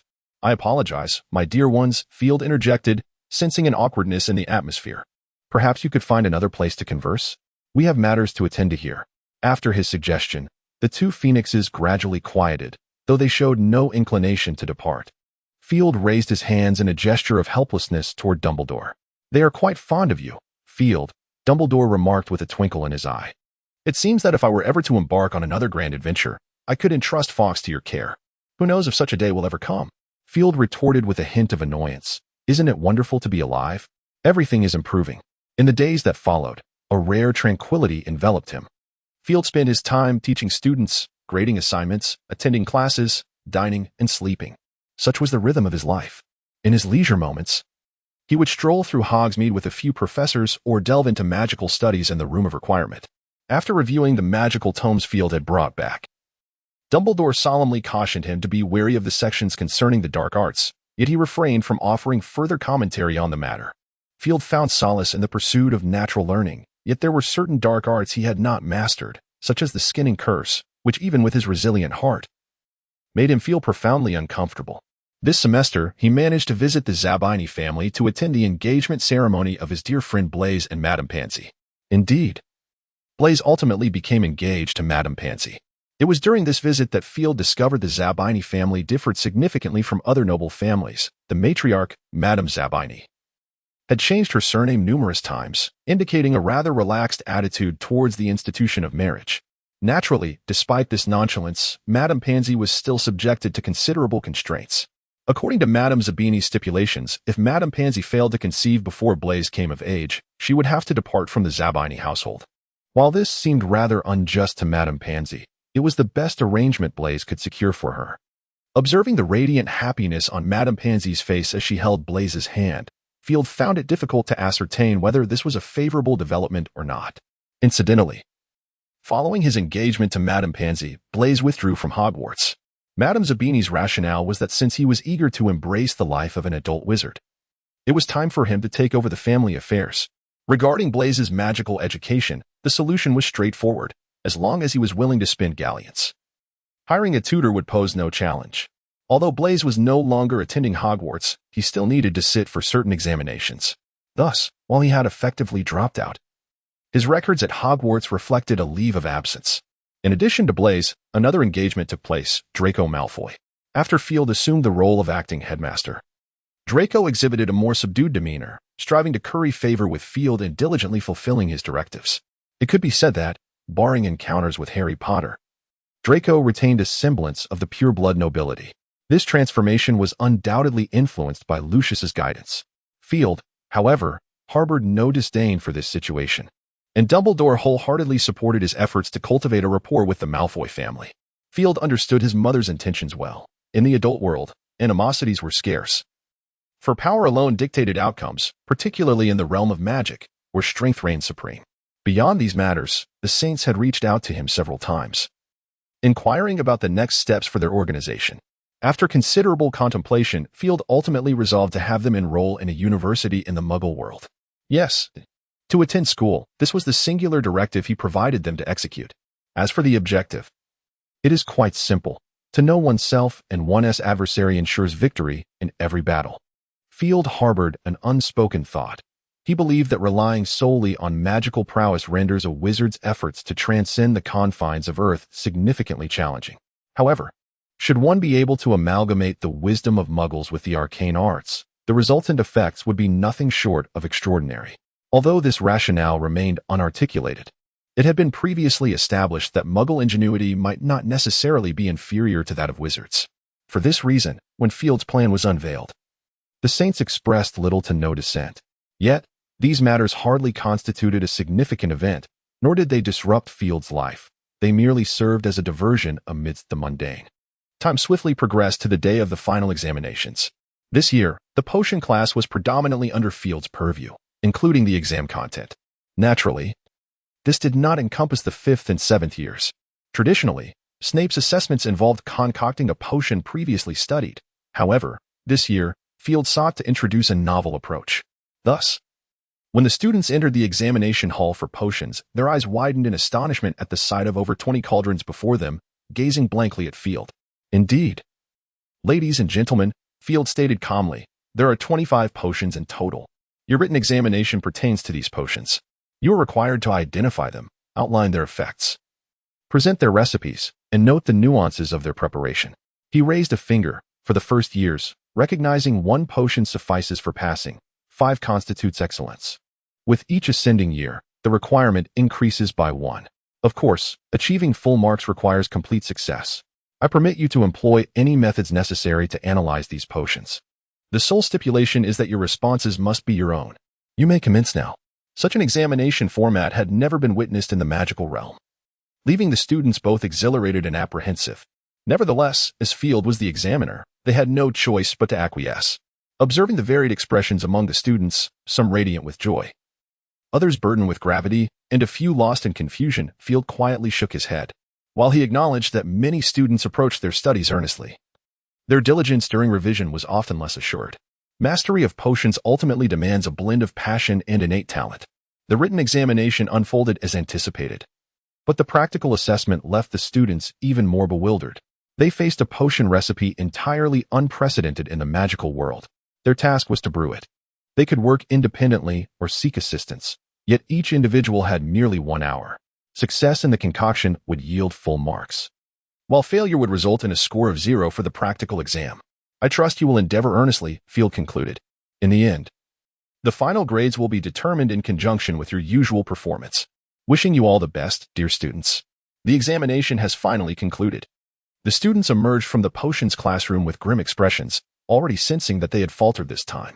Field, however, was not preoccupied with their potential failures. His sole focus was on grading their papers and subsequently announcing the results. Hey, Harry. Harry was engrossed in his report card, a frown adorning his face as he noticed a glaring that stood out prominently. Upon hearing someone call his name, he turned to see his good friend Ron. At that moment, Ron's expression was equally dismal. What happened, Ron? Noticing Ron's crestfallen demeanor, Harry's curiosity was piqued. Naturally, he hoped to assist if he could. Ugh. Ron glanced at Harry and let out a long sigh. Harry, perplexed, fixated his emerald eyes on Ron, waiting for a response. No need to ask, Harry. I believe I can provide you with the answer. Hermione's voice chimed in as she approached. Unlike her usual self, she was not burdened with books this time. You know? Harry looked at Hermione, puzzled. Of course. Hermione cast a sidelong glance at Ron. The reason is quite simple. Isn't it? Our dear Mr. Weasley received 2 PS in his final exams and several failing grades. As Hermione's gaze, tinged with a hint of disdain, fell upon him, Ron's face flushed crimson, his eyes brimming with indignation. That is not my fault. I had no idea the exam format had changed. Humph, Hermione scoffed. Come now. Regardless of the examination type, you have never fared well. It's all that wretched Slytherin's fault. Ron erupted in frustration, his voice rising. They knew we wouldn't remember that potion recipe and deliberately made us memorize it. Even Professor McGonagall was influenced by him. Forgive me, but I fail to see what is wrong with that. Hermione raised her chin defiantly. Professor Dumbledore merely wishes for us to genuinely grasp the knowledge in our textbooks, rather than merely skimming through for the exam. Naturally, you wouldn't understand the effort behind that. Hermione curled her lip in disdain. If I were you, I would seriously contemplate how to spend this holiday, if you even have a holiday left. Ron was momentarily taken aback, and after watching Hermione turn to leave, he erupted in anger once more. What s with her attitude? Harry couldn't help but chuckle softly. He too was uncertain of what to do. In the headmaster's office at Hogwarts, Professor Flitwick addressed Field earnestly. With all due respect, Professor Dumbledore, it seems you may be rather harsh on the students. Field raised an eyebrow, expressing a willingness to hear your thoughts, Professor. Professor Flitwick smiled lightly, stating, I have heard of your examination methods, and I cannot ascertain whether you are right or wrong. Perhaps it is not of utmost importance. However, dear, You may have overlooked that not all students possess sufficient talent. Flitwick remarked, moreover, I have noticed that your grading system only offers two options, either or P, which does not seem particularly favorable, does it? Professor Sprout also nodded slightly. Yet she remained silent, merely observing Field, seemingly awaiting his elucidation. In truth, I anticipated that someone would inquire about this matter. Field smiled subtly. Yet I did not foresee that the first to question me would be you, Professor Flitwick, rather than a student. Field appeared unfazed by this, which allowed Professor Flitwick to exhale quietly in relief. Surely, many of you harbor such inquiries. Field chuckled lightly. It is of no significant concern. It is well known that the intricacies of potion making are indeed formidable and heavily reliant on innate talent. For a wizard devoid of such gifts, the prospect of excelling in this discipline is nearly impossible. If viewed from this perspective, my expectations may indeed seem somewhat stringent. And I believe the confusion among the deans arises from this very point. Field gradually retracted his smile. Yet he posed another question. But what if we consider it from the perspective of life? Life? Several professors murmured in surprise, as if beginning to comprehend. Precisely life. Field affirmed earnestly, I believe you understand that potions are not concocted for mere decoration. They are meant for use. A simple example. If a wizard, while on an adventure, finds his magical reserves depleted and sustains injuries requiring immediate healing, potions become his sole recourse. However, should he discover that the potion he brewed is ineffective, or worse, has become a poison, he will ultimately be left with nothing but a twinge of regret and despair in his final moments. Field spoke gravely. While I have not encountered such a scenario, I surmise that occurrences of this nature are not uncommon in the magical realm, are they? The professors nodded involuntarily, aware that Field's assertions were accurate. After a moment of silence, Professor Sprout gently interjected, Yet, they are still students. Should we not be more lenient with them? No. Quite the opposite. We ought to be even more stringent. Field countered, shaking his head and outright rejecting Professor Sprout's perspective. Professor, do not forget that while they are in school, we professors are responsible for the students. Once they truly enter the magical world and commence their careers, there will be no one to guide them. Only they themselves can be held accountable. Rigor is a form of respect for life, while indulgence may lead to demise. My professor. At this moment, Professor McGonagall nodded in agreement, clearly moved by Field's words. Professor Sprout, though typically affable, also concurred with Field's assertions. Professor Flitwick appeared somewhat conflicted. Naturally, I do not believe that we must always adopt a stern demeanor towards our students, as that too can be a form of oppression.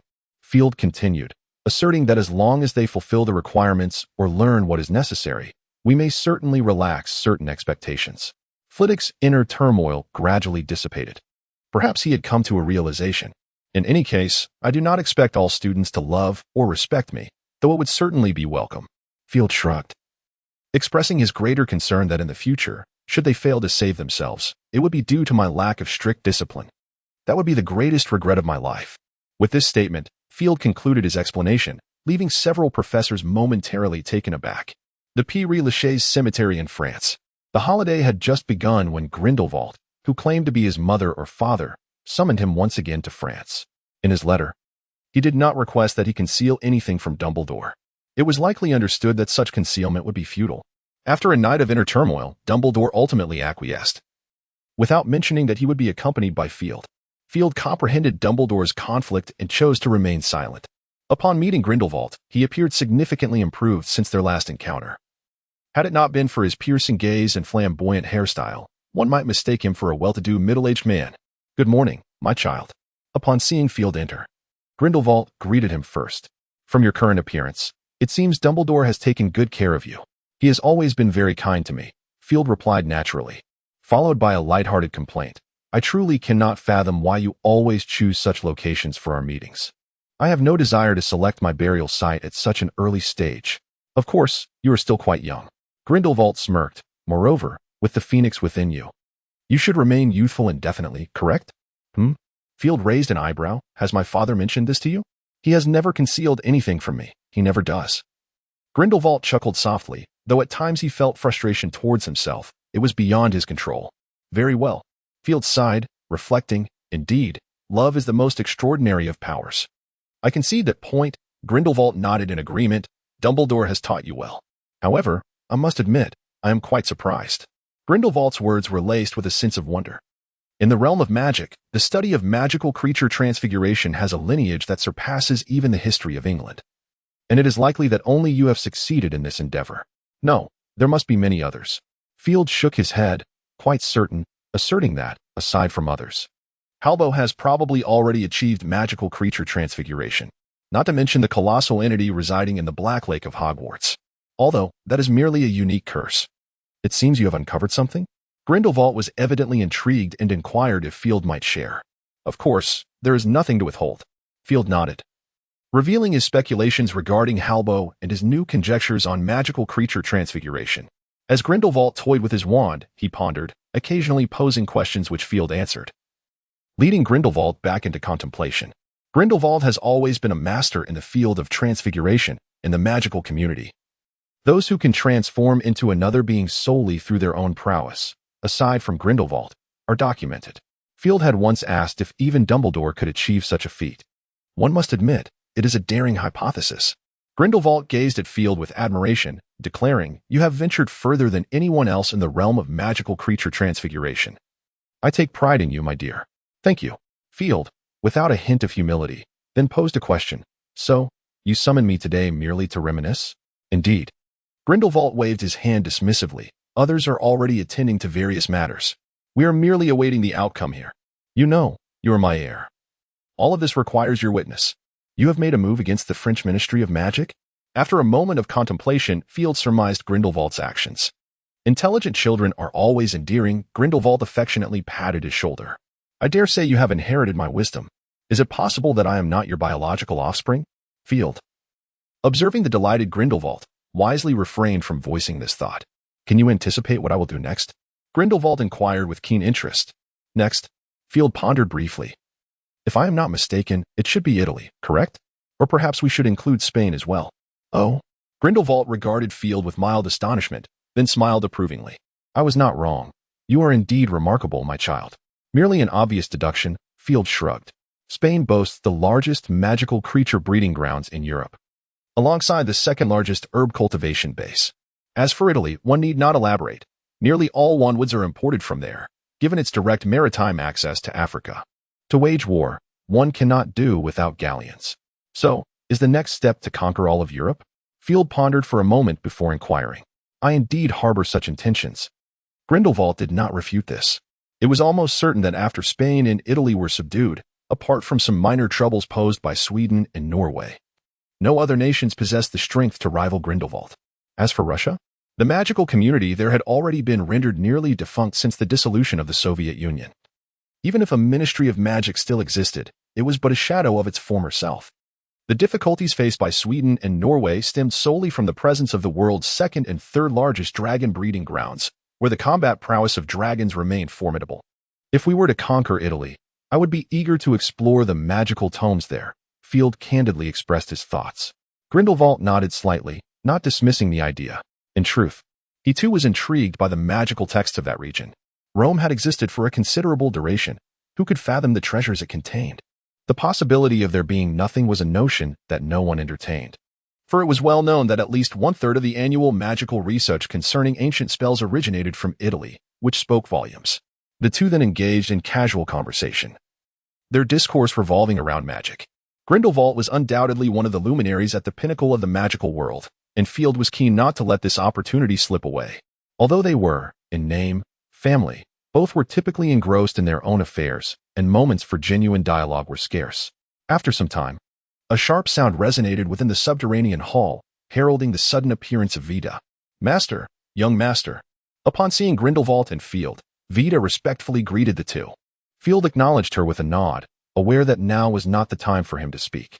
"I believe I can detect the essence of the French Ministry of Magic." In stark contrast to the ancient aura of the British Ministry, the French Ministry appeared more refined and ethereal. The ceiling and walls, crafted from transparent magical crystals, displayed animated images of various magical creatures, created with mercury and dragon scale powder. The floor was adorned with an opulent cashmere carpet, embroidered with the insignia of the ministry in golden thread. Clearly, the French penchant for elegance and extravagance was deeply ingrained. However, the circumstances of the noble men and women present seemed rather dire. Clad in exquisite coats, they were kneeling at the center of the hall. Even the few spirit cats had been bound. Surrounding them were a cadre of wizards cloaked in black, each bearing a brooch emblazoned with the insignia of the Sanctum of Saints. These once lofty officials now knelt in silence on the ground, their bodies trembling, evidently gripped by fear. Despite the palpable tension, no one dared to utter a sound. A series of sharp sounds emanated from the entrance, and with a deliberate rhythm of footsteps, the figures of Grindelwald and his companions emerged before the assembly. Leader, a visibly authoritative wizard approached with a hurried yet respectful bow. Almonte, is it not? Grindelwald inquired, his gaze fixed warmly upon the wizard before him, dismissing the kneeling crowd of men and women. Indeed, the leader remembers me?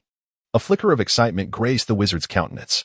Of course, it has been far too long, my friend. Grindelwald embraced him warmly, adding, you appear as formidable as ever. Perhaps I ought to take a leaf from your book. The wizard, overwhelmed with emotion, could only nod vigorously, a foolish grin illuminating his face.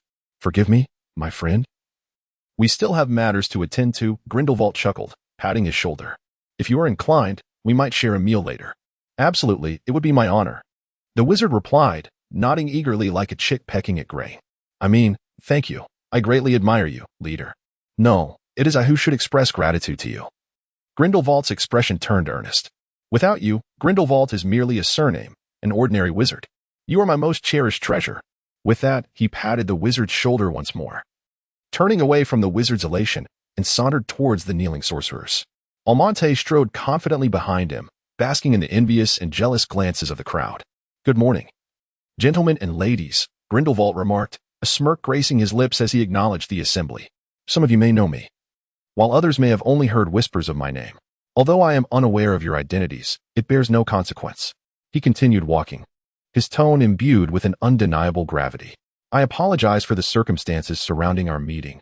Undoubtedly, this will be a moment you shall not soon forget. Nor will you forget my name. Pausing, he smiled slightly. Though it may be a tad late, I feel it only fitting to introduce myself. Would you not agree? I am Gellert Grindelwald. A gasp rippled through the kneeling throng, swiftly silenced. A name resonates like a shadow. For few in France remain unaware of the notorious dark wizard who nearly set Paris aflame. To be candid, I do not hold affection for this place, not in the slightest. Yet, it has indeed gifted me with some cherished memories. Grindelwald's smile gradually faded.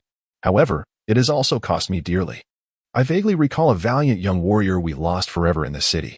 A hint of nostalgia crossed his features as he reminisced about a radiant young woman, beautiful and, most importantly, possessing a noble soul and the most exalted of convictions.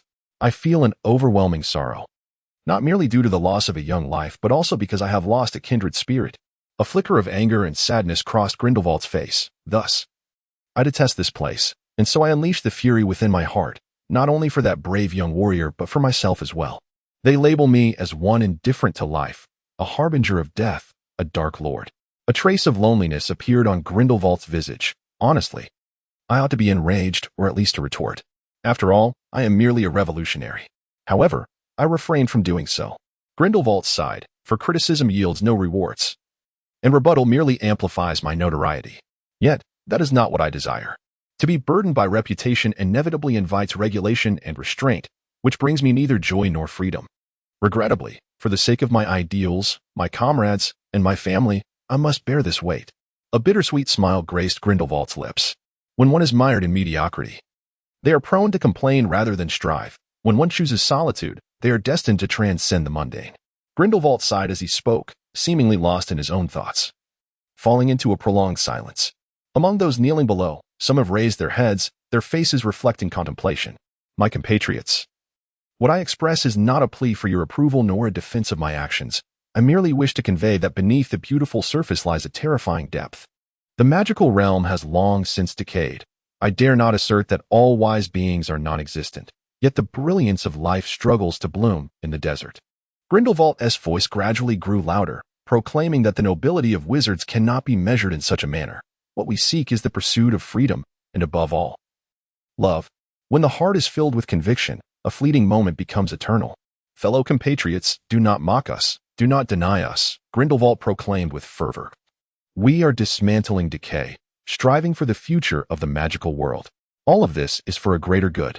Therefore, dear friends, in the pursuit of truth, we fearlessly confront the abyss. Inquire of your conscience. Those who seek truth are in constant struggle. What have you done in this regard? When future generations behold your epitaph, will they pause in reverence or pass by with indifference?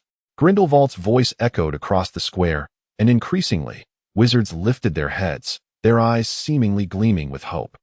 Every moment of inaction is a desecration of life. Grindelwald declared with conviction, better to be shattered than to pursue nothing. The sun rose the next day as normally as it had the day before, and the streets of Paris gradually began to fill with crowds. Aside from the unexpected resignation of the Minister of Magic and the direct appointment of a new minister, there was little else to stir the populace. In a nation characterized by political desolation, politics itself is often regarded as a trivial affair. What difference does it make whether officials in the Ministry of Magic change? The gold galleons in one's pocket remain unaffected. Lord Rosial, do you have any further instructions? Armand inquired respectfully, addressing the woman seated where he was meant to be. Your presence is not required for the time being, Vita replied, shaking her head. What you need to focus on is the continuous development of our personnel and the gradual dissemination of our ideals. I trust this should pose no significant challenge. Indeed. That was my intention all along, Armand responded with a nod, a natural expression on his face. Yes, after all, he is our old comrade. Vita smiled slightly. If we can find a few capable assistants, I believe our master will reward those who contribute. The master is inclined this way, and so is the young master. I certainly do not wish to hear that your name appears on the elimination list one day. That would be an immense regret. Armand nodded vigorously. Although he had merely heard of Field's reputation, he felt an inexplicable pressure from Field's seemingly amused gaze during yesterday's luncheon. The young leader was likely no ordinary figure. He was indeed a worthy descendant of a leader, Armand mused inwardly. At that moment, Field remained unaware that he was being covertly observed by Grindelwald's subordinates. Even if he were aware, he would not be concerned. It was prudent to occasionally remind boastful subordinates of their place. In truth, he lacked the energy to ponder anything else.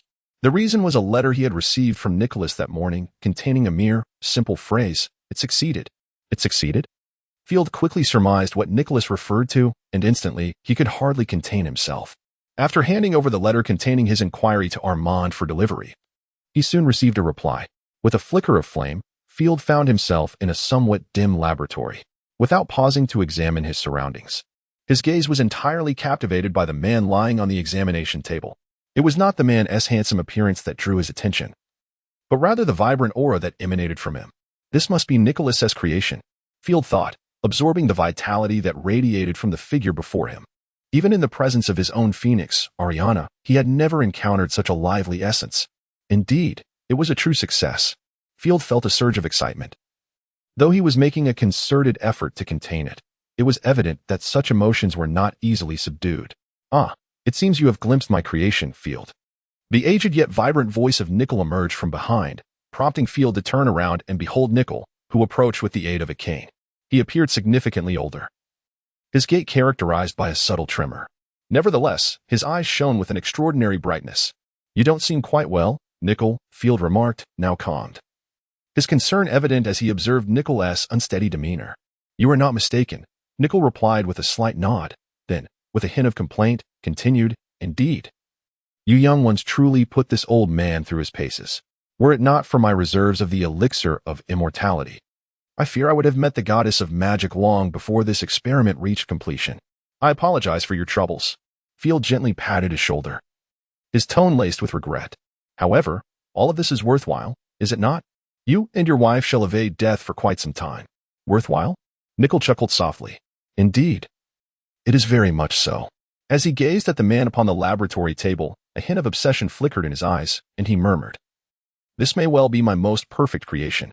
Certainly, you are the greatest alchemist in the world. Field exclaimed in loud praise. Suddenly recalling something, he furrowed his brow slightly. Nickel, I must apologize, but may I inquire, are you certain the experiment has been flawlessly successful? It is obvious, is it not?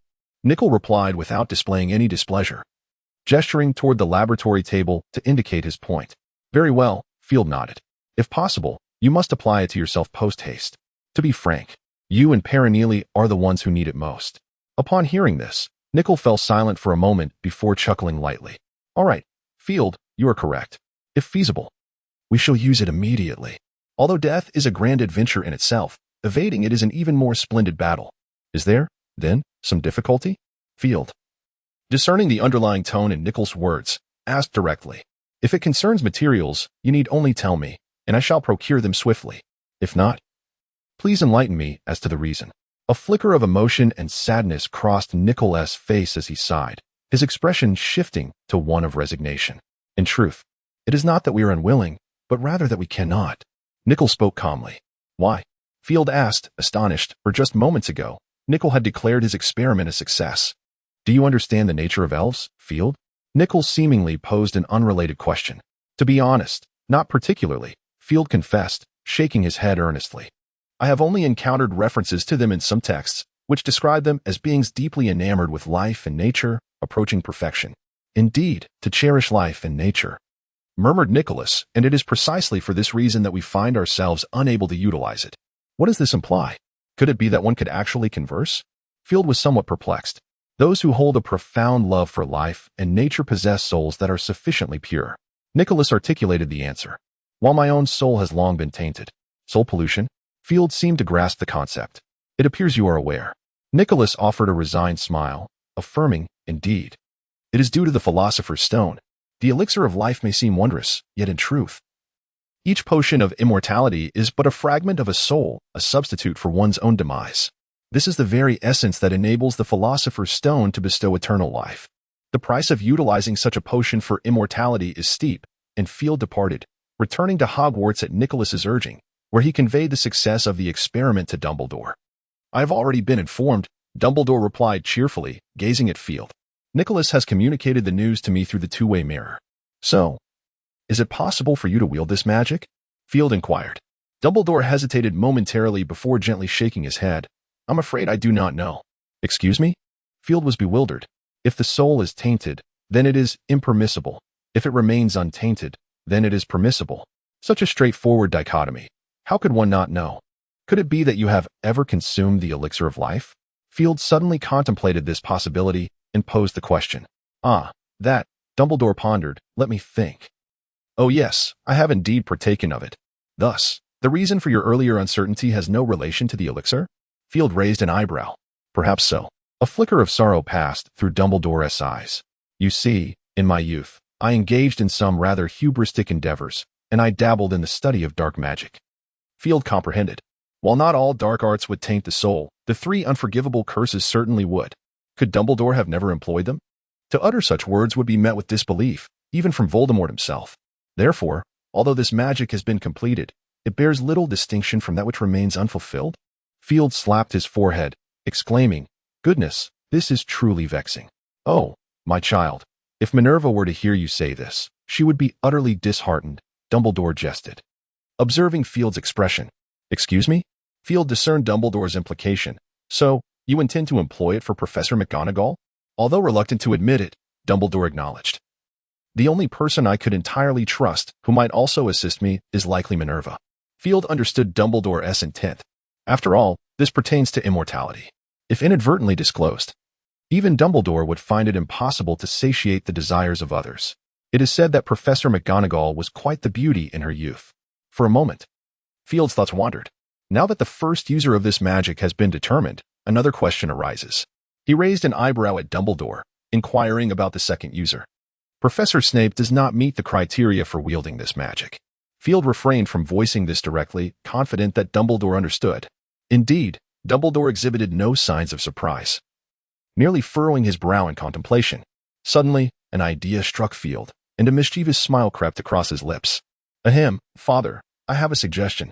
Field cleared his throat and, with utmost seriousness, proposed, What do you think of Harry Potter?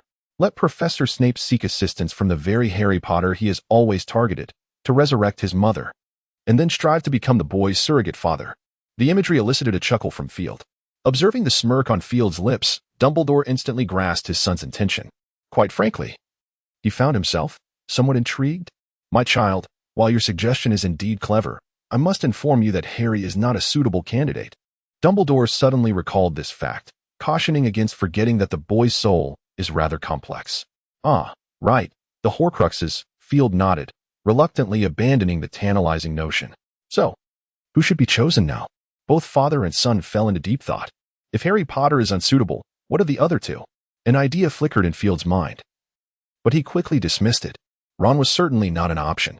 This was not due to any prejudice against him, rather. The lad's tendency to speak without thinking posed a significant risk of revealing secrets. As for Hermione, she indeed met the criteria, yet she is of Muggle descent. While Dumbledore was not particularly concerned about children from Muggle backgrounds, others might not share that sentiment. Field did not entertain the notion of keeping this magic a secret indefinitely. Such a feat was impossible. Most critically, her abilities were insufficient. If one day this magic were to be exposed, Field could easily surmise that those interested would undoubtedly target the weakest link first. Whether that young girl could survive such an ordeal was uncertain. The magical world possesses numerous methods for extracting secrets from individuals. After deliberating for quite some time, the father and son ultimately could not identify a suitable candidate and decided to temporarily abandon the pursuit. In Field's view, it would be best to let Snape ponder this himself. Resurrecting your own beloved and expecting it to be effortless? Field mused that one should not indulge in such fanciful thoughts. Upon relinquishing the matter at hand, both individuals felt a considerable sense of relief. Just as they were about to engage in conversation about other topics, an owl swooped in through the window, depositing a letter from its talons onto Dumbledore's desk before soaring back out. A black envelope? Such an item is rather uncommon. Field raised an eyebrow, observing Dumbledore as he began to open the envelope. This is an invitation to Nicholas's funeral, Dumbledore remarked with a hint of surprise. A funeral? Field's gaze sharpened. The St. Innocent Cemetery in Paris, France. This graveyard, established in the 12th century, had been declared closed by the Muggle government towards the end of the 18th century. Even the remains within had been relocated to the Isri Cemetery in the Montparnasse district. The reason for its closure was the overcrowding that precipitated frequent outbreaks of plague. The Muggles, of course, remained unaware that as early as the 16th century, Nicholas had prepared a burial plot for himself here, concealed by magic. At this moment, a small gathering had formed before the modest grave. However, in comparison to Nicholas Lamy's reputation, the funeral procession appeared quite meager. Ladies and gentlemen, Dumbledore addressed the somber assembly. With a heavy heart, yesterday, I lost two dear friends on my journey through life. The wizarding world has lost two great sages. My friends. Nicholas's life was always filled with the pursuit of ideals and truths, which often led him to forget that his body was aging day by day. It is difficult to quantify the contributions this remarkable couple made to the wizarding realm. Their departure marks a tremendous loss for us all. According to Nicholas's will, his Book of Abraham was bequeathed to Field, all safe houses to Dumbledore, and his entire estate to Beauxbatons Academy of Magic. No one found fault with the distribution of Nicholas's legacy. If anything, some envied Field's fortune, but otherwise, there was little dissent. After all, Dumbledore and Nicholas's relationship was well known, and Beauxbatons was established by Nicholas himself. After spending an entire day in France to ensure nothing was overlooked, Field simply handed the Book of Abraham to Dumbledore, informing him that he could dispose of it as he saw fit. Dumbledore, well aware that Field had already perused the tome, graciously accepted the gesture. Moreover, the Book of Abraham was a rare ancient magical text that would indeed benefit him. Although he had read it on several occasions before, those instances had been borrowed. Now, he could peruse it at his leisure without the concern of returning it. Quite splendid, wouldn't you agree? After casually managing this inheritance, Field bid farewell to Dumbledore and made his way to his office, where someone was already awaiting him. The Hogwarts Potions Office. Long time no see, my professor. You look remarkably well. Field greeted Snape in the room with a cheerful smile. Compared to his previous appearance at Hogwarts, Snape had undergone a remarkable transformation. His long hair, now tied back into a ponytail, cascaded down his back, while his ever-present black robes had been replaced by a cloak adorned with a zipper. His once sallow complexion, perhaps due to an abundance of nourishment, now appeared surprisingly vibrant, imbued with a hint of rosy glow. This transformation unveiled his already considerable handsomeness. Indeed, Field mused, this fellow is quite striking. I hope your summons to me is for a matter of substance, rather than for me to squander my time listening to your nonsensical prattle. Snape remarked, his expression devoid of emotion as he regarded Field. All right, your sense of humor remains as lacking as ever, my professor, Field replied with a resigned smirk, pondering how Lily would react to such a version of him, should she return. Snape suddenly seized upon the crux of the matter, his hollow black eyes igniting with intensity as he fixed his gaze upon Field, growling, clarify yourself. Clarify what? Field feigned ignorance, gazing at him in confusion. What you just said. Snape could hardly contain his urgency, swiftly closing the distance to Field and gripping his shoulders tightly. "Tell me, what do you intend?" Knowing Snape's obsession, Field decided not to tease him further, recognizing it would be disrespectful to such a devoted man. "Nicodemus's experiment has succeeded," he stated decisively. "However, it is indeed quite challenging for you." "Why?" Snape's voice trembled, his expression wavering between anguish and desperation. "Give it to me, at any cost." "No, Professor. It is not about what I desire." Field shook his head. "Do not forget, this magic originates from the elves. According to Nicodemus, elves are creatures that inherently respect life. Thus, one wishing to cast this spell must possess a pure soul. And you, Professor, a pure soul?" Snape's mouth opened slightly, then fell silent, his expression morphing into despair, his gaze once again becoming hollow. Why? Why must it be this way?" Field felt the grip on his shoulders slacken, and Snape slumped against the wall. Without its support, he would surely have collapsed. "Professor, please, calm yourself," Field urged, concern etching his features as he looked at Snape.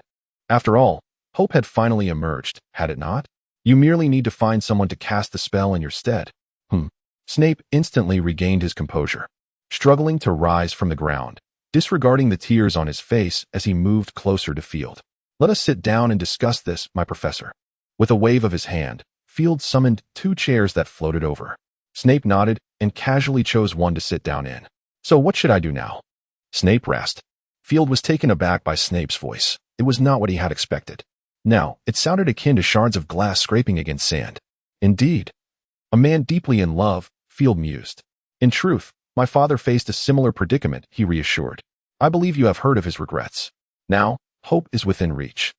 If it cannot materialize, the despair would undoubtedly be fatal." Snape nodded in agreement. "Thus, we shall prepare for others to cast the spell in his stead." Field chuckled lightly. "Protecting the spellcaster is also of utmost importance, is it not?" "Professor McGonagall is indeed a trustworthy individual," Snape murmured. Field was not surprised that Snape could deduce who would replace him in casting the spell. An imbecile could never ascend to become the youngest potion master in the magical realm. So why not consider someone capable of taking your place in casting the spell? Field shrugged, acknowledging the difficulty of the task. "It is undeniably challenging," Snape conceded with a slight nod. As a former follower of Voldemort, he was acutely aware of the immense allure of immortality, not to mention the ability to achieve the forbidden resurrection of life. The greater the wizard, the more profound their regrets. This magic could undoubtedly rectify most of those regrets. How many could truly withstand such temptation? Moreover, Snape had scarcely anyone he could trust, unless he found someone absolutely willing to assist in resurrecting Lily. But that damn Potter, wait? Potter? Snape seemed to have an epiphany, his expression shifting between light and shadow. "Young Mr. Dumbledore?" Snape paused, then hoarsely inquired, "Is Harry Potter's soul pure enough?" "I understand your thoughts, Professor." Field hesitated before shaking his head. "I'm afraid I already inquired in my father's office. Harry Potter does not meet the criteria. Not even that insufferable brat." Snape's irritation was palpable as he murmured about the Hogwarts headmaster's office. "Are you suggesting that Nicholas may very well be alive?" Dumbledore raised an eyebrow. "Are you certain he hasn't fallen victim to the soul-stealing curse, my child?" "I am not jesting with you, father." Field shot a dark look at Dumbledore. "Do not forget, Nicholas is the innovator of this magic. He understands every aspect of the process. Should he harbor any intentions, I trust you do not wish to witness the outcome." Dumbledore's smile faded as he pondered for a moment before softly inquiring, "Pray tell, how did you arrive at this place?" "You do not strike me as one who is inclined to doubt the integrity of friends, unless absolutely necessary." Field nodded in agreement. Yet Professor Snape's words lingered in his mind. If the casting of this spell requires a pure soul, how could Nicholas have succeeded in his experiment? "I find it hard to believe that his students are worthy of trust, thus the circle of those deserving his confidence is quite limited." Before Field could finish his thought, Dumbledore's expression grew serious. "It appears we must revisit this matter." Rising to his feet with a sigh, he added, "If it were possible, I truly would prefer not to disturb their rest." "They would understand, provided they are indeed innocent," Field retorted coldly. The Saint Innocent Cemetery in Paris. Following the conclusion of the funeral, silence had long since returned to this place, and barring any unforeseen events, it seemed unlikely that anyone would disrupt its tranquility again. Yet, an unexpected occurrence had indeed transpired. With a flicker of flame, Dumbledore's figure emerged first, followed closely by Field and Snape. "Come closer, gentlemen," Dumbledore beckoned, extending a hand to draw me nearer, for the protective enchantments here are quite formidable. Snape, upon hearing this, stepped forward and clasped Dumbledore's arm. Field, however, refrained from doing so, as he was one of the custodians of this secret. Grave number 3, Dumbledore murmured, revealing the specific location. As a blue light flickered, a portal, somewhat ethereal in appearance, manifested before the trio. Let us proceed, Dumbledore suggested softly, leading the way inward, with Field and Snape closely trailing behind. As they passed through the curtain-like portal, the gravestones of Nicholas and Perenelle came into view. Inscribed upon the stones were their epitaphs, born of humble beginnings, dedicated to greatness. Standing alongside death. Forgive us, my friends, for the intrusion, Dumbledore murmured to the gravestones. We seek to validate a matter that may pertain to you. In the interest of your innocence, I am compelled to undertake this action, and I hope for your understanding. I shall offer my apologies in due course. As he spoke, Dumbledore raised his hand, clasping his ancient wand. With a gentle flick towards the graves of the Nicholls, the tombs silently shifted aside, resembling an alternative cellar door, revealing a crystal coffin within. According to Madame Maxime, the Nicholls had requested not to be cremated before their passing, which accounted for this exquisite crystal sarcophagus. This was a solitary offering from Madame Maxime, yet it paled in comparison to the gifts bestowed by Nicholas. Dumbledore advanced his wand slightly, causing the lid of the crystal coffin to slide back, unveiling its interior. The remains of the Nicholls lay within, their faces serene, hands clasped together. There appeared to be nothing amiss, however. Dumbledore's expression shifted. As a skilled alchemist and master of transformation, he discerned the underlying anomaly at a glance. Regrettably, the most disheartening truth had indeed transpired. With a sigh, Dumbledore waved his wand, dispelling the enchantment surrounding the Nicholls' remains. The bodies remained unchanged. Yet their expressions no longer bore tranquility. Their eyes were wide open, faces etched with unutterable terror. Nicholas, is this truly how you wish to confront an old friend? Dumbledore's sadness was palpable. He then tapped his wand, 2 crimson beams of magic striking simultaneously at the hearts of the corpses. Once more, the bodies contorted, revealing their true forms, alchemical constructs fashioned from human bodies. The truth was now unmistakable. It seems evident, murmured Field, regardless of Nicholas' intentions, he has deceived us. Dumbledore nodded silently, the betrayal of an old friend weighing heavily upon him. After a moment of quiet contemplation, he gradually regained his composure. Let us return. In the office of the Hogwarts headmaster, Dumbledore sat behind his desk, spooning honey into his cup of red tea. Field and Snape occupied the opposite side of the desk, their own cups of tea, now somewhat lukewarm, before them. Upon their return, little conversation had transpired. Dumbledore continued to sip his honeyed tea, cup after cup. Father, perhaps you might consider slowing down a bit. This is your 6th cup, Field remarked, unable to bear the sight any longer. It appears our esteemed headmaster remains unchanged. Snape scoffed. Perhaps you could request the house elves to prepare a pot of honey, thus conserving some of your energy.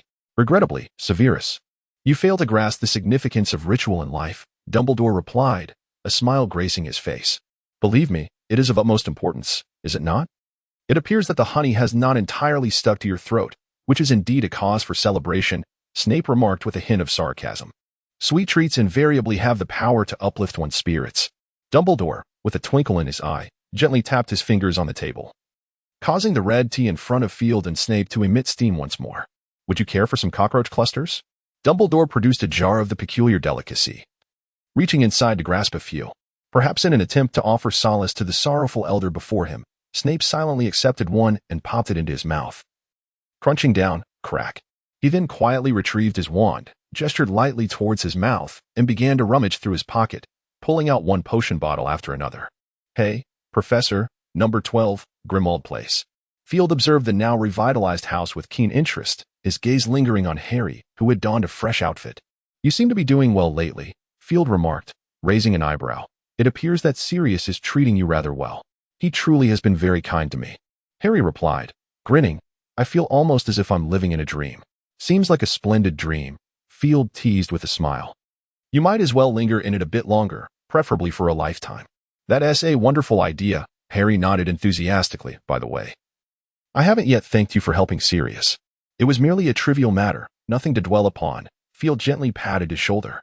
Harry opened his mouth to say more when Ron appeared seemingly out of nowhere.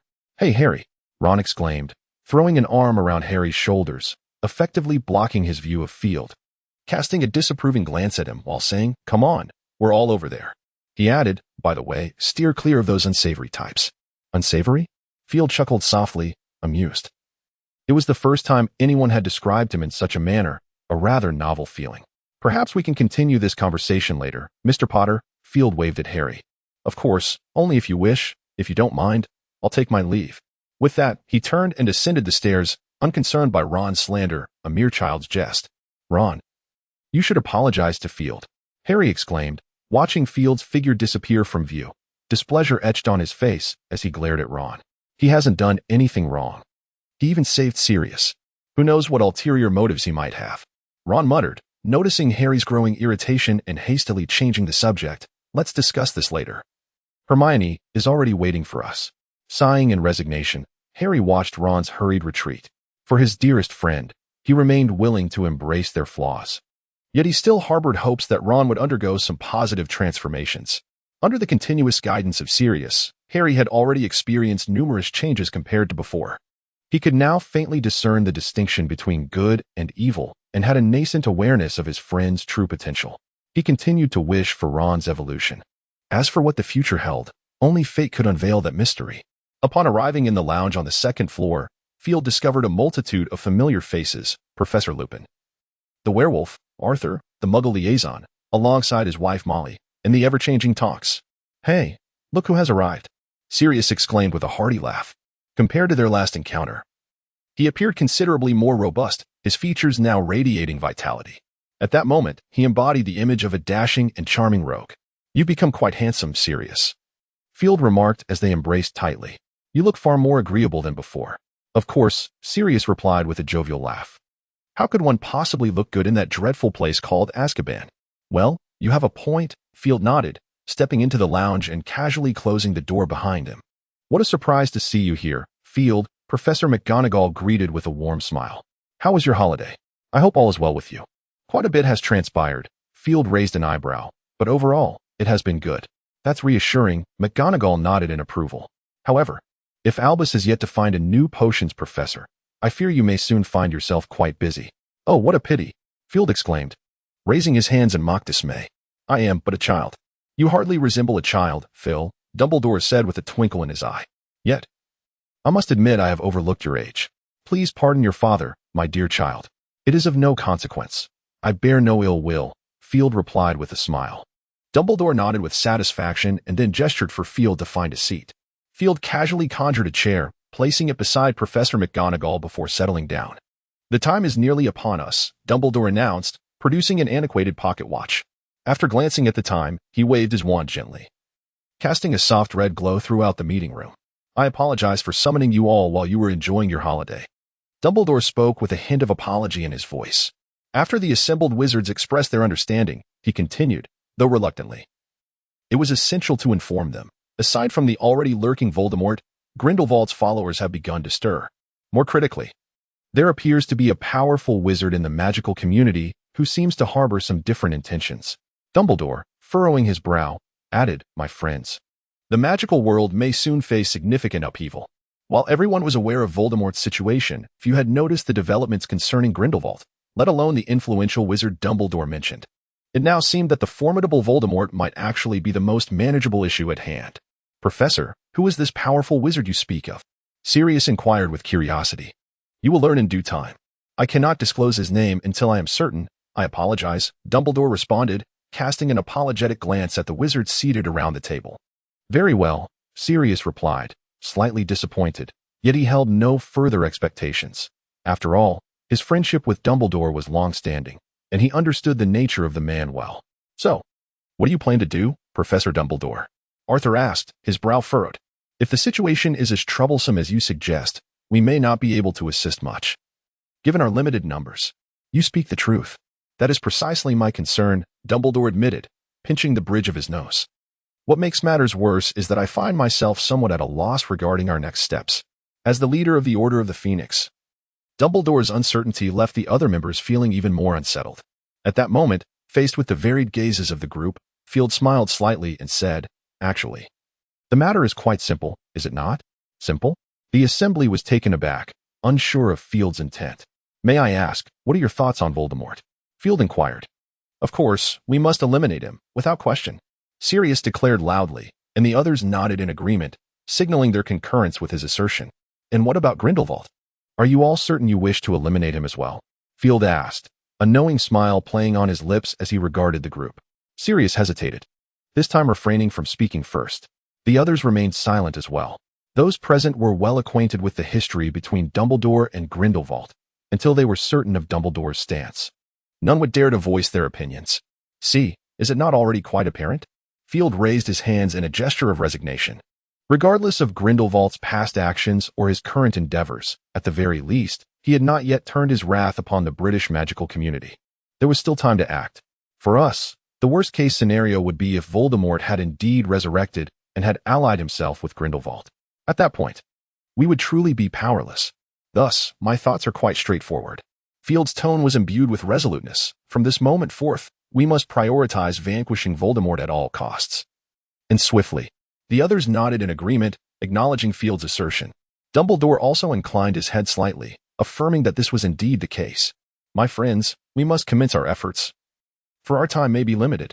In truth, I have another suggestion. Field gestured for attention. Upon receiving Dumbledore's consent, he continued, as you are aware, during Voldemort's reign, those who followed him gained little, living in constant fear. So, why not consider collaborating with them? Those scoundrels, Arthur interjected indignantly. How can we trust whether their words are genuine or false? In this regard, they may be deemed somewhat reliable, Mr. Weasley, Field replied calmly. In the face of survival, we must lean toward pragmatism. One path leads to certain peril and the ire of the entire magical community, while the other offers a glimmer of hope. Those purebloods may yet make the right choices. Moreover, Field refrained from mentioning another critical point, the extensive networks of pureblood families within the magical realm. It is nearly impossible for a pureblood family to remain uninformed. In this respect, they hold an unequivocal advantage. Compared to the meager resources of a few cats, pureblood families are far more likely to swiftly locate all of Voldemort's Horcruxes. This, undoubtedly, would be the optimal choice for the Order of the Phoenix. Of course, none present were fools. Without Field explicitly stating it, they understood his implication, each drifting into contemplation, Dumbledore included. Although somewhat risky, the potential rewards made it worthwhile. Dumbledore acquiesced to this approach. Turning to Sirius, it seems we shall once again impose upon you. Sirius. Not a problem. I am more than willing. Sirius affirmed with a serious nod. The others voiced no objections. The Sacred 28 regarded the Weasley family as traitors to pureblood lineage, leaving only the noble Black suitable for this task.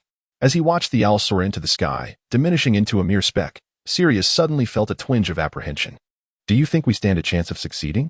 He inquired, casting a worried glance at Field. Fear not. We are merely seeking a dialogue with them. Field gently patted his shoulder. No one is free from the fear of death. The higher one's station, the more pronounced this fear becomes.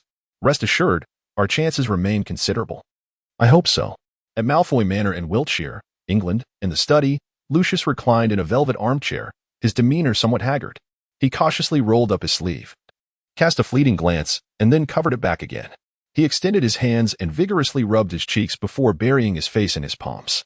With a soft click, the door to the study swung open. Lucius immediately lifted his head, instinctively drawing his wand from the civilized cane at his side, his body tensing in an instant. Upon recognizing the visitor, he relaxed, a casual smile gracing his features as he nonchalantly returned his wand to its place and remarked, "Good afternoon, my dear. Why did you not go out today?" The others did not wish to venture out, and with just me, I had no desire to leave. Narcissa replied with a gentle smile as she settled beside her husband, softly grasping his hand. Lucius took her hand, kissed it tenderly, and then, holding his wife close, inquired softly, "Where is Draco?" "He remains in the Peacock Garden. A few new Nifflers have arrived, and he seems quite taken with those little creatures," Narcissa replied lovingly. "Just playing, as always." Lucius's expression hardened. To think that a noble Malfoy could only achieve a 5th place in his final exams. Not to mention that Potter boy. He couldn't even surpass a common muggle. If he possessed even a modicum of shame, he should stop wasting time. "I understand. I will convey that to him," Narcissa comforted. "I have also heard that the muggle-born girl has been exceptionally gifted. At Hogwarts, aside from Dumbledore's adopted son, no one matches her prowess. It is unavoidable. As long as he remains a Malfoy, he is destined to be the most exceptional in all respects." Lucius sighed, his face once again a mask of discontent. Narcissa nodded slightly. The belief that pure-blood interests supersede all else was deeply ingrained in their very essence. By the way, I have yet to ask if you have any matters at hand, Lucius said with a smile, gazing at his beloved. Is there anything I can assist you with? I have no pressing matters, merely some concern for your well-being, Narcissa replied, her gaze tinged with worry. What troubles you? Nothing of great significance, merely some business affairs. The ministry has tightened its scrutiny lately, and our enterprise has suffered considerably. Hence, I find myself rather anxious, Lucius stated. Narcissa probed gently, but Lucius remained reticent and reluctantly. She chose to relent. Suddenly, Lucius's brow furrowed. Something has struck our protective enchantment. Bobby, Lucius barked sharply. With a crisp sound, a house elf materialized before them. Greetings, esteemed master. The house elf stammered, bowing deeply, its elongated nose touching the carpet. Go and see what lies outside, Lucius commanded, his brow furrowed. As you wish, master, the house elf replied, bowing once more before vanishing from the room. When it reappeared, it held an owl in its hands. A letter for you, master, the house elf, Dobby, pointed. And the letter from the owl's talons floated gracefully onto the table in front of Lucius. Lucius nodded, drew his wand, and gently tapped the letter. The envelope opened on its own, and the letter flew out, landing on the table. Dear Mr. Malfoy, Field Dumbledore sends his regards. There are matters that require a personal discussion with you. If you do not mind, I shall visit at 1 o'clock. Best regards, Field. Little Dumbledore wishes to pay a visit? Lucius was taken aback. He had little acquaintance with this individual. If any connection could be drawn, it was that the nominal head of Slytherin had shown considerable care for his son. Nonetheless, regardless of the individual's merits, the mere association with the name Dumbledore warranted a warm reception. Contemplating this, he conveyed his thoughts to his wife beside him. I believe you are right, dear. Narcissa wholeheartedly agreed with Lucius's assessment. After all, he was a descendant of Dumbledore, and it was rumored that he had accomplished quite a few significant deeds. I too had that in mind, Lucius nodded. The Malfoy family could scarcely afford to make another enemy, especially one who might reach the heights of Dumbledore himself. Therefore, I pondered whether to invite a few old friends to join us. Lucius furrowed his brow, deep in thought. It would be best not to. Narcissa shook her head. We cannot discern whether this would be unwelcome to him. Most importantly, he may have matters to discuss exclusively with the Malfoy family. Lucius relaxed his brow, nodding in agreement. You are right, my dear. I believe my greatest fortune is having you. You have truly aided me immensely. Narcissa smiled gently, leaning over to plant a soft kiss on her husband's cheek, then cheerfully stated, Very well, I shall make the arrangements. We must not let our guest feel we are being discourteous. A splendid idea, I fully concur. In the afternoon, though the appointed hour had yet to arrive, Lucius and Narcissa stood at the door, awaiting their guest with keen anticipation. Although their waiting time was not brief, there was no trace of impatience or anxiety on their faces. With a flicker of flame, Field's figure suddenly appeared before them, with his phoenix, Ariana, perched upon his shoulder. Good afternoon, esteemed Mr. Dumbledore, Lucius greeted with a restrained smile, inclining his head slightly towards Field. Welcome to Malfoy Manor. I hope we can enjoy a pleasant afternoon together. Thank you, Mr. Malfoy, Field replied with a bow and a smile. I believe I shall find my time here quite delightful. Mr. Malfoy is renowned as a sage in the wizarding world. I look forward to our conversation. I too am eagerly anticipating it. Lucius replied with a smile. Then gestured to Field. This is my beloved, Narcissa Malfoy. Good afternoon, beautiful lady, Field bowed to Narcissa. Your beauty renders even the afternoon sun a mere shadow. Thank you for your kind words, Mr. Dumbledore. Narcissa curtsied gracefully, then motioned with one hand. If you would be so inclined, I believe we may retire inside to converse. The sun at that hour was far from splendid. Of course, it would be my honor, Field nodded. In the drawing room of Malfoy Manor. After Narcissa personally served a pot of tea, she excused herself, leaving the two gentlemen alone. You possess a most harmonious family, Mr. Malfoy, Field complimented, to be honest. I find myself a tad envious. I share that sentiment, Lucius replied with a smile. To wed Narcissa is indeed my greatest fortune. After exchanging further pleasantries and sipping the reputed cloud tea from the Pyrenees, they finally ventured into the crux of the matter. May I inquire about your purpose for visiting? Mr. Dumbledore? Lucius asked, his demeanor shifting to one of seriousness. If there is anything I can assist you with, please feel free to speak plainly. Assistance? Field mused at the term, offering a slight smile before shaking his head. To be precise, I am here to assist you, Mr. Malfoy. Oh? Lucius responded, maintaining his composure. I am all ears. Since Voldemort's downfall, I believe the Malfoy family's circumstances have been rather precarious. Field raised an eyebrow, though you insist you fell under the imperious curse. It is evident that few truly believe such a claim. Would you not agree? Though I hesitate to concede, you are correct. Lucius set his teacup down. With all due respect, this seems rather unrelated to your purpose. Unrelated? Field chuckled softly. No, in fact, it is profoundly relevant. I suspect, Mr. Malfoy, that you have not enjoyed a single restful night's sleep in quite some time, have you? Field chuckled as he pointed to Lucius's sleeve, remarking that the sensation there likely wouldn't be particularly pleasant, would it? Upon hearing this, Lucius was momentarily taken aback and instinctively touched his wrist. He did not perceive Field's words as mere frivolity. However, he had yet to decipher the underlying intent. So, what are you insinuating, young Dumbledore? Lucius inquired softly.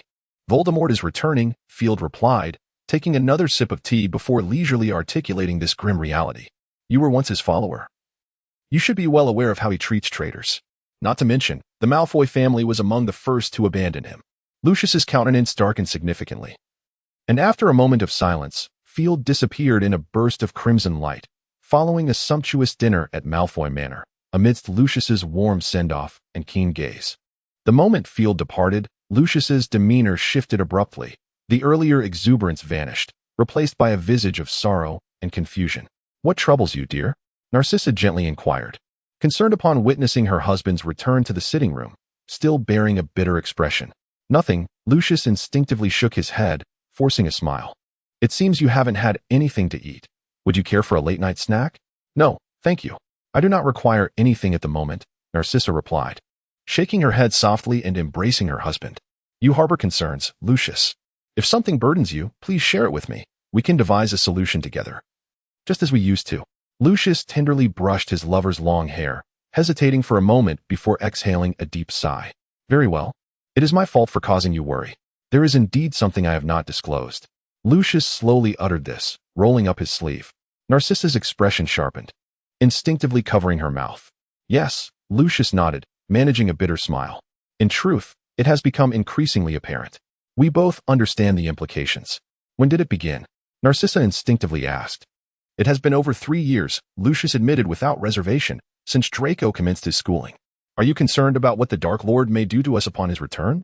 Narcissa inquired, her brow furrowed. Indeed, this posed a significant dilemma for them. Actually, it is more than that. Lucius gently shook his head. If it were merely the Dark Lord's issue, I would not be overly concerned. You know, I still possess sufficient value in his eyes. He would not harm us. You also mentioned he is the Dark Lord. Narcissa looked at him anxiously. I do not believe he would engage in reasoned discourse with us. Reason? Lucius shook his head. That is the greatest fallacy. How could the Dark Lord engage in reason? He only seeks to serve his own interests. At the very least, for him, my existence holds more significance than my demise. My concern, however, does not lie with this, but rather with the recently departed young Dumbledore. Lucius sighed. It was he who truly gave me a headache. The scion of the Dumbledore lineage? Narcissa gazed at him in bewilderment, for he is indeed a child of Dumbledore. Dumbledore? Lucius scoffed. I hardly believe he is any less formidable than the Dark Lord. They are of a similar ilk, in my estimation. The Dark Lord might even be less terrifying than Dumbledore. Do not forget, Narcissa, Lucius stated gravely, that old fellow is the headmaster of Hogwarts. I trust you understand what that signifies. Nearly every wizard in Britain has graduated from there. Each one is, in a sense, indebted to him. This is a most daunting power. If he so wished, he could effortlessly manipulate the entire magical community. So, you fear Dumbledore? Narcissa raised an eyebrow. I do not share that sentiment. Of course, he possesses nothing that warrants fear, does he? Lucius chuckled derisively, a powerful wizard, yet he adheres to the rules. That is tantamount to placing a bridle upon himself. Thus, power does not dictate everything. Therefore, I remain perplexed. Narcissa regarded him quizzically. I know that child is quite capable.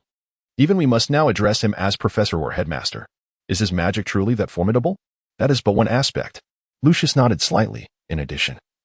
He is the sole disciple of Nicholas Flamel to be formally inducted and still alive. Well, that is indeed quite vexing. Narcissa nodded. Which implies that nearly all alchemists would rally to his aid. Indeed. Lucius sighed. In truth, this is not the most challenging aspect. There is more? Narcissa's eyes widened suddenly. Yes, if only it were not so.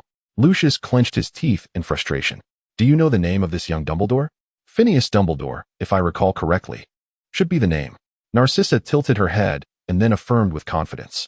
She was quite assured of her memory. Yes, you are remarkable, my dear. Lucius smiled in praise, gently kissing his wife's forehead. So, Narcissa raised an eyebrow. What is it that you wish to convey to me? What I wish to express is his middle name, Lucius declared. His middle name? Narcissa pondered, furrowing her brow. I'm afraid I have not heard of it. I trust you, my dear. Lucius appeared unsurprised. After all, if that old coot Dumbledore wished to keep something concealed, it would be quite effortless. Do you know? Narcissa inquired, her gaze fixed curiously upon her husband. I heard it by chance, Lucius nodded, reflecting on the unexpected truth behind the rumors concerning Dumbledore. Rumors about Dumbledore? Narcissa's mind raced, connecting the dots. The whispers regarding Dumbledore were intertwined with another figure. Wait. Narcissa's eyes widened in realization. You mean, indeed, the middle name of young Mr. Dumbledore is Grindelwald. Lucius remarked with a slight, resigned smile. What an uncommon name, isn't it? Narcissa found herself at a loss for words, utterly bewildered. In the magical realm, particularly among the older generations, it was almost inconceivable not to have heard of the sacred 28 families, whose influence predominantly resided in Britain. Yet, there were few who were unaware of Grindelwald's name. He was the original Dark Lord, a formidable wizard who nearly conquered all of Europe. Thus, young Mr. Dumbledore can indeed be regarded as a descendant of that notable lineage. Slowly, Narcissa regained her composure. Yes, Lucius affirmed with a firm nod. Moreover, I have heard that this young Mr. Dumbledore has already gained the approval of that illustrious figure. If all goes as anticipated, he is destined to become the future heir of Grindelwald. In a brief statement, it was asserted that a wizard's talents ought to shine brightly in the world, rather than remain concealed in the shadows. Our future undoubtedly belongs to that pristine starry sky. This was the declaration made by the acclaimed leader of the new era, the most powerful wizard, filed Grindelwald Dumbledore, during an interview with journalists.